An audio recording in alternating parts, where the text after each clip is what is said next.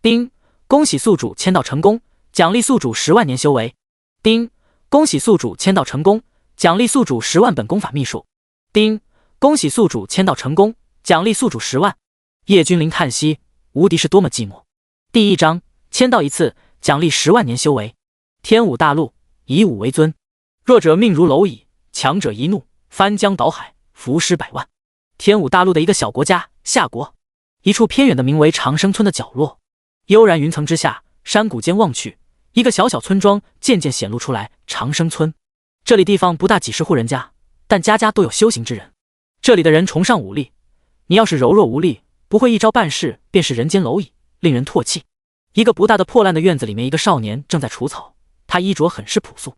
这个少年穿着虽然很朴素，但是却有着一双让人无法直视的明亮双眼。突然间，一群鸟雀从林间窜向天空，把少年惊醒。不知不觉来到这个世界16年了。少年望着鸟雀飞过的痕迹，喃喃道：“嗨嗨，该死的王浩，你们真的该死啊！报仇！哼，我就是个废人，报仇？报什么仇？”少年咳嗽之间吐出一大口触目惊心的鲜血，让少年本就单薄的身体更加的苍白柔弱，看上去随时都有可能死去一般。这个少年名叫叶君临，他本是现实世界中的在校大4的学生，在一次过马路时，一小孩突然冲出来，为了拉住他，被没来得及刹住的车撞了，醒来时就在这个世界里了，还莫名其妙获得了诸天天命签到系统。本来叶君临是欣喜若狂的，现实社会之中小说里面记载的系统。什么是系统？能够让一个废物东西修为直达巅峰的存在，能够做到真正的傲视古今，诸天都要臣服啊！但是后面发生的事情直接让叶君临不再抱有任何幻想。就是16年来，这个系统也没发布任何任务，从绑定开始一直处于静默状态，而他也整整来到这个世界16年了。但是他无法修炼，他是一个真正的废物。最为主要的是，这个系统一直没有任何的动静，哪怕在他最难受的时候，依旧没有成功激活系统。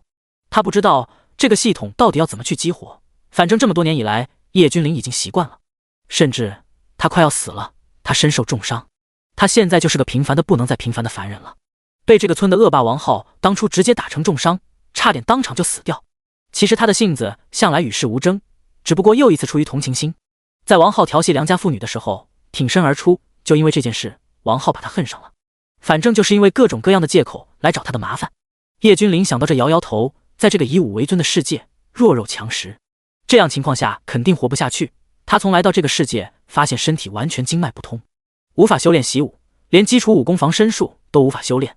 本想着天降系统绑定时候，以为能在这个世界拿到特权称王称帝，结果系统一直没觉醒，现在更是只能活着等死。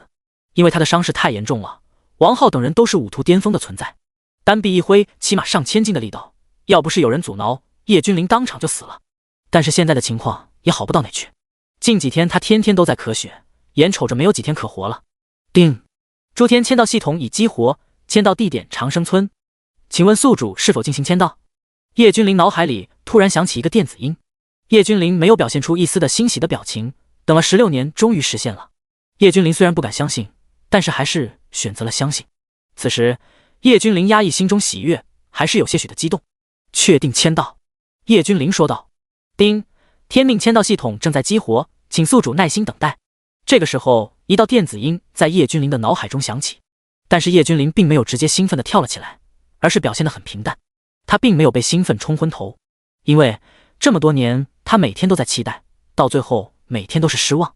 到现在，他基本上是能够做到心如止水，不掀起一丝波澜。就算是不能成功的激活系统，也没有比他现在的身体更糟的事情了。叮，系统加载完成，签到地点长生村，奖励未知。确定签到，叶君临再次说道。叮，签到成功，奖励宿主10万年修为。叮，系统检测到宿主伤势严重，即将进行修复，请宿主做好准备。叮，开始修复宿主伤势，开始进行灌顶。叶君临的脑海之中不断的传来一道又一道的系统电子音提示，甚至叶君临根本就没有反应过来，他的伤势直接就恢复了。叶君临能够感受到自己的身体在一瞬间变得轻巧了不少，身上的伤痛也一瞬间就没了。轰！正在叶君临欣喜自己恢复之时，突然之间他的脑海之中产生一道剧烈的轰鸣声，一股力量直接奔腾进入他的身体之中。随后叶君临只感觉自己整个人都要被撕裂开来。这种痛苦，就算是叶君临这些年磨练出来的毅力也挡不住。叶君临当场昏迷过去。唉，宿主的身体实在是太过柔弱了。一声轻叹在整个院子中响起。也罢也罢，奖励宿主10万颗洗精法髓的洗髓丹药。随后，叶君临浑身都被一阵金光包裹了起来。只见到整个院子中出现了密密麻麻金灿灿的洗髓丹，洗髓丹全部都在融化，变成一条磅礴的能量小河，直接涌进叶君临的身体之中。要知道洗髓丹，就连夏国的皇室可能都拿不出来1000颗，但是此刻叶君临却是整整的吞了10万颗。这要是说出去，别人肯定会疯掉。没有人能够一次性的吞噬10万颗，这绝对会把人撑爆。别说10万颗了，就算是夏国的第一高手夏流云，也不敢一次性吞噬10颗。洗髓丹、洗精法髓，旁人吃1颗就行，第2颗基本上没有作用了。要是多颗一起吞了，那磅礴精纯的能量能把人活生生的炸开。但是叶君临不一样，他有系统啊。这些问题在系统看来都不是事，系统也能让所有的洗髓丹都发挥最大的作用，不会说第2颗开始就没有用了。第2章，将死之人，回光返照。叶君临有些艰难地睁开双眼，口中缓缓呢喃了一下。他刚刚做了一个很长的梦，梦到自己的系统觉醒了，然后直接奖励他好多好多的丹药，然后还要给他灌顶修为。那种灌顶的疼痛，就算他昏厥过去了，依旧能够感受得到。他在梦里都差点嗝屁了。系统觉醒了，是真的假的？叶君临喃喃自语地说道。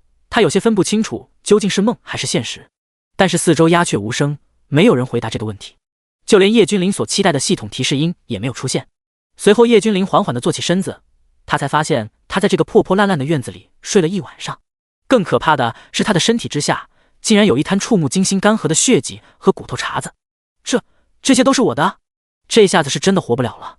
唉，终究只是一场梦啊。也罢也罢，时也命也。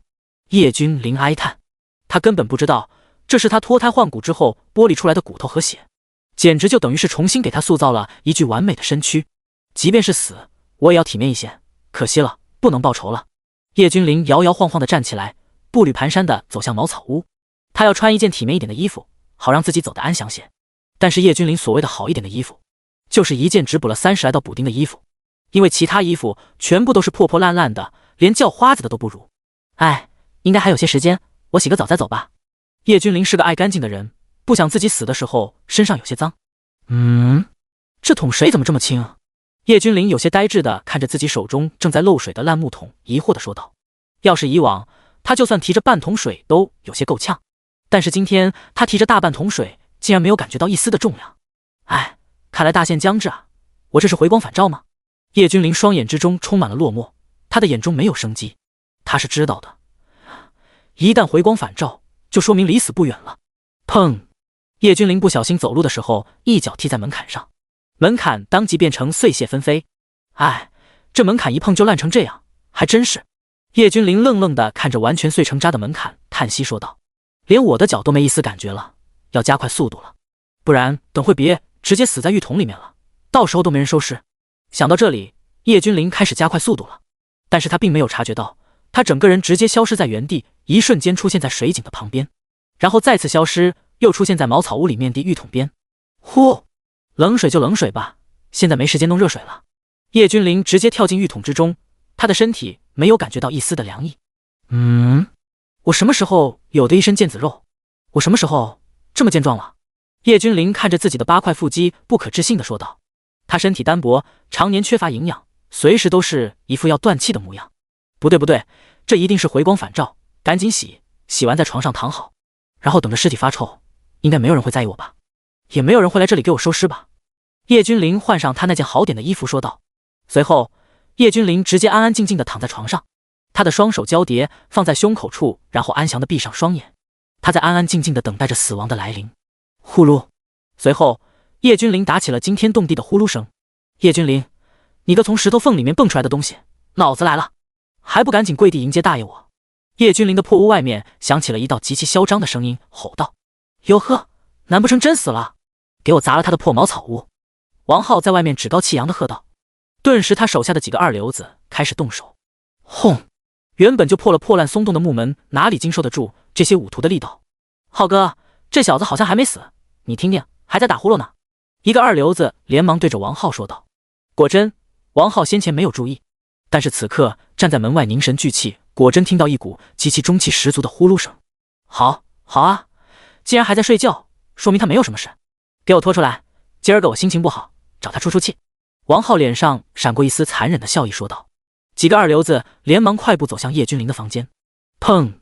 他们丝毫不客气，直接一脚就把房门给踢开，当场整个木门直接炸开，木屑纷飞。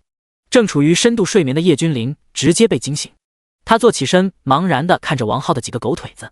哟，叶君临，几天不见，精神焕发呀？有狗腿子冷笑着说道。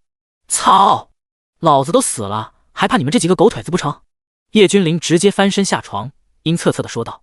几个狗腿子顿时感觉心中一紧，一股股的寒意从背上传来。是啊，他们前几天是知道的，叶君临差点没被打死，怎么可能几天的时间就复原了呢？越想就越不对劲。啊！我不信，我要你死！一个狗腿子被吓得恶向胆边生，直接掏出一把匕首，朝着叶君临刺了下去。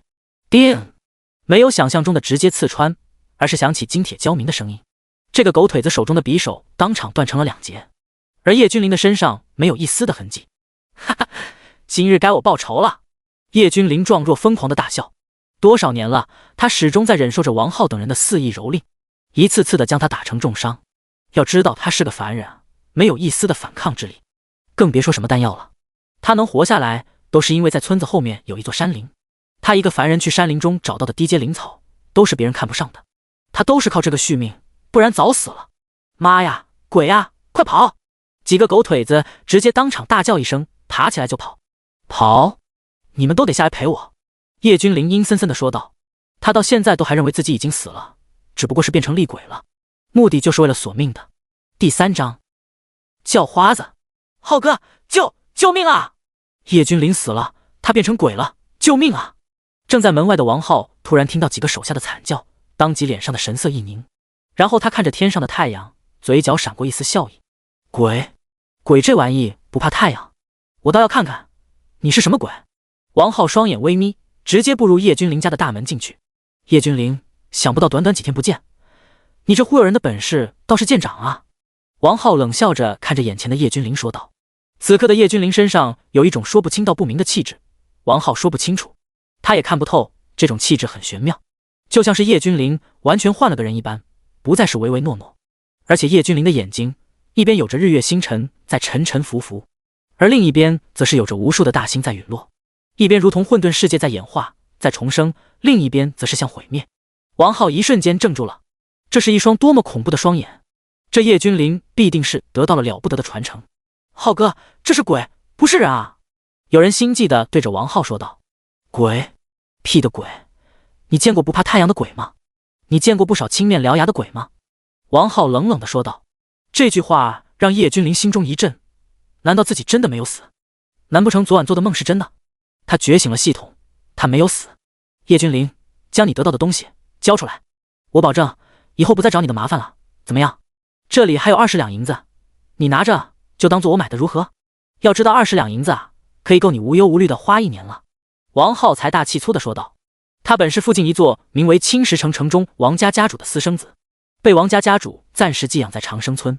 王家乃是青石城的3大家族之一，实力强大，青石城无人敢惹，所以王浩嚣张跋扈，无人敢管。哟，你有这么多钱？叶君临直接问道。他这破茅草屋是住不下去了，也该置办2件新衣服了，最主要是该吃2顿好的了。当然，只要你肯交出来我想要的东西，这些都是你的。王浩直接从怀里面掏出一个装钱的口袋说道。那好，那我就却之不恭了。叶君临神色一冷，直接消失在原地。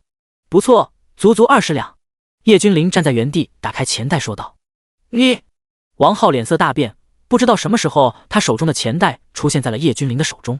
叶君临分明是没有动啊，一直站在原地的啊。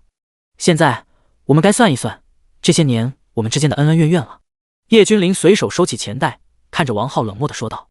叶君临，你想干什么？你可别忘了，我可是青石城王家的人，不是你能够惹得起的。王浩色厉内荏地喝道。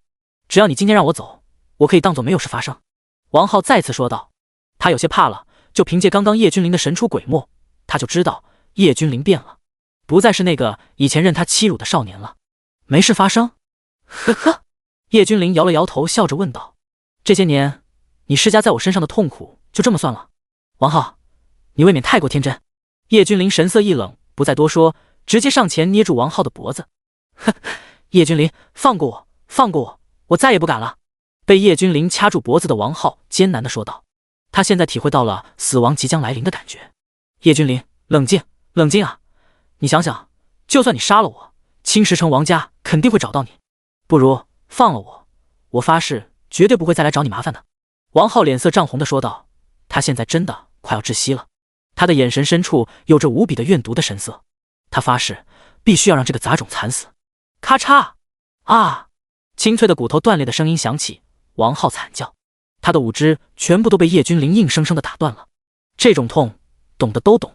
啪！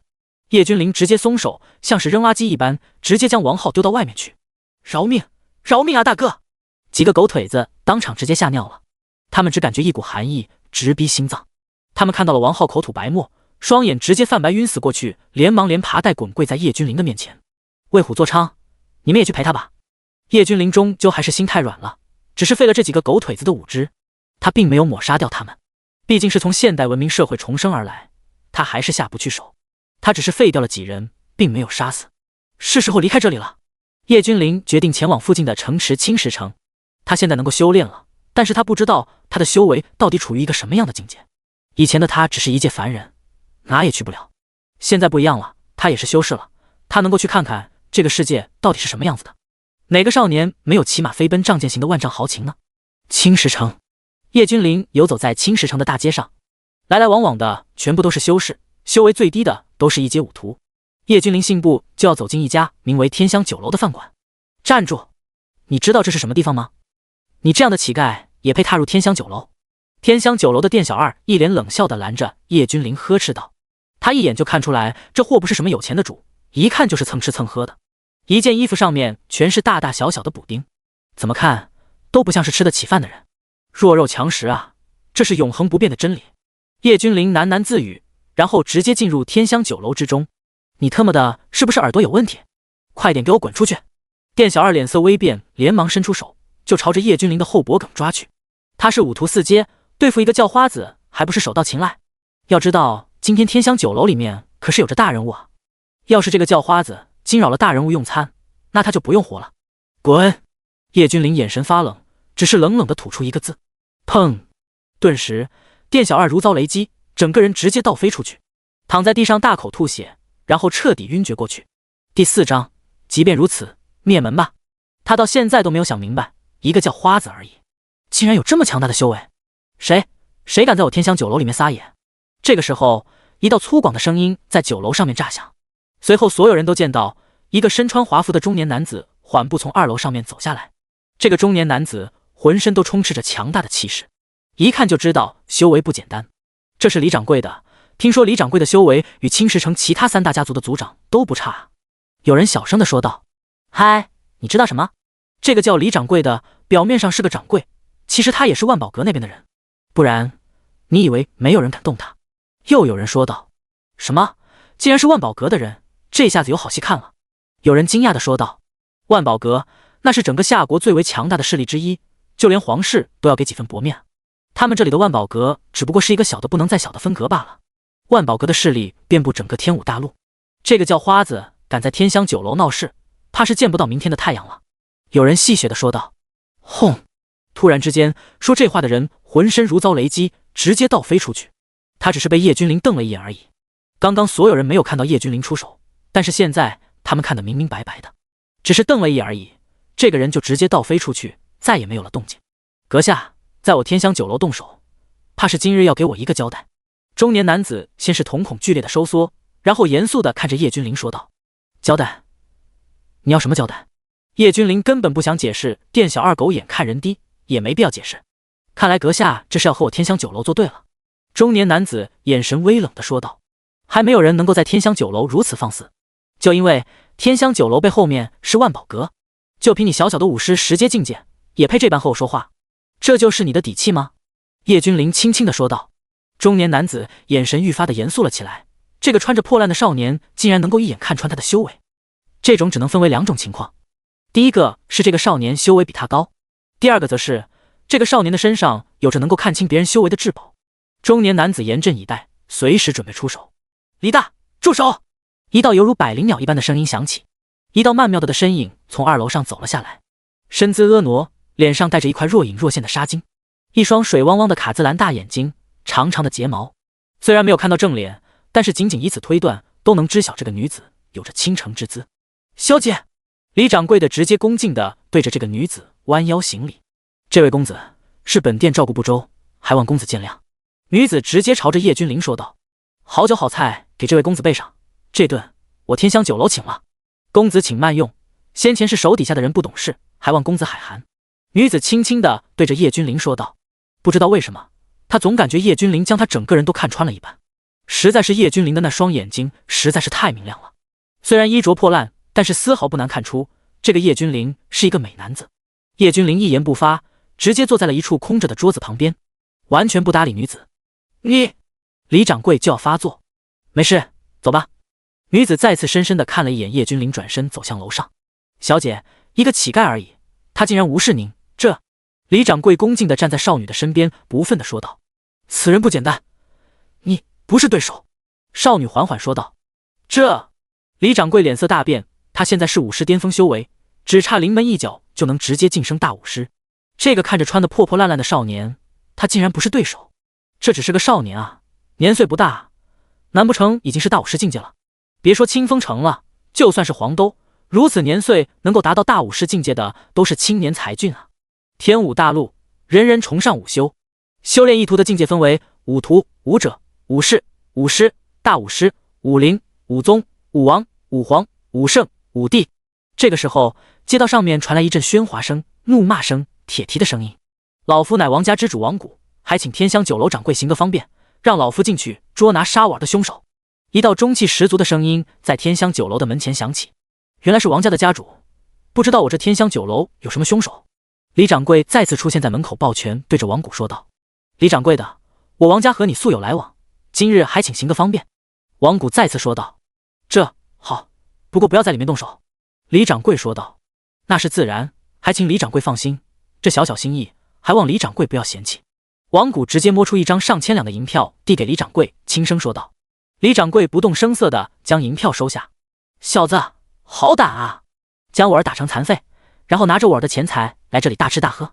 王谷一脸冷笑着看着显眼的叶君临喝道。他神情冷漠，有一股杀意弥漫而来。他很认定就是这个人，周围没有人如同他一般穿着破破烂烂，一看就是从村里面出来的。王浩恶贯满盈，欺男霸女，该死！而我网开一面，只是废掉了他，不曾彻底将他杀掉。叶君临淡淡的说道：你算什么东西？一个野人罢了，还敢与我儿相提并论？你这种垃圾，死了就死了，你的命贱知道不？等你落到我的手里，我会让你尝尝什么叫做生不如死。那什么长生村的其他人，我也会让他们为你的行为负责。王谷直接冷笑着说道：哎，手段不狠，立足不稳，留人一命，你们都不知道感恩，反倒不知悔改。既然如此，青石城王家灭门吧。叶君临叹息着摇了摇头说道：当初他的一念之仁，反倒成为别人辱骂呵斥他的理由了。第5章，叶君临的逆鳞。呵呵，灭门？我王家在青石城耸立了数十年，越发的昌盛，今日竟然有你这个毛头小子敢这般说，有胆！来人，把这个野人给我带回去，我会让你知道什么叫做痛不欲生。王谷脸色阴沉地看着叶君临说道：痛不欲生？呵呵。叶君临冷笑，现在的他已经不是以前的他了。以前的他受人欺辱，处处都需要忍让，但是现在的他虽然不知道自己的修为到底几何，但是他知道他现在的修为绝对不是眼前的这些貂毛能够蔑视的。而且隐隐之间，他听到系统说过的什么奖励10万年的修为，就算他再怎么废材，也不可能修炼10万年，连一个武士巅峰都不是对手吧？废什么话，带走！王谷一脸的阴沉喝道。这个时候，李掌柜才发现，这个王谷想要抓的人，竟然是他最先看不起的叶君临。这位可是一个祖宗，他可得罪不起。像这种少年天骄，一般背后都有一个宗门或者一个强大的师尊的，绝对不是他李掌柜惹得起的。虽然天香酒楼背后是万宝阁，但是万宝阁也不会为他出头，因为他只是一个小小的掌柜罢了。王谷，你干什么？这位小兄弟是你能动的？李掌柜目光愤怒地说道。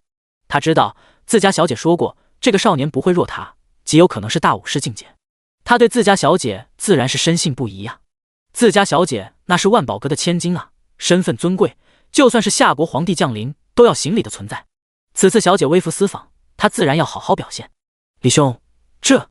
王谷傻眼了，当即连忙问道：“什么这？这位小兄弟，乃是我天香酒楼的贵客，岂是你说捉拿就要捉拿的？”李掌柜愤愤然地说道，随后直接将先前收了王谷1000两银票直接丢给王谷。现在正是结交接叶君临的好机会啊！此时不站出来，什么时候站出来？要是能够结交一位青年俊杰，那以后的好处那是不言而喻的。好的很啊，李掌柜，我王某记下了。王谷老脸不甘心地看着李掌柜说道。即便是他有心不甘，但是他根本不敢对这个李掌柜放狠话。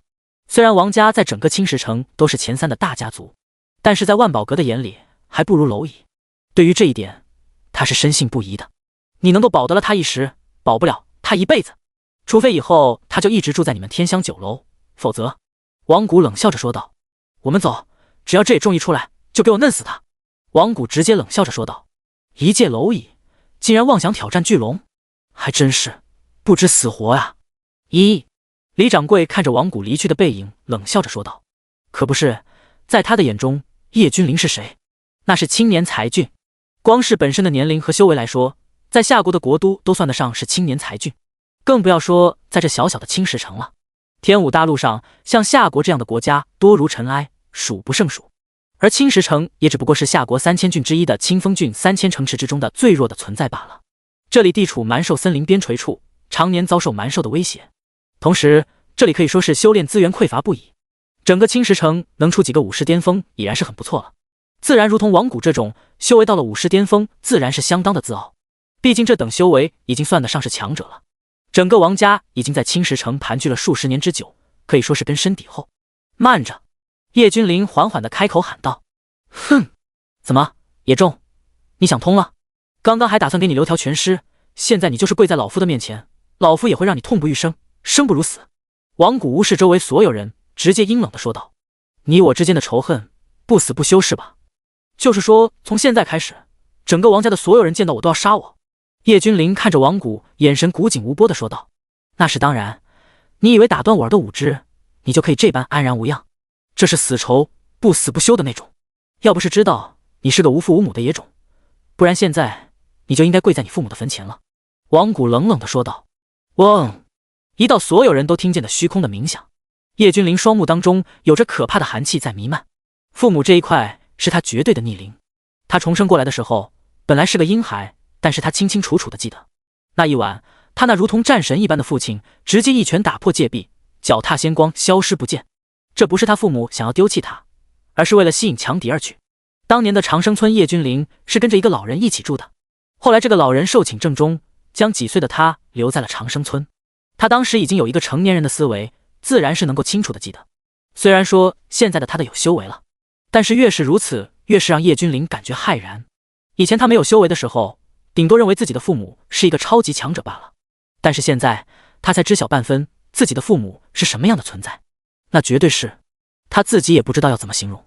既然如此，那王家当灭，今日就从你们开始吧。叶君临面无表情地说道。哈哈，老夫听到了什么？一个野种竟然说我王家当灭，要灭了我王家！哈哈，不要说老夫以大欺小，今日我就站在这里，你来灭了我！王谷疯狂的大笑说道。既然如此，那你便去死吧。叶君临脸色平静地说道。好，我今天就要看看你怎么杀死我。王谷一脸的蔑视说道。一只蝼蚁而已，敢叫嚣？叶君临说完，缓缓地伸出食指，朝着王谷轻轻一点。哈哈，一指就想干掉我？你这柔弱无力的一指，想给我挠痒痒吗？嘎！王谷话音刚落，突然之间，他像是遇到了什么非常恐怖的事情一般，直接脸色大变，他甚至都没有勇气去抵挡叶君临的这一指。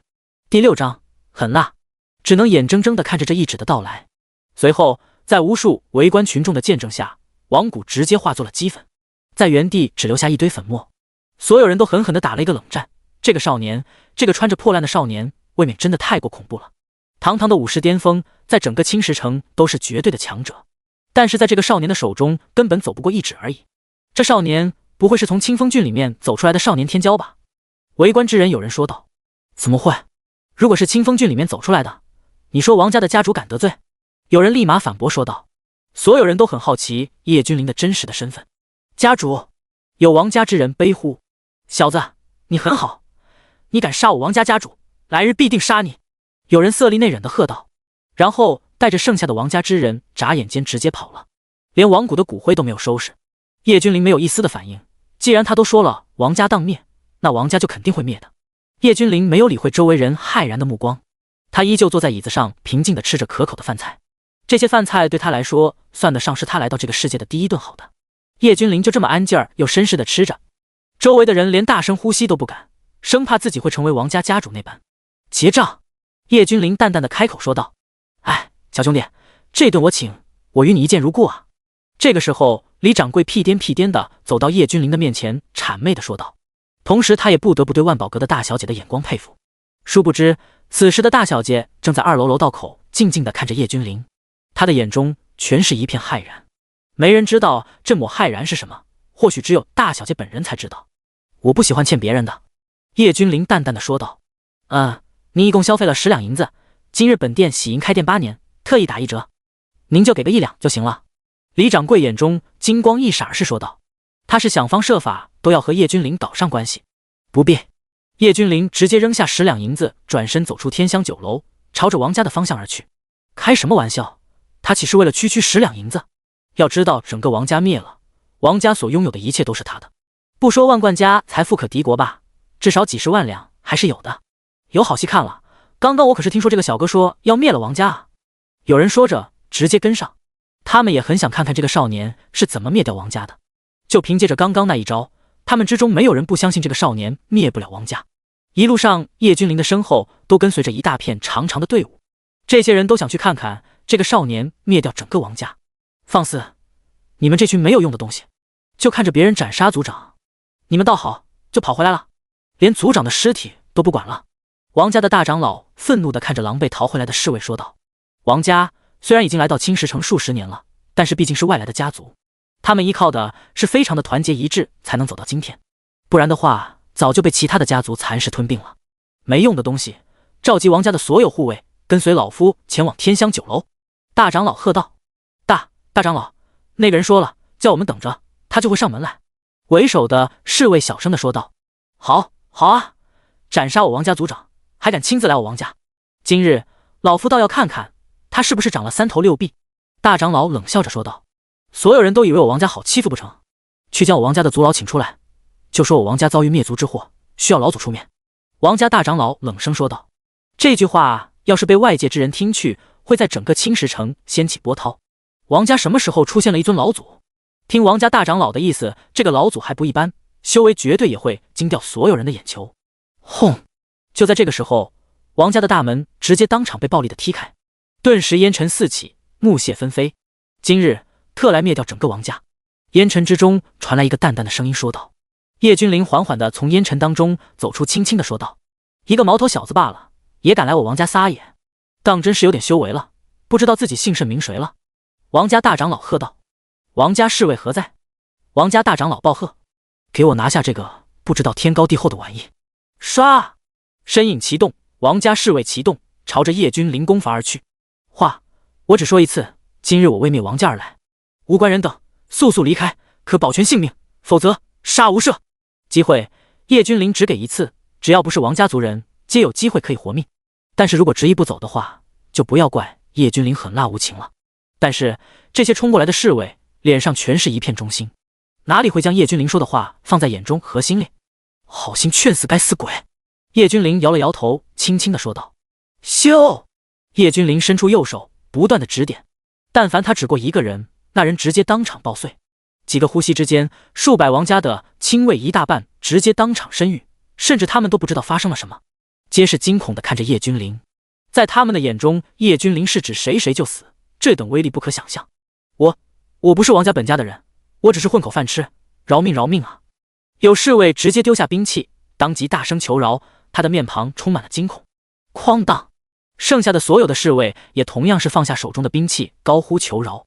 机会已经给过了，你们没把握住，所以你们都去死吧！叶君临直接淡淡的说道。不把握机会的愚忠，死了就死了，斩草不除根，春风吹又生。你好狠的心，我们都已经求饶了呀！我就算化作厉鬼，也不会放过你的！有侍卫不甘心的喊道。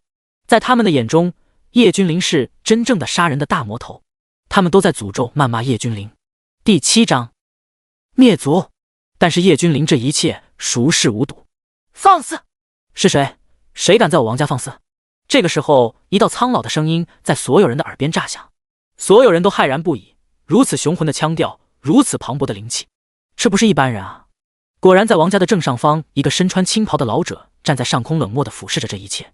这个老者眼神冷漠，眼中迸溅出寸寸寒光，压迫的在场的所有人都抬不起头来。这个威压实在是太强了。王家老祖王长青，竟然是王长青！他还没有死，他还活着！有围观的老一辈修士大吃一惊地说道。此话一出，连忙就有人问这王长青到底是何等人物。这王长青啊，当年乃是这王家的家主，当时去参加清风郡的狩猎大赛的时候，进入一处密地之中，出来的时候早已是重伤，一副要死的模样。没想到这么多年，竟然已经到达这个地步了。外界所有人都以为他死了，看来他是在里面获得了大机缘啊。有修士摇了摇头说道：这个少年威仪，能够悬空而立，已然是武林强者呀。有老辈修士眼中出现丝丝羡慕的表情说道：什么？武灵？竟然是武灵！有人惊呼出声，满脸的不可思议。武林强者，别说青石城没有，就算是清风郡，那也是一方强者呀。确实，只有达到了武灵的修为，才能够御空而立。很显然，王家的老祖是武灵的修为。青石城的城主大人呢？难不成看着这个野种在此放肆？王长青淡淡的说道：本城主，我在这。王家老祖，一别30年，别来无恙啊。一个中年男子从人群当中走了出来，有些谄媚的说道：那个，本城主刚刚闭关出来，就听到竟然有人敢在我青石城放肆，还妄想灭掉王家。王家是你能够灭的吗？王家为青石城做过多少贡献，不知道吗？本城主快马加鞭的赶过来，正好赶上，今日本城主就要为民除害。城主大义凛然的说道。周围一片不屑的声音，谁都知道这哪是在为民除害，这分明就是城主不敢得罪王家。你确定要加入他们的阵营？叶君临眼神平静的看着城主问道。不知道怎么的，被叶君临平静的注视着的城主忽然感觉浑身发冷，他根本没有感觉到叶君临一丝的气息啊。一个落魄的少年而已，难不成还能翻起风浪不成？城主摇了摇头，将脑海中的冷意甩出去说道：怎么，你在此处行凶，今日本城主非管不可。城主觉得自己被一个少年吓住，这是耻辱，当即大声说道：即便如此，城主府也没有必要存在下去了。叶君临淡淡的说道，他的表情永远都是波澜不惊的模样。城主大人，你看见了吗？如此狂妄之徒，竟然将城主府都不放在眼中，该当何罪？王长青平静的说道：本城主乃是当今夏皇钦点的城主，你算什么东西，敢威胁我？城主看着叶君临，有些愤怒的说道。叶君临压根就不理他，径直朝着王家的人走去。好胆，竟然敢无视本城主，速速调来护城卫，将此子就地斩杀。这个城主倒也聪明，直接对着下属说道。他就要拖时间，反正回去调兵遣将也需要时间不是？到时候说不定这个少年都死了，这样既能够向王家示好，而且不得罪王家。慢着！这个时候，一道清脆的声音响起，万宝阁的大小姐赶来，看着剑拔弩张的场面说道。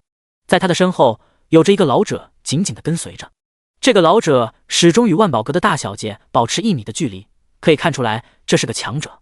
万大小姐，您这是？城主看见来人之后，先是脸色大变，随后马上跑到少女的身边，恭敬地问道。他显然知道这位是万宝阁的大小姐。他虽然不知道万宝阁到底有多厉害，但是他却知道夏国有一则法律，万宝阁行事不需要经过皇室的认可，可以随意而为。仅仅就是这一条法律而已，足以让人知道万宝阁多么强大。他不能出事。万诗雅轻启朱唇说道。那是，您说了算。城主连忙说道，同时也不得不感叹这个叶君临的好运气，能够傍上这么一个大靠山。这下子轮到叶君临有些懵了，他不记得自己和眼前这位戴着面纱的万大小姐有什么交情。那个王家老祖真的是武灵？万诗雅看着空中的王长青问道。是的，小姐，如今这个王长青已经是武灵巅峰修为，随时都能迈进武宗之列。万诗雅身后的老者轻描淡写的说道。什么？竟然是武林巅峰！城主身体一震，瞪大双眼说道：“王家老祖，这人你碰不得！”城主立即转身对着王长青说道：“闭嘴！不但王家要灭，城主府依旧如此。有些事不是说一两句就可以淡下去的。”叶君临直接淡淡的说道：“开什么玩笑？他需要别人为他求情。李爷爷，待会他要是不敌，还得请您出手救一下。”万诗雅看着身后的老者说道：“小姐放心，区区武林罢了。但是小姐，为了这个小子，值吗？”李老缓缓摇了摇头说道：“你们都看到了，不是本老祖不愿意放过他，而是他自己非要寻死，没什么办法。”王长青缓缓地说道：“本来刚刚万诗雅要保叶君临的时候，他还心里一颤，这要是放走了还了得？这般年纪就能击杀武士的存在，要是再修炼个几年，他都要成为叶君临的手下亡魂了。但是现在叶君临绝句了，他有机会将此子直接干掉。这样子，就算是万宝阁也不会多说什么。”扑哧，扑通，砰，人体炸裂的声音不断的响起。叶君临随意一点，顿时王家之人接连爆碎，血肉飞溅，尸骸遍地，宛如人间炼狱。第8章10万功法秘术。野种，你去死！王长青还是坐不住了，看着自己的王家子孙后代一个个毙命，王长青直接从虚空之中俯冲下来，苍老的手掌朝着叶君临直接拍了下去。音爆的声音在所有人的耳边响起：“野种，受死！看看老夫的开山掌！”王青山直接暴喝：“开山掌是大力神，修炼到圆满，据说能够一掌开山。老东西，一口一个野种，今日我就先送你归西！”叶君临眼中有着寒光绽放，只见叶君临缓缓地扬起右手，没有任何招式，没有一丝灵气的波动，就这么朝着王长青扇了过去。没错，就是扇耳光一般，直接扇了过去。有人好奇，为什么叶君临没有使用任何招式？这不是废话吗？他只是得到10万年的修为，根本就不会什么招式。可以说，现在的一切都是磅礴的灵气支撑的罢了。所有人都认为叶君临死定了，毕竟是一位货真价实的武林强者，整个青石城王长青当为第一人。就连万诗雅背后的李老都准备开始出手的时候，啪！一道清脆的声音响起，所有人都瞪大了眼睛，不可思议地看着二人交战的地方。那个地方哪里还有什么王长青王家的老祖啊？那个地方只有一个叶君临静静地站在原地。什么情况？人呢？所有人都睁大眼睛，企图寻找王长青的身影，但是看不见，他们根本就找不到。李老，您看出来了吗？万诗雅美眸呆呆地看着叶君临的方向问道。看不出来，刚刚那一瞬间，我竟然看不见他的速度。李老面色中带着骇然说道。城主听到这句话，当即浑身发颤，差点直接尿裤子。他实在是没有想到，这个少年竟然如此恐怖如斯。再一想到这个少年刚刚说过的话，要灭王家和城主府，城主当即更是直接吓尿了。好，死得好，死得其所。王家这些年以来烧杀抢掠无恶不作，死得好。这位少侠当真是人中之龙凤啊！这是为我青石城除了一大害啊！可喜可贺，可喜可贺啊！这位小兄弟可不知道，我素来痛恨王家，这些年他们可没少给我添堵啊！城主直接站出来恭维着说道。但是叶君临根本没有理会他，径直走向剩下的王家族人。死了，就这样没了。王家族人不敢置信地说道，他们一个个如同丢了魂魄一般，双目无神。你敢杀我？你敢灭我全族？王家大长老不屑地看着叶君临说道，我儿乃是皇家学院的弟子，你敢杀我，到时候你必死。老夫知道你是孤儿，但是凭借着皇家学院的手段，找到你父母那是必然的，到时候就算是你父母也得死。王家大长老恶狠狠地说道。皇家学院吗？要是惹到我，灭了吧。叶君临淡淡的说道。你儿子在皇家学院？看来这皇家学院也对我走一遭了。叶君临很清楚，斩草不除根，后患无穷啊。他以前也算是经常看看小说，自然了解一些事情。主角因为心软放过一个幼童，谁知道幼童充满了恨意，在不久的将来直接抓住主角的红颜知己，以此威胁。在叶君临的面前，不存在的都得死。你在黄泉路上等你的儿子吧。叶君临直接抬手一指，朝着王家大长老点去。扑哧，一道豪光出现，瞬间洞穿王家大长老。至此，王家全灭。所有人都骇然，这个少年修为高的吓人，最主要的是太过狠辣，动辄就要灭人一族，可以说是心狠手辣也不为过呀。丁，签到地点发布中，签到地点夏国皇家学园，是否接受？任务签到成功，奖励宿主10万修行神通、秘术、功法等。这个时候，系统突然在叶君临的脑海中发布任务道：确定接受。叶君临先是一愣，随后大喜。他现在是空有一身的修为，根本不会任何的功法秘籍等。这一次他本就准备前往夏国的皇家学院之中，正好签到，顺便干掉王家大长老的儿子。10万功法秘籍啊，系统出手肯定不会是普通的货色，到时候他也就能够真正的碾压了。不像是现在，他只能靠着超强的修为，根本不会什么功法武技什么的。可以说叶君临在同级别的战斗中完全不是对手，没有功法武技，同级别的任何人都可以蹂躏他、虐他，但是在天武大陆上是没有人和他同级别的存在。唰，砰！城主看到叶君临的目光投向他，当即直接跪倒在地上。他浑身已经被冷汗侵湿了衣衫，他浑身都在颤抖，这是吓的。大人，小人有眼不识泰山，还请您饶我一条狗命啊！城主跪地磕头，大声的呼喊。城主知道，就算放过他，从今以后他都抬不起头来做人，会被无数人议论、鄙视。但是现在，什么狗屁面子也不值得丢掉一条命啊！所以，什么面子什么的，统统见鬼去吧！只要能活下去，别说跪下了，就算是叫他去吃屎，他也愿意啊！我说过，城主府算一个，得灭！叶君临的话语中没有一丝的感情，说道：闹着玩呢？机会刚刚给过了，自己没有把握住，还要调兵遣将抹杀他叶君临，真的当他是软骨头？谁都可以上来欺负一下，然后看到自己不是对手，磕个头道个歉，这事就算完，这是哪门子道理？在叶君临的认知中，你要杀我，就要做好被灭门的准备，没有什么道歉就可以不用付出代价的。如果道歉有用的话，那还修炼干什么？听到叶君临这句话之后，城主当即直接瘫软在地上。他知道他完犊子了。虽然他是夏国皇帝钦点的城主，但是在绝对的实力面前，皇室也得服手。大小姐，大小姐，救救我，救救我呀！这个时候，城主像是想到了什么一般，疯狂地向着大小姐求饶。第9章全灭。这位大小姐的身份可是不同寻常啊！城主相信，只要大小姐开口，叶君临未必不能放过她一次。我帮不了你。万诗雅直接淡淡的说道。为了一个城主而和叶君临把关系搞僵，这是他不愿意看到的。在叶君临的身上，他看到了一个少年顶尖强者的身影。这般年纪就有这般的修为，当真不可想象。能够在这般年纪就拥有这般的修为，在叶君临的身后肯定有一位了不得的存在。万诗雅这一次只不过是万宝阁总部那边让他出来历练的，他也是一时兴起，才在路过夏国的时候在这停留了一下。但是就是这停留的几天，今天本来是打算离去，结果就碰到了叶君临这样的变态。这样的一位少年至尊，如果能够教好，将来对他大有裨益。至少他是万宝阁的大小姐，什么天骄他没有看到过。这个小地方突然冒出来的一个少年，修为深不可测。城主彻底的绝望了，但是强烈的求生欲望并没有让他选择放弃抵抗。唰！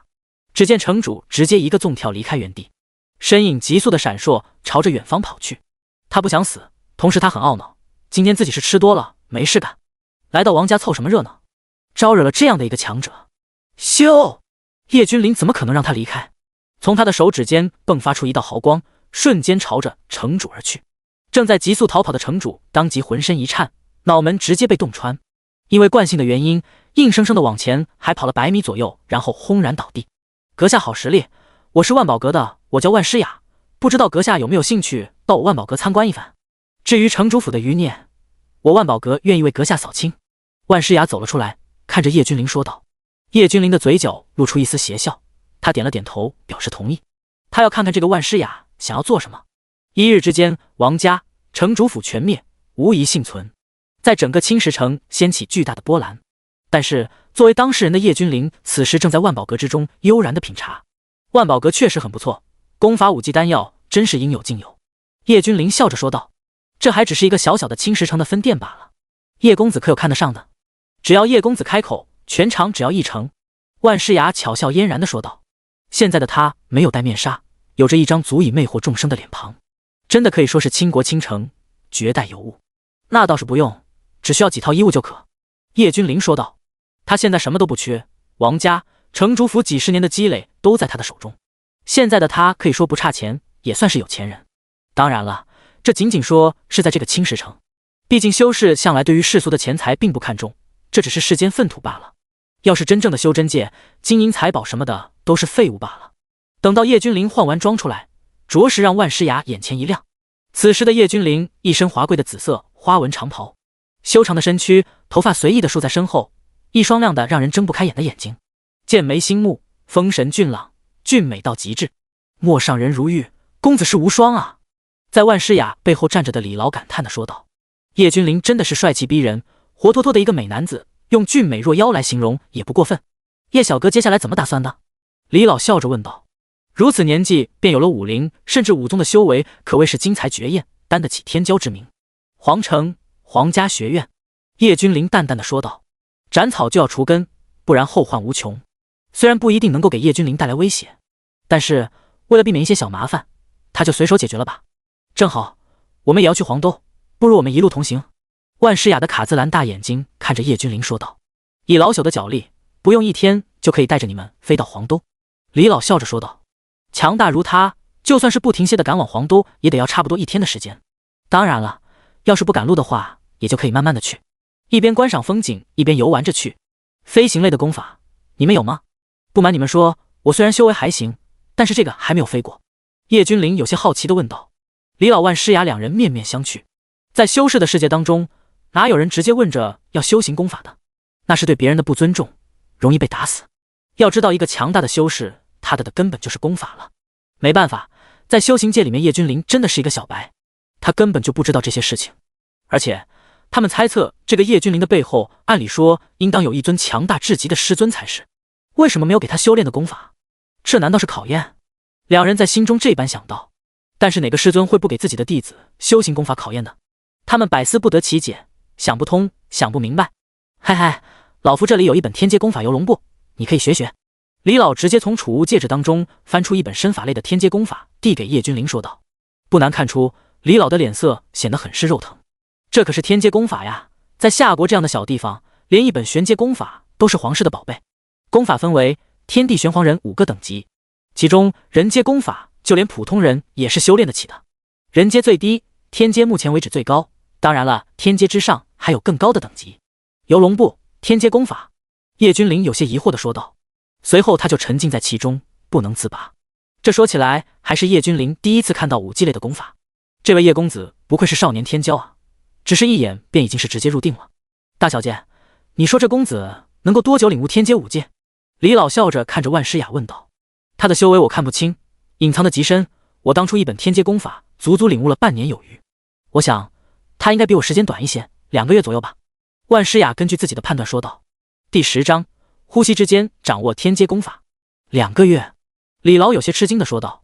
他可是知道自家大小姐的天赋的，在他们那个地方，万家大小姐的天赋是有目共睹的，那里天骄纵横，有着无数的天之骄子横空出世，就算是万家大小姐，那也是能够排得上名号的。而现在自家的大小姐竟然如此的推崇一个少年，这消息要是传了回去，那个地方的天骄们恐怕都不会平静。毕竟作为那个地方的被公认的第一大美女，追求者那是如同过江之鲫，数不胜数。其实2个月我都感觉有些太久，估计1个月或者半个月吧。万诗雅语不惊人死不休的再次说道。天阶功法只要半个月？李老彻底的惊骇了。随后他们将目光投向正闭目的叶君临的身上，这样子看起来，叶君临他根本就没有一丝一毫的气息蔓延出来，就如同是凡人一般。嗡嗡嗡！突然之间，叶君临的身上绽放出一股莫名的能量，这股能量它不属于灵力，而是属于一种道运。什么？这就成了？两人齐声不可置信地说道。本来万诗雅说的半个月都已经是很高看叶君临了，但是现在着实将他们震惊了。这是什么怪物？他们都修炼过游龙步，自然知道游龙步成功的标志是什么。唰！叶君临睁开双眼，2道肉眼可见的光芒从他的眼中迸发出来，随后叶君临整个人直接消失在原地。啊！一道响彻天际的龙吟声响起，叶君临整个人都如同一条游龙般，身形飘忽不定，在空中闪烁。怎么样，我修炼的速度是不是很慢？叶君临出现在2人的面前问道。万诗雅、李老有些脸色难看。哎，一本身法类的功法，竟然花了我这么久的时间，看来天资也不怎么样。叶君临摇了摇头，叹息地说道。看见2人不说话，他还以为自己天资不行。李老瞬间只感觉自己的老脸通红，简直无地自容啊！他当年可是花费了整整5年时间才彻底领悟啊，现在这个后生竟然只用了几个呼吸的时间，他们只是说了2句话而已啊，竟然就修炼成了。这是天骄？不，这不是天骄，这是妖孽。嗨嗨，既然叶公子已经修炼成了，那我们就出发前往皇家学院吧。万诗雅轻柔地说道。果然不愧是他看中的人，这般天赋举世难见啊。好，既然如此，那就出发吧。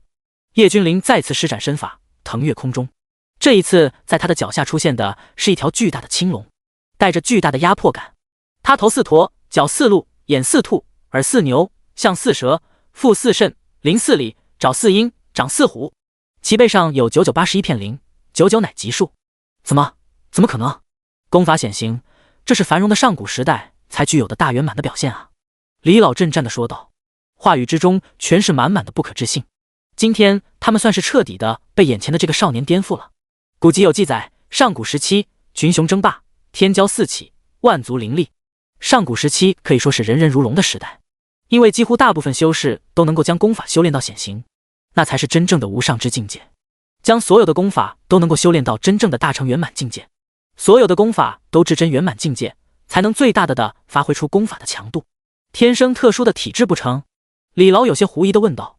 一个人的天赋强到这个地步，很难让他不怀疑这个叶君临是特殊体质，比如天生与道相契合的先天仙灵体、先天道体等等。啊！万诗雅同样使出游龙步，一道清脆的龙吟响起，在他的脚下也有一条近乎于很凝实的龙，而叶君临脚下的那条龙就是实体的，要是不用神魂去感应的话，这就是一条真龙。游龙步如同名字一般，施展开来状若游龙，身形飘忽不定，难以捉摸。啊！知道方向后，叶君临直接脚踏青龙，消失在天空之上。大半日之后，三人御空来到皇城上空。事实上，叶君临可以比他们先到达的，但是毕竟这个功法是李劳给的，叶君临一路上走走停停的，也算是等他们了。何人？夏国上方不允许御空而行，速速下来请罪。这个时候，一道暴喝从下方的帝都之中传了出来。好胆，竟然敢挑衅我夏国的威严，弓箭手准备。见到空中的几人根本没有理会的意思，当即就有御林军大喝：一个小小的夏国而已，敢在老夫面前唧唧歪歪的。李老本来就不是什么大善人，在他的眼中，区区一个夏国还真的不算什么。咻！万诗雅直接拿出一个玉牌，朝着前方丢去。嗡！突然之间，玉牌光芒大放，变成了一个炙热的太阳般绽放无比璀璨的光芒。这一刻，夏国的黄都所有人都抬起头看向玉牌处，一个无比巨大的万字缓缓凝聚，绽放出炙热的光芒。这是万宝阁特制的玉牌，这些人是什么身份？难不成是万宝阁的贵客？有修士惊骇地说道。随后，御林军直接散去。等到所有人反应过来的时候，再次看向空中，空中哪还有人？三人像是没有出现一般，空空如也。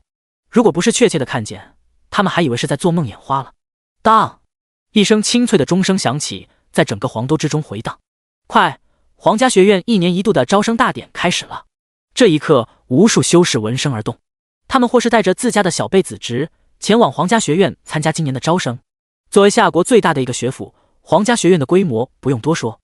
此刻皇家学院的门口起码有着数十万前来参加招生大比的少年。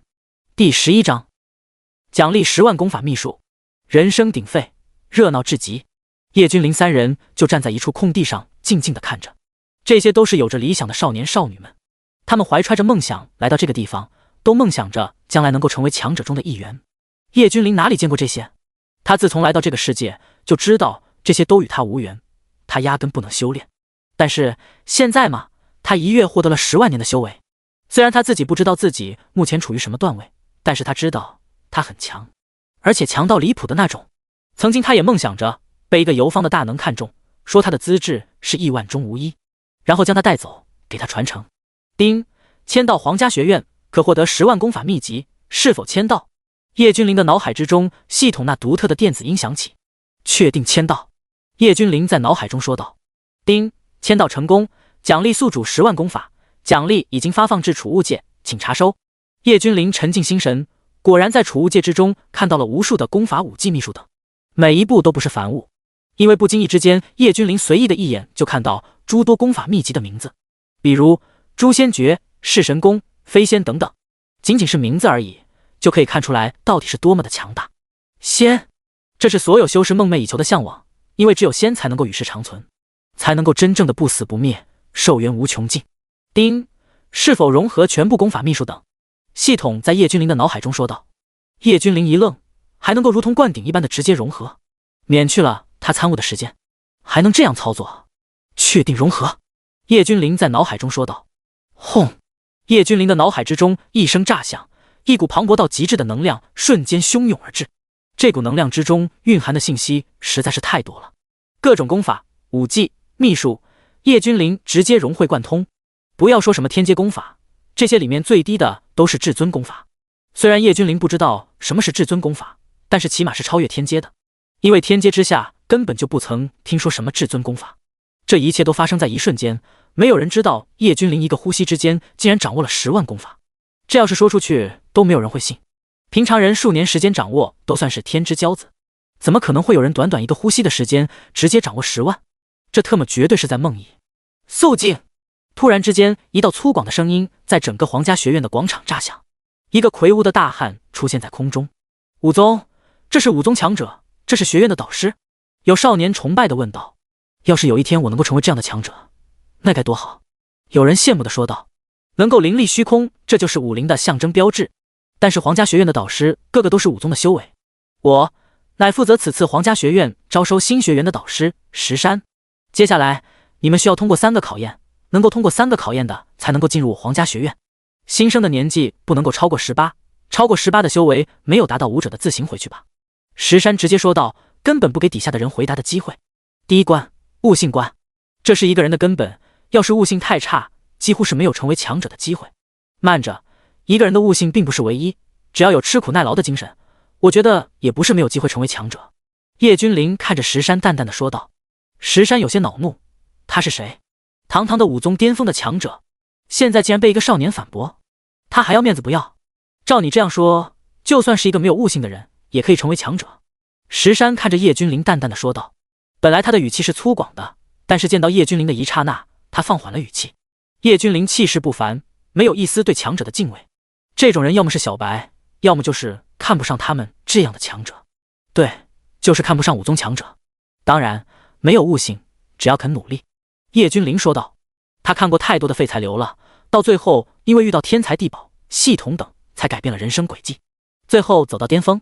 第2关，天赋关，修士的天赋分为凡、人、皇、玄、地、天。天赋越高，成就越大，最低是凡级天赋，就是无法修炼。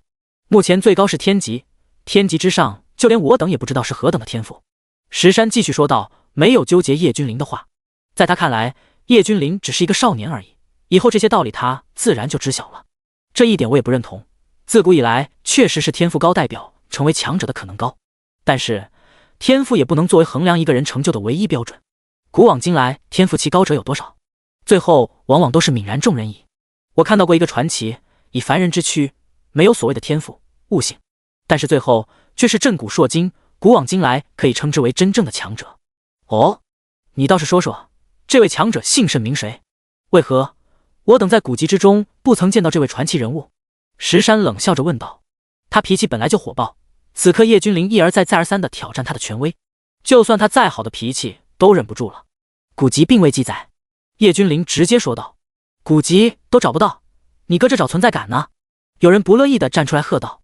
他要给这位导师留下好印象，不管能不能通过，至少这是人情世故。第3关则是心性关，修者自当意志坚定，勇往直前。意志不坚者，易走火入魔，沦为邪魔歪道。见到叶君临并没有说什么之后，石山再次说道。还好，他看了看叶君临，这一次叶君临没有说什么。正当他要松一口气的时候，叶君临淡淡的声音使他的身体一僵。何为正？何为邪？哼，正邪都分不清，还来修什么道？刚刚那说话的少年再次嘲讽着说道。我只修自己的无敌道，正也好邪也罢，只要不惹到我头上都可活，倘若惹到我头上，都得死。叶君临淡淡的说道。第12章，王家独苗。还真是把自己当作上古大能了，你想要谁死，谁就得死。那个少年继续说道。虽然我不是什么上古大能，但是今日我会让你死。叶君临淡淡的说道。哼，本少爷今日就站在这里，我倒要看看你是如何让我死的。少年根本不知道自己招惹了一个什么样的存在。皇家学院禁止厮杀。石山冷冷的说道。我想杀的人，谁都拦不住。叶君临冷漠的说道。死。叶君临只是冷冷的吐出一个字。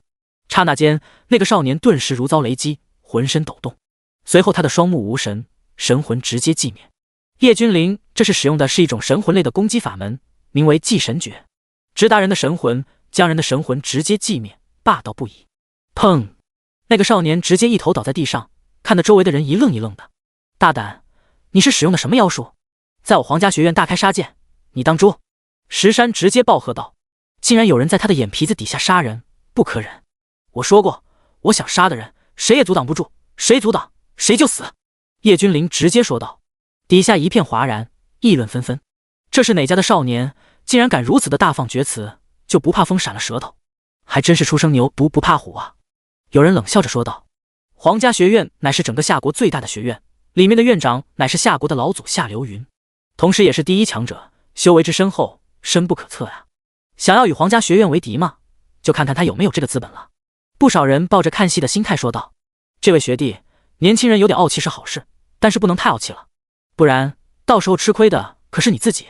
一道声音响彻整个演武场，随后所有人都见到一个白衣少年，一脸微笑的从皇家学院里面走出来。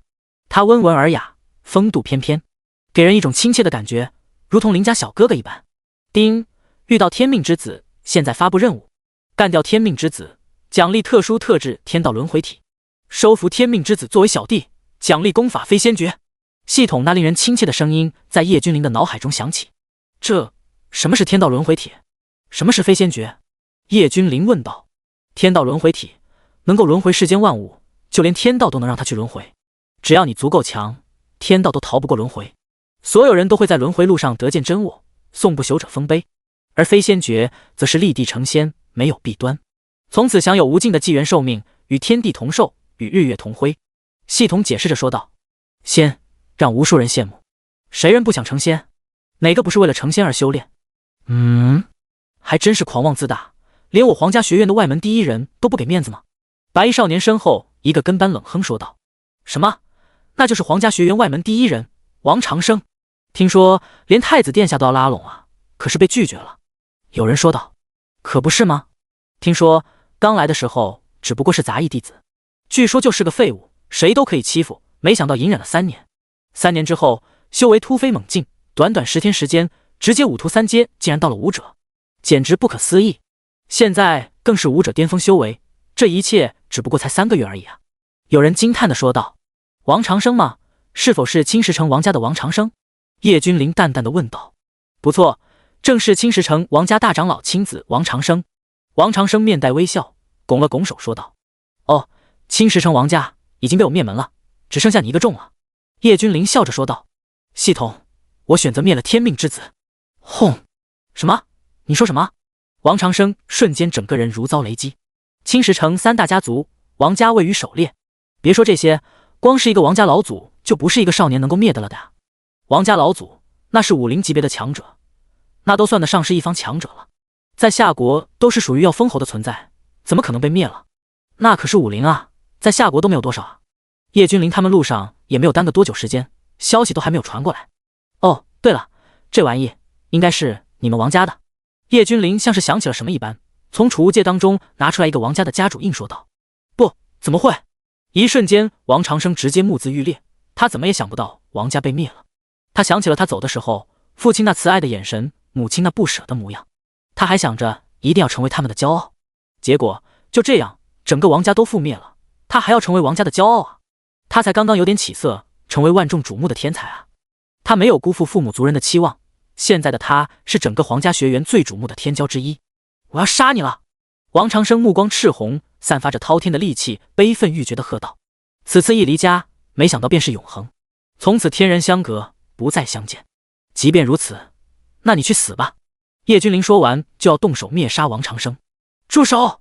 突然之间一道惊雷炸响，王长生硬生生地停了下来。师尊，我要报仇啊！王长生看向空中，一个儒雅的中年男子说道。现在你的修为不如他，假以时日，你定然可以超越他。这次为师不会让他杀你，为师将他留给将来的你。慕容白背负双手说道。什么？这王长生的师尊竟然是副院长慕容白？皇家学院的副院长慕容白年仅40几岁就已经达到了武王，听说就算是夏流云都对慕容白的天赋赞叹不已。有人惊叹地说道。不然别人怎么能做到年仅40就坐上了副院长的位置？是，师尊。王长生狠狠地点了点头，说道：“他相信，只要给他时间，就能够成长起来。”第13章，天命之子的机缘，苍穹碑。副院长大人，石山和周围的导师、弟子都恭敬地对着慕容白行礼喊道：“你说放我一条生路？”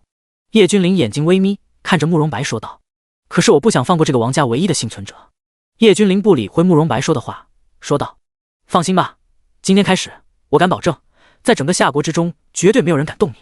你好好活着，将来等我的徒儿找你报仇。”慕容白淡淡的说道：“脑子有毛病，王家最后的独苗，死吧！”叶君临发现自己和这个副院长交流很是费劲，直接说道：“轰！”啊！王长生当场捂着脑袋栽倒在地。叶君临有些诧异，王长生竟然坚持了一个呼吸的时间，还能发出一声惨叫。要知道王长生才什么修为，不过是武者巅峰罢了，竟然能够受叶君临一击，坚持了整整一个呼吸的时间。瞬间，叶君临就断定了这个王长生身上有至宝，毕竟是天命之子，身上肯定有大机缘。但是这所谓的大机缘，在叶君临的面前同样是保不住王长生，至少现在的王长生根本没有成长起来。要是别人武师、大武师，甚至武林武宗来杀王长生都不一定能够杀的了，因为王长生有底牌，这个底牌能够保他一命，但是架不住叶君临太强。啊！慕容白怒发冲冠，仰天咆哮，他根本没有想到他的弟子在叶君临说了一个死字之后，竟然真的没了。这对于慕容白是不可承受之痛。他这个徒弟，他是知道的，沉稳有毅力，天赋还高，只要给时间成长，将来必定是显赫一方的大能。但是现在没了，一切都没有了。这是他好不容易才物色到的弟子，现在没了。我要你死！慕容白一字一顿，咬牙切齿地说道。轰！慕容白浑身强大的气势直接拉满，一股威压铺天盖地而来，他并没有收敛分毫。在场有诸多修为较弱的修士当场就瘫软在地，根本不能承受这股强大的威压。他现在管不了那么多了，他只想杀了眼前的这个少年，其余的人他管不了，也不会去管。他压根就没有想过叶君临的修为能够有多高，在他心里面，叶君临不过是使用的邪门歪道罢了。毕竟他是武王强者，也没有看出来其他，比如灵气的波动。一个少年而已，再厉害能够厉害到哪里去？住手！慕容白，皇家学院禁止厮杀，你身为副院长，连这点也不知晓，而且还是即将报道的新生。一道威压的声音传来，所有人都感觉自己的心神都在震动。拜见院长大人！所有的导师学员全部都朝着某个方向恭敬的行礼。今天可真热闹啊！不仅副院长慕容白出来了，连院长大人都亲临了。这要是放在以往，简直就是不可能的事情。现在都因为这个少年，全部都现身了。有人感叹地说道。一个身穿黑色劲装的老者缓步踏空而来，严肃地看着慕容白。院长，可那是我第一个徒弟，也是唯一一个呀。慕容白脸色发苦地说道。他知道院长这是起了爱才之心了，技不如人，没有什么可说的，此事就此结果。这是个弱肉强食的世界，你不是对手，最后的结果只能是死。夏流云淡淡地说道。哈哈哈，好啊，枉我为皇家学院呕心沥血，付出了这么多，结果换来的是连我自己的徒儿都保不住，连报仇的可能都没有。哈哈哈！慕容白仰天大笑，两行清泪从他的眼中流下，简直就是闻者伤心，见者流泪。从今天以后，我慕容白不再是皇家学院的副校长了，我慕容白正式退出皇家学院。慕容白满脸悲戚地说道。说完，慕容白抱起王长生的尸体就要离去。小子，从今以后，希望你不要走出皇家学院的大门，不然到时候就是你的死期。慕容白猛然回头看着叶君临，寒声说道。在场的所有人都是心里猛然一缩，感觉无边寒气在蔓延。唉，夏流云张了张嘴，想要说些什么，但是最终还是化作一声叹息。没办法，他有自己的打算，皇家学院需要这样的天才，夏国需要这样的天才。叶君临，他保定了。你认为你今日走得了？叶君临看着夏流云淡淡的说道。哈哈哈，怎么有着院长护你，你就以为能杀了我？慕容白当场就被气笑了，寒声说道。就连夏流云都有着一丝不悦，这少年心气太高，看不懂形势。正当他要开口的时候，叶君临直接开口了。我做事何须他人保我，唯有自身强大才是永恒。叶君临淡淡的说道。唯有自身强大才是永恒。好，说得好，唯有自身强大才是永恒。夏流云捋着胡子大笑道。既然你们师徒情深，那你也去轮回路上陪他吧。叶君临伸出右手手掌，缓缓朝着慕容白轻轻一握，说道：“虚张声势。”看着叶君临单手朝着自己握下，慕容白是不屑的，但是随后他就面色大变，他感受到一股撕裂天地的意志直接降临在他的身上，整个虚无空间都被禁锢了，他完全动不了，而且周围的空气墙不断的挤压，不断的收缩，到现在他和王长生的尸体被死死的压制。砰！王长生的修为终究是弱了不少，肉体也没有慕容白强大，当场就被挤压爆了。慕容白呆呆地看着自己怀中的血沫，他完全不敢相信。叮！一声脆响将所有人的心神拉了回来，一块小巧的石碑掉了下来，这是从王长生碎掉的尸体上掉下来的。苍穹碑，得此碑者得天下，一朝顿悟，羽化飞仙。有人好奇地将上面的文字读了出来，随后整个演武场都安静了下来。第14章争夺。苍穹碑，得此碑者得天下，一朝顿悟，羽化飞仙。苍穹碑，苍穹碑，羽化飞仙啊！演武场上所有人都没有关注叶君临是怎么做到的，他们现在目光全部都被吸引到了这个掉在地上的苍穹碑上面，主要是上面的文字实在是太诱人了。得此碑者得天下，参悟就可直接羽化飞仙，那可是仙啊，真正的仙，与天地同寿，与日月同辉。演武场上很安静，但是粗重的喘息声却不绝于耳。却不知道何时，叶君临早已退到一边，他安静地注视着这些人，他双手轻轻负在身后，仿佛是置身事外。仙，你不争夺吗？万诗雅走到叶君临的身边，轻轻地问道。我不需要争夺，因为最后都会到我的手上。叶君临露出一抹邪笑说道，因为他有这个自信。按照套路来说，接下来会发生一系列的流血事件，这就是残酷的修真界，天才地宝有能者居之。万诗雅心头一颤，刚刚他也有争夺的念头，但是现在叶君临这样一说，他就直接掐断了自己要争夺的这个念头。只不过他给万宝阁总部传去了信息，这些叶君临清清楚楚、明明白白的看在眼中，只不过他不说，就是玩，否则生活太过无趣了也不好。他也知道，就在刚刚，看似呆滞住的这些人，其中起码有一半的人都在偷偷的传讯。难怪这王长生一直以来都是天赋奇差，最近就是因为得到这个宝物，所以修为迅速的窜了上去。有人开口说道，一个废物都能够迅速的崛起，修为突飞猛进，要是我等能够得到。有人心思急转，如此想到，既然没有人要这个玩意，那我就却之不恭了。一个陪自家子侄前来报名皇家学院的老者直接站出来说道，同时他直接朝着苍穹碑抱上而去。他张开那双苍老的手掌，如同苍鹰一般迅速而又灵敏，他的眼中全是一片贪婪。近了，他离苍穹碑越来越近了，他眼中的光芒愈加的强盛了。给我滚，我在这里，岂容你这个老匹夫放肆！一个中年男人一个闪身出现空中，然后出现在老者的面前，一巴掌就将他拍飞而去。很明显，这是一个武灵，一个隐藏不露修为的武灵强者，这令人骇然。人群中竟然有着武灵强者，而且这还是第一个，后面不知道还有多少。但是宝物使人疯狂，他们才不管什么武灵什么武宗的，只要得到宝物，别说武宗了，就算是武王他们都不放在眼里。这可是苍穹碑啊，能够成仙的东西啊！到时候只要找个没人的地方，苦心参悟个几十上百年，到时候自然能够无敌于世间。这东西我收下了。中年武灵强者将老者一巴掌扇飞之后，直接朝着地上的苍穹碑抓去。你有问过我吗？一道强大的气势陡然从人群之中爆发。武灵，又是一个武灵强者。人群中爆发骇然声，修为弱的在打退堂鼓，毕竟这等层次的战斗不是他们能够受得了的。上去只是炮灰而已，武灵强者单手灭他们跟闹着玩一样。轰轰轰！人群之中不断有武灵强者在爆发出强绝的波动，一个个的武灵全部都坐不住了，他们必须要出手了。再不出手，这个苍穹碑直接被人拿走了。但是也有很多武灵强者忧心忡忡地将目光投向夏流云，这个夏国第一高手，如果他出手的话，在座的所有人都不可能抢得过。关于夏流云的事迹传说，夏国之中实在是太多太多了，可以说在场的90%都是听着夏流云的故事长大的。但是让所有人松了一口气的是，夏流云没有丝毫要与他们争夺的想法，甚至夏流云的目光都没有在苍穹碑上。皇家学院的院长夏流云脸色惊疑不定地看着叶君临，刚刚叶君临对付慕容白的那招让他心有余悸。他虽然功参造化，修为很高，但是他到现在依旧没有想通。特别是这个苍穹碑一现世之后，他更是看到叶君临直接退出了战圈，这个发现更是让他眼皮剧烈的跳动着。谁人能够对成仙不感兴趣？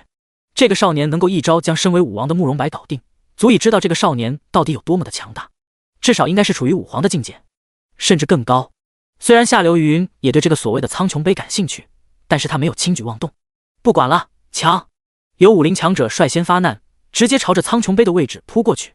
同一时间，数十位武林同时从人群中爆射而出，目标正是那苍穹杯的位置。大战直接爆发。第15章，武宗出手。虽然都是武林强者，但是不断有人陨落，众多的武林都负伤了，足以知道战斗的惨烈程度。这宝物我要了！一个中年男子浑身负伤，血流不止，但是他处于武林巅峰，力压众人，这些武林都不是他的对手。他受伤了，这东西可是有着成仙的秘诀啊！各位当真不争上一争？有人在人群中说道，他的声音飘忽不定，难以知晓他的位置所在，根本不能揪出来。这玩意能者居之，我虽为大武师，但是我也想争上一争。有人踌躇之后决定的说道，他已然身受重伤，我们未必没有机会。其余人也开口说道。中年男子一惊，随后大怒，这是有人要搞他啊！虽然他修为高，但是已经受重伤，对于平时来讲，武林之下只不是蝼蚁罢了。但是现在整个演武场有着10万人啊，还不说这个皇家学院里面还有着众多的导师都是武宗啊。只不过虽然他们的眼中出现贪婪，但是有着夏流云的压制，他们都不敢轻举妄动。夏流云有着绝对的权威。藏头鹿尾，谁在说话？这个武林巅峰的强者愤怒的咆哮，他知道有人在人群之中煽阴风点鬼火，就是为了让他成为众矢之的，他要杀一儆百，不杀一儆10万。但是他根本就找不出来这个人，这个人隐藏的太深了。还在等什么？这个可是成仙的东西啊！难道你们都不想成仙？你们都不想不朽，永恒于世？飘忽不定的定的声音再次响起，这下彻底的点燃了这些人的心中的欲望与贪婪。不管了，我也要争上一争，万一是我的呢？有大武士巅峰直接朝着苍穹杯而去，还有我，这是机缘，有缘者得之，万一我就是呢？有武师也开始朝着苍穹杯而去。一瞬间，人人都动了起来，他们的目标都是武林巅峰强者手中的苍穹杯。那个武林巅峰强者又急又气，这么多人他根本挡不住啊！灭掉最先来到的几人之后，他就想施展身法逃遁而去。嗡！但是突然之间，一股气息直接将他锁定。这位武林巅峰修为的强者脸色大变，这是武宗出手了，这是皇家学院的武宗出手了。他满脸骇然，本来以为他们不会出手，没想到还是出手了。也是，在这等宝物面前，圣人也不能保持平静。虽然夏流云压着，但是他们又怎么可能让一个武林带走？一个武林而已，那不是暴殄天物吗？老匹夫，你们害我！这个武林强者直接疯狂地朝着皇家学院夏流云身后的10数个导师暴喝，随后他就被上万道攻击轰击，成为了劫灰。没办法，他被锁定，被压制了，连抵挡都做不到。虽然攻击他的人修为很弱，但是架不住量大呀。几万人朝着他施展攻击，他不抵挡，怎么可能扛得过去？唉，夏流云才看着场中的激烈斗争，叹了口气。他虽然不忍，但是这就是人性的贪婪造成的。本院长告诉过你们，这等宝物不是你们能够染指的，但是你们有些人啊，却是偏偏不听。夏流云淡淡的说道：院长大人，您老了，自然是没有争夺之心，但是我们却是还年轻，我们也想踏足巅峰，我们有错吗？有导师说道：这种机缘他们不想错过。虽然夏流云活了几百上千年，但是在他们眼中确实是老了。但是他们忘了，能够活几百上千年的存在，真的只是武王武皇的修为吗？没有人知道，因为夏国从来没有出过武皇，他们也对武皇的寿元并没有记载。也罢，你们之中有谁想争夺，就尽管去吧。夏流云摇了摇头说道，他的目光之中再也没有了一丝不忍和悲悯，有的只是心如止水一般，平静的没有一丝的涟漪泛起。夏流云身后的几个年龄较大的老者并没有动，他们知道的是，他们小时候都是听夏流云的故事长大的，这是夏国的战神，他们对夏流云极度尊重。其他几个年岁40、50上下的导师互相对视一眼，随后他们几人直接朝着苍穹杯的位置爆射而去。武宗之间的战斗比武林要强大得多，很多的大武师躲不开这毁灭的波动，当场就炸开。要知道，这只是武宗之间交手的余波罢了。叶君临全程都在一旁看戏，这些都能够让他更加坚定自己的内心。第16章，武皇现身。这个世界就是如此，你要是不够强，你就没资格没话语权。你只要足够强，你就可以视苍生为蝼蚁，人人皆要顶礼膜拜。不然的话，就只能如同这些人一般，最后沦为炮灰的存在。你们怎么不去争夺一番？夏流云有些好奇地看着自己身后的几位年纪较大的导师问道。我等愿意听从夏老的劝阻，他们都活不了。夏流云点了点头说道。几位导师大惊，难不成夏老要亲自动手了不成？那样子的话，这几位确实是活不成了。哈哈，我青兰宗听闻皇家学院有着盛世招生大典，特意不请自来，还望见谅啊。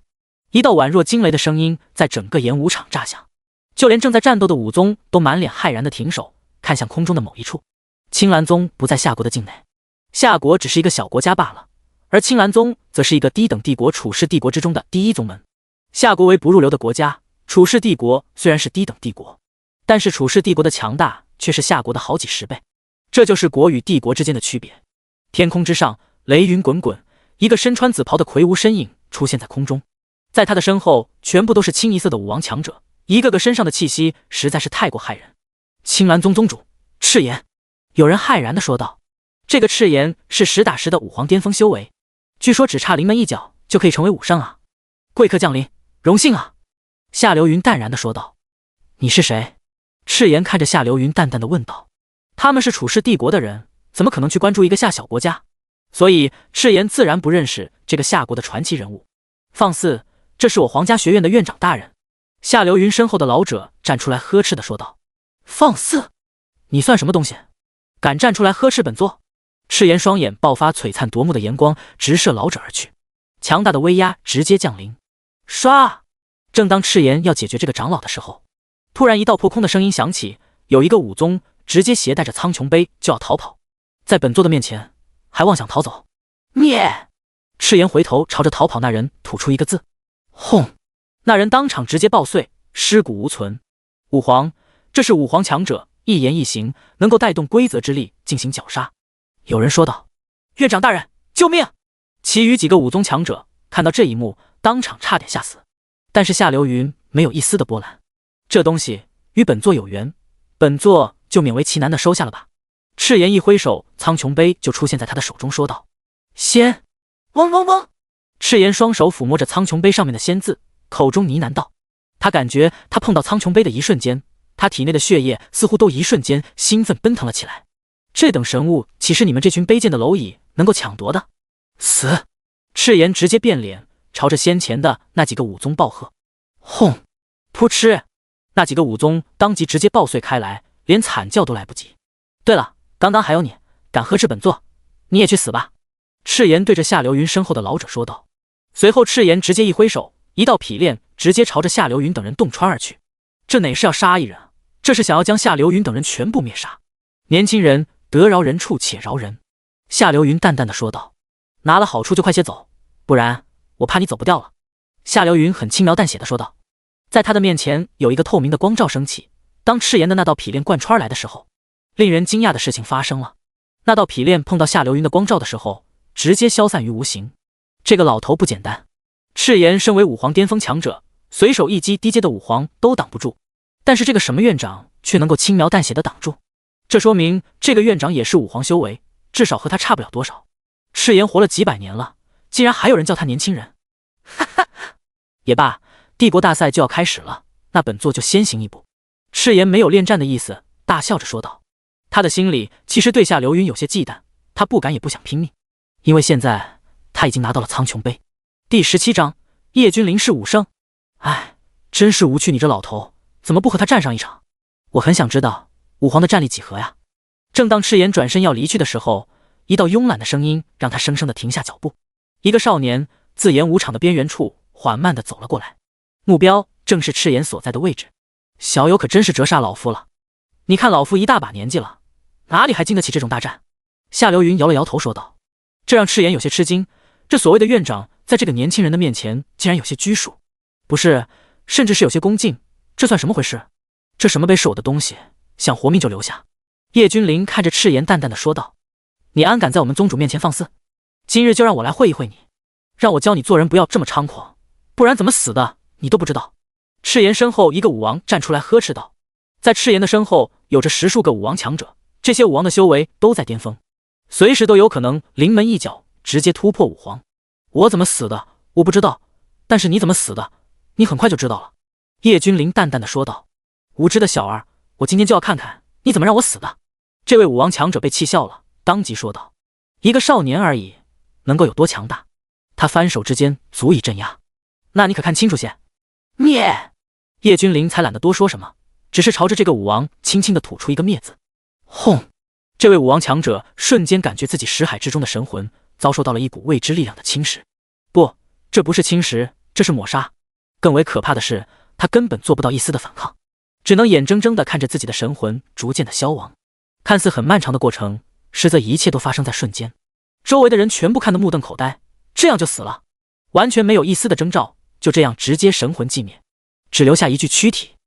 你到底是谁？赤炎目光严肃地看着叶君临问道。他有些傻眼了，这个年轻人到底是使用了怎样的秘法？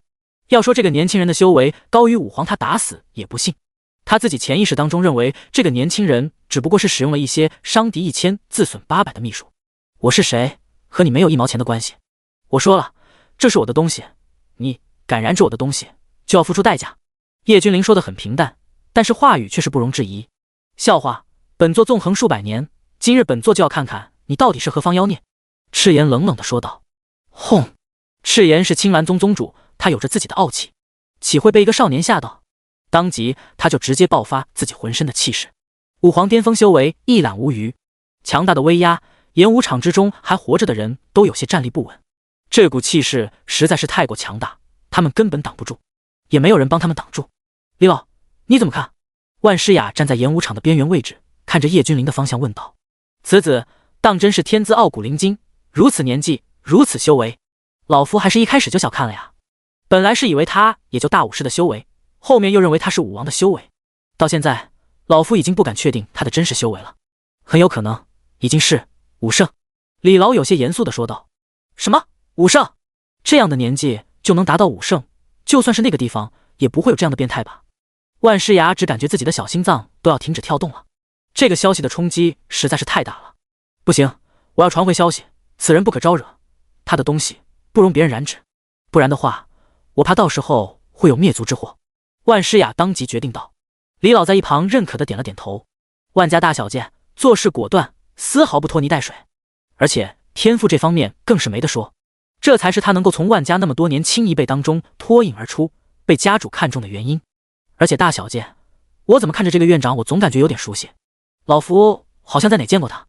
李老再次说道，只不过他将目光投向了夏流云，说道，似曾相识的感觉，到底在哪见过呢？李老陷入沉思，想起来了，这不是老祖修炼地方的一幅画吗？那幅画上面就是这个人的模样。突然李老一拍大腿大叫道，对的，就是他，他就是那幅画像上的人，错不了。李老再次兴奋地说道。第18章夜自当空，镇压万古。万诗雅不明白李老为什么这般兴奋。大小姐，你可知道当今天武大陆最强大的存在？李老故意卖关子问道。当然知道，当今最为强大的存在敢以仙为名，虽未成仙，但是却已有仙之名。我万家老祖便是其中之一的万剑仙。万诗雅说道。他不明白李老是什么意思，这么突然问起这个。整个天武大陆至今为止有着9尊至高无上的存在，他们共同管理着整个大陆，我万家就是其中之一，而眼前的这个院长也是其中之一的夏露仙。李老缓缓地说道。什么？夏露仙？9仙之一的夏露仙？他竟然是从这个小小的夏国之中走出去的超级强者。万诗雅美眸大睁，满脸的不可思议。堂堂9仙之一，为何会蜗居在这小小的夏国，还做一个什么院长？当年他的事迹可谓是家喻户晓的传奇人物啊。李老感叹地说道。天武大陆9为极数，历来都是只有9仙，只要9仙在位，就不可能再多出一位出来，除非9仙之一有人陨落，空了一个位置出来，这样后来者才有机会位列9仙之一。但是夏流云不是，他是硬生生的屠掉了9仙之一的霸仙，所以他叫夏露仙。虽然他们不是真正的仙，但是在世人的眼中，他们就是仙。他们想不明白的是，为何这般强大的一个存在，竟然会出现在这样的小地方？难不成是为了叶君临？这是他们唯一能够想到的理由。殊不知，他们歪打正着，夏流云还真是为了叶君临，在此等候了16年。天残角！只见赤炎暴喝一声，他的一只腿即便大，直接撑爆了他的裤腿。现在他的一条腿要是落下，足以覆盖整个演武场，让演武场成为一片废墟。哦！之后不断的有浓密的黑烟从赤炎的 GO 上传来了过去，黑烟冲天，在场的修士修为弱的一开始就直接双眼翻白，直接晕倒在地，没有一丝的抵抗能力。就连赤炎身后的10数位武王强者也是当即立刻退走，停留在一个相对于安全的距离，遥遥观望。看他们的神色就知道，他们对于赤炎的天残角确实是有心理阴影。黑烟冲天而起，不少人眼中有着眼泪流了下来。他们一瞬间感觉自己身体被掏空，修为已经全部没了，一股股酸味臭味不断的朝着他们的鼻子里面涌去，形成大规模的杀伤性。这就是天残 GO， 恐怖如斯。嗡嗡嗡！叶君临的体表自己散发着一层淡淡的金光，他如同一个身披金甲的战神，眼神之中毫无波澜。当这些黑烟遇到叶君临身上的金光的时候，直接散开，消散于无形。特殊体质，你是特殊体质？赤炎脸色大变，这个少年绝对是一种特殊的体质，不然怎么可能身体自然反应将他紧紧地包裹在其中。嗡！一道浓郁的金光从叶君临的额头处爆发，这股金光浓郁至极，穿透天上地下。别说一个大日的光芒，就算是成百上千个大日的光芒都不及分毫。按照常理来说，这里的人起码全部都会直接被金光灼伤眼球，所有的人都会变成瞎子。但是这股金光并没有，它很温和。叶君临额头上的金光还在持续变强，在他的眉心处似乎有什么东西要钻出来一样。金光不曾退散，但是所有人都清清楚楚地看得明白，叶君临的眉心处出现一个鎏金色的叶字。它不是常规的叶字，它极具美感，更为叶君临增添了一种君临天下的感觉。叶氏一族的族人，真的是您，少主？没有人看到夏流云喃喃自语，一瞬间老泪纵横。诸天万域第一大修真家族，叶氏！轰！一阵轰鸣之声激荡，一道巨大的金色光柱冲天而起，一个巨大的叶字映照诸天，天地都变成鎏金色。一瞬间，整个天武大陆全部都笼罩在金光之下。无数的强者同一时间全部眼神肃穆地看着天空的巨大叶子，这是何等的异象啊！这难道是一尊王者正在诞生？老夫纵横千年，闻所未闻，见所未见啊！难不成是天生至尊？快，派人前往这个方向，无论花费多大的代价，都要给我带回来。有千年老怪神情焦急地说道。叶字当空，镇压万古。古籍之中，这句话应验了吗？有书生模样的人背负双手说道。第19章，人皇之子，遮眼契机，风！夏流云看着无比巨大的叶字浮现在空中，当即他手中不断地掐着玄奥的手印，他要将这滔天的异象给压制下来。他知道叶家的布氏大敌如果发现了，必定会强势而来。现在主上和主母不知道身在何地，光是他很难挡得住。叶氏的异象不仅仅是天武大陆能够知晓，它之中有着一种莫名的秘力，能够扩散到诸天万域。这个位置距离很遥远的下位面，好手段，遮掩契机，封闭天机，让人根本没有办法进行探查。书生模样的人轻轻地说了一句，便消失不见。没有人听见他的话，也没有人懂他的话是什么意思。朕。叶君临看着赤炎淡淡的吐出一个字，轰！叶君临言出法随，随口一个字，虚空震动，一个鎏金色震字缓缓浮现。所有人都不可置信地看着空中浮现的巨大的金色震字，主要是他给人的压迫力实在是太强了，还有中视觉冲击。你到底是何人？赤炎的脸色大变，他小瞧了这个少年。这个少年不光是修为超绝，体质更是惊人，这种人不是他能惹得起的存在。我是谁？你不必知晓，只需要知晓我的东西，你敢染指就得死。朕杀！叶君临脸色冷漠地说道。别人都要杀他了，他根本不可能等着别人来杀，然后在别人的求饶之中放过别人，给自己带来无穷无尽的麻烦。当然了，虽然不一定给叶君临带来麻烦，但是叶君临还是不想太麻烦。不，本座不，我甘愿将苍穹杯还给您，还求您放我一条生路啊！赤炎这个时候是真的看出来叶君临的杀意了，他放低身份，匍匐在叶君临的脚边，苦苦哀求。但是叶君临根本没有看他，伸出手掌，轻轻地拍了拍赤炎的脸蛋。赤炎错，苍穹杯，得杯者得天下。不过也罢，到时候赐予对我忠心的人。叶君临只是一瞬间便摸清了苍穹杯的作用，有些失望地摇了摇头说道：能够跟随天命之子的绝世宝物，这未免也太拉垮了吧，连系统的1/1000都比不了，在叶君临的手中就是个鸡肋，可以说是毫无作用。宗主没了，快跑啊！赤炎带来的一众武王强者瞬间感觉自己的心拔凉拔凉的。他们的宗主那是武皇巅峰修为啊，结果呢，只是被这个少年轻轻地拍了一下脸，直接没了。这是何等的修为！各位既然来都来了，那就不要走了，都给老夫留下吧。夏流云轻轻一挥袖袍说道，一道凝练的攻击直接无差别地朝着这些武王奔腾而去，他们根本挡不住，当场化作齑粉，就像从来没有出现过一般。属下夏流云拜见少主。夏流云上前一步，直接单膝跪倒在地，朝着叶君临恭敬地说道，你知道我的身份？叶君临有些懵，问道，属下原本乃是人皇座下3万统领之一，幸得人皇看重，施展无上手段，让属下轮回而来，成为这天武大陆的一员。这千年以来，属下一直在此等待着少主的出现。夏流云一挥手，一道光幕直接将两人笼罩，外界之人看不见也听不见。就是说，你在这等了千年，就是为了跟随我左右，保护我？叶君临问道。是的，您是人皇亲子，人皇为了保你的安全，特意将您留在这偏远的小位面。那个地方的战争很残酷，即便是人皇也很难保证您的安全。夏流云再次严肃地说道。严格意义上来说，我并非是轮回，而是夺舍，只不过修为还在罢了。只是当时夏流云这个本体已经是奄奄一息了，我占据了他的身体，并且答应他保夏国千年无恙。我父亲叫什么？叶君临第一次感觉有些忐忑。他原本以为他的父母认为他资质不好，将他抛弃了。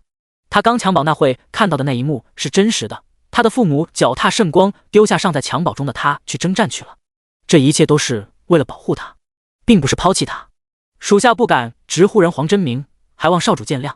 夏流云当场吓得一哆嗦，连忙说道，这是人皇传，您看。夏流云从怀中摸出一个玉简，递给叶君临，恭敬地说道，人皇叶几天开创人皇纪元。玉简第一页就是这几个大字，无边的霸道气息扑面而来。第20章，叶君临的兄长。叶几天18岁开创人皇殿，率领300战皇3000战将3万统领征伐诸天，光芒璀璨，举世无敌。然域外来敌，欲屠戮生灵。人皇强大至极，但是域外来敌亦不可小觑。长生大教，不朽世家，已经有人被域外来敌许以重没，里应外合，共同抵抗人皇，腹背受敌，至今没有查处干净。短短几行字，看得叶君临眼中寒光暴涨。他的父亲为了抵御外敌，可以说是公正万古，但是这些所谓的长生大教、不朽世家却在背后捅刀子，与域外来敌勾结，竟然欲牵制人皇。可以看出来，这些长生大教、不朽世家都是极度恐怖的存在，但是在人皇的面前，他们依旧没有话语权。他们被人皇压制的太久了，如今有机会，他们自然是要反扑。人皇在位一天，整个诸天万界就不可能有人能够记得他们。世人只知道人皇，却不知道他们这些大人物。这是积累了万万年的积怨，一朝爆发，一群杂碎，真是该死啊！这盛世如我父亲所愿，但是这些杂碎是真的该死。既然我父腾不出手来灭了他们，就让我来。叶君临眼中绽放寒芒，抬头看向天空说道，他的眼中有着宇宙毁灭，亦有新生。叮！签到任务发布，签到地点帝国大比，签到成功，奖励1万亿灾厄丹。灾厄丹的作用能够无条件的升一个大段位的修为，同时服用的人会对宿主绝对的忠诚。这个时候，叶君临的脑海中传来系统发布的签到任务，灾厄丹倒是不错，接受任务。叶君临点了点头，有灾厄丹了，就不会再出现背叛的情况了，也不会出现人皇叶几天那样的问题出现。不是说嘛，这个世界上没有绝对的忠诚，没有背叛，只是因为筹码不够。只要足够的筹码，背叛只是早晚的事。当然了，也有着绝对忠诚的人，不忠诚的是大部分。有了灾厄丹，任何人都会绝对忠诚。你讲一下帝国大比是什么？叶君临看着夏流云问道。帝国大比其实就是国家与国家之间的比试，国家分别分为低等国，比如夏国这样的，然后便是低等帝国，如楚国这样的，往上便是中等帝国、高等帝国、霸主帝国。等级越高，得到的修炼资源就越多，国力便会在短时间之内昌盛起来。在霸主帝国之上，便是9大势力掌管。说是9大势力，倒不如说是9仙在掌管。我们9人决定资源的分配，名次越好，修炼资源就越多。夏流云解释道。行吧，反正无所事事，我就代表夏国去玩玩吧。对了，这枚丹要你服下。叶君临屈指一弹，一颗散发馨香的灾厄丹出现在夏流云的手中。夏流云没有一丝的犹豫，直接吞下。但是随后他的脸色大变，因为他要突破了。这可不是突破一个阶位啊，这可是整整一个大段位。属下多谢少主赐下神丹，去吧。叶君临随手一挥，布下隔绝气息的大阵。夏流云不由得倒吸冷气，果然不愧是人皇之子，如此手段，如此修为，如此丹药，这些都不是普通人能够做到的，而且这些也绝对不是人皇留下的。而且他是知道的，人皇对属下以及子嗣是有多么的严厉，这些足以证明少主的资质震古烁今，天人之资。只是可惜了，大皇子啊！不知不觉中，夏流云眼中竟然有着水光，看上去无比的落寞。大皇子，天纵之资，不知道您现在可还好？夏流云摇了摇头，低声悲戚地说道：“我还有，兄长。”叶君临不知道什么时候出现在夏流云的身边，问道：“这少主的兄长名为叶展，也是人皇殿的大皇子。大皇子之天赋可以说是闻所未闻，见所未见。年仅8岁的时候就已经能够横扫八方，年轻一辈无敌手，老一辈之中也能横着走，真可谓是盖代无双，璀璨无比。16岁的时候，大皇子已经杀到域外来敌胆寒，域外来敌曾经更是开出天价拿下大皇子的人头。不知道是哪个长生大教或者是不朽世家将大皇子的行踪透露给域外来敌。在一次大皇子进入一处遗迹的时候，数位大能齐动。第21章帝国大比。他们是域外的72战皇，当时的大皇子才16岁啊。当时他们直接进入禁地之中，摆下72天罡大阵，欲将大皇子活生生的困死在其中。当时吾皇得到消息的时候，赶去已经晚了，大皇子早已不知所踪。要不是大皇子的神魂之火没有熄灭，所有人都会以为大皇子殿下公参造化，定是使用秘术逃出升天了。夏流云感叹地说道。恍惚中，叶君临好似看到了一个少年身穿战甲，眼神犀利，在战场中横扫八方，无人敢与他争锋。他一杆战矛随手一掷，直接洞穿域外战场。他黑发披散，状若神墨，这个人是他的哥哥，一个传奇人物，天资盖代无双，修为更是强大无比。反正古籍上都不曾有记载16岁的少年能够有这般成就，堪称万世第一人。当时吾皇一怒，雷霆出手，拔除了数个长生大教和不朽世家，也有很多他们直接投靠域外而去。夏流云再次说道：“无妨，相信很快就可以见到了，你闭关去吧。”叶君临摇了摇头说道。他从夏流云的嘴中得知了很多重要的消息。他知道自己的修为很强，但是他并不知道，要是在人皇的那个位面，他的修为到底是几何？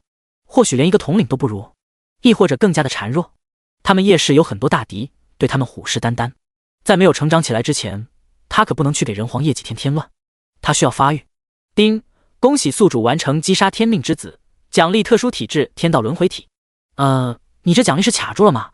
这么久才发放出来，要不然我都忘了。叶君临有些无语地说道。嗡嗡嗡！叶君临感受到某种秘力在身体之中流转着，很是舒服，没有一丝的疼痛。他自己根本没有感受到太多的身体上的变化，但是在别人的眼里就不一样了。他浑身上下都被一种说不清道不明的力量包裹，只要看上一眼，心神就会被拉扯，能够清晰地感受到自身寿元在急速的流逝。轮回体涉及到了时间、空间、岁月之力。叶君临彻底掌握天道轮回体之后，直接收敛起来，不然弱小的修士看他一眼，估计就要直接去轮回去了。皇家学院从今天开始彻底解散，本院长从此将跟随叶少鞍前马后。这一日，整个夏国震动，夏国第一人跟随一个年轻人而去。但是夏流云去了一趟皇宫，告诉夏王，从今以后夏国将会是霸主帝国，而他夏流云从此彻底的脱离夏国，这也算是夏流云对前身的一个交代。帝国大比如期而至，此次的帝国大比在霸主级帝国青狮帝国举办，来往的修士何止百万，偌大的演武场几乎都有夏国一般大了。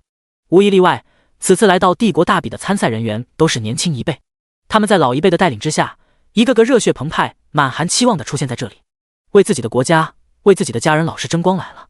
签到地点：帝国大比，是否签到？签到。丁，签到成功，奖励宿主1万亿灾厄丹，请查收。叶君临安静地坐在属于夏国的一个渺小的不能再渺小的位置，相对于能够容纳上千万人的巨大演武场来说，这个只能容纳下8个人的位置实在是太小了。没有办法，夏国本来就连低等的帝国都算不上，能够有位置都不错了。况且这次夏国的就只有叶君临和夏流云2人而已。至于万诗雅和李老2人，自然是像狗皮膏药一般坐在2人的身后。万诗雅小嘴微撅，满脸的不高兴。叶君临和夏流云一个瞬身就出现在这帝国大比之中。而他和李老足足奔波了1个月才到。不知道夏国今年是不是又是倒数第一？隔壁阵营的一个小国家嘲讽地问道。叶君临没理会，夏流云自然不会和一个睿智一般见识。哼，我看今年的帝国大比，夏国照样是垫底的存在。那个年轻男子见到没有人理会他，脸上顿时有些挂不住地说道：哟，美女，在夏国没有什么待的价值，你要不要来到哥哥这边？到时候今年我们运国必将成为低等帝国。年轻男子看着万诗雅自得地说道。这个女子实在是惊艳，貌若天仙啊，让他唾淡不已。在夏国这样的垃圾国家也能出了这等佳人。第22章，豪赌。闭嘴，再不闭上你那张臭嘴，我保证从今以后你都开不了口。万诗雅面若寒霜看着年轻男子说道。一瞬间，这个年轻男子竟然狠狠地打了个冷战。这个少女刚刚那一瞬间的压迫和毫不掩饰的杀意，让他只感觉透心良心飞扬，差点就连神魂都要冻僵了。靠，我怎么会被这个小娘皮吓到？这是错觉，肯定是错觉。年轻男子摇了摇头说道。有些人啊，就是中看不中用，姑娘你可要眼光看准一点啊，不要到时候一遇不良人误终身啊。年轻男子再次语重心长地说道。这一次他不仅开口了，还将叶君临给带进去了。老娘倒是想啊，问题人看不上啊。万诗雅在心里面说道。帅有什么用？要有实力才是王道。年轻男子自顾自地说道。没有人理会，他就愈发的猖狂。苍蝇嗡嗡嗡的叫，听着心烦。叶君临淡淡的说道。流云明白。夏流云立马回道。哈哈，你哥这装的是什么逼啊？哈哈，不行了，笑死我了。就连运国的其他人也在捧怀大笑。笑笑笑，笑你妈呢？一群苍蝇，影响我家少主的心情，都给老夫滚！夏流云喝道。随后他一挥手，在周围无数人惊愕的目光中，这些运国的参赛选手被一阵大风刮走了，至于是死是活就没有人知道了。但是想着应该怕是活不了吧。虽然他们有着武王强者带队，但是那位武王也没有一丝的抵抗就被扇飞了，这在周围引起了不小的骚动。但是周围都是小国家罢了，这些小国家知道这个夏国今年怕是不好惹。往年连续垫底的夏国，这次要翻身了吗？所有人脑海中都有一个大大的疑问。帝国大比正式开始，各位拿出实力，这关乎着你们国家的命运。站台之上出现一个老者，朗声说道。按照以往的规矩，并不是混战，而是一场一场的打，由名次最低的国家开始，要是能打败一个国家或者一个帝国，你就可以代替这个国家的排名。夏流云解释道。这样子说的话，夏国是第一个上场的国家。叶君临淡淡的说道。这样也好，能够节约不少的时间。叶君临直接站了起来，反正他也刚刚接触这个修真世界没多久，就当是玩玩了，不然的话也太过无聊了。夏国叶君临。不等场上的老者开口，叶君临直接报出名号。第一场，夏国对战秋叶国，走过路过不要错过。买秋叶国获胜，赔率1比1；买夏国获胜，赔率1比3。有人直接开始开设赌局，一时间人潮汹涌，买的人络绎不绝。买秋叶国获胜，我买1块下品灵晶；买秋叶国1枚上品灵晶。1000块下品灵晶等于1块中品灵晶，1000块中品灵晶等于1块上品灵晶。大多数都是买秋叶国获胜的，买夏国的寥寥无几。一门天阶功法，买夏国获胜。现场瞬间鸦雀无声，那可是一门天阶功法呀，至少能够换数10万上品灵晶。接不接？李老问道。开什么玩笑，现在不买更待何时？一本天阶能够换3本天阶功法，何乐而不为？接！开设赌局的人眼神微眯，随后直接说道。他是9大势力的人，能够开设赌局，自然身价不菲。况且他的背后还有巨头撑腰，赔不起不成？地阶功法一步，买下国胜。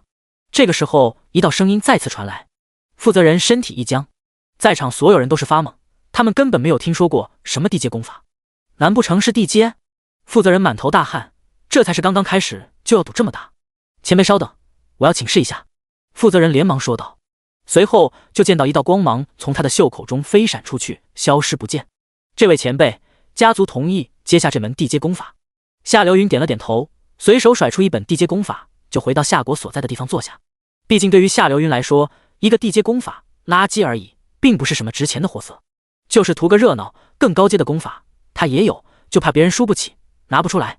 操，我还以为是什么前辈呢，感情是夏国的人。区区一个夏国竟然有地阶功法，夏国输了倒还好，要是赢了……负责人看着夏流云，眼中闪过一抹寒光。很明显，这等让人疯狂的功法根本不是一个夏国能够拥有的。第23章恐惧，那可是地阶功法呀，在整个天武大陆都算得上是真正的顶尖功法。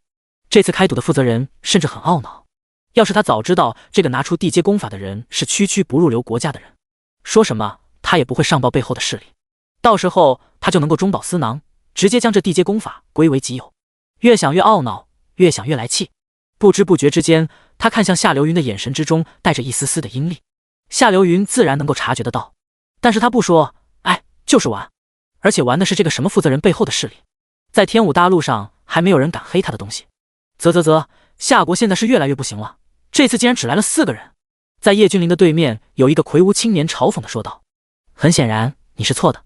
叶君临看着魁梧青年淡淡的说道。魁梧青年一愣，他不知道自己错哪了。其实这次夏国只有2个人来，另外2个不是夏国的人。叶君临继续说道：哈哈，知道自己会输得很难看，所以这次就充个门面就算了。魁梧青年直接说道：1个人足矣。叶君临摇了摇头说道：你们夏国以往都是倒数第一，这次照样不例外，你下去吧，我可以让你输得不那么难看。魁梧青年双手环抱，居高临下的看着叶君临说道。不得不说，他确实很嫉妒叶君临的样貌。世间真的有这么俊美若妖的人吗？你在梦呓吗？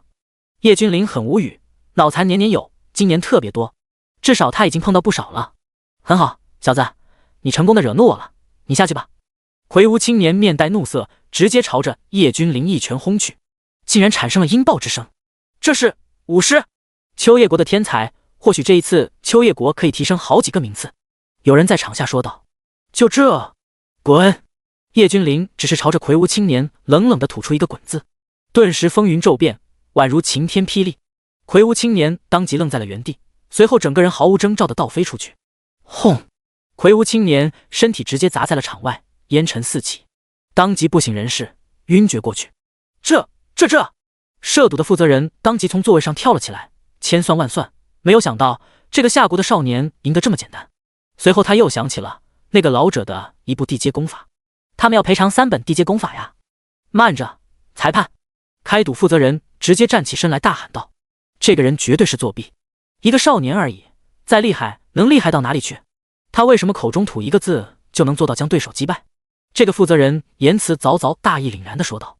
乍眼一看，还以为他在为秋叶国的天才打抱不平呢，实则他实在是不想赔偿3本地阶功法呀。虽然他可以动手找个地方，找个时间抹杀了这2个夏国的人，那毕竟是浪费时间是不？老夫也没有看清楚，不知这位小友能否解释一二？裁判笑眯眯地看着叶君临说道。他并没有直接否决，而是询问叶君临，他想让叶君临给一个合理的解释，一个可以让大家都闭嘴的解释。你们算什么东西，也配让我解释？叶君临不屑地嗤笑道。哈哈，各位看到了吗？他心虚了，他作弊，所以不敢解释。负责人又跳出来，指着叶天大声地喊道：我最讨厌别人拿手指着我。叶君临看着负责人冷声说道：咻！随后叶君临消失在擂台上，所有人都没有看清楚。再次看见叶君临的时候，叶君临已经出现在了负责人的面前。叶君临正一脸冷意地看着负责人。咔嚓，清脆的皲裂声音响起。哦！随后这个负责人发出像猪一般的惨叫，他的双手手关节全部都被叶君临捏碎，没有一处不是粉末。闭嘴！叶君临喝道。这个负责人硬生生地将痛苦咽了下去，发不出声音，并不是他愿意，而是他发现他说不出话，也呼喊不了，他就像是被施展了定身术一般，根本没有挣扎的余地。现在的他惊恐了，恐惧了，这个少年怎么可以这样恐怖？怎么可能这般强大？解释？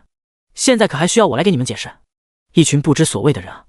叶君临摇了摇头说道。赔不起还开什么赌？今天开始，这里的赌局你来管理，有没有问题？叶君临看着负责人旁边的一个小厮说道。第24章灭仙。没有问题，听从公子安排。那个小厮瞬间变得惊恐起来，这人是个他惹不起的存在，跳得很欢，我会就让你尝到什么叫做残忍。叶君临说完，直接拍了拍负责人的脸蛋，随后潇洒的转身走向擂台。呵呵，砰！叶君临刚刚走上擂台，下方这个负责人在无数人惊恐的目光下当场爆碎。没错，就是当场爆碎，血肉飞溅，周围的修士都惊恐地避开这些飞溅的血肉。为什么？你要杀了他。虽然他有错在先，但是罪不至死啊。有人颤颤巍巍地指着叶君临说道：看来你们是没有将我说的话放在心里，我最讨厌别人用手指着我。叶君临脸色变得很难看，随后再次消失在擂台上。那人突然惊觉，赶忙就要收回自己的手，但是晚了，咔嚓，双手皮肉完好，但是变得软趴趴的，里面的骨头碴子全部变成粉末，没有疗伤神药，基本无法恢复。这次废你双手，但凡有下次，诛你！叶君临冷漠地说道。多谢公子不杀之恩。那人连忙感恩戴德的跪下，狂磕头喊道：年轻人，得饶人处且饶人啊！这般做法是否显得太魔道了？有上等帝国国主有些严肃地说道。闭嘴！叶君临直接转头呵斥。在这一瞬间，他的气势彻底变了，变得极度骇人。其中这个高等帝国的国主更是浑身冷汗都被浸湿了。他看到的和其他人看到的根本不一样。其他人没有什么感觉，但是他感觉自己已经在这个年轻人的眼神中死了成千上万次。这并不是假死，而是真正的死亡，那是轮回。叶君临没有下死手，只是淡淡的瞟了一眼这个高等帝国的国主，随后再次走上擂台。还有谁想要唧唧歪歪的？站出来！叶君临看着场中上千万修士，直接说道：年轻人狂是好事，但是太狂就不太好了。毕竟成长起来的天才才叫天才，没有成长起来的天才算得了什么？得罪了太多人，小心直接夭折了。哼！有人阴阳怪气地说道。放肆！胆敢对我家少主如此说话，我看你是活得不耐烦了，真是找死！夏流云站起身来怒喝：少主岂是别人能够说三道四的？我家少主身份尊贵，岂是你这个老杂毛可以分说的？忏悔吧！夏流云直接出现在那个开口之人的面前，一巴掌直接拍下去。夏流云，你干什么？还不住手！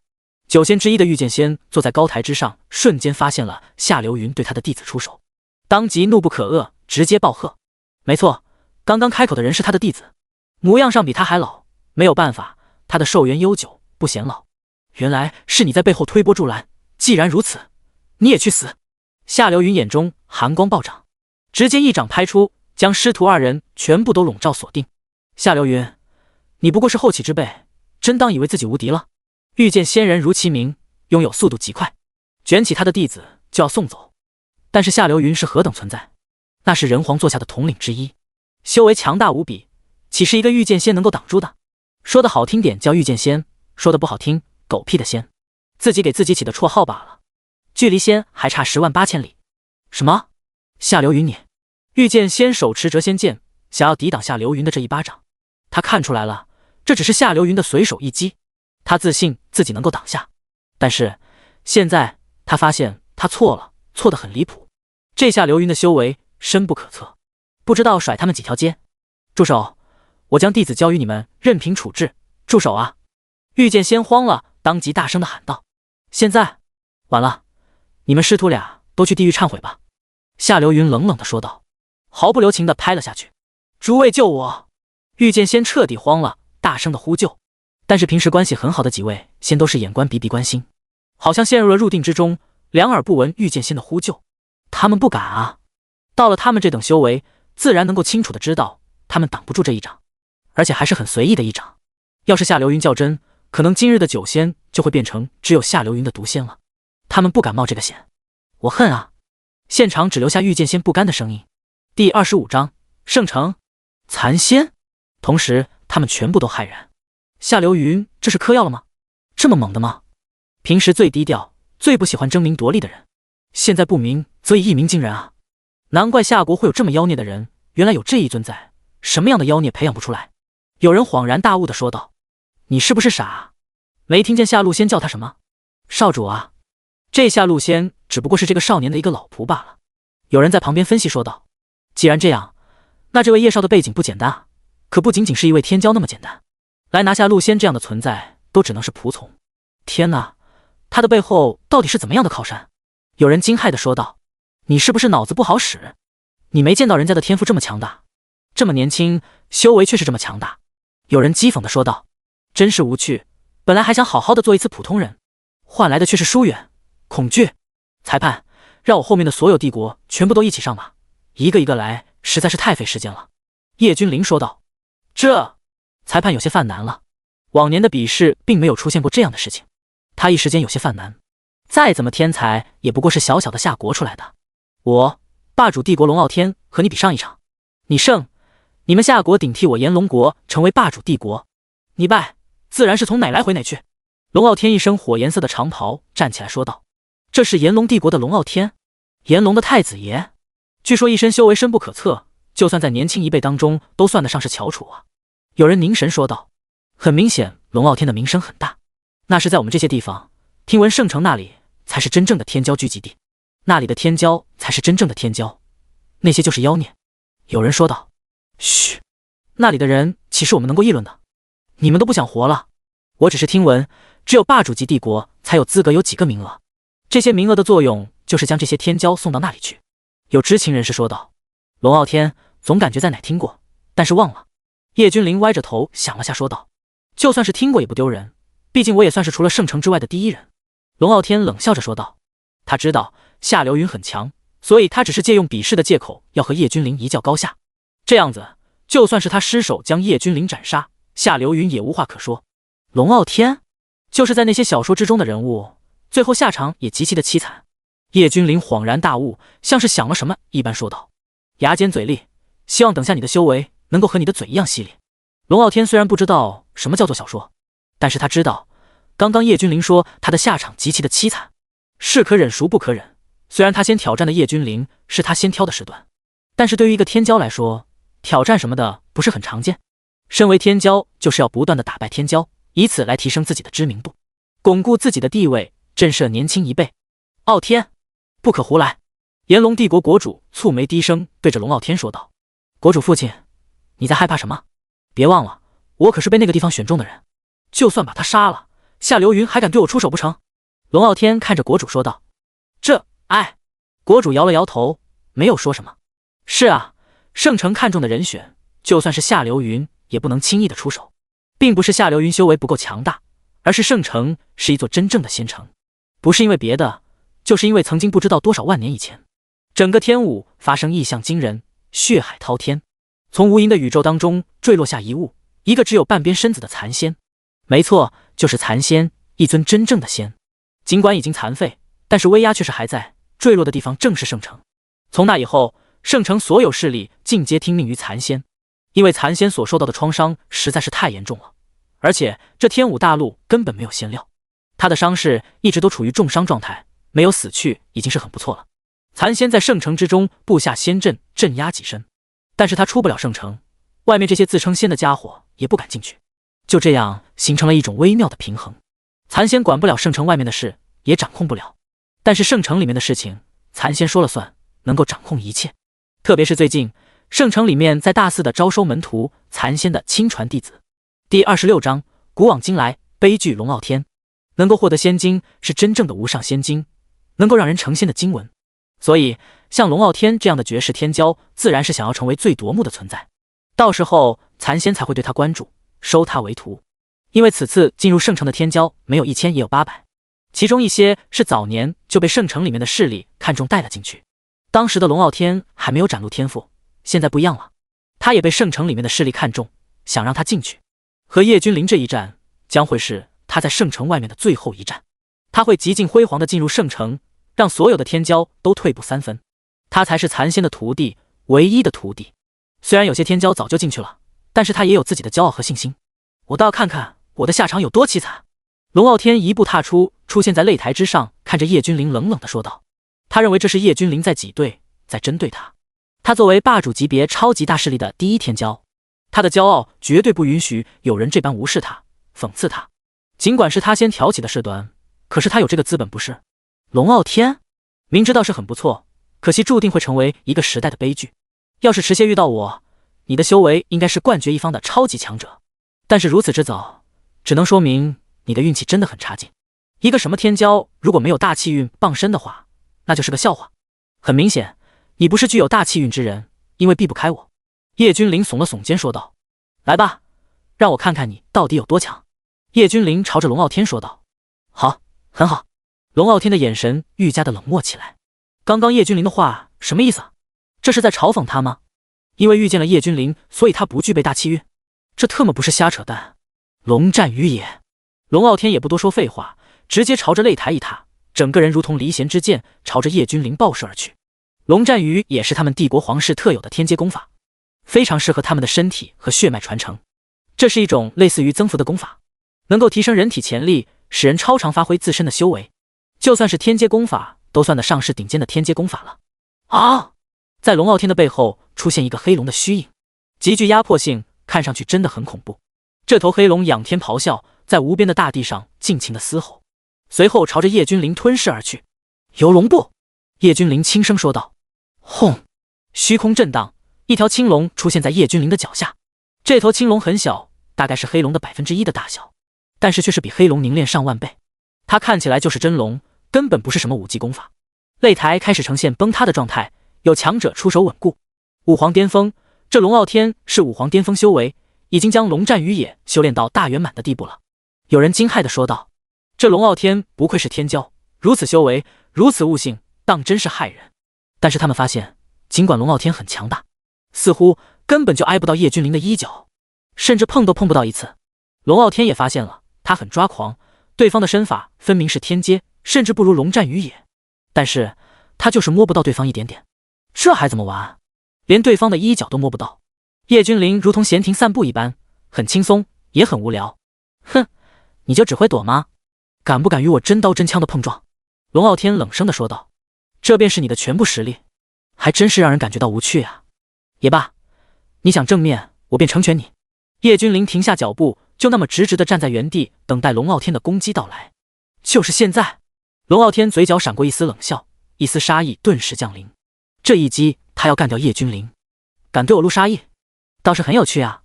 叶君临不闪不躲，就这么直挺挺地站在原地。完了完了，看起来这个叶少只会身法武技，这可是武皇巅峰啊！硬生生的承受一击，就算是初入武圣都会受轻伤吧。有人惊呼：去死吧！就在龙傲天看到叶君临躲不过的一瞬间的时候，龙傲天脸色狰狞地说道：这一击，叶君临必死。他龙傲天说的。轰！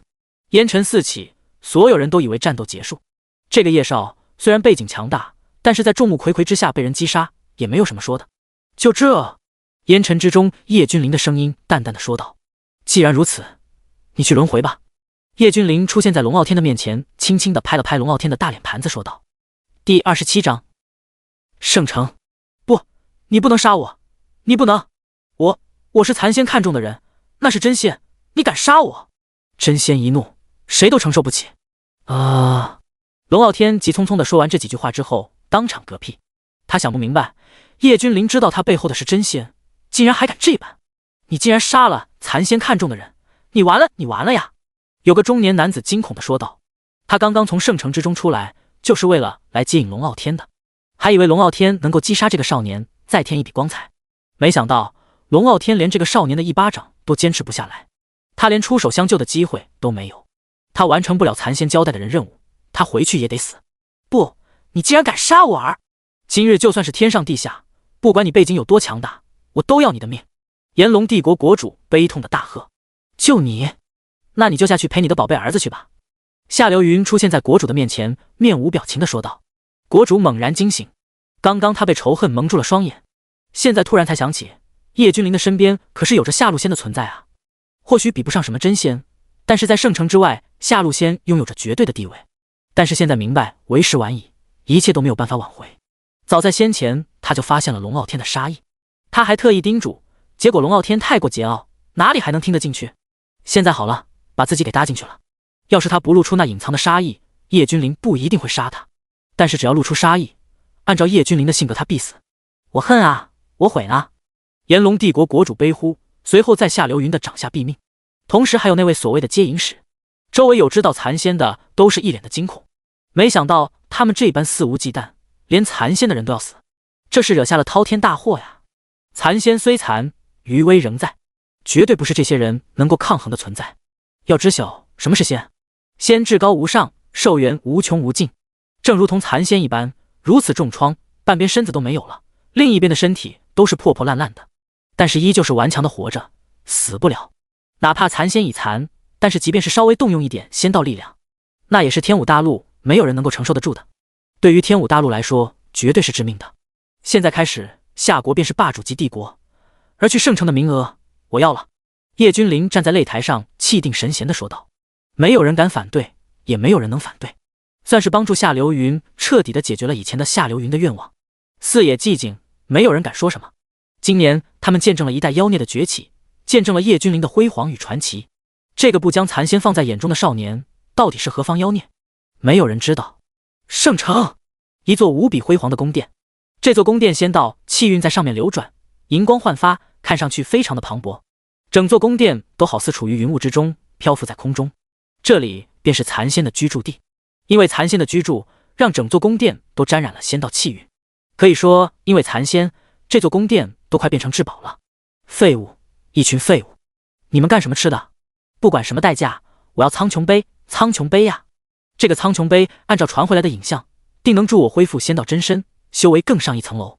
去，都给我派出去寻找苍穹杯，否则拿你们人头来祭奠！宫殿之中发出咆哮声，这不是人体发出的声音，这是神魂发出的声音。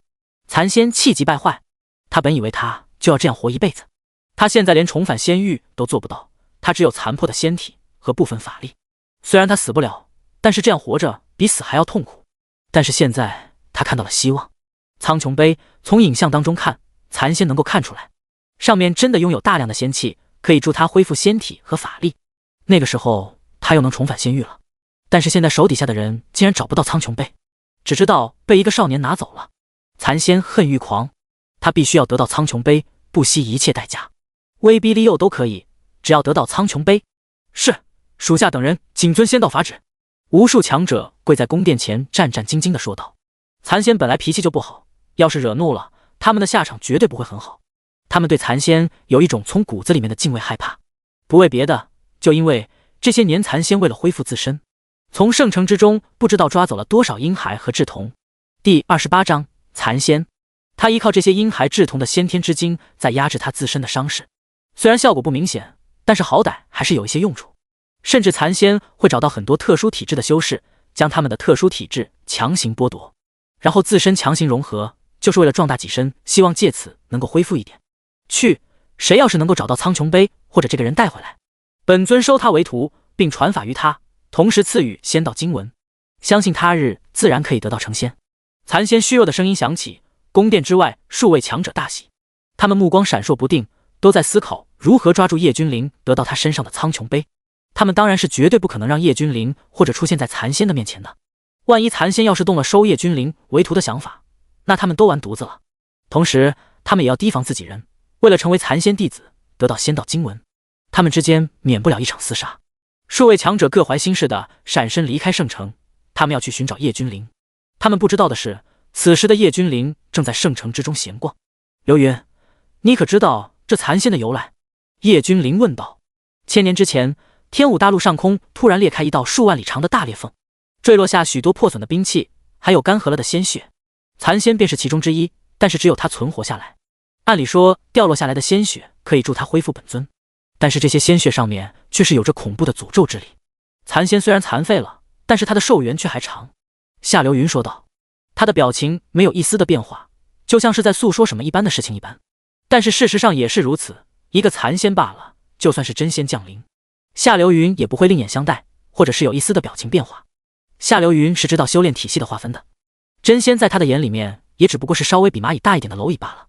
他要是想捏死，那是轻轻松松的事情，根本不可能对他造成什么困扰和阻力。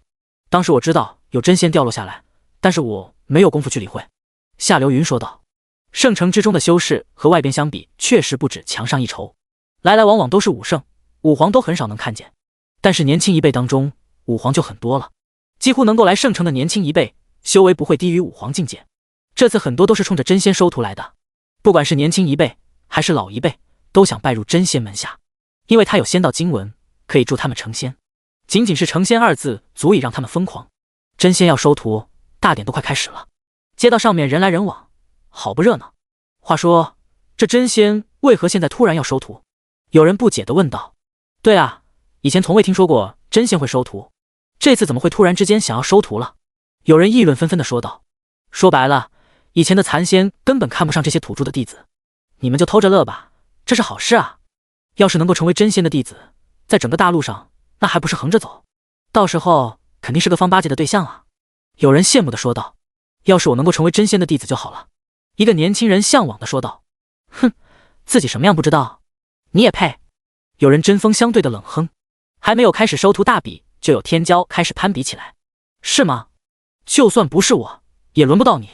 当，巨大的钟声响起，这是在传递信息。残仙所在的宫殿打开大门，广收门徒。叶君临也凑热闹的来到残仙的宫殿外面，他想看一下仙是什么鬼。他对于自己现在的修为完全不详，他想了解一些。突然之间，叶君临有感，有人在窥测自己，是那个残仙。叶君临嘴角划过一丝邪魅，他敢肯定就是残仙用神念在窥视他。叶君临不动声色，这缕仙之神念在他的眼中就是垃圾，只要他愿意，一个念头就能毁掉，同时杀掉残仙。叶君临现在对于自己的修为又有点认识了，起码在真仙之上。苍穹杯的传承者，你终于出现了，不枉我临时安排的收徒大典，你逃不出我的手掌心的。残仙在心中暗暗地说道。没错，这一切都是残仙安排的。当他看到叶君临拿下苍穹杯之后，他就开始安排了。但是他没想到的是，叶君临这么快就来到了圣城，他还以为起码得有10年的时间吧。他根本不知道，叶君临要是想杀他的话，一个念头足矣。第29章，求死。说实话，别说10年了，就算是100年、1000年、10000年，残仙也能等得起。在天武大陆，谁能与残仙比寿元？他就算是熬，也能把所有的修士熬死。但是确实他没有想到叶君临会来得这么快。作为一个小小夏国的少年，能够有多快的修行速度？要是按照以前残仙的谨慎的性格，他一定会查清楚，查看叶君临到底是怎么样来到圣城的。圣城不是说谁想来便能来的，但是现在苍穹杯近在咫尺，他实在是无法保持那颗躁动的心啊。他现在认为最为合理的是因为叶君临得到了苍穹杯，才会在短短的数天之内达到一种高度，这都是苍穹杯赋予的，足以证明苍穹杯多么的强大。要是他能够得到，他的伤势将不会困扰，他也能够重返仙域之中。这下界之地只有灵气，没有一丝的仙气，他现在想修炼也不行。灵气转化为仙气，这是一种质变。如果将灵气比为1的话，仙气就是10000，甚至是10万，差距巨大，不可描述。这些看似浓郁的雾霭，其实就是灵气而已，并不是仙气。叶君临感受了一下，说道：残仙需要仙气来治愈己身，他又怎么会舍得释放一些仙气出来？夏流云摇了摇头说道：你们在胡言乱语什么？这是真仙的居所，岂是你们这群凡人能够议论的？有人色厉内荏地呵斥道，就像是他们心中的偶像被人诋毁一般，又或者是为了给真仙留下好的印象。毕竟那等人物，一点点的风吹草动，他们都能够清清楚楚的知晓。就是你们算什么东西？真仙是你们能够议论的？现在这个世道啊，什么阿猫阿狗都敢站出来唧唧歪歪的了。有些人啊，就是要靠这种方式来哗众取宠啊。真仙的眼睛是什么？那是火眼金睛啊，岂会被你们这种人欺骗？周围的指责他们的人越来越多，大多数都是不能忍受叶君临竟然说真仙是残仙，虽然本来就是残仙。你们说完了吗？说够了吗？叶君临看着这些道貌岸然的修士，冷冷地问道：怎么的？说你几句还不乐意了？有本事来干掉我们啊！有人直接站出来嚣张地说道。他们相信在残仙的地盘上没有人敢动手，因为这是对残仙的不尊重，所以他们才会有如此的底气。我从来没有听到过如此嚣张的要求，既然你提出来了，那我就满足你们好了。叶君临先是一愣，然后笑着说道：这种要求他还是第一次听说。既然你们诚心诚意的求一死，我又怎么好意思不成全呢？叶君临直接张开手掌，在他的手心之中出现一团金色的光芒。你们相信这个世界有光吗？叶君临轻声地问道。多去轮回吧。叶君临手中的金色光芒陡然一亮，周围先前求死的那些修士顿时目光呆滞，双眼之中没有焦距，像是痴呆了一般。咔嚓，一道道清脆的声音响起，这些目光呆滞的人，他们的肉体开始皲裂，就像是老树的皮一般，裂开一道道口子，随后轰然倒地，成为一堆堆尘埃。他们的神魂早已寂灭，身躯也化作灰尘。周围的修士不由得倒吸冷气，这个少年到底是何方妖孽？修为强得可怕，仅仅只是一道光团而已，瞬间将周围的数十位强者直接带走。放肆！谁人胆敢在仙家府邸闹事，竟然敢大开杀戒！一股庞大的威压滚滚而来。这位可是真仙的管家庞大人，平时不显山不露水的，没想到竟然有这等修为，怕是和圣城外面的仙都不遑多让啊！有人骇然地说道。这个庞大人很少露面，更是没有展露过自身的修为，现在是不鸣则已一鸣惊人啊！不愧是真仙身边的管家，这等修为着实恐怖至极。庞大人目光冷冽地看着叶君灵，先前他还没有什么，但是看着看着，他就觉得叶君灵很眼熟。啪！庞大人一拍大腿，似乎是想起来什么，这不就是那幅画上面的少年，那个得到苍穹杯的少年？庞大人在心里喃喃自语地说道。他的主子真仙一直在寻找这个少年，没想到这个少年竟然出现在这里。大人，就是这个小子对真仙不敬，竟然敢公然称真仙为。有人战战兢兢地说道。称我家主人为什么？第30章，半边身子的残仙。庞大人双眼如同火炬一般，目光灼灼地看着告状的那人问道。咕咚！那人被庞大人的气势所慑，一时间有些说不出话来。我在问你话。庞大人平静地再次开口问道。他称真仙为残仙。轰！不等他继续说完，庞大人整个人的气势陡然爆裂开来，那人根本反应不过来，直接被碾压，面带惊恐地化作飞灰。小子，好胆，敢这般称呼主上，你不想活了吗？庞大人转头看着叶君灵的眼中熠熠生辉问道。噗呲！难不成他不是残仙？难不成他不是重伤？叶君灵直接嗤笑道。你找死！庞大人勃然大怒，残仙是一个禁忌，残仙也绝对不会允许别人称他为残仙。就在庞大人就要动手的时候，突然之间他眼神跳动，并没有出手，因为他收到残仙的传音，这个人暂时不杀。周围的人傻眼了，这是什么情况？不是说残仙不可辱吗？为什么不动手？这个庞大人虽然露面很少，但是却是个不折不扣的狠人。他们蒙圈了，他们看不懂这个庞大人是怎么想的。当然了，他们是绝对不敢上前去质问庞大人的，除非是他们都活得不耐烦了。肃静！今日是仙家府邸真仙亲自收徒的大典，尔等禁止喧哗。庞大人手掌微微的朝下压了压，说道。说得很淡然，但是声音却是穿透了整个广场。这是仙家广场，由诸多的小世界叠加而成，看起来没有多大，实际上是都快赶上整个天武大陆的面积了。这是仙家手段，让人向往不已。现在，你们将见证一代至强者的亲临，你们很荣幸能够亲眼目睹。庞大人的声音响彻在广场之上。哗！全场哗然。如果我没听错的话，刚刚庞大人说的是真仙会亲自降临。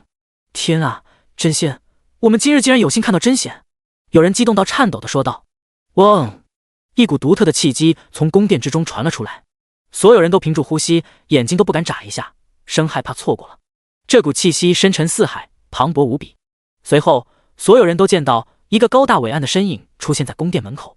这个身影看上去很怪，因为只有一只手一条腿，甚至都只有半个头颅。但是因为雾霭的原因，其余的人都看不真切，唯有叶君灵和夏流云二人看得清清楚楚。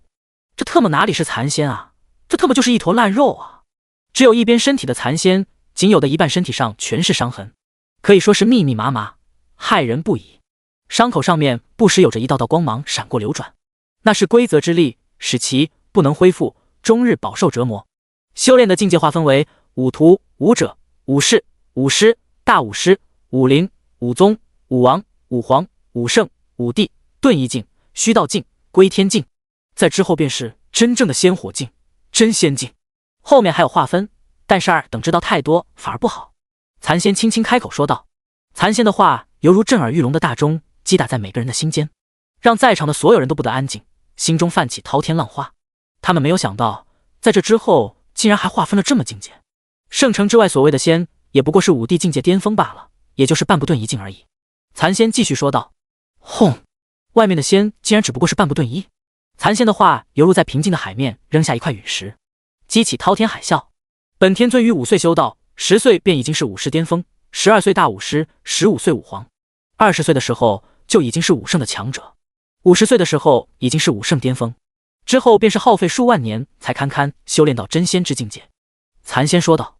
果然，真仙就是真仙境的超级大能，同时他们震惊真仙的修炼天赋。果然能够成为真仙的人，天赋始终是绝顶之资。今日本仙尊只会收3个徒弟来继承本仙尊的传承，将来必然会成为真仙。本仙尊会赐下无上的仙道经文。残仙说道。下方彻底炸开锅了，没有想到残仙竟然要收3个徒弟，还能得到无上仙经。叶君灵感应到说这些话的时候，残仙总是在打量着他。这说明什么？这说明残仙是冲着他来的，看样子是为了苍穹杯。叶君灵这般想到。既然你想玩，那小爷就陪你玩玩好了。叶君临的嘴角划过一抹邪魅的笑容。第31章残仙收徒。本仙尊向来大度，至于有些人说了不该说的话，本仙尊也不予追究。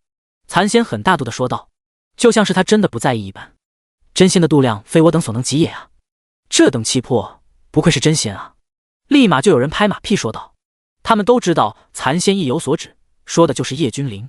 毕竟刚刚叶君临一口一个残仙、残废什么的，残仙不是非要收徒，也不是不敢直接动手抢夺，他只是怕苍穹杯已经和这个少年建立了联系契约，一旦他强制剥夺，可能会造成苍穹杯的破损。要不然残仙可没有那么多的时间浪费和压制自己的杀意。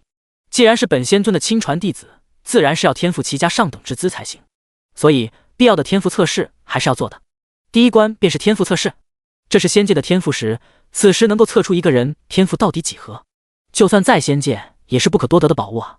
残仙的手中出现一个色彩斑斓的奇异石柱，说道：仙尊不愧是仙尊啊，随手就是一件至宝。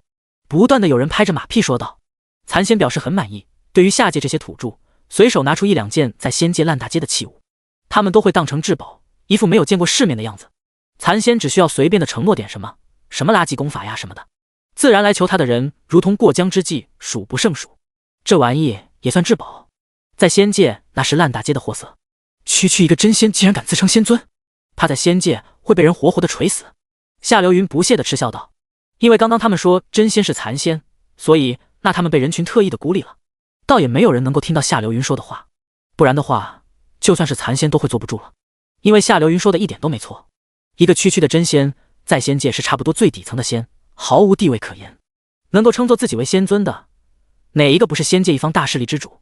只需要将你们的手掌按在这块天赋石上面，运转体内的灵气，上面会发出不同颜色的光芒，赤、橙、黄、绿、青、蓝、紫、黑、金。赤色说明天赋最低，金色便是最高天赋。即便是仙界，金色天赋的也没有几人。本仙尊当年的天赋也不过是青色罢了，所以你们只需要是绿色天赋，就算是通过第一关。残仙说道。什么？连仙尊当年都只不过是青色的天赋？有人震惊地说道。所有人都感觉压力山大，连一尊真仙都才青色的天赋，他们很难达到真仙的要求。所有人都忐忑不安地排队开始测试天赋。但是令人震惊的是，测试过的10万人当中，起码有1半的天赋都达到了青色。达到青色天赋的人狂喜，这意味什么？意味着他们的成就也能够达到真仙的地步。虽然不一定，但是起码能够超越5帝之境界。他们开心了，但是残仙的脸色却是相当的难看。要是他们能够看到残仙的脸色，他们肯定不敢再露出喜色。残仙在当初他是青色天赋这一点上没有撒谎，但是他想不明白的是，一个小小的下位面竟然有这么多人达到青色天赋。轰！突然之间，天赋石的光芒大放，一股耀眼的湛蓝色光芒冲天起，所有人都呆了。蓝色的天赋竟然是蓝色的天赋啊！这连仙尊当年都不曾达到的天赋，这么说来，这人将来的修为最少都是真仙境。有人大喝道。残仙的脸色一下子就垮了，特么的，这真的是下位面？叶君临看到测试的人，瞬间了然，这个测出蓝色天赋的人真是万家万师雅。他一点也不奇怪万师雅为什么出现在这里。万家作为9大势力之一，自然能够送几个人进入圣城之中。好，不错不错，这等天赋很好。残仙强颜欢笑地说道。他的本意不是收徒，而是收了叶君临，再动之以情，晓之以理，让叶君临主动的将苍穹杯交出来，这才是他的目的。但是他实属没有想到，怎么这么多人的天赋这么高？虽然他的天赋在仙界算是一般，但是好歹他是仙啊！噗嗤，哈哈，笑死我了，太好玩了！叶君临看着残仙只剩下的半张脸铁青，当即忍不住笑出声来。残仙的神情变化，他是清清楚楚的看在眼中。这残仙这模样，哪里像是要收徒的样子？第32章夺舍。这分明都在嫉妒这些人的天赋之高。小子，有什么好笑的？失心疯了吧？看到别人这么高的天赋，自卑了？有人朝着叶君临怒目而视，他们看不见残仙的神情，还以为残仙在夸赞他们。此时突然之间听到叶君临的大笑，所有人都愤怒了。这位小友，不知你因何而笑？残仙尽量把自己表现得平易近人，亲和地问道。毕竟他的目标就是叶君临，想要得到苍穹杯，自然是要拉下脸来的。因为想笑，因为搞笑，所以我就笑了，万事从心。叶君临耸了耸肩，无所谓的说道：“好一个万事从心，小友年纪轻轻，竟然能够有这等觉悟。”残仙感叹的说道。周围的人都傻了。残仙这意思是还很欣赏这个大言不惭的少年。残仙对于自己很有自信。叶君临笑着看向残仙问道：“那是自然，本仙尊修为通天，法力盖世，世间少有。”残仙先是脸色一变，随后皮笑肉不笑的说道。现在的他内心充满了火焰，这是愤怒。他最讨厌别人说他是残仙，虽然这是事实，但是在这下位面当中，他就是至高无上的存在。敢忤逆他的人都要死，敢说他的残仙的更加会生不如死。但是在叶君临的面前，他忍了，他不得不忍啊！他需要苍穹杯，又害怕苍穹杯认主了。一旦他将叶君临干掉，苍穹杯有灵就会瞬间消失。他现在的修为完全不在巅峰，他根本捉不住。还有一种情况，叶君临彻底掌握了苍穹杯，一旦他发狠，很有可能会自爆苍穹杯，那样的话就完犊子了。这才是残仙最忌惮的地方。世间少有，法力盖世，修为通天，那你是怎么残的？你这样牛逼，你是怎么做到半边身体都没有了的？没事的时候玩自残吗？自己把自己给削了？叶君临满脸的好奇问道。此时的他就像是一个求知欲很强的宝宝，满脸的纯真。嗨，那当然是本尊遇到一个超级强大的敌人，最后本尊拼着重伤才将他击杀。那一战可谓是天崩地裂，日月无光，差点将整个仙域都打得四分五裂。残仙像是想起了过往一般，感叹的说道：“我差点就信了。”叶君临被逗笑了：“小子，我请你好自为之，仙尊岂是你能笑的？想要成为仙尊的弟子，你还是去测试一下天赋再说吧，何必像个跳梁小丑一般在此哗众取宠，想要靠这种方式吸引仙尊的注意？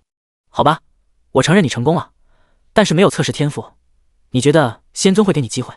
有人直接冷笑着说道。其实不用他们说，叶君临也会测试一番，因为他知道自己的要是没有系统奖励，到现在他还是个修为为零的渣渣，甚至很有可能已经死掉了。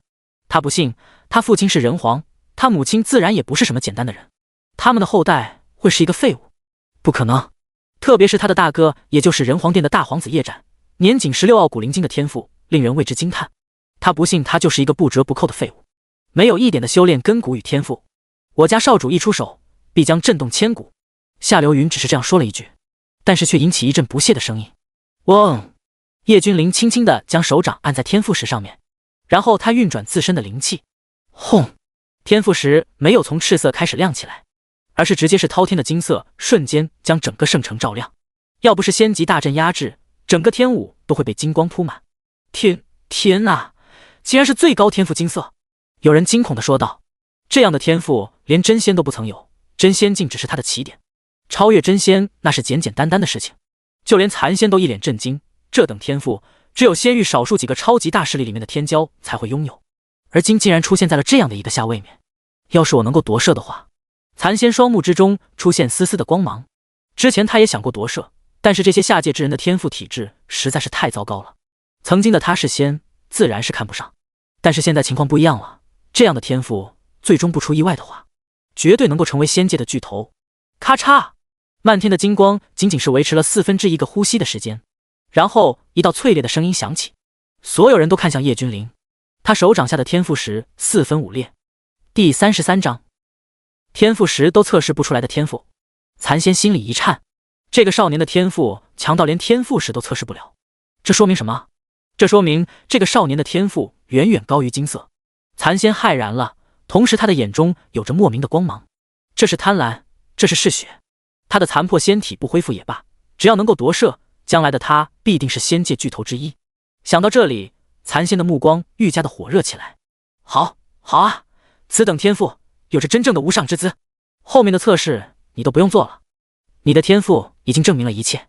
残仙笑盈盈地看着叶君临说道，不知道这位小友可愿意拜入我的门下，从此修行仙经，磨练仙道经文，走一条自己的路出来。残仙尽量的做了一个自己认为最和善的笑容说道。他忘了他的全身都被雾霭笼罩着，别人根本看不清他的表情，虽然叶君临能够看到。他心通。叶君临很想知道这个残仙到底在想什么，于是使用了10万功法秘术之中的他心通。他心通顾名思义，就是能够知晓别人心里在想什么，甚至能够知道别人记忆。哼，等到本座夺舍了你，将来就能够重返仙域，甚至还能将苍穹杯占为己有。到时候随便找个理由给你传功，放开心神，这样子自然是能够进入你的识海，并且摧毁。这么多年了，日日受到伤口上的封印之力的痛苦，甚至那些孩童的精气神都不能够压制我的伤势了。现在终于看到希望了。叶君临在残仙的心里看到了这些。叶君临的神情肃穆，这个残仙竟然为了压制伤势，将数十万个婴孩捉来，吸干他们的精气神，做你的弟子？叶君临疑惑地问道。是啊，本仙尊。残仙的话语还没有说完，直接被叶君临打断。你算什么东西，也配让我做你的弟子？一个小小的真仙而已，更别说如今已经遭受重创，修为更是一落千丈。现在的你连真仙境界都没有，让我做你弟子？你为了压制伤势，将这圣城之中数以10万计的婴孩捉来吸干他们的先天之精，你这么做有什么资格？叶君临直接说道。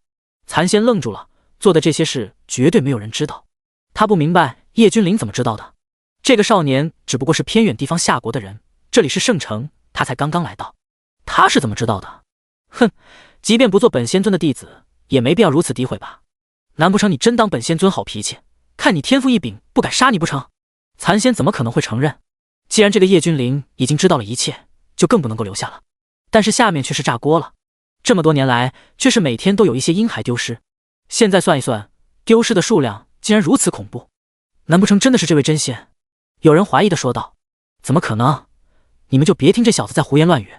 真仙即便是受了伤，这1000年以来早已经恢复了，又怎么会做如此的事？有人反驳。是与不是，你们叫残仙露出真容，便一切都知晓了。叶君临耸了耸肩说道。没有人敢叫残仙露出真容，那是对仙的不敬。但是所有人都眼神灼灼地看着残仙，他们不说话，只是看着残仙，意思就是说，我们相信你，但是露不露真容就看你了。露出真容，证明伤势完好，那就不是你做的。要是不敢露出真容，我们也不说是你做的，但是心里肯定是这样想的。胡言乱语！主上心情好，不想与你们争执，但是你一而再再而三地挑衅真仙的威严，你当真以为没有人收拾你？庞大人跳了出来，色厉内荏地看着叶君临呵斥道。没有人理会，所有人都静静地看着残仙，他们也很好奇，雾霭之下到底是怎么样的一具身体。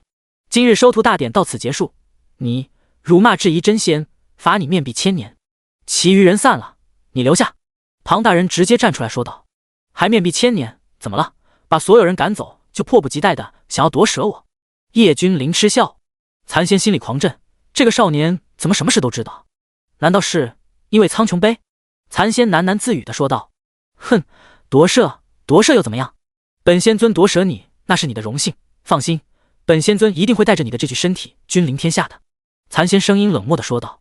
第34章传讯仙界。此言一出，满座皆惊。这个真仙竟然是真的要夺舍这个天赋奇高的少年。一群蝼蚁般的凡人，本座能够降临在这个天武大陆是你们的荣幸，数十万个婴孩算什么？只要是能够镇压本座的伤势，就算是灭了天武大陆又如何？残仙冷漠的语气不断的扩散开来。现在的他彻底是豁出去了，虽然他已经残了，但是他确信整个天武大陆不会有他的对手出现，毕竟他曾经是仙，真正的仙。轰！你们不是要看本座吗？今日就让你们看个清楚。残仙口中冷漠的说道。今日在场的所有人，残仙一个也没有打算放走。不是想看吗？那就给你们看，看的代价就是死亡。残仙撤下浑身的雾霭，一个身影渐渐地出现在所有人的眼前。这特么哪里还有刚刚仙气逼人的感觉？所有人都汗毛倒竖。残仙实在是惨不忍睹，只剩下半边身子了，另外半边还是被别人生生的应该是用手给撕成2半了，伤口处极为不平整。这么多年过去了，残仙的伤口处依旧是不断的在沁出鲜血，伤口无法愈合，是因为上面有着规则封印之力。被人生撕成2半，你哪有的脸说经历了一场旷世大战？那玩意都成2半了，残仙，你已经绝后了。叶君临看的是啧称奇。叶君临不说还好，一说就直达残仙内心深处的痛，这是真的很痛。他没有办法培育下一代，因为那玩意确实已经是成为2半了，已经丧失了最基本的功能，这是他这辈子最不能接受的痛苦。等到本座夺舍了你，自然一切都不成问题。残仙要放手一搏，不管叶君临能不能彻底的掌控苍穹杯，他都要进行夺舍。夺舍我？虽然你的仙念很强大，但是在我眼中和蝼蚁没有区别。叶君临摇了摇头，嗤笑道。是吗？那就试试。这一刻的残仙不再压制自身的伤势，气势全开，轰！整个天武大陆都是为之一震。这就是仙的威势，失去了残仙的压制，他的伤势以肉眼可见的速度在急速的恶化，他伤口直接炸开，鲜血在不断的淌下。但是这些鲜血，它不是常规的血红色，而是充满诡异的黑色，甚至散发着阵阵的恶臭。残仙的修为如同火箭一般，蹭蹭蹭的往上涨，很快便已经立足于仙道领域，令人多么沉醉的力量！残仙闭上双眼，满脸享受的说道：“小子，放弃挣扎吧，到时候本座会带着你这具身体君临天下的。”残仙看着叶君临，嘴角带着笑意说道：“他不认为他会失败，因为他现在已经立足于想道领域，是一个真正的真仙。同时，他已经不再压制自身的伤势了。要是他失败，这些伤势不可能再压制得住，到时候他得死。只要夺舍不成功，他必死无疑。那小爷就陪你耍耍。”叶君临笑着说道。随后，叶君临整个人就消失不见了。哦！一道撕心裂肺的惨叫响起，这是残仙的惨叫。叶君临不知道何时已经出现在他的身边，一脚将他那仅剩下的那半截香火的传承硬生生的踹爆了。即便是仙，这种疼痛也是痛不欲生。残仙大骇，他根本没有看清叶君临的动作，甚至他连残影都没有看到。这怎么可能？他可是真仙啊！难不成是因为苍穹杯？叶君临彻底掌控了苍穹杯，才使得他的修为暴涨。但是这特么的也太夸张了一点吧，直接暴涨到超越了真仙境界，这就不是宝物了，这特么的绝对是超级至宝。啪！不等残仙想那么多，又是一道清脆的耳光声音响起。本来就只有半张脸的残仙，那半张就剩下的脸当场就被叶君临给抽得稀巴烂。啊！我会让你生不如死！残仙疯狂的咆哮，他发现了，他连躲开叶君临攻击的能力都没有。这个少年的修为绝对超越了真仙，你太弱了呀，根本就经不起抗揍啊！叶君临感觉无趣，小子，都是你逼我的，是你逼我的！残仙披散着半边的头发，声音低沉的说道：“切，去！”残仙暴喝。突然之间，一道毫芒直接从残仙的手中消失不见。传讯？这是给仙域传讯吗？叶君临好奇地问道。哈哈，有些人对你身上的宝物可是垂涎不已啊，或许他们一旦下界，整个天武都将成为飞灰。这都是你逼我的！哈哈哈。第35章仙灵天武大陆。残仙说的没错，但是仙域之人是不能随便下界的，要付出一定的代价才能够下界。残仙当时都是因为战斗中意外的打开了下界的通道，这才能够出现在下界。仙界通往下界的通道都被大势力掌控着，要是没有足够大的利益，没有人愿意下界而付出代价。本来残仙还不知道苍穹杯的真实作用，但是现在他自认为他知道了，因为叶君临来自偏远的夏国，这才多久就已经成长到了这样恐怖的修为。残仙认为一切都是苍穹杯带来的，这说明先前他对苍穹杯的认知是错误的。这个苍穹杯不仅仅是能够让人成仙，按照叶君临这个速度，甚至苍穹杯能够让他快速的成为仙界的巨头之一，这中间起码让他省了上1年的修真岁月，这是何其恐怖！仙界，我那个弟子竟然还在苟延残喘，还没死掉。在一处金碧辉煌的宫殿之中，一道浑厚的声音传出来。这座宫殿实在是太大了，与整个天武大陆有的一拼。师尊，他在哪？我这就去将他击杀。二师兄没有这个本事，那我就亲自前往诛杀。一个身穿战衣的青年男子手持方天画戟，淡然地说道：“要不是他偷了师尊的乾坤镜，师尊又怎会诛杀于他？即便他还没死，他也恢复不了。”小师弟这话说的是在说二师兄我无能吗？战衣青年男子背后出现一个中年男子，有些戏谑地说道：“二师兄有能耐，又怎么会让这个叛徒逃跑呢？”青年战衣男子无所谓地说道：“你好了，这一次也算是因祸得福。这个孽徒在下界天武大陆寻找到一件至宝，老大庆元，老二姬凡，老四范青，你们3人一同下界，将这个逆徒所说的至宝带回来。要是真的如他所说是一件逆天至宝，那便饶他一命，赐予他恢复的仙丹。要是他哄骗，你们知道怎么做吧？”这道浑厚的声音再次响起，说道：“师尊，这件事情交于我足矣，就不用劳烦大师兄二师兄了。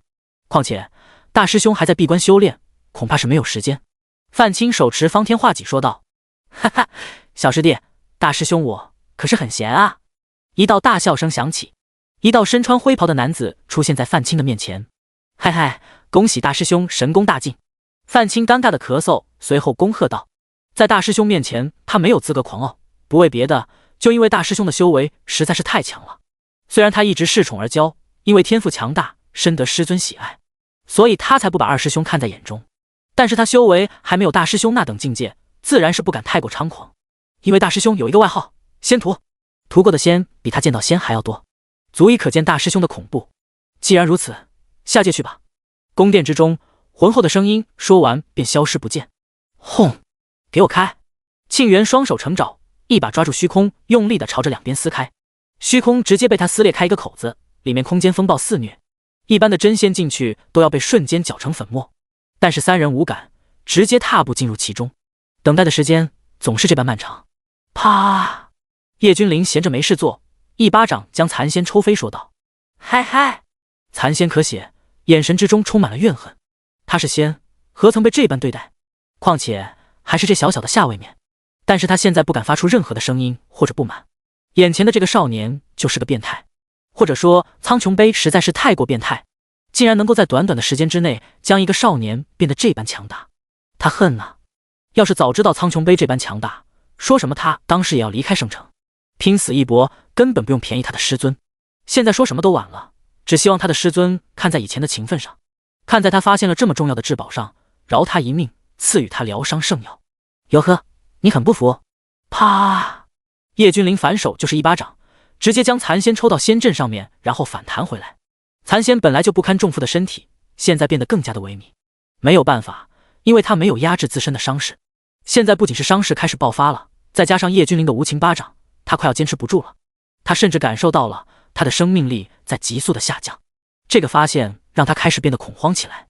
即便是叛徒，我仙宗的门人也不是你一个小小的凡人能够喊打喊骂的。第36章，是时候整顿仙域了。就在残仙以为自己死定了的时候，整个天武大陆开始震荡起来。一道磅礴的声音降临，所有人骇然地发现，在圣城的正上方，虚空裂开了，3道浑身都被迷雾遮掩的身影出现在虚空。身为仙界的强者，一个小小的天武大陆，他们的神念一扫便知道残仙所在的位置了，所以他们都不用寻找的，直接降临在圣城的上方。老三，你可知罪？庆元站在虚空冷漠地开口问道。大师兄，我有罪，我有罪啊！老三愿意将功赎罪，为师尊他老人家寻得至宝，还望大师兄救我。残仙踉跄地从地上爬起来，直接跪倒在地，大声悲戚地说道：你虽然只剩残体，但是竟然被一个下界之地的凡人打成这样，还真是长脸啊！老二姬凡不屑地说道。残仙的半边脑袋深深地埋在地上，没有人看见，残仙眼中冰寒的杀意一闪而逝。他变成现在这个样子，还不是拜老二姬凡所赐？要不是姬凡过于自负，手撕他也不会有机会逃跑。虽然仙体受损，但是全面解封的情况下，按理说也不会弱于真仙多少才是。老四范青冷笑，将你所说的至宝交出来，我可以考虑救你一命。老大庆元高高在上，俯视着所有人说道：大师兄，至宝就在这个少年的身体之中。他本是一个弱小不堪的修士，因为得到了至宝苍穹杯，短短数日修为竟然堪比真仙。残仙直接指着叶君临说道，随后他将流影石拿出来，将叶君临得到苍穹杯的全过程直接放了出来。得杯者得天下，一朝参悟，羽化飞仙。字体倒是霸气，但是我观这苍穹杯并非有这么厉害。庆元有些蹙眉地说道，这苍穹杯上面不过是有些仙气罢了，他并不觉得这是一件至宝。咻！庆元屈指一弹，一道光华直接没入残仙的身体之中。残仙先是一愣，随后狂喜，不为别的，就因为刚刚庆元将一枚仙丹直接渡进他的身体之中，他的伤势在以肉眼可见的速度在急速的修复。多谢大师兄赐下疗伤圣药。残仙恭敬地说道，先不急，要是这什么苍穹杯并不是你说的这般强大，你还是得死。这一次我亲自动手。庆元冷漠地说道。是，大师兄说的是。残仙讪讪地说道，在大师兄面前他不敢放肆。少年，将此杯交出来，我等一关。老二姬凡直接看向叶君临说道，他们的话语高高在上，好像这般语气已经是在对一个凡人的怜悯。事实上也是如此，一个下界之人罢了，难不成还要他们语气温和？你算什么东西？你让我交出来，我就得交出来。叶君临慵懒地说道。原来这就是传说中的仙啊，看起来真的是弱的一匹。他们都比真仙强上很多，叶君临能够看出来，但是叶君临并不知道真仙之上是什么境界。哎呀！叶君临一拍脑门，突然想起来，夏流云身为人皇座下统领之一，应该会知道。而且他关下流云都比这些人强大太多太多了，修为肯定在他们之上。流云，少主，这境界的划分到底是怎么划分的？叶君临问道。这修真界万古不变的境界分为武徒、武者、武士、武师、大武师、武灵、武宗、武王、武皇、武圣、武帝、遁意境、虚道境、归天境、仙火境、真仙境、下等金仙、中等金仙、上等金仙、大金仙、大上仙、仙君、仙王、仙帝。这是仙界的划分，在仙界之上还有更为细致的划分。夏流云对着叶君临恭敬地说道。这样看来，他们两人的修为应该在下等金仙，其中这个为首的大师兄是中等金仙。叶君临说道。少主说的不错，他们确实是这等修为。夏流云回应道。他很疑惑，少主的修为高到离谱，但是似乎对于修炼的境界是一窍不通。既然是不知道修炼的境界，那为何能够修炼到这般境界的？你连后面的境界都不知道，你是怎么做到修炼上去的？夏流云不知道，他也不敢问，他也不敢说。你是在无视我吗？庆元眼神微眯，盯着叶君临说道。刚刚叶君临和他身后的老者竟然无视他，旁若无人的聊天。别叫了，区区几个下等金仙和中等金仙而已，还想翻天不成？仙域之人竟然敢到下界作威作福，我看仙域是时候该整顿整顿了。叶君临双眼冷漠地说道。第37章打脸仙。哈哈，整顿仙域，你还真敢说啊？你以为你是谁？无量天尊吗？仙界的仙帝吗？姬凡不屑地说道。可悲又可怜下界凡人，既然你不肯交出来，那就让我帮你一把。范青手持方天画戟冷笑道。他要强行剥夺叶君临体内的苍穹杯。你要帮我，那你便来试试。叶君临无所谓地说道。金仙又如何？况且还是下等金仙，在他的认知里面，只不过是比蝼蚁壮一点的爬虫罢了。当然了，这一切都是以实力为前提，只要有实力，才能这般肆无忌惮。诸位师兄弟小心，说不定他已经将这个苍穹杯与自身融合为一体了。现在看到我们想要取走，所以他才这般肆无忌惮的。因为他知道我们要去找苍穹杯，但是已经和他相融合。如果强取的话，说不定他会自爆，那件至宝也会随之消失不见。残仙急切地说道。残仙可不想看到最后叶君临自爆，至宝也消失不见。到时候为了交差，这些师兄弟绝对会毫不犹豫地将他当场斩杀，然后回去才能够交差。就说他是骗的，根本没有什么至宝。果然，听到残仙说的话，他们师兄弟几个人都是为之一阵严肃。这件事情确实有点棘手。这个少年的修为最少都是真仙之境界，但是他们是谁？金仙啊，哪怕是低等金仙，实力都不知道甩真仙多少条街。真仙在他们手中连一招都坚持不下来，但是也仅仅是有点棘手而已，问题不是很大。要动手就麻利一点，不要像个婆娘一样扭扭捏捏啰里啰嗦的。叶君临不耐烦地说道。小子，好胆，敬酒不吃吃罚酒。你是第一个敢如此蔑视我们师兄弟的人，我会让你痛不欲生。今日本座就告诉你什么叫做实力。姬凡是个暴脾气，当即站出来暴喝。区区下界之人，不要以为得到了一些传承就可以认为自己比肩仙人，其实你在我们的眼中只不过是垃圾而已。喝呀！姬凡虽然嘴上这般说道，但是他出手却是毫不留情，因为他知道这个少年打的残仙毫无还手之力。他曾经手撕残仙，让残仙逃走了。虽然残仙战力大打折扣，但是若是要拼死一击，足以能发挥出巅峰一击的战力。但是这样依旧被这个少年虐得死去活来的。轰！姬凡直接出手，他一出手根本毫无顾忌，滔天的气势轰然爆炸开来。这股气势，下界这些修士怎么可能挡得住？仅仅是一刹那间，起码有数万人直接被这股气势震碎，当场炸开，尸骨无存。我虽然出手不留情，但是我杀的都是该杀之人，却也不会滥杀无辜。你既然敢在凡间大开杀戒，你就不怕会有人制裁你吗？叶君临双眼冷漠地说道。要不是他及时挡住，剩下的整个圣城的人都会在一瞬间死绝。哈哈，制裁？谁人敢来制裁我？区区蝼蚁罢了，死了就死了，别说小几万人，就是上亿人，老子也杀过。姬凡大声嗜血地咆哮道。你会在意平时走路的时候会踩死几只蚂蚁吗？姬凡再次开口说道。话里话外的意思就是区区几个下界之人罢了，死了就死了。好，很好，你成功的让我对你感兴趣了，不要误会，我说的是我会让你死得很有节奏。唰！叶君临说完，整个人直接消失在原地。什么？我完全捕捉不到他的身影。庆元脸色当即就变了，骇然地说道。他是中等金仙，修为高出这些师弟们，但是现在他感觉事情可能严重了。同时，他也对苍穹杯开始极度贪婪起来。残仙说得很清楚，这个少年得到苍穹杯不过是短短数日时间，就是这短短数日的时间，这个少年竟然修为直接暴涨到这个程度。10几岁的仙，这特么谁敢信？看起来这苍穹杯确实是至宝无疑。啪！蝼蚁！啪！叶君临瞬间出现在姬凡的身边，直接对着他的脸就是一顿招呼。啧，果然仙的脸皮就是厚，抽着就是爽。叶君临看着姬凡啧称奇。啊，你敢羞辱我，去死，一指碎星！姬凡狂暴了，他竟然被一个下界之人耳光羞辱。只见姬凡右手食指开始汇聚光芒，光芒耀眼，凝聚成一颗黄豆大小，随后形成一道极其可怕的光束，朝着叶君临直接洞穿而去。虚空在这抹光束的作用下裂开长长的一道缝隙，随后自动愈合。虚空术法大乾坤，叶君临直接冷笑着说道：“这是10万功法秘术当中的至尊功法大乾坤之术。”第38章神出鬼没大乾坤。当初叶君临得到10万功法秘术之中，至尊级别的功法都是最低等的。当然了，他到现在也不知道至尊级别到底是什么级别。突然之间，在姬凡的面前出现了一个虚空构建的圆形黑洞。黑洞不大，只有1个人大小，但是却有着无边的吞噬之力涌出来。姬凡的攻击直接被这些吞噬之力全部吞噬进去，甚至他一个重心不稳，差点直接跌进黑洞之中。姬凡大骇，对方非常的轻松惬意，对付他只是随手一挥而已。另一边，在庆元和范青的背后同样是出现一个黑洞，但是两人都毫不知情，他们的目光凝重地盯着先前吞噬姬凡攻击的那个黑洞。他们心中在盘算，在推算，他们在想自己的攻击会不会被吞噬进去。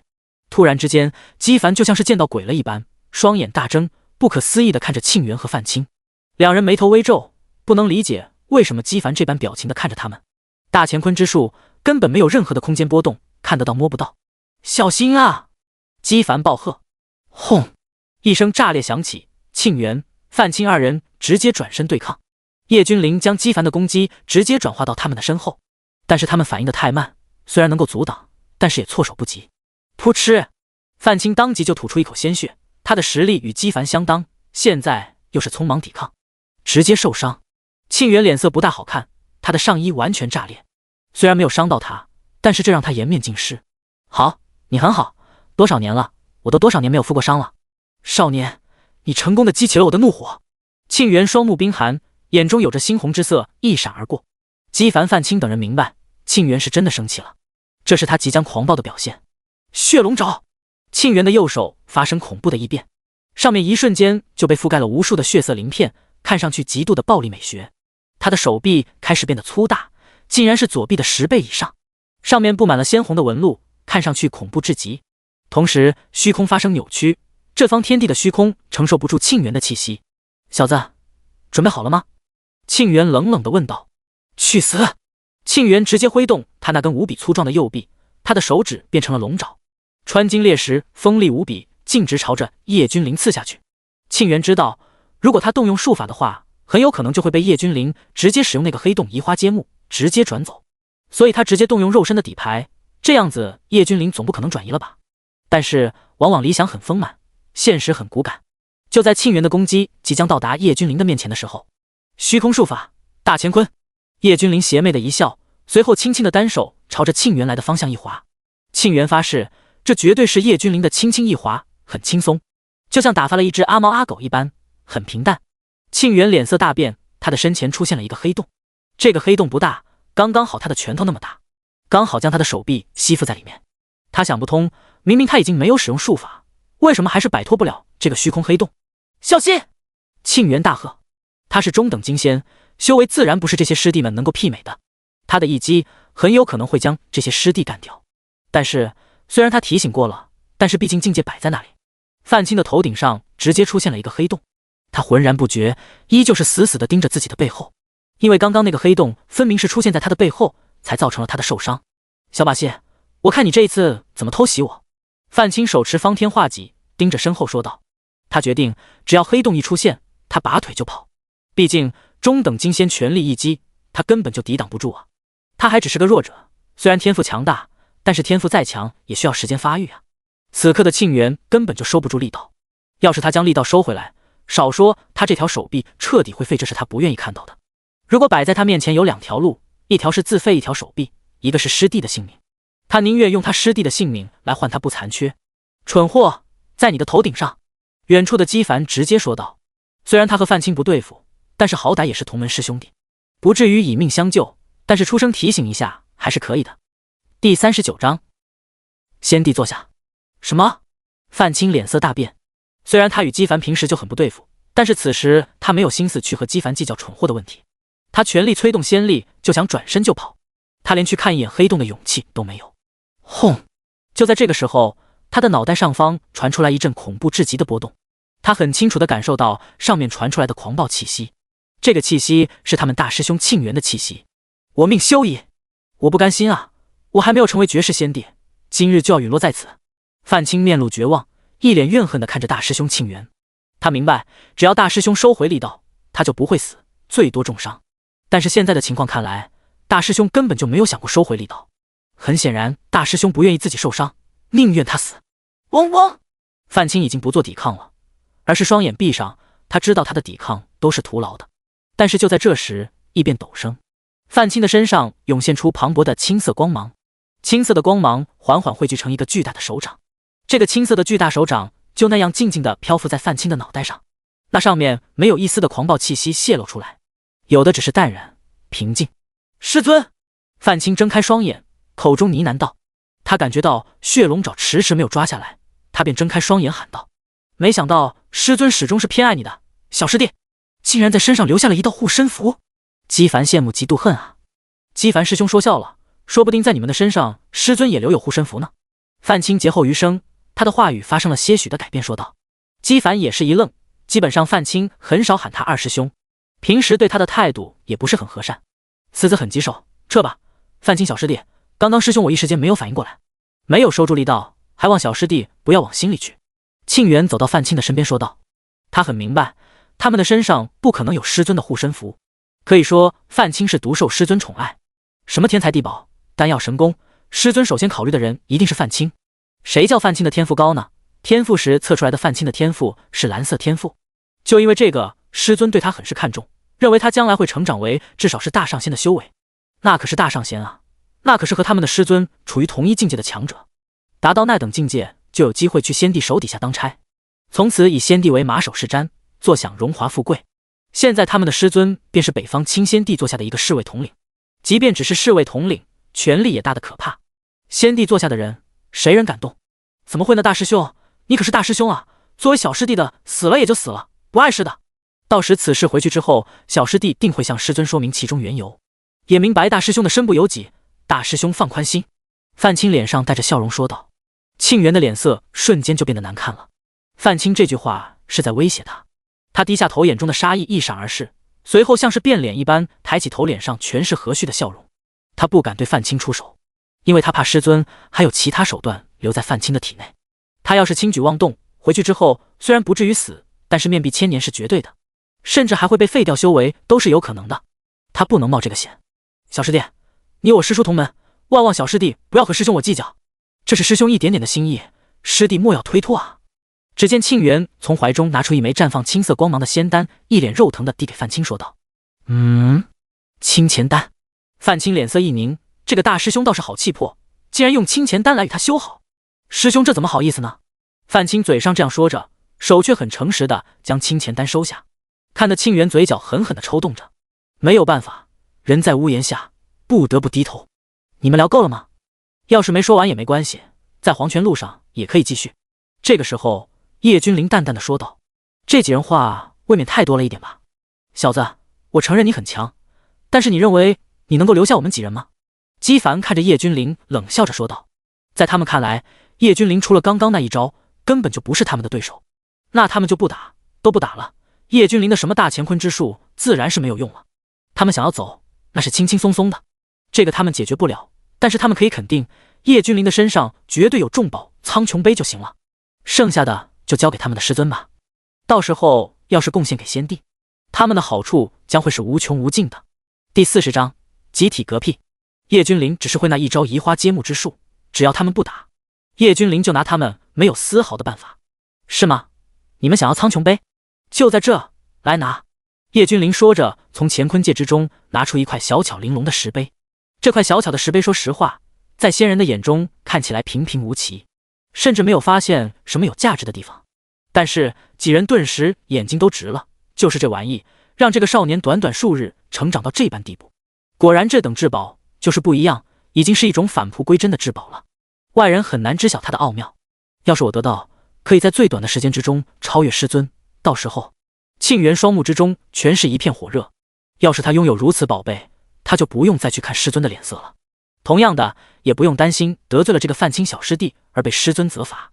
到时候他还需要看别人的脸色吗？师兄弟几人各有各的心思，那你就好好保存着吧。到时候我们师尊自会前来取走。他们终究还是按捺住了自己内心里的渴望。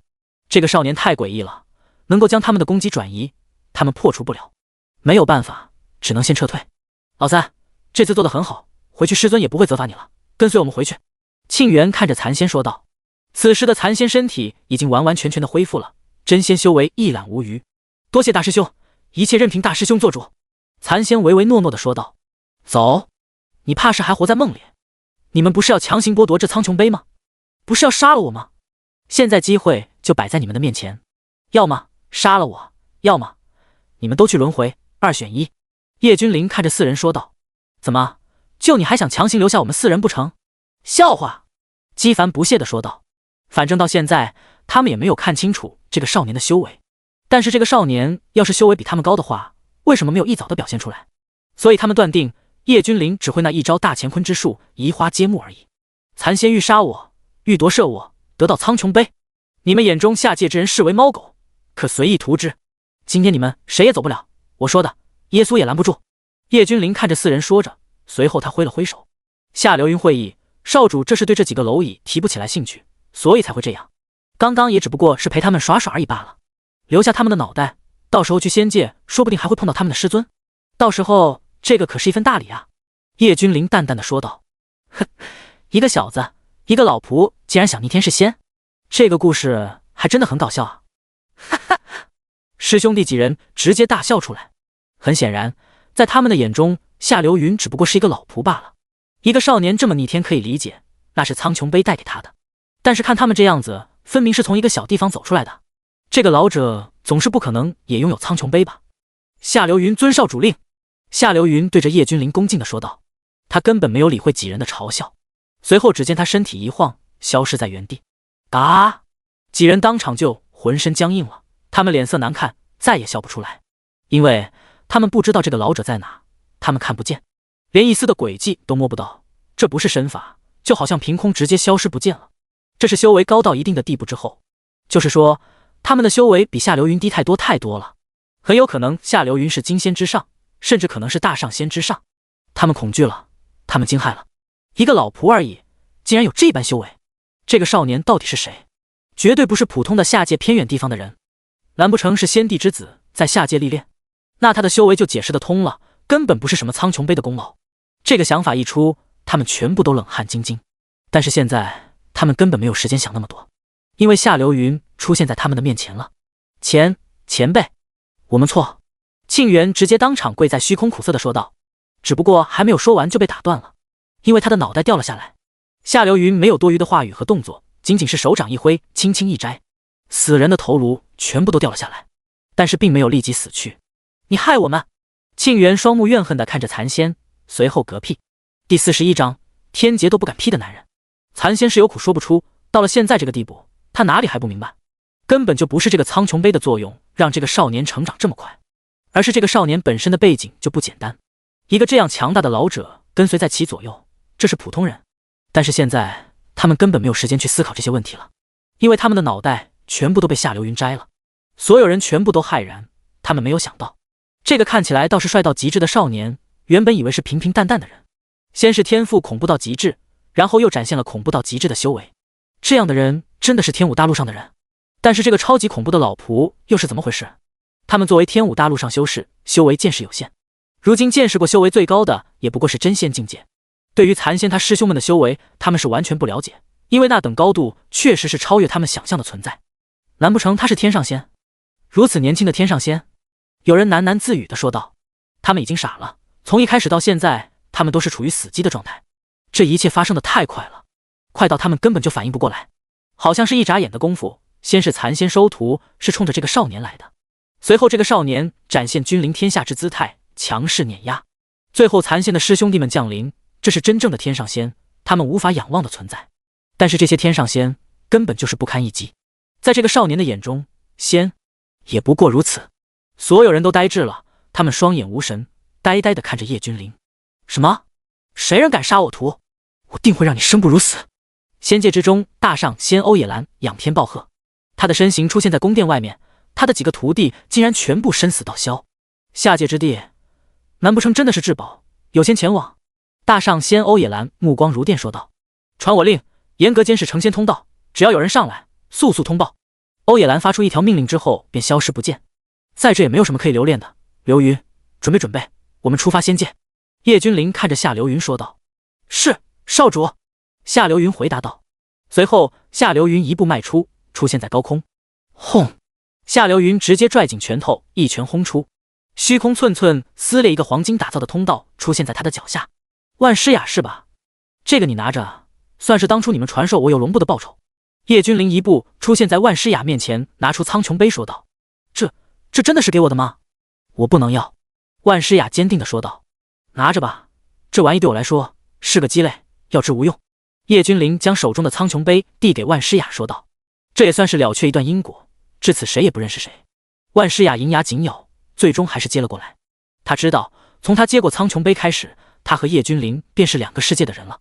虽然从来没有在一个世界过，但是至少曾一路同行。他历练的途中碰到这个有趣又杀伐果断的少年。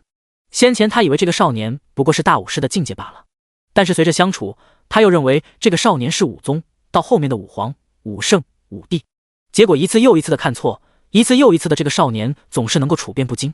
同时他的心中骇然，因为万诗雅曾经调查过叶君临的背景，这个叶君临不过是夏国一个小小村落中走出来的少年郎，为何修为如此之高？现在他明白了，这一切怕都是叶君临背后的势力做的障眼法吧。要不然的话，任凭这个少年再怎么惊艳，也不可能说刚从村子里走出来就无敌了吧。越是了解叶君临一点点的皮毛，他就越是惊骇欲绝。夏流云之前和叶君临没有任何的交集，但是却是理所当然的一人为主，一人为仆。这说明很大可能叶君临只是家族派出去历练的。如今时间到了，家族派出强者接引回归，好好修炼，再见。叶君临微微一笑，对着万诗雅说道，随后踏步走向高天上面的黄金大道。这是仙道，成仙之人必走的通道。看起来是黄金大道，实际上上面有很多未知危险，并不是表面看起来的那么金灿灿。这也算是成仙的一种考验。轰！果然，叶君临刚刚踏上黄金大道，一道晴空惊雷直接就炸响，一道直径数千里的巨型雷柱直接降临而下，朝着叶君临的头顶直接轰下。滚！叶君临双眼冷漠地看了看头顶的惊雷，嘴里面冷冷地吐出一个字。很突兀的，天空之中的惊雷直接消失不见，甚至连酝酿之中的雷云都直接消散了。天劫都不敢劈叶君临，直接消散。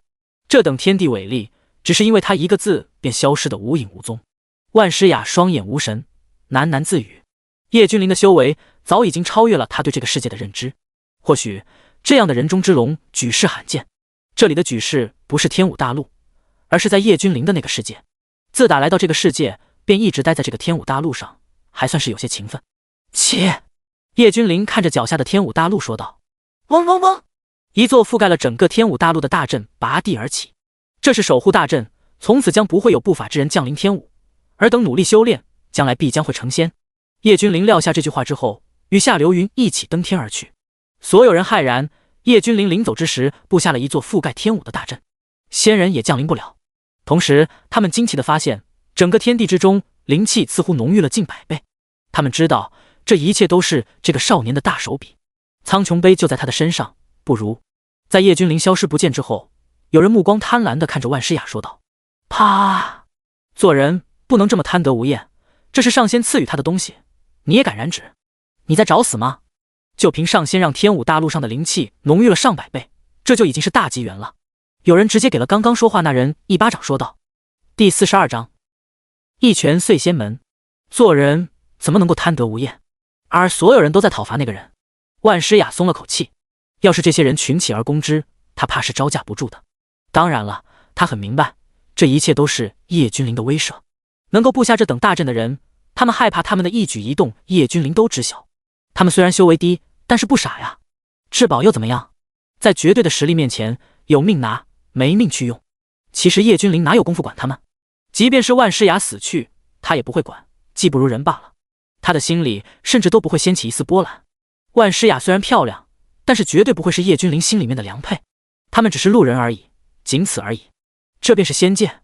叶君临和夏流云来到一处未知的地方，停下来，看着前方那个高3000丈的金色大门，说道：“成仙门。”这个金色大门的名字就叫做成仙门，只要跨过去，就是名副其实的仙。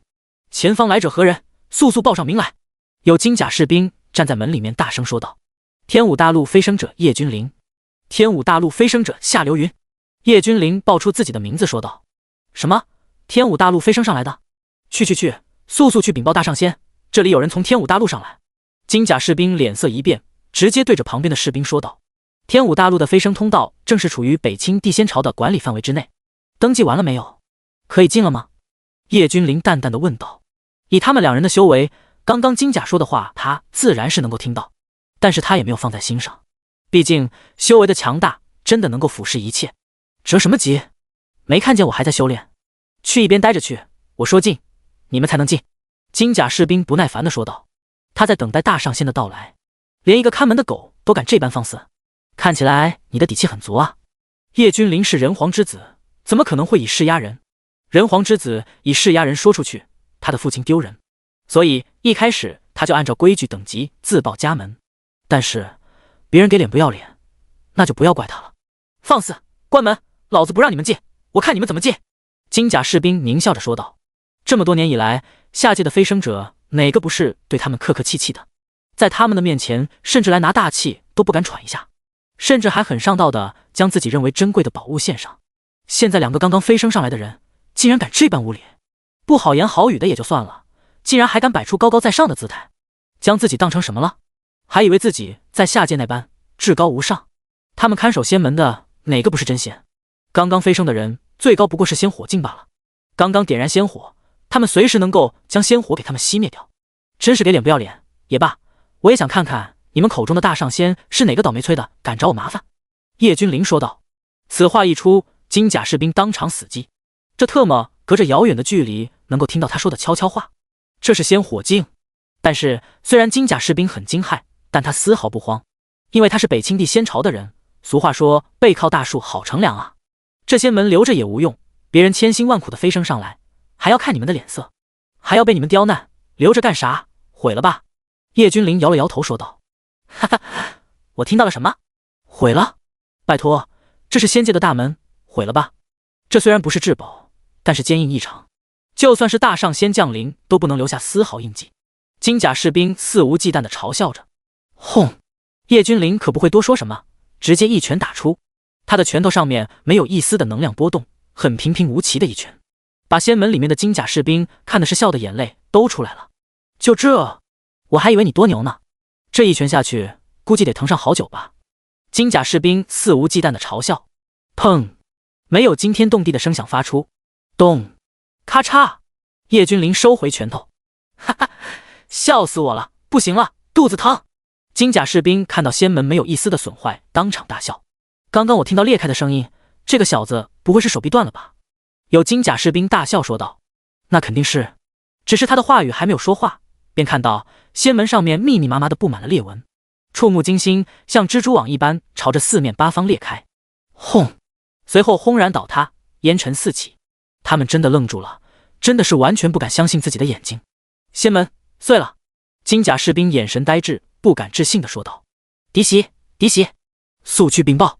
这个时候金甲士兵彻底慌乱了，仙门碎了，这绝对是大事。仙门代表了一个仙朝的大门，也就是脸面。仙门的作用主要是为了吸纳从下界上来的天骄们，毕竟仙界4个仙帝，其中有3个都是从下界上来的，之后一发不可收拾，一路横扫，才建立震慑万万年的仙朝。慌慌张张的，成何体统？这个时候一道人影降临，看着慌乱的金甲士兵等人，蹙眉呵斥道。来人身穿紫色的宽大道袍，头发披散着。紫云大上仙，您要找的人，他们他们打碎了仙门。金甲士兵惊恐地说道：“我要找的人，莫非？”紫云上仙目光如电，朝着叶君临和夏流云看去。胡说！什么叫我要找的人？你们谁在谎报我的话？我只是路过，看到这里没有什么事，本上仙就走了。紫云先是瞳孔急速收缩，然后严厉地呵斥金甲士兵就想走。他又不是傻子，仙门都被打碎了，他还留在这干什么？找死吗？紫大上仙，他们真的是您要找的人。对了，他们是从天武大陆飞升来的。金甲士兵以为紫云没有听明白，当场复述说道。此时的紫云内心是崩溃的，他慌得一匹，真的很想一巴掌拍死这个刁毛。第43章以死谢罪。没有眼力见的家伙，能够打碎仙门的人，是他能够惹得起的吗？他现在真的很想一巴掌拍死金甲士兵。本上仙要找的人，怎么可能是他们？还有，你们是不是滥用职权，阻拦别人飞升？紫云色厉内荏的呵斥道。此时的紫云大义凛然地指责金甲士兵：“不是啊，大上仙，是你叫我们要拦住从天武大陆飞升上来的人啊！”金甲士兵不可置信地说道：“这命令就是大上仙下达的，错不了。他们想不明白，为什么紫云大上仙根本不承认，即便是对方实力很强，打碎了仙门，紫云也不应该如此啊！他们的背后是北方青帝仙朝啊，仙界最强大的势力之一啊！况且现在惹到了这么一个狠人，他们很想甩锅给紫云，因为他们对付不了。他们只是小喽啰，死了也白死，青帝仙朝或许都不会在乎他们的死活。但是紫云不一样啊，紫云乃是青帝座下的统领之一，要是紫云死了，青帝仙朝绝对不会坐视不管的。毕竟死掉一位统领，那是在打青帝仙朝的脸。虽然这样子可能会遭受紫云的报复，但是按照目前这个趋势，紫云打不赢，或许会死。死了的紫云对于这些金甲士兵来讲毫无杀伤力。住嘴！本上仙说了，不是就不是，你们在找死吗？敢质疑本上仙？紫云上仙的眼中爆发出滔天寒光，冷冷地说道。他是真的服了，这些士兵脑子不太好使，他都说的这么明显了，还反应不过来。这位小友，首先欢迎你们二人来到青帝仙朝。本统领先在这里恭喜二位飞升，代表青帝仙朝欢迎你们。本统领幸得先帝赏识，常年随着先帝南征北战。当然了，青帝仙朝作为仙界最为强大的仙朝之一，会不断的吸取天骄强者。不知道小友有没有兴趣加入我仙朝？紫云上仙微笑着说道。看起来他在介绍仙朝，但是实际上他的意思是说，我是先帝身边的人。先帝知道吧？分量很重的。先帝在仙界人的眼中，分量又何止是重，简直是一个个盖世大人物。没兴趣，我想你对这些应该很有兴趣。叶君临朝着夏流云点了一下头，说道。咻！夏流云一挥手，4道物体直接朝着紫云飞去。紫云先是眼神疑惑，他不明白叶君临说的感兴趣是什么的东西，但是随后他的目光一凝，看清楚了，4个脑袋朝着他飞来。一开始叶君临就从紫云的身上感受到了和下界被杀的4个仙气息属于同源，再加上从刚刚金甲士兵的话语之中，叶君临知道这个就是下界4仙的师尊。混账东西，死都死了，还回来干什么？紫云先是闪过一丝杀意，随之直接怒喝，将4人的脑袋直接轰击成为齑粉。哎，小友不知，这些人是我的4个弟子，不知道为什么就跑到下界去了。紫云继续说道。没事，你的弟子看中我身上的至宝，欲要夺宝杀人，但是被我一并解决掉了。叶君临摇了摇头，表示无关紧要。哎，都是我教导不到位，才会造成今日这样的局面，我也有责任啊。紫云老泪纵横，一时间竟然有些悲悲戚戚的，仿佛整个人都老了许多，有一种落寞，有一种孤单。对啊，教导出这种弟子四处祸害，你确实有责任。弟子犯错，你这个做师尊的也要承担责任。叶君临淡淡的说道。看到弟子就知道他们的师尊是什么样的，他的弟子一个个全部都是嚣张跋扈，没有一个是善良之辈。对，我有责任啊，我这就回去面壁百年。哎，紫云说的很真诚，能够看见他眼中的泪花，这不是装的，这是真的。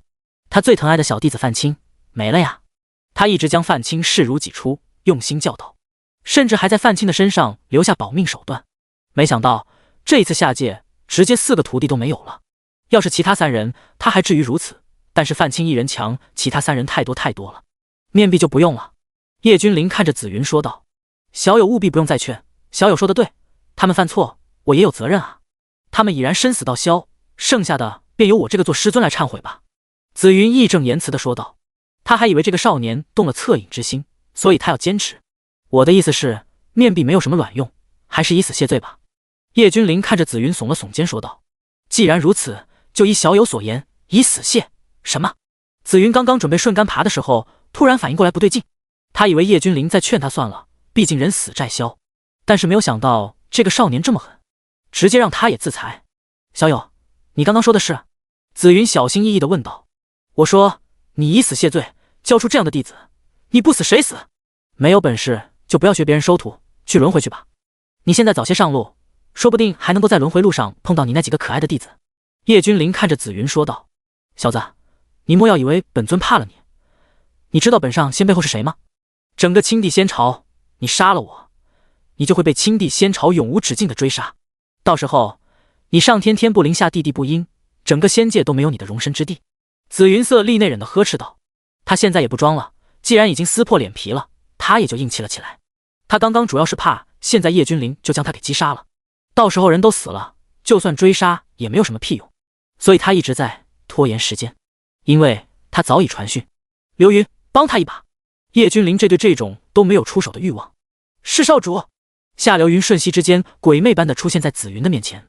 慢着，你杀了我，整个青帝仙朝都不会放过你的。紫云疯狂的大叫。第44章，方寸之间，宽窄自如。他在用青帝仙朝恐吓，因为他不想死，援军还没有到，他要继续拖延。他从一开始见到叶君临的时候就没有打算放过他，毕竟自己的几个弟子全部在叶君临的手底下毙命。当然了，报仇是小事，最主要的是还是叶君临刚刚说的自己身上有至宝，这个东西才是紫云真正贪婪的。但是现在叶君临压根就不给他机会，要直接灭杀。杀了吧，我们在这继续等着，我也很想看看这什么仙朝的人是怎么做事的。叶君临摆了摆手说道，然后径直走向那些金甲士兵的方向。金甲士兵当场就吓傻了呀，这个少年过来干什么？是来杀他们的吗？这可是连大上仙都是说杀就杀的人啊！哪知道叶君临根本没有搭理他们，而是找了个位置，从乾坤界当中拿出一个椅子，舒服的坐在上面。该死的！紫云脸色大变，这个老者速度实在是太快了，快到他根本反应不过来，连对方的残影他都看不见。紫云压根就没有想过要和对方交手，或许是因为打碎了仙门的缘故。一个大上仙是绝对不可能一拳碎仙门的，对方的修为在大上仙之上，而且这还是那个坐在不远处少年的修为。而这个老者从现在交手的情况来看，绝对是一尊超级恐怖的强者。紫云现在只是想要怎么逃跑，但是面对夏流云，他连逃跑的资格都不具备。少主让你死，你就应该感恩戴德的死去，而不是做一些无谓的挣扎。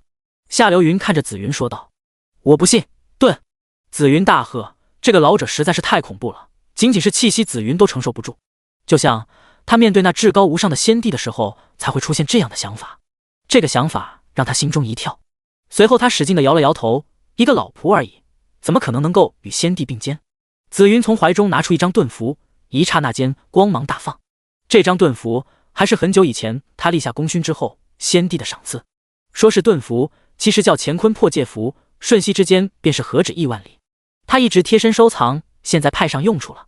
小子，等我回去禀报，你们就等着死吧，我一定会让你们付出代价。杀我弟子，此仇不共戴天！紫云有些心疼盾符，但是现在他很有底气的喝道，把刚刚的心里不痛快全部吼出来，杀意在不断的攀升。随后紫云身前出现一个虚空门户，通向未知。紫云恶狠狠地看了叶君临两人一眼，转身就走进虚空通道之中。方寸之间，宽窄自如。只见夏流云轻轻地说了一句话，随后他张开手掌，然后就没有然后了，他就这样静静地看着手掌之中。嗡！一刹之间，好似乾坤在倒转，岁月之力、时间长河都受到了干扰，虚空蠕动。接下来所有人都看到不可思议的一幕，原本已经使用破界符离开的紫云，此时此刻又出现在了夏流云的手掌心。没错，紫云就是出现在夏流云的手掌心，只不过现在的紫云比蚂蚁还小了不少。该死的，我总算是逃脱了，你们都给等着，等我上报之后定会报仇，小子至宝是我的，你逃不掉，此仇不报，我枉为上仙。哈哈！劫后余生的紫云在夏流云的手掌心疯狂地大笑着。走？往哪里走？夏流云好奇地问道。当然是往仙朝里面走了，还能往哪里走？几乎是下意识的紫云直接回答道。谁在说话？紫云立马反应过来，全神戒备，看着周围的5根柱子，厉声喝道。他现在所处的地方是一个不毛之地，连一根毛都没有，不对，连一根草都没有，只有5根柱子。你抬起头看看。夏流云饶有兴趣地说道。啊，你怎么变这么大？这是法相金身？紫云一抬头就吓了一大跳，他明明都使用了破戒符，但是现在是怎么回事？还出现在这个老者的手心？这个老者已经强大到这般地步了吗？破戒符连他的手掌都没有飞出去。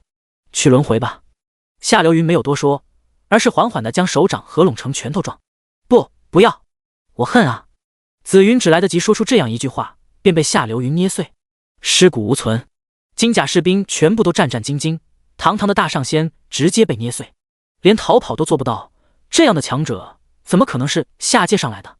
难不成下界之人都这么生猛吗？他们如同石化了一般，动也不敢动，甚至都不敢呼吸，生害怕别人因为他们呼吸声太大把他们灭了。叶君临在等紫云先前传讯的增援，没有说话。这些金甲士兵恨不得马上挖个洞把自己埋了，这样就能让自己消失，没有存在感。何人损坏我青帝仙朝的仙门，竟然如此大胆？这是不将我青帝仙朝放在眼中吗？一道怒吼的声音响起，一个头戴金冠、身穿战甲的魁梧大汉矗立虚空，眼光冷漠地扫视着破碎的仙门，说道：流沙仙君，没有想到竟然是流沙仙君亲自前来。这些金甲士兵脸色大变，这个流沙仙君可是出了名的凶狠。是你们吗？紫云呢？紫云去哪了？叫他滚过来见我。流沙冷冷地看着叶君临等人说道。报告仙君，紫云上仙已经仙逝了。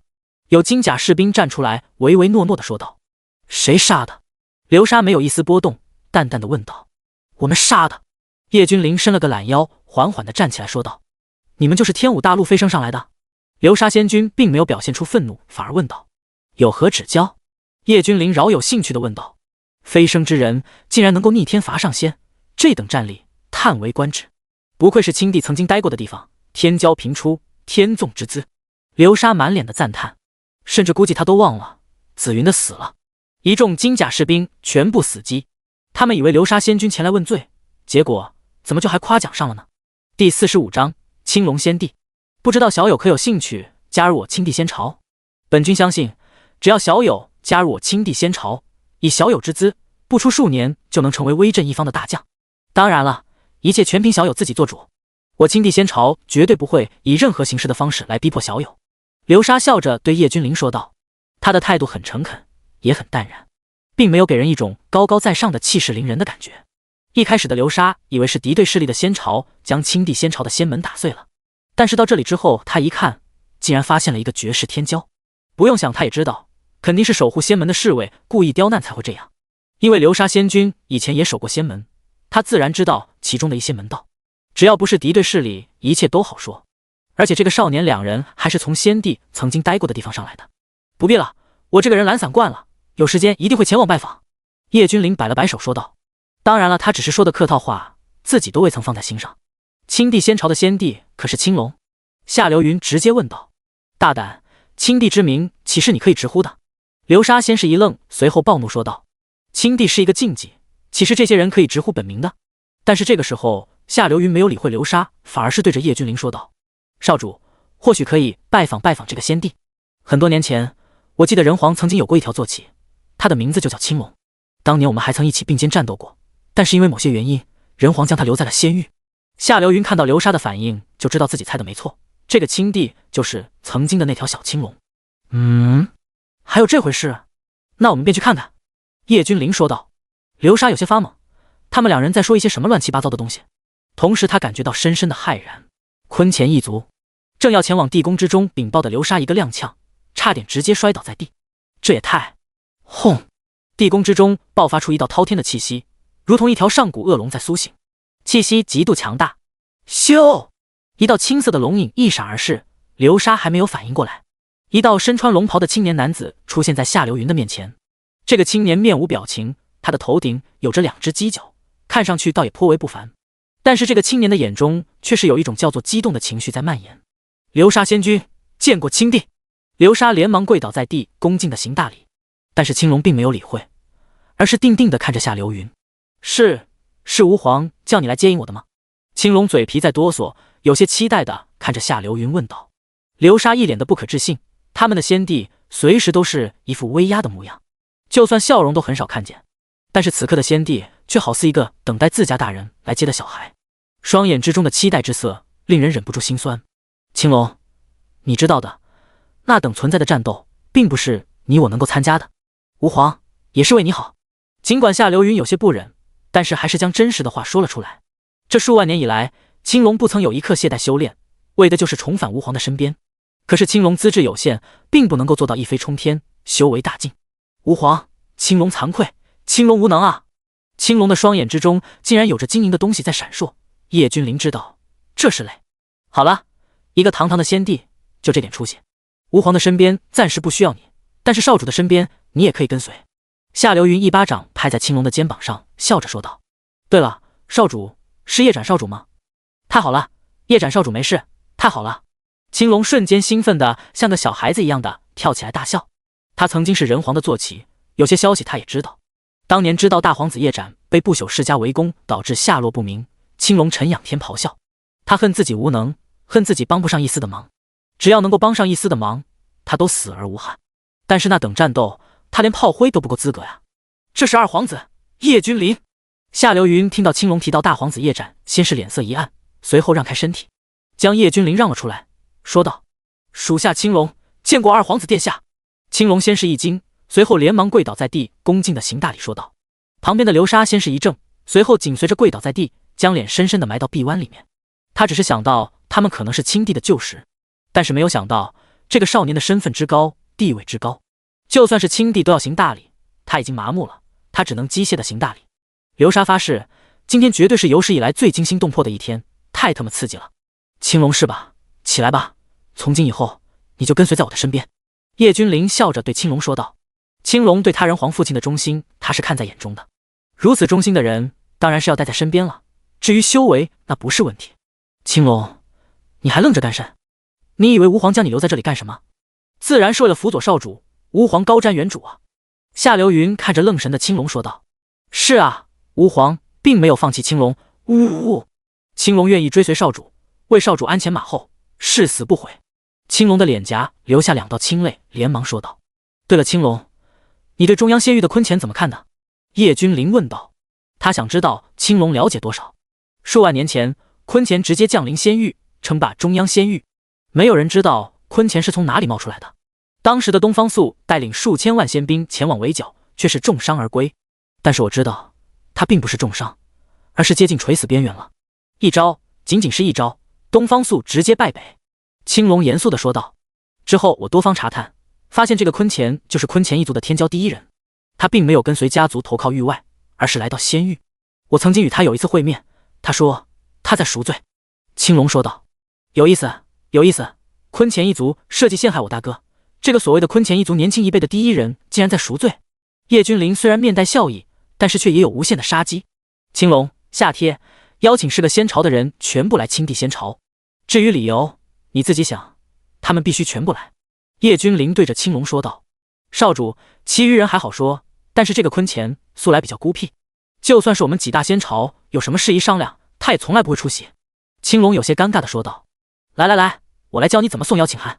帖子上这样写：青帝仙朝开创仙域从未有之盛世，特邀坤钱仙帝带领天骄们前来参加大比，必须要来，我星号星号星号你的星号星号星号，不来你就是我的星号星号，你要是敢不来，我特么的星号星号星号你星号。青帝仙朝敬上。夏流云，青龙，流沙仙君，我特么直接傻了啊！狠，非常狠，只要是个正常人，基本上都承受不住如此恶毒、如此变态的刺激。青龙明白，这就去安排。青龙转身去安排相关事宜去了。中央仙域，报，仙帝，这是青龙仙帝派人送来的邀请函。青龙做事一向稳重，这不像是他的手笔，难道是他来了？昏暗的殿堂之上，坤钱双眼微眯，盯着邀请函上面的一系列慰问语句，声音低沉的说道。坤钱看起来很年轻，也不过是20来岁的模样，但是实际上是已经活了不知道多少万年了。天机子说过他会出现在仙域，如果是的话，那我必须要走一趟了。坤钱轻轻的说道。没有人知道他说的话是什么意思。多少万年了？因为我在这种垃圾位面待了这么多万年了，终于到了要回归的时候了吗？第47章，自大的东方素。坤钱天一背负双手站了起来，一瞬间他身上的气息开始暴涨，竟然突破了仙域的限制。传本地令，凡是我中央仙域的天骄，全部集结，今日出发青帝仙朝。坤前天意直接吩咐道。随后他手中的请帖直接化作飞灰。哼，激将法很有趣，我也很想看看天机子所说的能够牵动万古的人到底是个什么样子的。坤前天一目光像是穿透了宫殿，朝着青帝仙朝看了过去。坤前天一至今还记得在他原本的那个世界天机子说过的话。随后他的身影消失不见。坤前真的只是先帝吗？仅仅一招，我重伤差点死去，休养了数万年，如今总算是伤势全部修复，甚至修为都更进一步。东方仙朝的东方素从一处闭关的密室之中走出来，喃喃自语地说道。他至今心有余悸，坤前恐怖到让人绝望。即便是现在他的伤势已经好了，但是内心深处的那抹恐惧却是消散不了。东方素知道坤前的强大早已经在他的心中种下了魔咒。当初坤前的那一招，东方素现在回想起来，坤前压根就是随手一击罢了。坤前天一有意放他一条生路，至于为什么，东方素没有想明白。图谋东方仙朝？开什么玩笑，只要坤前想，这些仙朝都不过是他的囊中之物。召集我东方仙朝的天骄们，即刻前往青帝仙朝。我倒要看看这个青龙又想搞什么幺蛾子。东方素说完便消失不见。属下参见帝母，这是青帝仙朝送来的请帖。这倒是稀奇了，以前的青帝仙朝从来不会举办这些活动，今年这是吃错药了。瑶池帝母慵懒地说道。她斜躺在宝座之上，有一种说不出来的妩媚，但是却看不见她的样貌，有一种强烈的朦胧之感。戏台子都搭好了，那就走一趟吧。五大仙帝齐聚，这一次又会有怎么样的碰撞？坤前仙帝，难不成真的是第一人？帝母说完便不再多语，下人领命而去。这么年以来，五大仙朝向来都是各自为战，几乎没有任何的交际。此次的仙朝大比，胜利者将会有丰厚的奖赏，同时最杰出的天骄有机会跟随本地的少主叶君临征伐诸天万域，这是至高的荣耀。仙朝的巨大演武场上方，青帝站在叶君临的身边，高声说道。其实所有人都有疑问，这个在青帝身边的少年到底是谁？因为青帝的宝座，青帝并没有坐下，而是这个少年懒散地坐在上面，连青帝都只能站在一边。现在听到青帝的话语，人群之中爆发一阵哗然。青帝都要侍奉为少主的人，到底是何方神圣？东方仙朝仙帝携一众天骄道。这个时候，有人高呼：轰！远处的天空之上，一座金色的龙辇急速而来，拉车的是九头上古凶兽啸月狼王。他们身上的毛发如同一根根是神针，看上去颇为坚硬。每一头狼王都拥有仙君的修为。嗷呜！九头狼王仰天咆哮，顿时风云变幻。在骑龙辇的后方是一艘巨大的虚空战船，这艘战船实在是太过巨大了，在船壁上可以清楚地看到上面有着密密麻麻的各种痕迹，这是一些兵器留下来的，每一道痕迹上面都有惊人的杀气蔓延。这战船是至宝，有着辉煌的过去。东方素，好久不见。青龙眼睛微眯，看着金色龙辇说道。哈哈，青龙一别多年，不知道你的修为有没有精进呢？有机会，你我二人一定要切磋切磋。东方素的话语从龙辇之中传了出来，随后一道身影从龙辇之中走出，每走一步，虚空便会哀鸣。这便是仙帝，一举一动都代表着仙道领域的极致。嗷呜！似乎是感受到了仙帝的威势，九头啸月狼王仰天咆哮，气势磅礴。孽畜，闭嘴！在青龙的背后，有一个身穿黄金战甲的中年男子朝前踏步，然后喝道：嗷！啸月狼王顿时眼中露出一抹惊恐的情绪，低声哀鸣。什么时候一个仙王也敢呵斥本地的坐骑了？东方素双眼微眯，看向这个仙王说道：畜生不懂事就算了，连堂堂的东方仙帝也不懂事。青龙直视东方素，淡淡的问道：青龙，你想开战吗？东方素脸色一变说道：青龙竟然拿他和啸月狼王比较，这是赤果果的侮辱。他是谁？堂堂的仙帝，岂能和一群畜生相比较？东方素，你不会真以为本地怕了你吧？你要开战，那便站好了。青龙怡然不惧地说道。哥，东方素，听闻数万年前你被坤前一招重伤，不知是真是假？妹妹我很想知道呢。一道如同银铃一般的笑声响起，天空之中顿时出现无数的花瓣，带着浓郁的香味扑面而来。可以清楚地看到虚空之中一个绝美的女子带着部下缓步走来，一双晶莹剔透的玉足轻点虚空，顿时她走过的地方全部都是一朵又一朵的金莲绽放。瑶池，谁说我是一招就败了的？那一战本地差点将整个中仙域打穿，最后勉勉强强打了个平手。东方素平静地说道。他自然是不可能将真实的战况说出来，虽然大家都知道真实的战况是什么，但是知道和说出来是不一样的。那东方兄的修为，看样子在我们5人之中数一数二。纳兰仙朝的先帝出现，站在虚空之中，好奇地问道：“那是当然，当年那一战勉强打个平手，但是这么多年过去了，本帝的修为更上一层楼，即便是在与那坤乾一战，必然能够战而胜之。”东方素冷笑着说道：“他自然能够这般大放厥词，因为他知道这些什么大比什么的坤乾压根就不屑于参加，所以他现在怎么说也不会有人去怀疑、去质疑。但是瑶池和纳兰龙德却是心里一震，东方素的修为更上一层楼了，这对于他们来说绝对不是什么好消息。第48章，坤乾的想法。青龙依旧是脸色很平静，没有人知道他在想什么。青龙本来就没有多想什么，东方素修为更上一层楼算什么？有少主叶君临赏赐的灾厄丹，他青龙修为更上100层楼、1000层楼，所以现在的东方素青龙还真没有看在眼中。正当东方素大放厥词的时候，坤乾先帝驾到！嘎！东方素当场如同被人捏住脖子的鸭子一般，他脸色涨红，一时间竟然说不出话来。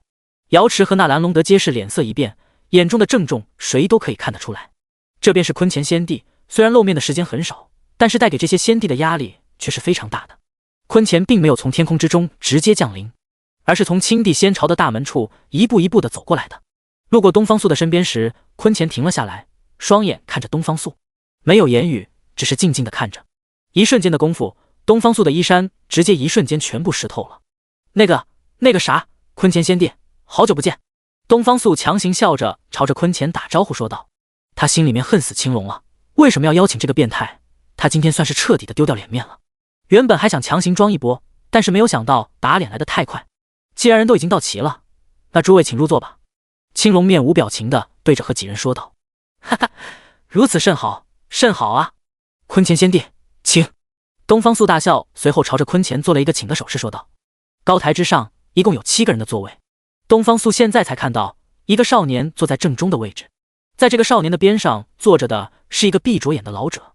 瑶池和纳兰龙德看着少年若有所思，到死东方素不干了，一个少年而已，能够有资格和5个先帝共坐，而且还是坐在最中间的位置上。小子，你是什么玩意？本帝给你3个呼吸的时间，立刻马上离开这个位置，不然的话，本帝让你当场灰飞烟灭。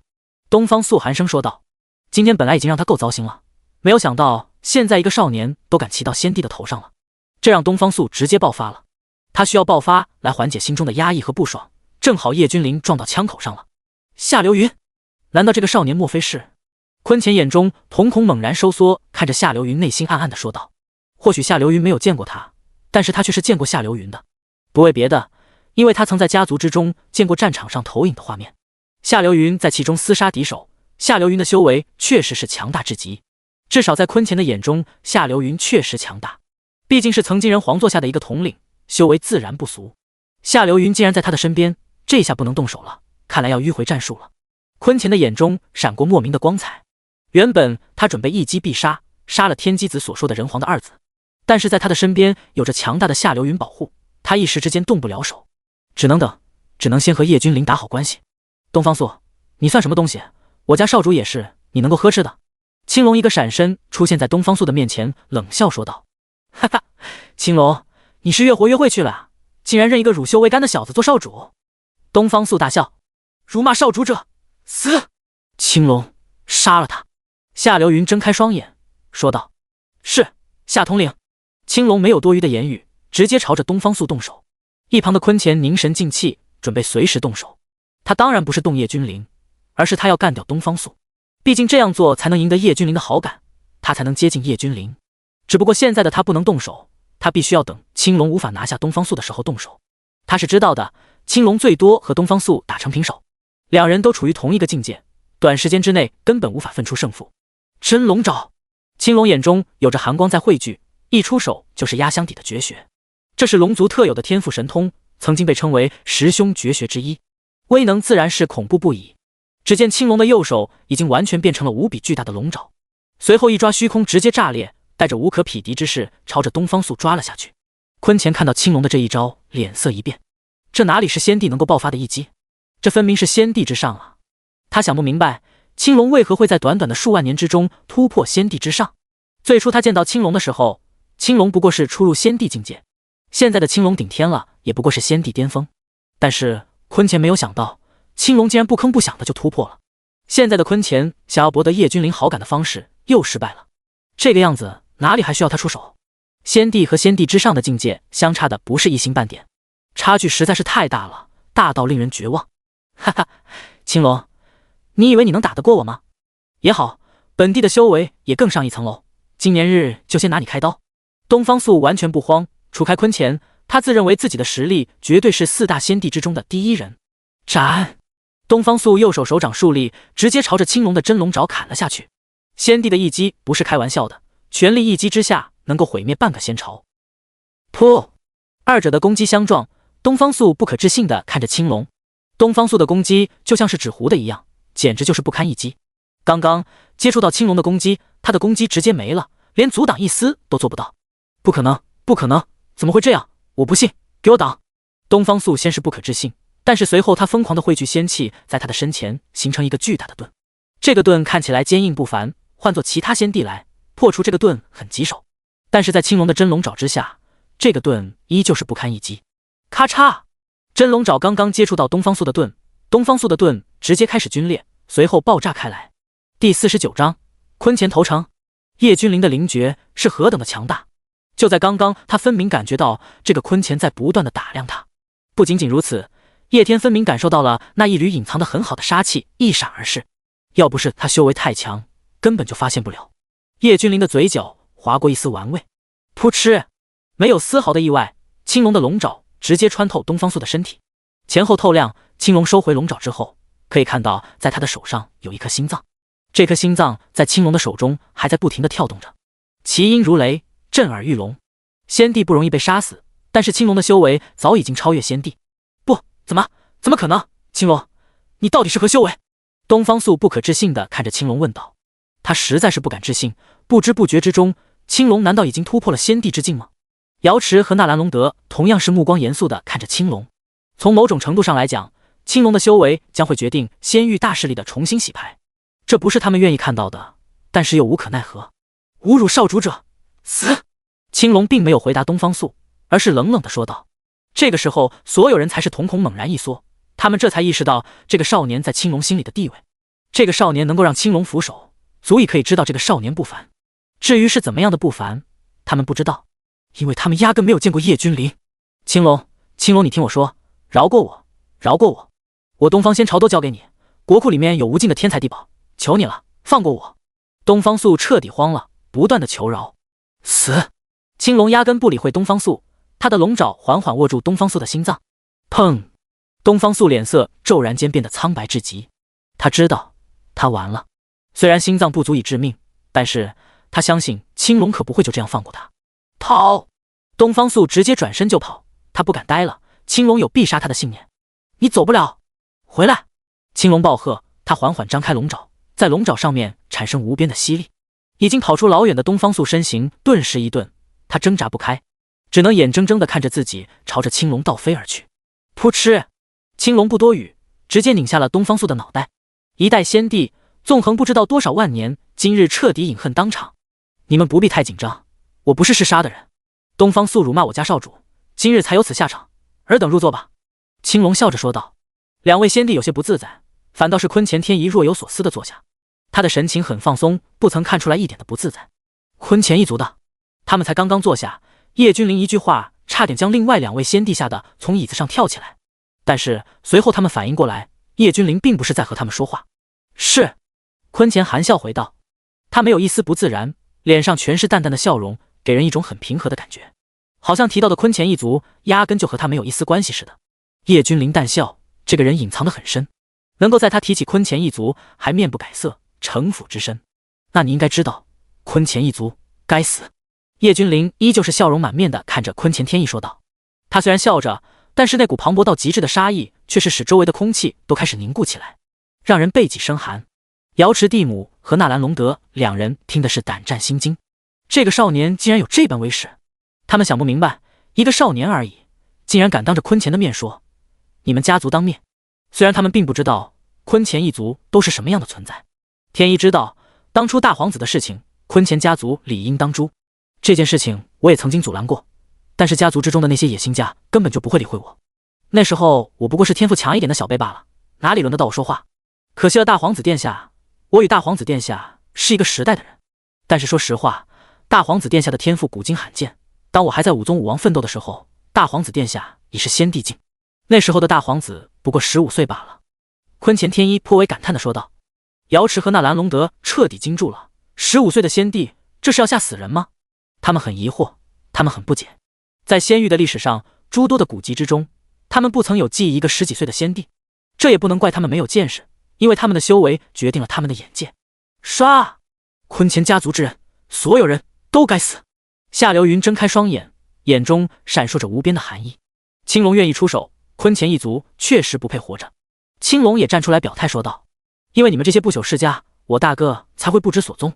你说说，你们这些人还有什么资格活着？叶君临看着坤前天一说道：天一就在此地，如果二皇子要杀我的话，天一绝对不会还手，任凭二皇子处置。坤前天一很淡然地说道。坤前一族本是有着无比辉煌战绩的荣耀家族，没有想到竟然也会背叛人皇，背叛诸天万域，甘愿去给域外之人当狗，真是可笑。叶君临不断地刺激坤前说道：坤前一族有罪，所以我判处坤前一族，只希望能够赎罪。要是二皇子不信，坤前在此任凭二皇子打也好，杀也好，悉听尊便。坤前天一摆出一副死猪不怕开水烫的表情说道：好一个任打任杀，悉听尊便。忘了告诉你，本皇子就是这么随性而为，杀了他。叶君临冷笑着看着坤前说道：特么的，还在他的面前装一副视死如归的表情，不杀你杀谁？叶君临又不是圣母，他们暗害他的大哥，这是血仇，怎么可能因为坤前天一的几句话就算了的？嘎！坤前天一有些发懵，这个二皇子不按套路出牌，这种情况下，难道不是应该同情他，并且表示理解？毕竟他现在是弃暗投明啊。第50章虚无之船。但是在叶君临的心里，错就是错，对就是对，错了总归是要付出一些代价的。坤前自认为自己掩饰得很好，殊不知在叶君临见到他的第一眼就感受到了杀意。叶君临不准备放他一条生路。经过短暂的慌乱之后，坤前又淡定起来。按照套路来说，这个二皇子现在一定是在考验他，看看他是不是真心的弃暗投明。对，一定是这样。坤前信心十足，他没有反抗，没有抵触，反而很平静地坐在原地，没有要防御要抵抗的样子。他坚信这是叶君临的试探，只要他能够通过试探，叶君临才会信任他，才会不对他有所防备，最后他才有机会击杀叶君临。虽然叶君临是人皇的二子，但是他并不认为叶君临的修为和大皇子一样变态，就算是和大皇子一样也无所谓，毕竟他才10来岁，顶天了不过是先帝之上，他翻手可灭。咻！青龙直接出手，巨大的龙爪直接朝着坤前的脑袋拍了下去。但是坤前老神在在的坐在原地，根本一动不动，任凭青龙的攻击轰在脑袋上。叮！金铁交加的声音响起，青龙的攻击落在坤前天一的脑袋上，顿时火星四溅。坤前天一依旧不动如山，没有受伤，甚至连头发都没有断一根。倒是青龙脸色变了，他连破开坤前的防御都做不到。这个坤前天一的修为绝对很强大。果然只是试探，一个小小的青龙怎么可能会打伤我？坤前心中有底，在心里说道。瑶池和纳兰隆德脸色一直处于凝重的状态，他们想到了修为和坤前有差距，但还是没有想到差距竟然这么大，连一招秒掉东方素的青龙都不是对手，甚至连他的防御都破不开。或许不叫防御，而是叫连坤前的肉身都破不开。这个坤前到底是什么修为？这已经是超越了他们的想象了，到达了一个他们想都不敢想的境地。或许是神，先帝之上变为神奇，神奇之上便是真神。不愧是坤前一族年轻一辈的第一人，这等修为足以自傲。叶君临看着坤前笑着说道：二皇子殿下过誉了，这等修为在二皇子殿下的眼中自然算不得什么，假以时日，二皇子殿下定能超越，只不过是时间的问题罢了。坤前满脸和气的笑容说道：特么的，我特么给你脸了，超越你还是时间的问题？给你一根杆你就顺杆爬，就你这等垃圾货色，我超越你那不是轻轻松松？叶君临前面还面带微笑，在此时却是直接翻脸说道：夏统领，你去会会他。叶君临对着夏流云说道。这下子坤前有些慌乱了，要说夏流云动手的话，他根本就是挡不住的。但是坤前不经意之间看到了叶君临脸上的那抹玩味，他瞬间淡定了下来，这是叶君临还在考验他，至少此时的坤前就是这样想的，叶君临不会杀他，毕竟他是弃暗投明啊。他已经说得很明确了，他就是为了赎罪，为了赎坤钱一族的罪。为此他还叛出家族了，所以叶君临不会杀他。坤钱强忍着想要逃跑的冲动，仍旧老神在在地端坐在原地。他的双眼没有波澜，有的只是无限的坚定。但是这些他都是故意装的，就是让叶君临看到他的决心。但是叶君临又不是什么善男信女，做错了事就要付出代价。我管你是不是投诚的，这是叶君临最真实的想法。况且他需要别人投诚吗？他手底下又不缺强者。是，少主。夏流云缓缓站起身来，朝着坤钱走去。都是假的，都是假的，只是考验，只是考验，我要忍住。坤钱感受到夏流云身体之中那毁天灭地的能量，不断的在心里说道：啪嗒，啪嗒，啪嗒。夏流云的脚步声每走一步，坤钱的心里就咯噔一下。从最初的淡然，到现在能够隐约的看见坤钱的身体竟然在抖动，这是害怕。他虽然在竭力的控制自己，但是根本控制不住啊！夏流云的压迫实在是太强大了。我特么不装了！突然，坤钱直接站起身来喝道：他受不了这种压迫。夏流云，一别这么多年，没有想到你的修为竟然更上一层楼，这等压迫已经超越了当初。坤钱天一看着夏流云，神情肃穆的说道：按照夏流云的修为，他完全可以胜任人皇座下的3000战将之一了。当然了，坤钱是绝对不是夏流云的对手的，他和夏流云之间的差距实在是太大太大了。但是他现在丝毫不慌，因为他身为坤钱一族的第一人，此次自然是奉家族之命前来干掉叶君临的。坤钱一族好歹也是不朽世家，保命的东西他还是有的。既然已经不装了，他也要强行击杀叶君临一次，不管成功与否，他都要试试。因为过了这一次，他将没有机会了。但是很显然，夏流云不会给他这个机会。当然了，就算是夏流云给他机会，他也不中用。去死！坤钱暴喝，施展秘术，朝着叶君临洞穿而去。这是坤钱一族的秘术噬魂，专门灭人神魂。最为厉害之处在于能够无形之中直接灭杀敌人。他无形无质，防不胜防。在老夫面前还敢逞凶？灭！夏流云冷声说道。即便是秘术，但是在绝对的实力面前，一切都是虚妄。夏流云，你果然修为更上一层楼。不过没关系，我相信我们在不久后还会再见的。坤钱冷笑，随后他双手拿出一个类似于一艘小船的物件。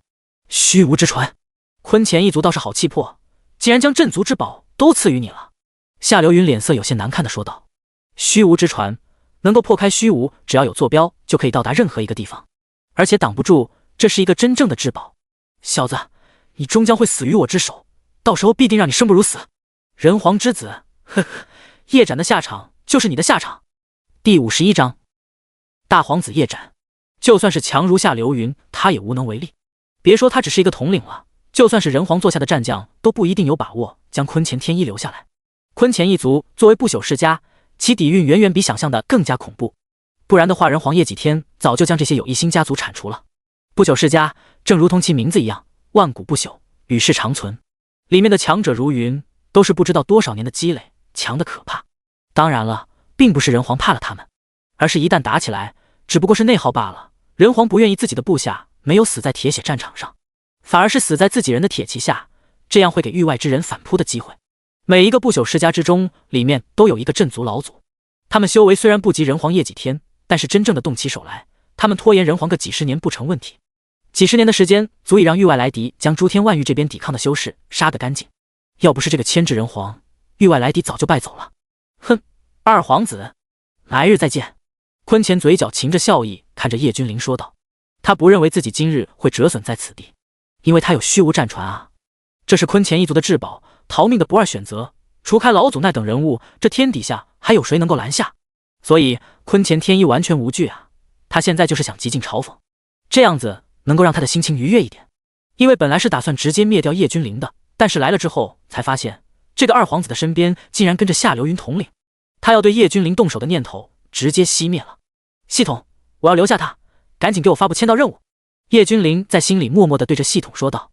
系统，叮，现在发布签到任务，签到青帝仙朝，签到成功奖励宿主10方震天碑，只要修为够，天地都可震。系统在沉默之后发布了一条签到任务，说道。确定签到。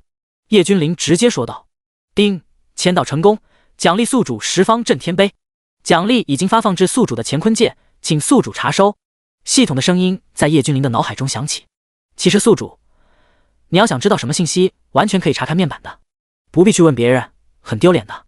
叶君临正要准备查看这个十方阵天碑，结果系统突然冒出来这样一句话：系统查看面板。叶君临恍然大悟，一直以来他将系统忘了，但是倒也不奇怪，因为他才得到系统的时间没多久。宿主叶君临，修为天神境，武徒、武者、武士、武师、大武师、武灵、武宗、武王、武皇、武圣、武帝、遁一境、虚道境、归天境、仙火境、真仙境、下等金仙、中等金仙、上等金仙、大金仙、大上仙、仙君、仙王、仙帝、神火境、真神境、下神境、中神境、上神境、天神境、神王境、神帝境、神皇境。天赋神通功法秘术100100，太多了，就不一一赘述。特殊体质夜视道体，这一切看似很缓慢，实际上是一瞬间的事情。你要是一言不合就离开，或许我还真的留不下你，但是现在你走一个试试。叶君临看着坤前天一耸了耸肩说道。其实反派死于话多这个事情，以前叶君临是将信将疑的，但是现在他相信了。要是这个坤前天一开始不多说，直接逃遁，叶君临就算签到也来不及阻挡了。但是坤前仗着自己有着能够横渡虚空的战船，嘚瑟的不行。毕竟也是有这等至宝，换个人来也只能眼睁睁的看着，没有办法，最后也只能是任由他嚣张的离去。你在吓唬我吗？你是不知道，当年你哥哥死的那叫一个惨，啧，至今我想起来都感觉实在是爽。叶展不是一直被称为年轻一辈的第一人吗？下场是何其的惨淡。哦，对了，就连一些老一辈的都不是对手。但是呢，结局呢？对了，我这还有一块流影石，你可以看看你大哥是怎么死的。坤前有至宝在身，他现在反倒是不愿意就这样走了。他决定要在叶君临的心里留下一些痕迹，万一走火入魔了呢？那时候都不用他出手了，叶君临直接就废了。嗡！坤前从怀中掏出一块流影石，朝着空中一抛，顿时在空中形成一幅巨大的画面。这是一处禁地之中，一个白袍少年凌厉虚空，双目如电地看着周围的人影。第52章域外之敌。你们这些渣子，真是诸天万域的祸害啊！叶展缓缓开口说道，在他的眼中有着无限的杀机磅礴喷涌而出，让天地都要失色。大皇子，给你面子叫你一声大皇子，要怪就怪你的父皇吧。多少年了，他压了我们不朽世家都不知道多少年了。有强者在虚无之中说道。这些人都有一个共同的特征，那就是没有露脸。他们不敢啊，就怕事后人皇找他们麻烦灭了他们。虽然说他们所有人的家族老祖联合起来能够将人皇拖个几十年，但是最后的结果，他们的老祖一定会死掉，不会有第二个结局出现。况且现在的人皇正值年轻气盛、血气澎湃的时候，他们许多人都不敢忽略一点，那就是人皇本身的逆天天赋。正因为有人皇的存在，他们不敢冒险再让人皇之子叶展再成长起来了。因为叶展的修炼速度实在是骇人听闻，万古都不曾有。他们怕了，于是趁着大皇子身边没有护卫进入禁地的时候，他们行动了。就凭你们这些歪瓜裂枣吗？叶展看着周围的强者不屑地说道。既然来都来了，为何不敢出面？叶展突然抬起头看向虚空处说道。姐，人皇之子果然不同凡响，竟然连我们的藏身都能看得出来。虚空之中传来一阵怪声说道。域外之人，一个个藏头露尾的东西，本皇子有生之年一定要杀光你们。叶展双眼遍布寒芒，冷冷地说道。可惜啊，你不会有这个机会了，诸位一同杀了他如何？虚空之中不断的有人从里面走出来，看着不朽世家的人说道。这些域外之人光是看长相的话，和诸天万域并没有什么不同，但是还是有着明显的区别。比如他们的鼻子之下、嘴唇之上的区域，那里有着一个很明显的黑色的方块物，那并不是胡子，不知道是什么东西。而且他们的话语之中听着令人略感不适。我们只是提供消息，你们要杀的话最好快点，要是人皇得知消息，你们怕想死都是奢望。各个不朽世家的人冷冷地说道。果然听到人皇二字，这些小日子过得不错的域外之人脸色顿时大变，他们对于人皇有一种发自内心的恐惧。诸君动手，他弟必须死啦弟！域外之人的为首者直接说道。来吧，说话阴阳怪气的，我叶展无惧一切敌，哈哈！今日杀个痛快！叶展黑发披散，状若神魔，仰天大笑。他6岁成名，15岁的时候已经杀到各方胆寒，如今不过是几十来岁，连不朽世家都要忌惮他，连一些老一辈都要仰望他的背影，年轻一辈更是被甩的连他的影子都看不见。斩天！叶展单手虚晃，朝着四面八方无差别攻击。一挥手就是成千上万道剑气纵横而出，每一道剑气都锁定一个敌人。不管是域外之人，还是不朽世家的人，全部都脸色大变。叶斩成长的速度实在是太快了，这些剑气纵横间直劈要害。虽然这些人都是强者，但是没有人敢硬扛叶斩一剑。一些来不及躲避的强者只能咬着牙硬着头皮抵抗，但是一切都是徒劳的，无用的。几乎一瞬间，周围的强者直接被灭一半，全部都是一剑毙命。哈哈哈，痛快痛快！叶斩仰天大笑：“诸君，赶紧祭出吴王的大阵，不然今日我们都要交代在这里。”为首的域外之人脸色凝重地说道：“阵起！”数位强者联手甩出一个阵盘，上面刻画着密密麻麻歪七扭八的字体，完全看不懂。和这些人说话的字眼有些相同，但是上面传来的磅礴的杀机却是真实的，连叶斩都要蹙眉的杀机。域外之王的气息倒真的是看得起我啊！叶斩双目微眯，他根本躲避不开，这个大阵直接将他笼罩。八岐王让你死，你就得死！为首的男子看着叶斩冷笑说道：“你今天要是死在这里，你说你的父皇会不会发狂？人皇独子今日就要死在这里了，你好好的看看周围的风景吧，以后你见不着了。”为首者肆意的大笑，启动大阵，灭杀！大阵之外，数道身影急速的游走，随后所有人一起发力。轰！一道沉闷的声音响起，在大阵里面有一把黑色的长枪缓缓凝聚，上面散发的压迫感实在是太恐怖了，即便是隔着流影石，青龙都感觉自己身体发软要窒息。瑶池和纳兰龙德更是不堪，直接软倒在地，双眼充满了惊恐之色。第53章，大皇子不曾死。此时的叶斩奋力地催动全身道痕，直接面对长枪，朝着长枪直接奔去。他躲无可躲，既然如此，那就拼死一搏。随后两者相撞，爆发出无量的光芒，所有人都睁不开双眼。等到光芒散去，所有人都是同一时间朝着大阵之中看去。叶斩的胸口处插着一杆长枪，金色的鲜血正在不断的淌下。砰！随后叶斩的身体四分五裂，到处都是碎肉和飞溅的血沫。好，人皇之子一死，人皇定然会方寸大乱，我等先行告辞。这些不朽世家的人脚底抹油，抹掉自己在这里现身的痕迹，就直接开溜。开什么玩笑，现在不溜，难不成等人皇亲自降临？叶斩一死，人皇有感必定会横渡虚空而来，到时候他们所有人都走不掉。现在的他们只能小心翼翼地抹掉自己的痕迹，不让人皇看出来。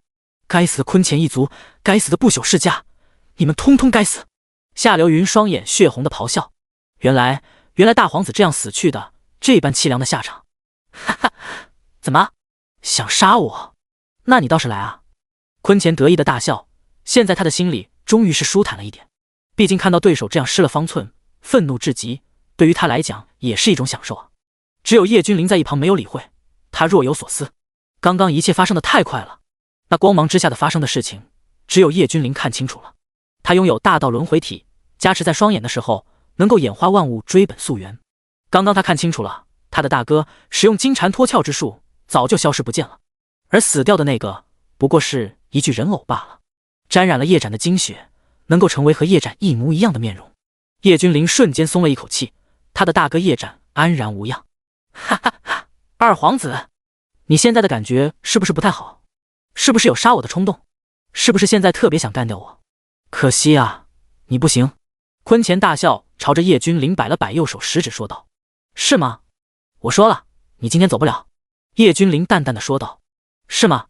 那我应该好好看看你是怎么让我走不了的。”坤乾手中出现虚空之船，催动就要离开。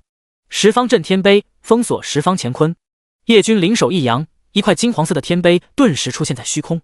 它没有强大的波动散发出来，有的只是给人一种十分厚重的感觉，仿佛是亘古永存，看上去不大，但是能够让人清楚地感受到它的厚重。一块小小的石碑也想拦我？坤乾不屑地说道。随后他开始催动虚空战船，但是随后坤乾天一的脸色大变，他发现他现在根本就催动不了，任凭他如何的催动，但是虚空战船依旧是不动如山，任你百般催动，他自岿然不动。该死的，你倒是快点啊！坤乾天一终于坐不住了，他现在感觉浑身发软，有一种叫做恐惧的情绪在心里滋生，特别是看到叶君临嘴角若有若无的笑容，更是慌的一批，更是看到夏流云那择人而逝的表情，他更是慌乱不堪。不要杀他，将他的神魂囚禁起来，坤乾一族不能死得这么舒坦。叶君临看着夏流云，轻轻地说道：“既然敢背叛人皇，敢对人皇的亲子动手，那就要做好接受痛苦的准备。就这样杀了实在是太舒坦了。叶君临要让他的神魂受到无边的折磨，这样才能赎罪，这样才能震慑宵小之辈。要不然是个人就敢背叛了。背叛是需要付出代价的，这个代价很沉重。是少主，属下定当不辱使命。”夏流云看着叶君临说道。就在刚刚，他在叶君临的身上感受到一种叫做皇者的气息。这样的气息曾经在人皇身上他也感受过。很显然，叶君临已经初步具有皇者的威压。对于有些人，就是要有铁血手段，不能留情，否则效仿的人会越来越多。你不要过来啊！坤前天一看着夏流云一步步的朝他走来，当即大声说道：“在本统领征伐沙场的时候，你小子连蝌蚪都不是，还真把自己当盘菜了。少主有令，自今日起，囚禁你的神魂，让你永世不得轮回，日日夜夜饱受神魂之痛。这只是你们坤前一族的开始罢了。滚出来！”夏流云手掌一抓，顿时从坤前的体内涌现出来一道透明的灵魂体。第54章神剑。坤前疯狂的嘶吼，但是这一切都是徒劳的。剩下的2位先帝还瘫软在地上，他们动不了。仅仅是一个流影石里面传出来的威压，那种强大，他们都快要窒息了。咻！只见夏流云直接在虚空一滑，顿时一处虚空牢笼出现在所有人的面前。这个虚空牢笼黑暗无比，常年都没有接触到一丝的光芒，里面更是有一种黑到极致的火焰在噼里啪啦的炙烤着。这是地狱黑炎，专门灼烧人的神魂。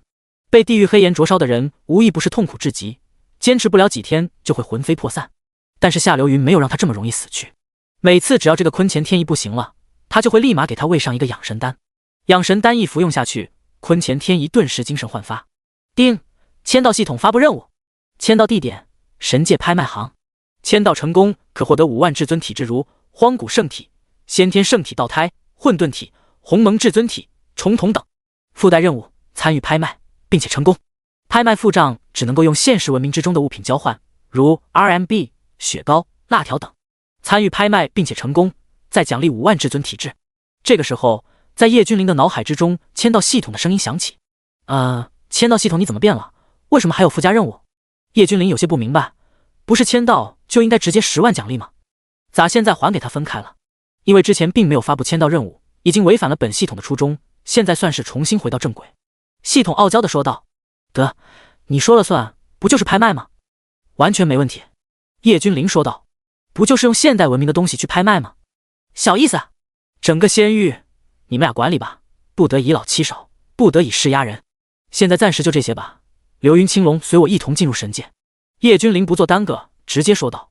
他开这个大笔本来就是为了这个坤前天一，现在坤前天一已经被活捉，他也没有了留在仙域的兴趣。他要一路狂飙，直达他父亲所在的那个世界，与他的父亲和大哥一同战斗，将这些域外来敌通通干掉。瑶池谨遵二皇子令，纳兰龙德遵命。2个先帝强者低下高傲的头颅，朝着叶君临说道：“属下遵命。”夏流云和青龙也同样恭敬地说道。青龙对仙域并没有什么留恋的，一想到他就要和少主征伐诸天，他就浑身兴奋到颤抖。他可以清晰地看到瑶池和纳兰龙德眼中的羡慕，那可是神界啊，是他们这些先帝做梦都想去的地方。走！叶君临直接迈步，脚踏虚空走上高天，随后在所有人不可置信的目光下，直接一拳轰出。轰隆隆，惊天动地的声音炸响，叶君临拳头轰开了一条通道，无边的神界法则弥漫下来，形成一条法则之道。为什么不可置信？因为他们最开始以为叶君临只不过是身边有着一个绝世大能守护，才这般肆无忌惮。他们根本不敢相信这个少年的提捏竟然蕴含了如此强大的能量，一拳之下直接轰碎仙域和神界的屏障。这个少年不愧是如此大能守护的对象，一拳之威恐怖如斯。夏流云和青龙直接跟随叶君临迈入神界大道之中，消失在所有人的眼前。这就是神域的规则之力，确实比仙道领域强大太多了。叶君临双掌摊开，感受着神域的规则之力说道：“查一下哪里有最大的拍卖行。”叶君临转头对着夏流云说道：“是，少主。”夏流云直接双眼紧闭，随后他的神识如同潮水一般朝着四面八方汹涌而去。夏流云很强大，至少叶君临是知道的，但是到底有多强大，现在还没有答案。夏流云自己能够清晰地感受到整个神域现在的状态。谁在窥视本皇？一座巨大的行宫之中，一个如神墨一般充满威严的中年男子一下子睁开双眼说道。他刚刚分明是感受到一股强大至极的神念一扫而过，等他想要抓住的时候，那道神念已经消失得无影无踪。如此强大的神念，到底发生了什么事？莫非是上面来人？中年男子喃喃自语说道。同一时间，数道强大的气息在神界同的地方爆发，他们所有人都感受到了如此强大的神识，全部都骇然不已。夏流云根本没有隐晦的查探，而是大张旗鼓的查探，要不然以他的修为，这些人根本就不能感受到。少主，最大的拍卖行应该是神皇城里面的神皇拍卖行。夏流云睁开双眼，对着叶君临说道。这名字还真是令人猝不及防。叶君临无语，这一看就知道是一个神皇开的。行，你现在通知神界最为强大的人全部前来参与拍卖。叶君临想了想说道。既然要搞，就要搞最大的最好的。3日之后，神皇拍卖行务必前来，否则死。同一时间，神界所有的神皇脑海中都有一道苍老的声音在他们的识海炸响。这些神皇差点被吓翻，同时他们也知道这个人强大到极巅，至少已经超越了神界的最强者。请问你是要拍卖物品还是参加拍卖？要是参加拍卖的话，要等上3年我们这里才会拍卖；要是拍卖物品的话，我们这里抽取2成最后的所得。叶君临3人刚到神皇拍卖行，就有一个小厮走了出来，对着他们说道，态度还好，不曾盛气凌人。拍卖物品？叶君临淡淡的说道。好的，里边请，我们的专业鉴定师一定会给您一个满意的定价。小厮笑着直接将叶君临3人请进神皇拍卖行。老朽吕康是神皇拍卖行的金牌鉴定师，不知道几位想要拍卖什么神丹妙药？刚进入鉴定房间，就有一个老者走进来，对着叶君临3人询问道。第55章，辣条、瓜子、雪糕，这些东西你看着给价吧。叶君临直接找了一个位置坐了下来，随手将手中连山大刀肉、大长筋、雪糕等东西丢在桌子上说道。老者有些不悦，这个少年未免太过放纵了一些。因为叶君临直接坐在了他的位置上，但是他也没有说什么。很快他就被叶君临丢出来的这些东西吸引住了眼球。这些东西造型实在是太新颖了，他长这么大真的是闻所未闻，见所未见。不知道这些是何物，为何如此奇特？老者有些好奇地问道。就是一些闲暇时候的吃食，能够增强修为的东西罢了。叶君临耸了耸肩，无所谓地说道。没错，这些虽然是现代文明的产物，但是系统拿出来的却是一种天才地宝。不知道这怎么打开？老者满头大汗地问道。刚刚他一直在尝试将外面的包装袋打开，但是无论他怎么弄，就是打不开。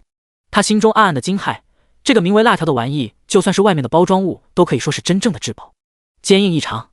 要知道这个老者可是天神啊，竟然连这个外包装的塑料袋都打不开。这里有个缺口，看见没有？轻轻一撕开就行了。叶君临拿起一包辣条，随后轻轻一撕开，顿时整个房间里面都充满了辣条的味道。不是平常那种有点刺激性的味道，而是一种辣味中带着馨香的味道，不断的刺激着人的神经，让人忍不住要大快朵颐，狠狠的吃上一次。咕咚，老者狠狠的咽了一口口水，他感觉自己的口水都快要流出来了。这位公子，这等神物您确定要拍卖？老者询问道。不知不觉中，他对叶君临的称呼改成了您。当然，不然我干什么来拍卖？叶君临好奇地问道。不知道老朽能否尝一尝，不然的话很难定价。老者询问着说道。这东西闻着味道十分的吸引人，但是他依旧无法定位这个东西到底在什么价位。当然了，他也想尝一下，不然到时候拍走的人出问题了，就等于砸了自家的招牌。当然，你可以品尝一下。叶君临笑着点了点头说道。这个味道竟然如此的奇妙，好像整个人都要升天了一般。最为主要的是，我的修为竟然长了这么多，我仅仅是吃了一点啊！老者彻底大骇，他着实还是惊住了，这等功效堪称无价之宝。他初入天神境界，但是仅仅是吃了一根辣条，他的修为竟然暴涨到了天神境巅峰。这还只是一部分的能量，他能够清楚地发现，剩下的能量全部都蛰伏在他的身体各处，只要他愿意，随时都可以调动起来，一举冲破天神境界，成为神王。这是何等的可怕！他毫不怀疑，这等无价之宝，就算是神皇吃了药效，都不见得会朽。这位公子，这等是真正的无价之宝，就算是老朽都不能给他定价。但是老朽相信，这最后的成交价绝对会让您满意的。老者对着叶君临火热地说道。这绝对是他这辈子最强的一次拍卖，你们看着办吧，拍卖现在就可以开始，不必等到3年，你说呢？叶君临看着老者说道。当然，一切以公子定的时间为准。老者连忙说道：“这是一个天大的客户啊！赶紧的，派人传信，不管是什么大家族、大势力，还是神皇等，全部通知到位。3日后，我们神皇拍卖行将要举办一次史无前例的拍卖盛典。”老者连忙吩咐下去，同时派人给神皇传信。来不来就是他们的事了，事后就算是神皇都要后悔莫及。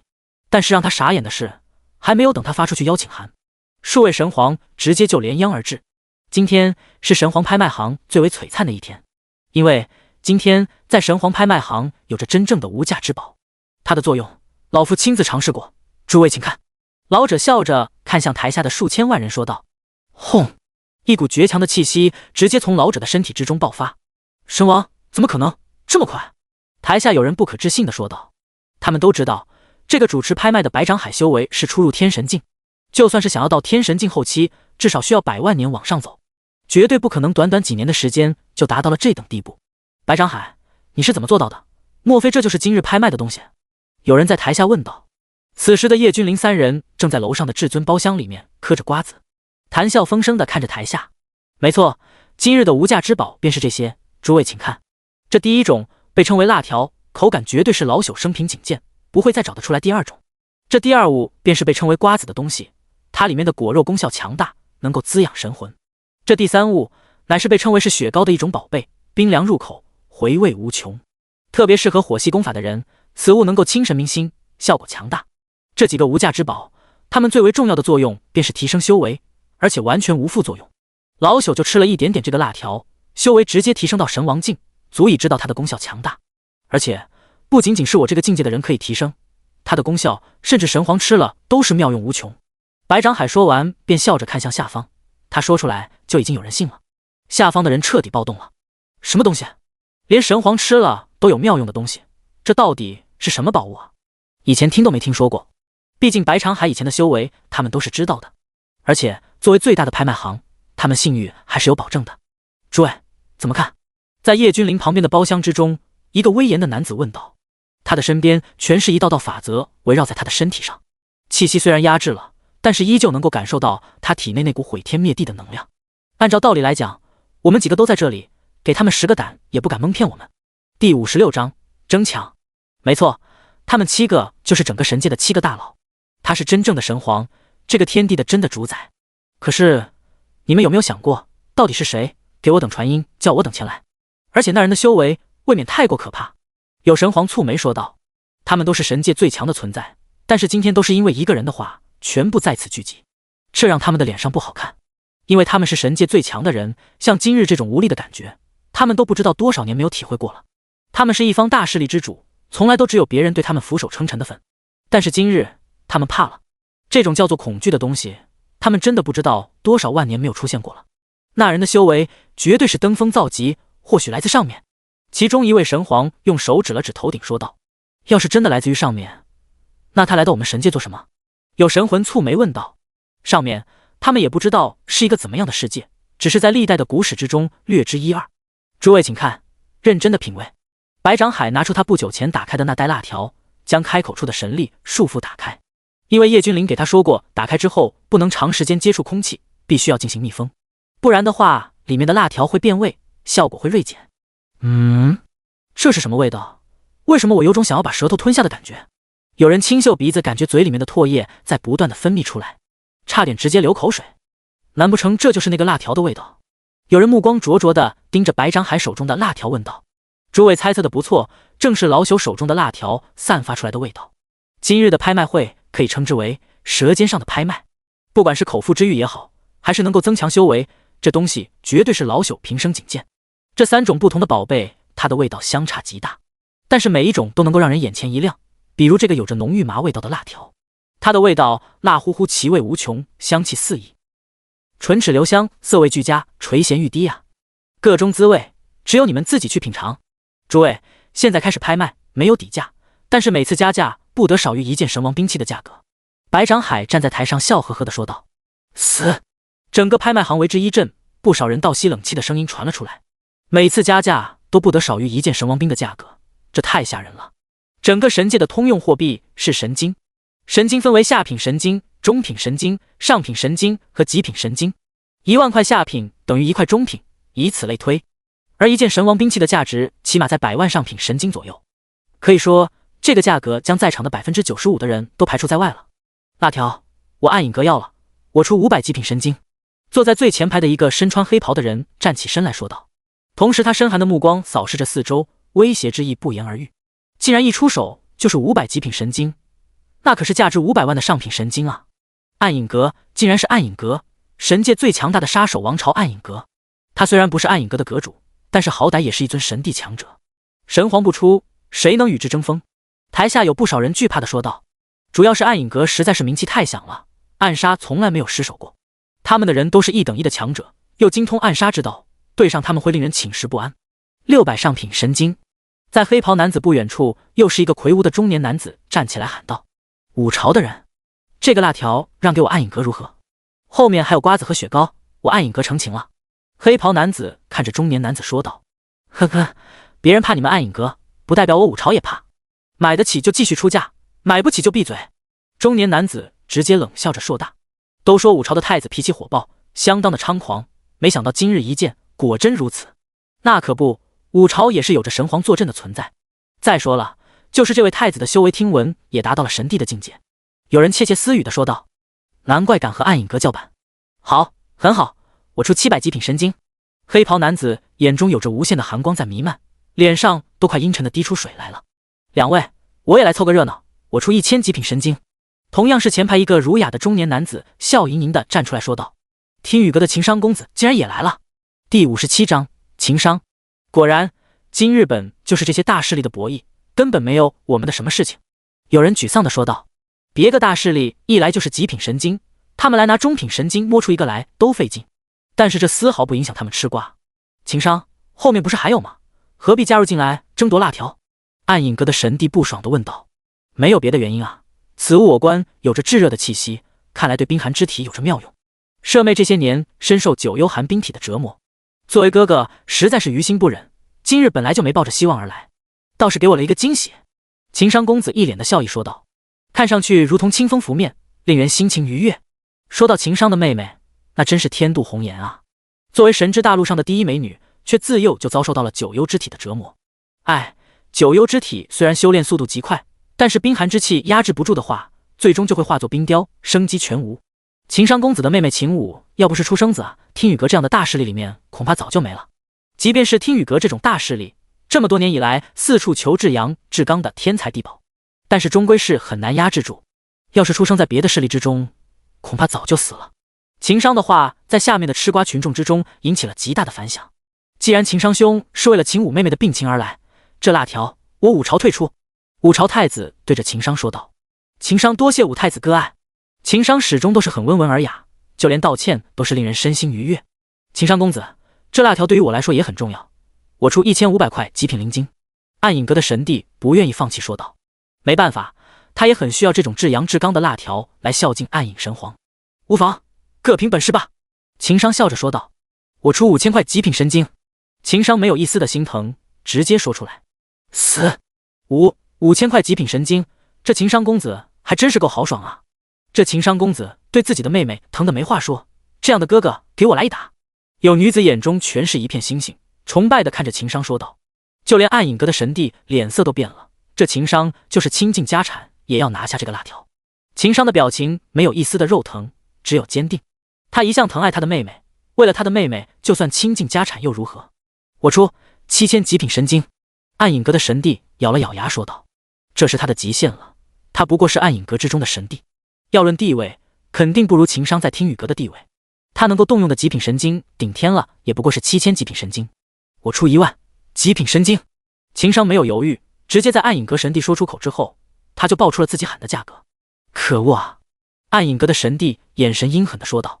没有想到第一件拍卖的东西就能够达到如此的高度，怕是后面的雪糕和瓜子也不会少到哪去，因为他们把第一件拍卖品的价格抬得实在是太高了。暗影阁的神帝心中没底了。情商，既然你这么想要，那我就不夺人所爱了。虽然暗影神帝心中不痛快，但是表面的功夫还是要做的。我不需要你让，谢谢。你要是有能力的话，大可以和我一较高下，你可以继续加。情商虽然和平和，但是泥人还有3分火气呢。先前不让，现在出不起了就让了，既当婊子还要立牌坊。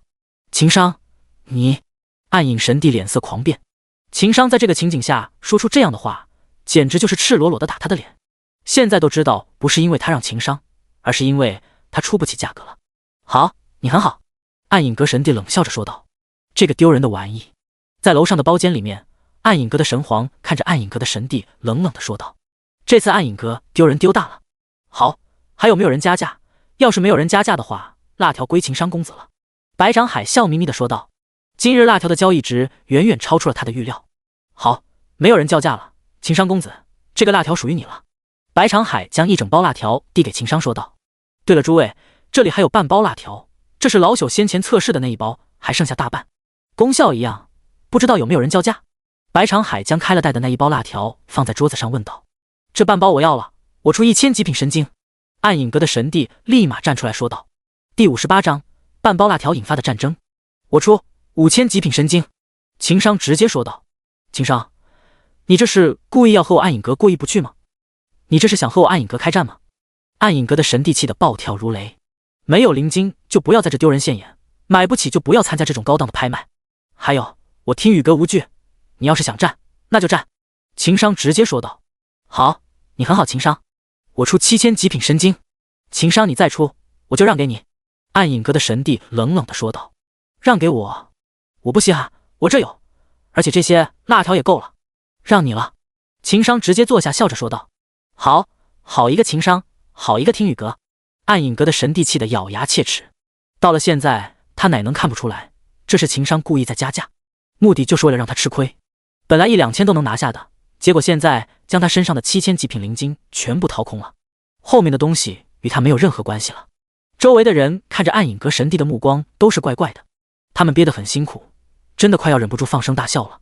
此次之后，暗影阁的神帝颜面扫地，不仅仅是因为被情商摆了一道，更是因为情商让他花了高价买了一个残次品。果然，拍卖会什么的真的很有趣。包厢之中的叶君临看着楼下的一举一动，笑着说道。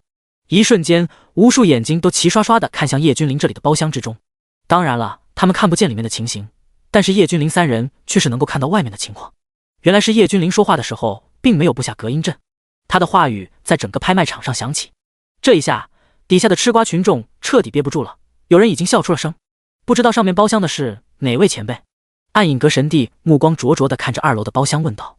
他知道能够在包厢里面的人不会太简单，今天是因为他们来的匆忙，等他们到的时候包厢已经满了，不然的话神帝强者绝对有资格在包厢里面。我有这么老吗？叶君临笑着说道，随后他一挥手，顿时整个包厢里面的窗户全部化作齑粉。叶君临三人彻底的暴露在所有人的眼前。这几人怎么看着好面生，不知道是哪个大势力的人？有人疑惑地问道。此时的暗影阁神帝脑袋之中正在疯狂的运转，他在想这个少年是哪个神皇势力级别的天骄，但是他想不出来。不用想了，我们三人都是散修，在神界没有势力，也没有家族。叶君临耸了耸肩说道。叶君临说的是实话，他们在神界确实没有势力和家族，但是在更高的上位面，他们有势力啊。他父亲的人皇殿举世第一大势力。当然了，没有人能够注意到叶君临说的话的意思。好，很好，什么阿猫阿狗都敢跳出来嘲讽本帝了。确定了之后，暗影阁神帝气急说道。随后他身上的杀意如同潮水一般疯狂地倾泻而出。暗影神帝，请你注意，这里是神皇拍卖，不是你们暗影阁，敢在这里动手的人，没有人能够活着走出去。白长海直接喝道。开什么玩笑，这个少年可是他们拍卖行的大客户啊，他自然要出面护下来。别看白长海现在只是个神王，但是在拍卖行也很是有地位的存在。暗影阁的神帝依旧是目光冷冷地盯着叶君临，双眼之中的杀意却是一点也没有消减。但是他不敢动手，这里有着神皇坐镇。吃瓜群众们不敢再发出一点笑声，因为他们这才反应过来，这是个神帝，还是精通暗杀的神帝，绝对不是他们惹得起的存在。无妨，他想动手就让他动手吗？这个时候叶君临却是一脸笑意地看着白长海说道。公子，这……白长海愣住了，他不相信叶君临三人散修会是神帝的对手，但是叶君临又这样说了，他不好办了。小子，你倒是真的好胆啊！暗夜阁的神帝先是一愣，随后露出嗜血的笑容说道。朋友，如果有需要，秦商可以帮你挡上一挡。这个时候秦商站起身来就要动手说道。无妨，一个小小的神帝还要翻天不成？叶君临摆了摆手笑着说道。这句话一出，所有人都愣住了。是谁给了这个少年的勇气，敢这般对一个神帝说话？梁静茹吗？他们不信。虽然他们不知道梁静茹是谁，今日本帝就教你做人。暗影阁的神帝直接说道，随后消失不见。没错，就是凭空消失不见。第59章，瓜子壳也是天才地宝。即便是同为神帝的情商，都是眉头轻蹙。对付一个神帝很棘手，但是对付一个精通暗杀的神帝更加棘手。但是情商已经准备好随时动手的准备，不管是出于什么原因，他都要救下这个少年。先前所有人都觉得这个少年气度不凡，来头可能不小，但是现在他们对这个少年的推测全部推翻。看不懂局势，肆意放纵，在一个神帝面前如此嚣张，一看就是某个不知天高地厚的家族公子哥，竟然连鼎鼎有名的暗影阁都不知道，还敢挑衅。暗影神帝在虚空中隐匿身形，不断的横移位置。他作为杀手，自然是要做到一击毙命。但是下一瞬间，他的脸色就狂变了，因为不管他挪移到哪个位置，夏流云的目光始终是停留在他的身上。他不知道这是他的错觉还是怎么回事，夏流云的目光就没有离开过他的身上。要知道，他根本就没有显露身形，就算是同级别的神帝都难以看清他的隐匿之术。对方能够轻而易举地将他看透，这人少说也是神帝巅峰或者是神皇境界。不可能，神皇怎么可能会是一个少年的仆人？暗影神帝内心疯狂的嘶吼，但是他不敢出手了，因为他没有必杀的信念。跑来跑去的干什么？你没跑累，老夫都看累了，滚出来吧！夏流云满脸不耐烦地说道。随后夏流云的手掌急速变大，瞬间将整个空间全部锁死。随后所有人都骇然地看见一只巨大的手掌缓缓地握住，他们不可思议地发现，在这个手掌之中，暗影神帝被死死地捏在夏流云的手上，一动也不能动。这是谁？这是暗影阁的神帝强者啊，修为仅次于神皇的存在，但是现在被一个少年身边的随从轻而易举地拿下。这个少年到底是什么来头？身边的随从都是神皇境界的超级大能，这股气息就是给我们传讯那人的气息。没错，错不了。在叶君临旁边的包厢之中，几个神皇脸色大变说道，该死的，这个废物到底给我暗影阁招惹了一个什么样的存在啊？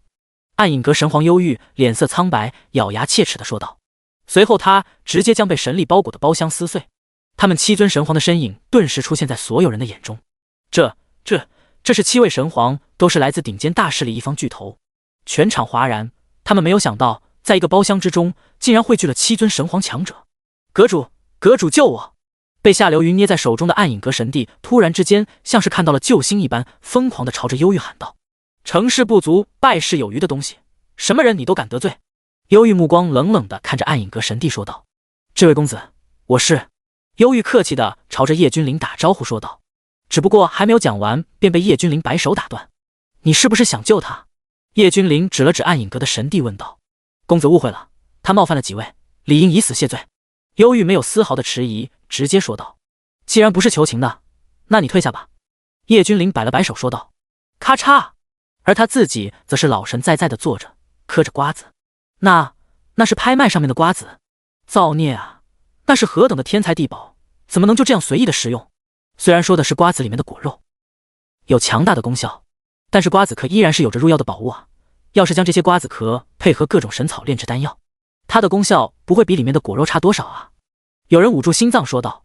他们看到这3个人身前一堆的瓜子壳，痛心疾首的说道：太糟蹋这等宝物了，他的心脏都快承受不住了。拍卖会上的瓜子只有一小袋，而这3个人嗑的瓜子足足是拍卖的好几倍了。而且看到叶君临随手将瓜子壳丢掉，他们的心就会跟随狠狠地抽一下。太败家了，真的太令人想哭了。杀了吧！叶君临看也不看暗影神帝，直接说道。不要啊，阁主救我！暗影神帝疯狂地咆哮，但是暗影阁阁主根本没有理会他。是，少主。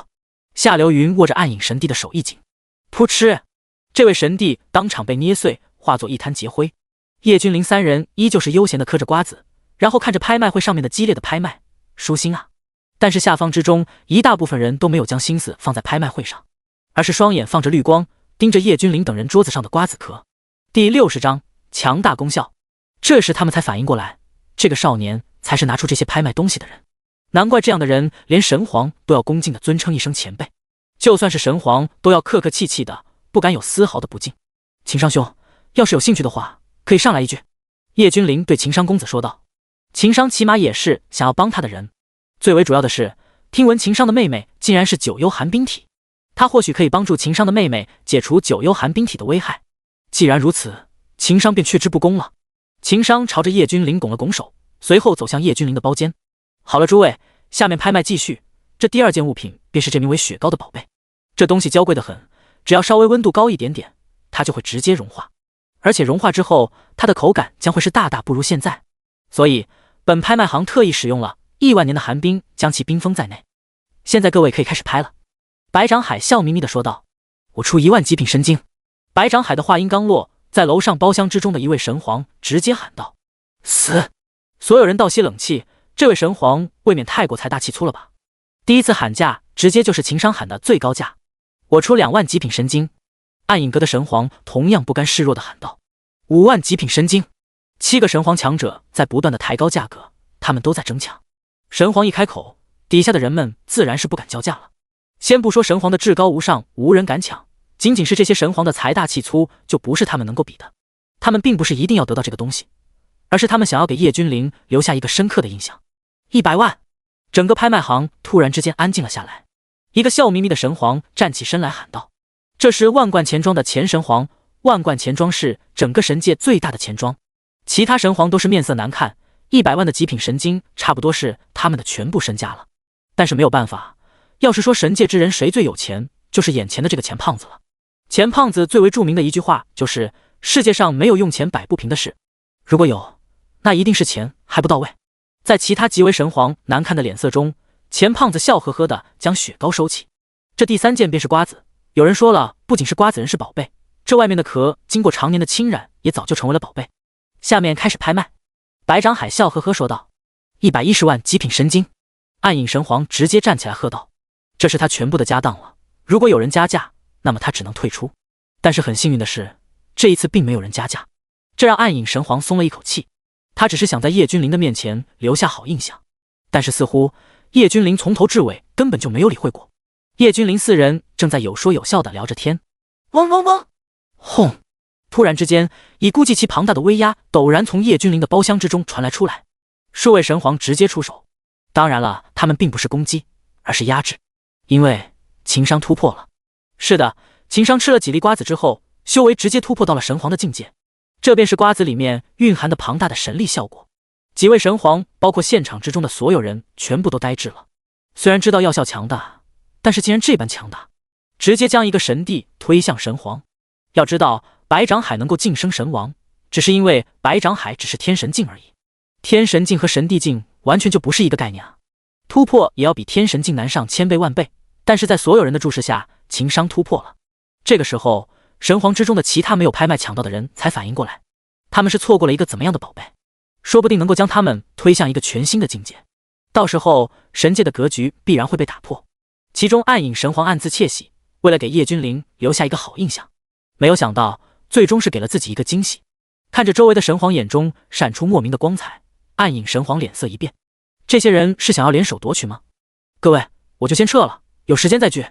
前辈，小子先行告退，有时间一定要来我暗影阁，小子必将尽地主之谊。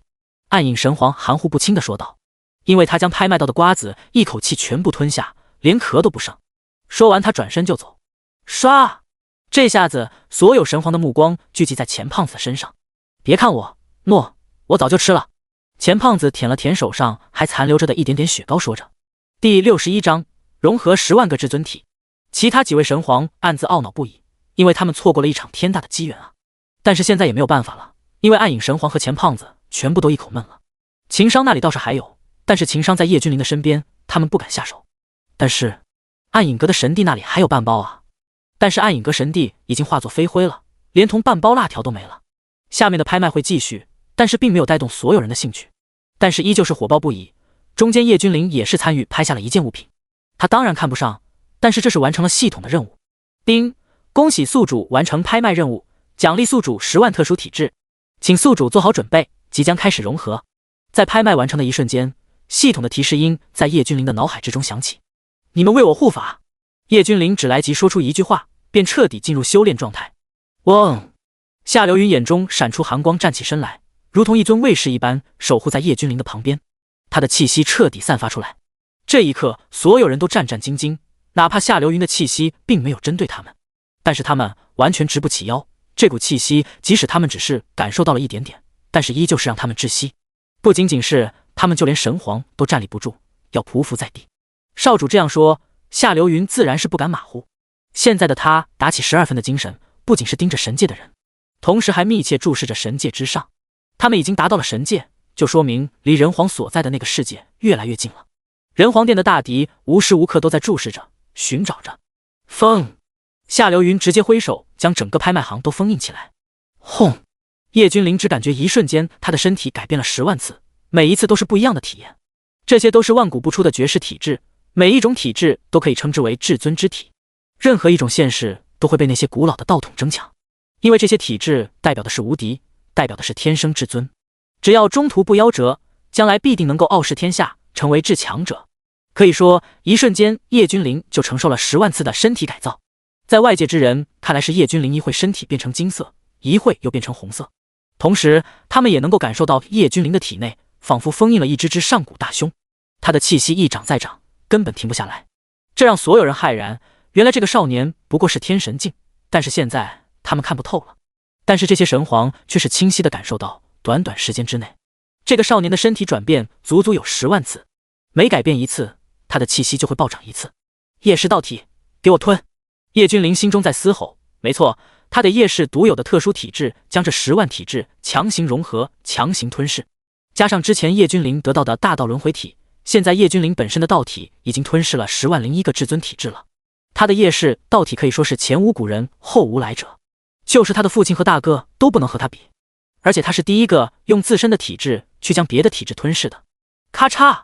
夏流云脸色大变，他布下的封印竟然在裂开，要碎掉。少主的修为，夏流云真的惊住了。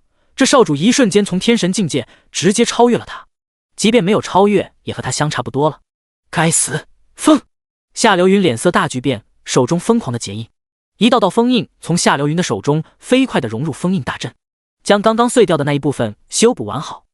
未知空间又出现了，又是这股气息，短短数日时间，竟然到达了这一步了吗？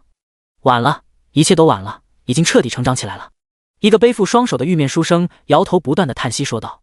他刚刚的一瞬间感受到了叶氏一族的那种独特的气息，这种气息错不了，这种强大的感觉真的很好啊。叶君临缓缓地睁开双眼，一股磅礴的力量喷涌而出，这是境界提升太快了，他一时间根本掌控不住。但是还好有夏流云的大阵守护着，不然的话就刚刚那一瞬间，整个神界都要崩碎。等到叶君临适应了自身的修为之后，他完全收敛了气息。叶兄，不对，叶前辈，刚刚一瞬间您那是九幽寒冰体。秦商这个时候有些拘束地问道。事关他妹妹，他不得不硬着头皮问。什么前辈不前辈的，还叫我叶兄就好。关于你妹妹的九幽寒冰至尊体，我想我有办法解决的。第62章上古神话大陆。没错，九幽寒冰体是至尊体质之中的一种，也是叶君临得到的10万至尊体之中的一个。仅仅是九幽寒冰至尊体的话，没有压制很难成长得起来。虽然九幽寒冰至尊体很强大，但是副作用也是很明显的。修为越高，越是能够感受到那种极寒的痛苦，能够将人的神魂都冻僵。这种情况，要么再次在自己的身体里面诞生出另外一个至阳的至尊体，形成相互制衡，这样子就将会没有任何的副作用；要么就是和有着至阳至尊体的人二合一，融为一体，这样也能减轻副作用。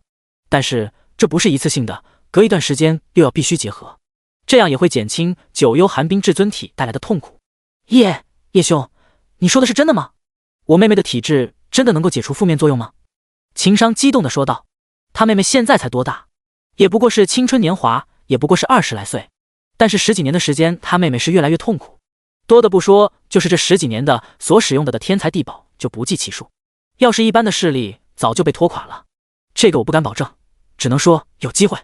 叶君临确实是不敢保证，因为想要移植一个至阳的至尊体很麻烦，而且对方能不能承受得住都是问题。虽然还有另外一种方法，但是不到万不得已，叶君临是不会使用的。如此甚好，甚好，事不宜迟。不知道叶兄现在可否与我一同前往听雨阁？秦商激动地说道。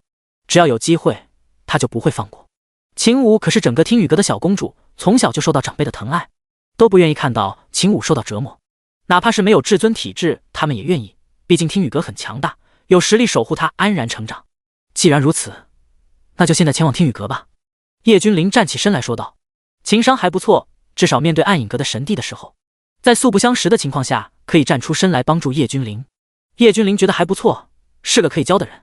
但是双方的修为注定了不是一个层面的人，所以帮助他妹妹摆脱至尊体的折磨，算是了却情伤的一件心事吧。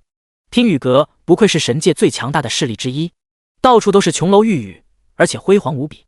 在天宇阁的最深处，这里和天宇阁其他地方都不一样，地上种满了花花草草，入目全是一片片的花海。一个少女此时正拿着水瓢，正在给这些花花草草浇水。少女的脸上始终挂着甜甜的笑容，能够将人的心神都软化了。倾城绝世的容颜此时正布满了汗水，很难想象一个有着很高修为的少女竟然能够出汗。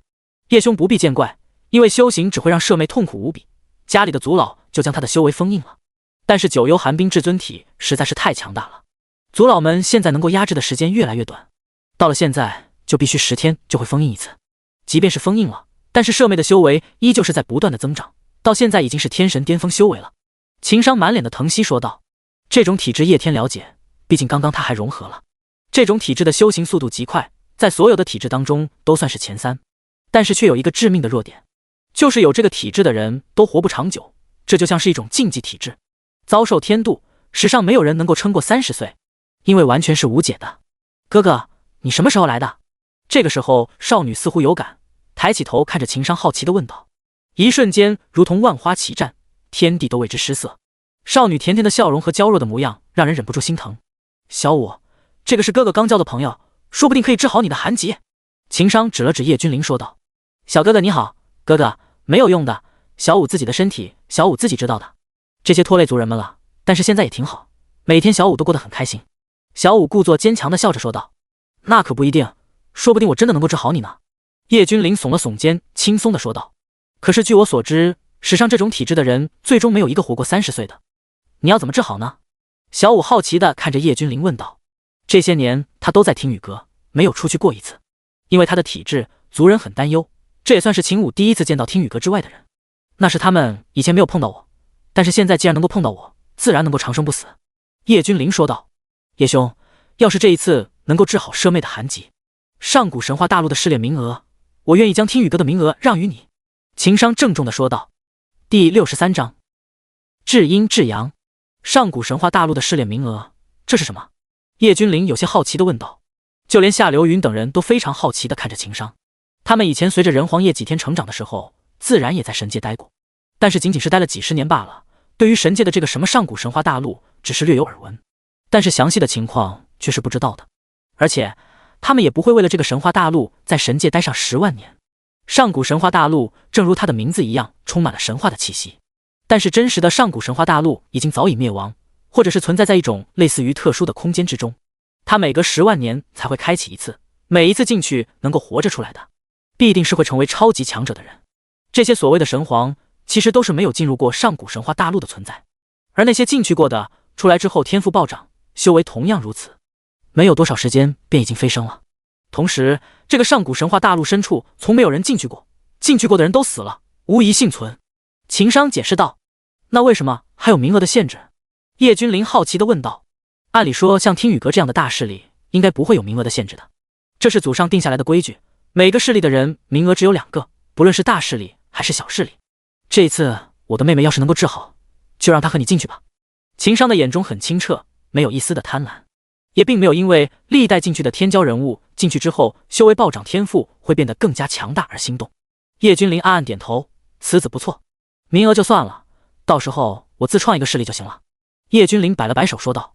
既然有着名额的限制，那就自己建立一个势力就好了。但是进入上古神话大陆的人必须要是1万岁以下，不然进不去，会被外面的排斥之力排除在外，外力无法打开。小五也可以进去吗？秦武眨巴着大眼睛，充满向往地问道。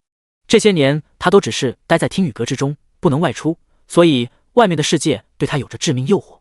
他很想出去看一看外面的世界是否和天宇阁的一样，可是小五自己的身体自己清楚，撑不了多久了。小五有些黯然地说道。有2种办法能够解决你的九幽寒冰至尊体带来的弊端。第一种能够彻底的将你的九幽寒冰至尊体的副作用解决掉，至于第2种便是找一个同样是拥有着至阳的至尊体，然后颠龙倒凤。叶君临说完就不再多说，相信他们都能够懂。当然了，万事万物都不是绝对的，我们先试一下第一种，那就是在你的体内重新种上一个至阳的至尊体。叶君临说道。叶兄，我们去哪找一个至阳的至尊体质啊？就算是有，那也是别人家的宝贝，恨不得捧在手心，怎么可能会愿意将至尊体交出来？秦商有些急切地说道。无妨，我自有办法。小五，你盘坐在地上，心里面默念心法口诀，保持神魂清明。叶君临对着小五招招手说道。好的。小五很听话的盘坐在叶君临的面前，随后闭上眼睛。不愧是拥有至尊体质的人，能够瞬间入定。同时，因为他没有接触过这个世间的险恶，拥有一颗纯净的心灵。解封。叶君临双手捏印，然后轻轻地按在秦武光滑洁白的额头上。秦武封印被解开的一瞬间，发出一声痛苦的呢喃，但是随后就收敛了。这种痛根本就不是常人能够忍受的了的。秦武都是这么多年以来都习惯了，但是每次发作疼痛都会成倍的增加。系统，给我一个至阳的至尊体，当做我仙界的。叶君临在脑海中对着系统说道。系统，秦武准备好了，马上开始种至阳至尊体，你坚持不住就说出来。叶君临喝道。他也是第一次做这种事，没有绝对的把握。轰！一股气浪自秦武的娇小的身体里面爆发而出，周围的人没准备的情况下，差点被直接吹飞。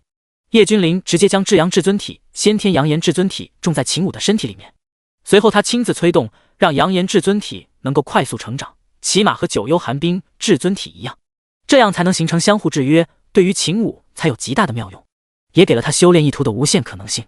至阳和至阴两种截然不同的体质相碰撞，并没有产生大爆炸，而是渐渐的融合到了一起。第64章天庭力，神话大陆开启。一阴一阳，至阳至阴，相互交融，没有丝毫的副作用。叶君临看到这种情况之后，满意的点了点头。接下来秦武的修为会呈现井喷式的增长，你最好做好准备。叶君临对着秦商说道。果然，秦商的目光看向秦武，此时的秦武脸上再也没有了一丝痛苦的表情，恢复到了正常的脸色。同时，秦武身上的气息开始紊乱起来，这是修为正在飞快的突破。叶兄之恩无以为报，秦商实在不知道要怎么报答叶兄。以后叶兄一句话，秦商必定赴汤蹈火，在所不辞。秦商郑重地朝着叶君临抱拳说道。哈哈，不必见外，麻烦秦商兄对外公布，我叶君临从今天开始建立天庭。当然了，目前天庭就只有3人，我、刘云和青龙。叶君临笑着说道。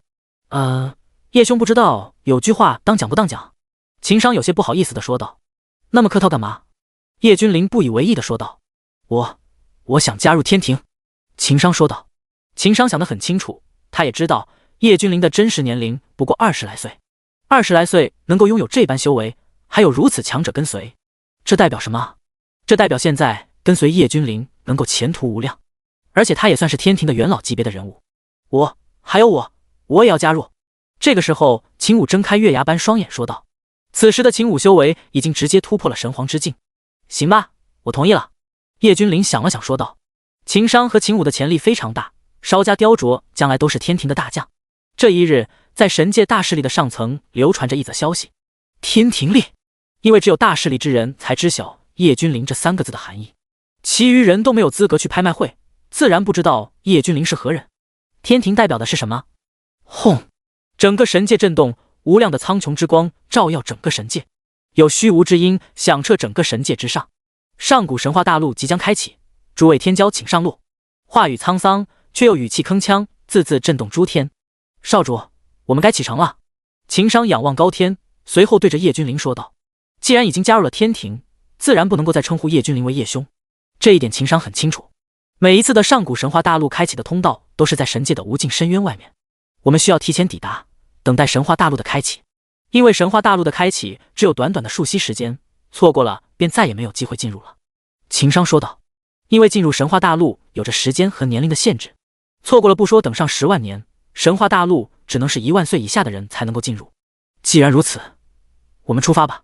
叶君临实在是有些好奇，他也看了相关的古籍，但是没有具体的描述这个上古神话大陆到底是怎么样的存在，而且出来的人也没有怎么透露，只是说千万不要进入中心区域，或许只有进去的人才会知道里面究竟是怎么样的。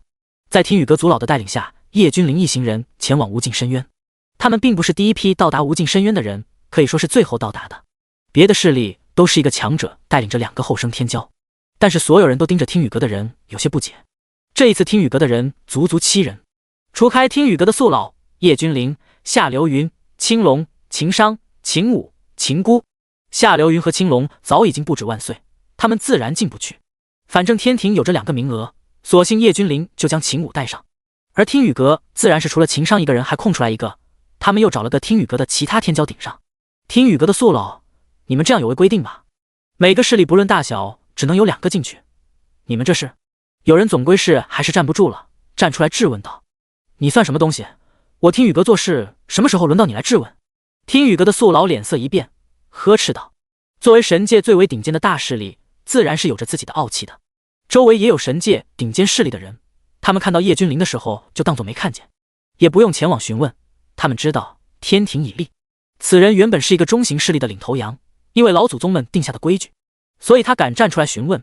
他相信各大势力都是抹不开面问而已。他问了，就是代表各大势力问的，就算听雨阁不给他面子，总是要给在场的所有势力一个答案吧。”第65章剑意冲霄。但是他没有想到，大势力之中没有一个人站出来询问，一副事不关己高高挂起的模样。再敢多说一个字，老夫灭了你们！听雨阁的族老相当的霸气说道。那人面如土色，当场不敢多说一个字，直接退到自家的势力之中。他知道他们所在的势力已经被听雨阁打上标签了，处于相当危险的地步了。你们怎么看待的？叶君临笑眯眯地看着暗影阁等顶尖势力问道。原来是叶少，好久不见，叶少的风采更胜往昔啊。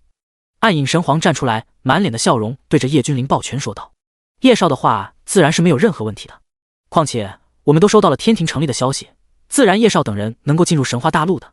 因为来得匆忙，也没有准备什么贺喜的东西，一点点心意，还望叶少不要嫌弃啊。”钱胖子笑眯眯地站出来，直接一挥手，起码1000万的极品神晶整整齐齐地摆在叶君临的面前。死！周围所有人倒吸冷气，这个钱胖子出了名的吝啬，没想到在一个少年的面前这般大方，一出手就是整整1000万的极品神晶。可恶，这钱胖子肯定事先就做好准备了。有神皇暗自咬牙，这强胖子家大业大的，自然能够拿得出来。其余神皇真的够呛。叶少，我也没有什么准备的，这些全当一点点的心意。祝贺天庭成立，千秋万代！暗影阁的神皇同样是手一挥，无数的天才地宝出现在叶君临的面前。这些天才地宝的价值不在神晶之下，最为主要的是，因为当初他们2人拍的瓜子和雪糕，让他们的修为大进，早已经超越神皇之境。只要等到叶君临离开神界，他们就可以称霸。其余神皇暗自咬牙，但是没有办法，只能将自己最为珍贵的东西献上。看得周围的势力一愣一愣的，什么时候数个顶尖的大势力需要去恭维一个少年了？他们想不明白，也想不通。轰！不等他们继续想，无尽深渊的上方出现一个巨大的光团。准备好，神话大陆即将开启。有人面容严肃地喝道。光团逐渐裂开一道口子，无边的灵气从口子里面涌出，这些灵气的质量起码是神界的几百倍往上走。赶紧！神话大陆到底是一个什么样的存在？叶君临低声呢喃，随后拉着秦武直接一个闪身消失在裂缝中。整个裂缝持续了2个呼吸时间，便彻底的愈合。这便是神话大陆。叶君临都有些震撼，四周全是一眼都望不到尽头的巨山，偶尔还有1-2只遮天盖日的飞禽飞过。这些飞禽真的是太巨大了，就算是神界都没有如此巨大的飞禽。哇，好大的鸟！秦武哪里见过这些东西，当即直接喊了出来。叶君临，果然纯真的人最为可怕，啥也不知道，直接就说了出来。叶君临观察了一下，这些巨型的飞禽修为最差的都是神帝境界，他的神魂感知的时候，甚至发现了超越神皇修为的飞禽。这还只是神话大陆的外围区域，当然至于究竟在哪，叶君临不知道，他只知道这里就只有他和秦武，其余人连影子都没有。偶尔会有1-2只飞禽盘旋在他们的上空，但是并没有表现出强烈的攻击性。毕竟叶君临和秦武在他们的眼中实在是太小了，连塞牙缝都做不到，根本就对他们可以说是毫无兴趣。但是不得不说，每隔10万年才开启一次的神话大陆确实是充满了神秘的色彩。光是这一路上叶君临所见到的天才地宝就太多了，这些天才地宝连神皇看见了都要拼命。但是叶君临觉得这些似乎在神话大陆上都是最垃圾的货色。秦武倒是忙得不亦乐乎，只要见到直接带走。哇，叶哥哥你看，这里也有。秦武像个小女孩一样蹦蹦跳跳的将天才地宝摘下，像是献宝一样的递给叶君临。这些对我无用，你留着吧。叶君临笑着摇了摇头说道。突然叶君临眼神一凝，他感知到距离此处不远的地方，一股剑意直冲云霄。那股剑意之强大，是叶君临至今见到过的最为强大的剑意。他直接拉着秦武消失在原地。一处巨大的山横在叶君临的面前，剑意就是从山巅处传来的。叶君临蹙眉，越是靠近，越是能够感受到这股剑意的强大，绝对远远超越神皇的境界，甚至叶君临觉得超越了夏流云的修为。第66章，奖励10万至尊瞳术。剑意实在是太过强大了，甚至这座山都是寸草不生，一片荒芜。因为这股剑意的存在，整座大山没有一点绿色的植物生长。轰！叶君临一脚踏上大山，顿时铺天盖地的剑意直接倾泻而下。给我滚开！叶君临浑身发光，将这些剑意阻挡在外。这个时候，叶君临的脸色终于变了。先前他只是认为这道剑意应该是处于最强的状态，但是现在他明白了，这股剑意不知道存在了多少年了，已经被无限削弱了。巅峰时刻，这股剑意到底有多么强大？叶君临神情凝重，一道金光始终将他和秦武牢牢地包裹在其中，不让他们受到剑意的伤害。越往上走，剑意越来越强，带着秦武，就算是叶君临都有些吃力。叶哥哥，你一个人上去吧，小武不能拖你后腿，我在下面等你。秦武看出了叶君临的吃力，当即就挣脱叶君临的手，朝着山下跑去。他不想拖累叶君临，他知道自己现在的修为只是拖油瓶而已，他只想现在迅速的提升修为。这一路他采摘了不少的天材地宝，正好可以等待叶君临的时候炼化。少了秦武，叶君临不用再分心。叶君临的眉头就没有舒展过，他从来没有遇到过让他都感觉吃力的事情。吃啦！叶君临的衣衫被一道剑光划破，一道剑痕出现。叶君临，他受伤了。就算剑意再强大，我今天也要走到山巅去看看，到底是何人留下的剑意。叶君临咆哮道。一路上，叶君临见到了很多的尸体，但是大部分都是在山脚的位置，山腰处也有，但是烧得可怜，再往上就没有一具尸体了。这些都是神界进来的天骄们，因为发现了此处，认为山巅之上有着绝世至宝，但是最终都陨落在这里了。他们连山腰都不曾上去。呼哧呼哧，当叶君临走上山顶的时候，已经大汗淋漓，山顶上的剑意起码是山脚的上百倍。即便叶君临很强大，但是他身上的衣衫都破烂不堪了，甚至依稀能够看到他身体上的一道道剑痕。这些剑痕处鲜血正在不断的冒出，一时间很难修复。虽然叶君临的体质很强大，但是刚刚修复好的伤口眨眼之间又被划破。那是叶君临抬头看见了一幕让他都感觉心神悸动的画面，那是一个巨大的人形生灵。要不是叶君临看到他的胸膛还在微弱的起伏，都认为他已经死去。他就那样竖着躺在那里，不是躺着，而是被一把剑钉在那里。没错，叶君临看见了，就是被一把小剑钉在那里。如此庞大的巨人竟然被一把小剑钉住，怎么看都觉得这是不可能的事情，就如同一个正常的成年人被一根绣花针钉在地上一动不动一般，看起来很可笑，但是又觉得很悲凉。巨人的身体很干瘪，不知道被钉在这里多少年了，可以说已经到了油尽灯枯的地步，只是不知道是什么在支撑着他，一直不愿意死去。你是何人？为何被钉在此处？叶君临喘着粗气问道。没有动静，没有回答，但是叶君临也不着急盘腿坐下，他需要利用这些剑气磨练己身，利用这些剑气将他的身体打磨一番，使之更为强大。嘎吱，人干一般的巨人手指动了一下，随后缓缓地睁开了浑浊的双眼，慢慢地扭头看向叶君临。仅仅是一个扭头的动作，就像是耗费了他全部的力气一般。他没有说话，因为他现在没有力气说话。又过了半晌，这个干瘪到不成人样的巨人终于开口了。后来者，你很不错。沙哑地说完这句话，巨人又陷入沉睡之中。很难想象他到底是多少年没有说过话了，字音真的很刺耳，好像是说了几个字就耗费了他全部的精力。叶君临看着巨人陷入沉睡之后，便又开始闭目修炼起来。这还真的算是叶君临第一次认真的进行修炼。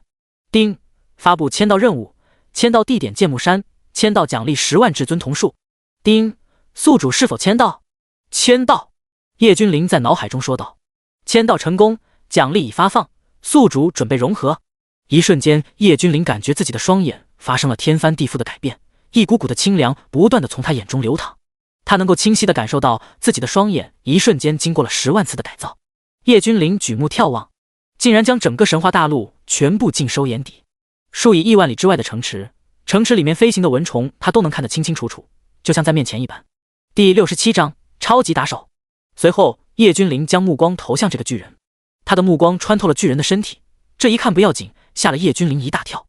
此刻的巨人哪里是身体干涸了，他的体内之中蕴含了五色磅礴的霞光，那是他的本源。这般强大的本源，叶君临还是第一次见到。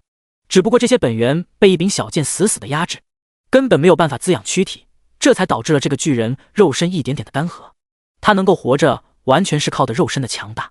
但是，即便肉身再强大，这么多年早已将肉身的潜能吸收殆尽。可以说，要是不尽快的恢复本源，他就要真的油尽灯枯了。如此强大的本源之力，不追随我都可惜了。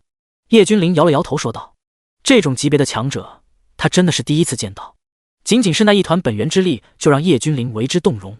要是说叶君临的本源之力是一个拳头般大小，这个巨人的本源之力就是泰山一般大小。”沉睡了半晌的巨人，好似恢复了些许的力气，看着叶君临刚要讲话，但是被叶君临打断：“我可以救你出来，但是前提你得追随我。”叶君临目光灼灼地看着巨人说道：“要是这样子，他将会拥有一个超级大手。”巨人浑浊的目光就那样看着叶君临，不知道在思考什么。叶君临也不着急，盘坐在地上，静静地等待着巨人的答复。“救我？你可知这是谁的剑？”巨人半晌才一字一个字地说道。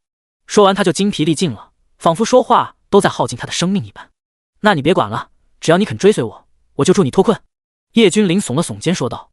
在巨人的眼中，虽然他的威势不在，但是曾经也是至高无上的强者。虽然眼光浑浊，但是却毒辣异常。眼前这个少年是这么多年以来第一个能够安然无恙地出现在这剑木山的人，而且这个少年很恐怖，仅仅是带着轻伤就上来了。只是盘坐了一会，这些剑气再也无法伤他分毫。“好！”巨人极其艰难地吐出一个字，便再也没有了声音。他盯着叶君临，他要看看这个少年是如何的救他和助他脱困的。“张嘴！”叶君临看着巨人说道。“去！”咻！看着巨人张开嘴，叶君临直接屈指一弹，2颗灾厄丹直接进入巨人的嘴里，一颗帮助他恢复肉身的活性，带动他的修为恢复；一颗直接让他突破原有的境界，达到一个更高的高度。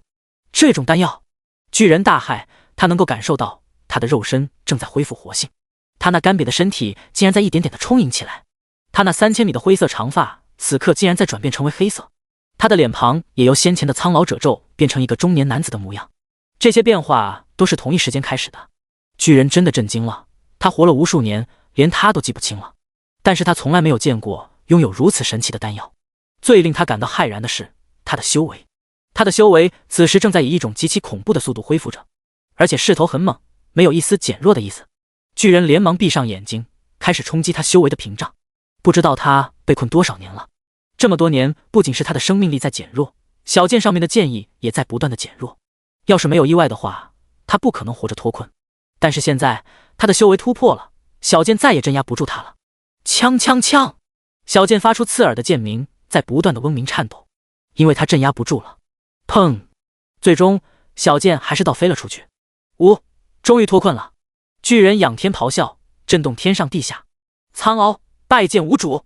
巨人变化成正常人的身形，走到叶君临的面前，恭敬的单膝跪下喊道：“起来吧，刚刚我关那把剑只是普通的一把剑，为何能够将你囚禁封印？”叶君临看着苍敖好奇的问道。“没错，那把剑只是凡铁而已。”苍敖沉默了一下，随后说道：“当年域外异族入侵，最先沦陷的便是这神话大陆。神话大陆不是诸天万域最弱小的存在，可以说当年的神话大陆才是整个诸天万域最为强大的存在。神话大陆上面强者如云，我这等也只能说勉强算得上一个强者罢了。那时候整个神话大陆生灵涂炭，差点直接灭绝了。我追随着神话大陆天底下最为强大的几人来到这里，因为收到消息，这里有一尊异族的封王强者。”第68章对战前沿，神话帝都。当我们赶到这里的时候，大战直接开始。我们可都是神话大陆的赫赫有名的强者啊！那位域外的封王直接一挥手，一把凡剑直接将我定在了这剑木山，我甚至连出手的机会都没有，就像是随手打发了一只苍蝇一般。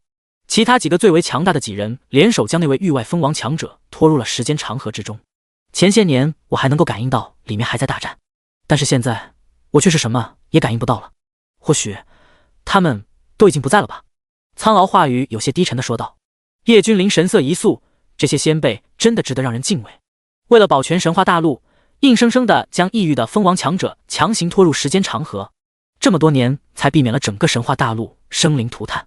我们都知道，这样下去神话大陆撑不了多久，所以在一开始就决定了给其他位面的天骄们一个机会。神话大陆每10万年开启一次，和外界接轨。要是天赋修为足够强大，在神话大陆之中能够得到一些提升修为和提升天赋的天才地宝，这也算是给人族留下香火传承了。苍敖有些悲戚地说道，想当年他也是赫赫有名的强者，结果连封王强者随手一招都接不下来，甚至差点就死掉了，这对他的打击真的很大。在这样的战场上，他帮不上一丝的忙，甚至他都不知道现在过去了多少一年了，不知道神话大陆的帝都神话帝都现在怎么样了。神话帝都是对付域外敌的前线，只要帝都破了，整个神话大陆都要沦陷。叶君临了解情况之后，便决定前往神话帝都。于是他带上小舞几人朝着神话帝都而去。至于秦商等人，叶君临早就传讯了，让他们到神话帝都集合。到达帝都不远处，叶君临才感受到什么叫做心神皆颤。入目之中才是满地的疮痍，尸体遍地都是，有域外的，有神话大陆的，到处都是残肢碎体，血红的血水长年累月早就将这片战场染成了暗红色，滔天的煞气凭空而起。甚至叶君临还看到一颗颗破碎的大星，这到底是怎么样惨烈的大战？连宇宙之中的大星都打了下来。眺目望去，一座巨大无比的城池出现在人的眼中。这座城池真的太大了，光是凭借着普通修士的肉眼根本一眼望不到头，而且城池的高度简直就是令人瞠目结舌，高的几乎都要顶到天上的大日了。这座城池不知道是什么物体修建而成，虽然看起来破烂不堪，但是却坚固异常，上面留下有很多兵器的痕迹。即便是如此，这座城池也不曾垮塌。城池的正对面便是和域外来敌决战的地方。叶君临三人并没有经过阻拦，便从城池的后门进入。和其他的城池不同，神话帝都里面的街道并没有想象中的热闹非凡，到处都是摆摊的，来来往往的修士都是面色严肃，杀气腾腾。无论男女老少，他们的身上都是充满了杀气，这是常年累月征战才能养成的。他们没有多余的时间浪费在吃饭闲聊和逛街上，有这时间，他们宁愿闭关修炼，因为他们知道战场上的残酷远远不是他们能够控制的，说不定这一次出战就再也回不来了。多一分修为就多一分的保障。整个帝都没有欢声笑语，有的只是无边的压抑。所有人准备，域外之敌前来侵犯，今日第3兵团随我上阵杀敌。突然之间，一道大喝在整个帝都上空响起，街上的行人皆是一震，随后不少人直接踏空而去。苍敖，这个第3兵团是什么意思？叶君临问道。为了让所有的修士得到合理的休息时间，以前整个帝都的战斗人员分为80个兵团，每个兵团1000万到2000万人，每次根据域外来敌的数量决几个兵团出战。现在只是第3兵团出动，看来域外之敌来的不多。当然了，这只是以往的兵团划分，现在的划分我也不清楚。苍敖说道。既然如此，我们也前去上阵杀敌。叶君临说道。秦武，你就好好的待在这，叶哥哥要去上阵杀敌。叶君临转身对着秦武说道。秦武也要上阵杀敌。秦武挥了挥小拳头，不甘示弱的说道。上了战场，我可没时间保护你，下次你再去，这一次我先去摸摸情况。叶君临对着秦武说道。随后和苍敖转身就飞向第3军团。第69章，曾经的战神，你们是何人？为什么来我第3兵团？叶君临、苍敖两人刚刚走到第3兵团集结的位置，就有人将他们拦下来询问。能够在这里出现的修士，哪一个不是修为强大的存在？就算是最弱的修士修为都是神皇境界。我来自诸天万界的神界，跟随着上古神话大陆的开启而来。如今域外来犯，我们身为诸天万界的一份子，自然是要出力的。叶君临直接说道。原来是每隔10万年开启的试炼。为首者身穿战甲，若有所思地说道。少年，你可知道每隔10万年神话大陆便会在各界开启虚空通道，让外界的天骄们进来历练一番，但是也只是仅仅历练一番罢了。这样的战争不是你们能够参加的，速速退去。这里有我们在，整个诸天万界就不会有事。倘若最后连我们都挡不住的话，我们将与神话大陆共存亡。第3兵团的为首者轻轻地说道。可以说，他们就是诸天万界的最后一道屏障。如果最终的结局连他们都挡不住域外的入侵的话，那么诸天万界还有谁能够挡住？这一点就是最令叶君临疑惑的地方。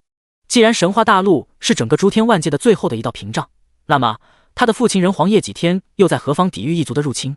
这位将领说得很平静，提到死亡，在他们的眼中没有一丝的畏惧和恐慌。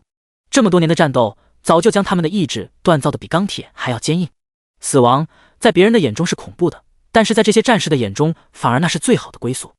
我理解你们是想为抵抗异族出一份力，但是现在的你们还没有成长起来，等到多年后，你们彻底成长起来了，自然会有接引使者前去将你们寻来。现在你们的任务就是寻找神话大陆的修炼资源，各种的天材地宝，将你们的修为和资质尽可能的提升上去。修为强大了，你们才有对抗异族的能力，这样我诸天万界才不会被灭种。前方的战场有我们争取足够多的时间，让你们这些青年才俊有能力在将来的某一天将域外之敌全部赶出去。第3军团团长杨奎话语铿锵地说道：现在的我有足够的能力自保，不经历战火的洗礼，很难成长起来。轰！叶君临直接说道，随后他身上的气势猛然爆发。第3军团的所有将士都不可思议地看这个眼前的这个少年，如此年纪怎么可能会有这般修为？这实在是太过骇人听闻了。杨奎的脸色也变得严肃起来，但是他依然不愿意让叶君临上战场。像叶君临这样的少年天骄，可以说是万古都难遇到。这样的盖世天赋，要是被异域之敌盯上，那肯定不是什么好消息。或许域外之敌会派出超级强者，只为灭了叶君临。到那个时候，诸天万界将会痛失一个不是天骄，那绝对是不可承受之痛。放心吧，一切有我。突然之间，一道低沉的声音从叶君临的身后转了出来，将杨奎等人的目光全部吸引而去。您是苍敖战神？杨奎双眼就像见鬼了一般的喊道。苍敖曾经神话大陆的战神，在异域入侵的战场上可以说是百战不殆，最终更是赢下了战神的称号。苍敖除了几个最强大之人，他就是最为强大的存在。当年跟随着神话大陆几个最为强大的存在前往剑木山，结果一去不复返，就连最为强大的那几人都消失不见了。他们曾经都认为苍敖等人或许已经死去，没有想到隔了上1年，他再次见到了这个神话大陆的战神。没错，我回来了，有我在，足以护少主的平安无恙。苍敖没有避讳地说道。少主？杨奎骇然，眼前的这个少年竟然是战神的主上吗？那他到底是谁？这样的人背景该何等的强大？杨奎不敢想象。系统查看面板。叶君临在脑海之中说道。宿主叶君临，修为圣人境，修为划分武徒、武者、武士、武师、大武师、武灵、武宗、武王、武皇、武圣、武帝、遁异境、虚道境、归天境、仙火境、真仙境、下等金仙、中等金仙、上等金仙、大金仙、大上仙、仙君、仙王、仙帝、神火境、真神境、下神境、中神境、上神境、天神境、神王境、神帝境、神皇境、大帝、帝君、帝王、圣人、圣人王、大圣、圣帝。天赋神通功法秘术100001，太多了，就不一一赘述。特殊体质宇宙最强夜视道体。第70章杀。好，有战神在，我们神话大陆胜算大大的提升了。杨奎欢喜地说道。多年以前，神话大陆和域外来敌之中的最强大的人一起消失不见，这些年他们才能勉强和域外来敌打个平手，不相上下。但是神话大陆这边依旧死伤惨烈，当年的80兵团打到现在已经只剩下50兵团了。啊！一声来自远古的古龙号角吹响，声音瞬间遍布帝都之中，所有人都感受到了浑身的血液在沸腾。这是先祖们击杀远古巨龙之后用龙角制造的一个至宝。号角声响起，就代表异域又开始进攻了。诸位将士们，随我一起出战！杨奎站在城门楼上大喝，随后眼睛看向城墙之外。城外域外之人的大军已经集合完毕，看上去无边无际的大军，此刻带着浓烟滚滚朝着帝都而来，看上去应该有好几千万大军。叶君临看着域外大军说道：开城门，迎战！城墙之上，一个苍老的声音响起。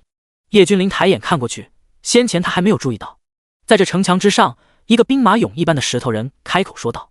这并不是真正的石头人，只是一个老者盘坐在此，他都不知道多少年没有动过了，身上早就布满了一层厚厚的灰。时间更迭，这些灰逐渐的就开始变得坚固，才让他看着就像是石头人一般。此时他开口说话，他身上的厚厚的灰开始掉落，露出真容。苍敖，欢迎回归！老者笑着看着苍敖说道。原来是你这个老不死的，这么多年不见，已经成为发号施令的大人物了。苍敖看着眼前的这个脏兮兮的老者，笑着说道。哎，自从你们消失之后，异域之人是越发的嚣张。这些年，我们神话大陆真的是损失惨重啊！老者有些伤感地说道。可不是，整整80个兵团，如今只剩下30个兵团了。每个兵团都是最少1000万的人数，最多的能够达到数千万之众。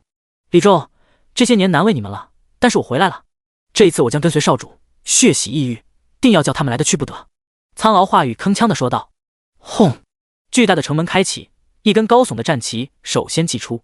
这是上古先民制作的战旗，上面沾染了至强者的鲜血，是一桩至宝。轰！没有多余的话，双方直接开战，瞬间冲入各自的阵营之中。各种法术爆发出漫天的霞光，看上去凄冷无比。因为每一种法术的施展，就意味着有人在陨落。诸位为了我们身后的亲人朋友而战，我们在神话大陆就在，我们王也要保证神话大陆的延续。有修士癫狂地喊道，随后他整个人爆发出剧烈的光芒，朝着域外之人直接冲了过去。他这是要自爆，要和对方同归于尽，因为他刚刚看到对方那个人连杀他们兵团的数人，此人不死，兵团将会更加的损失惨重。而杨奎等人早已经打入虚空之中去了，那等强者交战，自然是要远离战场的，不然他们之间的余波都会导致手下成片的死去。显然，这是双方的首领不愿意看到的。杀！叶君临不断的在异域的军队之中穿梭，他每走过一个地方，这个地方的敌人就成片的倒下，根本没有反抗的能力。叶君临沐浴敌人的鲜血，这一刻的他彻底的成长起来了。他知道，这就是战场，稍微有一点的同情心，死的就是他。第3兵团也有人不断的倒下，但是他们就算是死，都要拉一个垫背的。这种毅力令人恐怖。如一个第3兵团的修士，他的心口处被一杆战枪直接洞穿，但是他像是没有一点的感觉，他没有拔下战枪，而是直接抱着对方，在爆炸声中同归于尽。这一幕不只是一处，而是到处都在发生着。第71章一拳震世间。此子太强，让那一位出手吧，必须做到必杀。域外的将领盯着正在大杀特杀的叶君临说道。这么多年，他不是没有见到过年轻人上战场，但是他也没有过多的去关注，因为这些年轻人不是很强，对他们造不成多么大的影响。因为双方都会派出年轻一辈来进行磨练，这样子才能以最快的速度成长起来。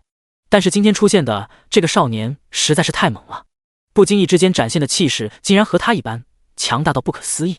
最为重要的是，看起来叶君临在乱杀，就是看起来毫无规律的杀，但是却是有意无意的将一些年轻的修士生命直接带走。轰！虚空震动，从远方的虚空处传来一股磅礴的气息，一瞬间融通黑云压顶，让人喘不过气来。这团黑云铺天盖地，所过之处虚空寸寸崩裂，下方的大地在塌陷，山河湖泊直接裂开蒸发。这种恐怖的景象直接将所有人的目光吸引了。圣人，对方出动而来，圣人强者。杨奎瞳孔急速收缩地说道，这不是一般的大敌，这是圣人啊，上古圣人，修为通天彻地，恐怖不已。轰！神话帝都的方向同样是一股气息爆发出来，看守城门的李老头一步踏出，直接出现在军团的上方。他目光肃穆地盯着虚空，他知道那里有着和他一个级别的强者。为了建立大宇宙共荣圈，你们这些蝼蚁不但不感恩戴德，竟然还敢阻拦于我们，还真是不知所谓啊！所以本座赐你们死亡！虚空震动，一道浩大的声音传遍了战场。小子，我观你天资不错，可以加入我们的阵营，到时候荣华富贵，权势滔天，享之不尽如何？同时，我们能够大幅度提升你的修为，赐予你宝贵的绝世神丹。黑云在不停地翻滚，最后停留在叶君临的头顶上方。虚空说道。所有人都不约而同地看向叶君临。这人是神话大陆之外的人，他们不知道他能不能经受得了诱惑，毕竟他们都是叶君临不熟。因为有过先例的不止1人2人叛出神话大陆，甚至还有些个别的家族叛逃而出。打住！你是怎么敢停在我的头顶上方的？我最讨厌别人趾高气扬的，然后对我指手画脚，最后送你一句话：你们从哪来的，就给我滚回哪去！一群渣子，自己的世界都还没有活明白，就想着入侵别人的世界。叶君临话语铿锵地说道。前世他就讨厌那些入侵别人国家所谓的鸟国人，没想到这一世竟然还能碰到，不管是装束还是言行举止都很一致。好，你可以去死了！黑云翻滚，直接就要降下雷霆手段，一举将叶君临灭杀。你的对手是我！浑身灰尘的李老头出现在黑云的对面，看着这一团黑云说道。不必了，这个人的脑袋我要了。叶君临看着李老头说道。他真的渴望同境界一战，而不是单纯的碾压。现在终于有一个符合他口味的出现了。李老头犹豫了，他不敢冒险。这种级别的天骄，只要成长起来，说不定将来能够逆转战局。现在的话，放心，少主的修为不会弱于你。苍敖传音淡淡的说道。除非是苍敖自己想要暴露自己，不然的话，对方圣人根本就察觉不到他的存在。什么？不会弱于我？李老头惊骇了，他沉默了。好，这个圣人强者交给你来对付。李老头对于苍敖的话自然是相信的，但是他心里还是缓不过来。这个也太离谱了，但是他还是转身就走，将战场留给叶君临。李老，杨奎满脸的黑人问号，这是什么情况？这个少年说他来对付对方圣人，然后李老头就同意，并且直接走了。死吧，不臣服我大宇宙共荣圈的人都将死去。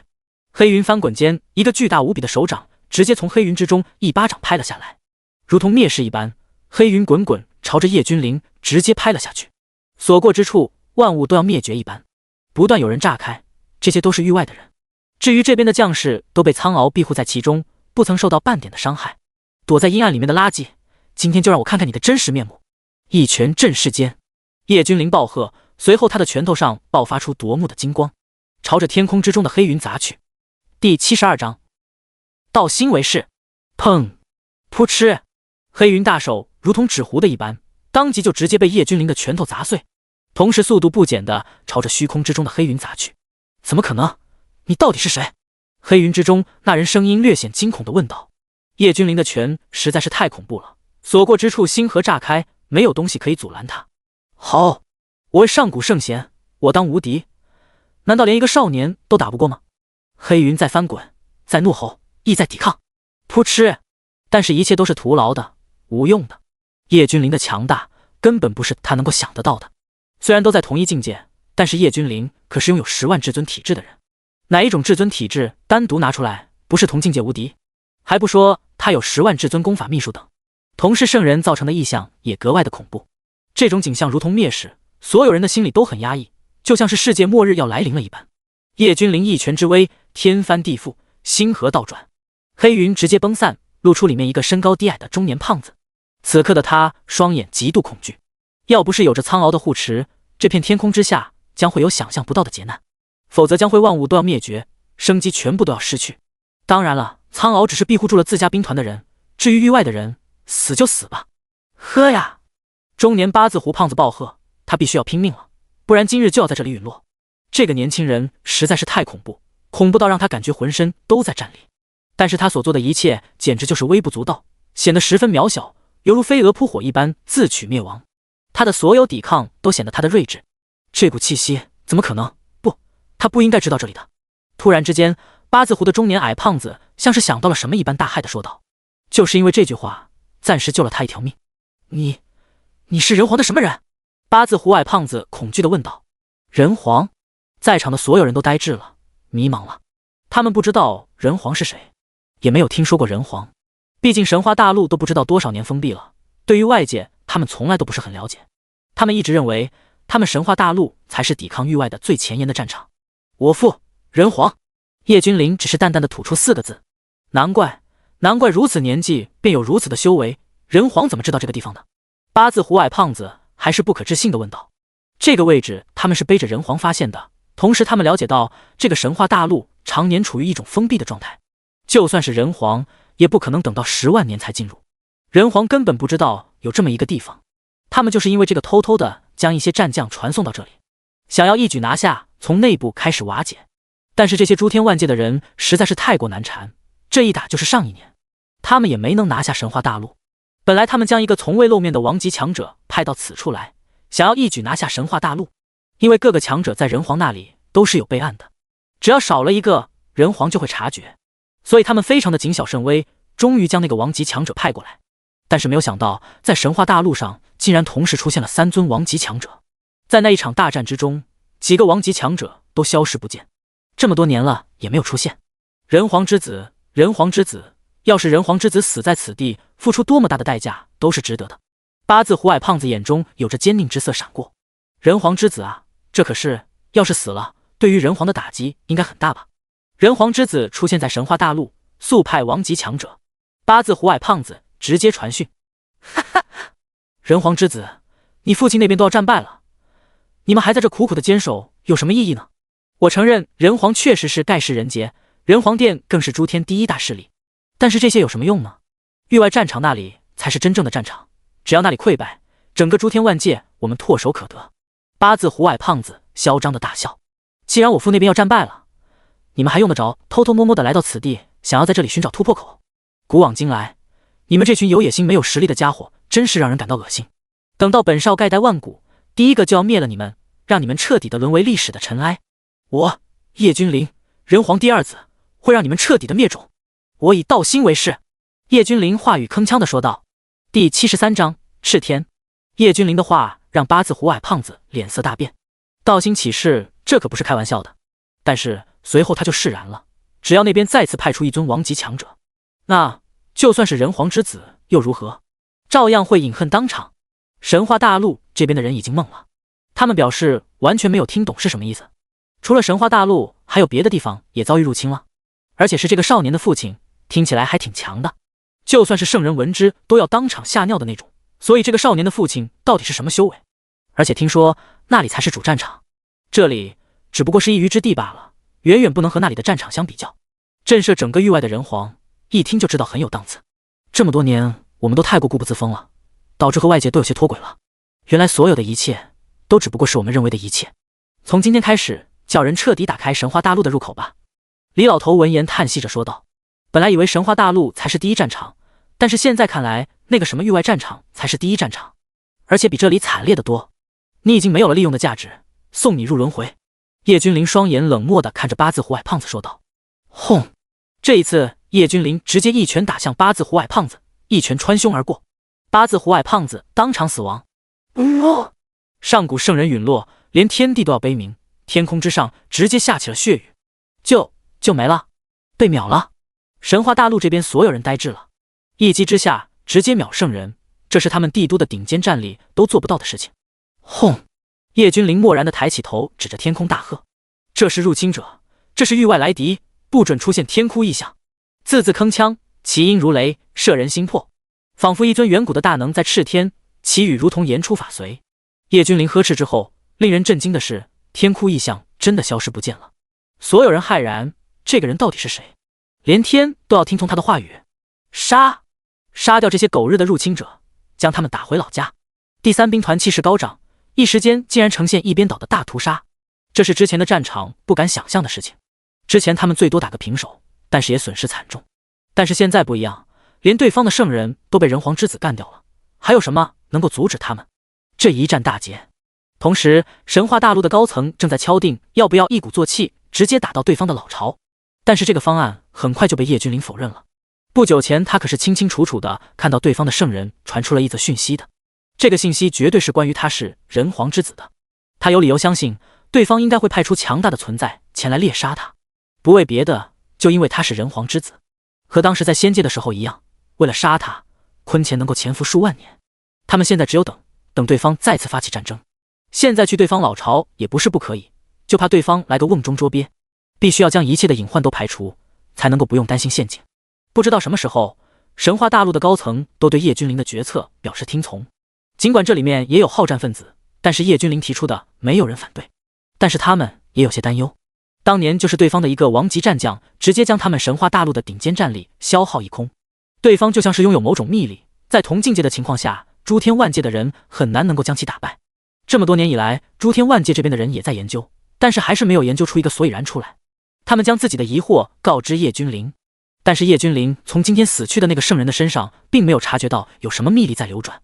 虽然面上他们对王级战将并没有表现出过多的恐惧，但是叶君临能够看出来，他们脸色不好看。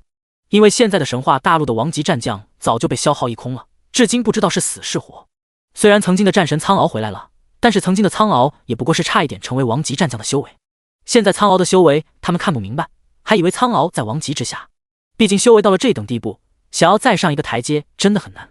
别说王级了，就算是圣人神话大陆勉强才能够拼凑个4、5人。要知道王级战将那可是真正的圣人王境的强者啊。圣人和圣人王看起来没有多大的差别，但是圣人王挥手间就能带走一大群的圣人性命。可以说二者之间的差距犹如云泥，看似只差了一个境界，但是却如同不可逾越的鸿沟。叶君临拥有10万至尊瞳术，要说对方身上有什么秘力或者是什么的话，他能够看得出来。第74章一只毒秀。但是今天他压根就没有看到对方身上有什么不同，难道是他的修为太低，所以不配？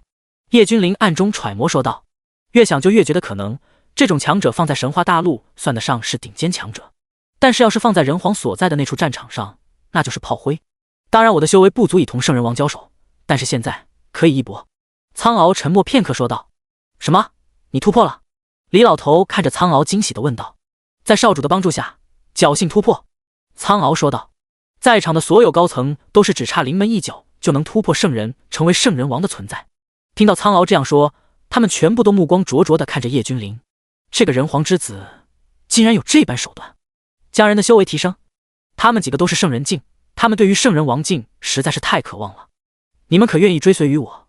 叶君临看着神话大陆仅存的5个圣人问道。当然了，这些人根本就不知道灾厄丹是什么，有什么作用。他完全可以直接将灾厄丹给他们，让他们吞服，这样他们自然而然的就对叶君临无比的忠诚了。但是叶君临显然不愿意这样做，他要的是自己同意，自己都不同意，那也没有资格追随叶君临。5个圣人沉默了，他们是神话大陆的顶尖强者，但是要追随一个少年，让他们还是有些抵触的。老夫不管了，连战神都愿意，我也愿意追随少主。李老头第一个站出来，直接单膝跪下，对着叶君临行礼说道。很明显，其余人看到李老头愿意之后，他们仍然有点犹豫。服下他。叶君临屈指一弹，一颗灾厄丹直接出现在李老头的面前悬浮着，上面散发着浓郁的丹香，吻上一口都感觉修为有些许的增长。李老头大喜，直接毫不犹豫地吞下灾厄丹。轰！吞下的一瞬间，李老头感觉丹药直接化作一股洪流，朝着他的丹田位置汹涌而去，看起来非常霸道，但是却又很柔和。他的修为在周围几个圣人不可置信的目光之中，如同乘坐火箭一般嗖嗖嗖的飞涨，眨眼间就已经突破到圣人王的境界。庞大的威压直接压得另外几个圣人喘不过气来。李辉谢少主赐圣丹。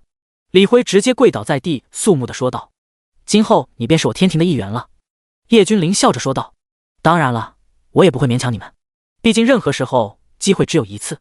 叶君临笑着对另外几个圣人说道。他看出来了，在李辉境界提升的时候，这些人异动了，他们准备追随叶君临，但是想要追随叶君临，岂能是他们决定的？机会摆在面前不珍惜，错过了就错过了。他叶君临的追随者不是别人想追就能追的，机会只有一次。几个圣人脸色一变再变，他们满脸的懊悔，他们错过了一桩天大的机缘。我不服，既然让我们追随你，总得给我们一点时间考虑考虑吧。剩下的4个圣人之中，一个目光略显阴沉的男子开口说道。独秀，不得胡言乱语。独秀休要在少主面前无礼。李辉和其余剩下的圣人暴喝说道。这独秀是真的秀，自己什么修为没点逼数，竟然敢质疑这位？怎么？难道我说错了吗？独秀脸色阴沉地说道。住嘴，少主爷你是能够质问的，再敢多语一字，今日老夫定叫你生不如死。李辉双眼之中爆发寒光喝道。不知死活的东西。李辉再次冷漠地说道。独秀脸色越发的阴沉了，但是他不敢再说了，他也害怕李辉直接击杀他，但是他脑海中早就有一系列的计划了。天眼通，他心通。叶君临直接看向李辉，他知道像这样的人才绝对有着一些不同于常人的想法，比如后面该怎么报复他们等。果然，叶君临不看不知道，一看他就了然了。无妨，这么多年你都隐藏得这么好，也是辛苦你了。投靠域外，出卖自己的同胞，猪狗不如的东西。叶君临直接说道。他有10万至尊瞳术，要看穿一个人再简单不过了，只要修为再强点，就算看清了一个人的前世今生都是没有问题的。你在胡言乱语什么？你说什么？我听不懂。独秀脸色变了又变，然后说道。周围的人都以为叶君临这是想要干掉独秀找的理由。第75章叛徒。没错，他们就是认为这只是叶君临找的一个合适的理由罢了，目的就是为了杀掉独秀。但是他们忘了按照叶君临的修为，他杀人又何须理由？在这个世界上，唯有拳头大才是永恒，也只有李辉和苍敖2人对叶君临是100%的信任。叶君临说什么那就是什么，他们不会半点质疑。哈哈哈！我为神话大陆兢兢业业地战斗了数亿年，不说功劳吧，苦劳总该有吧？就因为你是那什么人皇之子，所以大家都必须要听你的认可，你说的凭什么啊？独秀直接站起身来，话语有些低沉地说道。当然了，这只是他装的，目的就是为了让他们这些人激起相同的心理。这一次是他独秀，那么下一次呢？会是他们之中的谁？我这满身的伤痕足以表明我对神话大陆的忠心。毒秀直接脱掉战衣，在他的身体上面有着无数的疤痕，这些疤痕不知道存在了多少年，至今有些疤痕都还在染血，不曾愈合。剩下的几个圣人都震惊了，他们知道曾经有次毒秀身受重伤，但是没有想到这些伤这么多年了还没有愈合。这些伤是怎么来的，你自己心里面很清楚，不要打着为神话大陆而受的伤，这样真的很扯淡。要是按照叶君临以前的脾气，直接杀了一了百了，但是现在他并没有这样子做，因为这些人视死如归，曾经也算是为了诸天万界在此死战不退，他们都是拥有铮铮铁骨的人。对于这样的人，叶君临不想寒他们的心，总得给他们一个杀毒秀的理由，别再口口声声的说这是为了神话大陆，这是为了整个诸天万界了。当时的你在一次交战中被域外之人擒去，终究还是熬不过，怕他们的是神针。的确，这种酷刑能够熬得过的都是心智异于常人之辈。在这种情况下，你答应了加入他们，里应外合想要击溃神话大陆。如果我说的没错的话，当年的几尊圣人王强者就是你报的消息，将他们几人全部引向剑木山的方向，借此一举将整个神话大陆的高端战力全部拿下。叶君临淡淡的说道。在叶君临身后的苍敖身体一震，他想起来了，当时不正是这个毒秀前来送的情报吗？说你为何要背叛神话大陆？连区区的酷刑你都受不了吗？苍敖上前一步，大手直接贴在毒秀的脑门上，庞大的威压瞬间将毒秀整个人都压在地面上，一动不能动。他的体内应该被中了一种令人痛苦不已的蛊虫，万年冰蚕。每隔一段时间他就要服用域外送来的解药，不然的话会令他痛不欲生。叶君临的双眼发光说道，哈哈，你们只知道我背叛，但是谁又能知道这么多年我承受的痛苦？这种痛苦让人痛不欲生，你们谁能够承受的了？毒秀疯狂的大笑。据我所知，这种冰蚕并不能控制人，你完全可以选择坦白。我想当时的几尊圣人王应该有能力帮你压制或者解除的，或者你自己完全有能力自我了断。李辉说道。说得轻巧，我乃天骄，天赋异禀，只要给我时间，我未尝不能成为圣人王。我凭什么要自我了断？只要能活着，我就有机会将来强大了自己逼出蛊虫。毒秀癫狂的怒吼，他不想死，他怕死，因为曾经的他也是赫赫有名的一方天骄，将来有机会冲击更高的境界。你太令我们失望了，因为你，我们神话大陆损失了几尊至高战力，不然的话，这些年我们也不会损失这么惨重。有圣人失望地说道。因为毒秀，可以说神话大陆间接性的损失了50个兵团，那可是50个兵团啊，每个兵团最少的人数都是1000万起步。哎，给他个痛快吧，不必对外说了，他的家族全部都秘密处决吧。有圣人叹息说道。和他们并肩上1年的战友，竟然是叛徒，他们一时间也有些难以接受。我只是想活着，我有什么罪？毒秀双眼之中露出狰狞之色，怒吼。你想活着本身没有罪，但是你背叛了神话大陆，你就是千古罪人。现在给你一个体面的死法，你不要不知好歹，轮回去吧。苍敖想起多年前的几尊王级战力，眼神越发的冷漠起来。本来神话大陆不必这么惨烈的征战的，但是到现在神话大陆实在是太损失惨重了。第76章，肉身若烘炉，即为永恒。这一切都是因为这个毒秀，害得神话大陆损失惨重。但是还好，叶君临一眼看出来了，这是个叛徒。虽然他们不知道叶君临是怎么看出来的，但是叶君临能够一眼就找出这个叛徒来，让他们不得不感叹，不愧是人皇之子，这份眼力让人骇人听闻。因为叶君临的到来，让他们看到了希望，战胜域外的希望。轰！人皇之子出来受死！天地震动，一道声音直接传进了帝都之中，整个帝都散发柔和的光芒，一座大阵拔地而起。这是以前的几个圣人王共同联手布置下的大阵，能够挡住圣人王的全力攻击。当然了，对方的圣人王要是连续攻击个几天几夜，这个大阵也是会被攻破的。圣人王之威，就算是只是音波，都足以将大多数修士杀死。此时大阵出现了，将整个帝都全部笼罩在内。叶君临等人站在城墙之上，向着战场上眺望。这是一头巨大的蛇类怪物，它竟然有着8个头及8个尾巴。第一个巨大的脑袋像龙，眼睛如同赤酸酱般鲜红，背部上则长满了青苔和树木，腹部则溃烂状流着鲜血，头顶上则常常飘着8色阴云，身躯犹如8座山峰、8条山谷般巨大。竟然是你！叶君临看到这个怪物的时候，眼睛猛然一缩。这个就是当年围攻他哥哥的那个八岐王，错不了，那恶心的外表和当时在流影石里面看到的一模一样，同样是圣人王的威压。结，人皇二子，这气息错不了，和当年的叶斩一模一样，只是可惜当时没有吞噬他的血肉，这股美妙的味道让我至今怀念不已啊！八岐王吐着蛇信子，怪笑着说道：“令人作呕的玩意，笑吧，很快你就笑不出来了。”叶君临眼神冷漠地说道。他现在浑身上下都兴奋地颤抖，他要进行一战。哪怕现在的他还是圣人境，但是拥有多种至尊功法、至尊体质、至尊瞳术的他，绝对有能力越阶一战。哪怕是一个大阶，他要干掉这个令人恶心的玩意。开城门！叶君临大喝。轰！城门缓缓打开，叶君临直接一步踏出，出现在八岐王的对面。少主，苍敖愿意出战。少主，李辉也愿意出战。苍敖和李辉同时踏出说道。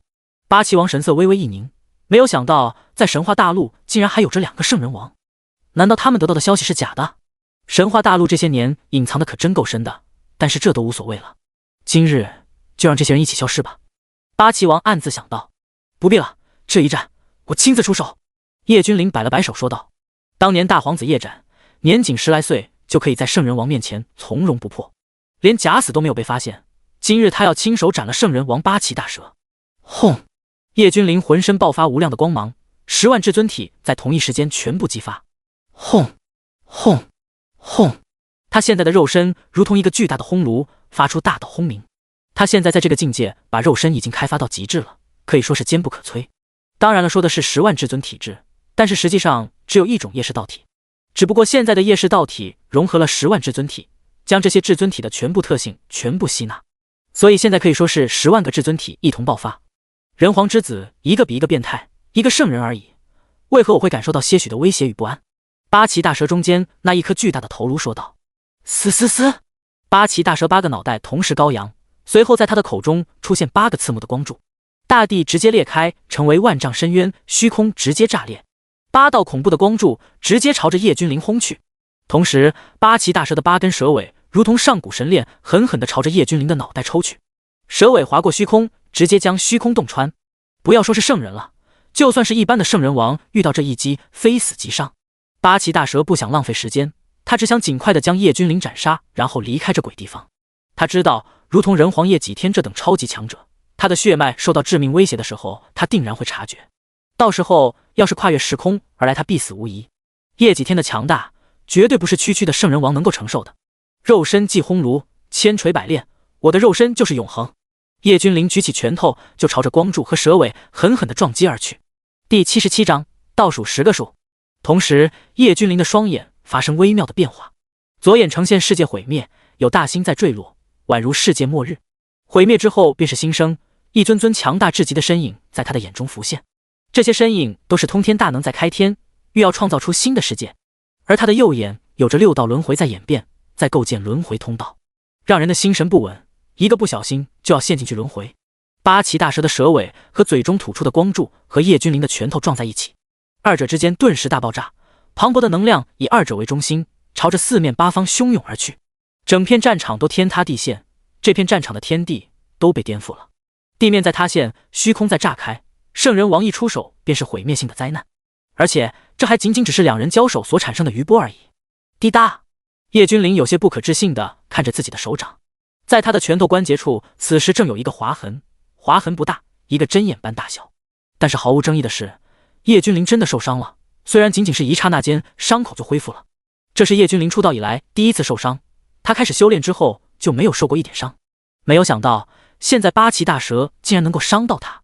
此时的八岐大蛇更是8个脑袋都是嗡嗡嗡的作响，叶君临一拳之威，差点直接将他中间的那个脑袋给轰爆。要不是其他7个脑袋赶紧分担压力，他中间的脑袋直接爆炸了。即便是他躲了过去，但是此时脑海中嗡嗡的，他的8张蛇脸吐着信子，有些不敢置信地看着叶君临。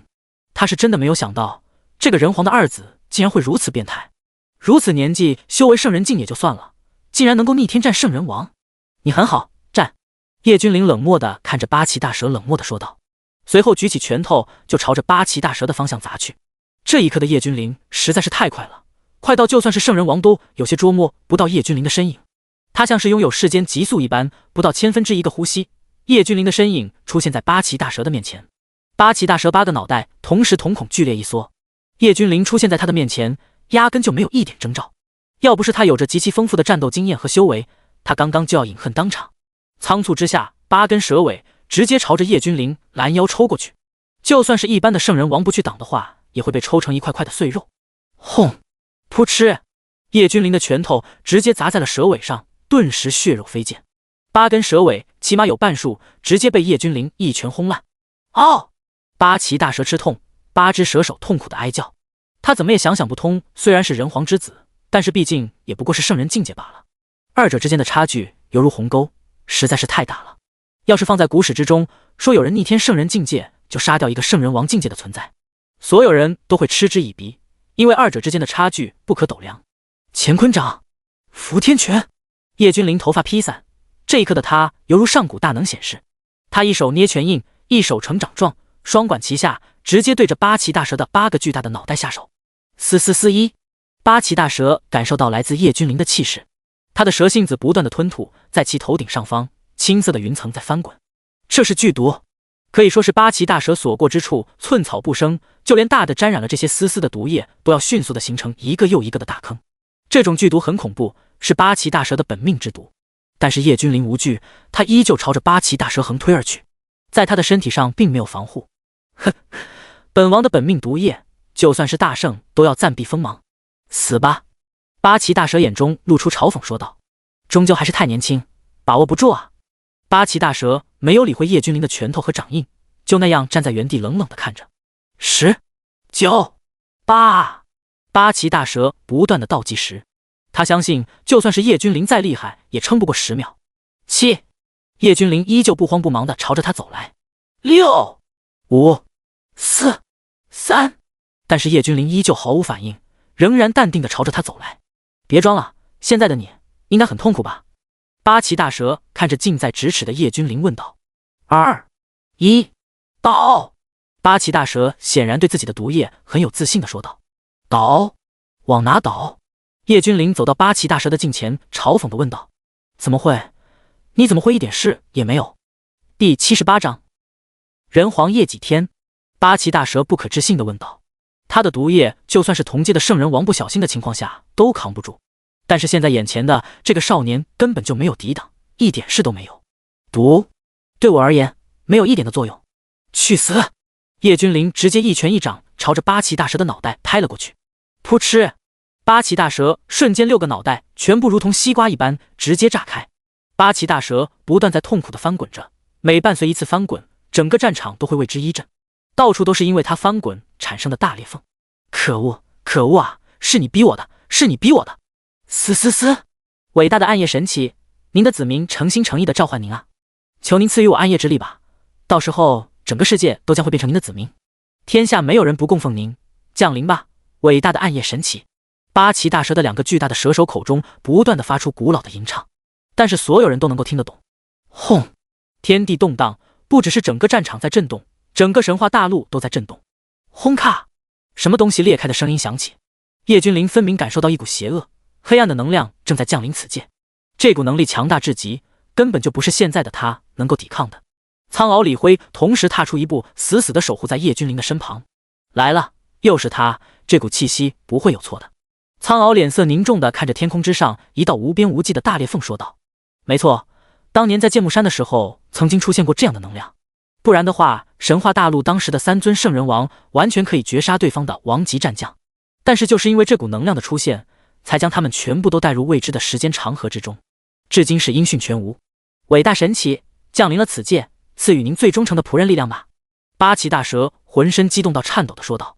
未知宇宙，叶几天，你挡住了我们多少年了？你还能挡多少年？一个巨大的天渊两边有着无数的大军在对峙，双方都是杀气腾腾地望着对方，这里杀意冲霄，就算是圣人王都是小角色。在天渊的对面，一个巨大的称天的声音如洪钟一般的炸响，说道。天渊的这边也就是诸天万界。此时一尊身穿金黄色黄袍的中年男子不为所动，依旧是冷冷地注视着对方。这个中年男子双目之中满是万古沧桑，但是浑身都被混沌雾霭包裹着，偶尔一丝气息展露，连圣人王都要匍匐在地。多少年了，也掩盖不了你们的狼子野心，妄想入侵我诸天万界。等到将来的某一天，本皇一定会率领人皇殿部众打过去，那些背叛诸天万界的人，你们将脖子洗干净，到时候本皇亲自去取。叶几天看着天渊对面的巨大身影，寒声说道。哈哈，叶几天，你是在梦呓吗？等到暗夜神奇彻底复苏，你人皇又怎么样？到时候还不是免不了一死？对方庞大的虚影大笑着说道。叶几天虽然很想直接杀过去，但是天渊之中有一种莫名的规则之力。前些年的时候还好，修为强大还可以勉强压制，但是最近几千年不知道为什么，天渊所产生的独立的规则之力愈发的强盛了。当然了，这对于诸天万界是一个很好的消息，这就意味着对方强大的存在根本就过不来。修为越强大，天渊所产生的规则之力就压制得更加厉害。轰！叶几天有感，眺望远方，他的双眼如同两盏神灯一般熠熠生辉，双眼所视之处，一切都无所遁形，全部都展现在他的面前。又是那个地方，叶几天喃喃自语地说道。很多年前也是那个地方发生这样的强大波动，但是叶几天派遣手下的战王前去探查，结果又没了这股气息。但是现在这股气息又出现了，哈哈，这是我们伟大的暗夜神器降临。叶几天，你敢去支援吗？哦，该死的，我差点忘了跟你说，前不久手底下告诉我，你的二儿子好像就在那个方位。叶人皇，你不打算前往去救救你那可怜的孩子吗？可别忘了，现在那是你唯一的孩子了。哈哈，天渊对面的巨大虚影在极尽的嘲讽说道，他就是要扰乱叶几天的心神。如果叶几天能够亲自前去支援，那当然是最好的。没有人皇的诸天万界就是一只雄狮生了重病变成了小猫。第79章夜斩再现。这一点他们明白，叶几天自然也清楚。叶几天双眼之中根本就没有半点的波动，没有人知道他究竟在想些什么。啧，真是可悲啊！一代人皇，当今万界之中真正的无冕之皇，就算是人皇又怎么样？你的两个亲子一个都活不下来，就算是他们的天资盖压整个寰宇，但是啊，没有成长起来，终究只是一杯黄土罢了。天渊对面的巨大虚影激将地说道，他就是想要人皇叶几天亲自前往神话大陆，到时候就是他们进攻天渊的时候，只要叶几天不在，他们就有机会攻破天渊。这些年以来，叶几天让他们感觉到恐惧，叶几天实在是太强大了。早在数亿年前，他们还有和叶几天一战之力，但是这么多年以来，他们早就已经不是叶几天的对手了。他们有理由相信，要不是天渊，估计就不是他们入侵诸天万界了，而是叶几天直接攻打过去了。因为修为越强大，天渊的压制就越恐怖。人皇叶几天是真正的盖世人杰，他如同一团不灭真火，永恒的燃烧着。虽然修为到了一定的地步，会真正的得到永生不死，但是那也只是长生不死而已。但是会老，皮肤会有褶皱。但是这么多年，叶几天竟然越发的年轻了，可以说不注意看，叶几天就像是一个青年一般。域外之人知道，这是叶几天的修为更加强大的结果。叶几天真的是公参造化，是一尊真正的无冕之皇。巨大虚影说的话并没有在叶几天的心中掀起波澜，他知道对方只是想让他离开天渊，他一离开，还有谁能够阻挡域外的铁骑？他很强大是没错，但是再强大也不能一瞬间护住整个万界吧？可怜啊，可悲啊，堂堂人皇竟然连自己的子嗣都保不住啊！有人嘲讽着说道。吾皇，战地荒界，愿意领命前往，将二皇子殿下平安带回来。在叶几天的身后，一个神情肃穆、赤裸着上身的魁梧大汉单膝跪地说道。战地封前愿意前往。一时间有着数个战地话语铿锵地说道，这些都是叶几天手下的得力干将，都是叶几天亲自封为战地的存在。他们每个人都是拥有绝世战力，修为更是深不可测，浩瀚如渊。父皇，叶斩愿意前往，将弟弟带回来。叶几天的身后一道淡然的声音响起。不可能，叶斩已经死了，魂飞魄散。域外之人先前还很淡定的朝人皇无后，但是此刻看到叶几天身后走出的少年模样的叶斩，当即大惊失色。上一年足足隐藏了上一年，当年的第一天骄，如今的修为到底几何？天渊的那一边有人颤抖地说道。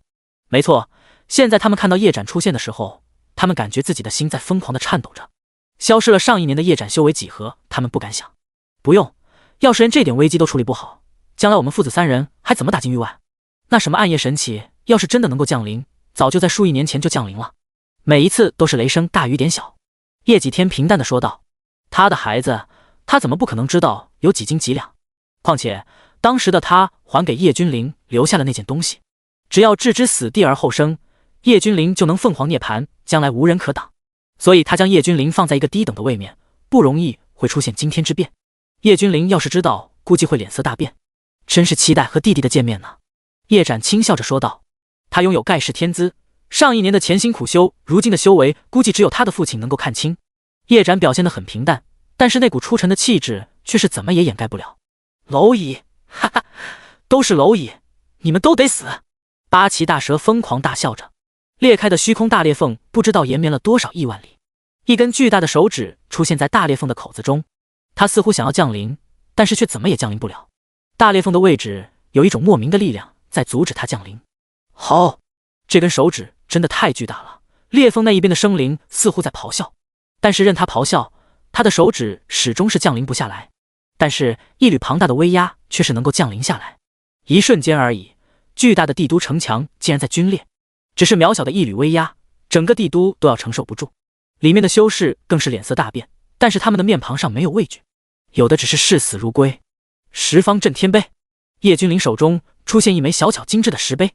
第80章，另一个世界的生灵。去！叶君临直接单手一挥，小巧的十方震天碑顿时滴溜溜地转动着。轰！随着叶君临将十方震天碑丢出去，整个天地都为之一震。十方震天碑此时虽然看起来很小，但是上面却是充满了一股股厚重的气息。这股厚重的气息能够镇压世间一切，即便是虚空之中那个恐怖到极致的巨型手指。此时在十方震天碑的镇压之下，它那上面散发的威压直接消散于无形。所有人都不难看出，这根手指的主人真的很想降临此界，但是虚空裂缝那里布满了规则之力，让他不能够降临。他在咆哮，想要挣脱。砰！帝都之中的所有人全部都脸色大变，因为他们看到了不可置信的一幕。虚空大裂缝上面由规则之力形成的一个个规则线条，就在刚刚竟然被那一端的那个生灵干碎了一条，直接就给崩断了。那可是秩序神链，乃是规则之力衍生出来的。这个生灵被八岐大蛇称之为暗夜神奇，到底是什么样的存在？他们想不到，也不敢去想，这早就超出了他们的认知。哗啦啦，更多的秩序神链凭空生成，带着令人牙酸的声音，直接将巨大的手指紧紧地裹住。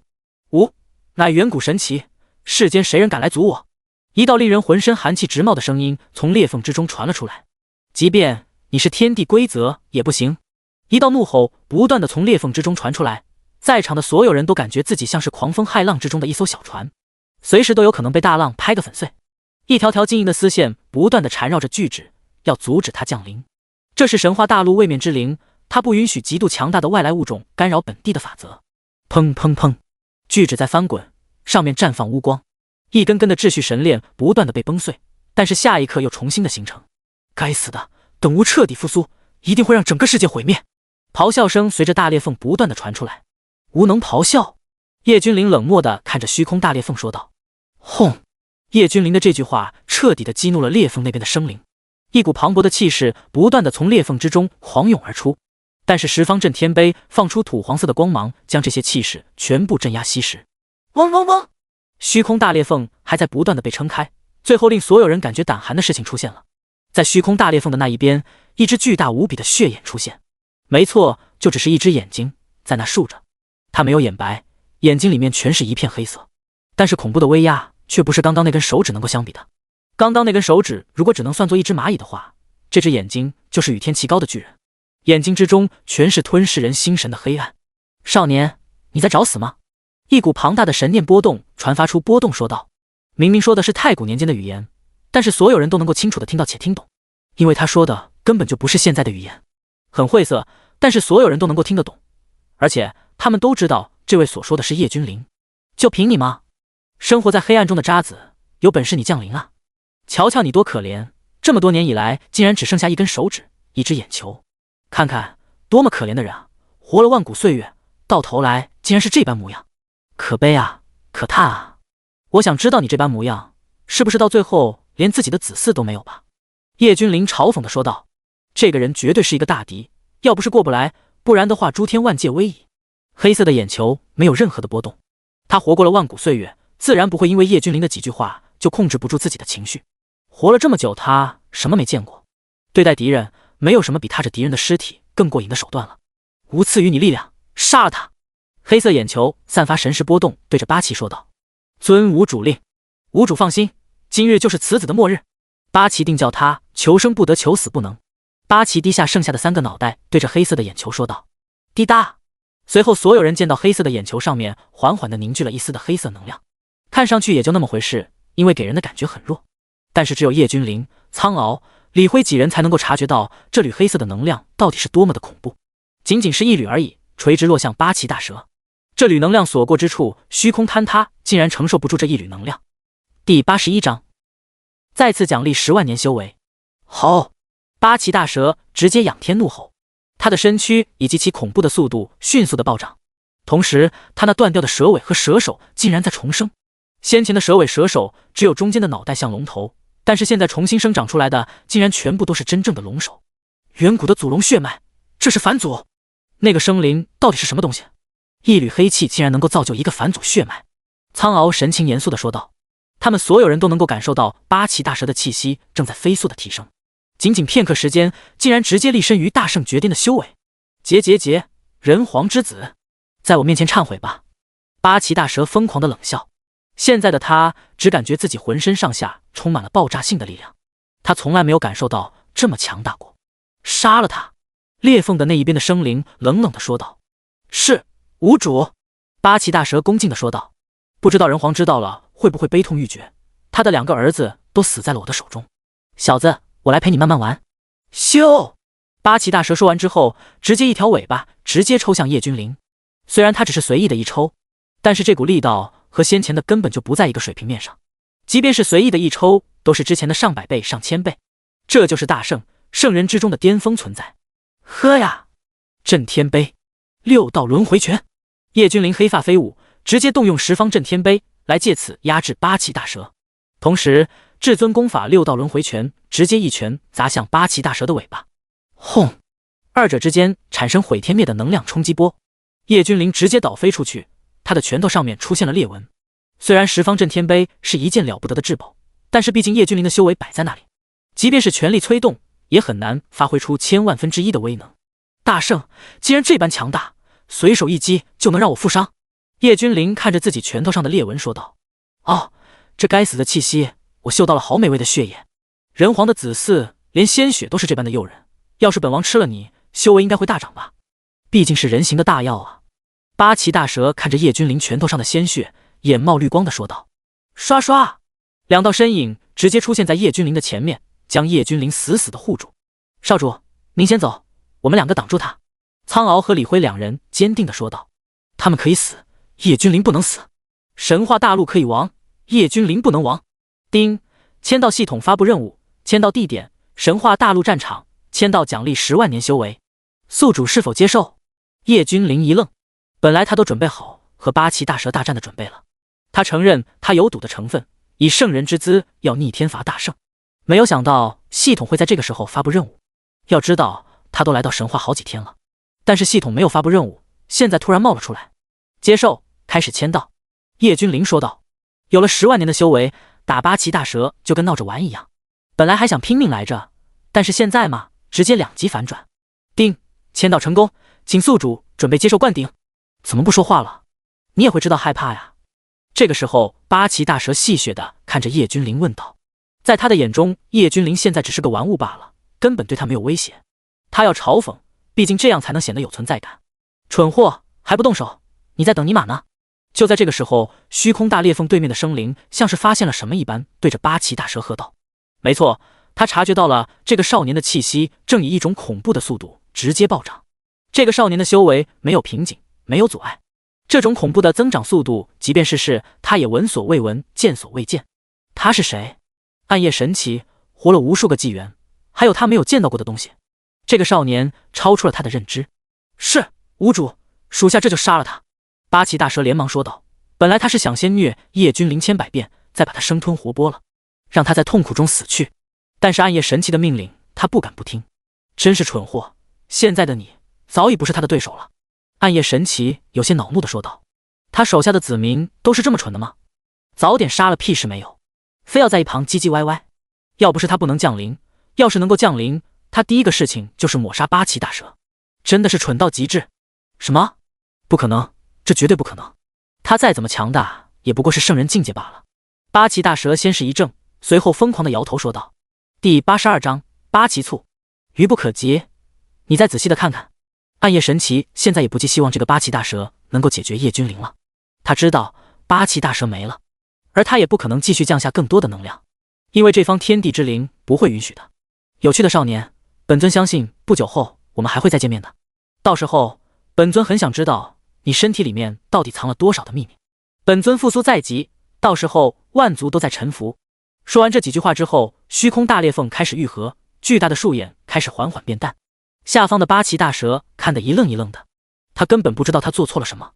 他的主上这么不相信他，杀一个圣人而已，用屁股想也知道叶君临必死啊。但是刚刚他的主上分明是说将来还会和叶君临见面的。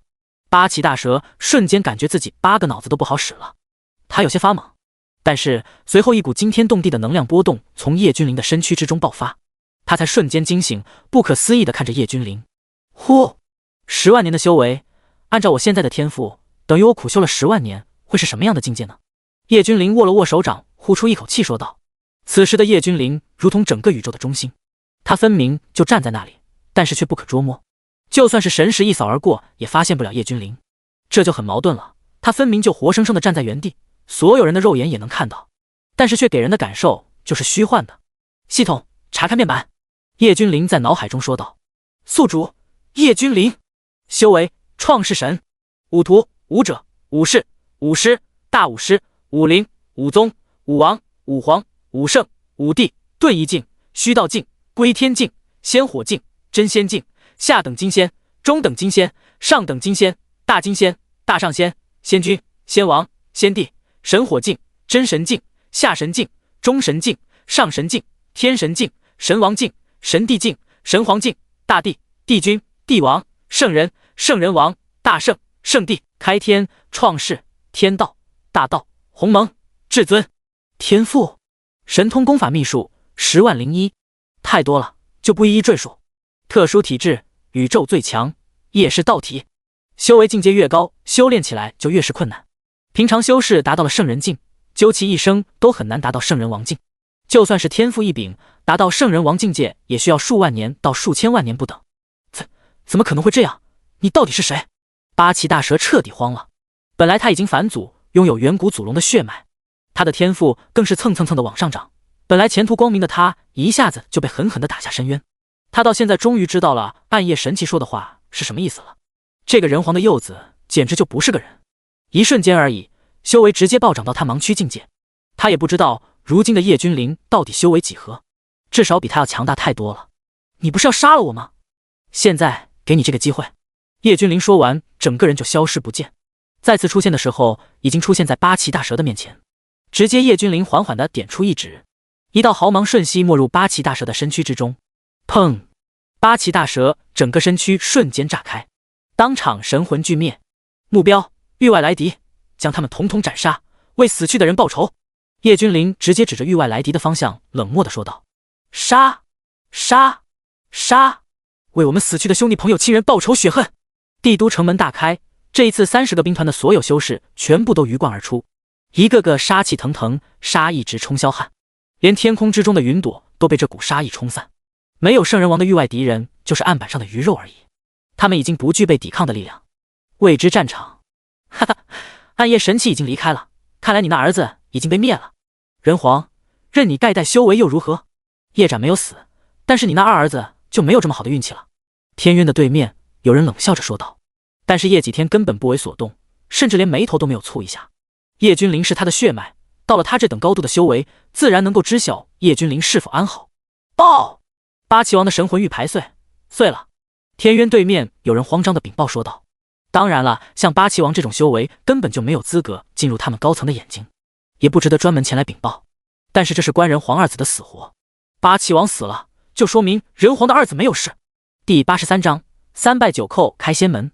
废物，一群废物，没用的东西，连一个青年都杀不死，白活了这么长久的岁月。巨大的虚影震怒的咆哮，本来想给人皇造成沉重的打击，没有想到一尊王级战将竟然连一个青年都收拾不了。天皇，我们要不要开始大举进攻诸天万界？虚影下方有人恭敬地问道。他们是好战分子，只是想将诸天万界这个地大物博的世界占领。这么多年以来，他们人皇的威势越发的强盛了。现在别说人皇了，就连他的大儿子的修为都足以惊世骇俗。用你的脑袋想一想，我们谁是人皇的对手？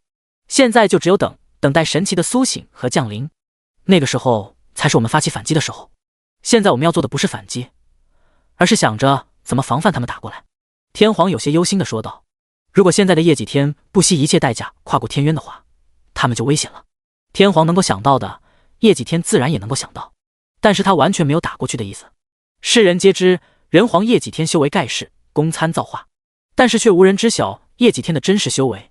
那要不要再派人前往神话大陆劫杀人皇的二儿子？有人问道。愚蠢，连内卫都降临了，也没有能杀掉，你派人去还有什么意义？天皇说道。这一点也是他不能想明白的地方。内卫还没有彻底的苏醒，但是降临下一道虚影还是可以的。正因为这样，为何八岐王死了，那个青年却没有？暗夜神奇就算是降下一点的力量，按理说也足以搞定叶君临。现在的我能够知晓当年的时间节点了，或许你们神话大陆当时的强者并没有死去。清理完域外敌人之后，叶君临眺望剑木山的位置说道：“现在的他已经处于创世神的领域，自然能够清楚地感知到剑木山那边的时间长河，在里面竟然还有微弱的能量波动。”叶君临一步迈出，带着天庭的成员前往剑木山，将域外敌人灭了之后，秦商等人也赶了过来。同时进入的还有夏流云、青龙等人。现在的神话大陆早已经全面开放了，谁人都可以进来。因为叶君临总觉得剑木山那里的空间节点有些不一样，但是具体有什么不一样他也说不清楚，因为毕竟他也没有经历过。就是这里，当年的他们打开此处的时间节点只是运气。叶君临眼神闪烁着，他发现了一些了不得的秘密。这处时间的节点就是一扇大门，当年几人在这里大战，却不曾想意外地打开了这扇门。他们都以为是时间长河，但是门后却是一个崭新的世界。至于是什么世界，无从得知，神话大陆的古史也不曾记载。给我开！叶君临手指一划，顿时虚空缓缓裂开。在所有人不可置信的目光下，一扇古老的青铜大门出现在所有人的面前，上面流转着银光，看上去坚不可摧。这道门亘古永存，但是门外面却被人直接施以障眼法，让人不知道这里还有一扇大门。有点意思，为了不让人进入发现这里还在外面施展高深的障眼法，叶君临笑着说道：“这青铜大门本身并不是很难打开，只需要圣人王的实力就能够推开。”嘎吱，夏流云直接推开青铜大门，推开的一刹那，一道强烈至极的光束朝着他们所有人照耀而下。这道光束就如同一轮比大日还要璀璨10万倍的光团，简直就是亮到睁不开双眼。叶君临的双眼开始发生改变，他的双眼都变成了金色。他的视力并没有受阻，能够清楚地看到周围的一切。在他们的面前是一座巨大的城门，城门上有着2行字：3拜9叩开仙门，至此便是门中人。意思就是必须要虔诚的3拜9叩才能打开这个所谓的仙门，进入其中便是才能成为里面的一份子。在仙门口有着3道奄奄一息的身影，他们身体破烂不堪，甚至身体之中还在不断地溢出黑色的鲜血。神话大陆的3尊圣人王。叶君临看着3道身影说道：“没错，他看过神话大陆的古史，里面有着这3人的画像，而这刺目的光团便是城门之上散发的。在那里有着一群年轻的男女，看其穿着就知道不是一般人。男的俊美不凡，女的倾国倾城，而且一个个修为强大的可怕。他们之中最弱的都是圣人王境界。”他们所有人都冷冷地看着叶君临等人。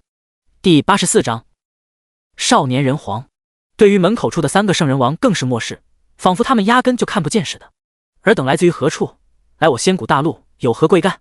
有年轻男子目光没有半点的波动，看着叶君临等人问道：“仙古大陆，仙古大陆，怎么会？怎么可能？”夏流云脸色大变地问道：“仙古大陆不是早在无数个纪元之前就已经被灭绝殆尽了吗？据闻当年那一战，仙古大陆损失惨重，无数强者陨落。”夏流云接着说道：“他跟随人皇这么多年，还是了解些许的心秘。你在胡言乱语什么？我仙古大陆强者如云，何时灭绝殆尽了？”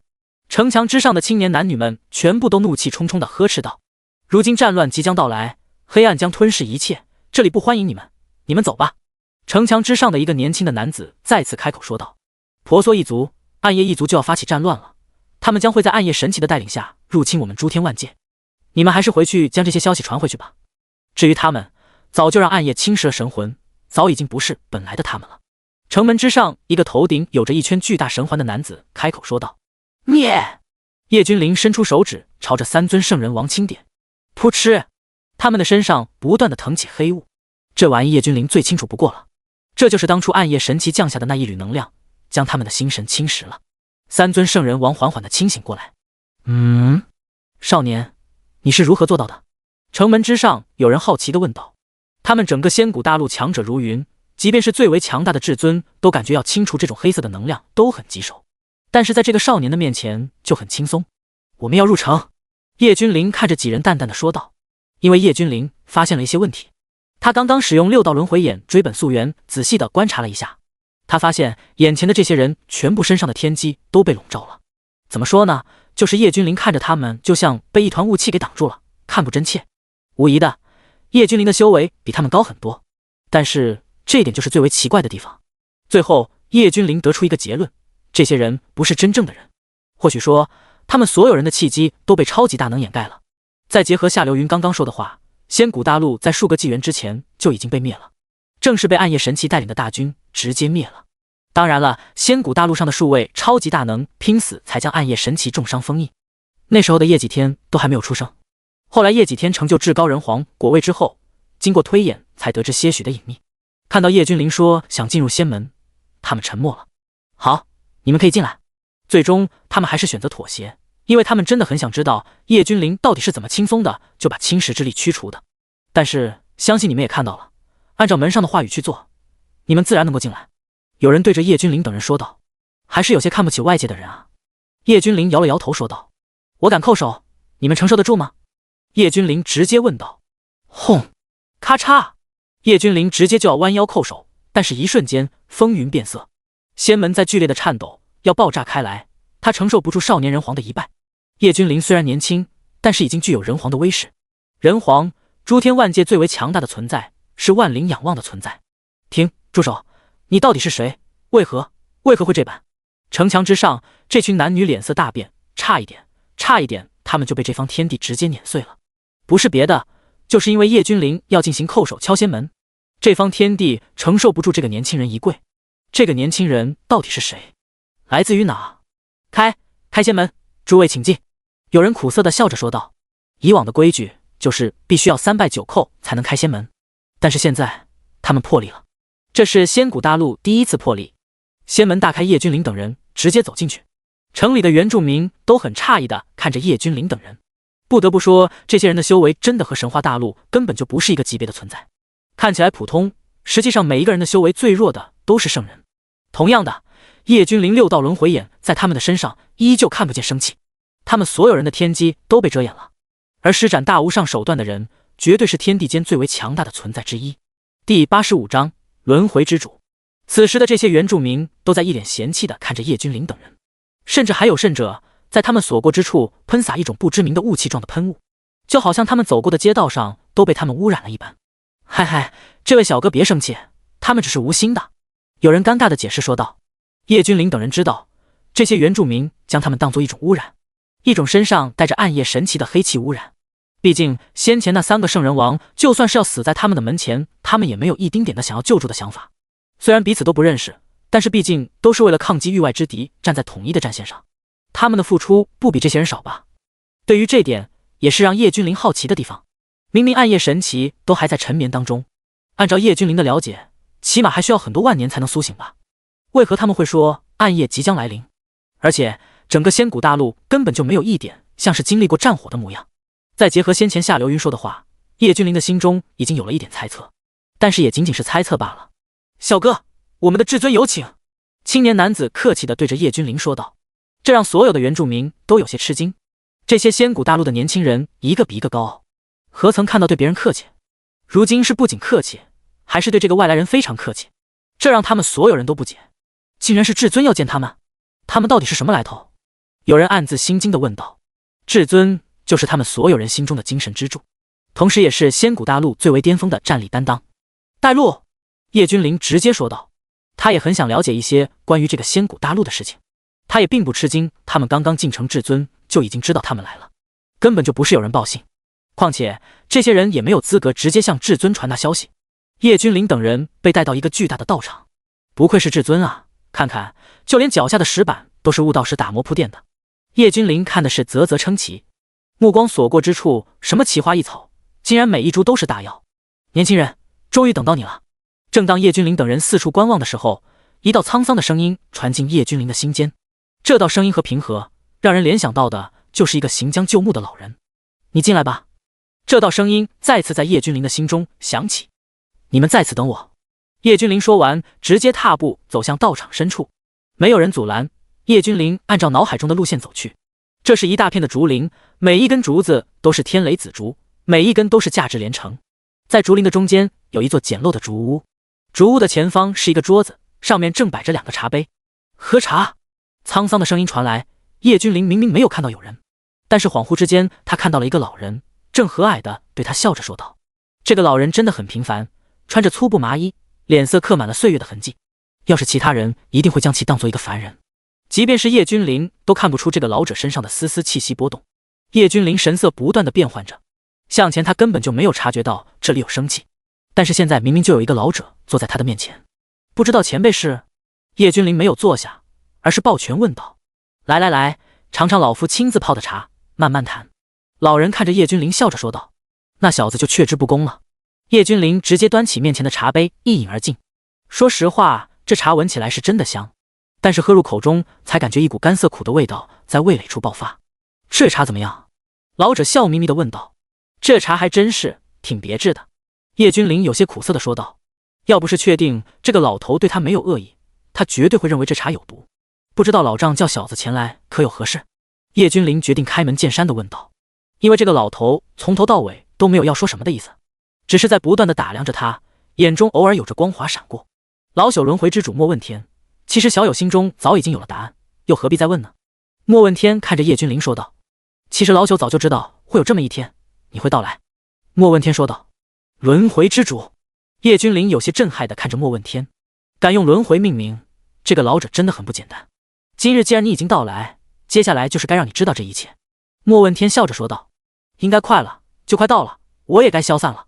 莫问天抬起头，眼中出现璀璨的光束说道。第86章梦回仙谷，沾染因果。叶君临着实有些摸不着头脑，这个轮回之主在打什么哑谜？即便我是轮回之主，也难以跳脱出命运之轮啊。莫问天眼中有着莫名的神光。叶君临也不准备问什么了，他要静观其变。他有感觉，答案很快就会出现了。仙谷大陆全员做好准备，暗夜一族、婆娑一族前来进犯。战鼓响起，叶君临脸色大变。他知道了，莫问天就是要带着他重走一遍当年的战争。他们都不是生人了，其实他们早就战死了。但是几大至尊强者不甘心，强行施展逆天之法，让轮回再现，给后人警示。他们一直在等待叶君临的到来。小友，你们只需要在一旁看着就好了，毕竟你们只是见证者。记住，万万不得插手，否则天地紊乱，就算你是天选之人，也必定遭受难以想象的后果。莫问天很严肃地交代着。轰！仙谷大陆的上方直接出现一只漆黑如墨的大掌，直接朝着下方拍了下来。暗夜神奇，你敢来我仙谷大陆放肆！一道大喝响起，一道冲天璀璨至极的剑光直接朝着巨大的手掌劈了下去。这是天剑之主沈剑心，一手剑术当世第一。莫问天在一旁说道。一剑之威，竟然恐怖如斯，这绝对叶君临看到过的最强大的剑意。撕拉！天空之中滴下黑色的液体，这是暗夜神奇的鲜血。可恶又卑微的蝼蚁，竟然敢伤本座！天空之中一道黑影缓缓凝聚而成，说道。此人浑身漆黑一片，就像是一个煤炭似的，但是身形却很吓人。他并没有遮掩自身的气息，已经踏出了至尊的范畴，但又还置身于至尊的领域。这暗夜神奇要超越至尊境界了。叶君临脸色大变。唉，莫问天没有说话，只是叹息一声。当年要不是暗夜神奇提前他们一步踏出至尊境界，他们又何至于全军覆没？孩儿们，将他们的鲜血统统吸干，去吧！结！暗夜神奇单手一挥，虚空就像是一面玻璃镜子一般，处处崩碎。然后一支军队从里面走了出来。所有人听令，跟随本座宰了这些垃圾！一道魁梧的身影拔地而起，站在虚空冷漠地说道。他手持双斧，浑身上下都充满了毁灭之力。这是毁灭之主寒虎。突然之间，一道眼光径直朝着叶君临望来。一瞬间，叶君临感觉自身的神魂一瞬间就被冻僵了一般。变数！暗夜神奇的口中呢喃说道。他竟然能够隔着时间长河看到叶君临，同时暗夜神奇不断地推算着，他察觉到他和这个不属于这个世界的少年竟然有大因果牵连。要知道，这只是历史再现而已，并不是曾经真正的战场。但是即便是这样，暗夜神奇依然能够察觉。不得不承认，暗夜神奇确实是强大至极。逆乱阴阳，扰乱因果。要是现在对他出手的话，虽然会有因果加深，但是却少了一个祸害。暗夜神奇一瞬间想到了很多，他心中甚至有着不惜一切代价干掉叶君临的想法。他总是感觉他和叶君临之间的因果不简单，让他心悸。一剑天上来，天剑之主出手了，一出手就是他最为强大的绝招。一柄巨大的天剑从天而降，上面带着无边的剑气，朝着暗夜神奇斩去。开天斧！韩虎手持双斧，上面充满了毁灭的力量，朝着暗夜神奇砍去。此去经年难回首，他日轮回莫问天。老夫来也！莫问天大笑，他的手掌之上布满了轮回的力量。此去经年难回首，他日轮回莫问天。叶君临轻轻地说道。这句话的意思他明白，意思就是这场大战已经发生了，不可能会回头。从此以后，世间再也没有了轮回之主莫问天。仙古大陆之上到处都在大战，叶君临等人就是局外人，别人看不见他们，摸不着他们，但是他们能够清清楚楚地看到这场战争的残酷。血流成河啊，到处都是尸体，流血浮屠。三大至尊使出自身的绝学，不断地和暗夜神奇碰撞，他们之中已经有人开始负伤了。但是暗夜神奇的心思始终是有一部分放在叶君临的身上的，这一点叶君临能够感受得到，三大至尊同样能够感受得到。叶君临怡然不惧，双眼始终紧紧地盯着暗夜神奇。之前他只是见到暗夜神奇的一根手指，一颗眼球，但是现在才是他的真面目。第87章迷雾。叶君临看到先前的几个守城门的年轻人，一个个全部都倒在血泊中，一些年迈的修士愤怒地咆哮，最后拉着敌人自爆，想要同归于尽。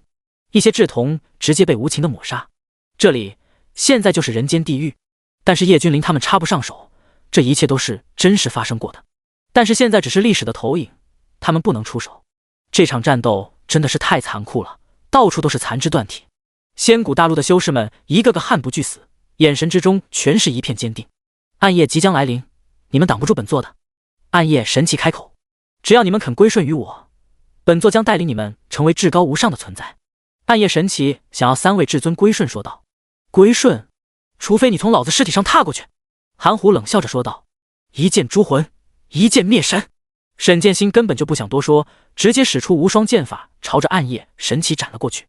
天下事物总归是打破不了轮回，暗夜，你终将功亏一篑。莫问天脚踏轮回冷漠地说道。功亏一篑？你在开什么玩笑？总有一天，整个世界都要臣服在黑夜之中。即是暗夜之王。暗夜神奇冷冷地说道。小鬼，我们是不是认识？在不断的和三大至尊交手之中，暗夜神奇看向叶君临问道。在场的就只有他们4人能够看到叶君临的存在，其余的所有人都是一脸的懵逼状态。哈哈，这老怪不会是被三大至尊打得精神失常吧？竟然对着空气说话。仙古大陆有强者大笑着说道。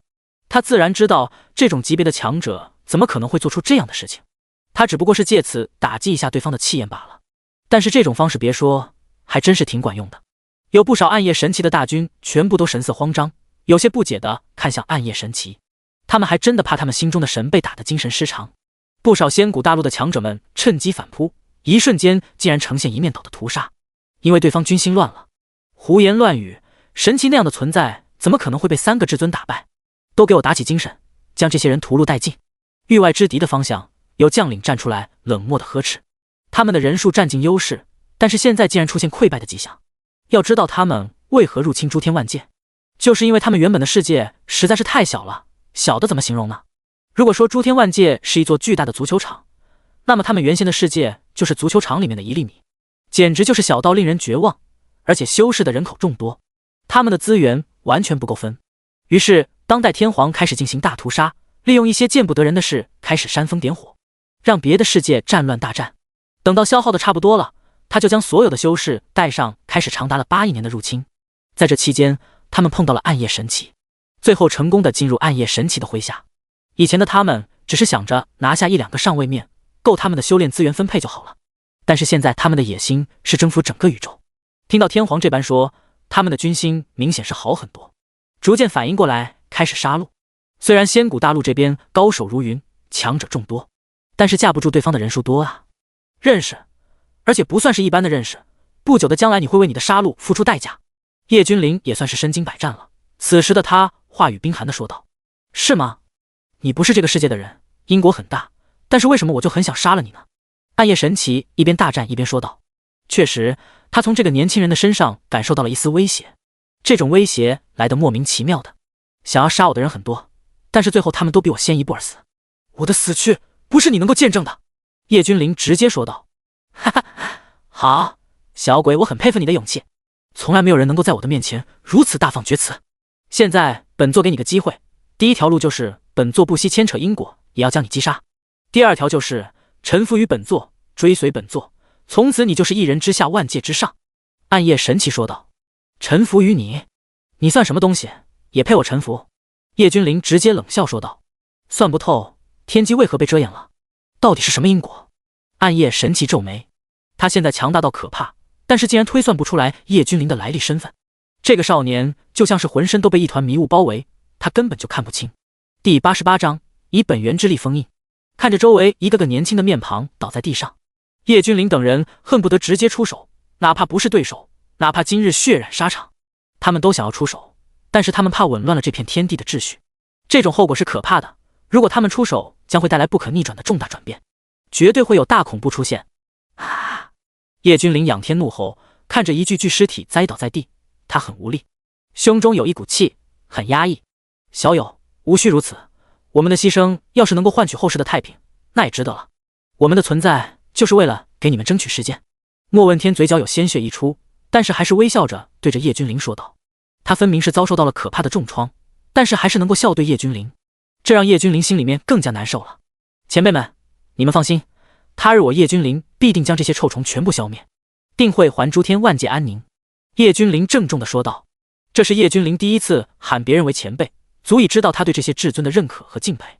一群蝼蚁，你们是在梦呓吗？很好，你们现在勾起了本座的杀意，管你来自哪里，管你有什么大因果，本座一力担之。纵然诸多因果，万般法则，本座定要将你击杀在时间长河之中。这个时候，暗夜神奇看着叶君临说道。因为刚刚叶君临说的话，竟然让他的心中产生了一丝悸动。他是谁？已经踏出至尊境界半步的大能，对于自己的感应是相当的相信，特别是修为达到了这种地步，一言一行都代表天地之理。诸多因果，尽加无身，吾虽需要应付因果，但一样无敌于世间。暗夜神奇充满了自信地说道。死去吧！暗夜神奇朝着叶君临点出一指，这一指竟然直接横跨时间空间的领域，出现在叶君临的面前。没错，暗夜神奇是隔着无穷无尽的纪元时间想要抹杀叶君临。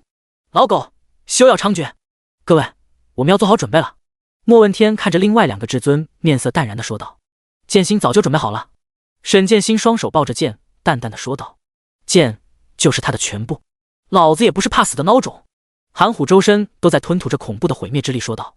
小友都不需要我们去救他，他身上有着一股强大的能量在蛰伏，我们现在要做的就是以我们的本源之力强行将他封印。莫问天看着另外两大至尊说道。来吧，我们能够做的就这么多了，日后是福是祸，全看这些小辈的造化了。沈剑心叹息着说道。毁灭本源，爆！三人直接将自身的本源全部激发，要开始布阵。而另一边，一根巨大的手指已经出现在叶君临的身前，就要直接点下。这是真正的杀伐之力，哪怕是隔着时间长河无数纪元，但是依旧是恐怖到极致。这种强者的攻伐根本不是叶君临能够承受下来的，甚至叶君临感觉到自己的肉身在这强大的威压面前都要崩碎了。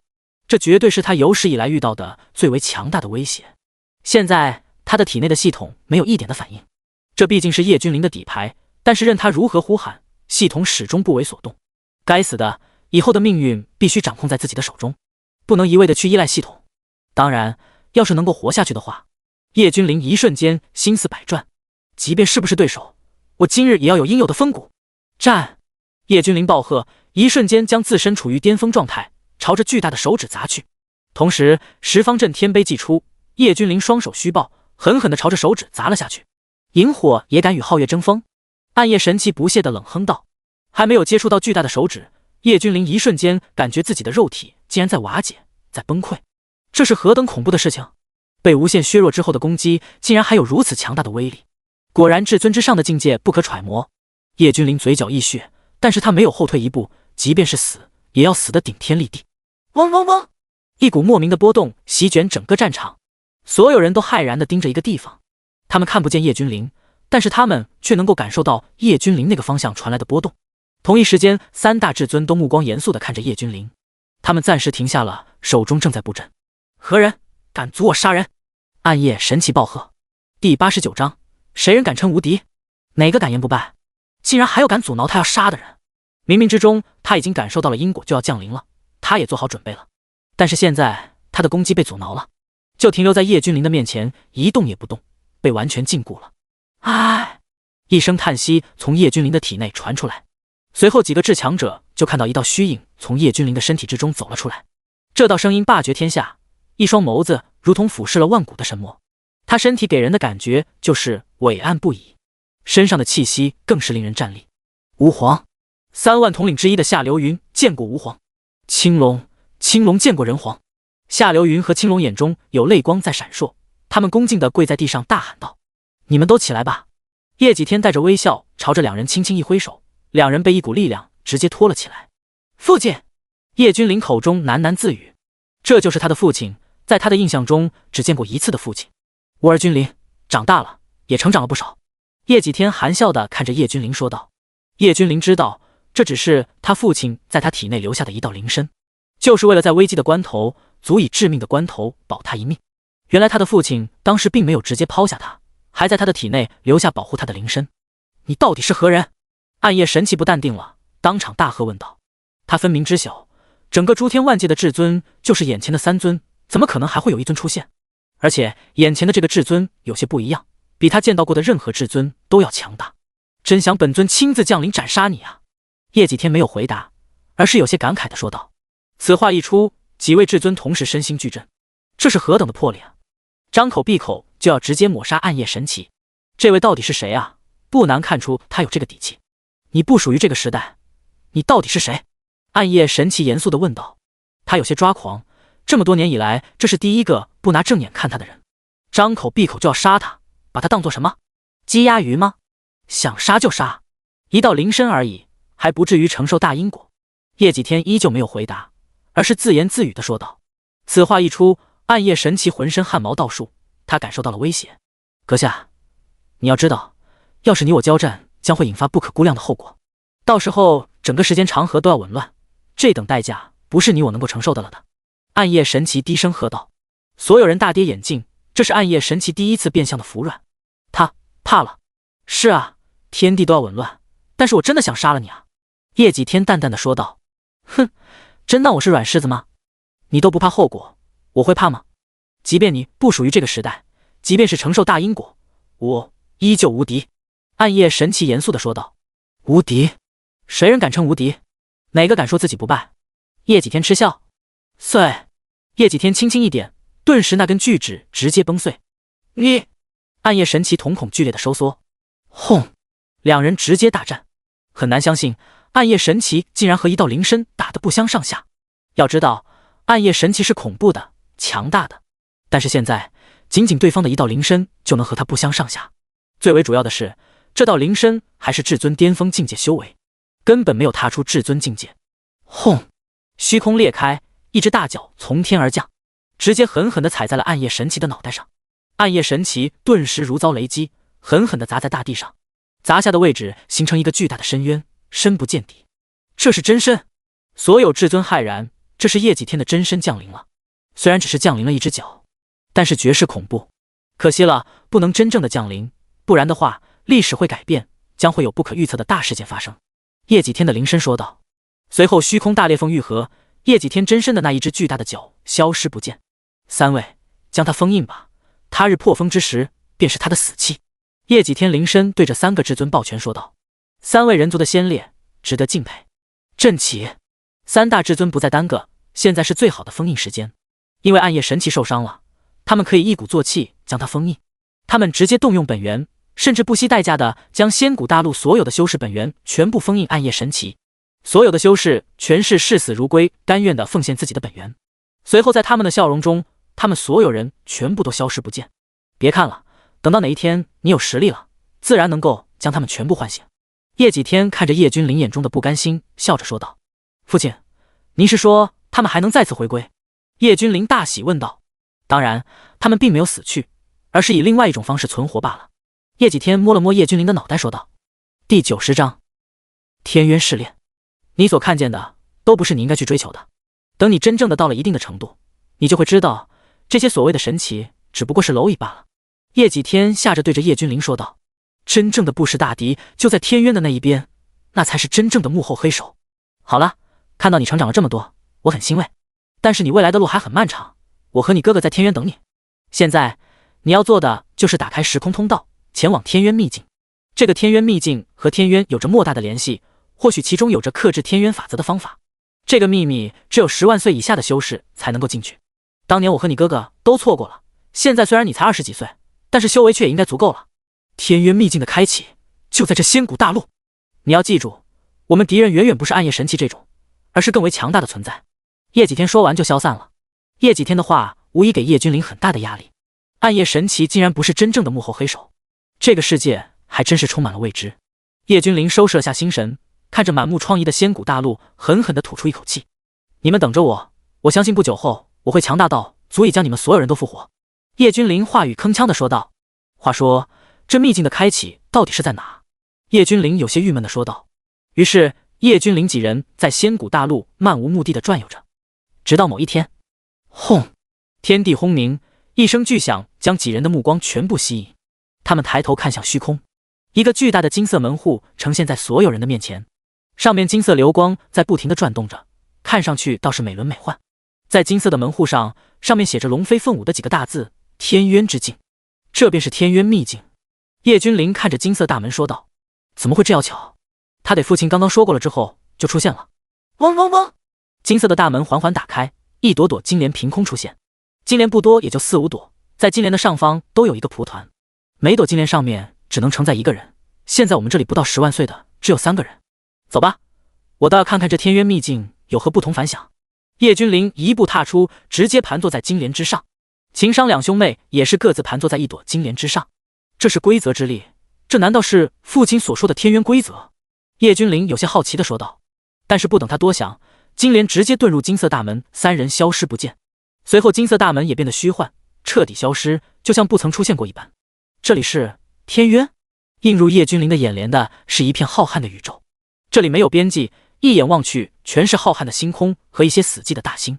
至于秦商和秦武2人早已经不知道到哪去了，他们都是被随机传送的。天渊古路险，我定要踏破这方天地。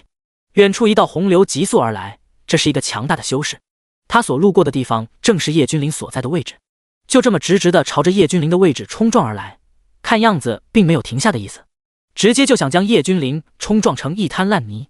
近了，叶君临眼神古井无波，这并不是人族的修士，而是一个叶君临不知道的种族，人脸，但是头上有着一张巨大的蛇口。他没有4肢，急速地滑行而来。滚开，卑微的蝼蚁！此人口吐人言，直接朝着叶君临呵斥道。看见叶君临根本没有理会他，他眼中的寒光暴涨，身形更加的快速，爆发出恐怖的力量，直接朝着叶君临冲撞而去。同时他的嘴角有着一丝残忍之色露出。天渊试炼，就从你这个蝼蚁开始，死吧！他张开额头上的血盆大口，直接朝着叶君临直接吞噬而去。一口一个蝼蚁，你算什么东西？叶君临一巴掌拍出，噗嗤！你怎么会？那个生灵当场爆碎，只来得及留下几个字。附近宇宙之中陆陆续续的出现了很多道身影，有人族的，有其他种族的。那个蛇人一族的好像是大圣境界的强者吧，竟然一巴掌就被那个人族拍死了。有生灵心有余悸的说道。这个人族的修为至少都是圣地境界，惹不起，绕路吧。有生灵心有余悸的说道。有的生灵双眼之中布满了恐惧，有的生灵目光中展现不屑。他们都是来自各个地方的强者天才，有着自己的骄傲和本钱。第91章，万族天骄齐出。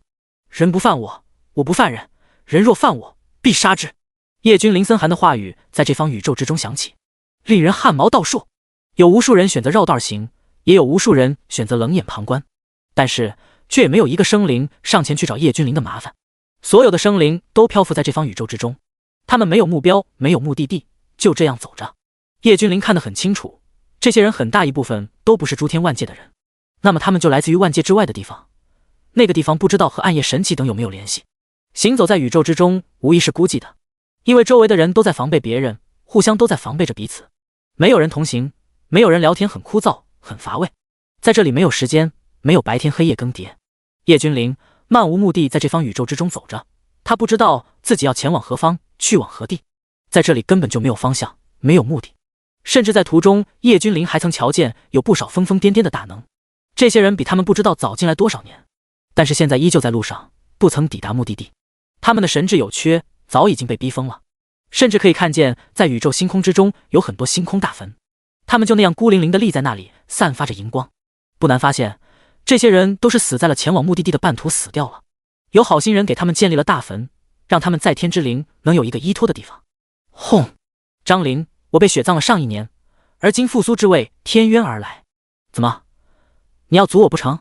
在叶君临的前方，有着2道身影在相互的对峙着。没想到，我还以为你早已经死了呢，原来是被你们族人封印血葬了。在张灵的对面，一个年轻笑着说道。叶君临听他们这话的意思就明白了，为了等待天渊的开启，他们甘愿被封印血葬上1年，甚至更久，只为进入天渊。这不过这天渊当中有什么，竟然让如此多的修士甘之若饴，如同飞蛾扑火一般。叶君临并不打算理会这2个生灵，径直按照自己的路线走着。张灵和那个生灵在对峙着，在他们的之间起码隔着上百里。叶君临若无其事地穿越过去。没办法，虽然这里是战场，但是也是叶君临的必经之路，这就是叶君临先前就已经定好的路线。喂，人族的小子，你确定你要从这里过去？不知道天高地厚的东西，人族这些年越发的猖獗了，连你一个小子都敢无视我们，你可知道我们是？看到叶君临若无其事地通过他们俩之间，2个生灵诡异地站在了同一线上。没办法，要是往日，他们也不敢去触人族的眉头。但是这些年以来，人族在不断的内耗，这让万族都看到了希望。他们这些万族的天骄自然底气又上来了。闭嘴！再敢多说一个字，我撕烂你的嘴！不是人族的吧？不知道吃起来味道怎么样？叶君临蓦然回首，话语森寒地说道。一股杀机从叶君临的身体里面爆发出来，肆虐席卷。2个生灵顿时寒气直冲天灵盖，狠狠地打了一个哆嗦。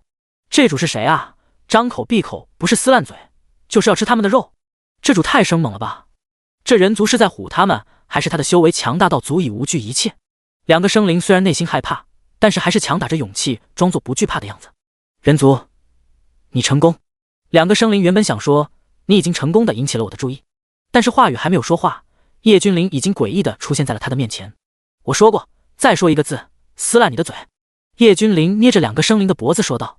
另外一个生灵内心是崩溃的，他说的，凭什么连我也算上了？撕拉！叶君临说到做到，直接将他们的嘴撕烂。待到他们幻化成本体之后，叶君临再也没有了食欲。这2个都是浑身布满了令人恶心的粘液，这个粘液还是绿色的，让人反胃，有点像鲶鱼。但叶君临还是下不去嘴，实在是太倒胃口了，随手将这2个被撕烂嘴的怪物丢掉。叶君临强行搜索了他们的识海，但是并没有什么卵用，根本就没有得到有用的消息，反倒是知道了不少关于各族被血葬了上1年的天骄之事。这些天骄哪一个拿出来都是当时最为璀璨的存在，但是这次在天渊开启的时候，他们全部都被唤醒了。这一次的天渊注定是不会平凡。第92章上古魁牛，有点意思，越来越有意思了。叶君临笑着摇了摇头说道，随后他继续朝着他认定的方向前进着。渐渐的，叶君临也不知道自己走了多久，或许是1年，或许是2年。虽然很枯燥，但是叶君临还是始终慢悠悠地走着。心境磨练的差不多了，开。这一日，叶君临双目灿若神灯，抬起头对着虚无说道。撕拉！叶君临的面前顿时出现了一道虚空门户。没错，整个宇宙看起来无边无际，漫无目的。其实一开始叶君临就知道这只是一个法阵，这个法阵很高明，虽然是法阵，但是却也能磨练道心。但是在里面如果真的死了，那便是死了。叶君临在里面也不过是想知道这个法阵对他而言作用大不大。直到他待了2年时间，他才感觉到现在的法阵对他毫无作用了。法阵里面过了2年，但是在外面其实才2天罢了。万族第一城，出现在叶君临的面前的是一座巨大的城池。这座城池实在是太过巨大了，比当初在神话帝都看到的还要大上万倍。与之不同的是，这座城坐落在浩瀚的宇宙之中，在其上方是一轮轮散发柔和光芒的大日，丝丝的至阳之力垂落下来，看上去颇具美感。此时的城池已经聚集了不少的修士，各个种族的都有。叶君临刚一出现，他们就愣住了。如果我没有记错的话，天渊是前日才开启的吧？有生灵蹙眉说道：“这个人族的何德何能，短短2天就出来了？不，短短2年就出来了。”有生灵骇然地说道：“他们都是1年前进入天渊的，到现在连第1城都还没有进去过。他们在此都不知道枯坐了多少年了。此次天渊的开启便是他们最大的乐趣，因为他们知道第1城门要开了，只有当第2批开始进入天渊试炼，上一批才能够进入。这是天渊古往今来的规矩。但是令所有人措手不及的是，这才2天就有人通过了阵法的考验。要知道，以往的话，就算是最天骄的人呢，也用了整整10年的时间，是外面10年，而不是阵法里面的10年。只是他们不知道，叶君临是想打磨一下自身，不然的话，只要他想，分分钟就能够出来。但是那样的话，绝对是惊世骇俗，耸人听闻。但是现在也很吓人啊，打破了万古纪录，无人能够与之并肩。人族有这等盖世天骄，要是将来成长起来，又不知道会压我们万族多久。如今刚好人族在内耗，才让我们有得一缕的喘息时间。眼看着万族就要成长起来了，这个时候出现人族的一位盖世天骄，可不会是什么好消息啊。有人目光闪烁着说道，他并没有遮掩自己的声音，直接说道，他的目的很明显，就是要让在场的所有万族修士一起站出来。当然了，如果能够灭了这个人族天骄，当然最好了。是啊，人族已经统御了万族亿万年，如今好不容易看到一点希望。诸位，现在正是人族内耗最为激烈的时候，难道你们就想看着人族这般，然后再出一位绝世天骄？人族统御的年代看来是没有期限了。有生灵悲观地说道，当然了，他是装的，就是要激起群愤。这样子，就算是人族秋后算账，总不可能将万族都给灭了吧？要是哪一族直接动手抹杀，人族算账的时候，绝对会将那一族抹去。但是现在万族都在，如果都想杀叶君临的话，那就很简单了，因为他们知道，别说他们一起上了，就算是他们其中一个人都随便打叶君临，就跟打着玩一样。开什么玩笑，再天才又能怎么样？他们所有人不算在天渊外面修炼的时间，就算在城池这里枯坐修炼，都有上1年了。叶君临拿什么和他们比？某一声巨大的牛叫声响彻，这是上古魁牛一族的天赋神通，这种类似于音波攻击的吼叫能够乱人心神。老牛，我来试试你！万族之中站出来一头直立的魁牛，浑身充满了爆炸性的力量，看上去就知道这是个以力为主的种族。蛮牛，你怎么知道我饿了？就送来了嫩牛肉，不错不错。叶君临含笑点头，看着上古魁牛说道：“胡吃胡吃！”正打算朝着叶君临走去的魁牛，先是一愣，随后大怒：这个人类竟然将他当作食物，是可忍牛不可忍。第93章烤牛腿。魁牛暴怒，直接前腿着地，不再是直立的状态了，这是进入了攻击的状态。他的双前腿不断地刨着地面，这是在蓄力，准备朝着叶君临冲撞而去。野蛮冲撞！上古魁牛蓄力完毕，如同一块巨大的天外陨石，朝着叶君临冲撞而去。魁牛所过之处，烟尘四起，同时每踏一步虚空，直接被踏得粉碎。野蛮冲撞，可笑！修炼了这么多年，白瞎了。叶君临摇了摇头说道。随后只见叶君临伸出手掌，所有的生灵都有些骇然地看着叶君临，这人族的修士这般大胆，竟然敢用手掌硬汉上古魁牛的野蛮冲撞。就算是与魁牛同阶的修士都不敢如此托大，因为上古魁牛的肉身相当的强大，同阶很难有人能够媲美。这个人族是在找死吗？竟然敢硬扛！有生灵不屑地说道，这是一个大祸害祸端，如今死了也好，虽然天资盖世，但是夭折了的天骄始终是昙花一现罢了。各族的修士全部都是冷眼旁观，没有一个人站出来帮叶君临说话。这里面也有人族的修士，但是他们同样选择冷眼旁观，因为他们知道，他们一旦冒头替叶君临说话，那么接下来迎接他们的肯定是各族雷霆的攻击与针对，这不是他们愿意看到的。而且叶君临的天赋实在是太强大了，有叶君临在，他们始终是暗淡无光的，甚至他们的心里还在期待叶君临快点死。但是随后令所有修士大吃一惊的是，叶君临轻描淡写的就将上古魁牛挡住了。上古魁牛很大，反倒是叶君临在上古魁牛的面前像是一只蚂蚁一般，但是这个蚂蚁一般大小的人族直接用手掌握住了魁牛的牛角，任凭魁牛如何的挣扎，都挣脱不了叶君临的手。哞哞哞！上古魁牛慌乱的吼叫，但是始终叶君临不动如山，他如何挣扎都挣脱不了。区区圣地而已，是谁给你的勇气敢在我的面前放肆？叶君临直接抬手将魁牛整个身体都抬起来，然后狠狠地朝着身侧砸下去。咔嚓！砰砰砰！令所有人大跌眼镜的是，渺小的人族将奎牛不断的锤击，左边砸完砸右边，很快奎牛全身都是伤口，血流如注。这一步叫做放血，这样的牛肉才没有血腥味。叶君临一本正经的说道：“今天就先吃一道红烧牛蹄吧。”叶君临食指中指合并，对着奎牛的前腿一划，噗嗤，嗷！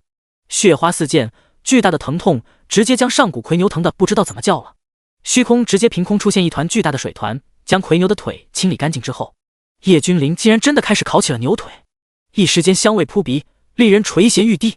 其实上古奎牛是牛类的一种变异，状如牛，一只角，头上没有角，青苍色，有风雨，吼叫声如同雷鸣，且伴有日月般的光芒。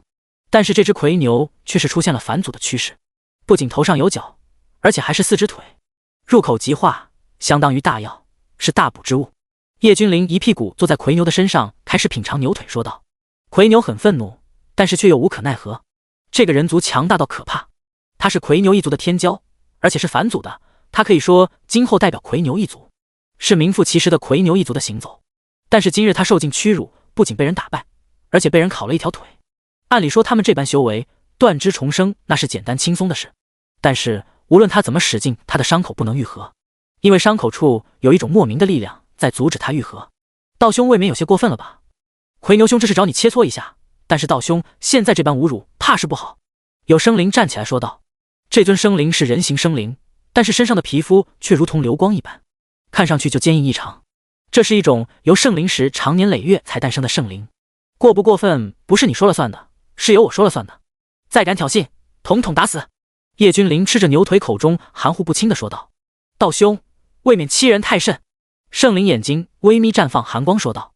叶君临知道，因为他是人族，所以这些人都在针对他，但是他无惧，敢对我露出杀意，你必死！叶君临豁然回头盯着圣灵，一字一顿的说道。连上古奎牛都没有对他露出杀意，所以他只是吃掉了奎牛的一条腿，现在区区一坨石头成精了而已，竟然敢对他露出杀意。第94章针对。圣灵一惊，刚刚他只是感受到了叶君临的无视，让他有些愤怒，但是真的当叶君临开始正视他的时候，他却嗅到了死亡的味道。他的修为其实和奎牛相当，但是肉身的坚固却是比奎牛还高好几个档次，所以在同级别之中，很少有修士敢和圣灵为敌。但是他现在却是成功的吸引了叶君临的注意。道兄你境界高，我承认不如你，但是如果同阶一战的话，我未必不是你的对手。圣灵大声的说道。他知道天骄都是有自己的傲气的，他就是激叶君临，让叶君临和他同阶一战。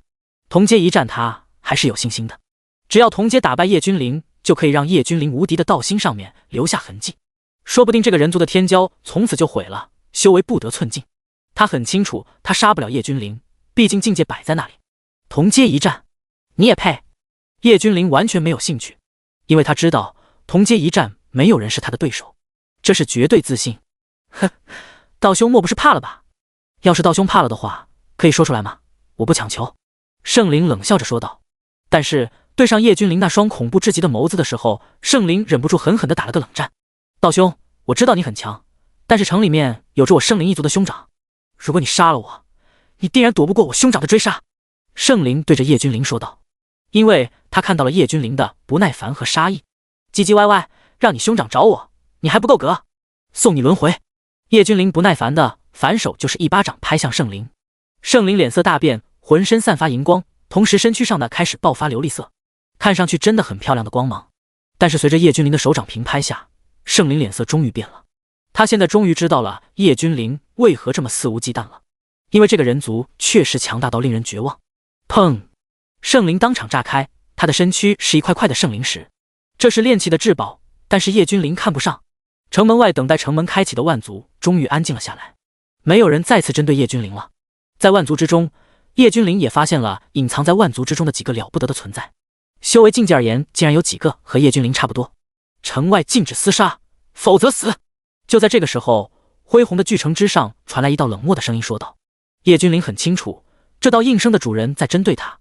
如果禁止厮杀的话，先前别的生灵要杀他的时候，不见这些人站出来，现在他杀了圣灵之后，这人就冒出来了，这不是针对是什么？人不犯我，我不犯人。叶君临只是淡淡的说了几个字。人族，你这是在质疑我吗？城墙之上那个生灵的声音再次响起。因为整座城池都有了不得的大阵覆盖，外面的人根本看不清，只有里面的生灵能看到外面。我不是在针对你，我只是在针对在座所有的垃圾。叶君临突然之间说道。先是所有生灵一愣，随后大怒，这个人族是什么意思？竟然说他们全部都是垃圾。忍不下这口气，在座的哪个不是一方天骄？虽然都上亿岁了，但是丝毫不影响他们是天骄。诸位，我们这里这么多来自各族的强者，难道还怕一个区区的人族吗？这个人族未免也太没有将我们放在眼里了，不如我们联合起来一起上。有生灵怒气冲冲地说道。杀！有生灵布满了杀意，直接吼道。他们现在都要杀我，你不是说禁止厮杀吗？违者死。叶君临淡然地说道。这是你自己惹下的祸端，自己处理。城墙之上的那个生灵这样说道。呵呵，叶君临笑了，肆无忌惮地笑了。他随手一挥，就将一些扑上来的生灵随手抹杀了。这个时候，所有生灵都是一震，他们差点忽略了叶君临的修为。修为的差距绝对不是人数能够弥补的。他虽然没有把我们放在眼里，但是我们却要把他放在心里啊。先前那个愤怒的生灵冷静下来，突然开口说道。对，我们还是静静的修炼吧。他们真的招惹不起叶君临。在他们这边也有好几人修为高绝，但是人家压根连眼睛都没有睁开过，更别说去找叶君临麻烦了。你竟然在城外大开杀戒，本将今日现在宣布制裁你。城门之上的那道声音再次说道。这已经很明显了，就是在针对叶君临。第95章，今日规则为我而改。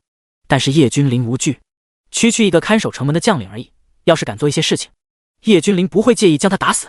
人族，你违反规定，在城外大开杀戒，理应处死。整个城池都被迷雾包裹，无人看得清楚，但是叶君临能够看得清楚，他拥有10万瞳术，随随便便就能够看得清楚。这是一个人形的生灵，但是他不是人族，只是幻化的而已。此时的他站在城墙上，身穿白银盔甲，看上去威风不已。他手持方天画戟，斜指叶君临，一副高高在上的模样。杀了就杀了，蝼蚁而已，妄想挑衅人族，你们配吗？叶君临话语轻柔地说道，虽然轻柔，但是却充满了威严。城墙之上的将士目光一凝，这个人族的气势太盛，他竟然有些心悸。他虽然是护城卫，但是他也明白现在的人族依旧是万族之首，就连城主都是人族，他也不敢太过针对。但是随后他的目光一闪，他想到了收拾叶君临的方法。轰隆隆，高耸入云的城门打开，一条青石板铺成的大道展现在所有生灵的面前。看似青石板，实则是一种未知的天外陨石，坚硬异常。万族修者请入城。护城卫口中大喝道。终于，等了上1年，终于开门了。有人有些感慨地说道。同时隐藏在各处的强大存在也同一时间睁开了双眼。睁开双眼的一刹那，竟然犹如利剑割裂了金石一般，发出刺耳的声音。叶君临一脚将上古魁牛踢开，随后站起身来，朝着大门的位置走去。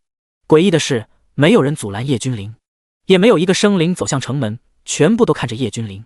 他们的眼中有诡异，有幸灾乐祸。咻！叶君临不紧不慢地走向城门，突然之间，一道破空声响起。叶君临抬起头，一杆战矛径直朝着他洞穿而来。城墙之上的护城卫出手了。人族可以傲慢，但是要懂规矩，下辈子要记住。那人冷笑地看着叶君临说道。他等的就是这一刻。现在城门打开，迎接的是上一次进入天渊的修士们。像叶君临们这一批刚刚进入天渊的，还要等上1年才能进入。这就是规矩。我本无心杀生，不招惹我那便相安无事。既然要招惹我，就要做好死亡的准备。叶君临淡淡的说道。今日万族第1城的规矩为我而改。叶君临张开手掌，将战矛稳稳的接住，随后手臂后仰，朝着护城卫的方向甩去。万族震惊，这个人族竟然敢这般大放厥词。万族第1城的规则要为他而改，这是开什么玩笑？区区开天2阶，在外面算得上是一方霸主，但是在我的眼中不值一提。叶君临没有再去看战矛，他知道结局早已注定。噗嗤！你敢对护城卫下手？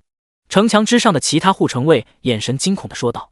他们目睹了这杆战矛直接洞穿了先前挑衅叶君临的那生灵的胸膛，随后那生灵当场爆碎，尸骨无存。所有人心里面都产生了深深的寒意。这个人族绝对不是善茬，动辄就是轻描淡写干掉开天境界的大能。叶君临直接无视，稳稳地走在青石板上。人族，你已经破了万族第1城的规则，还不快些认罪？有的护城卫壮着胆子对着叶君临说道。真是聒噪，令人心烦。护城卫？护的什么城？至今日之后，万族第一城不再需要护城卫了。叶君临感觉耳边有很多蚊子在嗡嗡乱叫，当即直接说道。万族大惊，这个人族不仅要破坏规矩，难不成还要大开杀戒？要知道，在万族第一城之中，有很多万族的前辈啊，他们的修为肯定高得吓人。这个人族敢这般行事，送你们往生，记住下辈子眼睛察亮一点。叶君临直接祭出十方震天碑，朝着城门上一抛，十方震天碑迎风暴涨，直接朝着护城卫镇压而下。噗嗤，砰砰砰，这些护城卫全部都如同泡沫一般，直接被碾压炸开。这人族到底是什么修为？为何这般恐怖？有人惊恐地说道。如此精彩绝艳，天赋修为都奇高，怕是不会弱于人皇殿的那位吧？你是说人皇殿的大皇子叶斩？人族真是一个令人感觉到敬畏的种族啊！有生灵感叹地说道。所有的生灵都很疑惑，护城卫全死了，为什么没有一尊强大的人物降临责罚叶君临？他们很不解。第96章，滚过来，以死谢罪。因为这就是万族第一城的规矩，除非叶君临的背景强大到城主也惹不起。难道是人族万古世家这一代的行走？有生灵猜测道。不可能，城主不曾出面，他虽然是人族，但是见都没见过，怎么可能知道他是万古世家的道子或者神子？有生灵摇头说道。毕竟城主在这城中待的时间久得吓人，岂会认识一个人族的年轻人？没有生灵能够回答这个问题。他们虽然不解，但是也不可能去质问城主。天渊秘境和外界是隔绝的，就算是外界的绝世天骄到这里都要收敛，毕竟外面的强者是进不来的。而在天渊秘境之中，有些秘境之中的原住民强大到离谱，他们所生存的环境都不知道多少年了，自然一个个很强大。还有一些修士是前面几亿年之中进入天渊的，因为他们败了，无敌心破碎，甘愿留在天渊秘境之中，看着一代又一代的天骄争锋。像之前针对叶君临的那些护卫，他们不属于人族，他们的种族都对人族抱有敌意。如今看到叶君临这样一个人族能够拥有如此天赋，首先当然是嫉妒，随后开始找理由想要抹杀这个人族的天骄。但是叶君临实在是太强了，强大到令他们绝望。没有想到最后他们自己栽进去了。叶君临在无数种族的目光中如同闲庭散步一般向着城内走去，所有的种族生灵根本不敢阻挡，只是眼睁睁地看着这个人族的年轻人。当然了，其中有几个强大的存在只是冷漠地注视着，他们的修为不比叶君临差，他们都是被雪葬可无数个纪元的天之骄子，不管是天赋还是修为都很可怕。他们要在这一世走出自己的无敌路，这是一个璀璨的大事，万族天骄争先出世，这还只是其中一部分而已。待到叶君临走进城门之后，这些万族的生灵才开始依次的进城。城外的冷清和城内的喧嚣完全就是两个世界。城内的原住民们在售卖着各种各样小吃、丹药和兵器等。城门大开的时候，所有的生灵全部都停下手中的事，看向城门外的方向。他们知道，又是一个一年到来，又有万族的修士进入，只是不知道这一次的修士们质量如何。但是随后令他们大跌眼镜的是，城门口只有一个着装相当华贵的美男子进来，这令他们疑惑不已。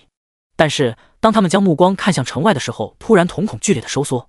城外万族的修士都像是被施展了定身术一般，呆呆地看着叶君临。等到叶君临彻底进城了之后，他们才开始动起来。同时，那一具具的尸体是怎么回事？清一色的护城卫着装，这些分明都是护城卫啊！现在护城卫无一个人幸存，全部死去，而且死得相当的一致，一招毙命。有生灵将眼光看向叶君临，他们的目光之中充满了诡异。烈！一道刺耳的叫声响起，一道人影以及奇快的速度迅速窜到城外，速度真的很快，至少叶君临是这么认为的。此时这道人影停留在一堆碎石的旁边，双手颤抖地抚摸着碎石。这些碎石就是叶君临当时击杀的圣灵一族。刚刚那道人影就是这堆石头的哥哥，也是一尊强大的圣灵。他浑身的肌肤不再是呈现亮丽的流光色，而是呈现诡异的紫红色。同时他的修为比之前的那个圣灵不知道强大多少。是谁杀了我的弟弟？这个圣灵站起身来，目光森寒地看着四周的万族问道。没有人敢说话，他们惹不起叶君临，也惹不起这个强大的圣灵。这尊圣灵是上个纪元的不世天骄，如今1亿年过去了，鬼知道他究竟有多么强。好，很好，你们都不说是吧？圣灵气急而笑，小心翼翼地将他弟弟的碎石收好，随后气势猛然一变，轰！铺天盖地的威压直接降临。随后圣灵直接随手虚空一挥，一头黄金狮子直接被圣灵捏住了脖子。圣灵没有询问，黄金狮子只是双眼惊恐地看向叶君临的方向，圣灵冷笑，他知道了。只见他随手将黄金狮子扔飞出去，正当所有生灵都以为黄金狮子得救了的时候，轰！被甩飞出去的黄金狮子直接当场炸开，神魂俱灭。我圣灵一族不是你们这些人族能够击杀的，滚过来！要是我心情好了，赐你以死谢罪。圣灵冷冷地看着叶君临呵斥道。第97章，我父皇脾气不太好。圣灵敢这般肆无忌惮，自然是对自己的实力有着绝对的信赖。毕竟在上古时期，圣灵一族曾经也是称霸一方的大族，因为是天外陨石诞生灵智而自成一族，他们之间的繁衍是相当困难的，很难拥有子嗣，这才造就了圣灵一脉不断的衰减。但是毫无疑问的是，圣灵一脉其实真的很强，光论肉身就能知晓，他们的肉身是天外陨石形成的，自然是坚固异常。据说他们的肉身能够打造出绝世兵器，就凭这一点就足以知道这个种族的修士不好惹，因为他们的肉身是天生的，真的很强大。要是不是繁衍有问题的话，他们这种族绝对会成为霸主级别的种族，即便是现在也在万族之中排名前100，足以知道其恐怖。我这一生自从走上修炼之路，还没有人敢让我请罪，你是第一个，所以我会让你死得很有节奏。叶君临踱步回首看着圣灵说道。是吗？我既然是第一个，也理应是最后一个，因为你活不了。自大的人族啊，我承认你们这个种族独受恩宠，自莽荒之始，人族便已经是这片天地的主宰。所谓风水轮流转，现在的人族早已经是千疮百孔了吧？我很好奇，属于人族的纪元还有多久呢？圣灵讥讽地问道。圣灵所说其实也没什么错，现在的人族早已经是千疮百孔，外敌虎视眈眈，内乱又不止，现在的人族确实是出现了大问题。哼，人族有人皇，有大皇子叶斩，这便是人族的基石，有他们在，人族将会永世不朽。叶君临话语铿锵地说道。他说的话震动整个第一城。好，说得好，人族有人皇，当镇压万世；人族有大皇子，当为万族之首。这个时候，一道苍老的声音大笑着说道。随后，一身道袍的老者出现在叶君临的身旁。这个老者童颜鹤发，好一副仙风道骨的模样。我等见过城主大人。城内的修士先是一惊，随后弯腰齐声说道：城主苍蓝。不知道在这第一城待了多久，但是可以知道的是，城主的一身修为通天彻地。有生灵畏惧地说道。这是个看实力的世界，只要实力够强，万族都要敬畏。但是此时的叶君临很不爽，因为他话语铿锵的做了那么多铺垫，自然是为了装一个逼，那就是有他人皇殿的二皇子，天庭之主在，狗屁的万族统统靠边。但是被这个出现的老者打断了。城主大人。圣灵先是一惊，随后低下头恭敬的行礼。只不过在低下头的瞬间，一抹阴霾一闪而逝。他知道，或许今日为他的弟弟报不了仇了，毕竟城主都出面了。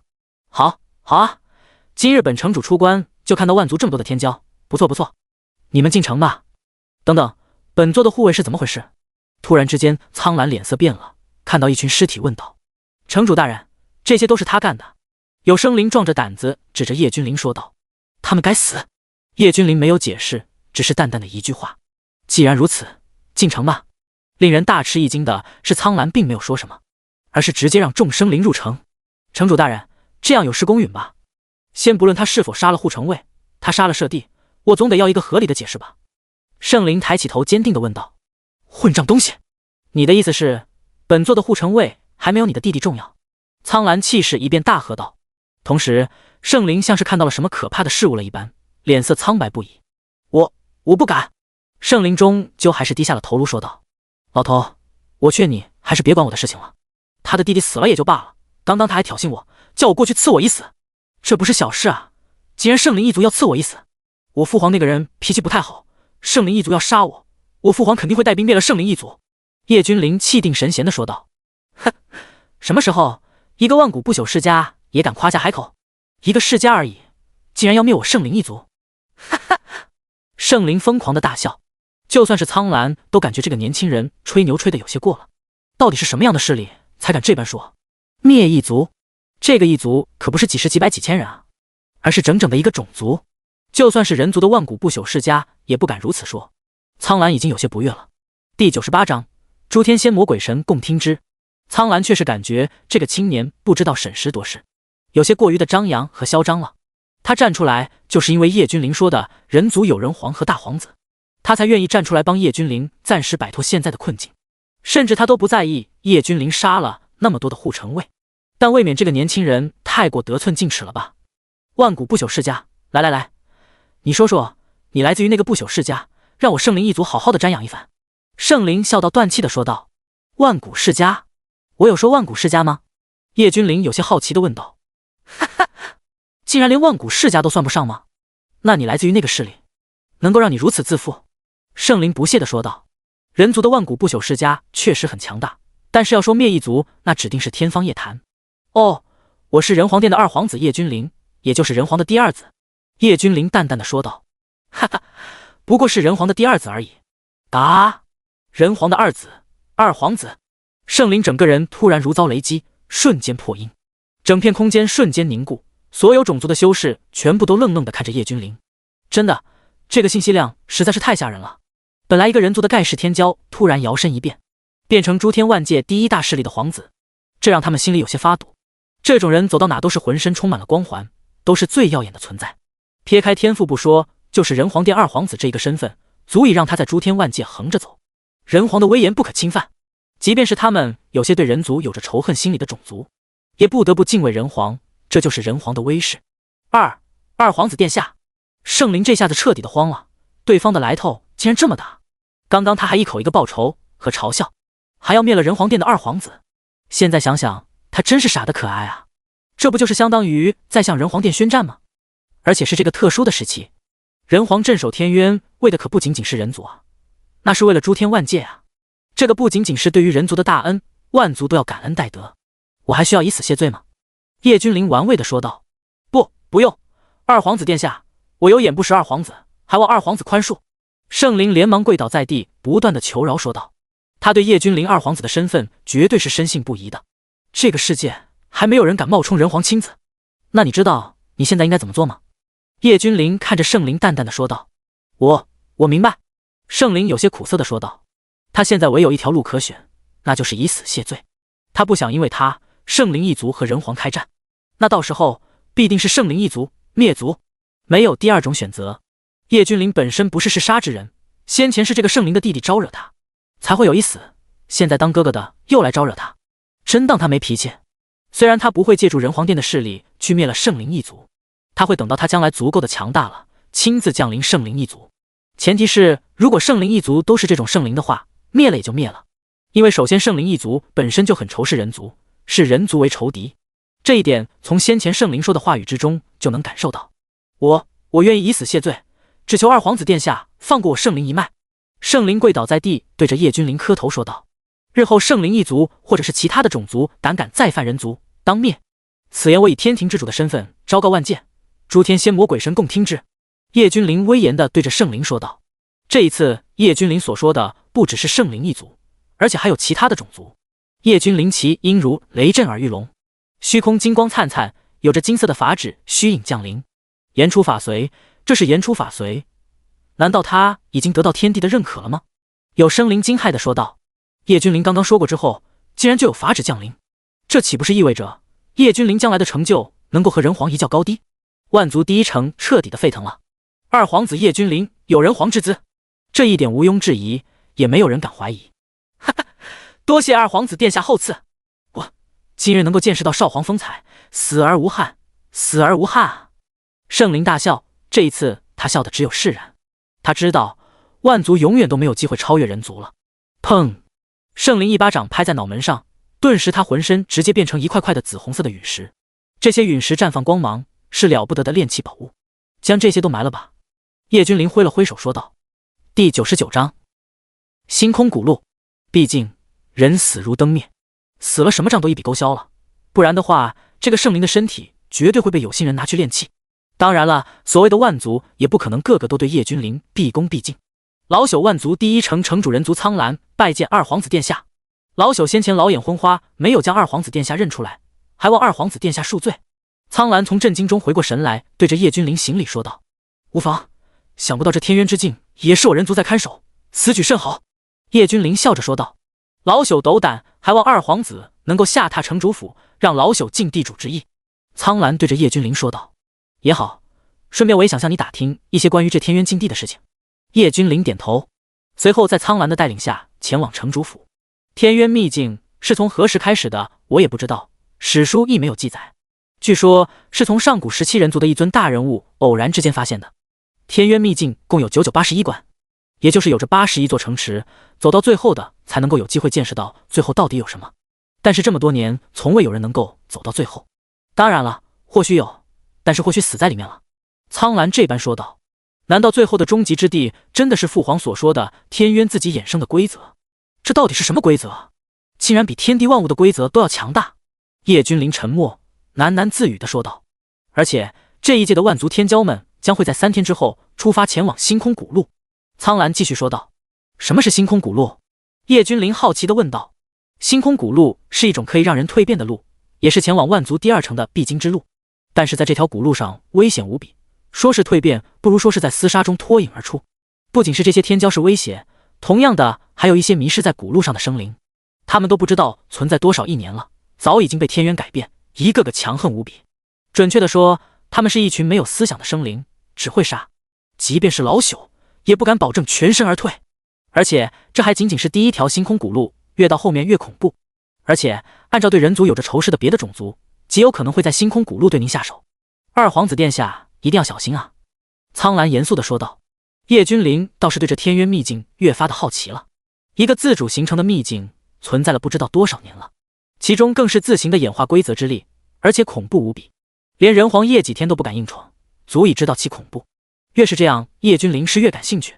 至于苍兰所说的危险，叶君临无所畏惧，只有经历过血与火的洗礼，才能够更加快速的成长起来。当当当，虚空门户已开，星空古路线，万族天骄请上路。3日后，一道钟声响彻整个城池，所有的生灵凝神看向城池上方一个巨大的类似于传送阵的虚空大裂缝。通往星空古路的大阵每隔1年才会打开一次，所以这就是为何天渊秘境1年才会开启一次。我倒要看看这天渊秘境之中到底隐藏了些什么秘密。叶君临轻笑，随后首当其冲走向大阵。瞬间大阵之上产生一股吸力，直接将叶君临拉扯进去，消失在所有生灵的眼前。还在等什么？难道要让人族一而再再而三的领先吗？星空古路才是真正的战场，谁能够笑到最后还未可知。有强大的生灵话语冷漠地消失在大阵处，死去的天骄将毫无价值。又是一尊强大的生灵踏步而出，这些生灵就是叶君临在城外的时候留意到的那几个，他们的天赋很强，修为也很强大，最弱的都是开天境巅峰，最为强大的甚至能够和叶君临一较高低。当然了，这里只是说修为，而不是战力。他们很能隐藏，到现在才露出各自的獠牙，因为他们知道在星空古路上没有帮手，没有强者，也没有苍兰这样的人族大能，那里才是最好的杀人越货的地方。呸，那里才是杀人的好地方。苍兰脸色有些难看，这些强大的生灵这是在向二皇子宣战吗？早知道他就应该提前将这些威胁抹杀在摇篮里面。人皇之子不容一点威胁啊，因为将来人族是否稳居霸主，最后看的就是叶君临等绝世天骄。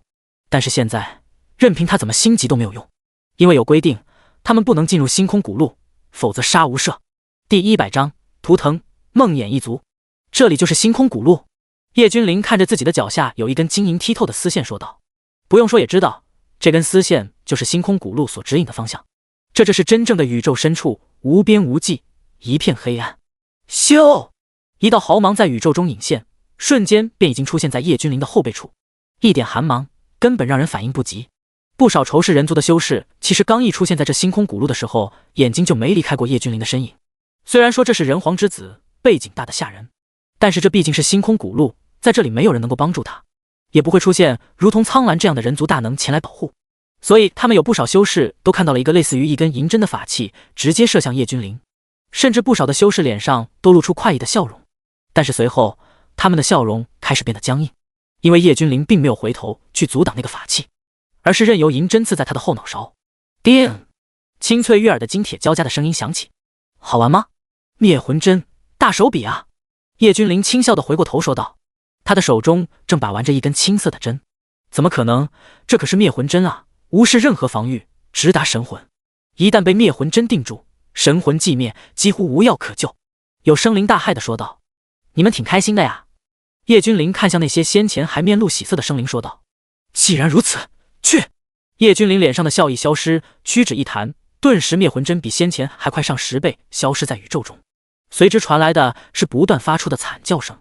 只见虚空之中，一尊尊强大的生灵不断的仰天栽倒在地，他们的双目无神，眼睛瞪得滚圆。这是被灭魂针定杀了神魂导致的。虽然肉体看起来完好无损，但是里面的识海早已经千疮百孔了。二皇子住手！我们并没有对二皇子殿下出手。二皇子殿下为何将这些无辜的生灵击杀？有人壮着胆子说道。因为现在他还不站出来，说不定下一个就是他了。我让你们死，你们就得死！叶君临冷漠地说道。他不屑于解释，这些生灵之中有几个是不对人族仇视的？窥视人族之心不死，还妄图推翻人族的霸主地位，该杀！出来吧，你藏不住的。叶君临将数百个刚刚脸上露出快意笑容的生灵灭掉之后，淡淡的说道。刚刚暗算他的那个生灵还没有死掉，隐匿在虚空之中。不得不说，这一族真的天赋神通真的很强大，隐匿在虚空之中真的很难发现。此时即便是听到叶君临说的话，他依旧稳稳的隐匿着，希望能够得到机会再次下手。滚出来！暗夜一族！叶君临直接喝道。看起来叶君临似乎是不知道这个暗夜一族隐匿的地方，但是叶君临呵斥的同时，他发出的声音如同煌煌天音，如同潮水一般朝着四面八方扩散而去。噗嗤！在不远处的虚空之中，一道身影踉跄的从空中坠落下来。暗夜一族，暗夜神奇，不知道你们之间有什么关系没有，但是无所谓了，反正你很快就会变成一具尸体。叶君临低声呢喃说道。随后他缓步走向这个暗夜一族的生灵身边，在所有生灵惊恐的目光中，叶君临直接一手摁着他的脑袋，然后将灭魂针狠狠地刺进他的脑海中。即便是人皇的儿子，也不能这样的嚣张跋扈吧？人族这是其余万族为草芥吗？想杀便杀！一团巨大的魔藤出现在叶君临的前方，看着叶君临一字一顿地说道。他这一句话明显是将万族都站在人族的对立面上，而且表明的是人族逼迫他们反，因为人族对他们大肆屠戮。这块魔藤很大，战法的气息也很强大，是开天境巅峰的修为。随后这块魔藤直接幻化成一个年轻男子的模样，站在叶君临的对立面。他眼神冷漠，仿佛是万年都化不开的寒冰。他的眼睛很奇异，诡异的蓝色。图腾，梦魇一族，怎么想人族，那是你们应该思考的问题。但是胆敢妄图挑衅，那么只能送你们灭亡二字。叶君临开口淡淡的说道。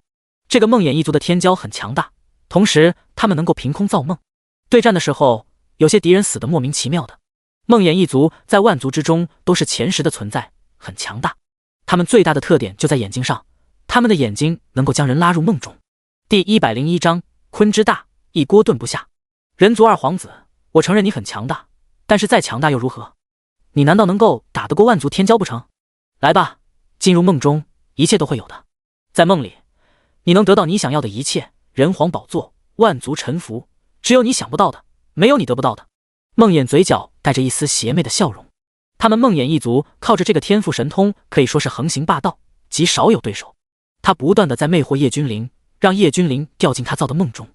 你们一族的天赋神通竟然是特殊的瞳术，有点意思。叶君临微微笑着说道。做梦这件事是不可能的，我永远不会做梦，还是你做吧。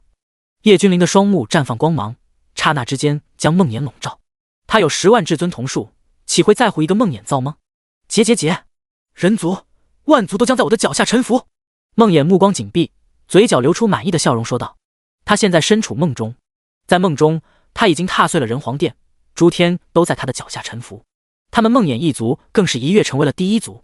梦魇死得很安详，没有一点痛苦，这大概是第一在叶君临手中死得最为安详的。所有的生灵都呆呆地看着叶君临，这个人族是怎么做到的？梦魇一族的天赋神通真的很强大，不然的话不可能万族排名那么靠前。但是被叶君临一个眼神瞪死了，而且死的时候带着满脸的笑容。梦魇表示死得很开心。哼，雕虫小技，让我明坤来会一会你。人族的辉煌还能持续多久？一道鲲的声音响起，所有生灵看向同一个地方，那里不知道什么时候出现了一片金灿灿的大海。哗啦啦，金色的海水溅起，一头庞然大物从水中高高跃起。这是一头鲲，鲲之大，不知几亿万里也。有生灵呆呆地说道。这或许是他们第一次见到真正的鲲族。鲲族在万族排名之中绝对能够排进前10，甚至前5。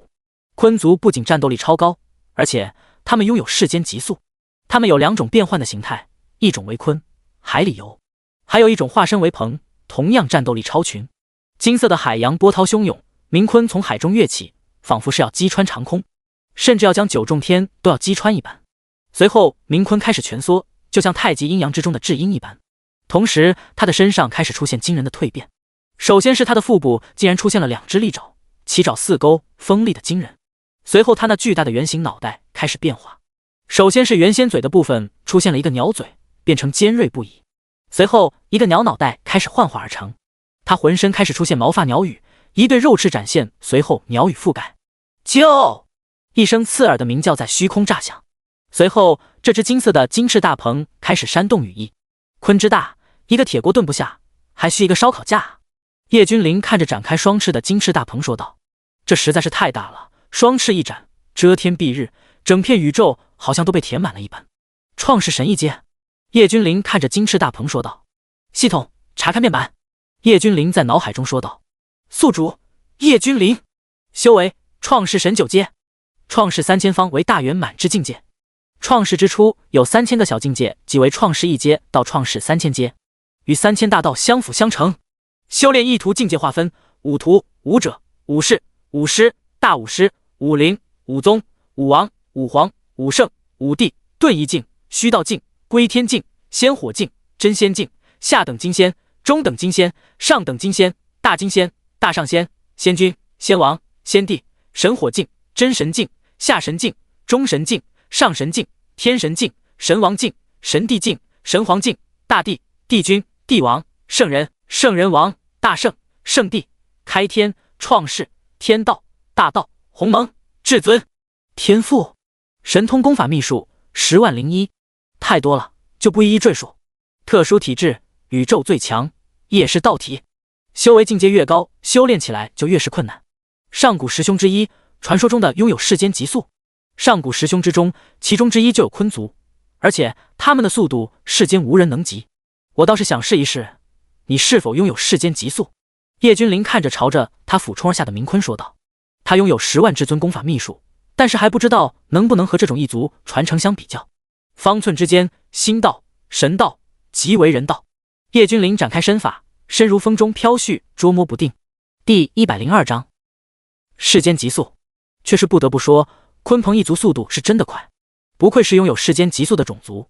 同时，叶君临的双手开始没有规则的晃动起来，他双手摆动有着奇怪的轨迹，但是就是这样平平无奇的摆动，却出现了风雷雨电，又好似在开天辟地一般，声音爆发出雷鸣，震耳欲聋。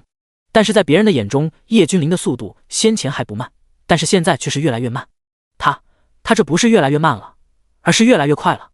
有生灵看出来，端仪大喝道：“他这是在借助鲲鹏一族的速度来磨练己身。”没错，看似叶君临的速度越来越慢了，实际上是他在摸索，在创造，也在超脱和演化。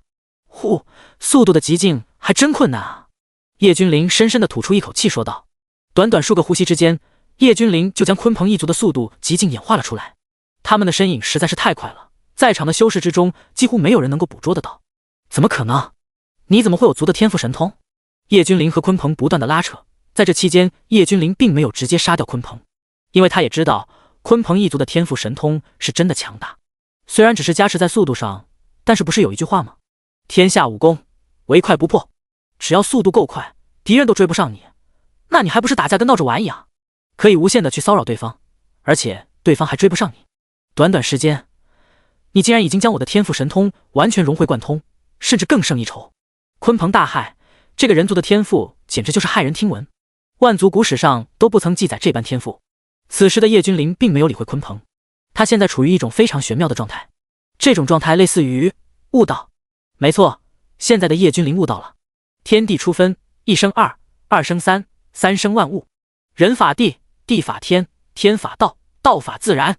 叶君临嘴中不断的冒出一些晦涩难懂的天地母语，他的身体上下全部都包裹在莹莹的金色光芒之中。万事万物都有其定律，但是这是一条注定孤独的无敌之路，无敌道。10万至尊功法是时候全部融会贯通了，我要踏出一条无敌之路。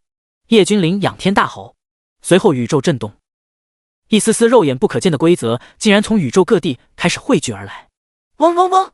叶君临身上的光芒更加的强盛了，同时一股恐怖至极的能量在他的身体中出现。这就像是一头凶兽，即将要被放出来，气息强大到让所有生灵战栗。你们还在等什么？他这是在悟道，现在无暇顾及四周，现在是我们最好的攻击机会，一举将他击杀，人族从此走向衰败。一尊强大的身影从远处走来说道。他先前一直躲在暗处观察，毕竟鲲鹏也是创世神境界，他在等二人打到癫狂，甚至两败俱伤的时候出现一举击杀。没错，就是一举击杀，不仅是杀叶君临，同时还有鲲鹏。万族的水太深了，并不是心意相通，同仇敌忾。哞！一道巨大的牛叫声响起，这个生灵的本体是一头青牛，万族之中排行第6的裂天4一族的天骄。所谓裂天4，一听名字就知道有多猛，能够将天都打裂开。裂天兄果然是好气魄啊！一道轻笑传来，裂天4先是一怔，随后看向远方，一道光芒横跨宇宙而来。原来是金泥兄，怎么金泥兄这是对这个人族很感兴趣？裂天4玩味地说道，因为他知道金泥一族对人族那是相当的仇视，这种仇从上古一直延续到现在。金泥一族在10凶之中排行第4，当之无愧的大凶，生性残暴，喜好人脑，长得像狮子，但是凶猛异常。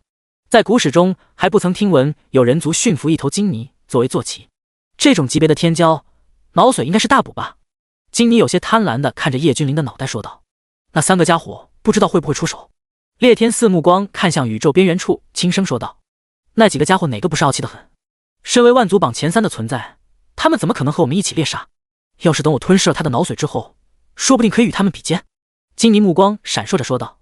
剩下的万族生灵之中，只有一小半表示愿意对叶君临出手，其余的生灵先前已经被吓怕了，他们远远地离开这地方，因为他们知道这地方很快就要变成战场了。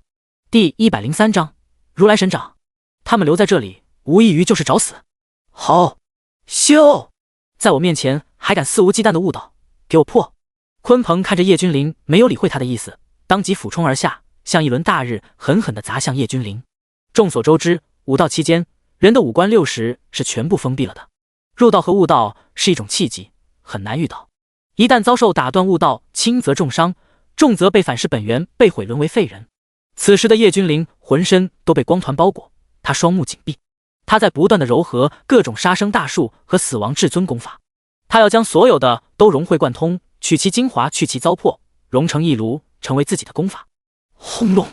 此刻的叶君临肉身若烘炉，在不断的燃烧，不断的融合。鲲鹏可不管那些，直接化身一轮大日，狠狠的砸下。但是诡异的事情发生了，鲲鹏之大，何止千里？但是在俯冲攻击叶君临的时候，他的身躯竟然在变小。当到达叶君临的面前的时候，竟然缩成了巴掌大小的一只小鸟。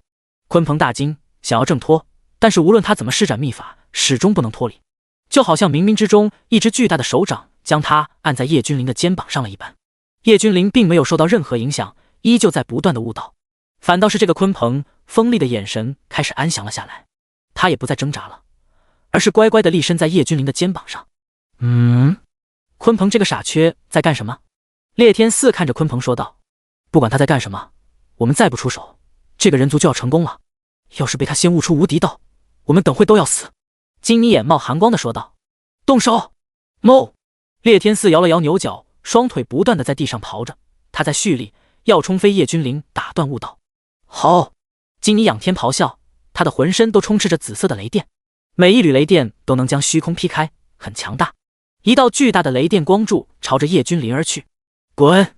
在叶君临肩膀上，鲲鹏一刹那之间睁开双眼，双眼之中锋芒毕露，他的嘴里冰冷地吐出一个字，随后他的双翼展开，瞬间将叶君临包裹得严严实实。仔细看的话，可以看见鲲鹏的身上竟然出现和叶君临一般的气息。叶君临所悟的道竟然将他同化不说，连他都沾染上一丝叶君临悟的道。如来神掌！鲲鹏将金泥的雷电光柱阻挡之后，突然之间他张开翅膀，他的翅膀竟然如同2个手掌一般，直接朝着金泥和裂天4抽去。怎么可能？金泥和裂天4大骇，这个鲲鹏的战力不可能这般强大，但是现在鲲鹏的战力分明是在他们之上。是他！金泥和裂天4同时看向叶君临，他悟的道是什么道，竟然如此恐怖。鲲鹏只是沾染了一丝而已，竟然还自创出一招如此强大的攻击。但是来不及多想，鲲鹏的如来神掌已经到了。好！他们齐声大吼，想要阻挡这如来神掌。他们知道如来神掌很强，但是没有想到竟然如此之强。他们合力阻挡，都嘴角咳血，浑身剧痛。打完如来神掌之后，鲲鹏没有理会他们，而是继续闭目开始完善如来神掌。因为叶君灵周围的道运正在不断的涌现，他受益匪浅。咚咚咚，宇宙仿佛在颤抖，一尊尊强大的身影从远方走了过来。明明是走在虚空之中，但是却让人感觉他们好像是走在陆地上一样，每踏一步，虚空都会震动不已。他们忍不住了，要是这个人族能够成功悟道，将来谁人可敌？金妮嘴中不断的冒出血沫子，看着那三尊强大的身影说道：没错，这三尊都是战力天赋无双的盖世天骄，要是之前他们也只会正面击败叶君灵，这是属于他们的傲气。但是现在他们坐不住了，这个人族到底在悟什么道？气息季后每时每刻都在增加，现在他们不能再等了，再等下去他们也不是对手了。换句话说就是他们怕了。我家主子悟道，都给我滚开！鲲鹏再一次睁开双眼，锋利地扫视着这三尊恐怖的身影说道。鲲鹏也有些愤怒，叶君灵的道运他也能感受其1/1000-1/2，要是能够融会贯通，他的战力将会呈现几何一般的增长，这也是他的机缘。但是此时被一而再再而三的打断，他也不爽了。鲲鹏，我只杀他，你可离去！一尊几乎与天齐高的身影看着鲲鹏淡淡的说道。第104章，一拳震万世，一步10000鲲。哼，鲲鹏一族的天骄，我曾听闻你从未杀过生，今日也只是想和这个人族较量一番。又是一尊强大的生灵看着鲲鹏说道。没错，鲲鹏一族幸为世家，很少杀生，特别是这一代的天骄更是从来没有杀过生。鲲鹏，你再不让开，休怪我们无情了。第三尊强大的生灵冷漠地说道。我鲲鹏一族虽然算不上霸主，但是也没有临阵脱逃的先例。鲲鹏无惧，直接冷笑说道。既然如此，那你们便去死吧，送你们上路，这个人族不能留。三尊强大的生灵说完就要直接动手。轰！鲲鹏直接脱离叶君灵的肩膀，随后身形急速变大，遮天蔽日。我在主上身上领悟的如来神掌，今日算是首战。鲲鹏遮天蔽日的两只翅膀迎风暴涨，化作两只巨大散发金光的手掌，朝着三尊生灵拍了下去。鲲鹏，别说你的修为境界没有我们高，就算是同阶一战，我们之中谁都能够蹂躏你。吞天兽冷笑的说道。是吗？鲲鹏冷笑，一口吞天，给我吞！吞天兽张开血盆大口，一口将其中一个手掌直接吞下。不过如此。吞天兽冷笑，脸色露出得意的笑容，只不过他的笑容在逐渐的僵硬。噗嗤！怎么会？吞天兽突然之间脸色大变，随后脸色涨红，一口老血就吐了出来。吞天兽一族在上古时期有着极尽辉煌，传闻其老祖能够一口吞下天地日月。吞天兽现在只感觉自己体内炸了，一股汹涌澎湃的能量在他的身体里面肆虐。他虽然境界弱于我们，但是不可小觑。这个人族到底悟的什么道？鲲鹏仅仅是沾染上了一丝，竟然这般强大，以弱境界能够逆天越阶。火力一族的天骄和苍龙一族的同时出手接下如来神掌说道，他们的神色开始严肃起来了。诸位，动用最强绝学吧，必须要打断这个人族的悟道，不然后果不堪设想。或许他会成为这么多年以来第一个走进终极之地的人。以前的鲲鹏在他们的面前打起来的话，只有跑路的份，但是现在抛开速度不说，境界比他们还弱的鲲鹏竟然能够正面和他们刚。轰！三尊恐怖至极的天骄出，直接朝着叶君灵的位置攻伐而去。鲲鹏虽然拥有极速，也能够从他们的攻击之中直接毫发无伤的退走。只要他想跑，这几尊生灵追不上，但是他一旦离开，这些攻击必将会打断叶君灵的悟道，到时候功亏于溃。来吧，我都接着。鲲鹏落在叶君灵的身前，他用他那巨大的身躯要硬抗三道攻击。没有办法，真正打起来应付一尊境界比他高的没什么问题，但是三尊齐出的话，即便是他被攻击中了不死也得重伤。我火力一族的火焰能够焚烧万物，我看你怎么挡。火力冷笑着说道。完了，这下子怕是没有什么能够阻挡他们了。我们一开始就应该选择和他们一起对抗人族，现在错过了最佳的时刻。有一些族的生灵惋惜地说道，要是他们能够一开始就站出来，说不定能够得到三尊强者的好感，即便是作为他们的追随者，那也是无上的荣光。我来。正当鲲鹏咬牙要抵挡的时候，一道声音在他的耳边响起。叶君灵悟道完成了，他将所有的神通功法全部融会贯通，创造出一种至高无上的属于他自己的无敌功法，一拳震万世。破！叶君灵口中轻轻地吐出一个字，扑通。随后在无数生灵不可置信的目光中，三尊强大生灵的攻击刹那间直接瓦解，如同泡沫一般，非常的不堪一击。三尊生灵像是脸色大变，随后直接转身就走。他们知道这个人族已经悟道成功了，现在他们留下了和找死并没有什么区别，只是他们想不明白，别的人悟道最少都是100年起步，最高的甚至1年都看不见，这个人族才多久？连一炷香的时间都没有。3尊生灵分头而跑，一瞬间化作流光，便消失在宇宙的边缘处。一拳1万世，一步1000坤。叶君临只是轻轻地说道，随后他跨出一步，然后直接出拳，一步跨出，乾坤倒转，时间长河凝滞，一拳挥出，一个生灵倒飞回来，身体破烂，浑身极其凄惨。叶君临每踏一步就会挥出一拳，然后就会有一个生灵倒飞回来。第105章，赤峰，世间第一佛。他踏了3步，出了3拳，每一拳都只是简简单单的一拳，并没有使多少力。亏你们自诩自己是万古不是天骄，跑什么？连一战的勇气都没有吗？叶君临看着苍龙、火力以及吞天兽说道。此时的他们浑身破烂，别说一战了，就算能站起来都算是烧高香了。人族，我们输了，要杀要剐悉听尊便。但是你想要侮辱我们，我告诉你不可能。苍龙直接说道，他要宁死不屈。哎，这话可是你自己说的呀，我可没说。二皇子殿下，苍龙宁死不屈，但是我吞天兽少族长，我愿意追随于您。吞天兽巨大的身躯有些虚弱的说道。这个人族轻描淡写的一拳，差点要他老命。吞天，你……苍龙有些难以置信的说道。他们的种族都与人族不合，这是不可逆转的。但是现在吞天竟然直接就要追随人族，这让他心里不忿。我火力一族的少族长，我也愿意追随二皇子殿下，与二皇子殿下共同努力，将来的火力一族必将对二皇子殿下唯命是从。火力也马上表示自己的忠心说道。火力，你……苍龙彻底震惊了，这两个没有胆的怂货，你们真是你们一族的耻辱，我真是瞎了狗眼，竟然和你们称兄道弟，还自称不是天骄，呵呵，你们也配？苍龙不屑地嘲笑说道。大丈夫生于天地之间，自然是能屈能伸，况且能够跟随二皇子殿下，就是我们的福气。将来我吞天兽一族，必将在二皇子的带领下重现上古辉煌。吞天兽话语铿锵地说道。有句话叫做识时务者为俊杰，火力也是如此说道。人族现在有人皇，有大皇子，本来就属于极尽辉煌，如果没有见识过叶君临的天赋的话，说不定他们也会死磕到底。但是这个二皇子的天赋也好，修为也好，远远超出了他们的预料，他们实在是不敢再和人族作对了，相信他们的族人也不会反对。苍龙一脉铁骨铮铮，可惜了。叶君临摇了摇头，叹息地说道。在他们苍龙一族算得上是真正的铁骨，但是却用错了地方。在苍龙一族的立场上他没错，但是在人族的立场上他们错了。咻！叶君临屈指一弹，3颗灾厄丹直接进入鲲鹏、吞天和火力的嘴里面。轰轰轰！3道惊天的气息在他们身上爆发，他们身体上的伤势竟然以肉眼可见的速度恢复着，同时他们身上的气息在暴涨。多谢二皇子殿下赐下神丹。吞天和火力大喜，连忙幻化成人形，跪倒在地恭敬地说道。灾厄丹可以让他们的境界无条件的提升一阶，同时会对叶君临无比的忠诚。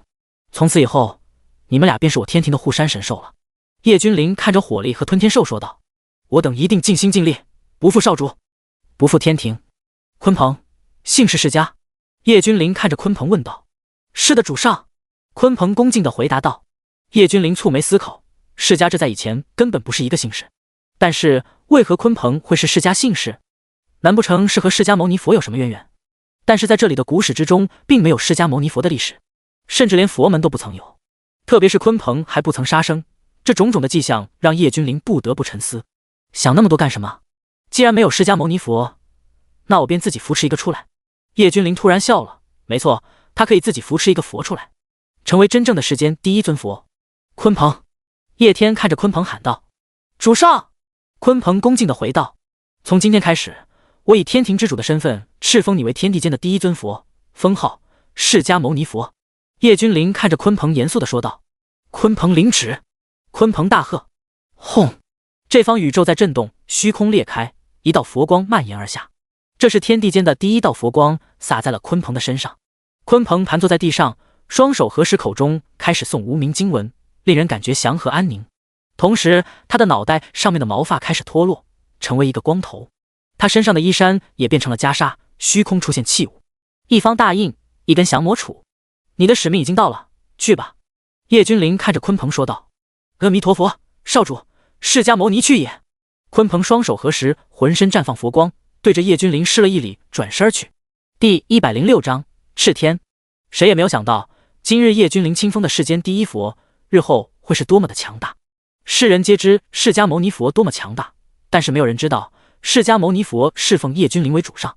主上不仅天赋盖代无双，竟然言出法随，封天地间的第一尊佛，就连天帝都承认，甚至降下降魔杵等至宝。吞天兽感叹地说道：越是了解叶君临，越是能够感觉到叶君临的可怕。至于你，这一次我不杀你，但是下一次再遇到，我定杀你。叶君临看着苍龙说道。苍龙也算是一条汉子，多谢不杀之恩。苍龙只是淡淡的对着叶君临说道，随后拖着重伤消失在宇宙的深处。叶君临不知道的是，至此苍龙一脉不再显化于世，就像是天地间不曾有过这一族一般。世间安得无敌法，唯我君临天下时。叶君临双手挥动，开始结印。只见叶君临伸开双臂，两手在疯狂的结印。看得出来，这个大印很繁杂，很晦涩，甚至叶君临根本就没有动用一丝的创世之力，仅仅是简单的结印而已。但是就是这个简单的结印，却是引动了这方宇宙的震动。虚空震动，乾坤哀鸣。这是叶君临悟道所得的当世极境之法，也为无敌法。这种法只属于自己，后人亦不能模仿。轰！谁在悟道？这是什么法？天地震动，乾坤逆转，这到底是什么样的法？宇宙深处，一双双如同神灯一般的双眼睁开，看向同一处，心中骇然地说道：这里是星空古路，有不少蛰伏的强者，他们或许都不是同一个纪元的强者。停留在星空古路上，要不就是已经迷失了心智，要不是就是要在此走出一条属于自己的路。但是无论是哪种，可以肯定的是，这些人都是盖世天骄，已经不知道他们在这星空古路之中存在了多少年了。修为绝对很可怕，这股道运实在是太可怕了。到底是谁？有些进入深层次的修炼中的生灵全部苏醒过来，大骇地说道：他们并不是自主的苏醒，而是被叶君临的无敌道运压迫醒来的。他们所有的生灵都认为一定是无上天骄在悟道，并不是认为是后来者。帝释天，是你在悟道吗？有强大的生灵目视远方，像是看透了天地规则一般，轻声说道。黄飞虎，当年的人族天骄，罗侯天魔之子，太阴至尊体、太阳至尊体、荒古霸体、混沌体、先天圣体，这一世太多的绝世天骄，到底是谁在悟道？要走世间无敌路吗？但是鹿死谁手，还犹未可知啊。不断的有强大的生灵开口说道，他们都存在了太久的岁月，不认为自己会败，不认为自己会弱于人。我王腾有至尊之资，不管你是谁，都要拜倒在我的脚下。人族天骄王腾看着宇宙大声的说道。王腾，数亿年前人族公认的第一天骄，被誉为将来绝对能够到达至尊境界的绝世天才。当然了，此时的叶君临根本不知道这些生灵皆因为他而苏醒。此刻他所在的这方宇宙早已没有一个生灵了，全部都退走，不为别的，就是因为此地的压迫实在是太强了，这些生灵根本就没有办法抵抗。他们立身在宇宙边荒，运转目力看向叶君临的方向。此时此刻，叶君临所处的位置，风雷雨电，风雷撕天，雨电震世，混沌雾霭彻底的将那片地方全部湮灭了。这种景象实在是太过吓人了，宛如在开天，宛如要灭世。我道不是天道大道，而是要直接凌驾在万道之上。我法不是世间法，我法即万法。叶君临口中不断的说道。轰！天地震动，乾坤哀鸣，仿佛是宇宙重新出现一个至尊，要压制万道万法。轰隆隆！天地暴动，有无边的乌云直接遮掩了这方宇宙。不好，主上的道实在是太过妖孽了，为这世间不容，要降下灭世雷劫。吞天兽脸色严肃的说道。古史有记载，一些人一些事太过妖孽，有些话语讲出来就要应验，天地不容，会将其直接抹杀。主上要将天地万物都踩在脚下，这方天地肯定不会允许。烈天寺同样严肃的说道。给我滚！我只是在阐述我的无敌道，倘若你要挡我，即便你是天，你都得死。叶君临衣衫无风自动，双目之中绽放璀璨的光芒，大声喝道。他竟然敢赤天！有生灵惊恐的说道。即便是至尊强者，也不敢如此斥责上天啊。但是叶君临敢，不仅敢，还敢动手。因为此时的叶君临看着上方的劫云并没有消散的趋势，他蹙眉表示他真的已经生气了。给我滚！叶君临化作一道流光冲向劫云，同时他一手为掌，一手为拳，双手都有着莫名的轨迹，朝着劫云崩去。轰隆！一拳一掌，天地灭，天道崩，大道散。随后全部都消散于无形。看得远处的万族生灵一愣一愣的，他们看到了什么？看到了竟然有人敢对天劫出手，敢对雷劫出手，最后的结果还特么的赢了，这特么是人能够做到的事？第107章大气运之子王腾。万族生灵皆震撼，这一幕实在是太恐怖了，远远超出他们的想象。此时此刻他们只有一个想法，那就是这个人族不能惹，不然的话恐将有大祸降临。轰！一声巨响，一股浩瀚的波动传来。这是战斗的波动，就在不远处。叶君临站在吞天兽的脑袋上，朝着战斗的波动位置而去。他能够感受得到，这股波动不是这些刚刚进入天渊的修士散发出来的，因为这股波动实在是太过强大了，绝对不是和叶君临同一批次进入天渊的生灵散发的。王腾，你不要欺人太甚，我真吼一族无惧天下敌。上古真吼一族对着王腾嘶吼。是吗？在我将要入天道境最为紧要的关头，你袭杀于我，如今我已经站在天道境，正好拿你试试战力。王腾轻描淡写的说道。好一个王腾！真吼被气笑了。王腾这是看不起他，要拿他练手，将他当做什么了？磨刀石吗？王腾，世人皆知人族王腾天纵之姿，傲骨灵精，有至尊之姿，天生便是大气运之人。我早已入天道境多年，今日就来掂量一下你这个人族天骄。真吼口中喷薄大量的霞光，如同飞仙场景一般，很漂亮，但是却极度危险。我自小就秉承天地气运而生，如果我都不能够成为无上至尊，你还有机会？王腾脸上无喜无悲，简单的诉说，就像是在阐述一件极其普通的事情一般。他的手中出现一把大剑，上面是绿色的，并没有任何烙印，看上去也很普通。王腾只是随后一挥，一道并不是很璀璨的剑光朝着真吼而去。但是真吼看到王腾手中的绿色大剑，却是脸色大变。这把剑王腾从小便拥有，这是他幼时不小心掉落到一处上古遗迹之中获得的。据说拥有莫大的威能，这柄剑的名声在外，是王腾杀出来的名声。不得不说，王腾被称为气运之子的说法并不是空穴来风，因为有时候的王腾确实是运气好到爆，出门捡块石头都有可能是天葬地运的至宝。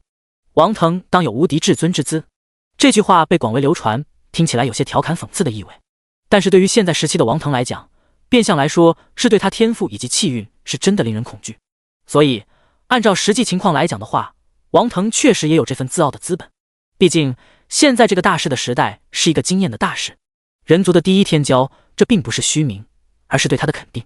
一个种族的第一，含金量很高，各类自封的万族天骄强者纷纷苏醒，成为至尊的契机也已显现，这就足以肯定他王腾确实也有这般自傲的资本。王腾，你果然不愧是人族第一天骄，在未成天道之前就能在我手上逃脱，如今成就天道境更是战力惊世。真吼脸色涨红，刚刚吃了王腾一剑，他有些招架不住。他成就天道境多年，竟然连一个初入天道的都打不过，这是何其的讽刺。但是你别忘了，根据我族后来者讲的情况，人族现在第一天骄早就不是你了，而是人皇之子叶斩。至于你，或许早就被忘得一干二净了吧。哈哈，真吼仰天大笑。人族出现一绝世天骄，绝对不是真吼一族愿意看到的。但是此时能够打击王腾，也是很不错的选择啊。激将法于我无用，我王腾走自己的路，无需别人来讲，在我面前称为天骄。一拳打爆。王腾说得很轻松，但是话语之中的奥义却是无比膨胀。人皇又怎样？叶斩又怎样？只要我有足够的时间超越他，只是时间问题。等我走到终极之地，我的无敌路一旦成，诸天都将在我的脚下臣服。王腾再次说道，他压根就没有将人皇等放在眼中。其实王腾的内心深处藏着一个惊天之谜，只有他自己知道，他今后的路到底是多么的顺畅。他自小就曾得到远古大能的传承，至尊境界那都是轻轻松松的事情，他的目标是真正的无上之境。吼！一声巨大的咆哮将王腾和真吼的目光吸引，吞天兽和烈天嗣急速而来。啪啪啪！叶君临站在吞天兽脑袋上鼓掌。吞天兽万族之中也是相当强大的一族，竟然甘愿成为一个人族的坐骑。真吼看着鼓掌的叶君临，有些不屑地说道。第108章，他一直这么勇敢吗？你懂什么？能够跟随主上，是我吞天一脉的无上荣光。你算什么东西，也敢对我吞天兽一族指手画脚？吞天兽冷笑地喝道。他吞天兽一族好歹也是万族之中排行前几的强大族群之一，他自然不怕真吼，而且他吞天兽一族也有前辈在这天渊之中，想来修为也不会弱于真吼。当然了，现在的他和烈天寺的修为经过灾厄丹的提升，早已经突破到了天道境。就凭借这一点，他也无惧，不以为耻，反以为荣，真是丢了吞天一脉的脸。真吼淡淡的说道：“看在同是人族的份上，速速滚，离开这里。这一次我不追究。”这个时候，王腾开口了，他直接面无表情的看着叶君临说道。王腾也不过是28、9的模样，他神态冷漠至极，对万事万物都好像是提不起任何兴趣，这是他极度自负的表现。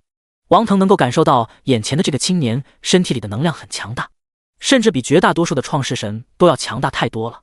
但是创世神始终只是创世神而已，身处天道境的他，一根手指可以戳死一大片。同时，叶君临也知晓这个不知道什么纪元的人族天骄很强，至少是他进入天渊之后见过最强的一人，修为绝对达到了天道，而且不是普通的天道境。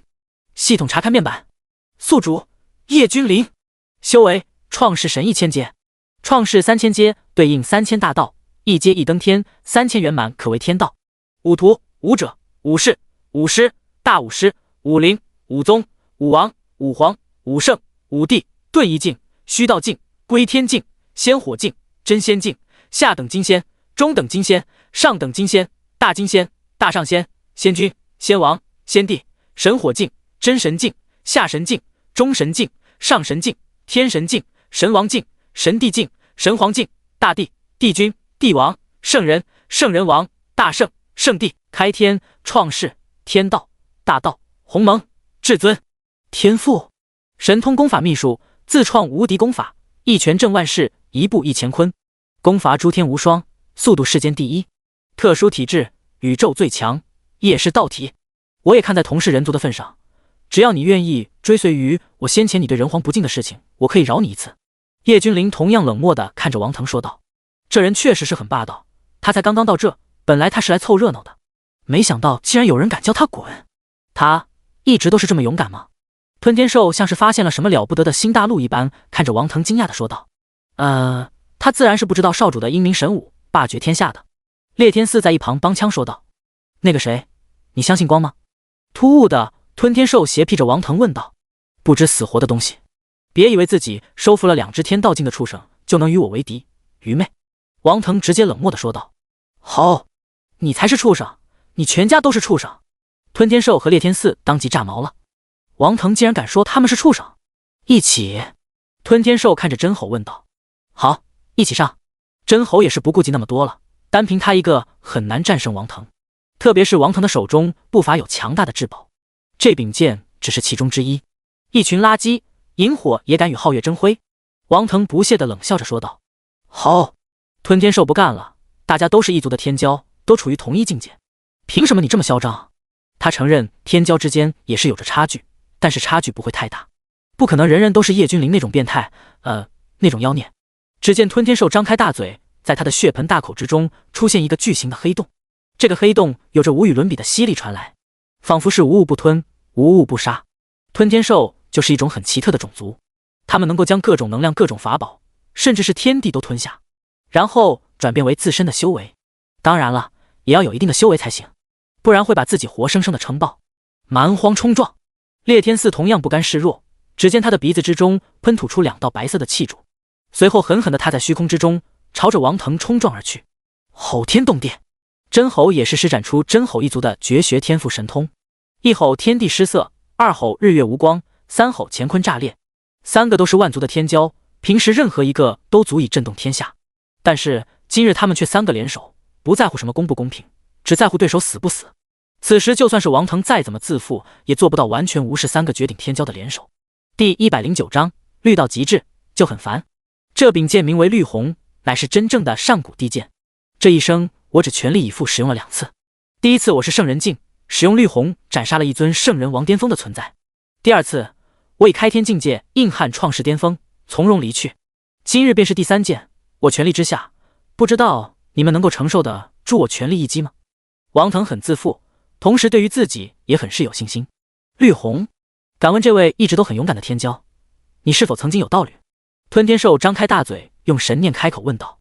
畜生，你有资格来问我？王腾直接冷哼说道。吞天兽并不生气，而是笑眯眯地看着王腾，头上没有带点绿，生活哪能过得去？看来这曾经的天骄王腾也是一个苦命的人，被自己的道侣戴了绿帽子了吧？吞天兽看着王腾笑着问道：真不错，我想想，是不是因为你的冰魄银针不行啊？吞天兽再次装作好奇地问道。王腾瞬间勃然大怒，吞天兽是什么意思？竟然说他是冰魄银针，竟然连金针菇都比不上吗？这无疑是戳到了他内心最深处的痛处。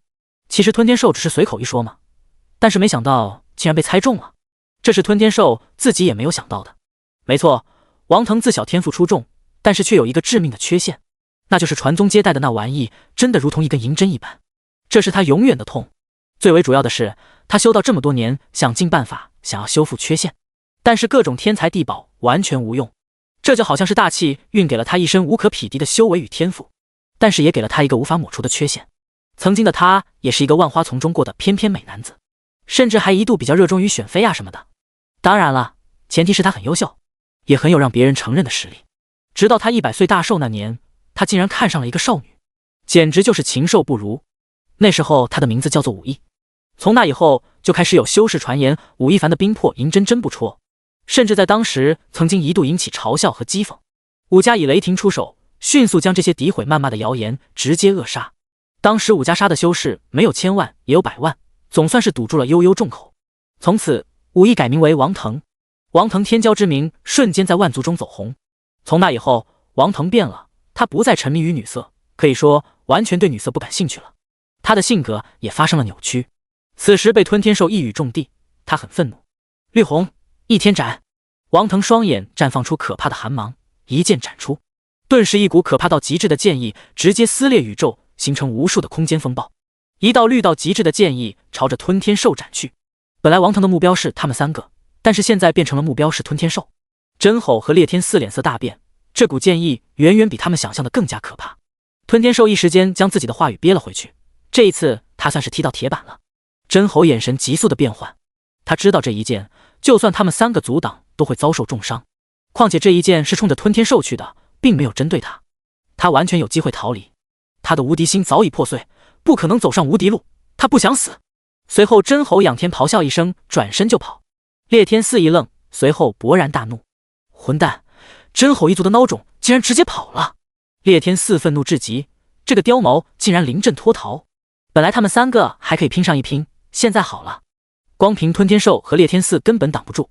但是烈天四也不得不硬着头皮上。看着撕裂虚空的磅礴绿色的剑意，吞天兽和烈天四相视苦笑。他们被真吼摆了一道，特别是看着绿到极致的绿光将他们笼罩，他们心里也很不是滋味，总感觉这种绿色有别的意思，将他们全身都映照成了绿色。往哪走？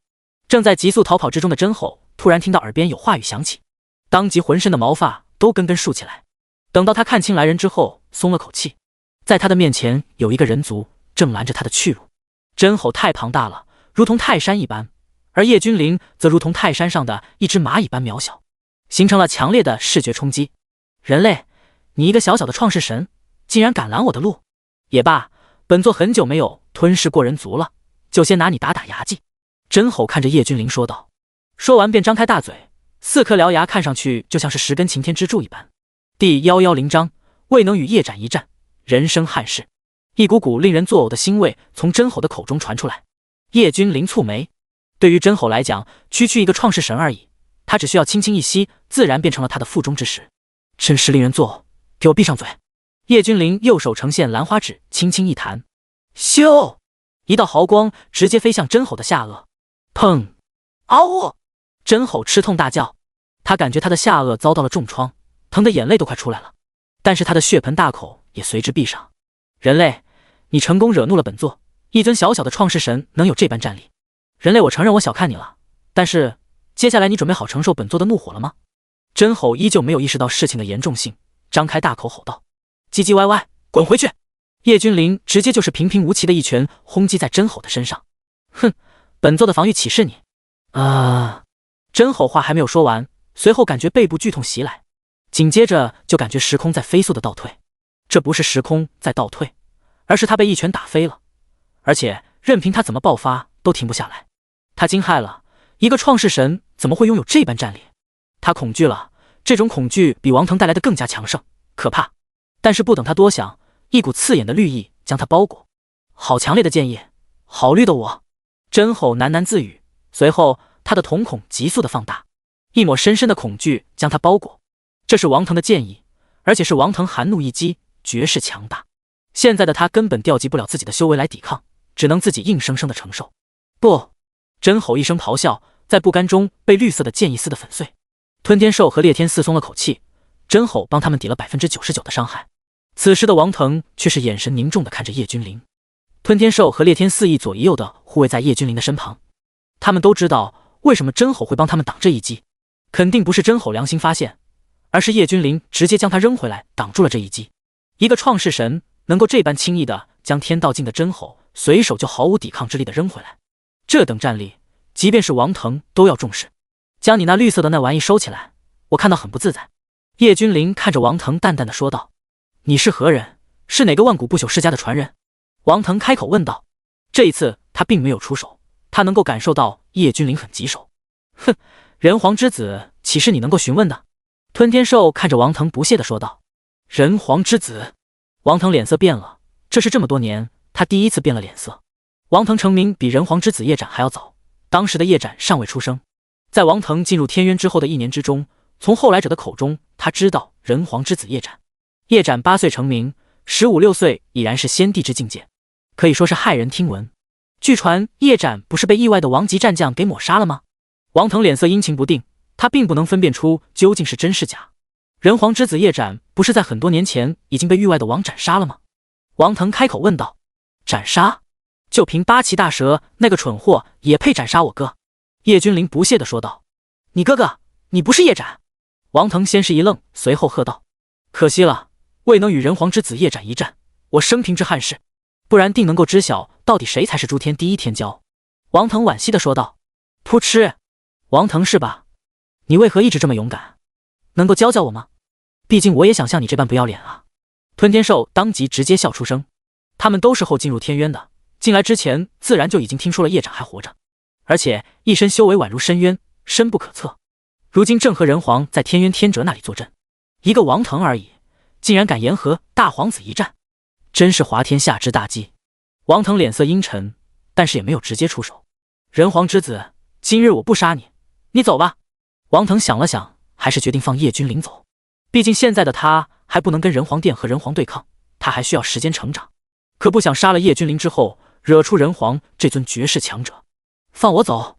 我想你没听明白我的话，我是说要么臣服于我，要么杀了你。当然了，自从看到你身上的绿，我也不想收你为属下了，我看着都心烦。烦！叶君临直接说道。你不要欺人太甚，你要知道这里是天渊秘境，就算是我杀了你，人皇也不可能进得来。王腾充满寒意地说道。第111章，王腾的凝重。这个年轻人未免太过自负了，他王腾什么场面没有见过？一个青年而已，竟然妄想与自己争锋。如果没有人皇，你算个什么东西？你应该庆幸自己出生于人皇殿，不然的话，就凭你这种垃圾也敢站在我的面前叫嚣？王腾看着叶君临冷漠地说道。垃圾？哈哈，看来你一直都是这么勇敢啊！我主上今年不过20来岁，修为已然是创世神，你20多岁的时候，恐怕还不知道在哪个犄角旮旯吃鸡屎吧？真是滑天下之大稽！你也不去撒泡尿照照镜子，你算什么东西？垃圾都算不上的玩意，还有脸叫嚣？吞天兽直接嘲讽着说道。什么20多岁？王腾震惊了，他以为叶君临至少都有起码100万岁了吧，但是吞天兽竟然说叶君临才20几岁，修士却是不能从外观看出来究竟多大，毕竟到达一定的修为之后，有的修士喜欢自己是一副老者模样，有的则是喜欢自己年轻朝气蓬勃一点。但是王腾万万不敢相信的是，叶君临竟然只有20几岁，20几岁的创世神，古往今来都不曾有。就算是真正的天生至尊，刚出生也不是圣人的修为。不过就算是刚出生是圣人，也让人震惊了。难不成这个人皇的幼子刚出生就是开天境界不成？王腾感觉自己有些冷意，这到底是什么怪物啊？不行，这样的存在绝对不能让他活下去，不然的话，就算将来的某一天我能够达到无上境界，这始终都是一个威胁。一瞬间，王腾从最初的忌惮变成了坚定，他要杀掉叶君临，只有这样，将来他的位置才会稳固。不然的话，按照叶君临的天赋，将来绝对是祸患无穷。人皇之子又怎样？战！我心中无敌，我便是真正的无敌。王腾浑身气势暴起，他将天道境的修为全部绽放，如同一头太古凶兽正在苏醒一般。虽然吞天兽比较口花花，但是在此刻也严肃无比地看着王腾。不得不说，这个人族曾经的第一天骄，一旦认真起来，确实是恐怖无比。斩！王腾冷漠地喝道。对于敌人，他从来不会有轻视之心。绿红绽放恐怖的剑痕，延绵不知道多少亿万里，朝着叶君临直接杀伐而去。肉身若烘炉，肉身不灭当为永恒。叶君临浑身爆发刺目的金光，此刻的叶君临就像是行走于世间的战神一般，整个人神圣不可侵犯。看上去叶君临的全身皮肤都成为了鎏金色，有种坚不可摧的感觉。哼，低境界也就算了，竟然还敢硬汉我的绿红！就算是叶君临展现出来的强悍，在王腾的眼中依旧是不堪一击，因为就算是和王腾同阶的强者都不敢用肉身硬汉他的绿红宝剑。所以王腾冷笑，笑叶君临太过自负，对于自己太过有信心。区区创世神，就算再厉害又怎么样？没有一点的眼力见，终究还是尘归尘，土归土。我辈修士本是逆天而为，创世神又怎么样？即便是创世神，也能将你毙于泉下。叶天冷漠，他只是淡然地将右拳举起，随后直接一拳带动风雷，朝着绿红砸去。这一拳，他并没有使用他悟到的无敌拳，而是以前的各种拳法糅合在一起。虽然不及无敌拳，但是也绝世强大。轰！虚空直接被拳势震荡的裂开，一只巨大的拳头出现。斩！王腾看着叶君临的拳势，虽然心里一惊，但是表面上却是不动声色。他知道，他从一开始就低估了这个人皇之子，而且是严重低估了。这一拳，不论是气势还是修为，足以将一个普通的天道境修士砸成肉泥。这个叶君临要逆天，竟然以创世神修为能够硬汉天道境。要知道，创世神境界和天道境的差距是有多么大，这并不是武徒和武士的差距，这种差距根本不可能弥补的。但是叶君临做到了。当！金铁交加的声音直接传了出来，拳头和绿红撞在一起，形成一股恐怖的冲击波。附近的大星纷纷直接炸开，形成一场陨石雨，不知道砸向何方。王腾的眼神更加的凝重了，即便是妖孽如他都感觉到棘手了。曾经的他乃是人族的第一天骄，越阶战斗那都是家常便饭，但是修为越到最后，却是越级战斗更加的困难。曾经的他在开天境的时候，硬汉创世神，他都是底牌进出才勉强的逃生。第112章乱谷帝尊。曾经的他也是世人皆知的妖孽，但是到后面的境界差距太大了，已经不足以支撑他进行越阶战斗了。但是在叶君临的身上，他看到了一尊独步万古的存在正在冉冉升起。一尊创世神能够硬汉天道境，而且还不是一般的天道境。刚刚那一剑注意秒杀普通的天道境强者，但是在叶君临的面前略显后劲不足。还有什么招式，统统都使出来吧。这一剑不行啊。叶君临淡淡的看着王腾说道，要毁掉一个人，必须从道心上下手，只要道心破碎，哪怕天纵之姿也是无济于事。我王腾一生从未一败，我不信你如此强大，再强大也是创世神而已。是你逼我的，是你逼我的！王腾大吼，他黑发披散，状若神魔，瞳孔之中有着无尽的寒光。这一刻的王腾彻底变了，变成了一尊恐怖至极的神魔。我自小就得到乱谷帝尊的传承，乱谷啊，逆乱万古，唯我独尊！枪！王腾大手一挥，一根战矛出现在他的手中，这根战矛上面闪烁着幽幽寒光，看上去颇为不凡，一看就是绝世至宝。轰！同时王腾的脚下出现一座青铜战车，这个青铜战车了不得，上面的气息能够崩天，特别是战车上面刻画着自上古以来的各种神魔，其中最弱的都是至尊境，这是乱谷帝尊当年斩杀的至尊，然后将他们的神魂封印在战车之上，仅仅是气息都足以震慑至尊。虽然现在的王腾根本发挥不出战车的强大威力，但是同阶一战足以碾压任何对手。乱谷帝尊的传承，难怪。叶君临轻轻颔首，摸着下巴说道，万族古史都有记载，万谷帝尊一生强势，虽然后来不知道为何陨落，但是他的强大毋庸置疑。此时的王腾浑身的气势骇然，冷漠地看着叶君临。人皇之子又如何？他现在将他最为强大的底牌都亮了出来，就算是人皇之子也得饮恨当场，大不了他在接下来的时间不出天渊。就算人皇知道他杀了叶君临，也不可能进来天渊秘境杀掉他，等到他足够强大了，再慢慢出去，无惧人皇，甚至能够成为人族新一任的无敌人皇。这等至宝，就连我看了都心动不已，还真是令人垂涎啊。叶君临看着青铜战车和青铜战矛，有些感慨地说道。他感慨的是，王腾竟然如此大方，临死前还送给他这么一桩大礼。他表示很喜欢。心动？你是在梦呓吗？给你吃得下去吗？王腾差点被气笑了。叶君临看不出来他现在必死吗？竟然还有心情说对他的战车和战矛相当的喜欢。不过王腾没有时间计较这么多，他要斩杀叶君临，越快越好，迟则生变。去！王腾手持战矛朝着叶君临刺去。这根战矛真的是不愧为至宝，直接划出了时间长河，让周围的时间空间都为之抑制，带着无可匹敌之力朝着叶君临捅去。一枪风雷起，二枪大地裂，三枪天地灭，四枪万古逆。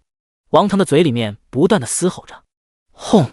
战车也动了，移动的很缓慢，乍眼一看就像是老年战车一般，很艰难的挪动着，但是却带着无可匹敌之势。所过之处，就连虚空都变成了齑粉，虚空压根就承载不住战车。上面的一尊尊上古神魔的虚影，就像是要活过来了一般，在蠕动，要出手斩杀叶君临。一股股的庞大气息从战车里面传出来，绝对能够震惊万族。叶君临蹙眉，这王腾不得不说运气是真的好，竟然得到了乱古帝尊的传承。乱古帝尊在历史上赫赫有名，其中万古帝尊的战矛和战车也是相当的出名。但是叶君临丝毫不慌。唉！突兀的，战矛里面传来一声叹息，一道虚影从战矛之中走出。这道虚影仅仅是一道虚影而已，但是给人的感觉是这道虚影是大恐怖，令人窒息。王腾也是脸色一变，他成名不知道多少年了，但是他从来不知道他的战矛之中竟然还有着一道虚影，也就是烙印的存在。不用说，也知道这道烙印是乱古帝尊的。同是人族，应当以人族根基为重，何必？虚影开口说道：“你的体内我感觉到了一股熟悉的气息，老朋友，不打算出来见线？”乱古帝尊看着叶君临说道，他的双眼像是看透了叶君临的身体一般。一瞬间，叶君临感觉浑身汗毛倒竖。这虚影很强大，如果要对他出手，他不一定挡得住。虽然他也有底牌，但是仅仅是针对王腾的话足够了。第113章上古帝尊与上苍战神。突然之间，叶君临感觉自己的身体里面传来异动，他一惊，知道了虚影所说的老朋友是谁了。这一点他是万万没有想到的，竟然是十方震天碑。没错，叶君临的体内传出异动，分明是十方震天碑在动，要出现，要直面帝尊。王腾心中早已经翻起了滔天骇浪，他自认为早就已经和战矛和战车融为一体了，但是这么多年以来，他始终不知道战矛之中竟然还有一道帝尊的烙印。一瞬间，王腾想到了很多，最可能的原因是帝尊的烙印还没有认可他成为继承人，所以没有化形出现，不然的话，就算是一道烙印，足以让王腾彻底腾飞。这可是上古帝尊啊，天地间最为强大的存在之一，其修为境界更是深不可测。小友，你竟然能够得到他的青睐，将来前途不可限量啊！帝尊虚影看着叶君临双目之中罕见的流露出一丝的欣赏，看着旁边的王腾是咬牙切齿，他才是帝尊的传承者啊！帝尊竟然夸赞他的敌人，但是他也不敢有任何的不甘或者怨气表露出来，只能将脑袋深深低下，双目之中的凶光毕露。嗡嗡嗡！叶君临还没来得及说话，从他的身体里面漂浮出来一块晶莹剔透的石碑。这块石碑并不大，只有巴掌大小，但是上面传出来的厚重气息却是能够改变一方世界的规则之力。这一点是叶君临以前并没有发现的。帝尊，好久不见！十方震天碑之中传来一道浑厚的声音，随后一道霸绝的身影自其中走了出来。这道虚影与帝尊一样，看不清模样，但是却能够让人心生悸动。上苍战神，就连你也陨落了吗？帝尊看着上苍，颇有些感慨地说道：“当年一战实在是太过惨烈，我也难以逃脱灾厄。太多的大能都战死了，我的一缕残魂侥幸脱身，依附在震天碑里面。可惜啊，帝尊，你只是一道烙印，我昔日的老朋友。”哈哈，上苍战神，生亦何欢，死亦何惧？帝尊开怀大笑地说道。叶君临和王腾都懵了，他们根本不知道这两位在说什么东西。唯一的线索就是上古一战，他们两人都陨落了。我本以为这道烙印不会苏醒了，受到老朋友的气息牵引，我这道烙印才算是苏醒过来。帝尊看着上苍说道：“当初我的一缕残魂依附在十方震天碑之中，浑浑噩噩不知道过了多少纪元，在天机的牵引下，来到这位小友的身边。这个小友可真了不得呀，比之上古大时代丝毫不逊，甚至更加强，不仅仅是天赋。”上苍满脸含笑地看着叶君临说道：“而且我最近也了解到，似乎上古的异魔还未苏醒，他们还有成长的时间。”上苍目光有些严肃地说道：“上古异魔！”帝尊双眼一瞬间变得杀意滔天起来。这股杀意让叶君临感觉到，他就像是茫茫大海之中的浮游，一阵小浪花就能将他拍死。这一世的人皇，也就是小友的父亲，应该是了解些许隐秘，不然的话，就凭那些域外之敌，根本挡不住人皇。之所以迟迟不愿意踏足天渊之外，想必是上古异魔应该快要苏醒了。上苍语不惊人不死修的再次说道。叶君临整个人一震，他想到了他父亲说的话，他们的敌人远远不止什么暗夜神奇，真正的敌人很是恐怖。难道他的父亲指的就是上古异魔？这个令人感觉到肮脏的种族，真想重新复活杀过去啊！帝尊落寞地说道。上苍战神，我没有机会再次征战了，但是你有，你还有一缕残魂，复活虽然遥遥无期，但是终归是有机会的，到时候一定要将异魔抹杀殆尽。突然帝尊双目之中爆发出璀璨的光芒，看着上苍说道，他们一生都在征战，不仅仅是为了人族，而是为了万族。哎，老友，此次一别便是永远，你我不再能够并肩作战了，可惜啊，可悲啊。上苍看着帝尊悲哀地说道，现在虽然是大事，但是能够成长起来的天骄实在是太少了，比之上古还要差很远啊。但是我在小友身上看到了希望，战胜上古异魔，我愿意赌一把。上苍看着叶君临说道，可惜了，本来王腾的天资极好，但是太过自负，刚愎自用，不堪大才。帝尊转头看向王腾说道。第114章，从此世间再无帝尊。王腾的双拳紧紧地握住，甚至指甲都将掌心刺破了，鲜血不断地流下。曾经的帝尊确实有心动，想要将王腾收为弟子，但是王腾过往的种种表现确实让他打消了这个想法，甚至都从来不曾显现，就开始沉眠了，直到遇到上苍才苏醒过来。小友，诸天的安危就落在你身上了。帝尊看着叶君临严肃地说道。叶君临一头雾水，同时很骇然。不难看出，这两位都是上古时期赫赫有名的大人物，真正的大能，但是还是陨落了。这说明什么？上古异魔很强大，虽然古籍之中并未记载，想来是这些大能不想让世人知道等待世人的是什么大恐怖。现在想来，以前的域外来敌还真不算什么，这个所谓的异魔才是重中之重。叶君临并没有承诺什么，也不是在权衡利弊，如同域外入侵一般，只要有需要，他会站出来为人族开盛世，为天下开太平。如果真的有一天异魔复苏，他会站出来的，不是因为帝尊和上苍战神说让他站出来的，而是因为他自己愿意站出来。为什么？为什么会是他？我也可以，我自幼天赋超绝，修为更是一日千里，我自认为自己不差，不会差于任何人。王腾这个时候咬紧牙关，红着双眼嘶吼道，这一切都该是他的，帝尊和上苍应该此刻对着他和蔼可亲地说这些事，而不是全部都在叶君临的面前，甚至还带着恳求地说道。他不甘心啊，凭什么？这一切本来就是他的呀，难不成一切都是安排好的？他只是一个暂时的宿主罢了。从他得到传承的那一天起，就已经决定了他将来会将这份传承交出来吗？不得不说，这是一份莫大的悲哀，同时这也是对他的不肯定，认为他将来一定不会有太大的成就。现在想来，以前的骄傲是什么？就是一坨狗屎，他有什么值得骄傲的？王腾癫狂了，唉，可惜了，本来是好苗子的。帝尊摇了摇头说道。王腾的心性真的很差，空有一身的好天赋，但是天赋再好又如何？这种人就是说好听点叫自信，说的不好听点，为了强大己身，他什么都做得出来，就是典型的自负到极端。呵呵，可惜了，好苗子，从头到尾你都在战矛之中，以前怎么没见你指导我一二？我这一切都是你造成的，都是你！妄为人族帝尊！王腾大笑着吼道，他将这一切都怪在了帝尊的身上。我真的没有提醒过你吗？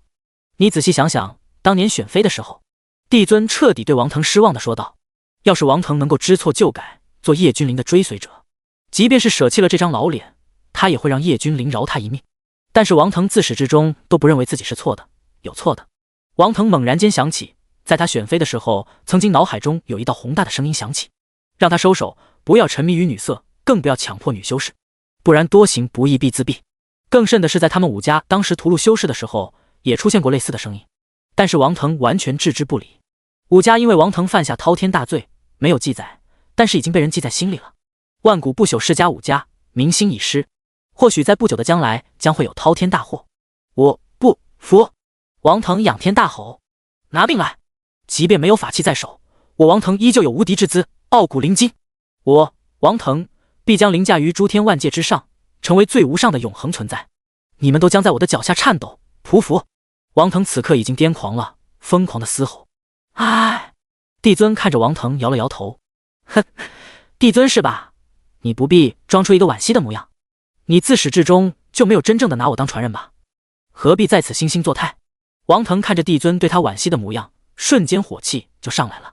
小友，希望如你所说，为这天下修士不仅仅是人族开创不朽的盛世，为诸天开太平，为万界开盛世，人族当为尊。这2件法器以后就属于你了，希望你能够善待他们。你已经走出了自己的路，我的功法并不适合你，但是我还是留给你，希望你能够帮我找到我的传承者。帝尊没有理会王腾，叹息着说道。随后帝尊的虚影再次化作一道烙印，彻底的与法器融合。嗡，法器有灵在剧烈的颤抖着，他们知道他们的主上彻底的消散了，从此世间再无帝尊。第115章绝望的王腾。他们在哀鸣，他们在缅怀，但是也不能不接受他的曾经的伙伴逝去。从今以后，他们有了新的主子叶君临。青铜战车和战矛不断的在叶君临的身旁围绕着，呜咽着。你们放心，将来我一定带领你们走向那至高无上的位置，你们终有一日也会成为世人膜拜的绝世神兵。叶君临轻声说道。上苍战神，你也回去吧，如果有重塑你肉身的方法，我一定会为你重塑。叶君临对着一缕残魂的上苍说道。那老朽就恭候小友佳音了。上苍战神对着叶君临拱手，随后消失在十方镇天碑之中。此时的王腾已经愤怒到了极点，曾经的他只是将2件法器当作死物来使用的，根本不知道这2件兵器竟然还有自主的意识。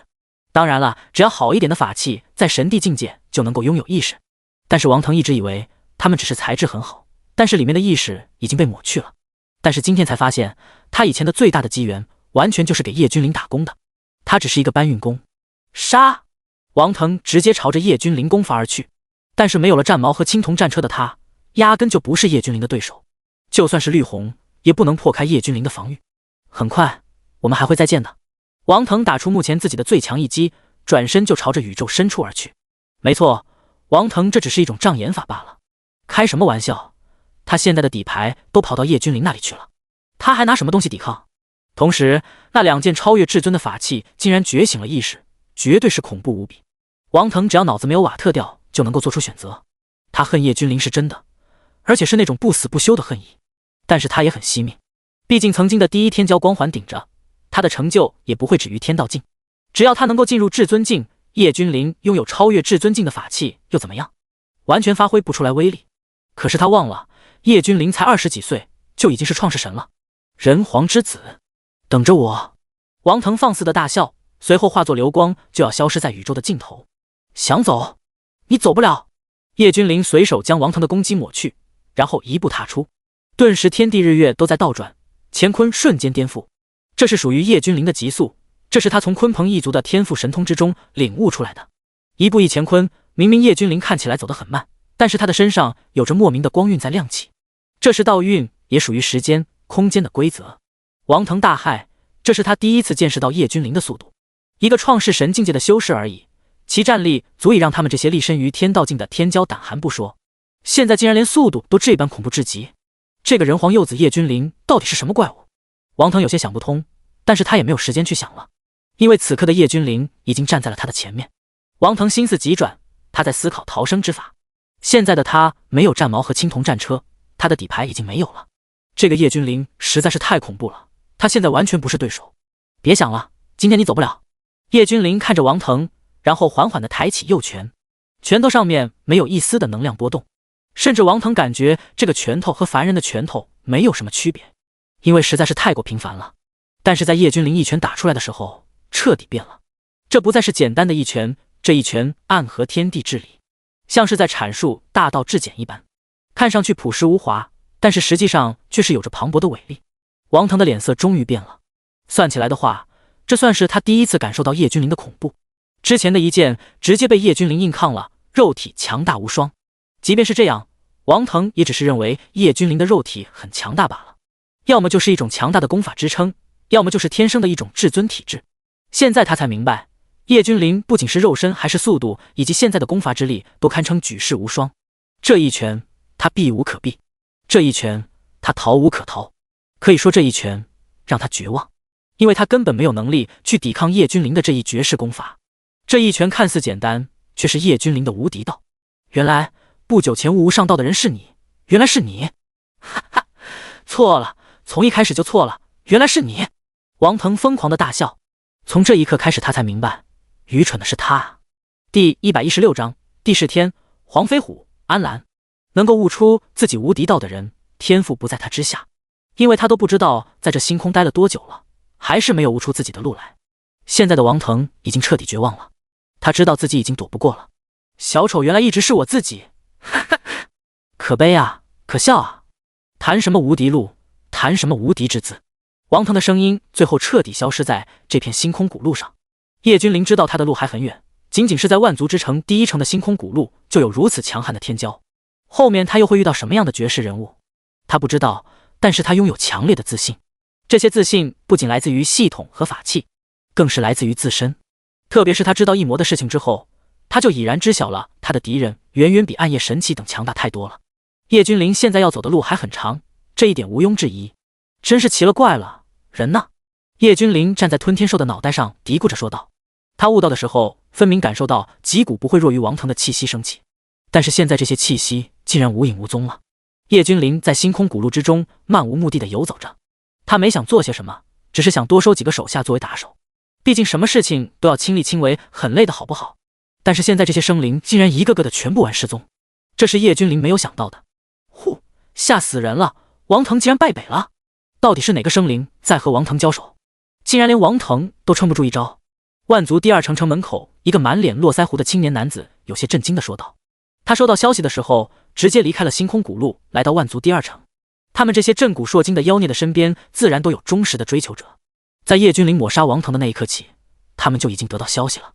他们谁也不知道叶君临是这一次进入天渊秘境的，还认为叶君临或许和他们一样，都是早在无数个纪元以前进入的，甚至还认为之前的叶君临肯定是个低调的人，或者压根就是个其貌不扬、天赋也就一般的生灵。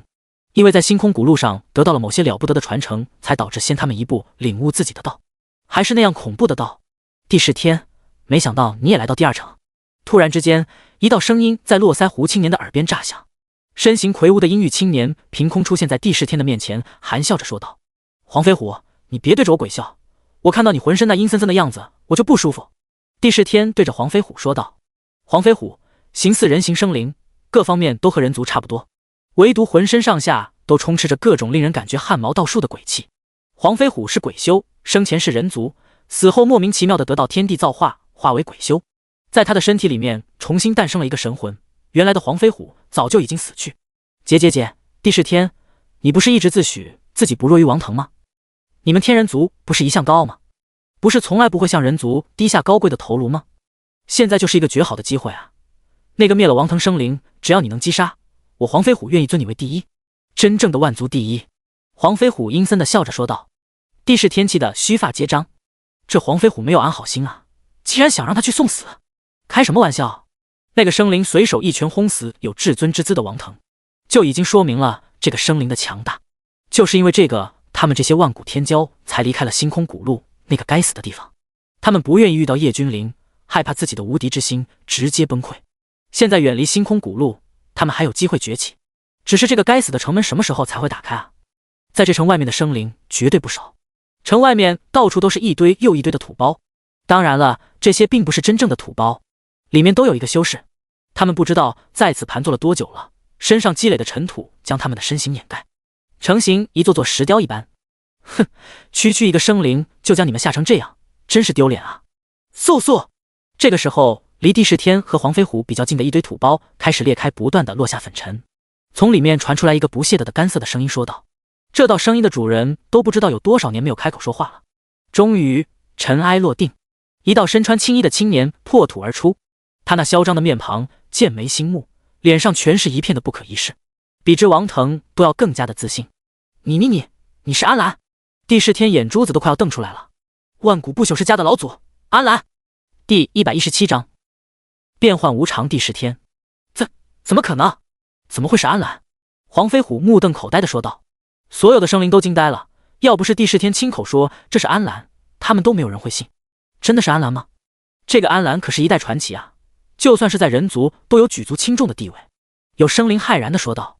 说到安澜，就不得不说一下上古的大事件。有生灵郑重的说道。当年的万古不朽世家之中，其实并没有安澜一族。但是不知道何时起，一个名为安澜的年轻人，短短上1年时间，瞬间崛起，万族之中无人不知，无人不晓。其中更是短短数1年，以一己之力将自己的家族带领走向绝巅的辉煌。可以说，安澜一族在当年是所有不朽世家之首，很是强大。但是等到安澜一族彻底的稳固之后，不知道为何安澜会做出一个重大的决策。安澜早已晋升至尊境巅峰多年，始终不能踏出那终极的一步。于是，安澜将自身的所有道行归于零，一切从零开始。他成功了，活出了第2世，洗尽铅华，天赋更胜往昔。如果是王腾有至尊之资的话，安澜到至尊境那是铁板钉钉的事情，没有意外，也不会有困难。有生灵严肃地说道。在场的所有生灵都对此深信不疑，他们也听到过安澜的大名，这是一代传奇，真正的至强者，而且是个狠人。修为已经到达了很多生灵这一辈子都想追求的至尊境。但是安澜并不满足于现状，他认为自身还有缺陷，这才导致了他迟迟被卡在了至尊境巅峰。于是安澜做出了一个大胆的决定，那即是脱养神胎，在自己的身体里面重新孕育一个神胎，直到这个神胎出世，原先的安澜就直接斩断自己的道，全部融入神胎之中。这样子神胎一出，谁与争锋？事实上也确实如此，对自己狠的安澜到底来还是成功了。如今他就是为了走一遍天渊秘境才会如此，他就是要看看这神秘莫测的天渊到底隐藏着何等的秘密。不得不说，这份果敢确实令人内心激动，因为神胎出世等于重修一世，和所有的修士没有任何不同之处，都是全部重新来过，这样就很容易中途夭折。毕竟没有成长起来的天骄算不上天骄，就算是安澜拥有前世的老祖身份，也摆脱不了别的生灵想要除掉他的决心。但是最后安澜都挺了过来，而且成就了传奇。原来是安澜兄在此悟道，我等倒是打搅了。黄飞虎对着安澜拱手说道。按照安澜这一世来说，他称之为安澜兄一点也没错。黄飞虎抱拳，说完就要离开这片区域。他对安澜很是忌惮，不为别的，安澜成名比他早太多年了，甚至现在的他根本摸不透安澜的修为。那你就是承认你们是废物了？连一个无名小辈都能够把你们吓破胆，你说你们是不是废物？安澜神情冷漠地看着黄飞虎和帝释天说道。从始至终帝释天都没有说过话，他的眼神古井无波，看上去并没有因为安澜所说的而生气。这一点令安澜都有些诧异，但也仅仅是诧异罢了。因为在绝对的实力面前，以前阴谋阳谋都是虚幻，对于安澜来讲没有半点威胁。有些时候风太大，总会闪了舌头的。帝释天缓缓地说道。众多生灵震战。帝释天这是做什么？在向安澜宣战吗？所有生灵都没有想到帝释天竟然敢和安澜硬碰硬，这不像是帝释天的一贯作风啊。好胆，我开始有点欣赏你了。如果你愿意做我的仆从的话，我可以考虑饶你一次。当然了，如果你不的话，或许轮回才是你最好的选择。安澜目光戏谑地看着帝释天说道。安澜而已，一个重修一世的不世天骄，我帝释天到死很想知道你的战力究竟几何。帝释天看着安澜淡淡的说道。所有生灵都惊了，第一次看到如此强势的帝释天。先前的帝释天还看到安澜有些震战，但是现在竟然一改先前的态度，这世界变化太快，让他们有些看不懂了。哼，帝释天，天人族的骄傲，今日这份骄傲将彻底的熄灭。安澜冷漠地看着帝释天，冷笑着说道。熄灭不熄灭的轮不到你来说话，我最讨厌的就是你这种嘴脸。你装你马呢？帝释天突然暴起喝骂道。第118章，帝释天战安澜。安澜先是一愣，他并没有想到如此粗鄙的语言竟然会从帝释天的嘴中说出来。但是安澜并不生气，他只是认为帝释天气急败坏罢了。而且他安澜又怎么会去和一个他认为都要死去的人计较？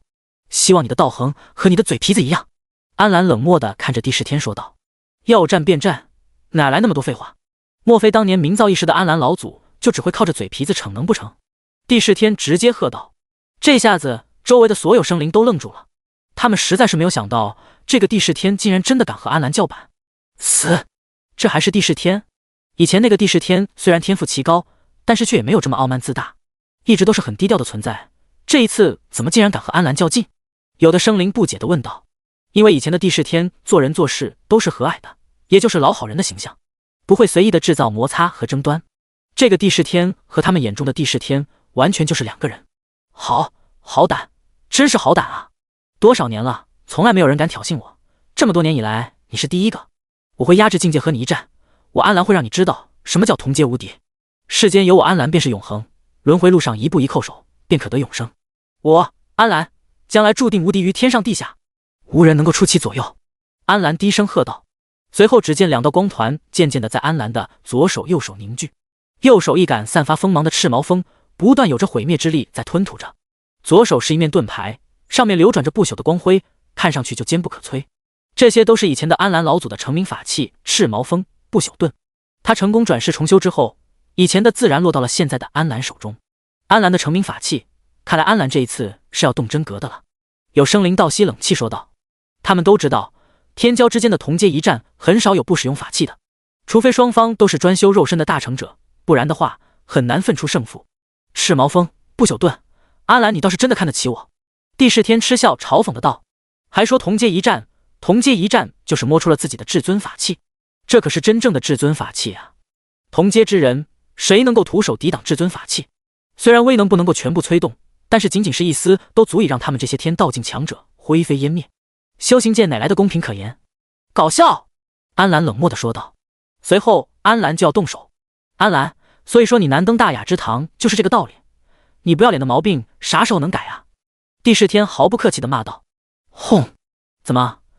你以为就你自己有至尊法器吗？至尊剑、噬魂！所有生灵大惊，这帝释天隐藏的好深，他竟然也拥有至尊法器噬魂剑，这是他们以前从来没有听说过的事情。一道剑芒在整个第二城外面亮起，这缕剑光实在是太过璀璨了，瞬间映照无数大星日月，连未开的城门里面的生灵都被惊到了。城墙上密密麻麻出现无数修士，其中的护城卫更是满脸的惊骇欲绝。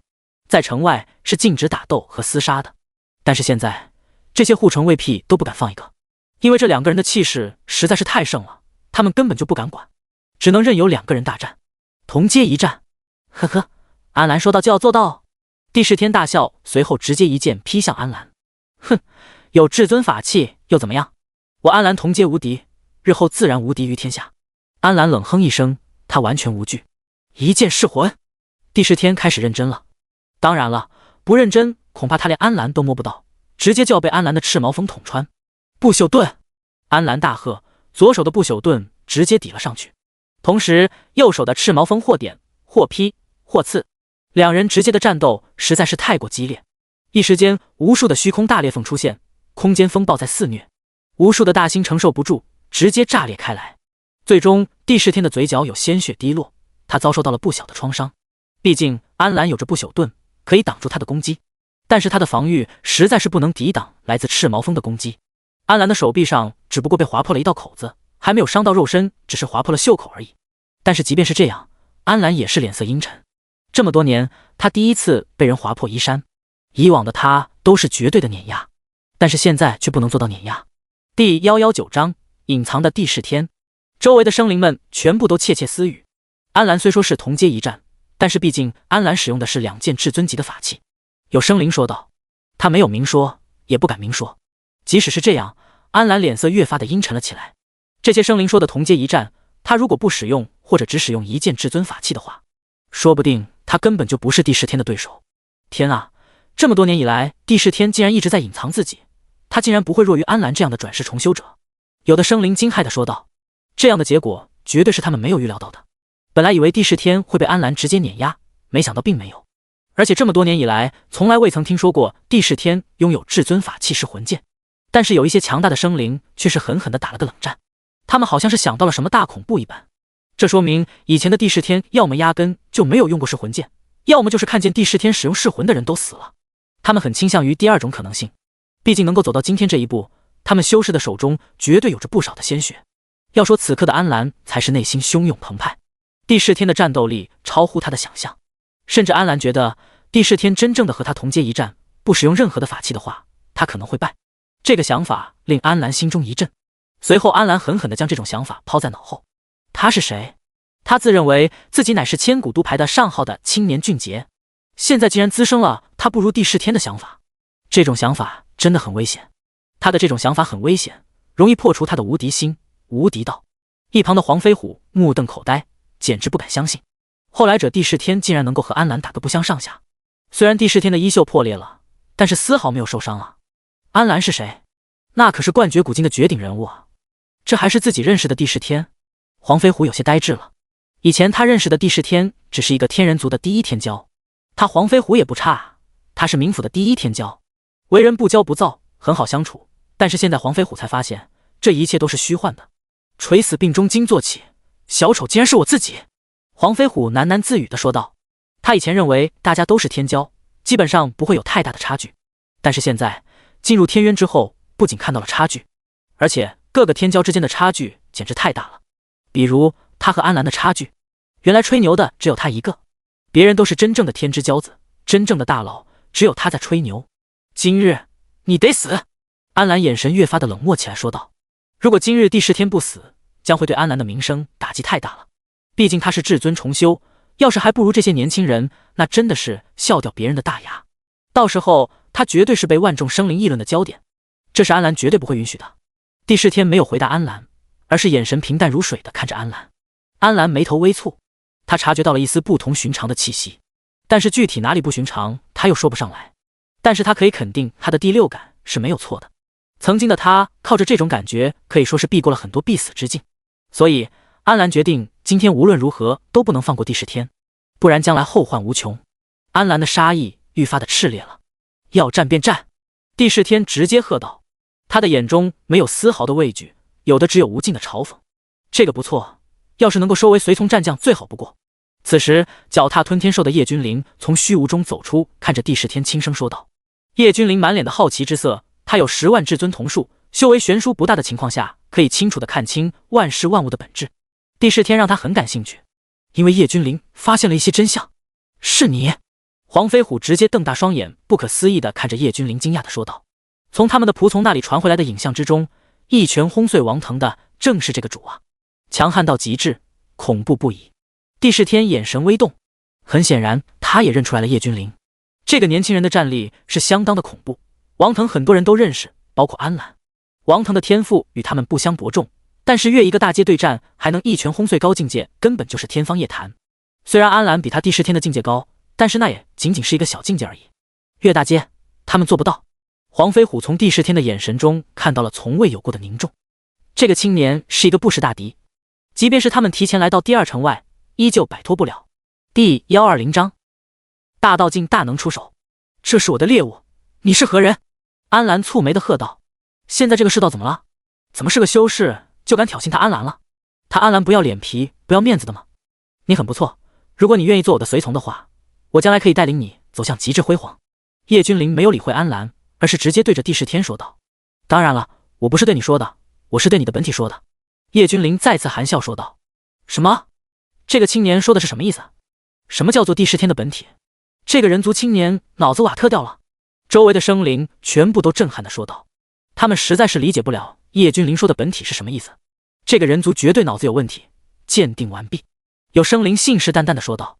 在这的只有那么可怜的几个生灵认识叶君临，也算不上是认识，只是见到过叶君临一拳将王腾轰成齑粉而已。王腾在他们的心中已经是最耀眼的天骄之一了，但是还是被这个青年一拳轰死。一想到这个情景，他们就有些不寒而栗。你怎么知道的？帝释天脸上全是一片讶然地问道。他不明白这个青年是怎么看出来的。他的这种身外化身至尊功法，就算是大道境的高手都看不出来，但是却被这个青年一眼看了出来。没错，现在的帝释天只是一道身外化身，他的本尊不知道在何处，由他的身外化身来行走，而且这么多年以来没有一个生灵能够发现，这就很恐怖了。这帝释天到底是什么样的存在？竟然只是一道化身吗？那他的本体到底是什么？到底有多强大？有生灵惊骇地说道。帝释天是天人族，这一点毋庸置疑。同时安澜瞳孔剧烈的收缩，他的不祥的预感就是来源于此。这个帝释天竟然只是一道化身，然而就是这个化身竟然让他出了丑。他不能够将一具化身以雷霆手段将其抹杀，这是耻辱，赤果果的耻辱啊！安澜虽然脸上没有任何的表情，但是不断溢出的杀意已经说明了一切。今日不管你是身外化身也好，本尊也好，命留下！安澜对着帝释天突然发难喝道，同时赤毛风震动，一缕缕毁天灭地的力量直接就爆发了出来，口气比脚气还大。本座这些年一直潜心悟道，化身行走诸天，增强自身的感悟。等到本座出关，安澜将会彻底从天地间消失不见，于轮回中得见真我，本座赐予你一死。帝释天这个时候也彻底放开了鹤道，以前是怕别有用心的生灵知道他的本尊在悟道，知道他这是化身，将他击杀之后去寻找本尊。要知道他们在悟道的时候容不得差池，被强行打断之后，轻则道行尽毁，重则有可能当场身陨。但是现在帝释天无惧，他已经感受到本尊快要出关了。很明显，帝释天本尊已经领悟无上大道，一剑噬魂，一剑灭神，噬魂剑在站立，在苏醒，这是至尊法器的本身在激动。他感受到了来自另外的至尊法器要与之一较高下，双方的至尊法器都在疯狂的颤抖，在苏醒。当然了，并不能完全复苏，因为不论是安澜还是帝释天都还不能够全部催动至尊法器。不得不说，至尊法器异象惊人，仅仅是复苏了一丝的灵智，威能浩瀚莫测。轰！虚空疯狂的坍塌，在场的生灵起码亿万，有些比较弱小的当场就炸开了，即便是稍微强悍的也是口中大口吐血，根本挡不住这种浩瀚莫测的神威。叶君临淡然地站在吞天兽的脑袋上面，眼神古井无波地看着发生的一切。他并没有着急，他感觉这个帝释天还不错，可以收为麾下，但是收不到也无关紧要，因为在他的眼中，帝释天仅仅还不错罢了。朕！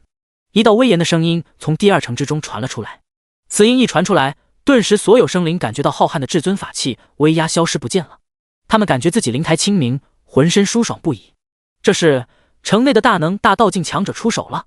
有生灵看着万族城巨大的围墙，震撼地说道：能够轻易地将至尊法器威压破除，天道境的修士恐怕很难，也只有叶君临这样的变态才能做到平平淡淡，毫不受到影响。所以城内至少都有大道境界的高手，大道3000虽说是殊途同归，但是每领悟一条完整的大道才能算是大道一阶。第121章安澜，至尊不可辱。3000大道对应的是大道3000阶，3000阶为圆满，但是古往今来少有生灵能够做到3000阶大道圆满，在整个历史上达到过3000阶的也就上古圣贤达到过1-2个生灵罢了，上古之后普遍都是大道9阶就直接晋升至尊了。这样的至尊叫做伪至尊，虽然有至尊之威，但是毫无疑问的，这样的至尊无疑是整个至尊境界最弱的存在。就算是曾经的万古不朽世家的老祖安澜，也不过是大道100阶晋升的至尊境。即便是如此，安澜之名也是传遍了诸天万域。随后更是在安澜的带领下，安澜一族问鼎最强不朽世家之巅。但是安澜却也从此再无寸进，被死死地卡在了至尊境巅峰，这便成为了安澜的心结所在。所以他要冒着生命危险，体内运神胎，借此重生一世。这一世他要打破上古诅咒，重新迈上巅峰。自上古之后，再也无任何生灵可以踏出走上大道3000境界，所以这也被称之为上古诅咒。安澜不信，他逆活一世要打破这个诅咒，但是这是个大事，各族天骄齐出，他安澜也没有那么耀眼，只是曾经属于他的辉煌还在流传。这一世的他不曾有辉煌。城外禁止厮杀，一道宏大的声音从城内传了出来，随后一道天地灵气形成的画卷逐渐在虚空之中展开。这道画卷实在是太大了，在画中，一个浑身金色铠甲的男子正盯着安澜和帝释天说道。这个男子即便只是一道投影，但是浑身那散发的点点气势足以让人肝胆欲裂。叶君临运转目力眺望，他可以清晰地看见这个中年男子是人族的，这足以说明很多问题。万族的城池第一座和第二座竟然都是由人族大能在此坐镇，而且一个个修为还不低。这第二城池的城主修为是大道境界，要知道这才是第二城啊！天渊之中一共有9981个城池，那后面的城池城主又有多强大？是否还是有人族的大能坐镇？这一点叶君临不得而知，只有走一步看一步了。现在的他还不具备走向最后的城池的资格。小家伙，收起你的瞳术！这个时候，画卷之中的男子突然看向叶君临说道：你这小家伙倒是奇特，我看看，先天圣体，先天道体，先天道胎，先天。中年男子先是饶有兴趣的如数家珍一般的道出叶君临的各种体质，但是越到后面他就越震惊。本来以为叶君临只有1-2种至尊体质，没想到他直接傻眼了，这特么何止1-2种，起码上千种，甚至有很多种他都认不出来。这个青年到底是谁？为何以前闻所未闻，见所未见？之前并没有听到说人族之中竟然还有如此天赋的青年。古灵竟然才20来岁，20多岁的创世神巅峰。画卷之中的中年男子惊骇的面部表情极其的夸张，他这是万万做梦都没有想到的啊！这个人族的青年如此天赋，简直就是千古以来都不曾有啊！中年男子只是说了几种体质出来，后面的不曾说出来。如此天赋，他知道如果他说出来，这个青年很有可能会成为众矢之的。万族绝对容不下这样一尊妖孽出现，让他们打吧，我也很想知道他们有多强大。叶君临看着这个人族的城主说道：“这个人族青年在梦呓吗？他不会认为一个城主大人会听命于他吧？而且这是哪？这可是万族第2城，城外都是禁止厮杀的呀。”有生灵冷笑地说道：“他们认为这个人族青年太过自负，而往往太过自负的人都要为自己的行为付出代价。”但是令人大跌眼镜的是，画卷之中的城主竟然若有所思地点了点头。那你们就分个高下吧。本座也想知道，天人族的第1天骄和曾经的盖世至尊安澜到底孰高孰低？城主李莫白看着安澜和帝释天，认真地说道。周围的生灵为之一愣，这个他们是万万没有想到啊！这个城主大人李莫白竟然真的应允了叶君临的要求。闭嘴！一个小小的大道境，还没有资格在我面前指手画脚！安澜直接对着李莫白呵斥道。他安澜在不济曾经也是一介至尊大能，岂容一个小小的大道境在自己面前指手画脚？就算这一世还不是至尊，但是你要记住，至尊不可辱。第122章李莫白追随。安澜脸色难看的对着李莫白呵斥道。这下子周围的万族生灵彻底的炸开锅了。这个安澜到底是怎么回事？竟然敢对一个大道境的强者呵斥？是，都知道他的前世很吊，但是那也只是前世啊，这一世还没有成长起来，终归是不负前世的威严。毕竟没有成长起来的天骄还算是天骄吗？他安澜又有几个胆子敢在这位大道境强者面前放肆？果然李莫白的脸色不太好看了。轰！帝释天深深地看了一眼叶君临，直接爆发无边的战意，无尽磅礴的能量开始波动而出，他要蓄力打出最强一击，即便只是一道化身，也定要让安澜狼狈。安澜脸上不再有凝重，而是嘴角带着笑容。你以为只是你有身外化身吗？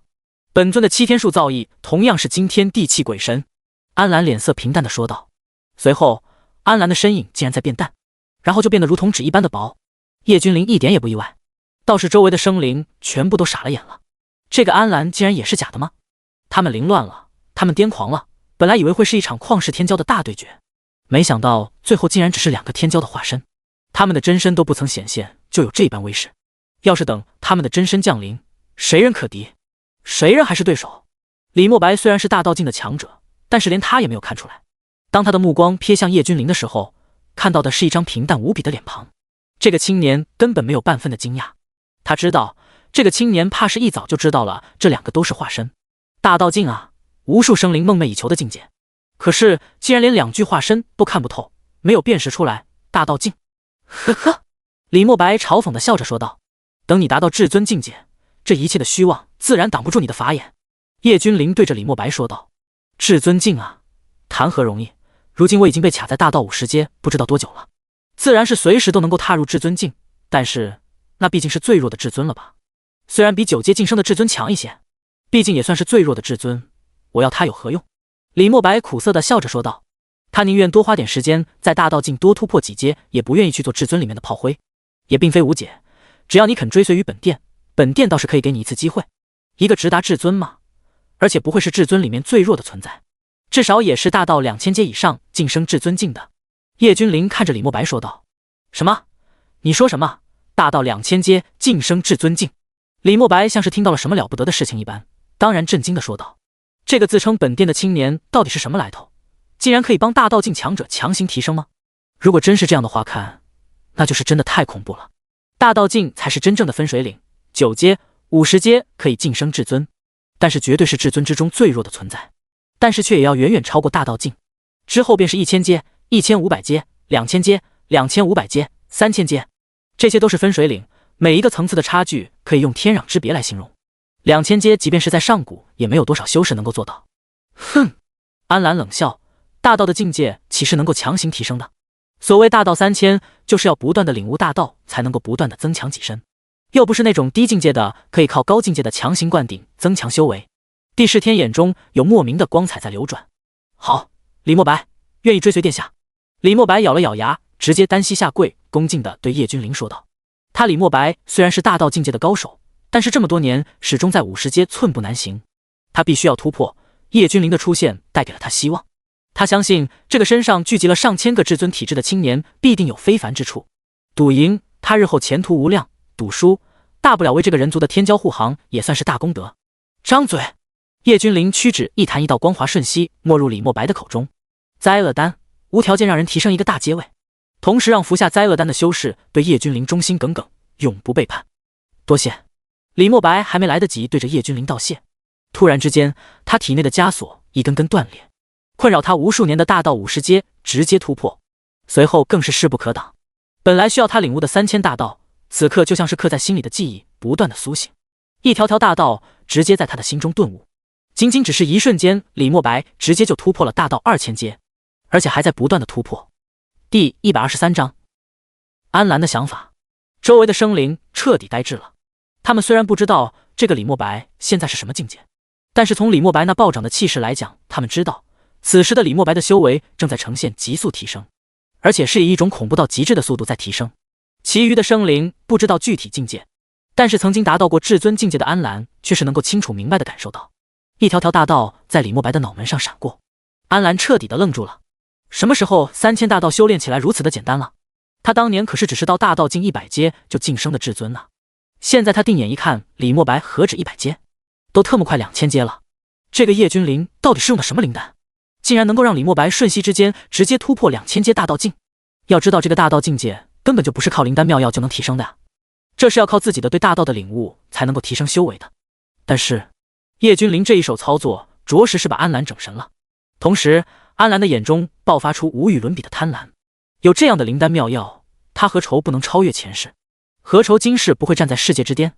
他前世也不过是100阶的时候晋升的至尊境界，如果能够2000阶的话，他会毫不犹豫的直接晋升。这个和前世的战力完全就不在一个水平面，可以说比前世无限强大。安澜躁动的心开始思考，怎么样才能够将叶君临手中的这个丹药拿到手。叶君临如此大方，随手就能够拿出这样的丹药，想必在他的手中还有更加珍贵的天才地宝。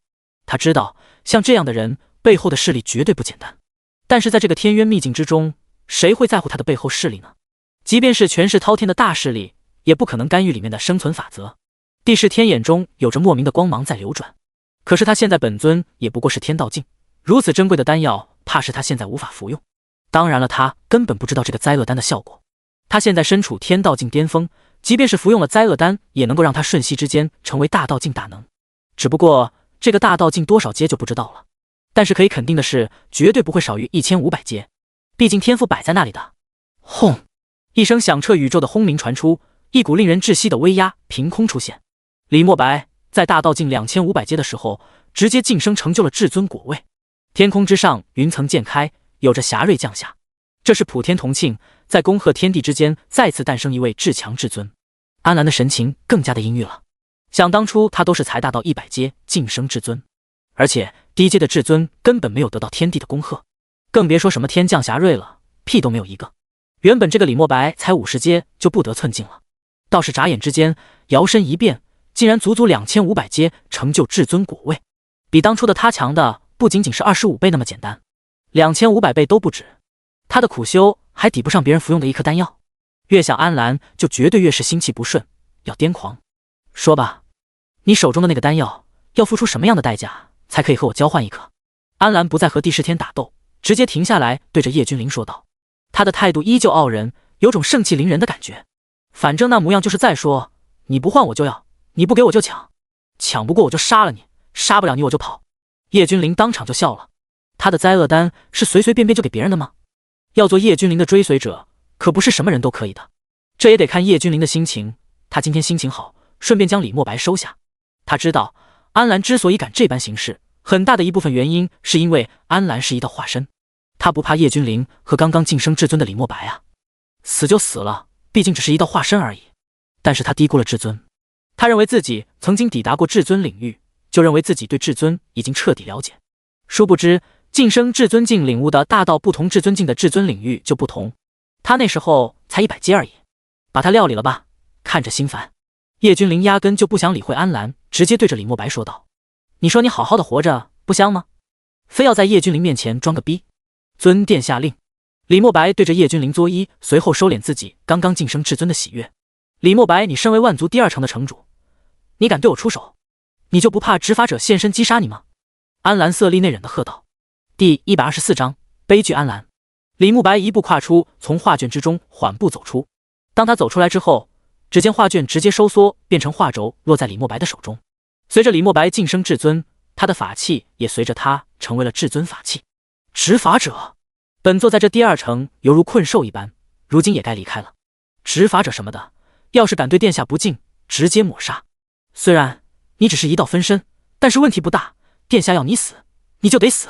李慕白说完，直接跨步上前，瞬息之间出现在安澜的面前，轻轻地拍了拍安澜的小脸蛋。虽然安澜有至尊法器傍身，但是他现在的修为根本没有办法全力催动，只能眼睁睁地看着李慕白的大手朝着他英俊的脸庞扇下来。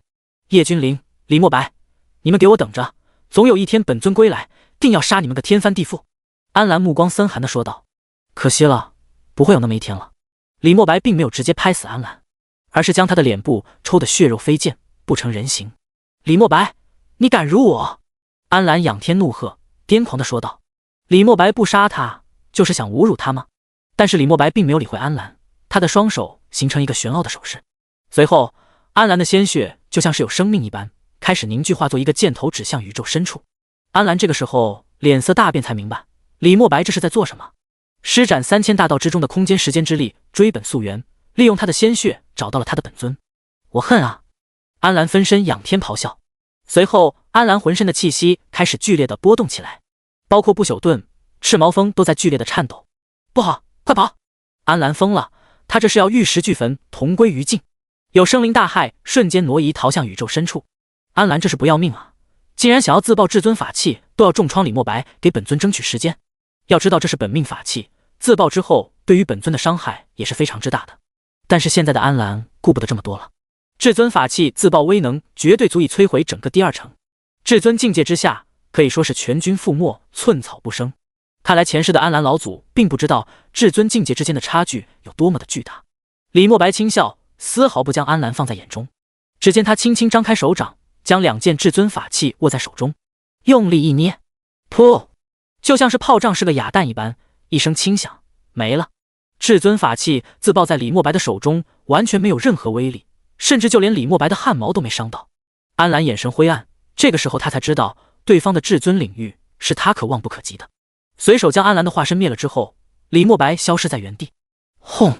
一声巨大的轰鸣，强大的波动从宇宙的边缘处传来，随后一道身影缓缓在叶君临的面前凝实。李慕白出现了，只不过他的手中出现了一个血淋淋的脑袋，这个是安澜本尊的脑袋。即便是被摘了脑袋，安澜依旧不曾死亡。怒目瞪着叶君临，可恨啊！想我安澜一生赫赫神威，竟然今日栽在一个毛头小子的手上，天要亡我，无命休矣！安澜悲喝，同时一股懊悔之意在安澜的眼中升起。他犯什么贱，非要对叶君临流露杀意？早知道当初又何必今日？安澜说实话，有大魄力，也是个人才。曾经为了自己超越至尊境界，选择破茧重生，强势再活一世。这一世的他最为注重自身的根基，他要打破上古诅咒，成就无上至尊。但是就是太过自以为是，以为诸天万界没有多少至尊，在天渊之中他可以横着走，万族见到他都要顶礼膜拜之。不是天要亡你，而是我要亡你。叶君临摇了摇头，示意李墨白结束了安澜的悲剧一生。无数生灵倒吸冷气，安澜就这样没了。同时他们看向帝释天，想知道帝释天是如何抉择的。会不会帝释天不会选择臣服叶君临，然后也被叶君临直接抹杀呢？这一点他们倒是很感兴趣。我的本尊正在赶来，我相信没有人会拒绝如此大的诱惑。帝释天对着叶君临说道。他说的自然是灾厄丹的事情，眨眼之间就制造出一位强大至极的至尊，这个人族青年当真是深不可测。他帝释天再天骄也抵不过这样的诱惑。当然了，他也怕忤逆了叶君临之后，让李墨白直接将他抹杀了，那样才是最大的悲剧。其实叶君临又不是杀人狂魔，不臣服就算了，叶君临也不打算击杀帝释天，毕竟帝释天没有对他流露杀意。第125章昊天境，周围的生灵还处于懵逼的状态，大名鼎鼎的神探安澜就这样没了，而且帝释天直接选择投靠叶君临。但是仔细一想却也很正常，叶君临的手中有那等惊天的神丹妙药，就算是个人也会选择臣服吧。只不过安澜动了杀心，连成为追随者的资格都不够。这枚天丹给你，你选择现在服用还是以后服用再与你。这等天丹并不会消耗人体的潜能，对于人体没有一丝的损害，大可放心服用。叶君临对着帝释天屈指一弹说道。帝释天双手颤抖地捧着天丹，心中对于叶君临不由得高看了一眼。这个天赋出众的年轻人，竟然直接赐予他天丹吗？根本不怕他带着天丹逃走。这个年轻人有大魄力、大气运，值得他帝释天追随。殊不知，这枚天丹灾厄丹的作用，只要服下，无论走到天涯海角，始终忠诚于叶君临一人，忠诚度直接拉满至100%。帝释天准备自己突破大道境的时候，再服用这灾厄丹。至尊境啊，多少生灵渴望的境界，哪怕只是最弱小的至尊境，都可以只手完爆大道境，哪怕是大道境3000阶巅峰，这是不可逾越的鸿沟。嗡嗡嗡！突然之间，在他们的正上方出现一枚光滑如玉的镜子，上面雕刻着无数繁奥的花纹。这枚镜子此刻正在散发滔天光芒。昊天镜，执法者的消息真的是太灵通了，仅仅片刻时间便已经知晓了此处发生的事情了。李墨白看着镜子淡然地说道，如今他已经晋升至尊境，还不是普通的至尊，自然无惧执法者。昊天镜？叶君临有些疑惑地问道。是的，殿下，这昊天镜据说是上古大能毕生心血凝练而成，它没有巨大的威能，但是却能够洞察整个天渊秘境之中发生的大小事情。这还只是部分功能，也是现在的执法者使用以来发现的最大的用处。据传，昊天镜之中至少还有一大半的功能没有开发出来。李墨白对着叶君临解释道，这是个好东西啊，得留下它。叶君临双眼之中出现罕见的光芒说道，一听就知道这昊天镜是一桩至宝啊。大胆李墨白，身为第2城城主，竟然敢以身试法，不仅没有做到城主应该做的，甚至还亲自出手抹杀人族的未来，你该当何罪？昊天镜镜面上出现一个老者，对着李墨白呵斥道，老夫罚你面壁1年以示惩戒，再有下次定斩不饶。老者语气高高在上，一副上位者的模样，对着李墨白说道，老东西，老子早就看你们不顺眼了，就算是执法大长老也不敢在我面前如此狂。你们把老子强行留在这什么第2城数1年了，做什么狗屁城主？老子以前实力不够，任凭你们摆布，但是现在今时不同往日，老东西，本座在此等候你们的到来，老子会让你们知道花儿为什么这样红。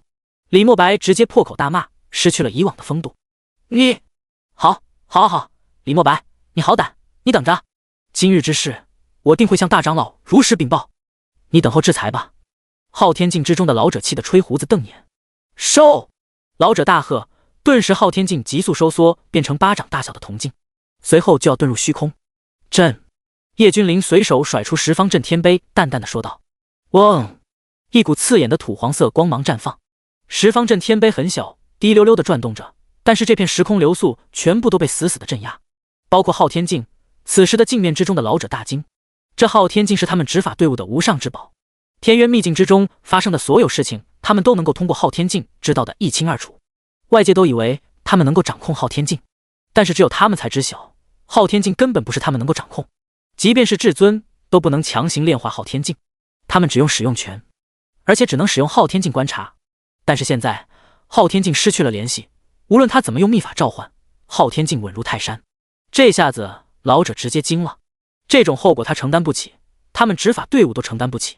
但是随后他的目光一瞥，他看见了生灵之中的叶君临。如果他们没有看错的话，应该是这个青年使用某种空间法宝定住了昊天镜。年轻人，我劝你好自为之，这等宝物不是你能够拥有的，也不是你能够掌控的。老者直接说道，小心招惹滔天大祸。老者再次说道，他们距离此地尚且很远，赶过来也需要时间，现在就是要拖住这个青年，他们必须取回昊天镜。滔天大祸？放心，本殿会在这里等待你们的到来。叶君临无所谓的耸了耸肩说道。虽然叶君临抢昊天镜不地道，但是叶君临总感觉这昊天镜和他之间有一丝微妙的联系，就像是之前的上苍战神和上古帝尊那般。这昊天镜不同于他们的地方在于，叶君临感受到一股邪恶的力量在其内滋生，想必要不了多久就会彻底的释放，到时候说不定是一场前所未有的劫难。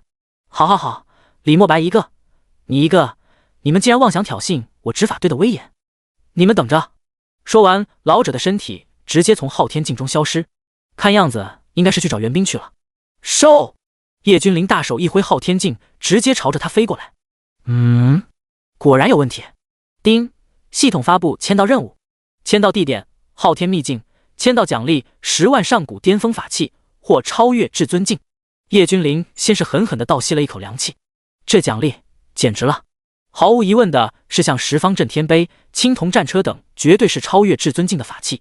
这一点，叶君临完全有把握。毕竟上苍战神和帝尊绝对是历史上最为强大的几人之一。但是问题来了，昊天秘境在何方？叶君临并不知晓。第126章，昊天秘境，一魔王。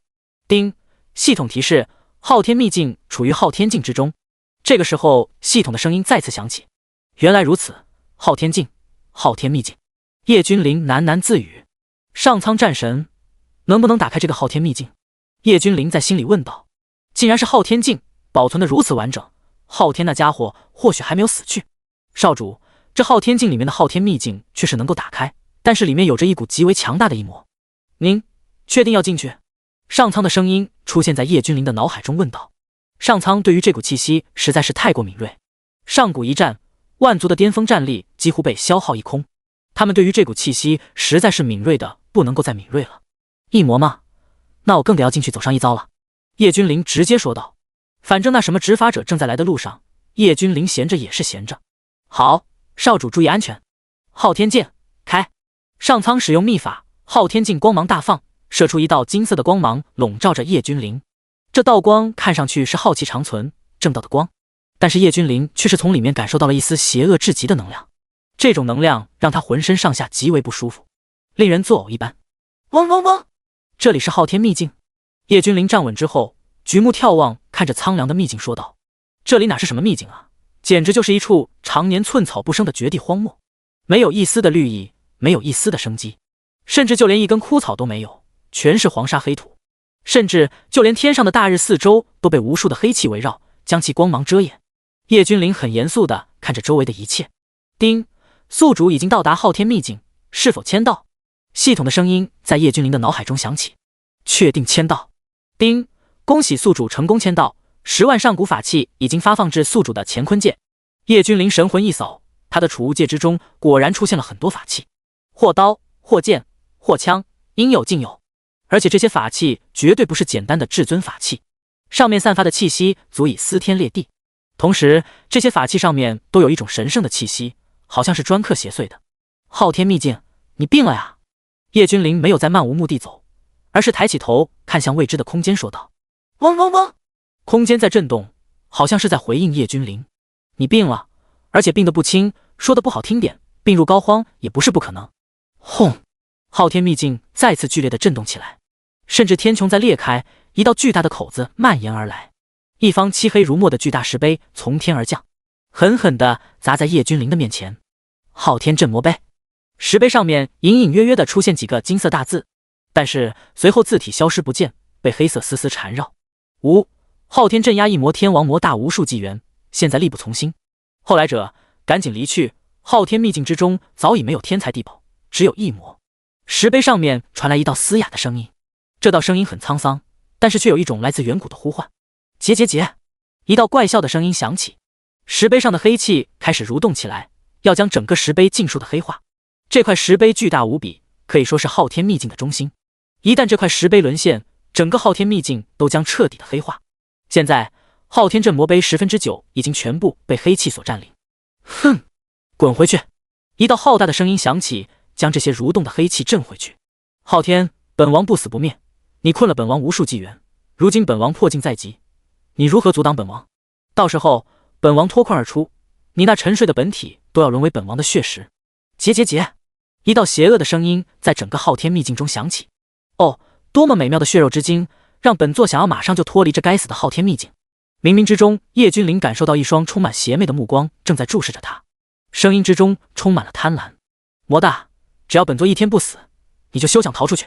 本座上古能够镇压你，如今依旧能够镇压你。昊天镇魔碑之中再次传出来浩大的声音说道。昊天，我会杀了你，杀了你，你们都得死，都得死！黑气剧烈的翻滚着，在疯狂的蠕动，要将整个昊天镇魔碑彻底的黑化吞噬。但是昊天镇魔碑金光大放，将黑气通通的压制回去。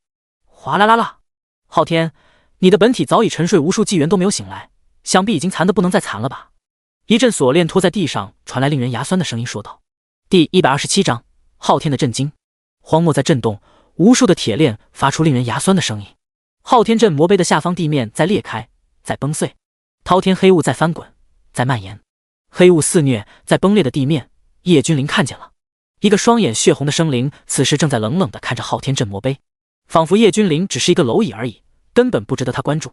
这个生灵的长相与人族无异，但是浑身上下都流淌着令人作呕的气息，他们的身体被黑雾死死地包裹着，而且这些黑雾有着可怕的同化之力，只要沾染，修为相差不大的修士当场就会变成这样的怪物。即便是无身残，但是在镇压你个亿万载不是问题。昊天镇魔碑震动，一道修长的身影从镇魔碑之中走出，这不是真正的修士，而是只是一道灵体。昊天，你该死，你该死啊！等本天王脱困的时候，到时候必定会将人族屠杀殆尽。结，算算时间，吴王破封的时间快到了，到时候你们人族必亡。上古一战，你们万族损失惨重，而今的万族还有几分战力呢？魔大疯狂的大笑，他们的体质本身就属于不死不灭，换句话说就是很难杀死，要不然昊天这等强者又何必用自己毕生的修为将魔大镇压？他本就不弱于魔大，但是奈何一魔的生命力实在是太过顽强了，唯有以自身的毕生修为将其封印，能够拖多久就拖多久。唉，昊天叹息，现在的人族孱弱，他在昊天境之中也能够感受到外界的修士强弱。不得不说，魔大说的不错，如今的万族拿什么来对抗？现在他能够继续封印魔大1万载，在之后怎么办？昊天，现在放了本座答应你，绝对不会亏待你，怎么样？魔大诱导着说道。人族虽然孱弱，但是也不会像你这样令人作呕的一魔扶手。在一旁的叶君临冷漠地说道。魔大脸色阴沉地看着叶君临，这个蝼蚁一般的废物竟然敢这样对他说话。蝼蚁！魔大口中缓缓地吐出2个字。轰！虽然只是简单的2个字，但是却重若万斤，狠狠地砸进叶君临的脑海之中。叶君临只感觉脑海之中似乎雷霆炸响，整个识海在翻腾，要炸裂。昊天正要出手的时候，突然就像是发现了什么一般，停下来盯着叶君临。关键时候，十方镇天碑散发厚重的土黄色的光芒，将叶君临牢牢地守护在其中。你是谁？为何会拥有十方镇天碑？魔大脸色终于变了，喝道。他确实是不怕昊天，大不了再镇压他1年，他们的生命力很强大，1年算什么？但是现在情况不一样了，十方镇天碑在上古也是杀出来的赫赫凶名，斩杀的一魔不计其数。要是十方镇天碑有灵和昊天镇魔碑同时镇压的话，后果不堪设想。想到这里，魔大不由得冒出冷汗。叶君临的眼神越发的冷漠起来。虽然魔大这样的存在，他根本就不是对手，但是现在魔大只是一个阶下囚罢了，一个阶下囚而已，竟然还拥有这样的威能，他们到底有多强？叶君临不知道。上古是一个璀璨到极致的时代，可以说万族人人如龙，个个都是天骄。昊天兄，好久不见。上苍微笑着从叶君临的体内走了出来。上苍，你竟然还没死，还留有一丝残魂！哈哈哈！昊天的灵身仰天大笑。对于他来说，没有什么是比遇到故人还要开心的事情了。他们都沉寂孤独了太久了，久的都忘记了时间。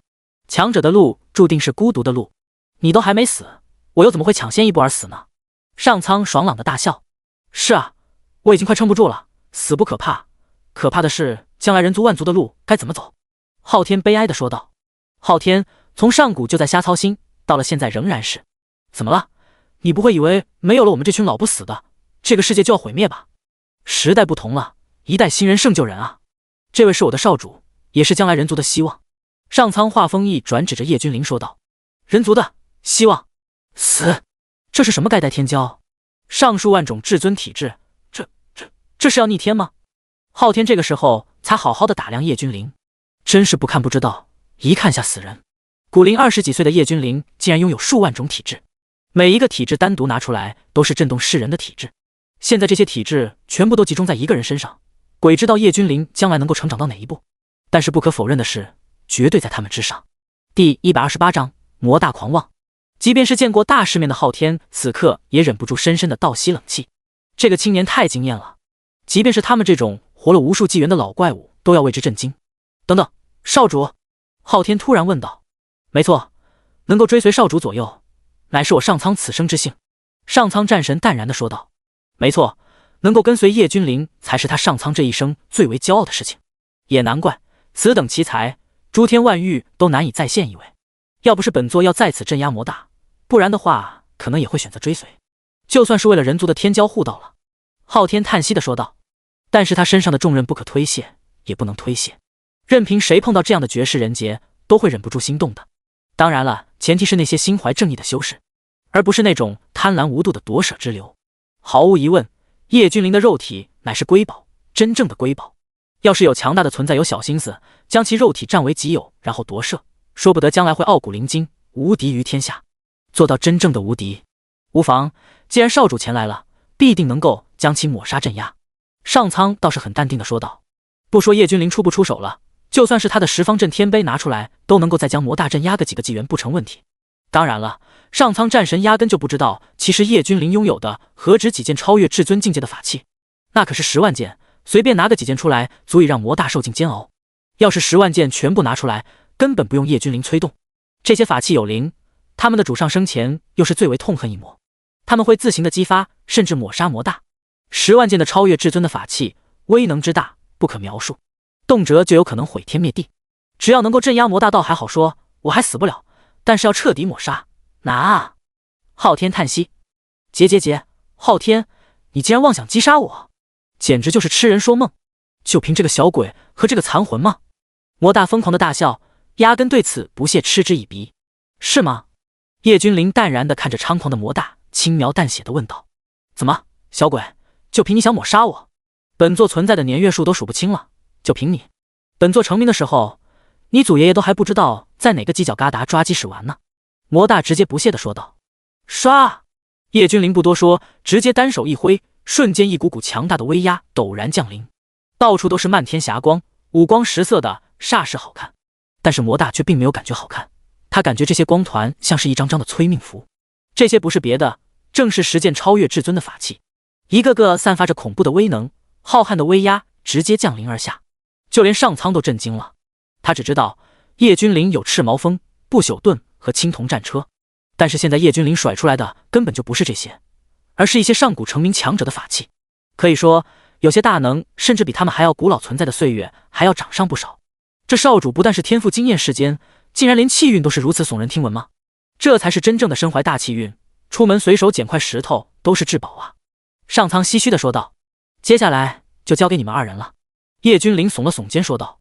既然他碰见了一魔，那魔大就必须死。昊天的眼中爆发出惊人的光束，或许他们真的能够今天将魔大给杀死，这样他也能获得一个缓冲。他的本体没有一魔的侵蚀能够迅速的恢复。该死的，你到底是谁？为何能够拥有如此多的法器？魔大脸色终于狂变了起来。是，不管是上苍还是昊天，早已不具备上古时期的强大，但是他又何尝不是？不然的话，他也不会被镇压在此这么多年了。经过这么多年的镇压，他们的实力是一天不如一天。虽然实力是一天不如一天，但是昊天想要灭杀他，那基本是不可能的。但是现在情况可不一样了，这个小屁孩随手就直接甩出10件法器，他实在是有些受不住啊。魔大，今日就是你命丧的时候。昊天眼神逐渐变得冰冷起来。虽然他镇压了魔大这么多年，但是他又何尝不是饱受黑雾的侵蚀？今日就让这一切都终结了吧。十方镇天碑，一碑镇苍穹。上苍直接出手了，十方镇天碑滴溜溜地转动着，随后变得与天地齐高，散发煌煌威压，直接一屁股朝着魔大镇压而下。第129章半部皇者天折。同一时间，10件超越至尊境的法器纷纷爆发无量光芒，这是他们在自主的苏醒，要和一魔一战。吾这一生不弱于人，即便是上古一魔超越至尊的存在，在吾的手中也走不过10招。如今吾的本体战死，但是一丝烙印也要归来一战。进来，随吾一战。一枚青铜镜逐渐开始放大，随后竟然从其中走出来一个霸绝天地的虚影。这道虚影没有无穷无尽的威压，有的只是来自远古的悲凉。虚道，你不是已经死了吗？既然死了，还来凑什么热闹？魔大疯狂的嘶吼。如果仔细的听，能够察觉到魔大声音之中的极度恐慌。没错，就是恐慌。吾虽身死，但且留有一丝烙印，无法与皇者一战，但是却也足够与你一战了。大道无始亦无终，独我虚道开虚空。虚道淡然地说道。这句话真的很霸气。叶君临同样是身体一震，这是无上强者，为了万族算得上是鞠躬尽瘁，死而后已了，这是天大的功德，并没有只是护佑人族，而是将整个万族都护佑在其中了。皇者，我们的异魔皇也是你能够提的，就算你们巅峰时期，皇者杀你们不过是吹口气罢了。魔大声音嘶哑地吼道：异魔皇是他们永远的神，你们这些自诩所谓的上古大能，有几个能够活着？吾皇即将破风而出，到时候你们谁人能够与之相抗？整个诸天万界又有谁能够是吾皇的一合之敌？魔大大笑着说道：诸天万界向来人杰辈出，即便是没有我们这些老东西，一魔也必亡。一件法器绽放光芒，一个中年美妇从一串小巧铃铛的法器之中走了出来，说道：桀，华母，连你的残灵都出现了，你们为万族做了这么多，你们看看现在的万族，他们有对人族有那么一点的感激吗？没有，他们甚至还视人族为死敌。当年一战，人族3000大能个个都是半皇境界才堪堪封印一魔皇，如今你们拿什么来阻挡我一魔大军？魔大语气昂扬地说道：人族无皇，万族无皇，注定要气运衰退，最终沦为我一魔的天下。不得不说，魔大的话语让在场的所有上古大能都沉默了下来，不为别的，就因为他们心中也没有底。在那个时代，人族天骄辈出，就算是大战的时候，也是人族的3000半皇出手将一魔皇联手镇压封印。但是无疑，这样的代价是沉重的，就算是整个人族都是不可承受之重，因为这样的代价确实是实在是太过大了。整个万族除了人族，没有一个半皇之境的强大存在。那一战确实是让人族的元气大伤，经过了这么多年，依旧没有恢复过来，可见当时战斗的恐怖。3000半皇境的大能啊，几乎是人族最为顶尖的战力，而其余万族连一个半皇都拿不出来，这是何其的悲凉！饶我军心，当斩！一道威严的声音如同惊雷在所有人的耳边炸响，一个身穿明黄袍的威严中年男子凭空出现在上空。天哲半皇，你也归来了，没想到你竟然没死！魔大惊颤地说道。天哲，上古半皇大能，据说只差临门一脚，直接就可以立地称皇，可以和一魔一族的无上皇者相比肩。但是正当天哲称皇的呼声响彻天地的时候，一魔出现了。天哲没有成长的机会，毅然决然地投身到了战斗之中。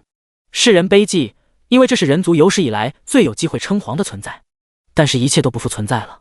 3000半皇拼尽毕生修为，才将一魔皇封印起来。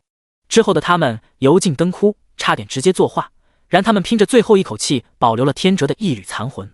不为别的，就因为天哲在他们之中最有机会称皇，这样在一魔皇脱困之日，万族才能够有一线生机。这是一把残破不堪的大剑，上面布满了裂纹，甚至连剑尖都崩碎了。这是天哲的法器，曾经大战之后早已残破，如今他的残魂寄居在里面。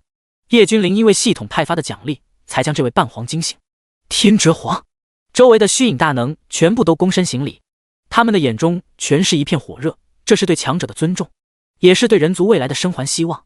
只要天哲突破到真正的皇者境，一魔就将不再能够威胁到万族。此时的叶君临已然明白所谓的半皇者之境是什么境界了。第130章，聚众生信仰之力，重塑金身。他的父亲人皇叶几天原来早就迈上了至高无上的境界皇者境，更是古今第一尊人皇。以前的叶君临认为自己的父亲应该是至尊境或者超越至尊境，看来他父亲的修为远不止于至尊境。唉，等都是不是英杰，可惜了。天哲看着面前的一缕缕强者的烙印，叹息地说道：这些人曾经都是为了护佑人族甘愿献身的，他们的功绩照耀万古，永世不朽。天哲皇，有您在，我这丝执念也该消散了。虚道轻声叹息，原本执念归来一战，但是人族今后该何去何从？他不知道。但是如今有曾经的半皇没有陨落，这说明依旧有翻盘的机会。这些人都是曾经为了人族抛头颅洒热血的存在，即便是叶君临都不忍心看到他们死后都不曾安歇，执念都要出来一战。各位前辈，既然执念都不曾消散，如果你们信得过小子的话，小子愿意帮你们重塑金身。叶君临上前郑重地抱拳说道。说实话，一开始他的心里也没有底，但是他想起了鲲鹏释迦牟尼，佛门的功法好像是有一种重塑金身的方法，即便是死亡也能够从无尽深渊将其拉回来。重塑金身谈何容易，这是在上古都不曾有过的法，有过的道，动辄就有可能引来大恐怖。小友有这份心就好了，小友你资质绝世无双，将来定能够成长到一种我们不曾到过的巅峰。但是等等，你的体内……天哲刚刚摇头叹息，突然之间像是发现了什么了不得的东西一般，突然之间他的双目瞪得滚圆，就连他的残魂都忽明忽暗要消散一般。皇者，皇者的气息，小有你。天哲惊骇地问道。他发现叶君临的身体之中竟然有一股恢宏恐怖至极的皇者气息，这说明曾经有皇者在叶君临的体内留下的，借此保护他。这股能量被分为若干份，每一份的能量强弱都不一样，有五图境界的力量，有五皇五帝的力量，甚至还有超越至尊的力量。天哲看出来了，叶君临可以说从一开始就受到了强大存在的庇护。这位强大的存在留下的这些静止能量，足以保护叶君临安然地修炼到至尊境。一旦叶君临发生生命危机，他体内的静止就会复苏。世间出现皇者了，出现皇者了，人族的曙光到了。天哲一时间喃喃自语，又哭又笑地说道：世间人族出现皇者了。有大能眼神迷茫地问道。天哲眼神火热地看着叶君临，他很想知道这个时代的皇者到底是谁。好吧，好吧，我不装了，我摊牌了。人皇叶几天乃我父，也就是你们所说的皇者。叶君临耸了耸肩说道。人皇竟然是人皇，世间第一尊人皇啊，皇者之中最为尊贵的存在。古老的预言是对的，人皇不敬畏天地，不止步天地大道，重塑金身的事情，我觉得可以一试。天哲突然对着周围的大能说道。不管成功与否，我等皆无憾。要是能够成功，我等必将誓死追随殿下。所有的大能齐声呐喊。叶君临不禁感觉一股热血冒出，他的10万件法器，其中有不少都是超越至尊境的呀。这就是10万强大绝伦的打手啊！这个什么魔大，你们随便料理了吧？叶君临随意地说道。此时的魔大双目完全被一种叫做惊骇情绪布满了，他的脑瓜子嗡嗡的，他的脑海中一直在回想着天哲所说的话：人族有皇者了，人族竟然诞生了一位皇者，称为人皇，这绝对是震古烁今的大事件。他慌了，他急了，但是现在的他又能够做些什么呢？他什么都做不了，这么多法器，这么多执念，他根本扛不住，更别说他被封印了这么多年，修为一减再减，当场化作灰烬。叶君临直接传讯李墨白，让他去将鲲鹏释迦牟尼找来，他要帮这些上古的大能重塑金身，在宇宙各地建立供奉堂，聚集众生的信仰之力，为他们重塑功德金身。这个工程很浩大，但是有世间第一尊佛释迦牟尼的参与，应该会很简单。至于天哲和上苍这样的残魂，叶君临只有询问系统有没有快速凝聚真身的方法了。丁，系统发布签到任务，签到地点万族第2城，签到奖励不灭金丹，星号1000000000，不灭金丹功效凝聚神魂，壮大神识，凝练出不灭金身。第131章追随。丁，系统检测到宿主虽然身处昊天秘境之中，但是也处于万族第2城，可完成签到获取奖励，是否签到？叶君临的脑海中响起系统的声音。是，确定签到。叶君临直接说道。丁，恭喜宿主签到成功，奖励宿主不灭金丹，星号1000000000。虽然不灭金丹专门为天哲和上苍这样的残灵打造的，但是毕竟叶君临的10万件法器之中也没有几个存活下来的残灵，多数都是执念，可以说他们已经死去，但是执念不曾消散。人族在那时候无皇者，但是这些半皇却是做了一件皇者做的事，极尽升华，激发自身潜力，全面封印一魔皇。这是他们的悲哀，但是却是万族的幸运。其实叶君临想的很简单，等他们恢复真身之后，再服用一粒伸腿瞪眼丸，不对，是灾厄丹，那岂不是说他的手中很有可能会出现皇者追随者，而且还不是1尊2尊那样子，这样的阵容绝对可以横走古今了。可以说叶君临手中握着的是史上最强阵容，上古最为强大的一些强者都在他的手中，特别是10万件法器之中，有那些早已逝去的半皇境强者。当然了，叶君临不知道佛门的用无边信仰之力到底能不能重塑金身，这些都是以前他所知道的，但是到底有没有用处，他不知道。能不能成功，他也不知道。要是能够成功，他将会是古今最为强大的掌权者，可以说一言定生死，他的地位将会是超越历代前贤。当然了，这些前辈都是令人敬仰的，叶君临也不是说要彻底的掌控他们，而是叶君临不知道再次等他们回归之后，现在的他们还是不是以前的他们。为了保险起见，还是掌控在自己的手中为好。昊天多谢殿下出手相助，不然昊天也不知还能够撑多久。昊天朝着叶君临郑重的抱拳说道。现在魔大已死，他的本体能够快速的恢复过来，要回到曾经的巅峰也不是不可能。昊天想要追随殿下，不知道殿下意下如何？昊天顿了顿说道。像他们这种曾经站在过巅峰的人，说实话，要低下头颅表示臣服，真的需要很大的勇气。自然可。叶君临含笑表示同意。他日我定会带着你们走向真正的巅峰，俯视诸天。叶君临话语铿锵地说道。没有人怀疑叶君临不能做到，毕竟这是个他们眼中最为惊艳的天才，而且有皇者的庇护。谁敢说叶君临不能够成长起来？那只是时间问题而已。皇者啊，想不到我这残身还能够看到人族竟然出现了一尊皇者，我之幸，人族之幸啊！殿下，我天哲也愿意誓死追随。天哲突然严肃地说道。一言为定，今日双喜临门。咻咻！叶君临直接屈指弹出3粒不灭金丹，一粒给天哲，一粒给昊天，一粒给上苍。道运，竟然是道运，这是什么丹药？光是丹香我就感觉我的残体竟然凝实了几分。天哲毕竟是半皇，仅瞬间就察觉到了不一样。此种丹药真的是世间仅有，珍贵异常。很明显，他们3人被吓到了。这样的丹药，在他们那个年代根本几乎是闻所未闻，见所未见。这丹药实在是太珍贵了，我不能要，太浪费了。天哲摇了摇头，就要将不灭金丹交还叶君临。既然你们都选择追随我了，当然是要尽快的恢复真身了。我在外面的敌人可是很多的，到时候我打不过就不好玩了。叶君临耸了耸肩说道。作为他的随从，怎么可能一直是残体？至少得恢复到曾经的战力。什么？竟然还有人敢对少主无礼，简直岂有此理！天哲瞬间变得怒发冲冠，当即一口直接吞下不灭金丹。上苍和昊天同样是一口吞下。同一时间，整个昊天秘境开始动荡起来。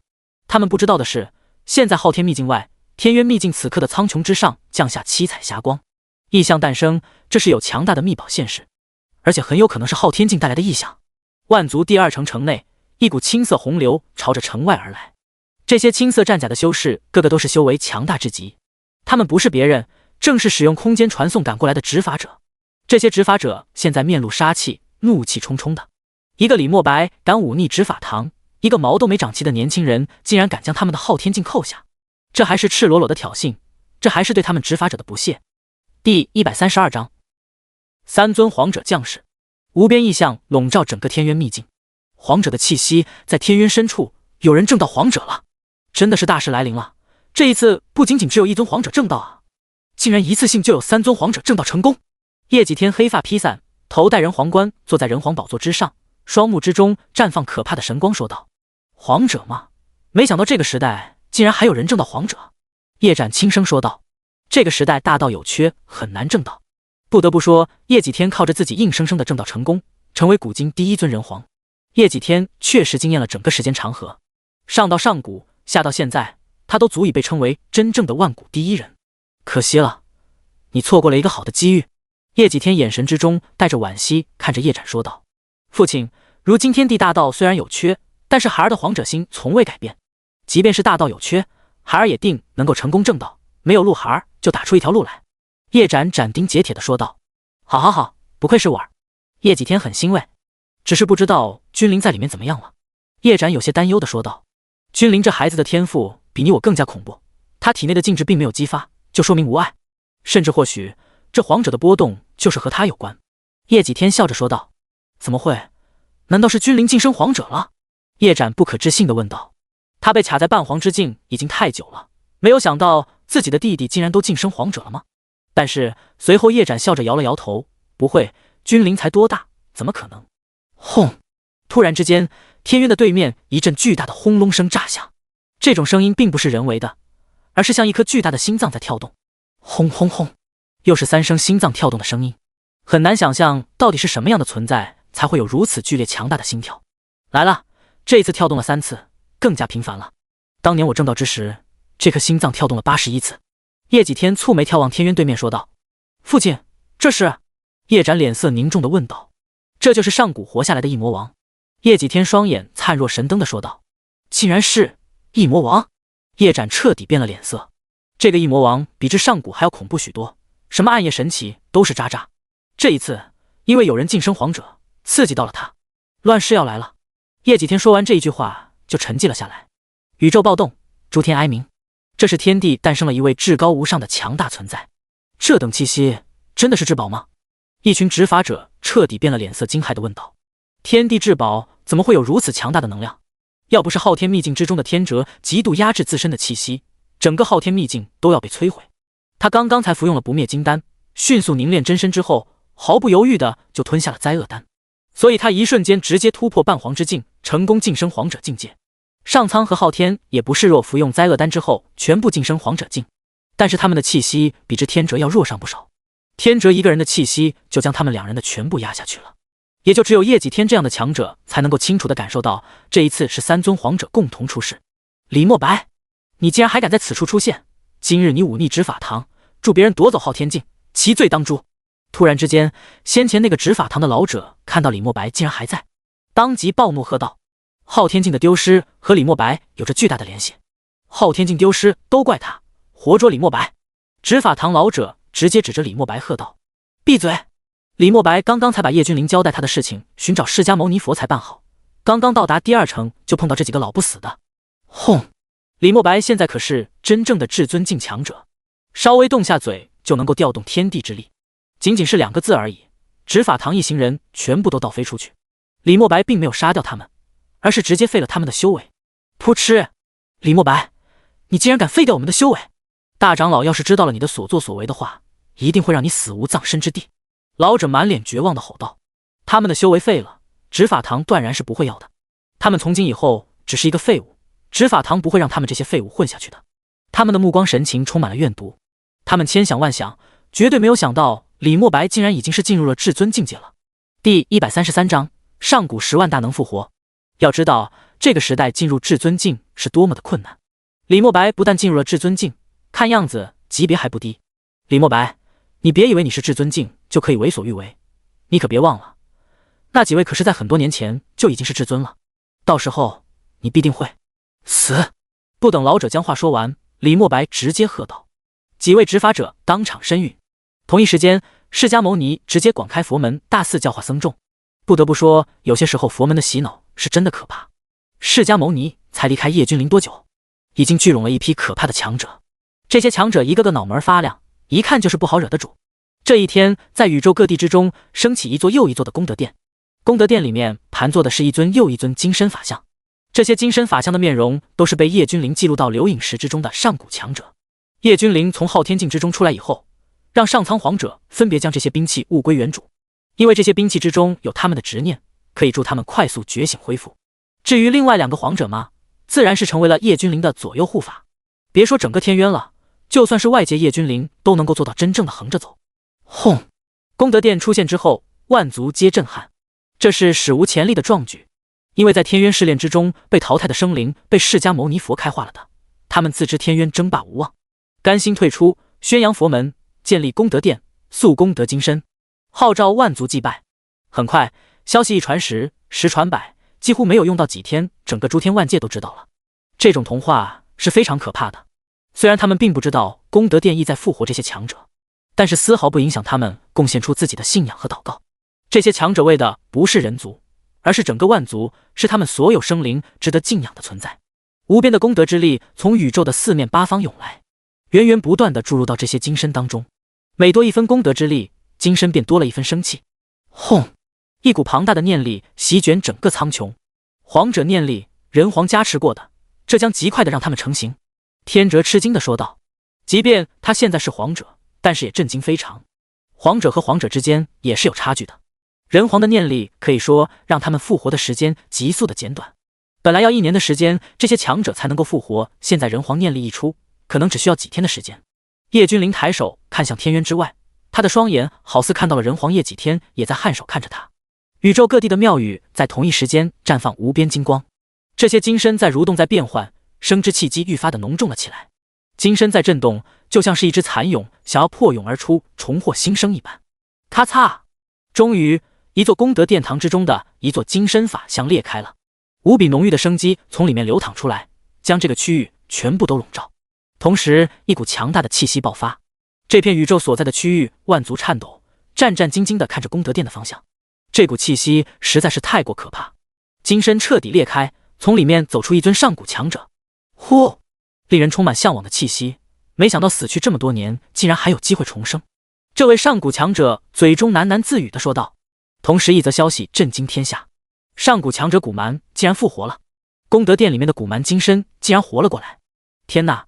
这段时间宇宙各处，不管是人族还是其他种族的地盘上，都有无数的功德殿拔地而起。要是这些上古强者都复活，那，有生灵震惊到不行，他们目露惊恐，他们不知道这是好还是坏。逝去多年的上古强者现在正在被人一一复活，这想想都让人头皮发麻。既然活了过来，就跟我去见殿下吧。上苍直接出现在古蛮的面前说道。古蛮愿意为殿下抛头颅洒热血。古蛮朝着上苍躬身说道。轰一！同一时间，宇宙各地通通都被引爆，全部都绽放无量的光芒。无数上古大能统统走出功德殿，朝着同一个地方而去。吾皇，最近这些上古大能复活这件事，人皇座下的天王看向叶几天问道。无妨，随他去吧。叶几天只是淡淡的说道，他的眼睛之中仿佛看到了什么一般。我等拜见殿下。万族第二城整整齐齐的10万上古强者全部躬身朝着叶君临高声呐喊。这个年轻人赋予了他们第二次生命，而且还要他们走上他们前世都不可仰望的高峰皇者境。他们的手中都有一粒灾厄丹。第134章，傻眼了，吓到了。诸位都起来吧，你们都是为了万族立下不世奇功的前辈。叶君临淡笑着说道。我等幸得殿下看重，而今赋予我等新的生命，我等从此以后愿意为殿下扫平阻碍，为殿下抛头颅洒热血。10万强者话语铿锵，震慑诸天。好，今日就让本殿下来开创历史先河，今日注定被载入史册，尔等从此以后尽数加入我天庭，开创从未有过之盛世。叶君临大声喝道。我等谨遵少主令，谁敢动我执法堂之人，滚出来受死！抢我昊天镜，将我执法堂的长老废了，当真是好大的魄力。今日老夫倒要看看你们是不是吃了雄心豹子胆了。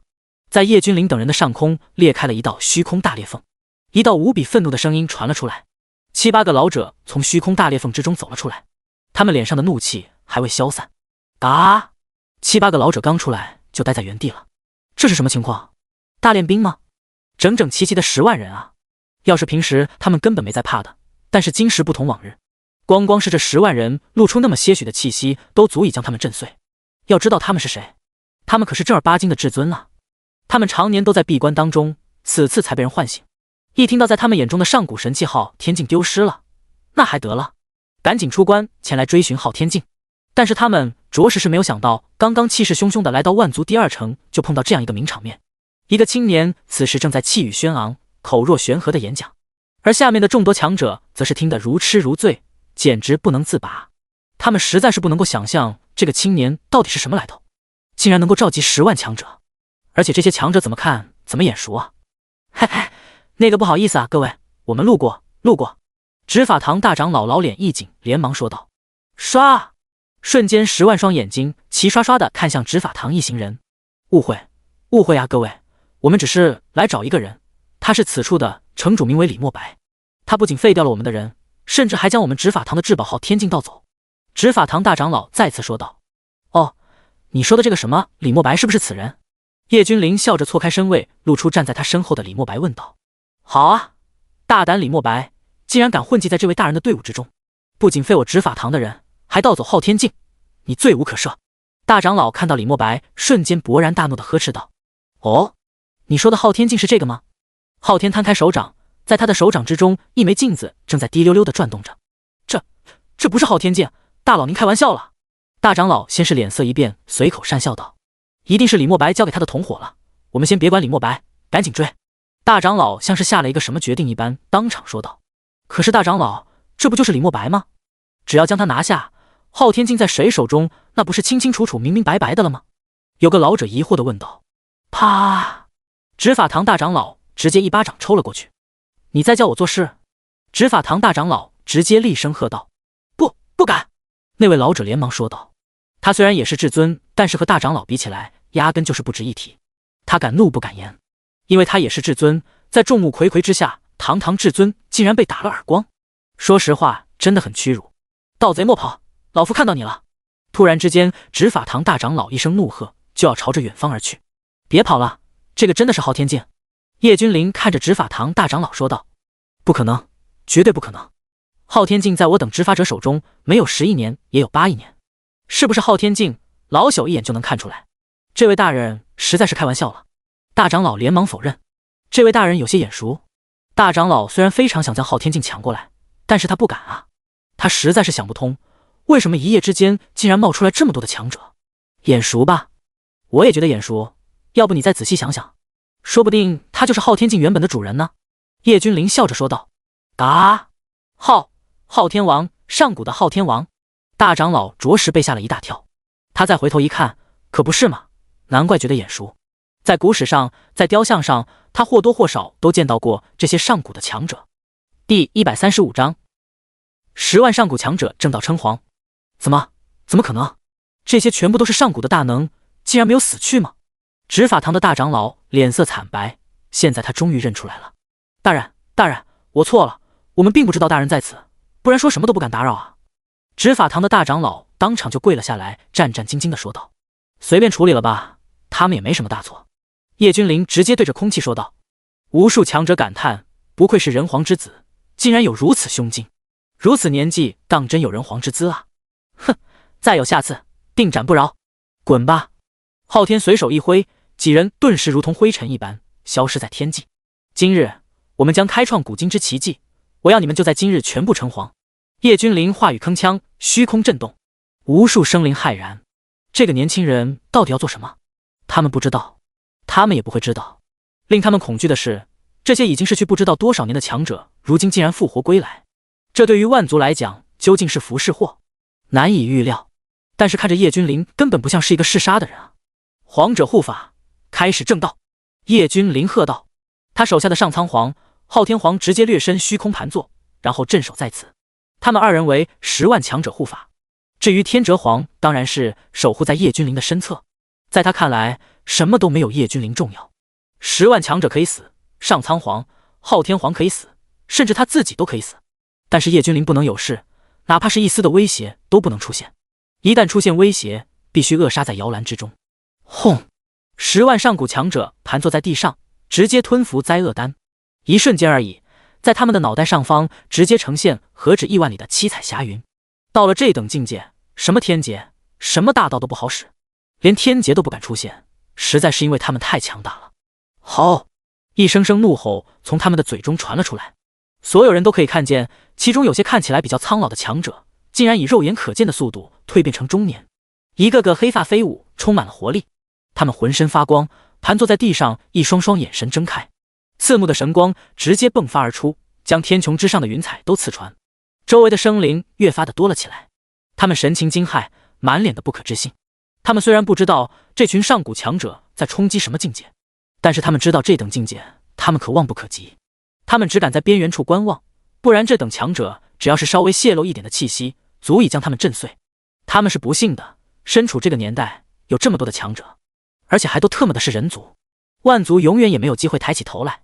所以他们不幸，他们同时又是幸运的，因为他们见证了这一辉煌的历史，他们见证了亿年都不曾发生过的大事件，所以他们可悲也幸运。令天地站立的气息铺天盖地的朝着四海八荒，朝着宇宙深处蔓延而去，气息无比磅礴浩荡，所过之处万物惊惧颤抖，灵气翻滚滔天，威压盖世，寰宇皆颤，天地巨震，万族震动，无数强者仰望天渊这个方向。到底是谁？难不成进入了无上的境界，竟然这般令人心神悸动？有年岁大的吓人的强者战战兢兢地说道。这股气息就算是昔日人皇叶几天成道称皇的时候都没有这般强大。他们惊惧，不知道是谁在正道称皇。好大的魄力，如此多的人正道，当真是古今壮举。天渊之外，叶几天双目之中爆发刺目神光，仿佛看穿了古今未来，说道：如此庞大的正道气息，还真是令人感觉到心悸啊。父亲，您说这不是一个人在正道？怎么可能？前段时间就有3个正道称皇的存在，现在怎么？叶斩遥望天渊，秘境说道：你那弟弟又在搞事情了，10万强者同时正道，这等魄力，哈哈哈！叶几天爽朗的大笑。什么？10万强者同时正道，这到底是如何做到的？这真是君临弄出来的吗？叶斩真的震惊了。他也算是存活了无数年，很少有事情能够让他震惊。但是这段时间，他的亲弟弟却是做了一件又一件的大事，让他震惊。无论如何，他都想不到他的弟弟是如何做到的。不说正道的问题，就算是这个天地间能够走到正道这一地步的强者，绝对不多。难道是前段时间出现的功德殿？叶斩突然之间像是想清楚了某些事情的联系，说道。第136章异魔皇的蜕变。到了他们这样的境界，有些事情自然一点就通。没有想到君临竟然做到了这一步，这是何等的魄力啊！短短时间竟然召集了如此多的强者，当真是不可思议。叶展有些感叹地说道：“他的弟弟叶君临当真是有人皇之姿。”他为自己的弟弟感到高兴。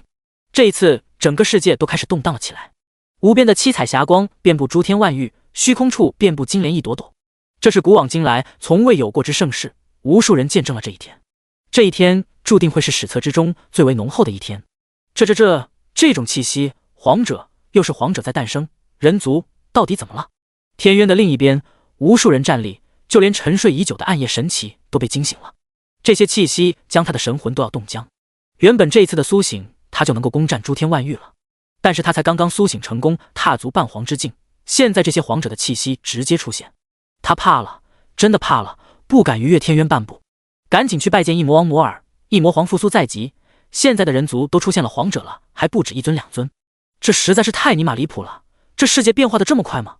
暗夜神奇冷汗津津地说道：“人族的半皇强者不是全部死绝了吗？正因为这样他才敢出世啊，结果刚出世，这些皇者的气息差点没把他直接吓死。”虚空祥云朵朵，金色的霞光遍布，一股股灵气直接从虚无之中消散在诸天万域之中。这是皇者在反哺这片天地，这是灵气复苏。至今日之后，注定会有很多绝世天骄崛起，如同雨后春笋一般茁壮成长，仿佛是回到了灵气很充沛的上古时代，天骄并出，人人如龙。咚咚咚，一阵巨大的心跳声音响起，这一次这些皇者全部都听见了，如闷雷一般，而且心跳的速度越来越快，越来越剧烈。10万皇者刺激到了他，加速了他的苏醒。叶几天遥望异域方向，轻声说道：“这个异魔皇经过这么多年的封印，不但没有衰弱，反而更加的强悍了。还是说，这本身就是一个圈套？”圈套？叶几天仿佛一瞬间看穿了上古那场大战。这异魔皇是故意的，故意被封印，因为这样会耗尽这些半皇的生命力。而异魔皇正是利用这些半皇的生命之精，吸收壮大己身。一瞬间，叶几天就想通了其中的关联。本就是皇者的异魔皇，此次破风而出，又会多么强大？叶几天不知道，只知道他以前也低估了异魔皇。以前的话，或许最多和异魔皇打个平手，但是现在嘛，10万皇者可不是闹着玩的。属下多谢少殿成全皇者之境。10万皇者齐声喝道：“今日之后，尔等都是我天庭的皇者，随我将天庭之名照耀世间。”叶君临站在高台之上喝道：“我等愿为天庭之主鞍前马后，共创天庭辉煌。”现在的叶君临可以说是整个诸天万界最强大的势力之主，比他的父亲叶几天创立的人皇殿还要强大。不为别的，因为人皇殿只有一尊人皇，虽然强大，但是整体实力不够。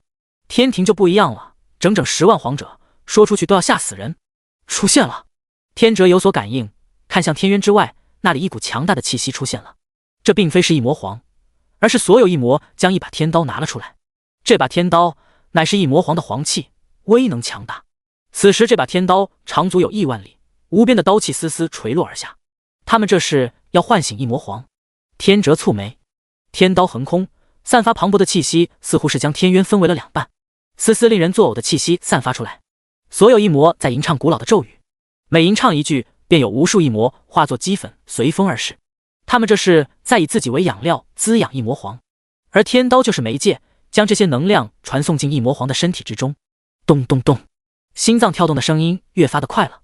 所有人现在都知道，这不是封印阻挡住了异魔皇，而是异魔皇自身在进行蜕变。这种蜕变是可怕的，是恐怖的，时间可能很短，可能1年2年，也有可能1天2天，千年万年亿万年都是有可能的。现在就只有等了。天渊现在的规则之力太过强大，即便是皇者强行踏出天渊，都会遭受到严重的侵蚀，这是他们不愿意看到的。只能等叶君临进入终极之地，找寻规则之力的秘密。第137章万族81城，最后一城。5万天庭皇者部众前往人皇殿人皇处报道，剩下的随我一同前往天渊秘境的最深处。叶君临喝道。他不知道他的父亲那边的情况如何，但是5万皇者过去总归是有备无患，即便是一魔皇出世都能够一拼。他现在越发的对天渊秘境深处感兴趣了，到底是什么样的存在能够将天渊秘境开发出来？而天渊深处又存在什么样的秘密？本来万族城的每一城开城门的时间至少都要1亿年开一次，但是叶君临彻底的改写了历史，或者是说叶君临让这种规矩打破，只为他一人。他带领着5万皇者如同蝗虫过境，如同天神下凡，所过之处无人敢阻拦。历经3年，终于是来到万族第81城。这几年虽然有皇者护道，按理说，叶君临想要到万族81城很简单，仅仅片刻，这些皇者足以将他送到。但是不行啊，叶君临要历练磨练自己。万族81城名为皇城，据说城主乃是一位皇者。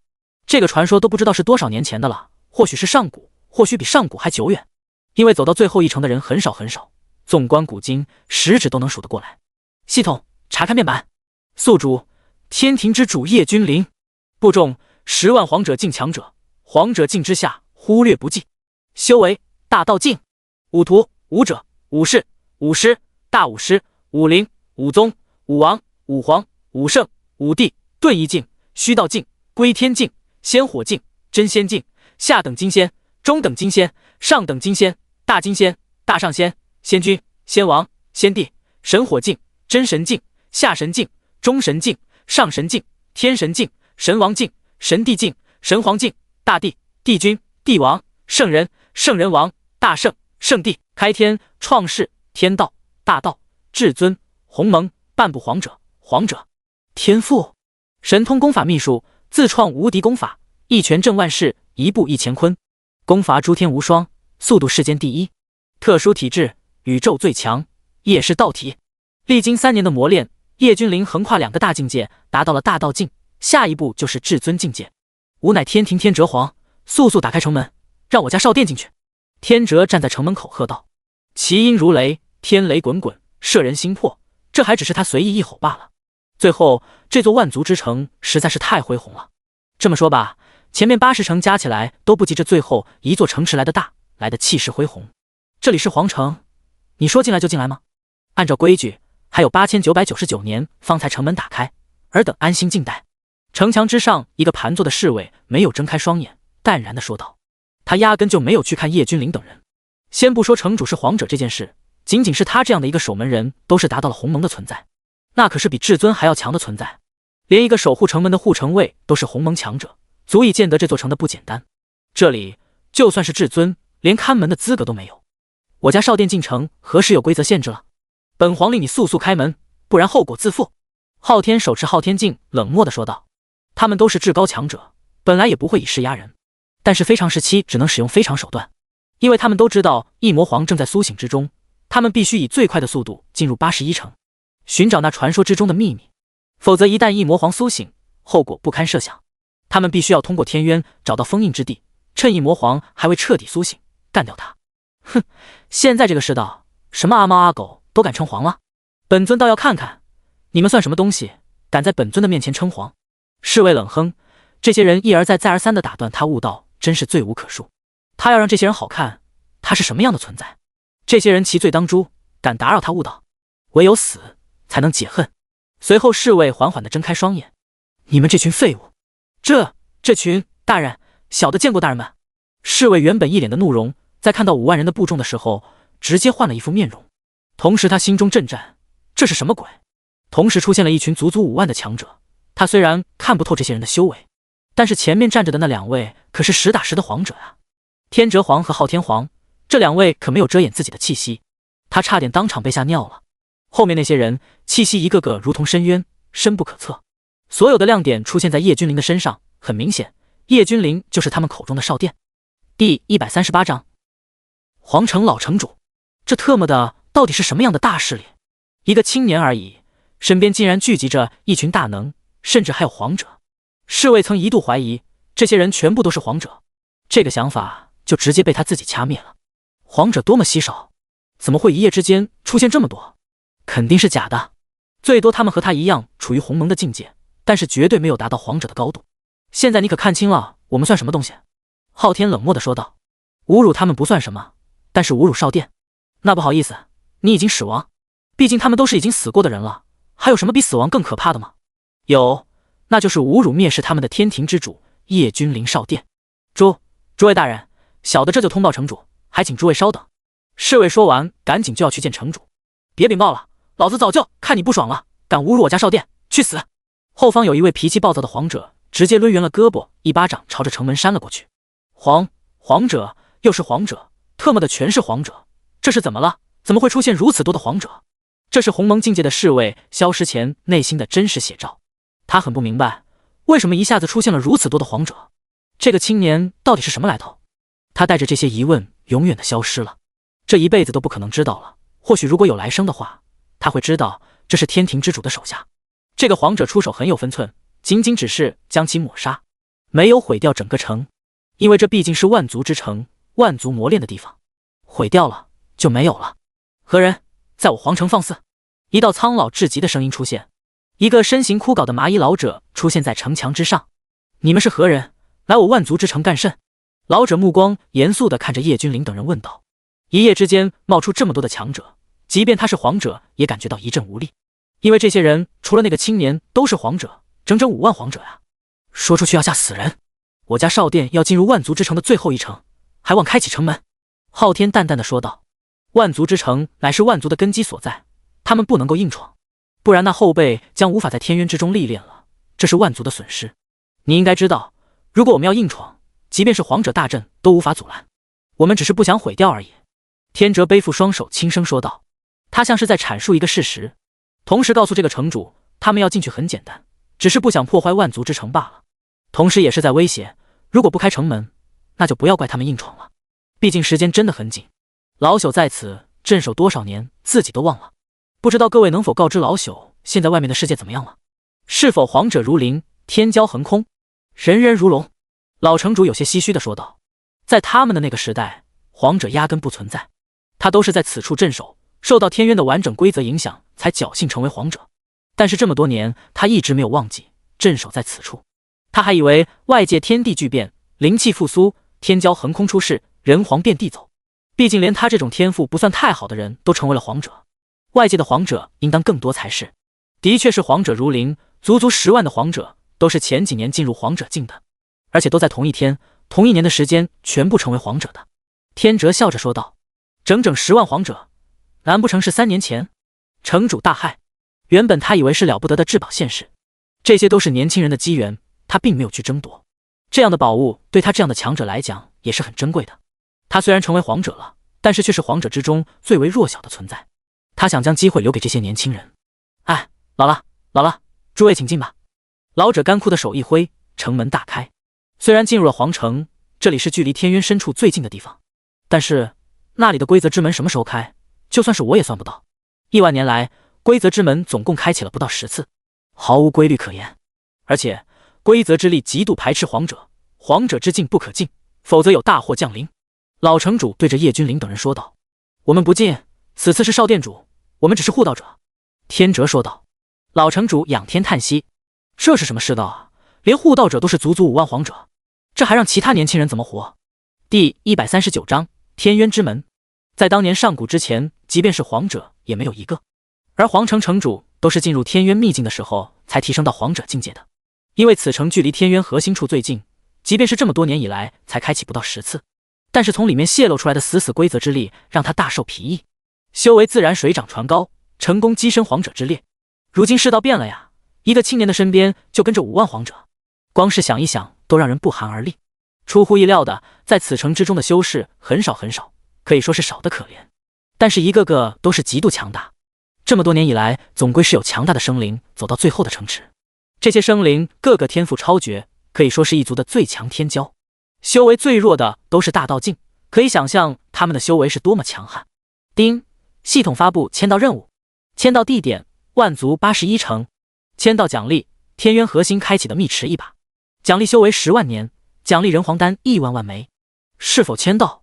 系统的声音在叶君临的脑海中响起。签到。叶君临在脑海中说道。丁，恭喜宿主签到成功，奖励已经下发，请宿主注意查收。所谓人皇丹，就是到了皇者的境界服用的丹药，这种丹药每一枚都有10万年修为的功效。奖励的10万年修为并不是系统拟定的10万年修为该多少直接灌顶，而是依照叶君临的天赋修行速度，也就是叶君临自己修炼打坐10万年的功力。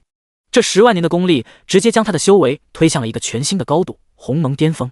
天渊核心是自动毫无规律开启的，但是现在叶君临的手中有一把金色的钥匙，按照系统所说的，就是这一把钥匙可以直接开启天渊核心，无需等待。你等在此等待，本殿前往天渊规则核心。叶君临对着5万皇者说道。我等在此等候少殿归来。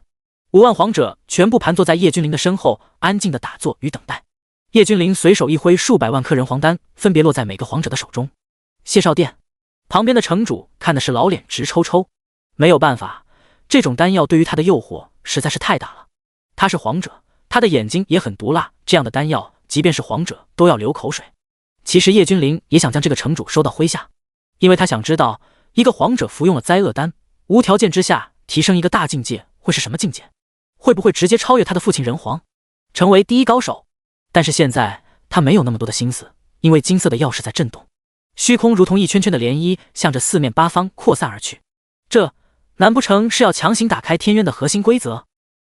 不可能，绝对不可能，这世间没有人可以做到。城主脸色震惊地说道，他在此这么多年，想尽了办法都不能打开，他压根就不信叶君临可以。这简直就是天方夜谭嘛！5万皇者却是满脸的平静，在他们的眼中，叶君临少殿无所不能，连死去这么多年的强者们都一一的复活了，还有什么做不到的？金色钥匙不断的震动，一座金色的大门缓缓出现在所有生灵的眼前。天渊之门，真的开了！城主眼神呆滞，对于这个大门，他再熟悉不过了，他看到过很多次，甚至曾经的他还想进去，但是刚踏入大门就被莫名的规则阻拦。直觉告诉他，强行进入会有大恐怖降临。金光照耀整个宇宙，将整个宇宙都映照的流金。轰隆隆，金色大门缓缓打开，一道道刺目的金光让人不敢直视。多少年了，多少年了，天渊之门打开了，没有白等啊！有生灵喜极而泣，大声的呼喊道：这便是终极之地，我一定要打破戒壁，成为古今之最强至尊。有修士大喝：我要第一个进入其中，我要抢夺机缘。有人目光低沉，在所有人都还沉浸在震撼中的时候，他已经直接朝着金色大门飞奔而去。这个时候，无数修士才回过神来，纷纷冲向天渊之门。知道门里面有什么？所有人都不清楚，但是可以肯定的是，绝对有着逆天的机缘。都给我滚回来！一声威严的声音响彻，昊天直接将这些人全部禁锢。什么玩意？我家少殿还没有进入，你们有什么资格？昊天问道。天渊之门打开，那是我们所有修士的机缘，凭什么我们不能进？有生灵呵斥道。凭什么你们不能进？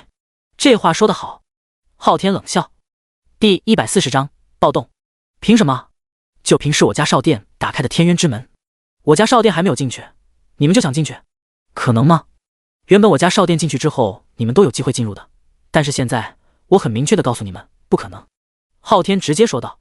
这些都是万族的天骄，将来培养起来未必不能够成为独挡一方的强者，但是现在有叶君临一人足矣。至于其他生灵，在他们的眼中不过是一群乌合之众罢了，抵不上叶君临的一根毫毛。你们欺人太甚了，我们都是万族的天骄，这里的机缘属于每一个生灵，我们能够走到这一步，都是靠着自己的天赋和汗水，从无数生灵之中杀出一条大道来，凭什么要你们来决定我们的命运？有生灵不服气的大声嘶吼。他们走到最后一程，说实话，真的是太不容易了。但是现在竟然有人想要一言定他们的未来，这是不可饶恕的。实力强大就能够无所不能，你能怎么样？昊天打趣地问道。他发现这些生灵一个个的脑子都不太灵光。实力强大？你再实力强大又能如何？城主大人乃是真正的绝世大能，你们的所作所为必将受到城主的制裁。有生灵喝道。他们相信城主大人会为他们做主的。虽然城主是人族，但是这么多年以来，城主每隔一段时间就会为他们讲解各种修行上的疑惑，并没有什么区别对待，所以大多数生灵都是对城主很尊敬的。城主脚下一个踉跄，差点栽倒在地。这是他能够做主的？城主大人还望为我们主持公道。有生灵大喝道。他们根本不了解城门之外发生了什么。虽然叶君临等一行人看起来有数万人，虽然感受不到他们的气息，但是他们也不是吃素的。虽然最后一城的生灵很少，但是区区数万人还是能够凑齐的。真要打起来，他们也不怕。嗨嗨，少殿请。城主站起身来，直接对着叶君临恭敬地说道。所有的生灵愣住了，这个城主怎么对这个青年如此客气？他们想不明白，也想不到些什么。他们压根就还没有意识到事情的严重性。叶君临也没有那么多的时间浪费，鬼知道什么时候这个天渊之门就关闭了。叶君临看都没有看这些人一眼，转身就要走进天渊之门。走！你走不了！一道声音凭空响起，一道青色的虚影朝着叶君临攻伐而去。他们不能进去，这个青年也休想进去。青色的虚影带着大道境强者的威压，朝着叶君临攻伐而去。叶君临蹙眉，因为他已经看到天渊之门正在缓缓的闭合。滚！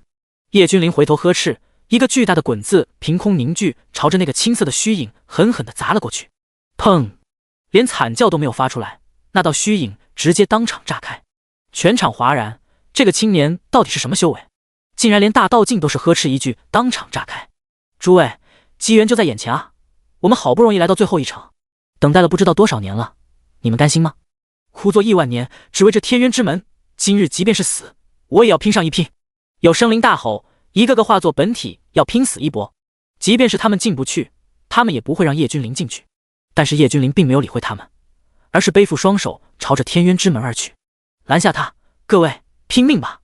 一个又一个的生灵化作长虹，施展毕生功力，全部朝着天渊之门冲击而去。杀！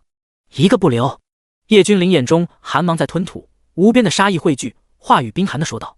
随后他的身形一闪，消失在天渊之门之中。一群蝼蚁，还真是不知死活。5万皇者之中的昊天皇站起身来，冷漠地说道。剩下的几万皇者全部闭目盘坐在地上一动不动，他们身上的一丝气息都不曾露出来，看上去就和普通凡人差不多。灭！昊天随手一挥，在无数生灵不可置信的目光中，这些冲向叶君临的修士在自己惊恐的目光中全部化作齑粉，随风而逝。侥幸存活下来的生灵一个个目光呆滞，他们不敢相信这么多的天骄竟然一瞬间全部死去。他们庆幸他们没有动手，而是一直在观望。天渊之门的开启虽然是亿万年难得一遇，但是相对于他们的寿元来说，那就不值一提了。毕竟生命没有了，那就真没有了。活着还能等到下一次的天渊之门开启。第141章，吃出来的规则之力。他们全部都惊骇地看着昊天，看着昊天身后的那数万人。这些人绝对都是昊天这种级别的强大修士。这个到底是什么势力啊？一个个全部都如此的强大，让人绝望。他们现在终于想起了为什么之前的城主不为他们撑腰了。这些人随便站出来一个都足以完灭城主。天渊之门闭合，他们知道这一次错过了，但是他们有足够多的时间迎接下一次天渊开启的到来。这里便是天渊之内的天渊规则吗？叶君临行走在天渊规则之内，他的目光所及之处全是一条条规则之力。这些规则之力相互交融，绽放着渺小的毫光，看上去真的没有丝毫的强大的地方。但是就是这种规则却能够挡住皇者。谁能够想象天渊所自行衍生的规则竟然比外面的天地规则还要强大？要知道，所有的东西演化衍生都是要依靠天地的，但是天渊却是直接跳出了天地，本身自成一个世界，演化无上的规则之力。一路上，叶君临想要触摸这些规则，但是这些规则就像是有生命一般，只能看见却摸不到。叶君临目无目的在这些规则之中穿梭着，这里没有灵气，有的只是规则之力。不知道过了多久，叶君临停了下来，他的身前是一棵焦黑的树木。这棵大树太高了，高到肉眼都无法望见顶，整棵树看起来毫无生机，一派死气沉沉。但是叶君临却看到了这棵大树里面却蕴含了无比澎湃的规则之力。这是一棵雷击木，曾经被天雷击过，这才导致了这棵树外表焦黑。但是叶君临却能够看到一抹不易察觉的绿意，这是生命之精，这是置之死地而后生。置之死地而后生吗？叶君临有所领悟，沉默下来，认真地观看这棵树。天渊之中没有灵气，只有规则，但是叶君临连触摸都做不到，这些规则之力就像是无形无质一般。咻！叶君临的眼角看到一抹白色一闪而逝，他运转目力眺望而去，在草丛之中有一只小白兔，这只小白兔躲在草丛之中，也在观察叶君临。叶君临张开大手，直接将小白兔拘禁过来。小白兔受到了惊吓，双腿一蹬就要逃跑。叶君临有些惊讶，这只小白兔一看就知道是没有开启灵智，在外界的话最多就算是一个普通的兔子。但是令叶君临吃惊的地方正是此处，这只小白兔一蹬之力竟然如此恐怖，普通的小白兔蹬腿的力道足以比得上外界的先帝全力一击，这是何等的可怕！而且这真的是一只普通的兔子。叶君临目光严肃地看着自己手中挣扎的小白兔，他的瞳术展开，他要了解为什么会这样。果然，小白兔的身体之中有着一丝规则之力，没有一点的灵气。叶君临明白了，就是规则之力的改造，才让一个普通的兔子拥有先帝的实力。不死不立，死而后立吗？叶君临嘴里喃喃自语地说道。我就不信，不死还立不了。叶君临说道，随后他下了一个决心。于是乎，他原地烤起了兔子。既然找不到解决问题的方法，他那就先解决目前的问题。炭烤小白兔。不一会，香气四溢，一阵烧烤的味道四溢开来，令人食指大动。多少年没有吃过美味了，今日倒是享受一番。叶君临摇了摇头，看着烤架上金黄的烤兔肉说道。随后他直接撕下一条兔腿，一口下去，顿时香气四溢，满嘴流油，但是却一点也不腻。兔肉入口即化，化作滚滚洪流，冲向叶君临的丹田之中。那一缕缕的规则之力竟然在他的丹田之中和灵气融合了。叶君临一喜，他的想法果然没错，既然融合不了规则之力，那就融合拥有规则之力的物体，比如动物。他要以吃来解决规则之力。仅仅是一丝的规则之力，叶君临能够感受得到自己的战力提升了不止一个档次。虽然修为还是一动不动，但是他能感受到自己变得很强大了。两三口啃完兔肉，叶君临看着眼前的雷击树犯了难。兔子好歹能吃，这棵树的规则之力可远远比兔子高多了。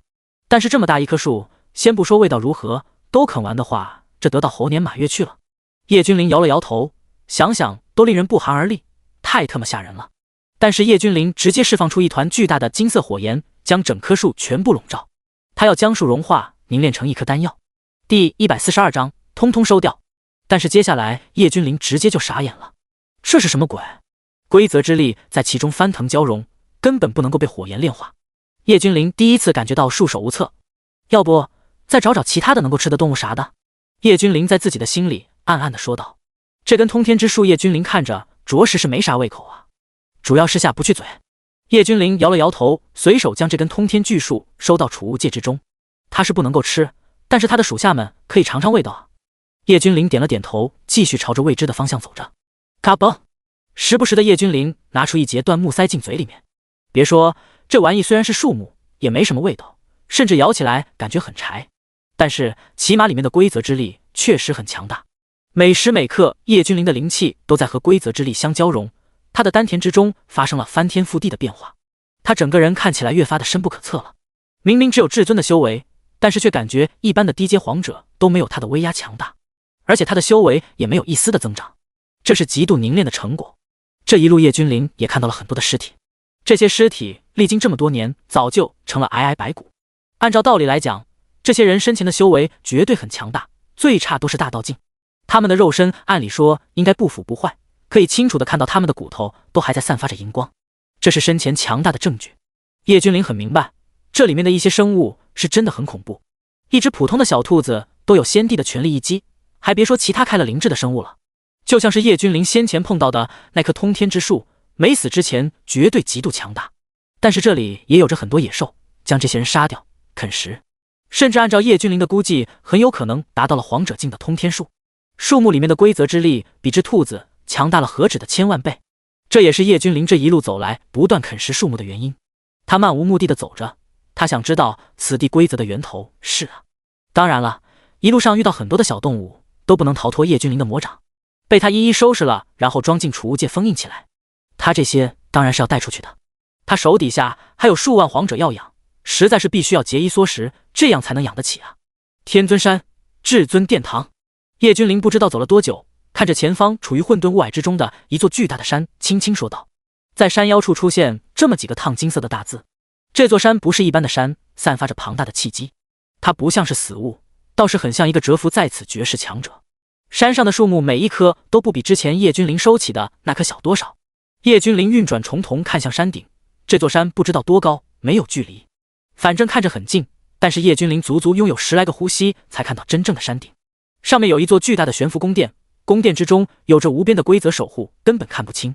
发财了，发财了！叶君临狠狠地说道。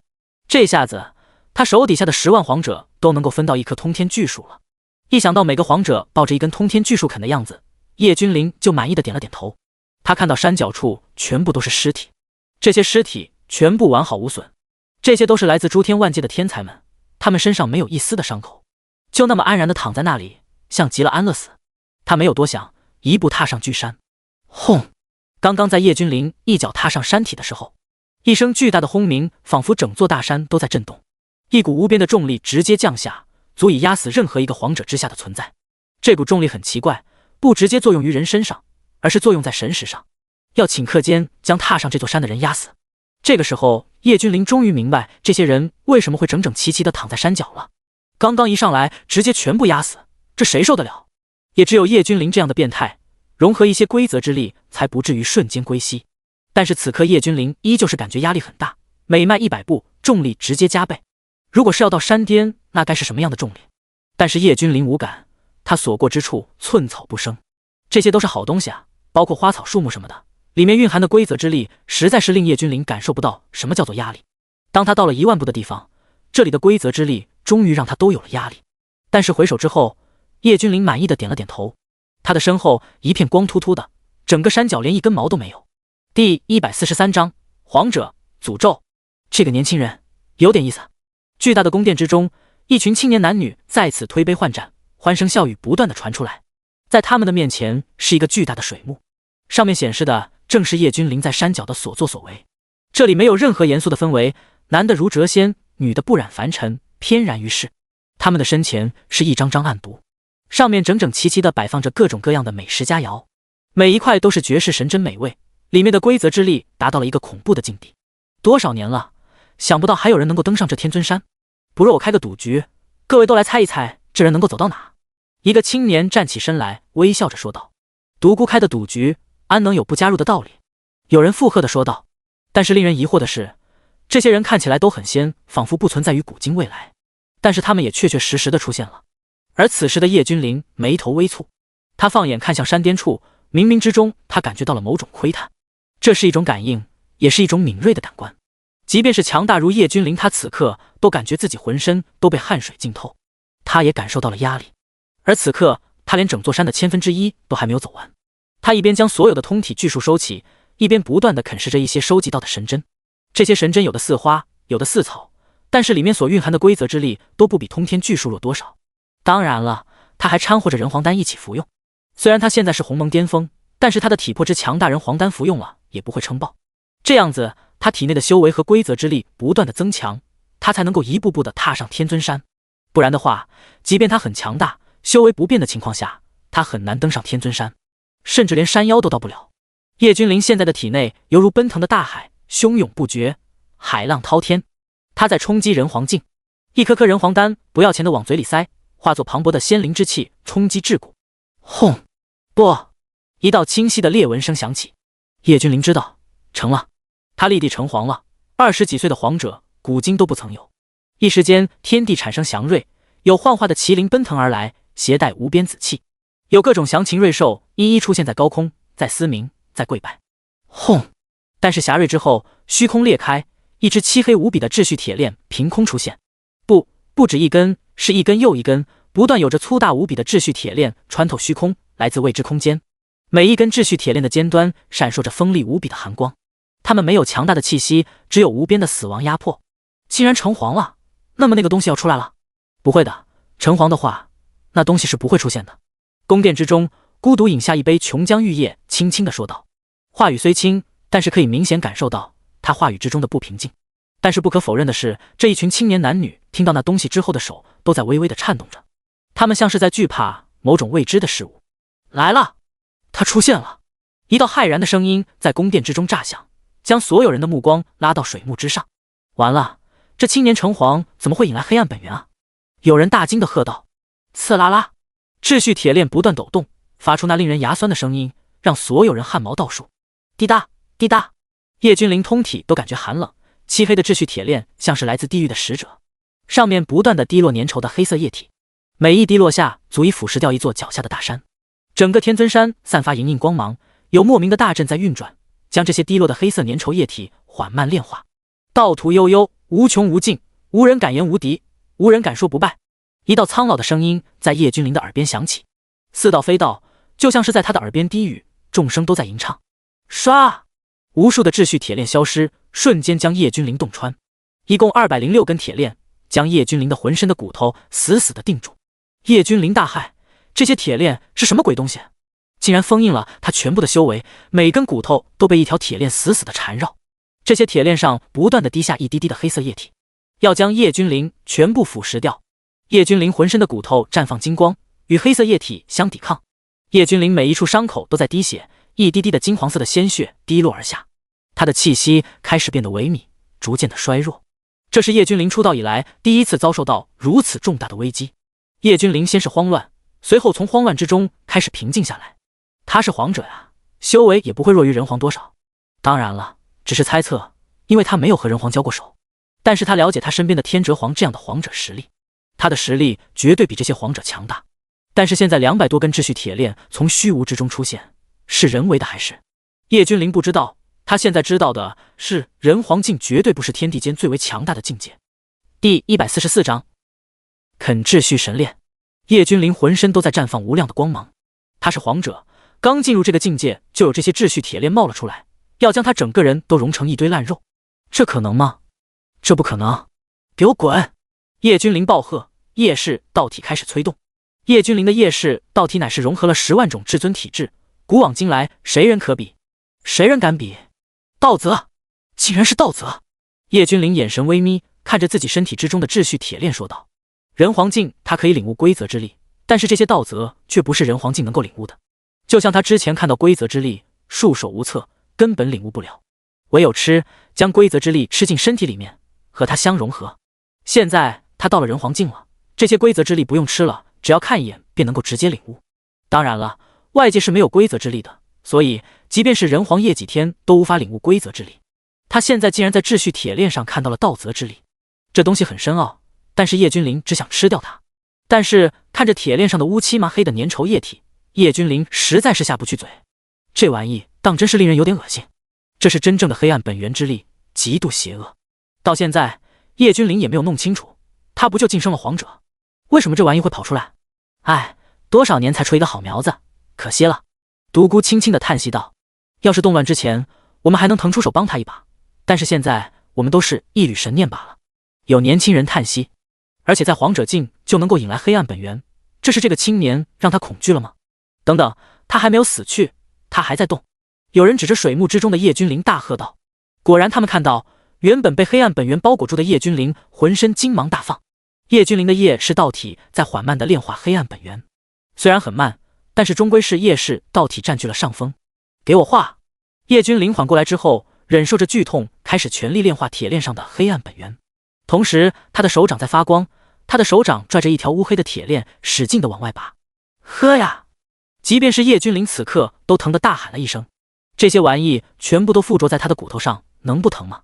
哗啦啦，铁链在抖动，被扯得笔直，但是还是一点一点的被叶君临从体内拉出来。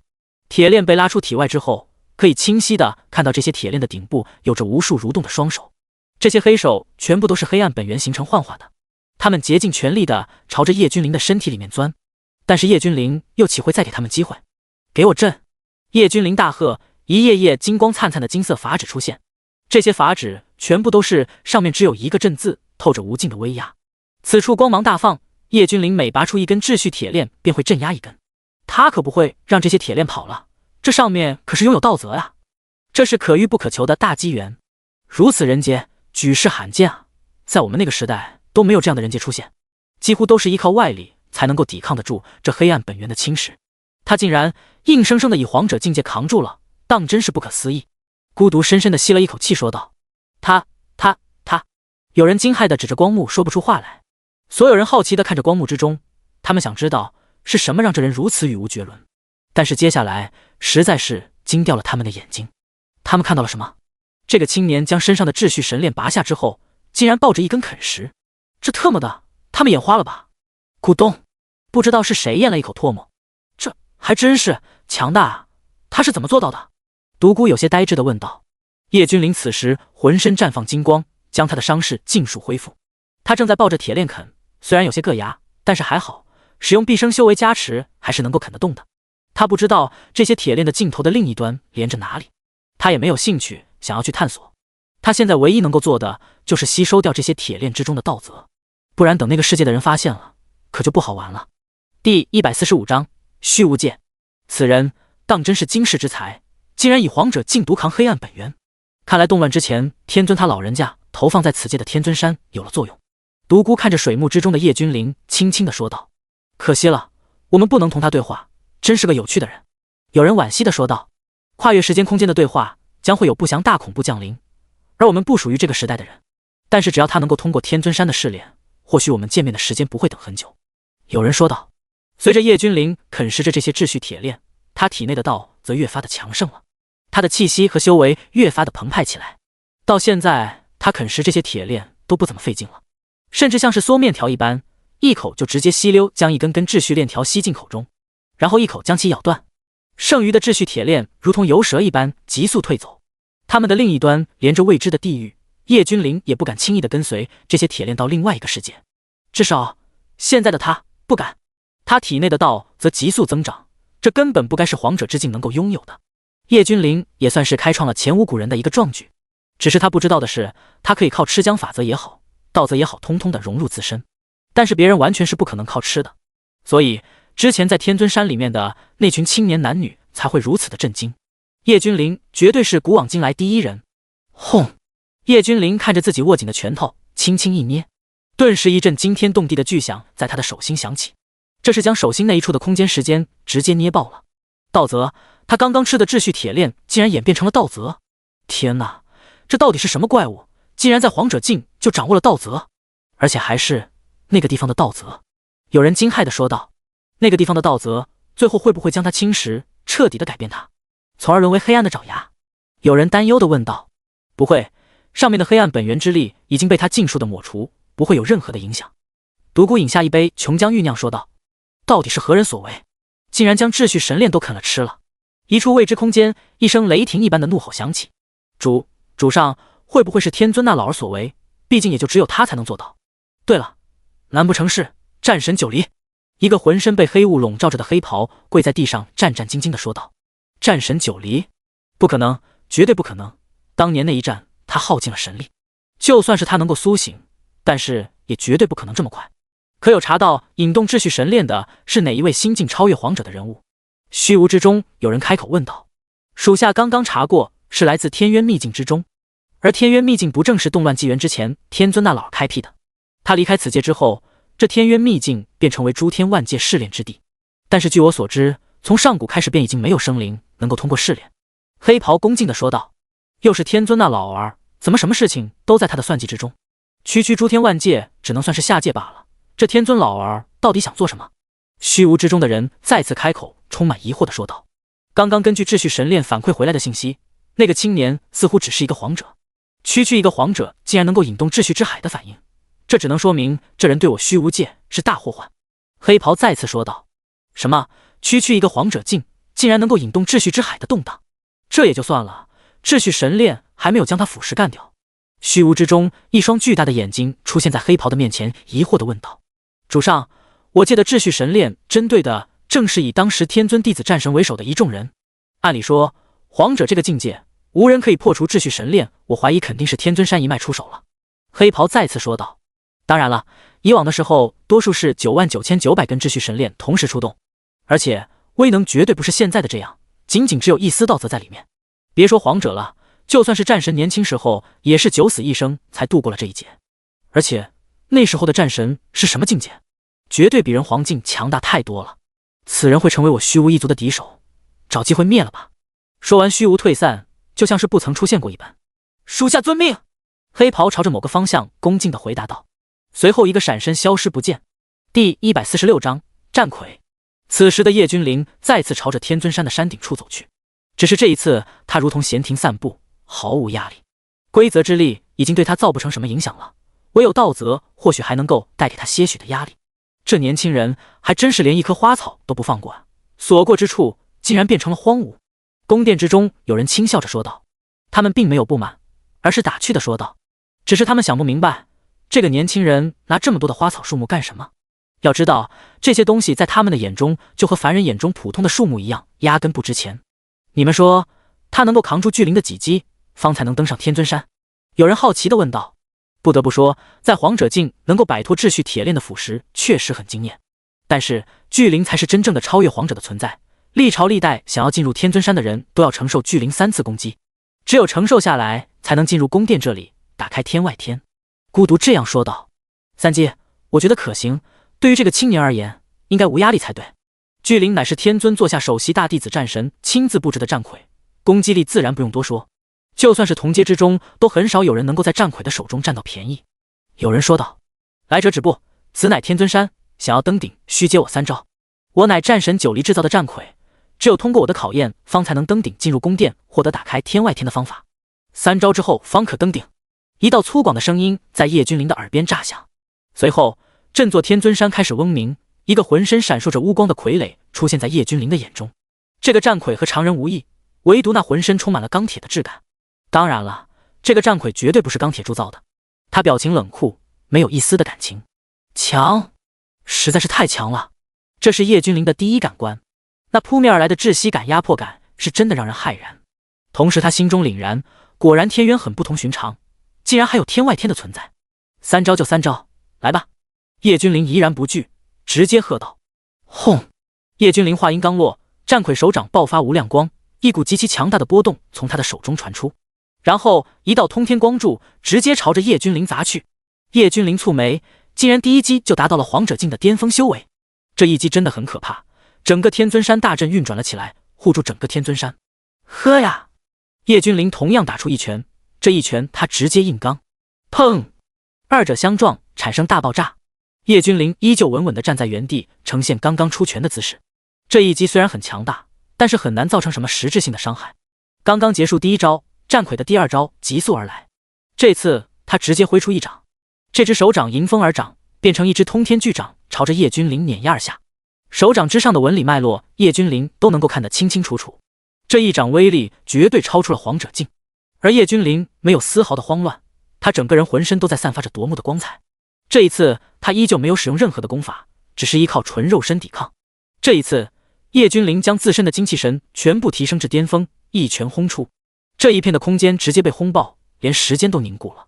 这次叶君临依旧是纹丝不动，反倒是战魁后退了3步，每一步落下虚空都在震动破碎。这个小子到底是怎么做到的？初入皇者境虽然很强大，但是能硬抗虚道境，这是人。有人透过光幕看到叶君临竟然将战魁都击退了，当即骇然地说道：“这一击是实实在在的虚道境初期的战力啊！他一个皇者竟然不仅扛住了，好像还游刃有余一样。到了这等境界，就算是每一个小境界都是天差地别的差距，压根就不是靠着功法能够弥补的差距。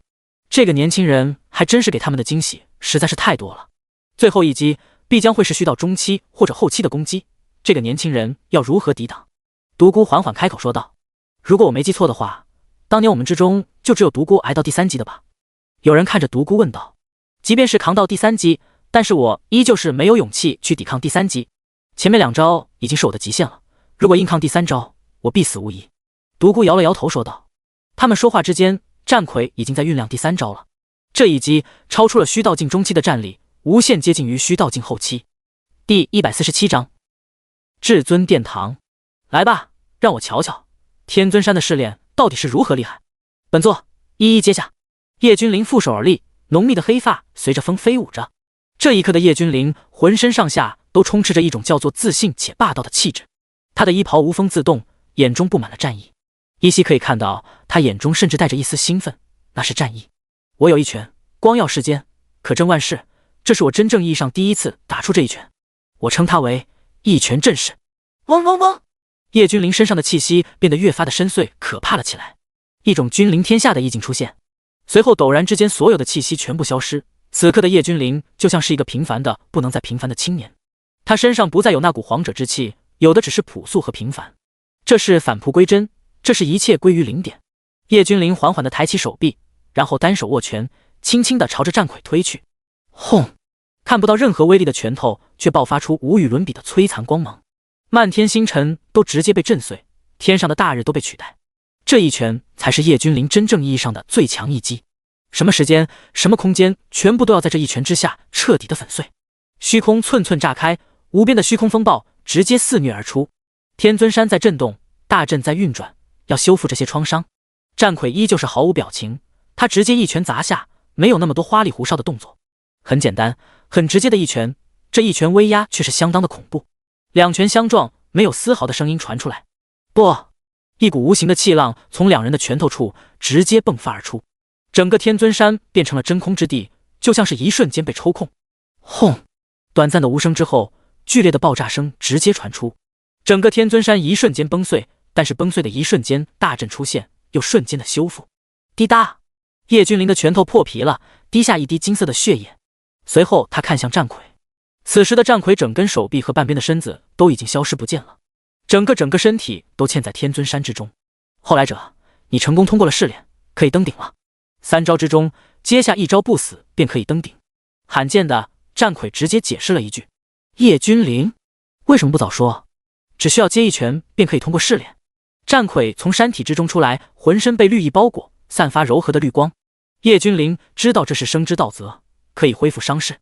不出片刻，果然战魁全然恢复，一个纵跃消失不见。他竟然扛过了战魁的第3击。正在观看水幕的一群年轻男女震惊地说道：错，他不是扛过了，他还是击败了战魁，击败了这个差点就虚到后期的战魁，而且是以皇者境击败的。这个青年不简单，而且你们没有注意到吗？这个人的骨龄只有28.9啊！独孤不能平静地说道。在他们眼中，就算是年龄上万、上亿都是年轻人。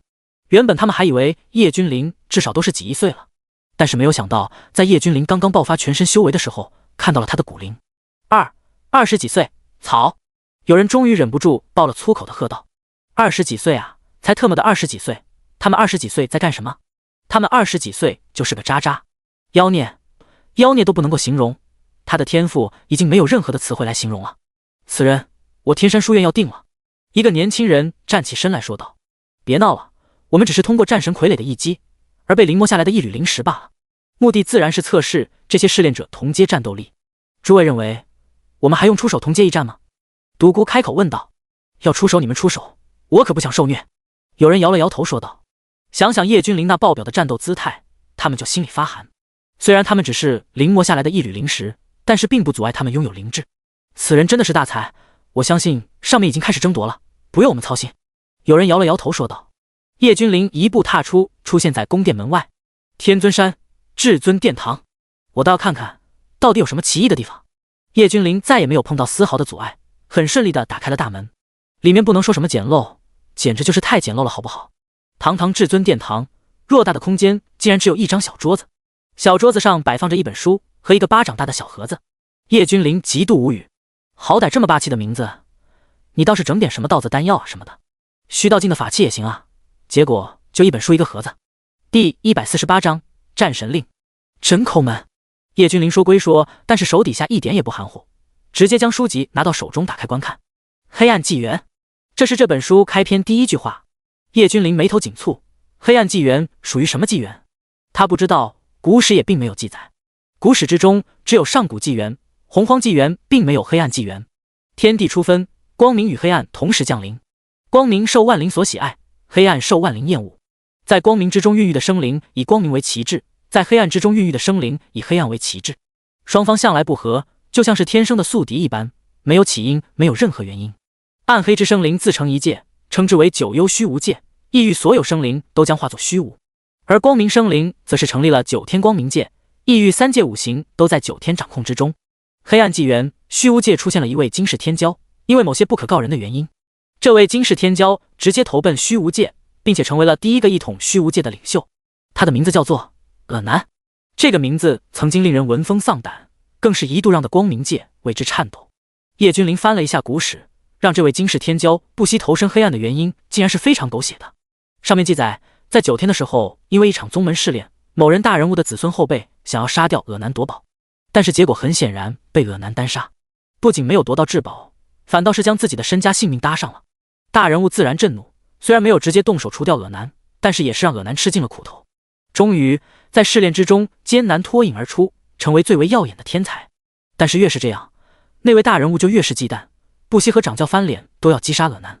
修为和权力到达了某种巅峰，就算是掌教、长老这些又如何？绝对不会因为一个有着无限可能的天骄去和一个对宗教有着巨大贡献的长老发难。这就导致了葛难心灰意冷，偌大的宗门竟然无一人肯为他说话。而且在他展现了强大的天赋又算什么？葛南彻底对宗门和掌教、长老等人失望。葛南倒也是硬气，宁死不屈。就当那位大人物就要动手的时候，巨变陡生，一团黑云降临，直接将葛难包裹离去。众多大能同时出手，都没有能够留下黑云，但是不可否认的是，黑云遭受重创，险些陨落。从此人们再也没有见过葛南。坊间流传葛南早就和虚无界的勾搭在一起了。就这样，葛南成为了人见人骂的存在。在很多年后，人们再次见到葛难的时候，就在他曾经所在的宗门的地方，那里已经化为一片废墟，而那个神魔一般的男子此刻正站在废墟之中，他的手中正是那个将他逼走，差点要了他命的大人物。此时的大人物哪里还有指点江山、挥斥方遒的傲然，有的只是对灾难的无限恐惧。他浑身软绵绵的，脖颈被恶男轻轻的捏住。此时的大人物哪里还有往日的威严，像一只小鸡一般被恶男拎在手里。要知道，那时候的恶男还只是整个虚无界的当代行走，修为还没有能力一统虚无界。直到这次将大人物干掉之后，他的心结桎梏才算完全打开，从此一发不可收拾。至于那位大人物，传闻之中还活着，但是生不如死。虚无界气势高涨，但是九天这边出了一个战神九离，同样是天资经世，在九天第一天尊的教导下修为那是突飞猛涨，很快便成为九天第一行走。九离和恶男很快就成为一生之敌，两人从行走一直打到九离成为九天之首，而恶男成为虚无之主。在黑暗纪元，两人展开了持续数万年的大决战，最后战神九离和恶男双方都身负重伤，陷入沉睡之中。这一沉睡便是数个纪元之久，导致了中间的历史断层，导致了诸天万界的所有修士都不知道还有九天的存在。叶君临合上古籍之后，心中五味杂陈，因为估计上面记载了战神九离和虚无之主恶男的画像。战神九离不能说和他的父亲长得一样吧，简直就是一模一样好吧，这让叶君临产生了一丝狐疑。随后他拿起宫殿之中的唯一的一个小木盒子，这个盒子做工相当的简陋，叶君临也没有期待里面有什么好东西。他随意的打开，果然里面只有一把钥匙，还有一块小巧金色令牌，令牌上面写着战神令。切，我还以为是什么好东西呢，原来只是战神令。等等，战神令，真香。叶君临笑着将战神令收好。第149章系统任务签到无敌。一群灵体围绕着叶君临，有些无语。他们正是之前在宫殿之中的灵体，不知道为什么，他们之前通过试炼之后，这里有的只是一把钥匙，这把钥匙是通往九天的必须之物，而什么古籍，什么战神令，他们连根毛都没看到。看来这也是战神的手笔，只有完整的接下巨灵战魁3招，才能得到战神令和古籍。独孤有些羡慕地说道。他们自诩自己为天才，但是在叶君临的面前全部黯然失色。叮，系统发布签到任务，签到地点天外九天，签到成功奖励直接无敌，碾压世间敌，登临冰封王座，无阶无上，丹药无数。突然之间，叶君临的脑海之中响起系统的声音，这个声音直接让叶君临愣住了。直接无敌，死！叶君临倒吸冷气，就这么无敌了？他还没有做好心理准备啊，但是这样倒是也很不错。叶君临收好钥匙和战神令之后，瞥了一眼一群灵体所在的方向，转身走下天尊山。他刚刚是不是看了我们一眼？有人不确定地问道。怎么可能？除非我们自己现身，不然的话他不可能看到我们的。这是战神的手段，岂是一个皇者能够看穿的？就算是虚道也不可能看得穿。有人摇头否认说道。或许他确实是看到我们了。独孤若有所思地说道。叶君临确实能够看见他们，只不过他们无法对话，也对他没有敌意，所以他就放任自由了。走下天尊山，叶君临回首看了一眼，在这里他知道了一些诸天万界都不曾记录过的一些事，一些人。最为重要的是他知道了诸天之上有九天，那里将会是他的下一站。叶君临一步踏出，乾坤倒转，时空消逝，直接出现在了万族81城之中。我等恭迎少殿归来！5万皇者齐声高呼。诸位都起来吧，域外是时候来一场大对决了，将这些渣子都清理了吧。叶君临淡然地说道。现在在他的眼中，域外之敌蝼蚁而已，不值一提。我等誓死追随少殿，将这些令人作呕的垃圾清理掉。数万强者激动地大喊。叶君临身上的气息让他们悸动，这是无上强者才有的威压。这说明什么？说明他们的少殿在规则之门里面获得了巨大的机缘，已然成皇。这些东西你们每人一根，必须以最快的时间将它啃食完，再服以人皇丹。你们的修为会以最快的速度增长，超越皇者境也不是不可能。叶君临大手一挥，顿时每个强者的面前都出现了一根通天规则树木。这些强者愕然，少殿这是让他们啃大树？但是这是少殿的话，他们无条件服从。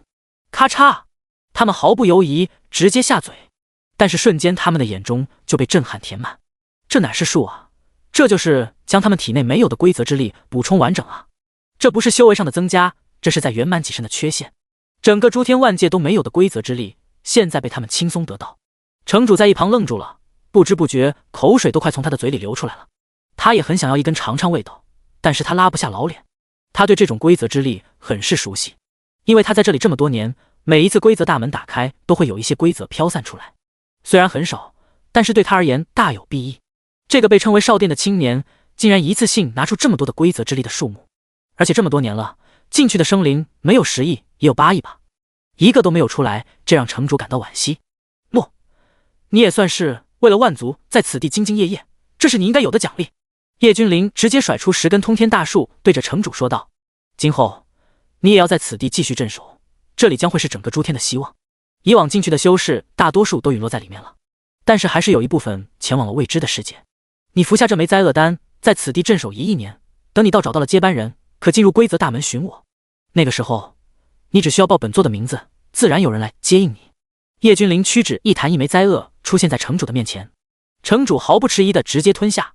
老朽多谢少殿赐丹，老朽必将在此兢兢业业为万族把关。城主老泪纵横，对着叶君临躬身说道：“他在此地太久了的时间了，虽然说寿元无穷无尽，但是终归是太过寂寥孤寂。”第150章，战神人皇。如今不一样了，如今他有了可以离开的意志了。他也很想去看看外面波澜壮阔的世界啊，和他同一个时代的估计都没有多少在世了。1亿年而已，他等得起。而且这期间他足以培养一个传人出来了。但是他心里深深骇然的是，规则之门里面究竟有什么？从叶君临的话语之中不难看出，这里面已经以他为尊了。确实是如此，等叶君临到达9天之后，他便是真正的第一人。别说1亿年了，就算是3-5个月都有可能踏上9天。当然了，前提是先干掉这些域外来敌。出发！叶君临大喝，带领一群人浩浩荡荡的离开。接下来就呈现了一副怪异至极的画面。一个年轻人带着数万强者，但是令人怪异的是，这群人每个人都是肩上扛了一棵无比巨大的树木，一边赶路还一边啃食着大树，将无数的生灵看得目瞪口呆。轰！人皇殿重地，来者止步！人皇殿守卫看到一股洪流径直朝着人皇殿而来，当即大声喊道：“这些人的气势实在是太过骇人，他们的双腿都在打颤，但是他们依旧鼓足勇气挡在这股洪流的面前。人皇殿的威严不容侵犯，即便是他们死掉，也不能让这些人闯进去。当然了，这诸天万界还有人敢来闯人皇殿吗？先不说人皇夜几天的盖世修为，就说前段时间来的5万皇者，谁敢来闯？那可是二皇子殿下派遣而来的手下。我是人皇殿二皇子，不知道可需要通报？”叶君临含笑站出来问道。“啊，原来是二皇子殿下。既然是二皇子的话，当然不用通报。二皇子殿下，请。”守卫客气地说道。他们是人皇殿的守卫，自然是看过叶君临的画像。我等恭贺少殿归来。另外5万皇者齐刷刷的出现，恭敬的喝道：“哈哈，君临回来了！”一道爽朗的大笑，一个身穿金色明黄袍、头戴人皇冠的威严男子出现在叶君临的面前，大笑着说道：“胞弟回来了。”一个俊朗不凡的灰发青年同样出现，看着叶君临。“父亲，大哥！”叶君临喊道。“好不愧是古今天赋第一人，年仅28竟然能够达到此等境界，当真是绝世无双，古今第一呀！”叶几天仔细地打量着叶君临，然后说道：“大哥，你卡在这个境界很久了吧？”叶君临看着叶展满头的灰发问道：“此地缺乏规则之力，即便是成皇也很难。但是无碍，没有规则之力就不能成皇吗？我不信，即便没有规则之力，那我就走另外开辟一条路出来。”叶展耸了耸肩说道。叶君临心中凛然，他这大哥有大魄力啊，竟然要走一条别人都没有走过的路。没有路，那就自己开创一条出来，这是万古人杰啊。其实大哥若是想成皇，我倒是可以。叶君临还没有说完，便被叶展打断。我走的路并非断路，虽然九死而一生，总归是有生路的。而且我要靠着自己，没有规则又怎么样？那我便自己创造出自己的规则。叶展双眼之中绽放神光，满脸的坚毅与傲然。即便是叶君临，也不得不对自己的亲哥哥感到由衷的佩服。那我应该称呼您为人皇呢，还是战神呢？我的父亲。叶君临再次看着叶几天问道。哈哈，区名字称呼而已，何必在意？你既然已经得到了战神令，就要好好的利用它。叶几天笑着说道。叶展一脸懵，什么战神令？什么战神？他的父亲为什么叫战神？但是在诸天万界，叶几天称为战神，好像也不为过吧？那是很多年前的事情了。叶几天看着叶君临满脸的疑惑，开口说道：“我为9天战神，甚至可以说是9天第一人。可惜啊，当时被人算计，与虚无之主一战，战了数万年。这数万年之间并没有分出胜负，我们约定下次再战。但是万万没有想到，竟然有人提前布下了99归一乾坤大阵，想要置我于死地。说到这里的时候，叶几天面色毫无波澜。但是想要杀我，岂是简单的？拼着自己重伤我也要将尔南打的重伤，然后借助乾坤挪移，将一缕生魂送出来。可以说9天之上的那具沉睡的本体早已死去多年，而现在的我便是人皇叶几天，战神已经是过去式了。叶几天说道。第151章，异魔皇出来了，异魔皇死掉了。这么说来，其实天渊所产生的规则之力，其实对你而言并无影响。叶君临看着叶几天问道。错了，9天之下规则不存，这并不是说说而已。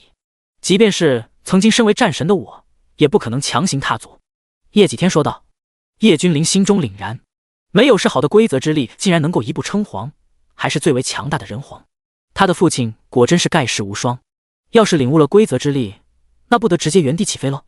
那父亲这么多年，你可知道当初陷害你的人是谁？叶君临再次问道。有一些头绪，或许就在9天之上的天尊山之中。叶几天耸了耸肩，猜测说道。他的神情并没有多少的波澜。这些都是蕴含规则之力的花草树木，您要不要来点？叶君临拿出通天树和其他花花草草说道。这些里面都蕴含着规则之力。叶几天愣了一下，随后差点笑出声。不必了，你已经拿到了开启天门的钥匙，到时候天门一开，我自然就恢复了。即便是人皇也对啃树木花草有着严重的抵触。行吧，接下来我们就该跨越天渊去和那所谓的异魔皇战斗了。叶君临双目之中绽放可怕的神芒，看着天渊的另一边说道。那一边，那一柄天刀依旧横空，源源不断地汲取那些虔诚异魔的生命之力，然后回馈到异魔皇的身体之中。人皇殿部众交给你了，你去吧。为父这么多年的战斗有些乏了，你不会想让我这个老人家出手吧？叶几天打了一个呵欠说道。叶君临，天庭部众听令，人皇殿部众听令。叶君临大喝。属下在。你们亿万年前的敌人就在对面，随本座一起杀过去，这一次彻底干掉他们。我等愿意誓死追随少殿，定要将异魔斩杀殆尽。无数强者都在咆哮，震动整个诸天万界。天庭的10万皇者个个急不可耐，他们在那时候做不到的事情，这次能够做到了。他们要狠狠地将异魔蹂躏，一洗前耻。轰！所有强者化作一道道钢铁洪流，朝着天渊的另外一边而去。这些规则之力很强大，类似于一种重力，但是这重力比之秘境之中的天尊山的重力还要强大无数倍，难怪连异魔皇那时候都不敢轻易踏足，可以说是虚到境之下，皇者必死无疑。当然了，人皇另当别论。叶君临率先踏出一步，规则之力在震动，在颤抖，因为叶君临掌握的不再是规则，而是道则，这是比规则还要强的存在。叶君临只是放出一缕，这些天渊所衍生的规则之力都在哀鸣，随后如同潮水一般直接散开。叶君临带着100万强者直接横渡天渊，踏上异域。今天你们杀个痛快！叶君临眼神冷漠，看着这些还在献祭的异魔说道。这些异魔都沉浸在一种古老的祭祀之中，即便是叶君临等人前来，他们也没有睁开双眼。或许他们根本就没有想到诸天万界的修士能够过来杀，干掉这些侵略者。无数强者暴起，当即直接出手。那些异魔才缓缓地醒来。这里的异魔何止亿万，亿万异魔都在为异魔皇提供养料，每分每秒都有成百上千的异魔直接化作飞灰，变成一团团乌光，被天刀吸扯而去。滚！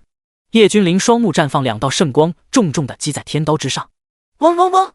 几千里长的天刀瞬间被叶君临弹飞，上面甚至产生了恐怖的裂纹。他强行打断祭祀，咚咚咚，心跳的速度更加快速了。没过多久，便已经和人族差不多的频率了。人族还真是一个愚蠢至极的种族，竟然强行踏过天渊。即便你们有10万皇者又如何？一道恐怖至极的声音从所有人脚下的土地之中发出，随后地表开始出现裂纹，快速地朝着四面八方而去。万亿年的沉睡休养生息，本皇归来，尔等准备受死。那道恐怖的声音再次响起，天崩地裂，异魔皇终究还是出现了。本来是想等到修为再进一步就踏碎天渊的，既然你们出现了，那边去死！恭迎吾皇！无数异魔停止厮杀，虔诚地朝着异魔的方向跪拜。唧唧歪歪的，到底能不能出来？不能出来，那就不用出来了。叶君临等得不耐烦了，直接说道。他哪里不清楚，这个异魔皇已经无限接近于虚道境了，可以称之为半步虚道，但是在叶君临的眼中还是太弱了。一拳震世，叶君临直接举起拳头就朝着地下砸下去，看起来地面都没有震动一下。但是实际上地下的所有全部震碎。可以了，异魔皇已死，杀光他们。叶君临说完这句话，转身离去，留下不可置信的一众人马。第152章，最后一次签到任务。不管是异魔还是叶君临手底下的强者，全部都一脸懵。赫赫有名，危害了诸天万界数个纪元的异魔皇就这样没有了。别的不说，光是刚刚异魔皇泄露出来的一丝气息，绝对超越皇者境太多了。但是依旧在叶君临的手中撑不过一招。愕然之后，便是爆发了惊天的喝彩。这个压在他们头上数个纪元的异魔皇，如今已经彻底的死了。整个诸天万界不再受到威胁。杀！有皇者大吼，冲向异魔。这是一边倒的大屠杀，这些异魔没有一个能够幸免。大屠杀之后，一切都显得那么安静。如今天渊秩序规则开始消散，反哺天地，相信不久之后就会有人接二连三的突破。诸天万界彻底迎来了大井喷，人人如龙的时代。叶君临将所有的皇者全部留在诸天万界，凡是将来晋升到虚道境的人，可进入天渊秘境之中，前往上九天。叶君临留下这样一句话，便和叶几天踏出了诸天万界。至于叶斩，他想走出一条别样的路，距往上九天就会有规则之力显形，他能够分分钟突破，但是这不是他想要的。所以在叶君临和叶几天走后，他也消失了，没有人知道他去了哪里，要走出怎么样的一条路。宇宙深处，唰！叶君临直接将手中的金色钥匙抛向虚空。嗡！突然之间，虚空如同波浪一般，疯狂地朝着四面八方蔓延而去。随后仿佛是天地都分开了，一座青铜大门随之出现在他们的眼前。这便是天尊山一脉的接引，从这里进去的修士将来都是天尊山的门徒。叶几天看着青铜大门说道。叶君临凝视青铜大门，这个青铜大门一看就知道不简单，上面雕刻着无数神魔，血染苍穹，有一股秘力在上面流转，不可强行打开。咯吱，青铜大门缓缓打开，一抹圣光从里面照耀而下。如此浓郁的规则之力、道则之力，还真是。叶君临笑着摇了摇头。丁，宿主已经出现在上九天，是否进行签到？就在叶君临刚刚踏过青铜大门的一瞬间，系统的提示音在脑海之中响起。签到。叶君临在脑海之中说道。丁，恭喜宿主签到成功，奖励正在下发。轰！叶君临浑身一震，但是并没有引起什么波澜，只有他自己知道，他真的无敌了。那种一眼就能够毁灭世界的力量，是他从来没有拥有过的。他实在是太强大了。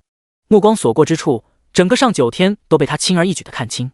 丁，恭喜宿主已经完成了系统的终极奖励。系统福利现在对宿主全面开放，只要是宿主想要的，就没有本系统拿不出来的。系统的声音再次说道。叶君临心中一愣，这一次他是真的不需要签到了，只要他想要的，系统就能给他。这种奖励不可谓不大。咦，这么多年了，下界竟然还有飞升上来的人。有一道略带戏谑的声音响起，这是守护青铜大门的护卫，他们在此不知道待了多少年，实在是太枯燥了。没想到今日竟然从下界上来了2个修士。闭嘴！旁边的那个看上去年岁较为大一些的护卫直接呵斥道。像，实在是太像了，敢问阁下是？年岁大一些的护卫看着叶几天，小心翼翼地问道。他来到天尊山的岁月很久很久了，以前有幸目睹了一次战神的威严，此次看到叶几天，还以为是战神亲临。旁边的侍卫是新来的，自然是没有见过战神。下界之人，叶几天。叶几天淡淡的说道。2位当真是人中之龙啊，不知道多少年了，很久没有人飞升上来了。进入此门，从此以后便是天尊山的人了。2位随我前往天尊山吧。侍卫依旧客气的说道。他自己也不知道怎么回事，只知道心里面有一个声音在疯狂的告诉他，这2个人不能惹。或许是战神的影响实在是太大了。年老一些的侍卫摇了摇头说道。初时年老的侍卫一眼就看透了叶几天的修为，皇者境巅峰。但是他回头带路的时候，再次看了一眼叶几天，这一眼差点将他的魂都给吓飞了。一瞬间的功夫，叶几天的修为直接从皇者巅峰到了虚道境巅峰，而且叶几天每踏出一步，他的修为便会大幅度提升。当叶几天走出第2步的时候，侍卫已经看不透了，但是他知道的是，这个人的修为还在疯狂的增长。第153章，战神归来。这一幕着实是将他吓得差点尿了，他的内心疯狂的呐喊，这是战神，这绝对是曾经的战神，他们的战神回来了。整个上九天不仅有天尊山，还有天地书院，还有圣院等超级大势力，但是如今天尊山不断的衰弱，天尊不知道身在何方，而他们的战神却又陷入沉眠。天尊山也在不断的被排挤，被排斥。世人皆认为天尊山不复往昔威势，不再是第一大势力。圣院和天地书院甚至曾经想一度吞并了天尊山，不过主要是天尊和战神的名声实在是太响亮了，他们没有这个勇气去吞并，最后不了了之。但是天尊山却是在不断的衰退，甚至有很多人都已经不认可天尊山是超级势力了。如今天尊山的掌权者是谁？叶几天看着年长的侍卫问道。此话一出，这个侍卫更加确信，这个人就是战神。一个刚刚飞升的人能够知道天尊山，敢随意的问天尊山的掌权者是谁？如今天尊山的掌权者是金太虚掌教。年长的侍卫恭敬的回答道：金太虚吗？还是巧得很啊。金太虚何德何能够坐上掌教的位置？我没记错的话，当年的8部浮屠之中的8个人都比他强吧？什么时候轮得到他来做掌教？叶几天直接问道。看到叶几天那破人的眼神，侍卫狠狠地打了一个哆嗦。他现在已经不怀疑了，这就是战神。当年天尊山的8部浮屠举世无双，8人的合击之阵，就算是我一时间都无法破解。叶几天淡淡的说道。金太虚当年是战神的师弟，也是被天尊收为亲传弟子，天赋虽好，但是当时的战神总觉得这个师弟心思太重，而且专注于拳术，野心有些大了点。为此他还不断的敲打过，希望金太虚能够及时回头，但是没想到他竟然能够坐上那个位置。当年的8部浮屠，年老的侍卫有些语塞，支支吾吾的不敢说什么似的。他知道当年的8部浮屠乃是战神亲自培养出来的接班人，这8人每一个都有绝世之姿，当年是对战神最为忠心的存在。8人情同手足，只是很可惜战神走后，他们只想着报仇。讲！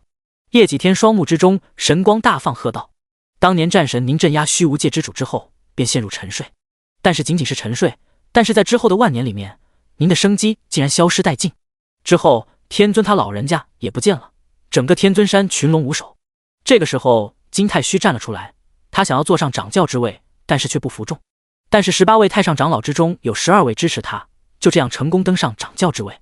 之后金太虚更是直接命令8部浮屠前往虚无界为您报仇。8部浮屠也没有反对，他们去了虚无界。他们在虚无界之中杀了7进7出，战绩惊人，但是也一个个身负重伤。他们出来之后说的第一句话便是他们不是金太虚的走狗，他们进入虚无界只是为了战神您。之后便再也没有人看到过8部浮屠了。据说侍卫战战兢兢，吞吞吐吐的不敢说话。直说无妨。叶几天面无表情的说道。据说因为重伤导致一时半会没有战斗力，被金太虚囚禁了起来。也正是因为这些事，天尊山一夜之间离开了数以百万的强者，这些强者都不愿意以金太虚为首，导致了天尊山一夜之间实力落下云端。侍卫狠狠地咽了一口唾沫说道。轰！叶几天身上的威势一下子就爆发开来，他的8个老兄弟为了给他报仇，7进7出虚无界，战到身负重伤，甚至差一点都死在了虚无界。没有想到回到天尊山竟然被囚禁了吗？那么这么多年以来受了多少刑罚？亦或者都不在人世间了？叶几天不知道，他现在只想知道是不是金太虚囚禁了8部浮屠。如果是的话，代价只怕金太虚无法承受，包括支持金太虚上位的那12位太上长老。战神一怒，即便是太上长老都无法承受战神的怒火，丢出战神令，杀回天尊山。叶几天看着叶君临说道。叶君临会意，想必当年离开天尊山的都是战神的忠实的部众，如今战神归来，他们自然也要投靠战神麾下。轰！战神令直接被叶君临丢到高空，随后爆发无与伦比的光芒，照亮整个9天。第154章金太虚。整个9天全都是被璀璨至极的金芒照亮。这一刻，所有强者全都或是从闭关之中惊醒，或是仰头看向高空。怎么可能？战神令牵一发而动全身，谁在触碰？有强者蹙眉，他们心中惶恐。当然，惶恐的不是他们曾经对战神出过手，他们也没有这样的胆子。他们惶恐的是战神沉寂之后，他们对天尊山施过压。这难道是战神苏醒了？有强者战战兢兢地看着高空之中的璀璨光芒说道。不可能，绝对不可能，战神的生机全无，早已经死透了。有大人物狠狠地摇了摇头说道。虽然这件事是机密，但是作为超级大势力，怎么可能没有探子？战神令激活了，这是战神归来了吗？隐藏在各地的战神旧部全部都热泪盈眶看着空中。战神，是您吗？在一片荒无人烟的大漠之中，一个穿着粗布麻衣、头戴草帽的老农睁开浑浊的双眼说道。随后只见他那佝偻的身躯渐渐地挺拔起来，随后一步踏上虚空，朝着光芒的位置消失不见。战神归来，我要前往，重新和战神并肩战斗，圣朝就交给你了。一个身穿龙袍的魁梧的男子看着天空之中的光芒，转身对着自己的皇后说道：“恭送圣上。”皇后带领着子嗣和文武大臣恭敬地说道。这一刻，无数强者化作流光，消失在天的尽头。他们都是朝着同一个方向而去，那个方向有着他们的信仰。这么多年以来，本座一直都在寻找战神令，今日战神令竟然出现了。查，到底是何人得到了战神令？还有，去封印之地看看，他还在不在？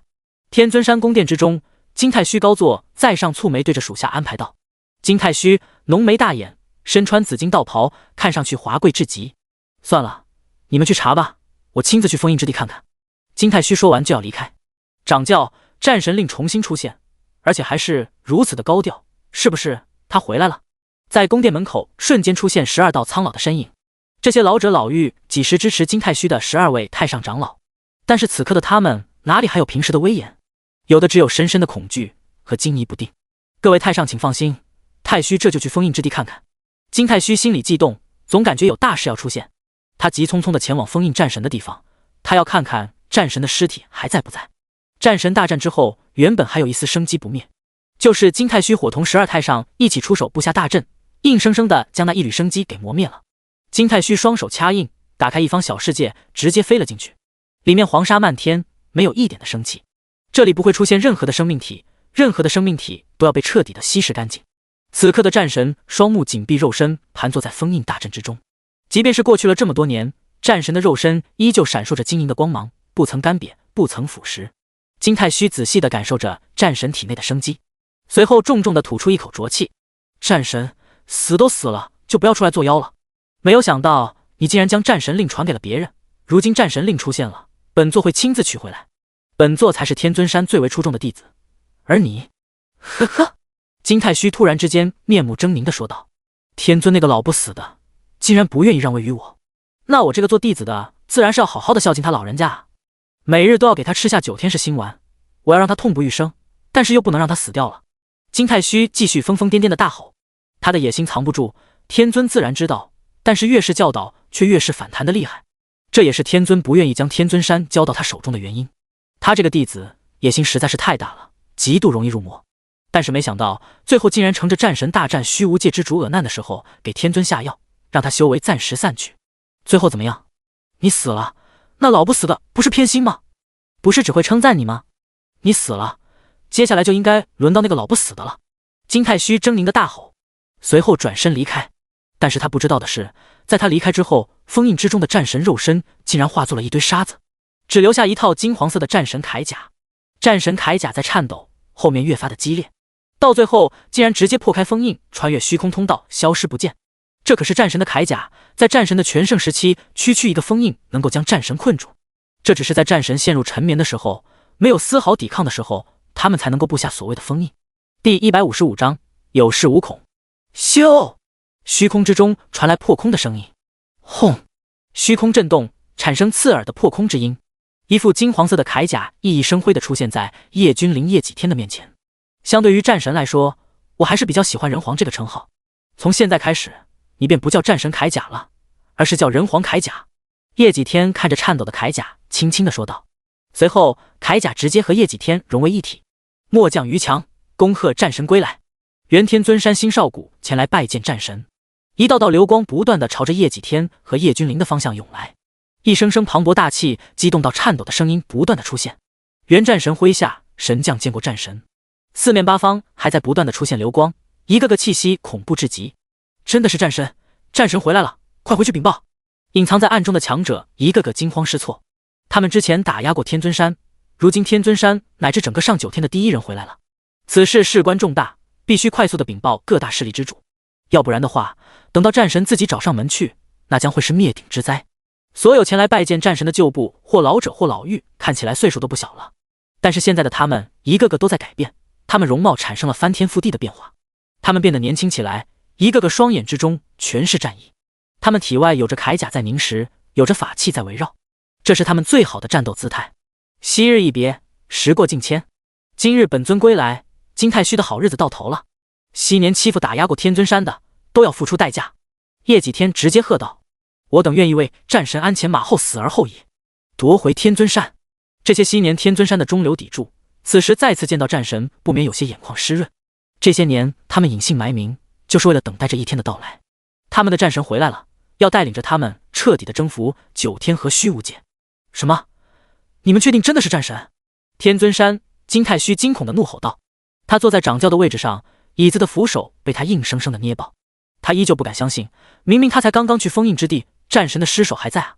现在突然告诉他，战神出现了，战神复活了。报，骑兵掌教，封印之地破碎，封印之力已然全部消逝。有侍卫急匆匆的赶来，战战兢兢的说道。砰！金太虚整个人一瞬间如同失去了浑身的骨头，瘫软在宝座上。他知道封印之力消失只有两种可能：第一，里面被封印的那个人已经彻底的化作了齑粉；第二，便是被封印的那人脱困而出，强行打碎封印。现在的金太虚已然知晓，战神已经回来了。整个九天的局势已经因为战神的回来产生了变化。战神回来又怎么样？他敢对我出手？我现在可是天尊山的掌教，就算是战神都要对我尊敬。况且我手里有那8个废物，还有一个老不死的战神。哼，本座就要看看他敢不敢对我出手。金太虚面目狰狞，疯疯癫癫的大吼。是吗？好久不见啊，金太虚。金太虚刚刚大笑完，一道他熟悉的不能再熟悉的声音在整个天尊山的大殿之中响起。金太虚的面色一僵，同时在大殿之中的12位太上长老全都是脸色大变，他们苍老的面庞上的褶皱在疯狂的跳动。同时一个自带光芒的男人走了进来。叶几天缓步踏入天尊殿堂之中，嘴角含笑的看着里面的每一位。这里面没有一个与战神交好的人，可以想象金太虚为了彻底的掌控天尊山，将那些与战神交好的人不是囚禁就是斩杀了。叶几天的眼神越来越冷漠，杀意越来越强大。战神，我们是被胁迫的呀，我们也不想的，都是金太虚，全部都是他做的，和我们没有一点的关系啊。有太上长老当即就被吓尿了，跪在地上大声的哀嚎，因为他们明白他们面对的是一个什么样的存在。战神之名令人闻风丧胆。战神，我的好师兄，这样子你都不死啊，还真是命大啊。金太虚端坐，一脸的讥讽说道。当年为了让你和尔南交手回不来，特意用亿万修士的精血布下99乾坤大阵，依旧没有将你杀死。金太虚摇了摇头，惋惜的说道。第156章8部浮屠陨落。可惜了呀，真是可惜，那可亿万生灵的精血和怨气所化的大阵啊。金太虚脸上带着笑容，看着叶几天说道。最为主要的是，尔南那个废物，有着99乾坤大阵的加持，都打不过你，最后还被你封印了。他真的是妄为虚无界之主。金太虚继续说道。金太虚，你还真的是狠啊，竟然用亿万生灵的鲜血造下如此杀戮。金太虚，将他们都放出来，我可以给你一个痛快。叶几天看着金太虚淡然的说道。他理都没有理会这些太上长老的求情，在他眼中，这些人已然是必死之人。哈哈哈，交出来！战神，我可还不想死啊，只要我一死，他们必死无疑。现在呢，只需要你给我磕一个头，我就放一个出来如何？金太虚满脸的满足与嚣张。战神，属下等人愿意随战神血战到底，将整个天尊山翻个底朝天，都要找到他们。战神手底下的部众齐声大喝。战神，下令吧！金太虚作恶多端，手中的鲜血更是无数。叶君临却是若有所思的看着金太虚。金太虚这个模样不像是破罐子破摔，而是像是在拖延时间。可是现在拖延时间有什么意义呢？而且这个金太虚根本就不是真身，连叶几天都看不出来，足以见得这个手段之高明。叶君临刚来9天，一些事情根本就不太了解，叶君临倒是越发的感兴趣了。一具灵身在此镇压这么多年了，竟然没有人能够发现。战神还没想好，那我再给你一个选择。金太虚看到战神身上的杀意越加沸腾了起来，再次说道。那便是现在，跪伏在我的脚边，我便将你的师尊天尊那个老不死的还给你，放他出来。金太虚脸上带着笑容说道。只有叶君临注意到了，其余人都没有注意到金太虚在说出天尊的时候，他的眼神深处有一抹恐慌一闪而过。即便是隐藏得很好，但是却躲不过叶君临。现在叶君临的修为已经达到了一个前所未有的高度。目前在叶君临心中最大的疑惑便是前战神的师尊天尊，一具灵身能够将战神的师尊囚禁？开什么玩笑！战神，留给你的时间不多了，还不打算跪下吗？金太虚看到战神不为所动，当即喝道。行，战神不愧是战神，天地不跪，只跪父母师尊，很好。那么接下来你就好好欣赏吧。金太虚冷笑，随后大袖一挥，顿时虚空出现一道涟漪。这道涟漪之中出现一幅画面，8个囚犯，他们浑身干瘪，一个个蓬头垢面，双目无神。他们身上的战甲被人硬生生的剥落，全是不堪入目的伤口。到现在他们的伤口还没有愈合，有着可怕的力量在他们的伤口处阻止愈合。他们带着沉重的枷锁，面部没有丝毫的表情，像是已经木讷麻木了。八部浮屠，哈哈，昔日声名远扬的八部浮屠，如今成为了什么鬼样子？当年本座就说过，只要你们愿意臣服于本座，你们还是以前位高权重的八部浮屠。但是你们愚忠啊，战神已死，你们都不肯归顺。金太虚仰天大笑，但是对于金太虚的话语，八部浮屠压根就没有理会，或者说他们已经麻木了。战神双眼若寒星，点点杀意铺天盖地的朝着金太虚压去。看看，你们的战神回来了！唰！金太虚的话语刚落，八部浮屠同时抬起头，他们浑浊的眼神竟然缓缓的开始变得有关了起来。你们受苦了！战神有些哽咽的说道。呵呵，呵呵，战神，您回来了。他们已经太久的岁月没有开过口了，声音嘶哑的说道。好感人的画面啊，我都快哭了。这就是你们的战神，他是回来了，但是他却不愿意救你们啊。金太虚做出一副我快哭了的表情说道。战神怎么还不救他们？只要你肯跪下，我就放了他们。金太虚得意的看着战神说道。战神，不要，我们能够活到现在就是知晓您绝对不会陨落。我们已经耗尽了潜能，即便出去也活不成了。能够见到战神最后一面，死而无憾，战神为我们报仇便好。八人脸上出现决绝，他们八人面带微笑，互相对视一眼。随后八人的身躯开始虚幻起来，彻底消散。第157章时间长河，6道轮回之主。啊！叶继天仰天怒吼，他心中有一股闷气无法发泄出来。这些人都是他的老兄弟，苦等他这么多年，到头来却还要自行了断。他的这些兄弟不是活不了，而是不想他们的战神受辱，所以他们宁愿自己选择死亡，都不愿意战神为他们而跪下。战神啊，战神，叫你跪下你不跪下，八部浮屠因为你而死，怎么样？愤怒吗？想杀我吗？来吧，杀了我，一了百了，到时候被我囚禁的人一个都活不了。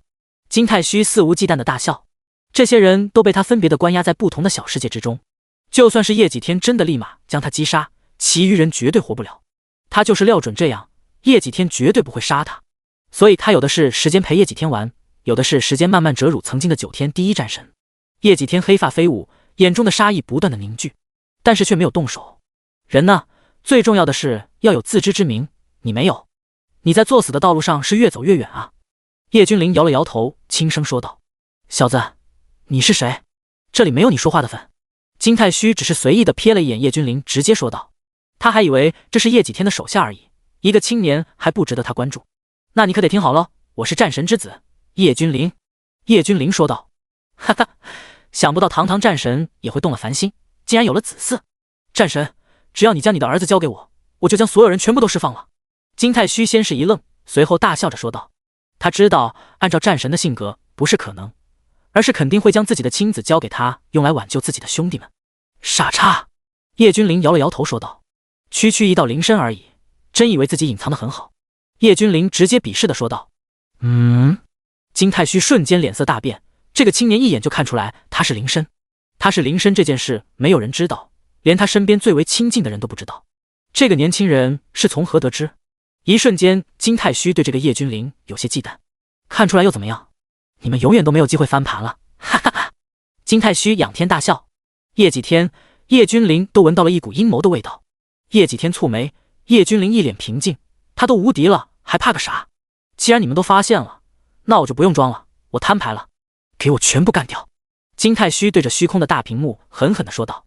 叶几天并没有先前的怒火，而是一脸平静地看着被屠杀的战神旧部。先前他收到叶君临的传音，叶君临有办法将这些人救回来，他选择相信自己的儿子。哈哈，战神啊战神，昔日我哪个方面都比不过你，现在呢？现在你就只能在那看着我屠杀你昔日的部下而束手无策呀！金太虚大笑，他面对战神从来没有一次这么舒爽过，这一次前所未有的爽快。系统查看面板，叶君临在脑海中说道。宿主叶君临，修为无敌，天赋神通功法秘术世间法、世间道、特殊体质，万界最强。时间长河线。正当金太虚沉浸在屠杀的快感之中的时候，一旁的叶君临单手一挥，顿时一条缩小版的时间长河出现在叶君临的手中。金太虚骇然地看着叶君临，时间长河的出现并不让人惊讶，别说他们这个境界了，就算是大帝那等层次的修为都能够脚踏时间长河。金太虚惊骇的是，他看到叶君临手中的时间长河之中竟然出现一张张如同图画的碎片，这些碎片上面的人物都是上9天的人物画像。就你们了，出来！叶君临目光一凝，突然喝道，随后他的右手成爪，一把朝着时间长河抓去。顿时8幅画瞬间被叶君临生生的从时间长河之中扯了出来。令人惊骇的是，这8张图画竟然是死去的8部符图。这是时间长河，叶君临很轻易的就在其中找到8部符图，还未被金太虚囚禁的时候，一把就将他们从里面拉了出来。随后8张图直接扭曲起来，竟然变成了真人。8部符图身穿铠甲，一个个眼神锋利如剑的站在原地不能动弹。这是后遗症，他们要融合他们所经历过的时间记忆。很快，8人苏醒。我等8部浮屠见过战神。8部浮屠苏醒过来，已然明白了前因后果。轰！天尊山震动。叶君临知道这等举动必然会造成一些动静。修行之路逆天而行，但是生死却是不可逆的。叶君临的此举无疑是惊天地。轰咔！整个上9天的苍穹裂开一条无比巨大的裂缝，一道道紫光不断的从里面迸射而出。何人在逆转生死？颠倒乾坤？饶我清梦！一道来自远古的低沉之声从裂缝之中传了出来，这道声音充满了沧桑和磅礴。这一刻，所有修士全部都骇然的仰头。这是何等的存在？为什么在9天会出现这样的存在？有强大的修士骇然的问道。他们不解，他们恐惧。你是谁？叶君临飞上高天，平静的问道。我乃6道轮回之主，主宰轮回。蝼蚁，你既然颠倒乾坤，本该死去的人却因你复活，接我3招。裂缝之中的轮回之主并没有现身，而是说道。叶君临知晓，也明白，在他复活8部浮屠的那一瞬间，便知晓这还是颠倒乾坤的。复活之后需要硬扛3招，这8人才算是真正的复活，不然随时都会被这个什么轮回之主收回。接你3招不可能，你能接我3招再说吧。叶君临相当的生猛，说完这句话之后，直接一步踏出，消失在裂缝之中。哼，愚蠢的蝼蚁，吾乃6道轮回之主，岂是你能够？砰！住手！复活就复活嘛，才多大点事？我们应该心平气和的坐下来喝杯茶，聊一聊。6道轮回之主的声音在裂缝之中响起，仔细听的话，可以听到他的声音竟然在颤抖。第158章，憋屈的6道轮回之主。我说，小子，差不多得了啊，再这样我可就不客气了。轮回之主怒吼，不是说好了3招吗？你这都多少招了？轮回之主气急的喝道。他实在是想不通，一个青年竟然能够拥有这般修为。他是谁？他是轮回之主啊！自从天地初分的时候，他便已经存在了。现在他竟然被一个青年给揍了。更加令他震惊的是，这个青年完全就是在压着他打，他连一丝的还手能力都没有，这让他骇然。天地之间什么时候出现这样的1号人物了？6道轮回之主啊，主宰世间所有生灵的轮回，光是名字都足以让人胆寒。好了，现在可以了，原来揍人的感觉还真的很爽啊！叶君临停手，拍了拍手掌说道。死！叶君临的背后发出一道吸冷气的声音，一个猪头随之出现在视野之中。这便是6道轮回之主，别误会，他不是猪头，是被叶君临给揍的。轮回之主一边倒吸冷气，一边使劲地揉着自己肿胀的脸颊，随后浮肿消失，露出6道轮回之主的真容。这是一个中年儒雅的男子，他的双眼充满了光芒，看起来好似能够看透一切，但是却有一丝疲倦。他的手中有一把紫色的扇子，上面有着无数古朴的纹路，汇聚成6道门。叶君临一看便知这把扇子了不得，可能是轮回之门。世间真的有轮回之说？叶君临看着6道轮回之主问道。当然了，要不然我这轮回之主岂不是一个闲职？6道轮回之祖没好气地说道。职位？闲职？叶君临若有所思，从6道轮回之主的话语之中，叶君临知晓了一些隐秘。6道轮回之主的位置很有可能是人为安排的。那到底是谁能够安排这样一尊强大的存在亲自镇守6道？他可以从6道轮回之主的眼中看到疲倦，看到厌倦，这说明6道轮回之主已经在这暗无天日的地方待腻了。说实话，叶君临是不太相信轮回之说的。6道轮回之主很强大，至少把叶几天等强者甩开10万8千里。但是恰恰是这样的一尊强者，知晓六道之事。那为何那时候的战神能够跳脱六道之外，重新成为叶几天？那又为何他能够穿越而来？他死了就不该入轮回吗？有这样强大的存在镇守六道，谁能够跳脱得了轮回？叶君临眼前的迷雾越加的浓厚起来，但是他无惧，他已然无敌，又有什么东西能够将他吓退的呢？他倒要看看整个世界到底是谁在幕后掌控着一切。叶君临转身离开，留下一脸幽怨的六道轮回之主。同时六道轮回之主也是深深的骇然，他查阅了叶君临的前世今生，但是无论他怎么查怎么施法，都找不到叶君临的前世身，这让他蹙眉。但是他却知道这一世的叶君临才最多不超过30岁，这是什么概念？一个青年的崛起速度简直让他震撼至极，这是从开天辟地以来都不曾发生过的事。他还是六道轮回之主，他掌管整个万界的轮回，而不仅仅是9天。虚空之中的大裂缝在叶君临出来之后，以迅雷不及掩耳之势快速愈合，就像是从来没有出现过一般。叶君临也不耽搁，直接重新拉开时间长河，他要将之前被金太虚斩杀的人一个一个的从时间长河之中拉出来复活。轰！天地震动，虚空大裂缝再次出现。为什么有人一而再再而三的挑衅本道主？当真认为本道主好欺吗？六道轮回之主的声音再次响彻整个9天，但是随之就戛然而止，因为虚空大裂缝刚刚打开，他就看到了一脸微笑的叶君临。六道轮回之主狠狠地打了一个冷战，转身就走。怎么又是整个妖孽啊？一边跑，六道轮回之主一边咒骂。这空间不是他打开的，而是发现有人复活行逆乾坤，便会自动打开空间，六道轮回之主便会瞬息而至。但是现在他一刻都不敢耽搁，比来的速度还要快，直接消失不见。叶君临干脆一不做二不休，身影一闪消失在了9天。叶君临出现在神话大陆，这里他曾经答应过，有朝一日足够强大之后回来复活他们。这里的3尊至尊皆是战死，叶君临到现在都还记得轮回之主莫问天，当然了，这个轮回并不是现在的轮回，还有天剑之主沈剑心等等，他们都是至尊境为了抵御域外的暗夜神奇统统战死。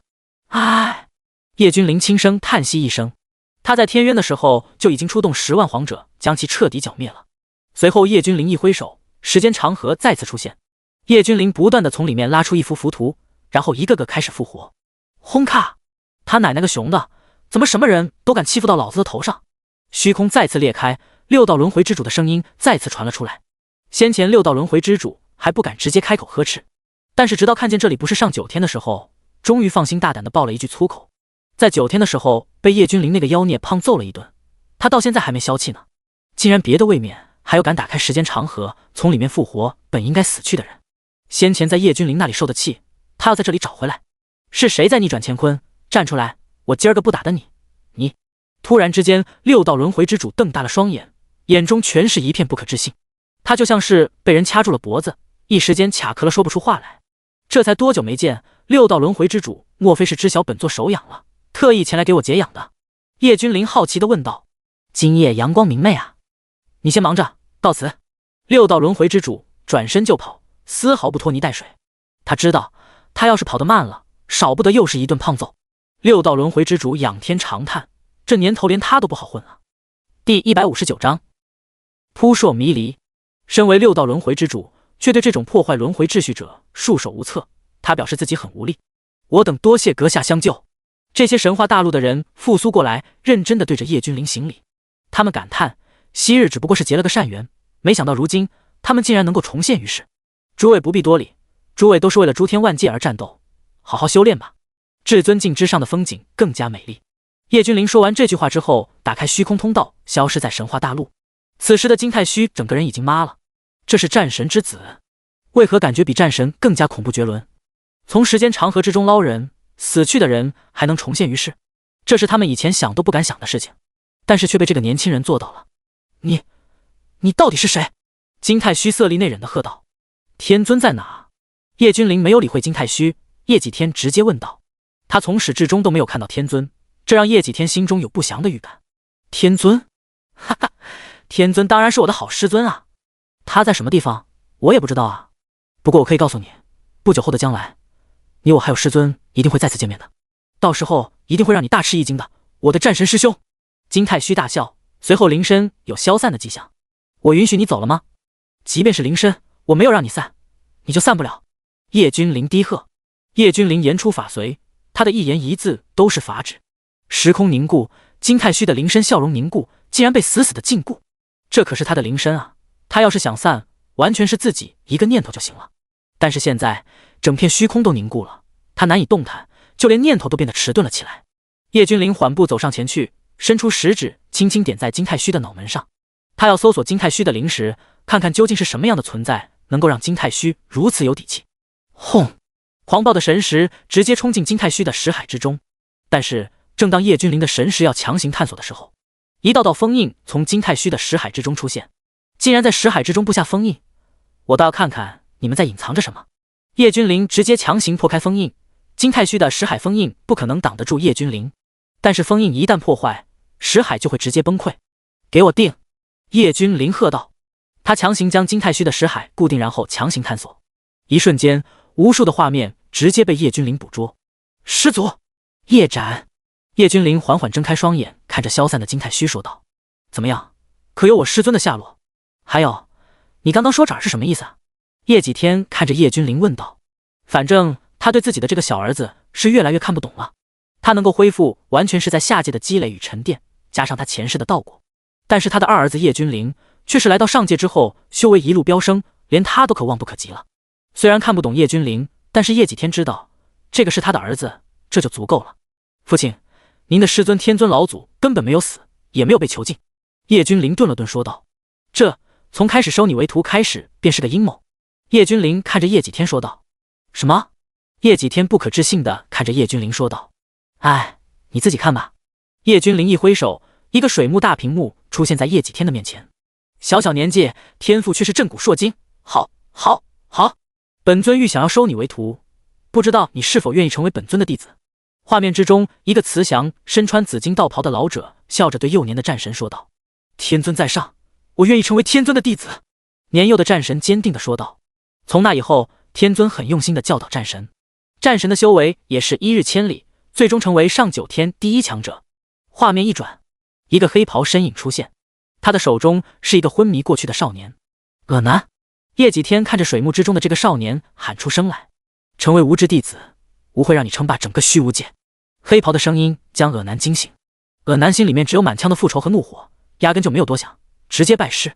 但是叶几天却是连退3步，他看到了这张脸是他师尊天尊山掌教的脸，他的师尊竟然就是葛南那个传说中神秘的师傅，那个将葛南培养成虚无界之主的人。南道果、战神道果，只要他们交手，必然会激发道果威能。到时候他们的道果合二为一，主上的吞天噬地定能够大成，到时候做到真正的无敌万世。天尊对着一个年轻人行礼恭敬地说道。第160章惊天阴谋。你能够确信他们都是气运之子吗？唯有气运之子的道果才对我大有裨益。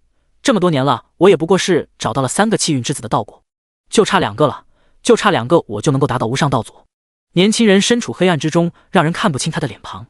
主上，他们一定是气运之子，我暗中观察，培养了他们数个纪元，但是只有他们之间搏命拼杀的时候，道果才会极尽升华。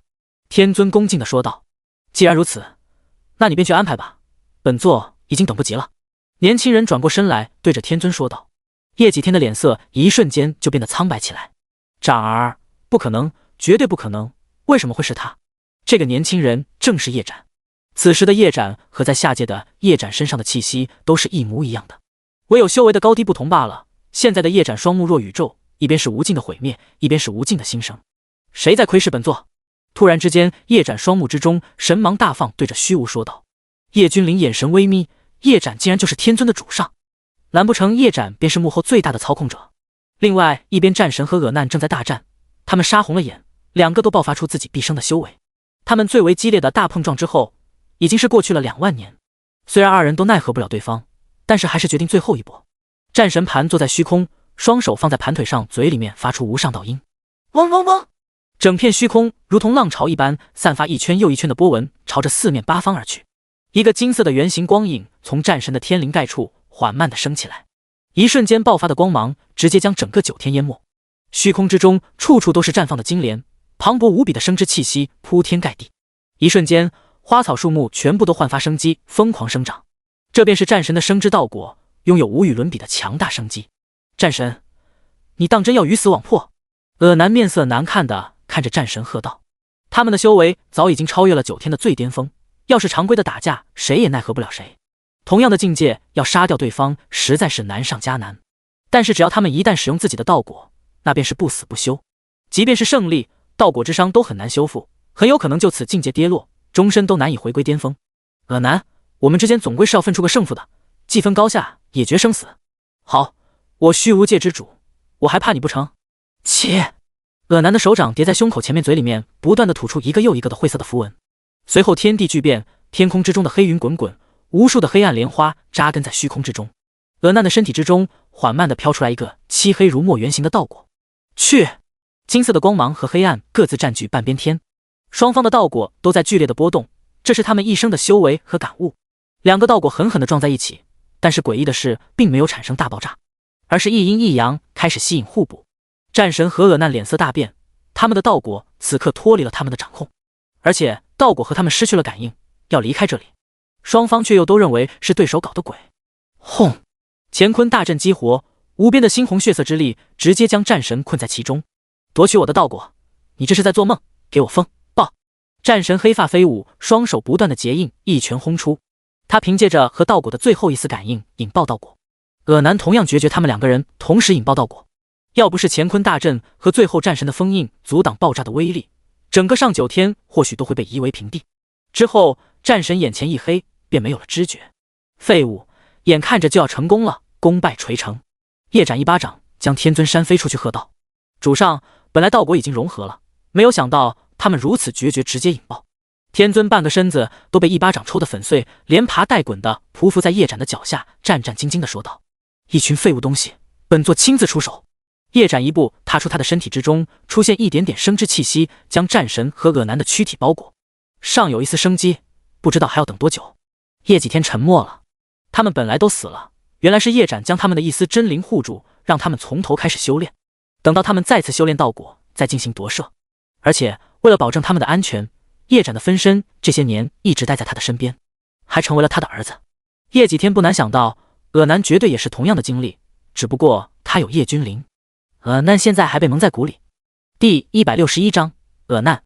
父亲，你已经恢复了以前的修为，现在你只要凝聚道果，找到尔难，我相信不久后他就会自己现身的。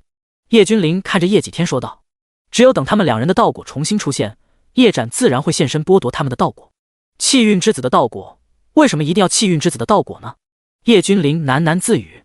叶君灵自己也有道果呀，但是他的道果一旦拿出来，整个世界都将承受不住。他的修为实在是超越了整个世界太多了，到现在叶君灵也不知道自己的修为在什么层次。他这样的修为等级没有人记载过，也没有人能够达到这种境界。正因为这样，他才感到好奇。其实按照叶君灵的修为，想要找出一个叶斩简直就是轻轻松松的事情，但是这是他父亲心中的执念，他不想去插手其中，一切就让他的父亲解决吧。而他自然是要去找到尔南，然后让尔南迅速恢复修为。只有他们两个的道果都出现了，叶斩自然会出现。时间追溯，勘破本源。叶君灵轻轻说道，随后他的眼中之中射出2道巨型光束，映照诸天。叶君灵看见了，尔南的一丝生魂进入无边之地，这里被称为地狱。从小尔南就被非人的修炼，而带领他修炼的师尊正是幻化之后的叶斩。年幼的尔南近乎于魔鬼训练，特别是他的师尊为了救他被地狱的3头犬杀掉之后，尔南更是越发的刻苦修炼起来。地狱3头犬修为强大，那时候的尔难根本就连一丝的抵抗能力都没有，于是他疯狂的修炼，而他不知道的是他的师尊叶斩就是设计圈套的人。叶斩看到尔难修炼的速度实在是不尽人意，于是乎设计了一出惨绝人寰的师徒情。他故意引诱地狱3头犬对尔难出手，然后自己又造成为了救尔难而身死的假象，借此让尔难越发的疯狂修炼。虽然情节比较老套，但是尔南的修为却是蹭蹭蹭的上涨，直到有一天他觉醒了前世的记忆。轰！从此地狱再无3头犬，我说的谁都阻止不了。尔南的手上死死的捏住地狱3头犬的脖子，双目猩红的说道。可以清晰的看到这个地狱3头犬是被人活生生的咬死的，再结合尔南嘴唇上的猩红，足以明确尔南咬死了3头犬。师尊，您安息吧，我已经为您报仇了。随手将被吸干血液的地狱3头犬丢掉，尔南对着虚无说道：“可怜的尔南啊！”一声轻叹在尔南的耳边响起。谁？你是谁？你怎么知道我叫尔南的？尔南一脸戒备，尔南是他前世的名字，现在他的名字叫做利诱。他全神戒备，身体上下都是呈现攻击状态，只要有人现身，他将毫不犹豫直接攻伐。前世虚无界之主，如今怎么这副模样？现在这么拉了？那道虚无缥缈的声音再次在尔南的耳边响起：“你到底是谁？敢不敢站出来？”尔南恶狠狠地说道：“我是谁无关紧要，重要的是你是谁。你可曾记得当初和战神大战神魂俱灭的时候有何不妥？”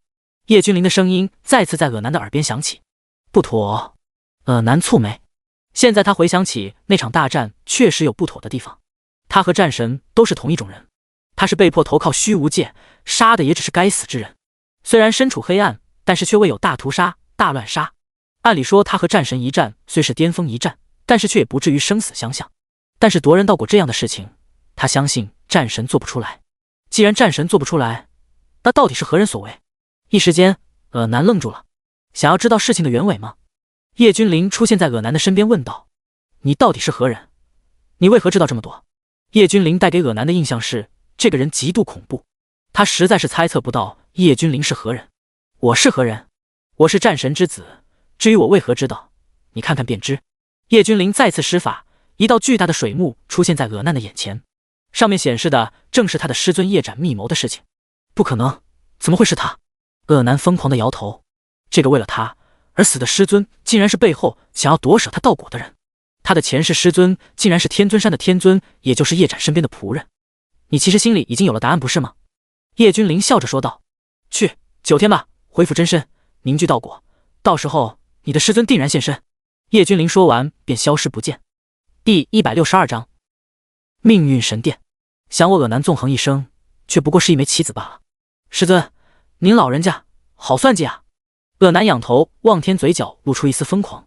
他是无论如何都没有想到，自己的师尊竟然图谋他的道果。上一世是这样的，他都死了还不放过他，这下子仇结大了。他尔南岂是一个任人揉捏的存在？只不过这样的打击确实很沉重。那个严厉的师尊，那个为了救他甘愿赴死的师尊，竟然一切的一切都是假的。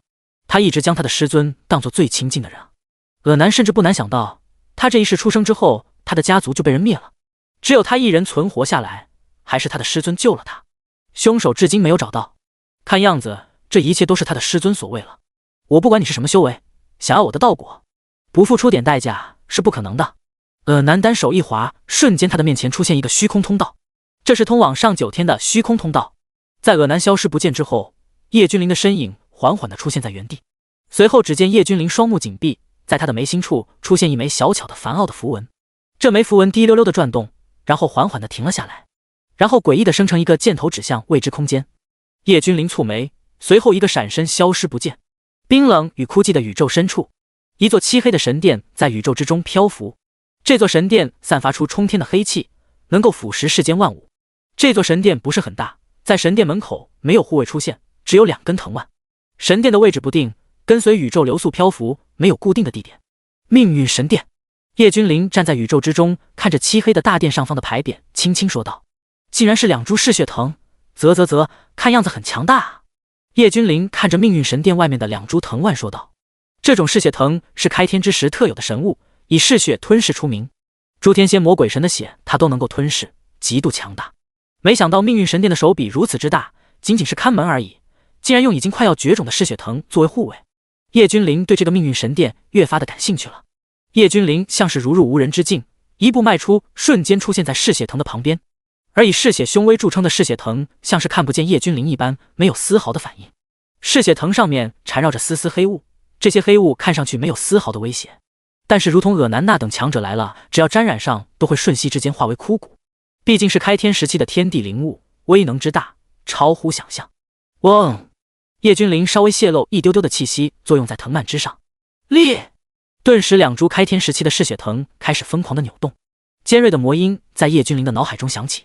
这并不是嗜血藤对他发起的攻击，而是嗜血藤在求饶。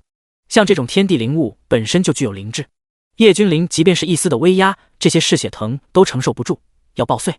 叶君临张开手掌，嗜血藤急速变小，瞬间直接跳到叶君临的手掌心之中，像是乖宝宝一般不断的摩挲着叶君临的手掌，他们在讨好叶君临。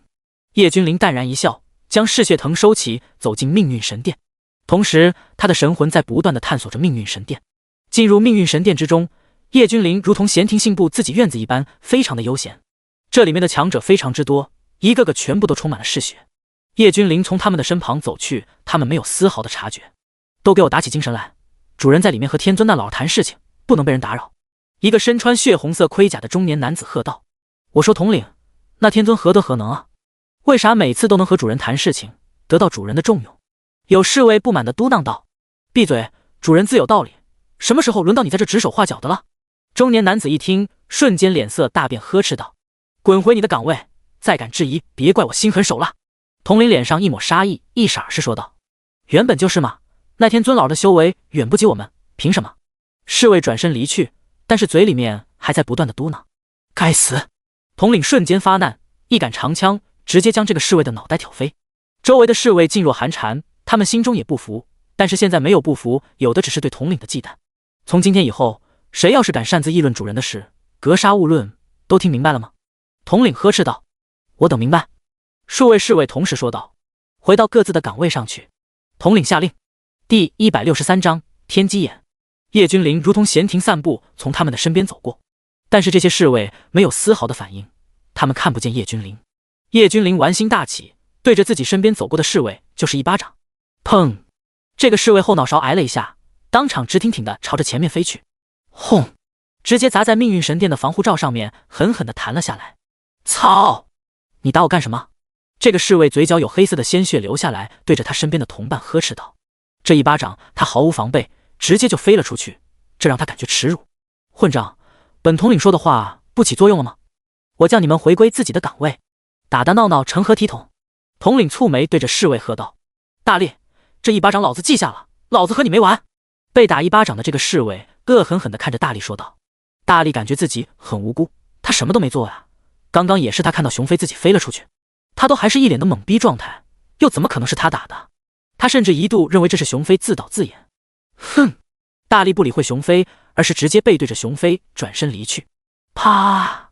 突然之间，大力整个人直接横飞出去，也是重重的砸在大阵上面。熊飞，老子和你拼了！大力从地上爬起来，手中光芒一闪，一把阔剑出现在手中。这次轮到熊飞懵逼了，怎么回事？自己没有动手啊？这大力飞出去的姿势和力度怎么跟自己一模一样的呢？熊飞摸不着头脑。怎么？我怕你？熊飞冷笑，手中出现一根狼牙大棒，两人就要直接开干。你们到底有完没完？要是将主上打扰了，你们都得死！统领暴喝。他今天的手下怎么一个个都抽风了？果然提到主上，他们瞬间就蔫了吧唧的，很明显很忌惮，很恐惧。叶君临废话不多说，直接上去就是给了统领一脚，将他踢飞。这次的一脚直接将统领的腰里面的骨头尽数踢断，统领整个人都软趴趴的躺在地上呻吟。叶君临并没有将其打成残废，像他们这种修为很快就可以修复。是谁？谁他妈的踢老子？统领浑身一震，噼里啪啦瞬间复原，站起身来喝道：嘘，统领大人，要是主上听到了会生气的。熊飞和大力赶紧做了一个进口的动作，轻轻的说道。这些侍卫想笑，但是最终还是憋住了。统领心中暴怒，但是却也不敢高声怒吼。他的眼中有莫名的光芒在闪动，他的修为高过在场的所有人，不可能有人趁他没注意给他一脚，这些侍卫不可能能够做到悄无声息。那么真相只有一个，那便是先前他们打扰到了主人，这是主人对他的忠告。一想到这里，统领觉得自己猜想很正确，瞬间就汗流浃背。叶君临觉得无趣，都是一群小喽啰没意思，缓步朝着命运神殿的大殿走去。这么说，尔南已经回到9天了。命运神殿的王座之上，叶斩端坐在上，轻轻地说道：主上，没错，尔南的气息绝对不会有错，他现在已经回到虚无界了。天尊跪在下方说道：看来战神也好，尔南也罢，都比我想象的恢复得更快。不知道凝聚道果需要多久？叶斩轻声说道：按照这些命运之子的修炼速度，我想应该会很快就达到前世的巅峰。天尊猜测说道：就差2个道果啊，我就可以成为至高无上的道祖，到时候诸天星辰万界都要在我的手中臣服，我便是唯一的大主宰。叶斩摊开手掌，在他的手心有3枚滴溜溜转动的道果，这些都是前面3个他培养起来的命运之子的道果，有土黄色的道果，有火焰形状的道果，还有似水一般柔和的道果。暗合金木水火土，命运神殿主掌控命运，任何命运之子都逃不过命运神殿的监控。天尊在下方喃喃自语：可惜之前有一个命运之子的出现，但是后来却消失得无影无踪，连命运神殿的天机眼都看不到。这个人的命格之强，从来没有见到过，要是凝聚道果，简直不可想象啊！叶斩惋惜地说道。很明显，叶斩说的这个人就是叶君临。曾经在下界的时候，叶斩就用天机眼观看过叶君临，但是并没有看出来什么，因为他当时觉得叶君临就是那个命格强悍的命运之子，因为他这个便宜弟弟的修炼速度实在是太快了，快到让他都感觉震惊。他还是谁啊？他还是命运神殿的殿主，至高无上的存在。但是当时天机眼反馈的是叶君临就是普通修士，就是机缘大了一点点而已，所以他才没有对叶君临下手。不然的话，凭借那时候的叶君临根本不是叶斩的对手。第164章六道轮回之主的苦。但是现在叶斩越想越不对劲，一个年轻人不到30岁，竟然就已经成为了那个世界的主宰最强者，这合理吗？这不合理。但是命运神殿掌管诸天命运，什么人什么种族的都不可能逃得过命运神殿的查探。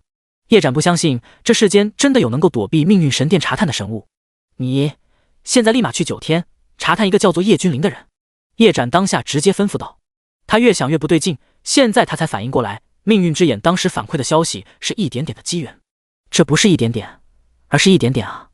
叶斩心中无边的怒火一闪而逝，难不成史上最强的命运之子真的被他错过了？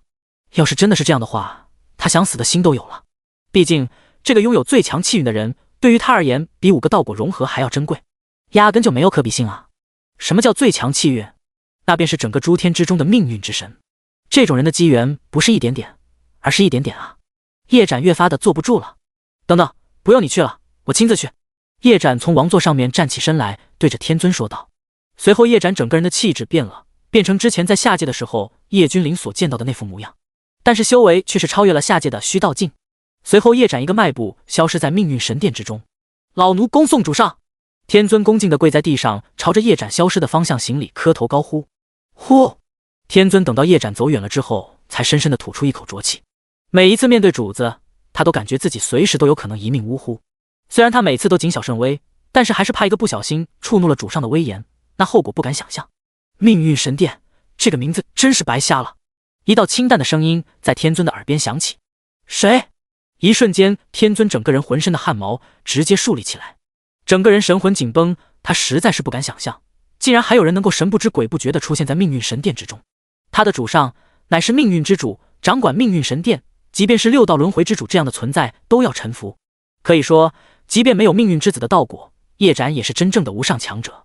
但是叶斩追寻的是一条至高无上的主宰之路，区区一个命运之主，远远不是叶斩能够看上的。叶斩的野心极度膨胀，他想做整个世界的主宰，也就是他所说的主宰境。融合了3个道果的他，距离道祖境界只差一丝便可晋升，到时候成为道祖，主宰境几乎只是一步之遥。可怜的天尊，在整个9天，那是何等的风光！没想到，如今却是一条连狗都不如的奴仆。叶君临缓缓出现在叶斩先前的宝座上，一屁股坐了下去。你是何人？敢擅闯命运神殿？主上会将你的神魂永世封禁，让你生不如死。天尊骇然地看着叶君临，呵斥道：“这个人他看不透，看不穿，修为更是看起来是没有修为的凡人而已。但是就是这样的凡人，竟然连叶斩都没有发现他的存在。我是谁？哦，我是你的弟子战神的嫡子叶君临。”叶君临慵懒地坐在王座上面，看着浑身都在颤抖的天尊说道：“我父亲可是很想念他的师尊，天尊您啊。”叶君临笑着看向天尊说道：“战神的嫡子，不可能，绝对不可能。战神的嫡子不是才20-30岁吗？怎么会有这般修为是吧？”叶君临打断天尊的话，依旧笑容满面的说道：“来人啊！有人擅闯命运神殿，拿下他！”天尊疯狂的嘶吼。这样的存在，连他的主上命运神殿之主都察觉不到，他是没有希望对叶君临出手的了。别嚎叫了，没有人能够听到里面发生了什么，他们进不来，你也出不去。叶君临蹙眉揉了揉耳朵说道。砰！天尊不信邪，直接撕裂空间就要离去，但是随后便被一道透明的屏障给弹了回来。说了，你逃不了的，你又不听。叶君临无奈的摇了摇头。随后只见叶君临轻轻的拍了拍手掌：“出来吧，老朋友，这个人先帮带到你那去帮我看着。”命运神殿之中突然之间出现一个大裂缝，6道轮回之主从里面走了出来。卧槽，见鬼了！你是怎么找到我的六道轮回之主一看到叶君临，当即就跳脚吓了一跳，说道：“六道轮回殿在虚无之中，几乎是没有人能够知晓并找到。但是没想到，这个揍过他的男人竟然轻描淡写的就把他拉了出来。”第165章，为父的好大儿。要知道，他所在的位置，时常他自己都不知道在哪。只有有人强行在时间长河之中将已死之人拉回来的时候，他才会出现，将这个人丢到你那六道轮回殿里面。你看怎么样？叶君临看着六道轮回之主，笑着说道：“当然不，我是说可以的，完全没有问题。”六道轮回之主刚想拒绝，但是看到叶君临有意无意的将手轻轻抚摸他的拳头，瞬间感觉自己浑身又开始疼痛了起来，连忙说道。说完之后，六道轮回之主才有心思打量着这命运神殿。这装饰，这格局一看就是大人物的府邸啊！命运神殿，原来这里就是命运神殿。什么命运神殿？突然之间，六道轮回之主整个人的音调都拔高了好几度，他整个人都不太好了。他竟然在命运神殿！一想到那命运神殿之主，瞬间六道轮回之主就感觉自己浑身都被汗水浸透了。虽然表面上一个是命运神殿之主，一个是六道轮回之主，看起来他们之间的差距没有多大，但是只有六道轮回之主才知晓，这个命运神殿之主是多么的强大。怎么了？叶君临很好奇地看着慌乱的六道轮回之主问道：“我的小祖宗爱，你赶紧让我回去，要死了，我要死了！”六道轮回之主哀求地看着叶君临说道：“无妨，你觉得我能够大张旗鼓地坐在这，凭借的是什么？”叶君临似笑非笑地看着六道轮回之主说道：“这倒也是哈，我从来没有见到过比你还变态的人呢。”六道轮回之主稍微的放下心说道：“要说这命运神殿可真是了不得呀！当年我六道轮回之主、毁灭之主和这命运之主修为不相上下，可以说我们这其中三人之间，毁灭之主的修为更高一筹。但是突然有一天，命运之主突然就找上了毁灭之主，要求他做自己的随从，跟班兼职打手。毁灭之主是何等心高气傲的存在啊！当然不会应允了，甚至对命运之主摩柯嗤之以鼻。”六道轮回之主说到这里的时候，眼中布满了恐惧。不知道为何，这命运之主的修为竟然远超毁灭之主。那一战之后，毁灭之主最后死得极为凄惨，但是命运之主的野心才刚刚开始，他开始布局引战的对象就是那站在世间巅峰的存在——太乙道祖和无始道祖。这世间仅有2位道祖，那一战2位道祖差点将整个宇宙都打崩塌了，最后2人重伤，至今下落不明。但是极有可能被这命运之主镇压了，汲取他们的道果道痕。六道轮回之主充满恐惧地说道：“最后都是由于本身我的六道轮回殿行踪缥缈不定，他也不想浪费时间找我，不然很有可能我早就屈服了。”六道轮回之主说道。他没有一丝尴尬，遇到这样的强者能怎么办？他又不想死，性格也没有毁灭之主那般是可杀不可辱。本座知道了，你将他带走吧，放心，有我在。什么命运之主，一拳打爆！叶君临直接对着恐惧的六道轮之主说道。六道轮回之主犹豫半天，终归还是决定相信叶君临将天尊带走。接下来游戏时间到，你的名字叫做摩柯吗？叶君临站起身来，伸了个懒腰，一步踏出回到9天。父亲，您说弟弟回去哪了？怎么这么久还没有回来？天尊山大殿之中传出叶展的声音。这个为父也不是很清楚，毕竟君临的年纪还很小，贪玩也很正常。叶几天嘴角露出些许的笑容说道：“叶展不是他的儿子，他还是至高无上的命运神殿之主。虽然现在的叶几天不是对手，但是占占便宜总没有关系吧？儿啊，你的修为到了哪一步了？为何为父都有些看不透了？”叶几天一口一个儿，看上去真的是一个慈祥的老父亲一般。父亲，我走出自己的路了，因为那条路很特殊，别人很难看透我的修为。摩柯很是淡然地说道。现在我的修为应该就是你们所说的虚道境。摩柯笑着看着叶几天说道。为父的好大啊，果然厉害。叶几天笑呵呵地说道。但是摩柯总感觉浑身都不得劲，但是哪里不得劲他又不知道。哟，大哥回来了，看样子已经成功地走出了自己的路了。叶君临大笑着从天而降落在大殿之中，笑着说道。第166章，叶君临的母亲。君临，你现在是什么修为？为何我看不透你？摩柯转头看着叶君临的时候蹙眉问道。嗨，你弟弟我能够有什么修为？初入虚道境罢了，正准备凝聚道果。叶君临笑着说道。而且我和你一样，在虚道境走出了自己的一条路，这种修炼体系和常规的不一样，所以不管你修为多高，都不可能看得穿我的修为。叶君临笑着说道。可不是嘛，他走的绝对不是常规的修炼体系，而是直接无敌。都无敌了，谁还能够看得穿他的修为？虚道境就要凝聚到果了吗？会不会有点危险？魔科听到叶君临说的话，吓了一大跳，问道：什么时候虚道境也能够凝聚到果了？当然了，这对魔科来说这是好事啊，他就能够确认叶君临是否就是之前命运之眼所说的最强命运。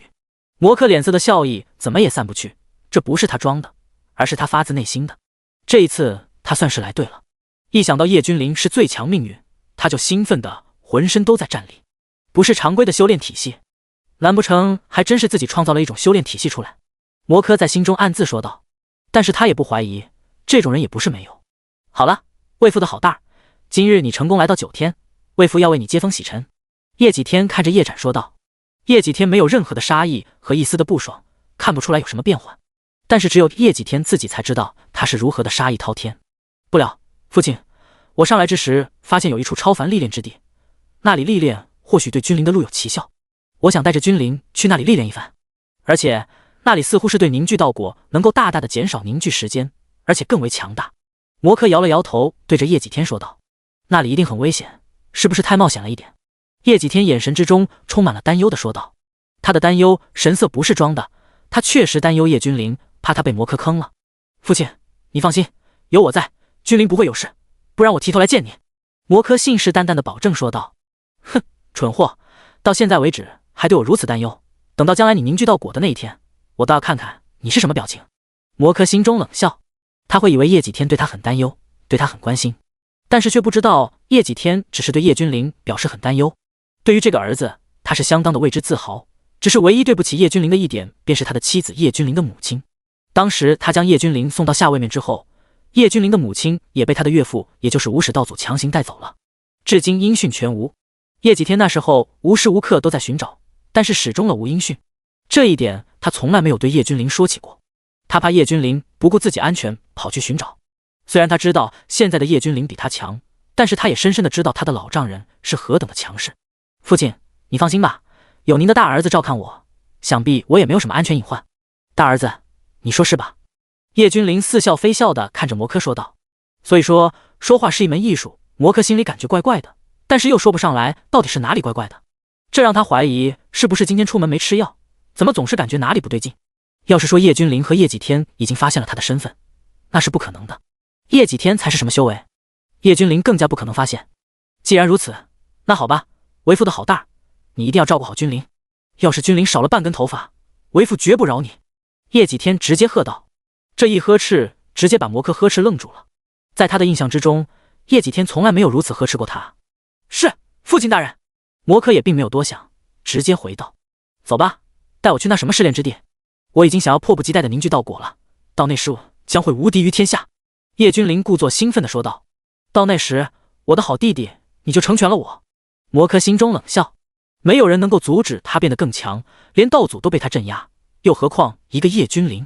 暴乱星空，叶君临和魔科站在宇宙之中，看着前面暴乱的星海说道。这里的大星不知道在多少年前就是这种暴乱的姿态出现，它表面上看上去狂暴不已，但是里面别有洞天。君临，跟紧了，不然会有危险的。魔科转身对着叶君临说道，随后身化长虹，朝着暴乱星海冲了进去。第167章整蛊。叶君临在后面咧嘴一笑，随后跟上魔科。这暴乱星海不愧是暴乱出名，里面的通道时间空间完全扭曲，丝丝的空间风暴不断的蔓延而出。这里的大星没有毁灭都是一个奇迹，在如此动乱扭曲的地方，这些大星竟然一个个完好无损，着实令人称奇。要知道，这里就算是虚道境巅峰都很难全身而退。这些大星历经岁月的磨砺，早已经坚固不摧，变成了一种无上的炼器材料。当然了，叶君临肯定不感兴趣，毕竟为了自身无敌才是真正的无敌，依靠外物终究不是长远之计。虽然叶君临看不上，但是他想坑一坑魔科呀。虽然这些对魔科造不成什么实质的影响，但是起码可以让叶君临保持心情的舒畅啊。君临，这些大星早已经经过千锤百炼，坚固异常，同时表面都有毁灭之力，千万不要触碰。魔科在前方话语凝重地对着叶君临说道。经过这么多年的锤炼，想必应该是炼器的好材料，我想收一点，炼一把趁手的兵器。叶君临故作大声地对着魔科喊道，然后嘴角闪过一丝笑意。只见叶君临直接就要用手去触摸大星。听到叶君临说要炼器的时候，魔科就是心里一颤。都说了这样的毁灭之力，虚道境巅峰一个不小心都要被搅碎。但是叶君临偏偏不听他的。没有办法，魔科又不能暴露自己的修为，他又不能让叶君临死掉。不说叶君临是最强命运之子，单是叶君临出事了，叶几天定然没有心思凝聚道果了。那个时候他就前功尽弃了。所以叶君临不能有事。魔科一咬牙，一狠心，直接飞奔到叶君临的身前，死死地将他的手按住，不让他触碰大星。但是叶君临是没有触碰到，他的背部却是狠狠地和大星来了一个亲密接触。按照他的修为，当然不会有半分的伤害，但是为了演得逼真一点，只见魔科的背部竟然被毁灭之力一瞬间搅得粉碎，可以见到一大片森森白骨。他背上没有一块肉，只剩下骨头了，甚至都能够看到里面的内脏。噗嗤，魔科的气息一瞬间就萎靡了下来，浑身瘫软，口中的鲜血不要钱的狂喷而出。叶君临连忙慌乱地将魔科扶着，脸上全是一片自责的神情。对不起，我没想到会这样，是我害了你。叶君临自责地说道。嗨嗨，没事，谁叫你是我弟弟呢？我没事，我们继续走吧。魔科运功缓慢地修复着背上触目惊心的伤口，疼得龇牙咧嘴。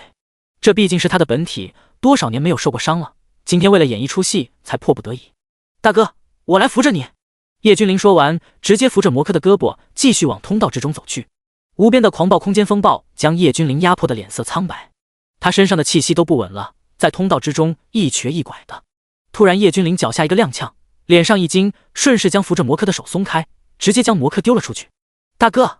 突然之间，叶君临像是反应过来了一般，脸色惶恐地看着被甩出去的魔科。此时的魔科内心有无数草泥马奔腾而过，那又怎么办？目前他是假装重伤，又不能使用超越虚道境的修为，只能眼睁睁地看着对面迎面来的一颗大星，然后来一个亲密接触。砰！正对面，魔科的正脸和身体和大星来了一个亲密的接触，随后直接呈现抛物线一般倒飞而出。这一次实在是太凄惨了一点，面容惨不忍睹，直接整张脸都烂完了，身体上更是全都是伤痕累累。啊！魔科仰天咆哮，这不是疼的，而是内心始终是憋着一口气，一口玉气。他不明白为什么作死的叶君临会是最强命运，按照叶君临刚刚的操作，没有他救的话，可能已经死了。明明他很强大，但是此时偏偏要装出一副很弱小的模样，这让他感觉很憋屈。此时的魔科极为凄惨，叶君临一边将魔科扶起来，一边一脸的自责。大哥，要不然我们还是回去吧，我2次都差点将你害死了。叶君临眼中流露出痛苦的神色，看着魔科说道。不行，这条路对你而言好处实在是太大，即便是我受点伤，算得上什么？魔科直接绝句道。开什么玩笑，好不容易认定叶君临是最强命运之子，自然不可能轻松的放过他。只要叶君临能够凝聚道果，可以让他直接一飞冲天，甚至超越道祖，成为大主宰。第168章宇宙灵胎。相对于叶君临的道果而言，叶几天个恶男的道果倒是显得有些不足轻重了。这便是试炼战场吗？终于叶君临和魔科一路上有惊无险地进入到暴乱星海的内部。这里是一处古战场，可以说包容了万族在里面征战，但是以叶君临的眼光，又怎么可能看不出来，这里的万族都是一种投影罢了，而非是真正的生灵。这些显然都是魔科的手笔，他要借此让叶君临磨练，然后凝聚道果。战场之中还有许多的奇异花果和植被，这些都应该可以被称为大药神药，每一株都是价值连城。就算是叶君临看了之后，都不由得感叹，命运神殿是真的富有，任何一株大药让虚道境的修士来服用，都可以说是暴殄天物。这暴乱星海里面的空间很大，几乎可以和整个上9天相比了。君临，这些不食大药旁边都有恐怖到极致的生灵在守护，你只有打败他们，杀了他们，才能够得到这些大药，对你的修为来讲也绝对是大有裨益。魔科虚弱地对着叶君临说道。虽然这些生灵都是由某种秘术演化而来的，但是这些个大药是真正的大药。君临，你先在此地历练一番，然后才能够深入战场深处，那里才是有真正的好东西。我先找个地方疗养伤势。魔科说完，不等叶君临说什么，直接快速地消失在原地。这些东西还可以，我是用不到了，但是将来的天庭能够用上。叶君临的神魂扫过整个战场，发现魔科已经出去了，当下也不隐藏了。只见叶君临脚尖轻轻点地，瞬间这个地方开始震动，以他的脚尖为圆心，开始朝着四面八方扩散而去。那些个什么凶兽生灵瞬间瓦解，化为一缕青烟消失。如此幻术，还真是看不起我啊！叶君临摇了摇头说道。他随手将这些个大药全部收下，然后缓慢踱步，朝着战场最深处走去。封印之力，如此邪恶的封印，越是深入，叶君临神魂就感觉最深处有一处极其邪恶的封印大阵在运转，他并没有用神魂去查探，而是如同闲庭游步一般，慢悠悠地朝着最深处走去。另一边，魔科自然是回到了命运神殿。他知道，按照叶君临的修为，没有个1000年，也要800年才能够成功的将那些幻化的生灵击杀。这些生灵都是他幻化的，自然不可能要了叶君临的命。等到几百年之后，他再去看看叶君临有没有凝聚道果，由最强命运之子去吸收2尊道祖的道果，这样子应该会让他迅速的凝聚史上最强道果吧。到时候，大主宰之位，唯有我魔科才能够得到。命运神殿之中，魔科大笑，这便是战场的最深处，一座相当古老的祭坛。叶君临目光凝视祭坛，没有想到在这里还有他看不穿的东西。没错，这座散发着五色的祭坛，叶君临看不穿。他已经是这个世界上最强者，没有之一。按照魔科所说，叶君临现在的应该是大主宰级别，但是眼前的这座祭坛上面的纹路，着实是透露着隐秘而诡异。但是即便叶君临看不透，但是他却能够感受到五色祭坛和他之间就像是有某种神秘的联系，这种感觉说不清道不明。开！叶君临双目如神，绽放无上光芒，将五色祭坛包裹。他要追本溯源，他要了解这五色祭坛的来历。他的神魂感应，这座五色祭坛的下面镇压着3道微密的气息。轰！开天之初，宇宙初分。恍惚之中，叶君临的耳边响起来自开天时期的天地母语。世间处于一片混沌，生灵不显，混沌之中，生灵压根就不能存活下去。混沌之中有一灵胎，说是灵胎，但是有形无质，看得见摸不着，就像是不存在于天地一般。不知道孕育了多少年，这一日灵胎异动，顿时天地倾覆。灵胎之中出现一只洁白晶莹的玉手，轻轻对着混沌一点，顿时五色祭坛自行凝聚，开始吸纳无边的混沌之气。至此，整个天地开始焕发生机。但是接踵而来的是无边的厮杀和屠戮。有生灵最先孕育出来，自命为天神，意在高高在上掌控世界，天地玄黄，宇宙洪荒。而后孕育的生灵不断的惨遭打压，被屠戮无数。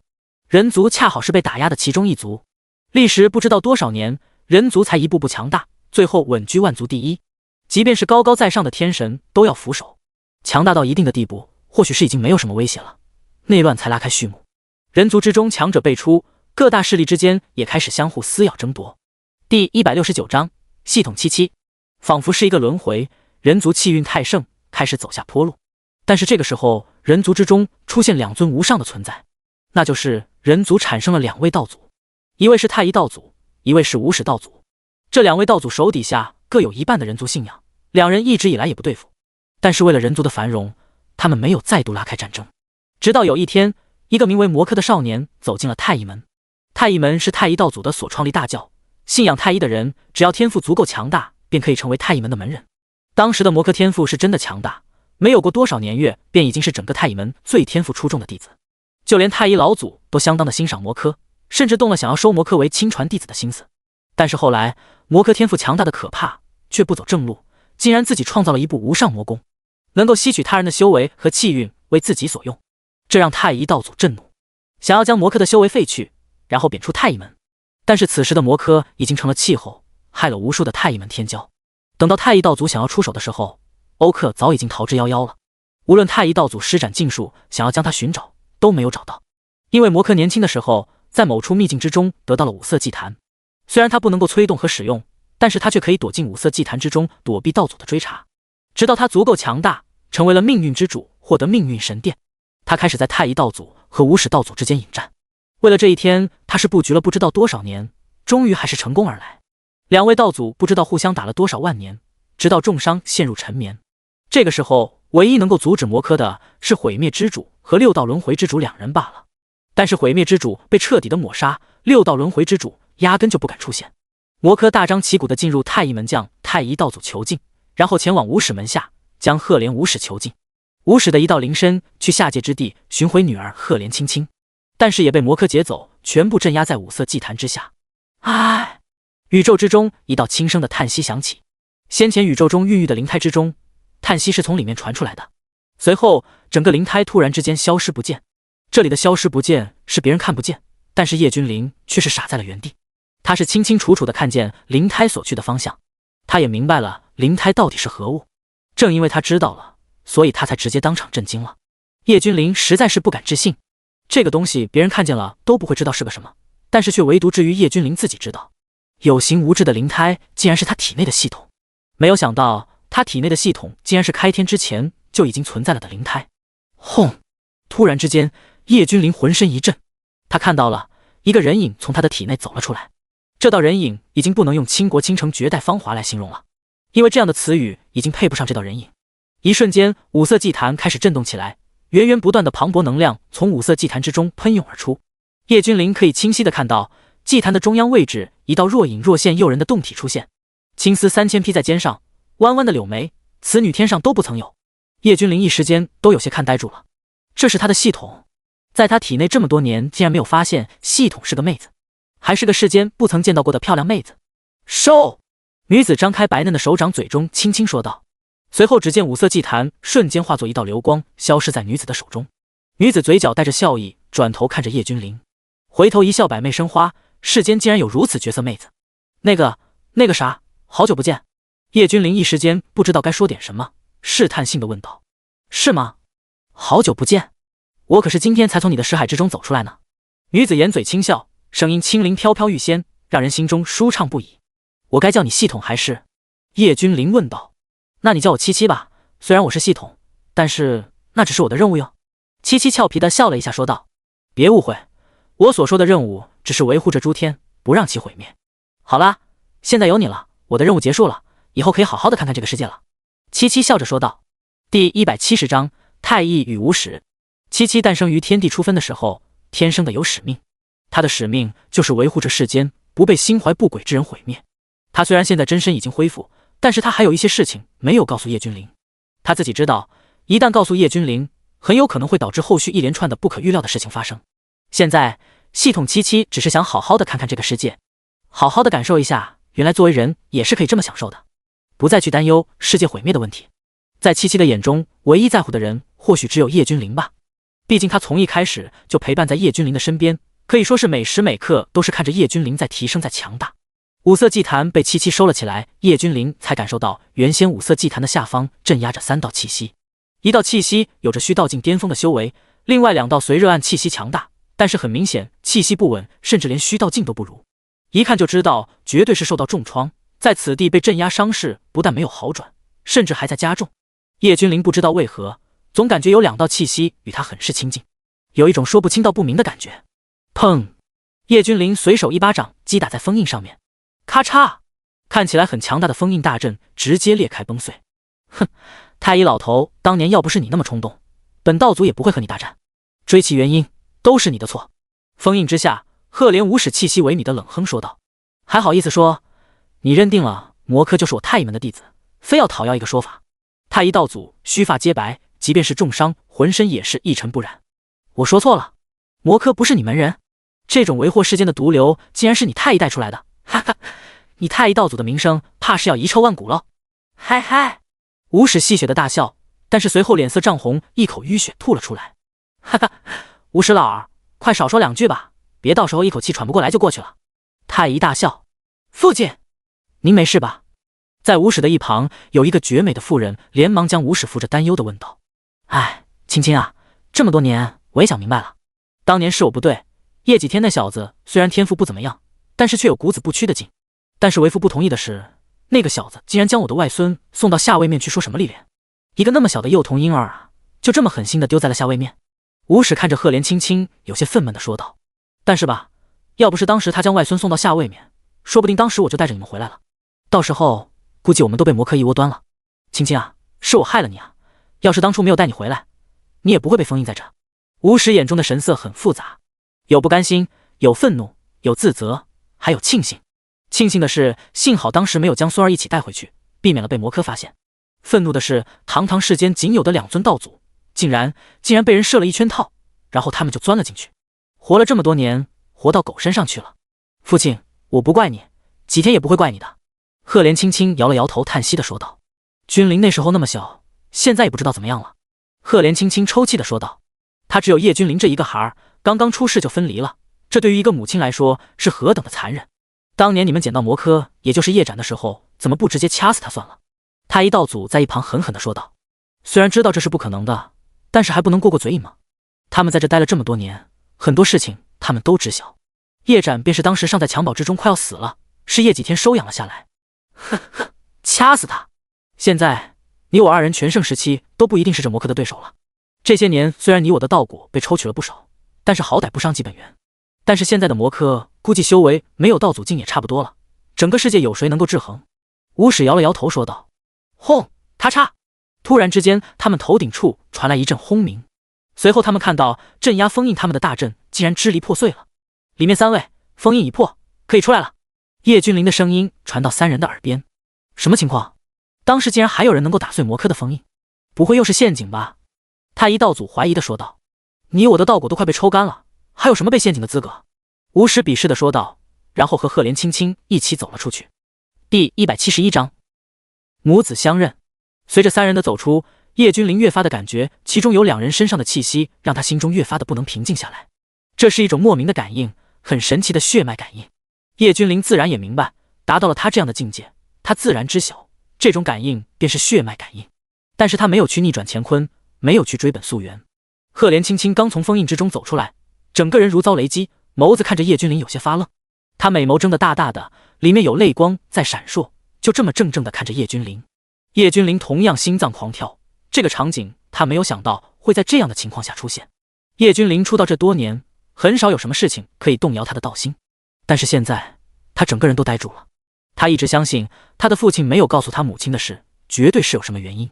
本来叶君临想的是，等到除掉魔科之后，无论使用什么样的手段，他都要重塑时光，找到他的母亲。但是现在他的母亲出现了，出现在他的面前。吾乃太一道祖，多谢小友出手相助，助我等逃出升天。太一道祖直接郑重地对着叶君临和七七抱拳说道：喂，无始老头，青青丫头，你们这是什么表情？人家可是救了我们啊！太一道祖回头发现无始道祖和赫连青青都呆滞地看着叶君临，当下立马说道：这样直视救命恩人很不好。君临，是你吗？赫连青青双目有泪珠滚落，看着叶君临，泪眼朦胧地说道。瞬间让叶君临感受到一种叫做母爱的东西，像是来自血脉的呼喊，来自远古的呢喃，直接让叶君临都有些绷不住了。娘，是我，君临。原本叶君临还有些喊不出口，但是又是那般的自然，没有丝毫的隔阂。君临我儿，真的是你，这么多年，日日夜夜，娘亲都在思念着你。赫连青青当下直接泪奔，张开怀抱要将儿子抱着。从出生的时候，他抱过叶君临，但是从那之后，他就再也没有抱过了。这是他的儿子，这是他的亲骨肉。而叶君临是穿越者，他了解自己的身世，谈不上对叶几天和赫连青青有什么憎恨，甚至之前的叶君临也并没有那么思念自己的父母亲。直到后来，他知道他的父亲只是为了磨练他，还在他的体内留下禁制，确保在他危机的时候能够救他。从那时候开始，叶君临才真正的认可了这一世的父母。这是我的外孙，哈哈！无始道祖仰天大笑，他的外孙救了他们。太一道祖有些发愣，他头上有着无数的问号。赫连青青和叶几天的儿子，他是知道的，但是这才多少年，区区几十年的光阴而已，他们的儿子竟然成长到这一步。虽然太一道祖的修为退了不少，但是眼光依旧毒辣无比。他刚刚观察了一番，他竟然看不透叶君临的修为，这是什么情况？看不透只能是2种情况。第一种，叶君临自己压根就没有修为，只是一介凡体肉胎罢了。当然了，这种情况基本可以推翻，一个凡人怎么可能出现在这？这里可是魔科亲自设下的秘境，别说凡人了，就算是虚道境巅峰，没有魔科的允许进都进不来。所以只能是第2种情况，叶君临的修为超越了道祖境。一想到这里，太一道祖整个人都彻底惊住了。原本以为魔科的天赋已经是天下无敌了，这又是什么怪胎？短短几十年时间，竟然成长到这一步。赫连青青将叶君临搂在怀中，眼中全是疼惜。他的儿子年纪轻轻修为就能够达到这样的地步，这一路走来肯定受了很多苦吧。一想到叶君临吃的那些苦，赫连青青当即又是泪珠不断。君临，这位是儿媳妇？突然之间，赫连青青看着在叶君临身后抹眼泪的七七问道。七七自然是感同身受，这样的认亲场面让人泪目感人肺腑啊！叶君临愣住了，一时间不知道如何回答。这小姑娘长得可真俊啊！赫连青青一把松开叶君临，然后上前拉着七七的白嫩的小手打量个不停，一边打量一边不住的点头，这个女娃很不错呀。叶君临在一旁看得目瞪口呆，七七的手他都还没有摸过，呸，牵过呀。小姑娘叫什么名字？家里还是什么人啊？赫连青青真是越发的喜爱七七，问道。七七则是俏脸通红，但是听到赫连青青的问题之后，瞬间眼神暗淡了一些。第172章，源自叶君临内心的不安。我家里就我一个人了，没有其他人了。七七有些低落的说道。他本是天地灵胎混沌之中孕育而成，没有什么父母亲人。他这一生的唯一任务就是维护世界不被灭亡，这就像是一出生就有的使命。所以他看到叶君临和自己的娘亲相认的时候，心情难免低落。可怜的孩子，你要是不嫌弃，以后我就是你的母亲了。赫连青青心疼地抱着七七，疼爱地说道。真的可以吗？七七瞪大眼睛，双眼之中充满了渴望，问道。当然了，以后我就是你的母亲了。赫连青青认真地说道。哇，娘亲！七七直接抱着赫连青青哇哇大哭起来。嘿嘿，太乙老头，你瞅瞅，这是我外孙。无始道祖有些得意地碰了碰太乙道祖的肩膀，炫耀地说道。哎呀，我说你烦不烦？我知道了，我将来的后辈外孙什么的一定会超越他的。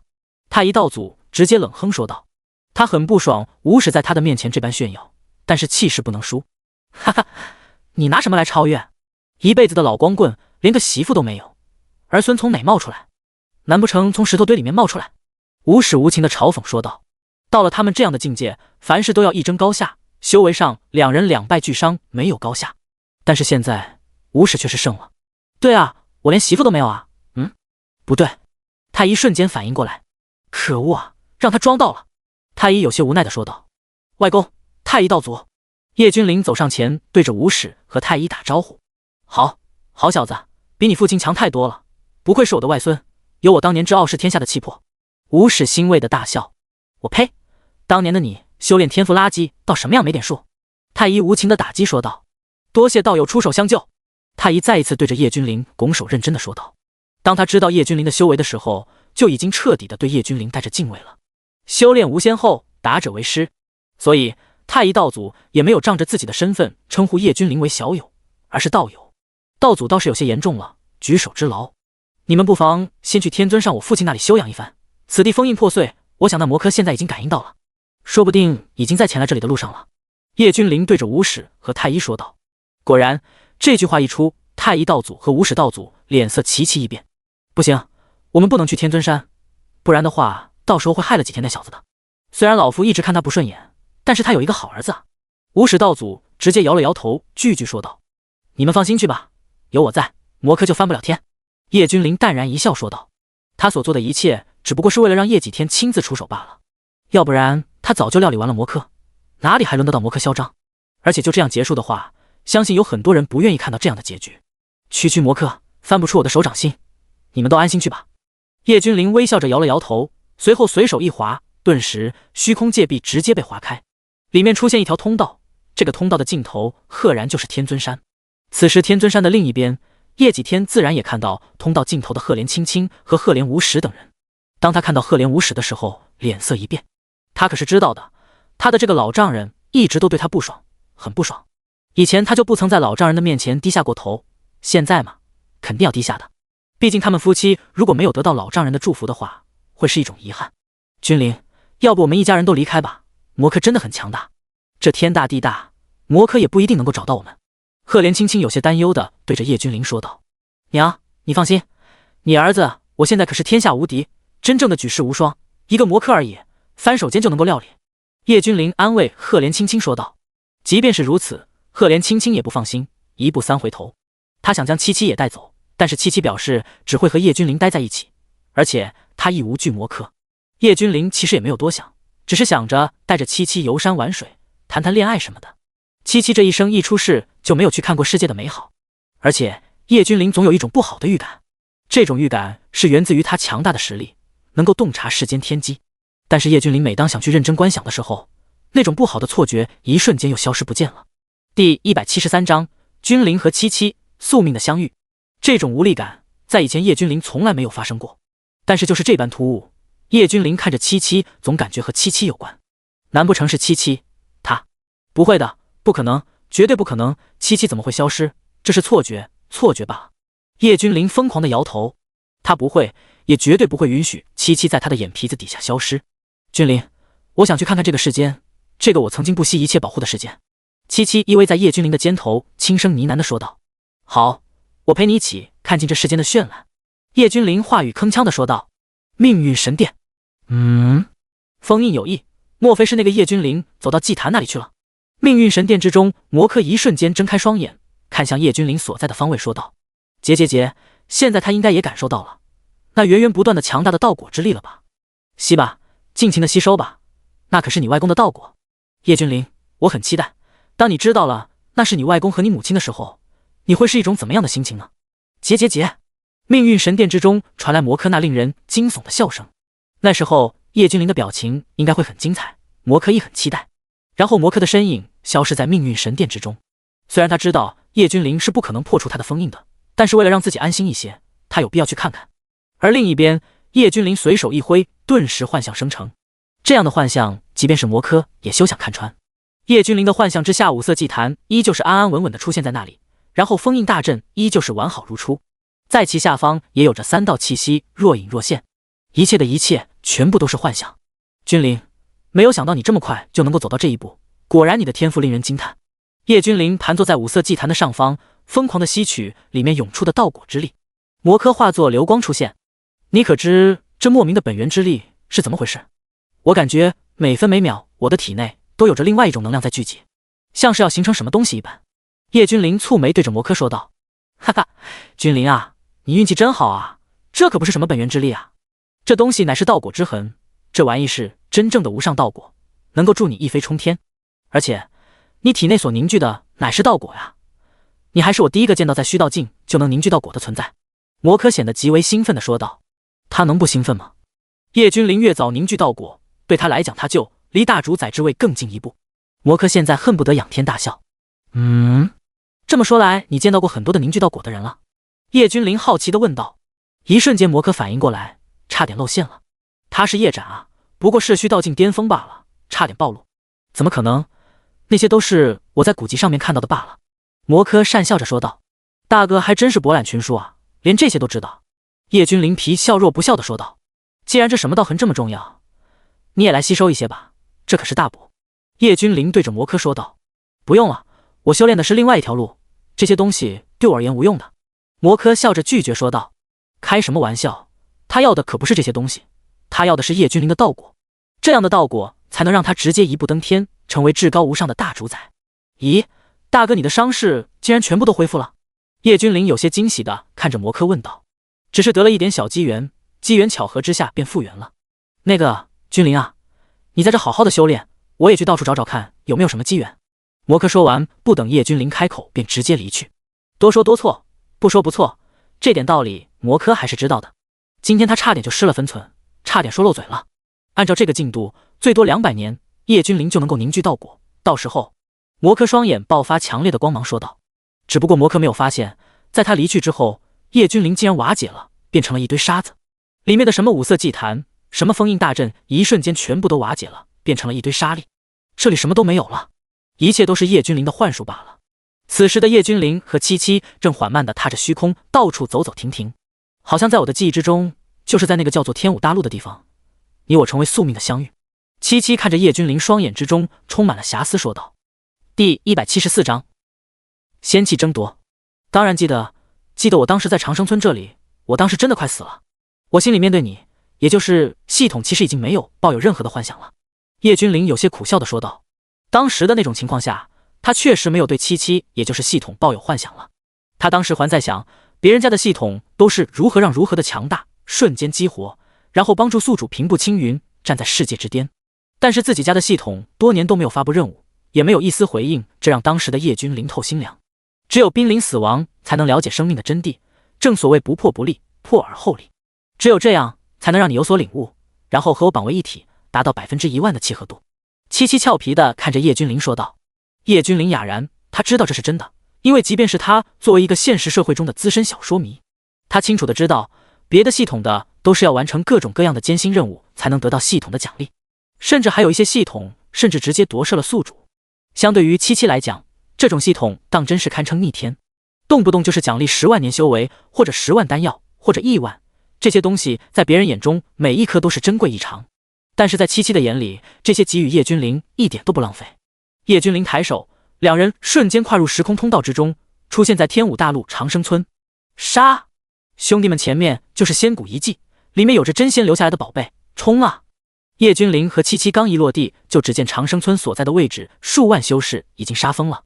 叶君临有些错愕地看着下方长生村所在的位置，这里什么时候出现了真仙遗迹了？还是什么仙谷遗迹？他在此待了10多年，也没有发现有什么真仙遗留的宝贝啊。主要是他当时已经获得了10万年的修为，按理说这些东西都瞒不过他的双眼。但是随后叶君临更加愣住了，这些人所争夺所打斗的，想要去的位置，不正是他之前所住的院子吗？那个院子一如既往的残破不堪，但是里面的花花草草却是茂密无比，同时竟然有着一丝丝的仙道领域的规则散发出来。这是怎么回事？叶君临拉着七七降落在小院之中，这小院比之10几年前更加的残破了，随时都能够垮掉一般。叶君临看着曾经住了10多年的院子，一时间不免有些唏嘘。这是他住过的院子，院子里的什么花花草草，什么菜园子，都是他曾经亲手栽种的。但是就是这些花花草草，此刻散发着莹莹光芒，丝丝的仙道规则在绽放。甚至叶君临看着曾经用来松土布满铁锈的小铲子上都有着仙道气息，这让他不免有些疑惑。难不成曾经这里的一切都是仙气？不应该啊！小子，放下仙气，这些东西不是你能够染指的。一道道强大的身影站立在虚空中，一边打斗一边对着叶君临呵斥道。特别是他们看到叶君临手中的小铲，更是双目通红。这可是仙气啊，威能强大的可怕。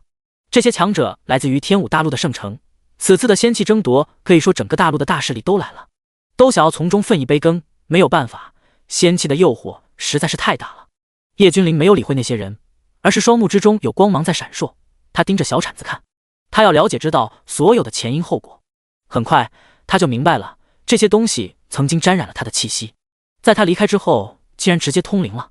花草开始疯狂地汲取天地灵气，迅速蜕变成为仙草仙花，就连曾经叶君临浇水用的烂木桶竟然都变成了仙气，这让叶君临不免有些无语。烂木桶看上去还是很烂，但是它能够装下天下之水，不落一滴。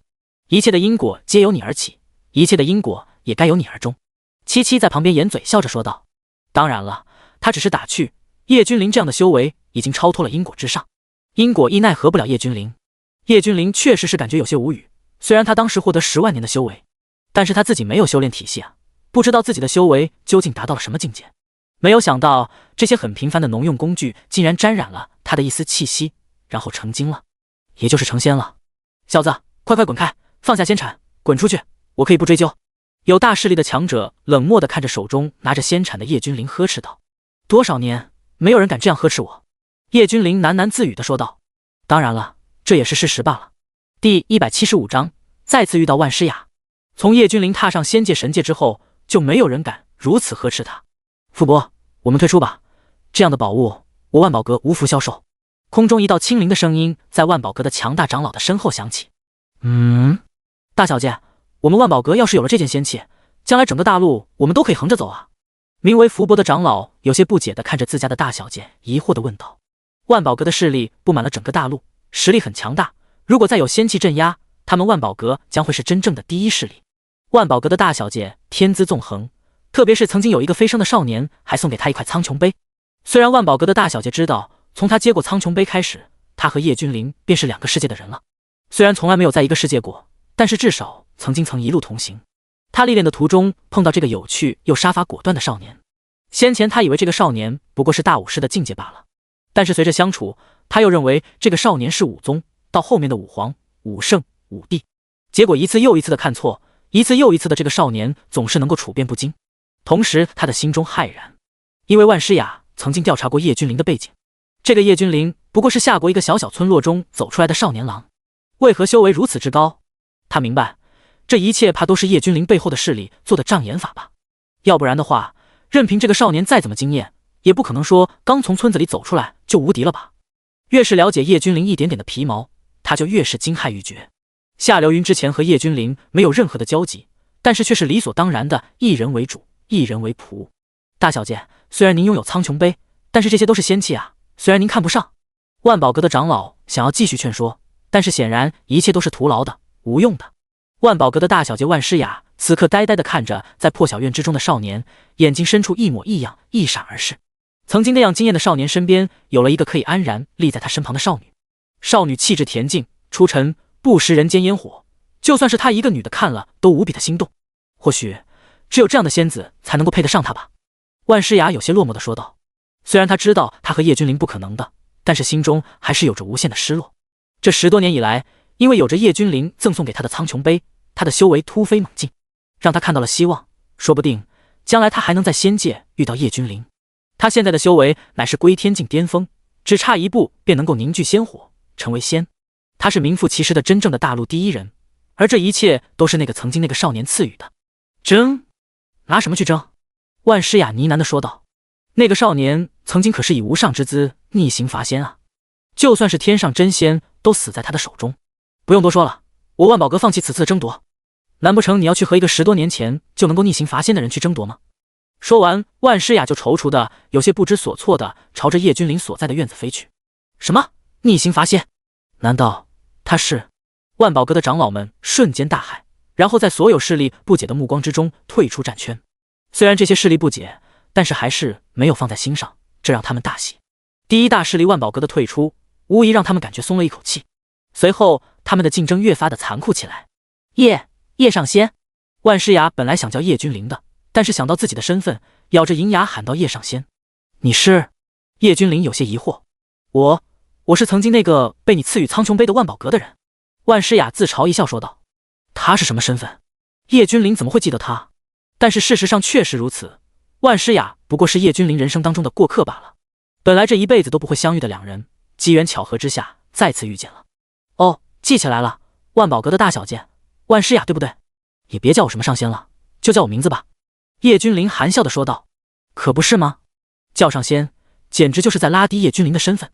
区上仙，能够配得上叶君临的身份吗？显然是不可能的。怎么，这东西你们万宝阁想要？叶君临好奇地问道。这些东西对他而言没有用，如果万宝阁大小姐想要的话，给他也没什么。没有，我万宝阁此次不会参与到其中的。万诗雅怕叶君临误会，连忙说道。第176章天庭线。哦，你们参与其中也没什么啊，这是机缘嘛，可以争夺一番。我此次只是陪着七七下界来看看，走，重新走一下我曾经走过的路。叶君临笑着对万诗雅说道。他叫七七吗？万诗雅的眼中黯然一闪而逝，叶君临没有注意到，但是同为女人的七七却是捕捉到了。但是七七也没有说什么，毕竟叶君临太优秀了，有人倾慕那都是意料之中。虽然七七这样想，但是玉手却是一点也不这样想。只见他挽着叶君临的胳膊，在其软肉上面直接拧出了180度。虽然叶君临的修为很高，但是该配合七七演出的他只能尽力表演。此刻外面的大战已经进行到如火如荼的地步，各方大势力都打出了真火，他们都对仙气势在必得。此时有大势力已经看到叶君临和万宝阁的大小姐竟然在里面有说有笑，他们在这边打得热火朝天，但是竟然已经有人抢先一步。可不是吗？叶君临手里拿的不正是散发仙道规则的铲子？他们不是早已经布下大阵了吗？为何叶君临三人如入无人之境，直接进去了？小子，放下仙气，我留你一命，不然的话你背后的家族都要惨遭横祸。有强者一边大战，一边对着叶君临冷漠地喝道。先前退出战圈的万宝阁的强者顿时惊出一身冷汗，竟然有人敢威胁这位10多年前就能逆行伐仙的存在，这不是作死是什么？他们幸好听从自家大小姐的话，不然今日可能就是他们各方大势力的噩梦。一想到叶君临曾经逆天伐仙，他们就一阵战栗。这样的存在能够将苍穹杯都随手丢给他们家的大小姐，难不成还会在乎这些所谓的仙气？而且按照他们万宝阁的势力，曾经他们也调查过叶君临，之前的叶君临所住的位置不正是这夏国的长生村吗？难不成这些仙气都是他那时候留下的？有万宝阁的大长老骇然说道。唯有这一个解释才行得通啊。哦，我背后的势力都要遭殃，这可是你们自己说的呀。叶君临看着对他放狠话的那个人轻蔑地说道。天庭部众何在？叶君临轻轻对着空气说道。轰咔！在叶君临话音刚落的瞬间，天武大陆的上方虚空直接裂开，一股股澎湃的气息直接将整个天武大陆笼罩。一支支军队出现在虚空大裂缝，从里面跨越界壁而来。为首手中都有一面铁血战旗，上面赫然是天庭2字。天庭之主主宰座下10万皇者拜见主宰。昊天皇者、上苍皇者等人带领10万皇者直接单膝跪在虚空，对着叶君临恭敬的喝道。有人说要灭了我，还要灭了我背后的势力，你们知道怎么做吧？叶君临看着天庭10万部众淡然的说道。杀！整整齐齐的大喝，整个天武都要承受不住他们的杀意。动手吧，叶君临淡然地说道。对这些蝼蚁出手，有损他的身份，他连求饶的机会都不会给。糟糕，万一那位发现苍穹杯不在大小姐的身上，那岂不是？有万宝阁的长老突然之间像是想起了什么一般，脸色大变地看着叶君临的方向，恐惧地说道：如此多的强者降临天武大陆，是个人都知道，这些人的修为绝对超越了整个天武大陆，甚至超越了仙。毕竟在10多年前，他们在仙的身上并没有感受到如此蓬勃的气息。轻轻一震，诸天都要毁灭，实在是太恐怖了。只有一尊皇者走了出来，瞬息出现在先前威胁叶君临的那人面前，直接一巴掌拍在他的脑袋上，随后瞬间洞悉他所在的势力有哪些人在哪。随后这个歌皇者消失不见，仅仅不到1/1000的呼吸时间，皇者再次出现。主宰，他的宗门和相关人等尽数抹除。这个皇者对着叶君临恭敬地说道：不会吧，当时我就反对，没想到这位竟然来了下界之地，还有如此多的强者。这有人恐惧地说道。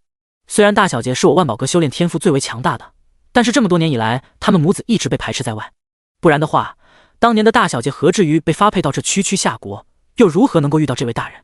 大小姐这一派众多长老认为，女孩不能够执掌大权，将来总是要出嫁的，所以将苍穹杯强行从大小姐的体内剥夺了出来。要不然以大小姐的天赋，或许现在已经站在了仙道领域了吧。第177章胁迫。这些长老一个个颤抖地说道。虽然万诗雅这一脉是主脉，但是没有男丁，他的父亲早已去世多年，这一脉没有几个长老支持他们，这样子就让万宝阁的支脉看到了希望。支脉之中一个名为万豪的少年那时候凭空出现，虽然天赋没有万诗雅强大，但是也弱不了多少，便成为了众望所归。万诗雅为了保全自己的母亲，迫不得已的情况下，只能将苍穹杯交出来，不然个别人会用他的母亲来威胁胁迫他，这是他唯一的亲人了，万诗雅自然不敢让自己的母亲出事。短短的10来年，你的修为差一步就要踏入仙道领域了，不得不说你的天赋很好。叶君临看着万诗雅点了点头说道。但是我很好奇，有着苍穹杯的相助，以你的天赋，10年飞升完全没有丝毫的困难。叶君临含笑看着万诗雅说道。他在万诗雅的气息之中，并没有感受到丝毫的苍穹杯的气息，这让他好奇，当然也仅仅是好奇罢了。万诗雅为了家族的兴旺，将苍穹杯留在家族之中，这也无可厚非。苍穹杯，我留给家族了。万诗雅咬了咬红唇，最终还是没有说出实话。他不想麻烦叶君临，毕竟他们只是萍水相逢，曾经一路同行了一段而已。虽然叶君临看起来即便是在仙界可能都是了不得的存在，不然不可能瞬息之间直接召唤10万强者破壁而来。而且最令人感到恐惧的是，其中一个普通的士兵竟然不到一个呼吸，直接灭了那几个对叶君临出言不逊的大势力。但是这毕竟是万诗雅自己弄丢的，他没有理由寻求叶君临的帮助。大小姐的苍穹杯被族人强行剥夺了，本来大小姐是不惧族里强者的，但是他们竟然用大小姐的母亲作为要挟，让大小姐不得不就范。这个时候，一个年过花甲的老妪站在远处大声地说道：花婆婆，不要说了。万诗雅立刻呵斥：对不起，是我自己没用，将苍穹杯弄丢了。万诗雅像是一个做错事情的孩子，低头承认自己的错误道歉。我给你的东西，只要不是你自己想交出去，谁敢抢就剁了谁，伸手剁手，伸头剁头。叶君临耸了耸肩说道。他叶君临送出去的东西，岂容别人染指？花婆婆，你在干什么？有长老勃然大怒，朝着花婆婆呵斥道。他们战战兢兢的，就是怕叶君临发现苍穹杯被夺。但是让他们松了一口气的是，大小姐万诗雅并没有将这件事情捅出去。他们心里也暗自发誓，不管怎么样回去之后，一定要让万豪将苍穹杯归还给万诗雅。不还不行啊，要是叶君临一个人的话，他的威势还不足以让他们归还苍穹杯，因为说不定什么时候叶君临就走了，不会再回来了。但是现在整整齐齐的大军就站在他们的头顶，每个士兵一丁点的气息都没有散发，但是却是让他们感觉胆寒和恐慌。他们同样没有想到，万诗雅一脉的老仆人花婆婆竟然直接说了出来，让他们脸色大变。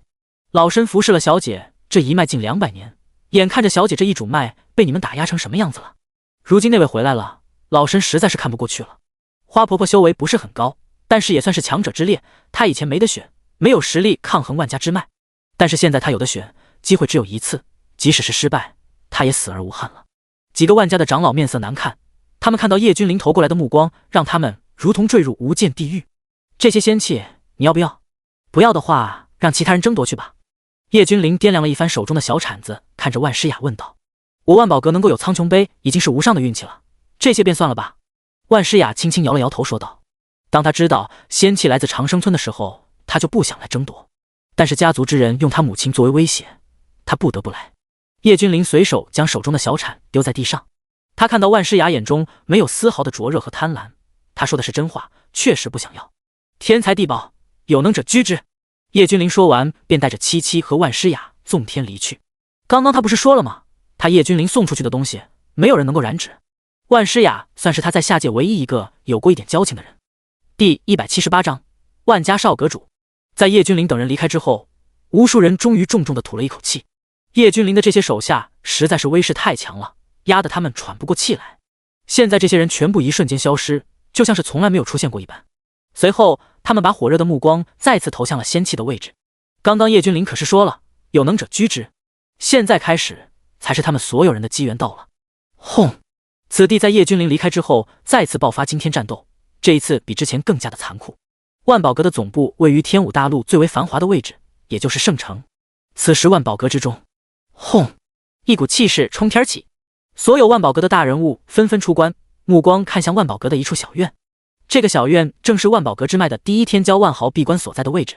哈哈，闭关数年，如今终于大成，苍穹杯不愧是仙物，竟然能够让我的修为直达这个世界的巅峰。相信要不了多久，只要完全参悟苍穹杯，成仙指日可待。到时候必定能够凝聚仙火，从此做到真正的长生不死。一个青年从小院之中走了出来，放肆的大笑说道：“万少现在的修为，莫非已经达到了归天境？”有老者颤颤巍巍的询问道：“当然，从今天之后，本少便是万宝阁第一高手。”万豪目空一切，嚣张的说道。但是确实他有嚣张的资格，整个大陆加上那些老不死的，一共都没有几个归天境强者。哈哈，恭喜少主成功晋升归天境，将会是整个大陆少有的绝巅强者。有长老大笑，拱手恭贺的说道：“他们万宝阁能不能全部飞升仙界，就看少主的了。只要少主能够参悟苍穹杯，那么他们将会有机会将来在万豪的带领下成为仙界的势力。”呵呵，第一高手，大小姐早在前几年就已经进入了归天境，还第一高手呢？做梦呢！有老妪不屑的嘲讽说道。在他眼中，大小姐才是万宝阁未来第一继承人，即便他们没有几个人支持大小姐的，但是大小姐的天赋摆在那里，无可反驳。什么？你刚刚说什么？万诗雅前几年就已经进入归天境。轰！万豪瞬间脸色变得很难看，无尽的威压直接朝着刚刚那个老妪压去喝道。他不相信他拥有苍穹杯，成仙都是指日可待，但是现在万诗雅没有苍穹杯，竟然晋升到了归天境，这简直就是不可思议的事情。嗨嗨，即便你再怎么强大，都不会是大小姐的对手。老妪直接被强大的气势震得倒飞而出，嘴里鲜血不断洒出，冷笑说道：“找死！区区一条老狗，竟然敢公然嘲讽本少！”万豪心中的怒火蹭蹭蹭的就起来了，当场就要爆发。好了，万宝阁少主万豪今日突破归天境，就算是成仙的日子也不会太远了。今日我们为万豪摆席庆祝。一个身穿紫金道袍、头发花白的老者缓步从大殿之中走出来，笑着说道：“哎，一朝得势，便如鱼得水，万宝阁主脉将会黯然消逝。”老妪看着万豪爷孙，仰天叹息。没错，这个从大殿之中出现的老者，正是支脉万豪的爷爷万天震。如今万豪被列为万宝阁的少主，他们支脉自然水涨船高，就连万天震这种垃圾修为都成为了代理族长。哼，一群老不死的，竟然敢忤逆我，你们的好日子不多了。万豪冷漠地看着老妪说道：“只要对万诗雅主脉的人忠诚的人都要死。既然他万豪已经成为了万宝阁的少主，那么他就不会允许有变故发生。万诗雅，我一定会先你一步成仙，到时候，嘿嘿，你和你的母亲可是有我。”万豪不知不觉嘴角露出一丝残忍的微笑。蓝婆婆，您没事吧？正当万豪刚要一脚踏进万宝阁大殿的时候，万诗雅的声音响起，让他脚步一凝。嘿嘿，大小姐我没事，只不过有的人在做梦，刚刚晋升归天境，竟然妄言自己是万宝阁第一高手，简直可笑，可笑啊！蓝婆婆被万诗雅扶起来，当下冷笑着看着万豪说道：“老太婆，你别以为万诗雅在这，我就不敢杀你。”万豪双目之中绽放寒芒，寒声对着蓝婆婆说道。但是随后他的眼睛就挪不开了，他的眼里只有七七，这个少女不是人间能够有的。那恬淡的气质，绝美的容颜，没有任何华丽的词藻能够形容，美得惊心动魄。至于旁边的叶君临，他直接选择无视。第179章华变，底蕴尽出。嗨嗨，不知道这位仙子到我万宝阁所为何事？万豪自认为自己绅士的露出一个自认为帅气的笑脸，伸出手想要和七七握手，说道。七七始终没有什么表情变化，而是一如既往的挽着叶君临的胳膊，对万豪自然是视而不见。嗨嗨！万豪伸出的手僵硬在空中，随后他干咳一声：“我乃是万宝阁的少阁主，想必仙子来到我万宝阁定然有事所求，不如仙子告知我，本少定然帮仙子解决一切。”万豪双手背负身后，一副傲然的模样说道。整个大陆谁人不知道万宝阁的势力多么的庞大？他相信任何一个女性听到他是万宝阁的少阁主，都会眼露倾慕，投怀送抱。但是没有人鸟他，只有叶君临微笑的看着他。熟悉叶君临的人都知道，这是叶君临要杀人的前兆。万豪脸色变了。自从他成为少阁主以来，没有人敢忤逆他，也没有人敢不理他，更加没有人敢不拿正眼看他。但是今日，这两个和万诗雅一同前来的，谁都没有甩他，这让他感觉自己少阁主的地位受到了挑战。你们是干什么吃的？不是说有仙气在那片落后蛮人之地出现了吗？仙气呢？你们为何没有将仙气带回来？突然之间，万豪看着老老实实跟在万诗雅身后的几个万宝阁的长老呵斥道。这几个长老最初都是支持他上位的，现在竟然老老实实的跟在万诗雅的身后，这让他瞬间火大起来，当场开始发难责问。仙气？什么仙气？就你体内的苍穹杯，还是威胁大小姐才得到的？你有什么资格站在那里对我们指手画脚的？从某种意义上来讲，你只不过是一个小偷罢了，天赋在支脉算得上是优秀，但是拿到苍穹杯的这10来年，你竟然才堪堪达到归天境，你有什么骄傲的资本？大小姐依靠自身的天赋，几年前就已经是归天境巅峰了，你有什么可豪横的？脸呢？刚刚从夏国长生村回来的这些长老顿时一个个愤怒的呵斥指责万豪，说道：他们今天实在是吓傻了，回来都还不表现，还等什么？万豪当时就懵了，今日这是怎么了？怎么他刚刚出关遇到的事就都不顺利？反了你们了，这里是万宝阁，你们敢这样对少阁主说话？万天震站出来呵斥道。你闭嘴，一个区区的武帝境界的蝼蚁，谁让你发言了？有长老直接暴喝，要不是万天震是万豪的爷爷，区区一个武帝怎么可能做万家的代理族长？但是现在这家伙是越做越顺了，连他们这些长老都敢指责了。你好大的胆子，虽然我修为不高，但是我是代理族长，你敢忤逆我？来人，拿下！万天震气的双手直哆嗦，呵斥道。一瞬间，数道强大的气息在万宝阁深处出现，向着这边赶来。不知道族长召唤我等是为了何事？这些强大的气息出现在万宝阁的大殿之外，对着万天震淡淡的说道。他们对于这个族长本来就没有什么在意，只不过是看在他是万豪的爷爷，才对他一丝客气。这些人反天了，他们今日竟然要和好好作对，你们不管？万天震指着刚从长生村回来的一众长老说道。老六，你们是怎么回事？仙气没有抢到就算了，今日这是干什么？为首者的老者蹙眉看着万诗雅背后的老者问道。大哥，我奉劝你们今日千万不要再让这两个毒瘤之脉嚣张下去了，不然今日之后万家将会荡然无存。万家老六看着老大，目光平静的说道。哼，将来只要我成仙，万家我必然会带上仙剑，即便是仙剑，我也要让万家成为大族。万豪大声的说道。他还是万万没有想到，今日竟然产生哗变，而这一切很有可能都是万诗雅带来的。他策反了几位万家的长老，想要夺权，所以首先他要稳住这些支持他的长老。果然，听到成仙二字，这些长老瞬间眼中出现金光。这两个字对他们而言太重要了，他们都很老了，要是不能成仙，就会老死，这不是他们愿意看到的结局。万诗雅，你仗着你是万家大小姐的身份，带着两个无关人员擅闯我万家，出了事你担待得起吗？万豪将矛头指向万诗雅，嘴角冷笑。他看到七七得手，始终挽着叶君临，这让他妒火中烧。第180章，自作孽不可活。无关人员，再怎么无关人员，也比你这支脉的傻逼强。万诗雅还没有说话，他背后从长生村回来的长老立即忍不住跳脚怒吼：这位才是真正的爷，谁惹得起啊？万豪直接愣住了，他已经没有在长生村争夺仙气失利的事情上说什么了，没有想到这些个长老竟然还要和他对着干，这让他怒火中烧。大长老，谁才是这个家族的少主和代理族长？莫非是你们觉得拥有苍穹杯的我不够资格，还是说有意想要取而代之？不怕你们知道，最多还有30年，苍穹杯我就会彻底的领悟。万豪冷笑着说道。他特意将领悟苍穹杯的事情说出来，就是怕长老会的人犹豫不支持他。果然，大长老等人一听最多30年万豪就能够彻底的领悟苍穹杯，他们直接惊了。一瞬间，他们心中就有了计较。他们已经知道要怎么样选择了。师雅，这里是万宝阁的总部，是祖地，你怎么能随便的带人前来？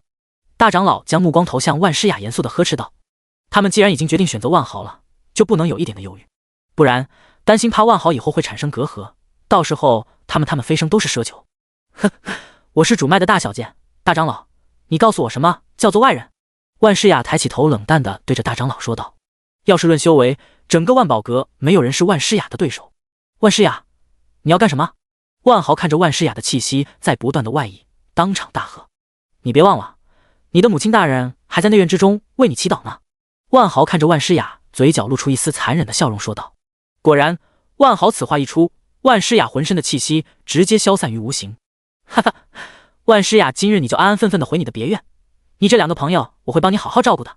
万豪脸上有着邪光，看着七七说道：“哎，自作孽不可活。”万诗雅没有动，只是悲哀的看着大长老和万豪一行人。大长老，还在等什么？我怀疑他们两人是别的势力派来打探消息的，将他们拿下，那男的你们处理就好了，那个女的嘛，我受点累，亲自审问。万豪看着大长老说道：“这，我等都听从少阁主的。”犹豫了一下，大长老直接说道：“他们都心知肚明，这个少阁主怕是对眼前的这个绝美少女有着非分之想。大哥，你莫非真的想将整个万宝阁拉下万劫不复的深渊？”万宝阁六长老脸色大变，呵斥道：“在整个大陆，谁人敢与我万宝阁为敌？我万宝阁的势力错综复杂，遍布整个大陆，谁敢？”大长老呵斥道：“老六，我看你们是被万诗雅灌了迷魂汤，出去一趟怎么就变成了这副模样？”大长老对着六长老和其他长老呵斥：“迷魂汤？呵呵，整个万宝阁谁最有潜力，你们不知道吗？当初要强行剥夺大小姐的苍穹杯，我就不认可。苍穹杯可是那位送给大小姐的，而你们不知好歹，竟然公然抢夺。那位知道了，你们要怎么交代？”六长老冷笑说道：“那位早已飞升，难不成他还会回来不成？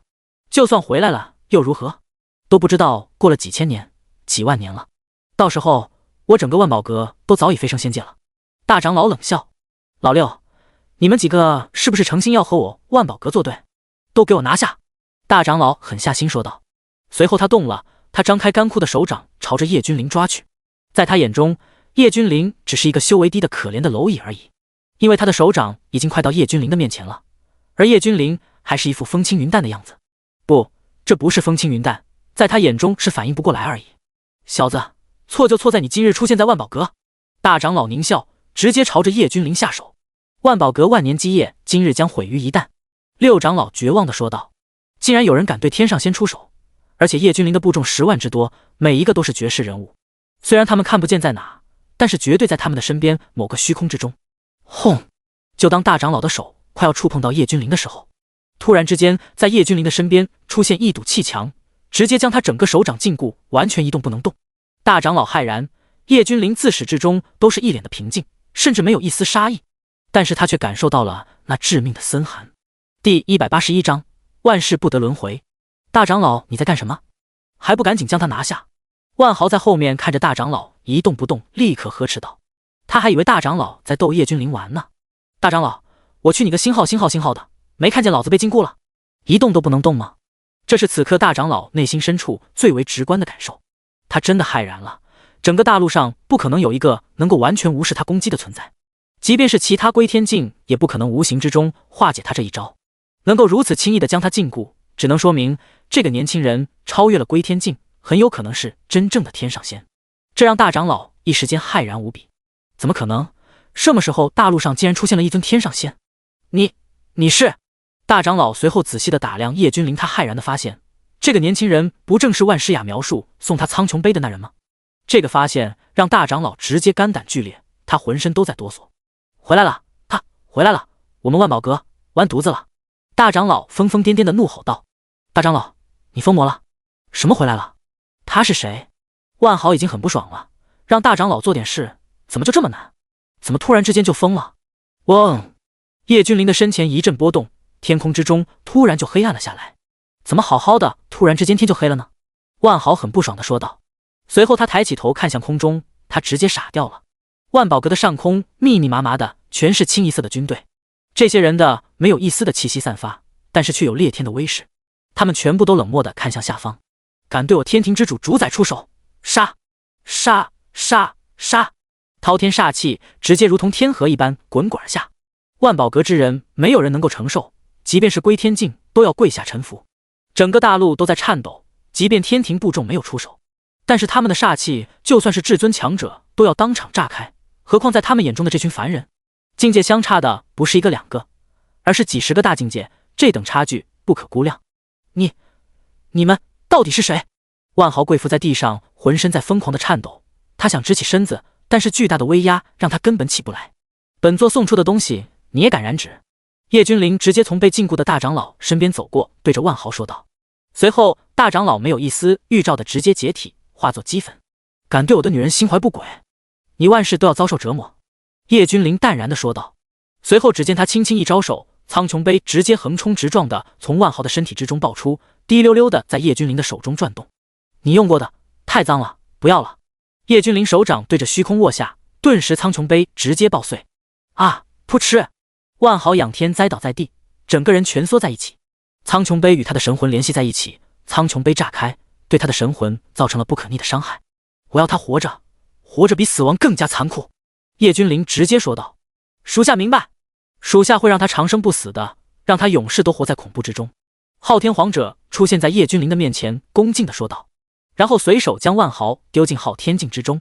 昊天境之中自成一界，可以说昊天想怎么玩就怎么玩，绝对会让万豪后悔来这个世界上走一遭的。剩下的那些支持万豪的长老一个个跪在地上不断的求饶，他们惶恐，没有想到那个逆天伐仙的少年竟然回来了。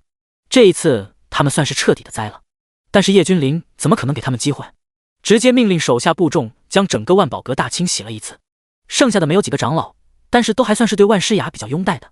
苍穹杯没有了，整个算是朋友见面的一点心意，你参悟了将会青云直上。叶君临随手拿出一个先帝经文递给万诗雅说道，这我不能要。万诗雅轻轻地摇了摇头说道，拿着吧，今日一别，他日可能不会再相见了，算是一点小礼物。叶君临摇了摇头说道，然后和七七消失在万宝阁。不会再见了吗？万诗雅望着叶君临消失的方向，口中喃喃自语地说道，他和叶君临本来就不是一个世界的人，不会再有交集。走过路过不要错过啊，新鲜出炉的蛟龙馅的肉包子啊，我要吃这个，还有这个。行走在热闹的仙界一处街道，七七彻底绽放少女心态，化身一个吃货。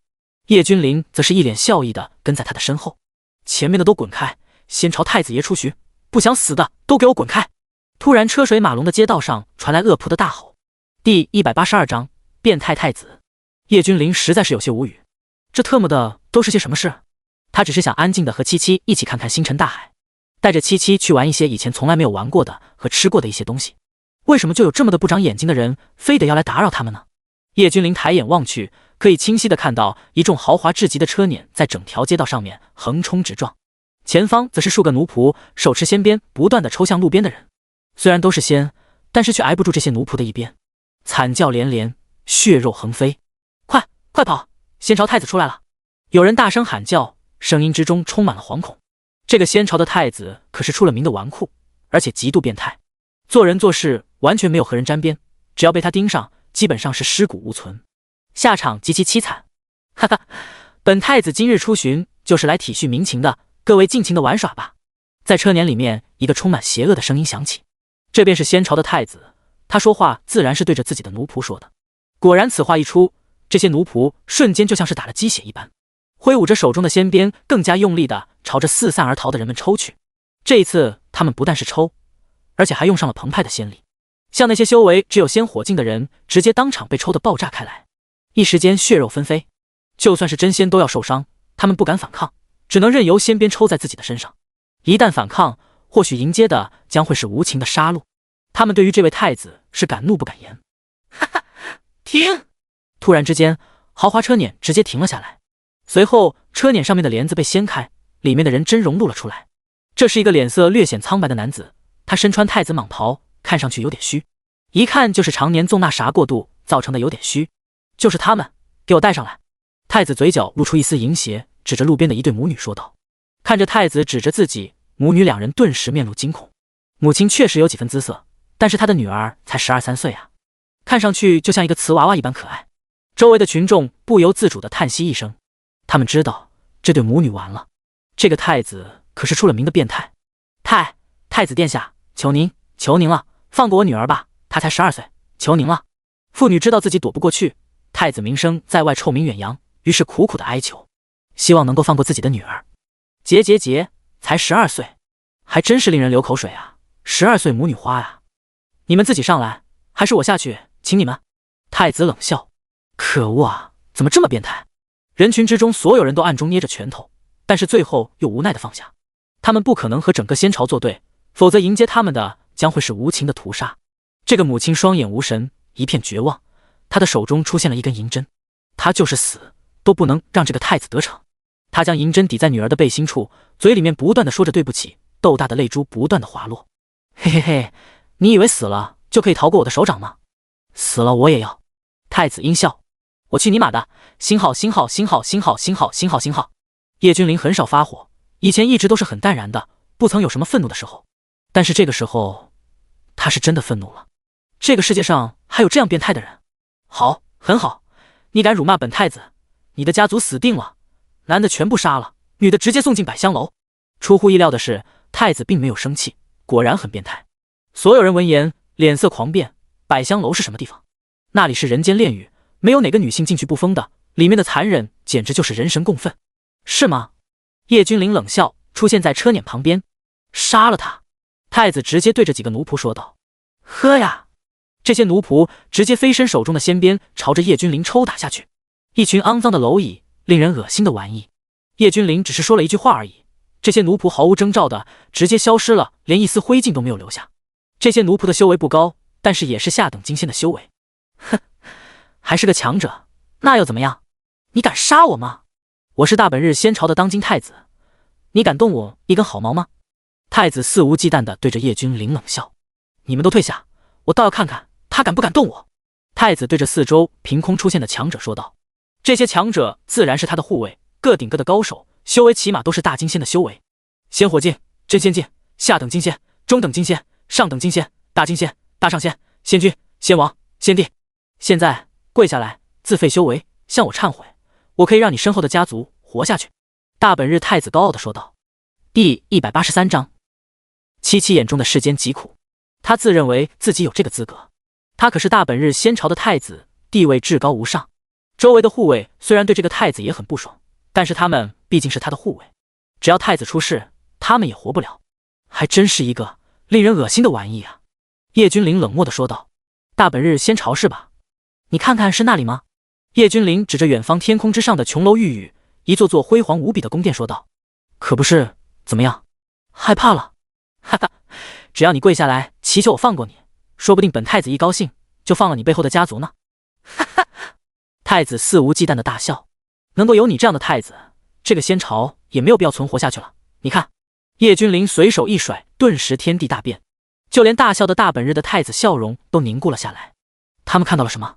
在大本日仙朝宫殿的上方，一根比仙朝都要大的手指出现在上面，恐怖的威压直接将仙朝皇宫笼罩。皇宫之中自然有着无数强者，但是任凭他们嘶吼疯狂的冲击，但是都不能够突破手指的威压笼罩。整个皇宫陷入恐慌，随后巨指直接落下，整个仙朝皇宫化为虚无。现在你们告诉我，这世上哪有什么大本日仙朝？叶君临看着周围的围观群众说道。周围的群众还没有反应过来，这人到底是怎么做到的？那可是仙朝啊，有着仙君坐镇，竟然一下子就没了。大本日仙朝皇族覆灭了，哈哈哈！弄死他！我要弄死他！周围的群众瞬间眼睛都红了，压榨了他们这么多年的巨无霸，一招之间直接覆灭了。他们都红着眼看着大本日仙朝的最后一任太子，他们对他恨之入骨，恨不得抽皮扒筋，吃他肉喝他血。大本日仙朝已经覆灭，接下来你们还愣着干什么？这个变态交给你们了。叶君临扶起那对准备自焚的母女，对周围的人说道。多谢公子，多谢公子。母亲连忙不断地对着叶君临道谢，他们母女算是捡回一条命。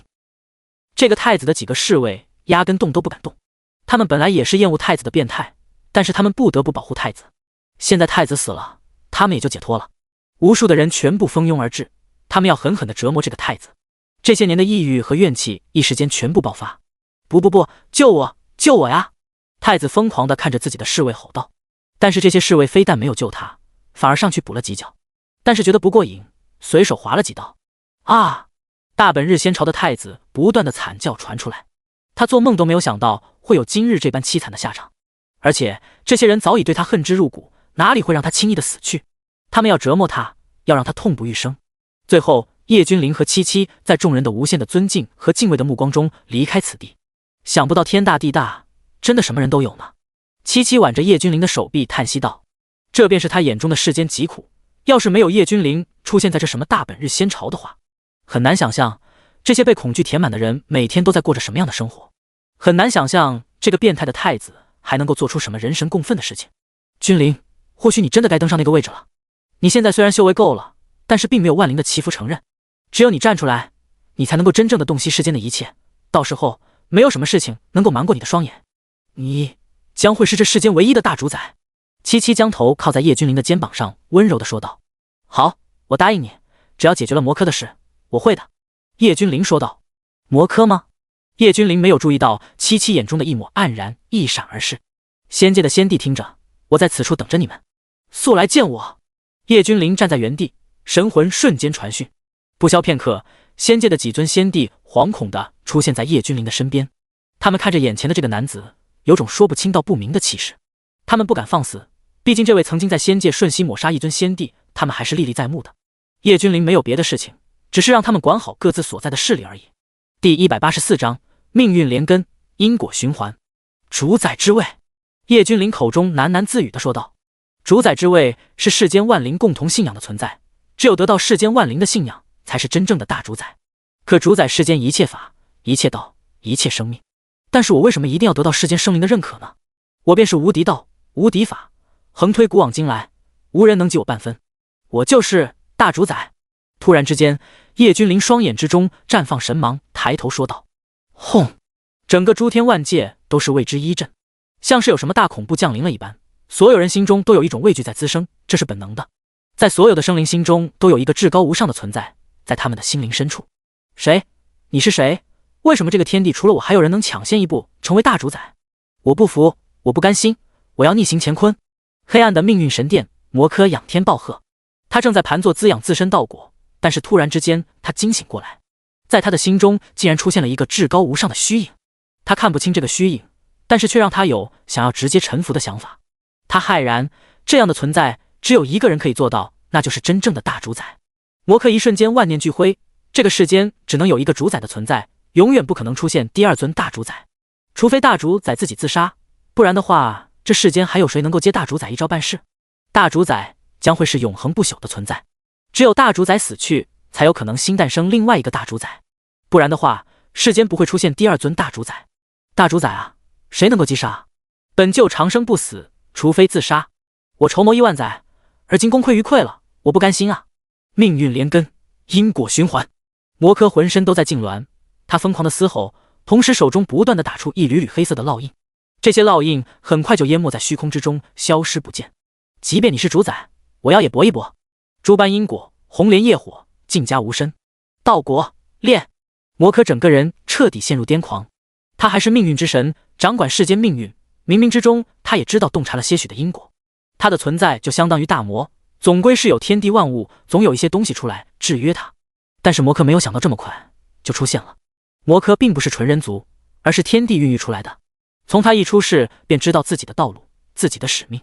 他从一出世便注定了会搅动万界风云，踏着别人的道果往上爬。甚至魔科自己知道他会成为别人的踏脚石，但是他不甘心。他掌管命运神殿，难道还不能够改变自己的命运？所以他疯狂地寻找那些命运之子，然后尽心尽力培养他们。等到他们的道果凝聚之后，再强行剥夺、吸收纳入己身，壮大自身。这些年他一直谨小慎微，生怕出了一点差错。而且他改变命运轨迹，就是尽量不让自己暴露在世人的眼中。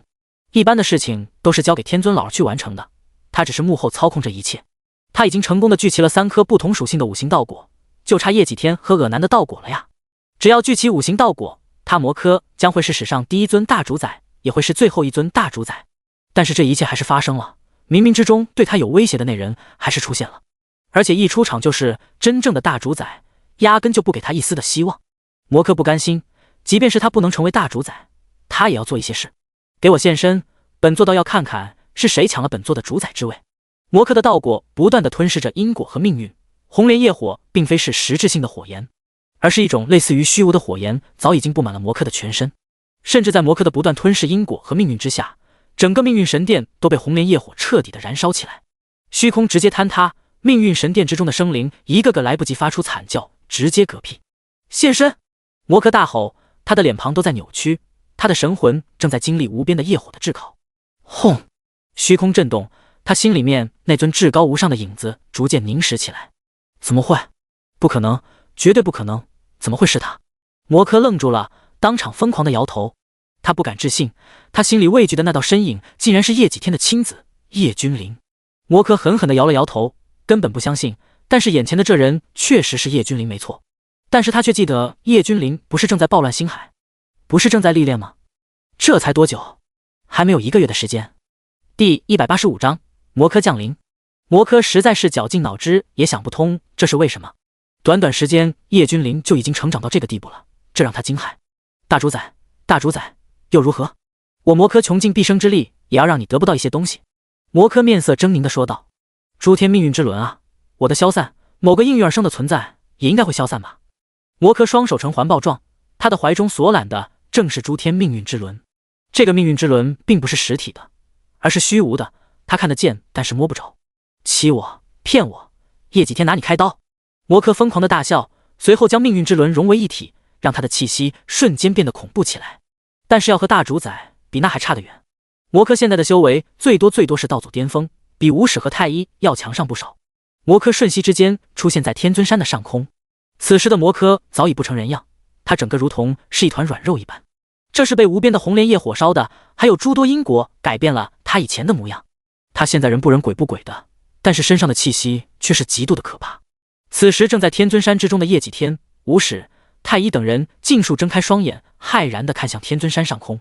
这股气息让他们战战兢兢，让他们窒息。魔科，这是魔科的气息。太一脸色严肃地喝道。没有想到魔科这么快就找来了。无始摇了摇头，叹息地说道。这才多久？他和太一根本连修为都没有恢复，哪怕叶君临给了他们无上的大药助他们恢复，但是时间总归还是太短了。要是他们两人全盛时期还可以和魔科拼上一拼，但是现在却是根本没有拼的资格。为父的好蛋儿，你这是怎么了？叶几天一步踏出，冷漠地对着上方的魔科说道。想要我们的道果，我尔南也不是任人宰割的对象，你挑错人了。尔南在知道魔科便是幕后黑手的时候，一到上界便来了天尊山。此时他也站出来了，虽然他们的修为不高，但是死也不能将道果给魔科。虽然他们的道果还没有凝聚成型。结，叶几天，别装了，你的好儿子如今成就了大主宰之位，抢了本该属于我的位置，今日本座特来送你们入黄泉，大主宰又如何？本座要让他一世都活在自责之中。魔科疯狂的嘶吼，他本来就不成人样的身体，看上去要多恶心就有多恶心。本座踏入时间长河，将你们的痕迹抹杀干净，我倒要看看他怎么去时间长河捞人。魔科继续说道。身为命运神殿之主，他自然知道六道轮回之主的职责是什么。只要打破时间长河，将叶几天等人的痕迹抹杀得干干净净，即便是大主宰也不能从里面捞人。哈哈，我儿君临天资震古烁今，无人能够出其左右半分。叶几天仰天大笑，笑得甚是畅快。这是他的亲子，他骄傲无比。呵呵，笑吧，叶几天，你就尽情的大笑吧。魔科看着叶几天，眼神之中有种叫做戏谑的东西出现，说道。你的好儿子可是吸收了你那短命的岳父大人的道果，不然你以为他会这么快就成为大主宰？魔科很期待地看着叶几天的表情，因为他知道叶几天是一个重情的人。等他知道自己的儿子是吸收他岳父的道果，而他的岳父已经死去的时候，会是什么模样？魔科很是期待。这种父子成仇的大场面是他一手促成的。你又可知你的妻子这些年来在什么地方？哈哈，当然是本座将你的岳父大人和妻子全部囚禁起来了。等到你岳父的道果被吸食殆尽，里面的杀阵便会启动，到时候你的2个至亲之人会在一瞬间化作飞灰，即便是大主宰都来不及阻止。可以说你儿成为大主宰之时，就是你那2个短命亲人的丧命之时。哈哈哈！魔科很享受这样的叙述，他深知人心，而且也将人心玩弄在股掌之中。他知道这是最让人痛苦的一种方式。自己的妻子、老丈人都死在自己的儿子手中，这换做谁都要当场疯掉。不管是谁，肯定一时间都无法承受这样的重磅炸弹。但是在摩柯不解的眼中，叶几天的脸色眼神并没有发生一丝变化，这让他当场有些怀疑人生。哼，叶几天，你别装了，我知道你的心里面波涛汹涌，要爆炸了，释放出来吧。摩柯看着叶几天冷笑说道。第186章，信仰之力。他不直接出手，就是想要叶几天和叶君临父子反目。说不定叶几天万一被蒙蔽了心智，要去杀了叶君临呢。他虽然干不过叶君临，但是相信叶几天要杀叶君临的话，叶君临不会反抗。甚至当叶君临知道自己竟然吸食了自己外公的道果，最后导致了自己外公和母亲惨死，说不定叶君临能当场内疚到自杀。这样一来，摩柯不就是还有机会登上主宰之位了吗？摩柯对于自己一系列的布局还是相当的满意的。哈哈，神他妈内心波涛汹涌，魏父的好大儿，魏父现在内心很是平静。叶几天揶揄的看着摩柯说道。摩柯不明所以，这是什么操作？剧情和他想的不一样啊。这个时候叶几天不是应该悲痛欲绝吗？伤心难过，甚至直接暴怒进入狂暴状态，更甚一点直接堕入魔道。装的肯定是装的，叶几天肯定是不相信空口无凭。摩柯自以为是的想到。叶几天，你不用不相信，不如你试着感应一下你和赫连青青的生生连命锁，这是你们当初结为连理的时候你亲自布下的生命锁。赫连青青要是不在世间了，你也能够感应得到。摩柯冷笑着说道。这样啊，那恐怕要让你失望了。哼，就你这样的也妄想踏上那个位置，从你一出生便已经注定了，你只是君临的踏脚石罢了。无始道祖从天尊山里面淡然地走了出来，看着摩柯大笑道。不错，你妄图颠覆世间，但是一切冥冥之中皆有定数，这是你的劫难，是你永远也不可能跨越的劫难。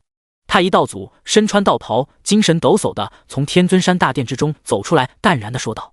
他们已经准备赴死了，没有什么可怕的。太一、无始，你们两个老东西怎么会？摩柯突然之间感觉很不对劲，这期间他一直关注着暴乱星海，并没有发现一丝的变故。他还以为是因为叶君临机缘巧合之下将太一和无始的道果吸收殆尽，才成就了大主宰之位。早知道能够成就大主宰之位，他就不会让叶君临去吞噬了，他自己就去了。他还准备用这件事情来打击叶君临。他也很期待当叶君临知道自己吸食了自己外公的道果之后是一副怎么样的表情。但是现在一切都破产了，在他的布局之中，这些不应该出现的人竟然出现了，而且看样子还恢复得不错。这说明什么？这说明叶君临根本没有吸收他们的道果。摩柯很早就知道这两人的道果根本不足以让他登上主宰之位，不然的话他早就吸收了。他还以为叶君临不一样有变故，吸收了之后直接成为大主宰，但是现在看来叶君临是别样的方式成为大主宰。既然如此，你们都去死吧，一群一无是处的废物。摩柯暴怒，他耗时这么多年的精心布局到头来然并卵，这让他生出一拳打在棉花上的感觉。这么多年的布局算是毁于一旦，这是亿万载的心血啊，让摩柯再次发狂起来。他浑身的气势不断的暴涨，不断的紊乱起来。整个上九天一瞬间风云突变，无边的窒息压抑着所有的生灵。摩柯可不会管那么多，他不会在乎别人的生死，他只知道现在的他很愤怒，很愤怒，要发泄。而发泄的对象正是叶几天等人，他狂暴的气息铺天盖地。他并没有刻意的去收敛，他的气息充斥着整个上九天，那些修为弱小的根本承受不住，当场就化作了一滩血雾，被摩柯的气息硬生生的崩碎。无数的生灵在哀嚎，在他们的眼中，这就是世界末日。天，这是末日来临了吗？所有准备，开启护宗大阵，隐世万万载。有大宗门担心这是大清算来临，宗门要隐世闭门，万万载不再出现在世人的眼中。无数的生灵在祈祷，伟大的主宰啊，您的子民现在正在遭受未知的恐惧，求求您出现吧，救救这些被诸天抛弃的人吧。这一天这一刻，无数人在不断的祈祷，不断的在哀求。无边的信仰之力在空中凝聚，化成信仰大阵，将他们牢牢的守护在其中。这大阵是信仰之力，摩柯的恐怖气息不再对他们有威胁。这一日，无数的生灵在欢呼，他们心中那道神秘的大主宰虚影救了他们。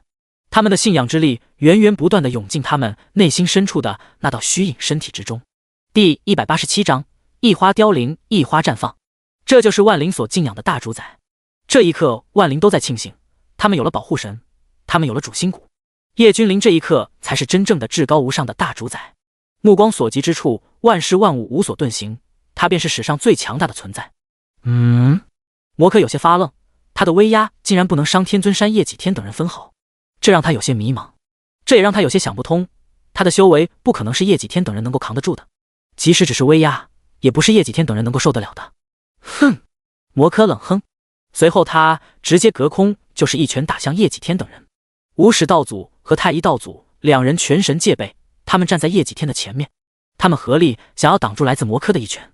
魔科这一拳并没有多大的威力，也不会致命，但是魔科就是想让他们废掉。他心里面萌生了一个不成熟的想法，那就是挟叶君临的老爹以令叶君临。要是叶君临重感情的话，魔科相信他绝对能够让叶君临自废。但是这一切都是无用的，徒劳的。他的攻击还没有落在天尊山，便直接消散于无形。一座大阵拔地而起，这同样是信仰大阵，将整个9天都死死的包裹住。魔科脸色大变，莫名其妙的就出现了一个大阵。他虽然是随手一击，但是这一击也是相当的强大，就凭叶几天等人绝对拦不住。魔科实在是没想到，怎么就突然之间出现了一座大阵？这是大手笔，将整个上9天都包裹。叶君临，是你做的吗？魔科仰天喝道。除了叶君临，不可能有人神不知鬼不觉的情况下做到，因为魔科尽数释放自己的威压，他的神魂也是包裹着整个9天，他的威压依旧是没有任何的用处，没有生灵受到一点的影响，完全感受不到他的威压。这个发现让魔科抓狂。为什么他遇到叶君临之后，事事都不顺，做什么都失败？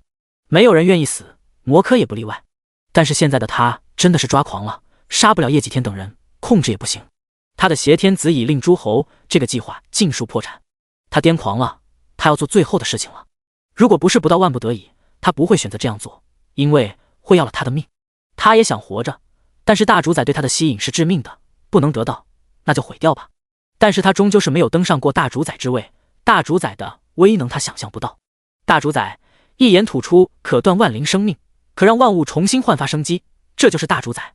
一言一行直接就可以在生死之间转换，让你生你就不会死，让你死你就不可能活，这才是真正的掌控世间。魔科在这所做的一切，叶君临当然知道，只是他亦很淡然。他随随便便说一句，魔科就会消失在天地间。但是叶君临的心里面总有一个声音在告诉他，只要魔科消失，将会产生一件不可挽回的事件。这让叶君临有些蹙眉，他是主宰，竟然还有让主宰都束手无策的事情吗？叶君临在之前心里面就有过感应，当时还不是很明显，但是现在他越发的感觉这个感应是真实存在的。特别是他看向七七的时候，更加感觉这个预感是七七要发生什么事情。怎么啦？老是盯着我看。七七芳华绝代，看着叶君临笑着问道，你不会莫名的消失的对不对？叶君临想了良久，沉默了良久，怔怔的看着七七开口问道，世间万物一花凋零，一花绽放，这是永恒不变的规律，万事万物相生却又相克，这便是宿命。七七伸出阳之玉手，轻轻地握住虚无，他想要抓住什么东西一般，但是却又什么都没有抓住。曾经见证过你的无敌风采，也算是一体双生，一路走来看在眼里，而今看过这世间的绚烂，也不往来走一遭了。七七巧笑嫣然，不沾染一丝烟火，太过出尘，就连话语之中都没有丝毫抵触和哀愁。他很乐观，也很洒脱。七七看着叶君临说道。叶君临看到七七的眼中没有一丝的杂质，纯净的让人心疼。他的双眸含星，没有一丝对这个世界的不舍，这是宿命。他只有对叶君临的不舍。他从天地灵胎以来，一直生长在虚无中，没人说话，没有人聊天，甚至都没有人能够知道他的存在。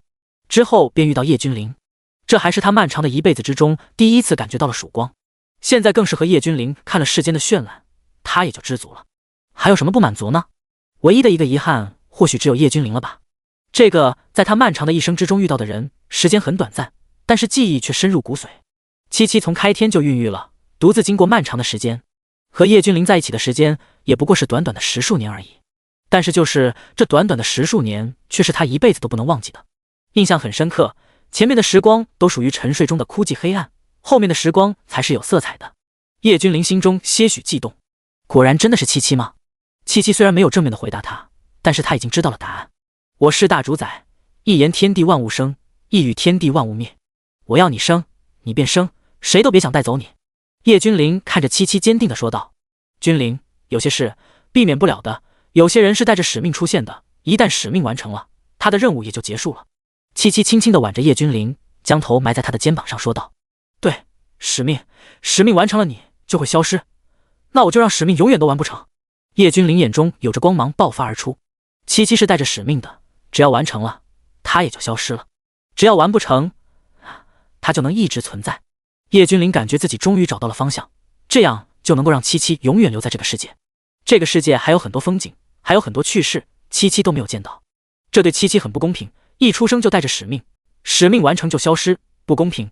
叶君临要让这种事彻底的杜绝。第188章，偷天换日，完美世界。看着叶君临如此兴奋，七七还是第一次见到叶君临这个模样。要知道以前的叶君临都是心如止水，基本上没有什么事情能够让他有情绪波动的。叶君临总是泰山崩于前而面不改色，这一次七七见到了不一样的叶君临，这是为他的改变。他的嘴角有一丝笑意，一瞬间天地失色，整片天地都暗淡了。这一抹笑意，天地都不及半分。可是有些事情终究是没有办法留住的。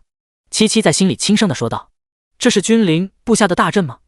叶几天看着无可奈何的魔科，转身问道：“哼，你们尽情的笑吧，希望你们能够一直笑下去。”魔科嘴里面发出极其难听的声音，让人忍不住毛骨悚然。他确实对阵中的叶几天等人没有丝毫的办法，但是他可以让叶君临很难受。命运之轮，呵呵，可笑。魔科张开手掌，命运之轮显化而出。这命运之轮就像是一轮弯弯的圆月一般，看上去上面有着密密麻麻的光点。这些光点的亮度有强有弱，强的代表命运、气运以及机缘都很好，弱的就代表命运不行。以前的魔科就是根据这个找到的命运之子，但是现在无用了。掌管命运，可笑！今日就让本座彻底摧毁命运之轮。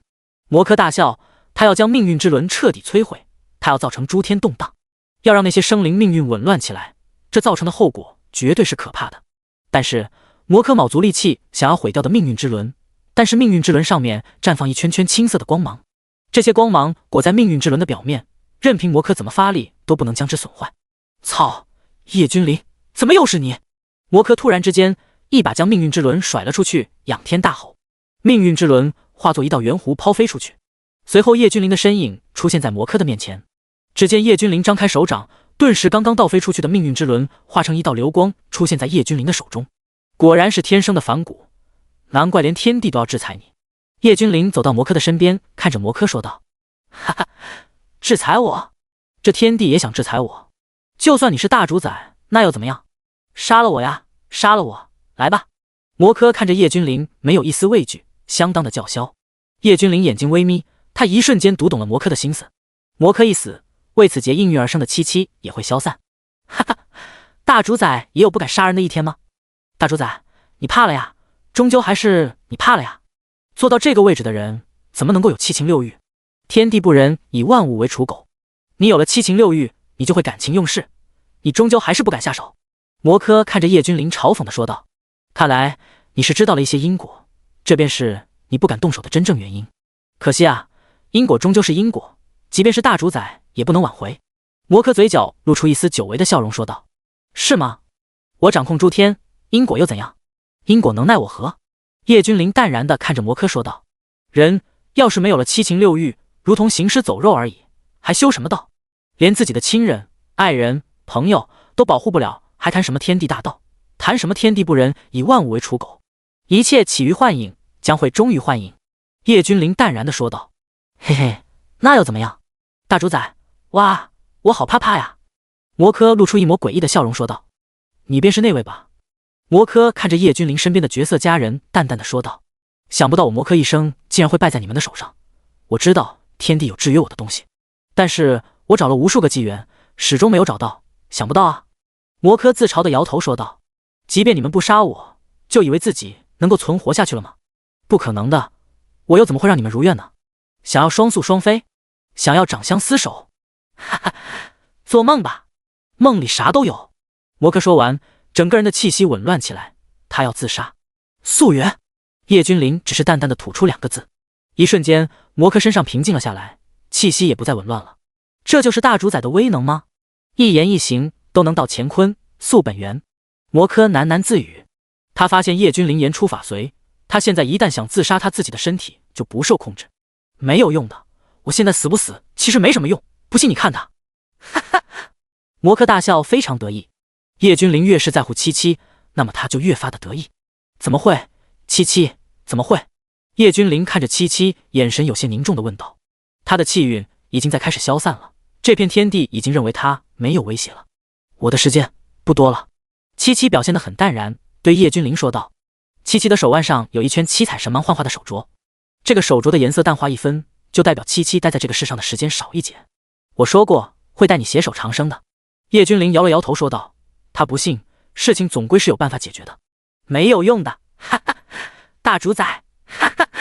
魔科对最后的结果很是满意，能让大主宰伤心的人非他魔科所属。魔科也算是完成了一项史无前例、足以载进史册的大事件。叶君临心烦意乱，直接一挥手将魔科封锁在虚无之中。他知道现在的魔科要是直接死了，七七会直接消散。他现在需要时间，七七还有时间。六道轮回之主见过大主宰。这个时候，六道轮回之主撕裂虚空出现，对着叶君临行礼说道：“我给您带来了这个人，是您先前让我看管的。”六道轮回之主将天尊放出来，对着叶君临说道：“天尊，南和叶几天同时喝道。”叶君临随手将天尊的丢给叶几天等人处理，随后他的眼睛就定定地看着六道轮回之主。大主宰，敢问我是不是做错什么了？六道轮回之主被叶君临看的是浑身都不自在。六道轮回，轮回，轮回，金蝉脱壳。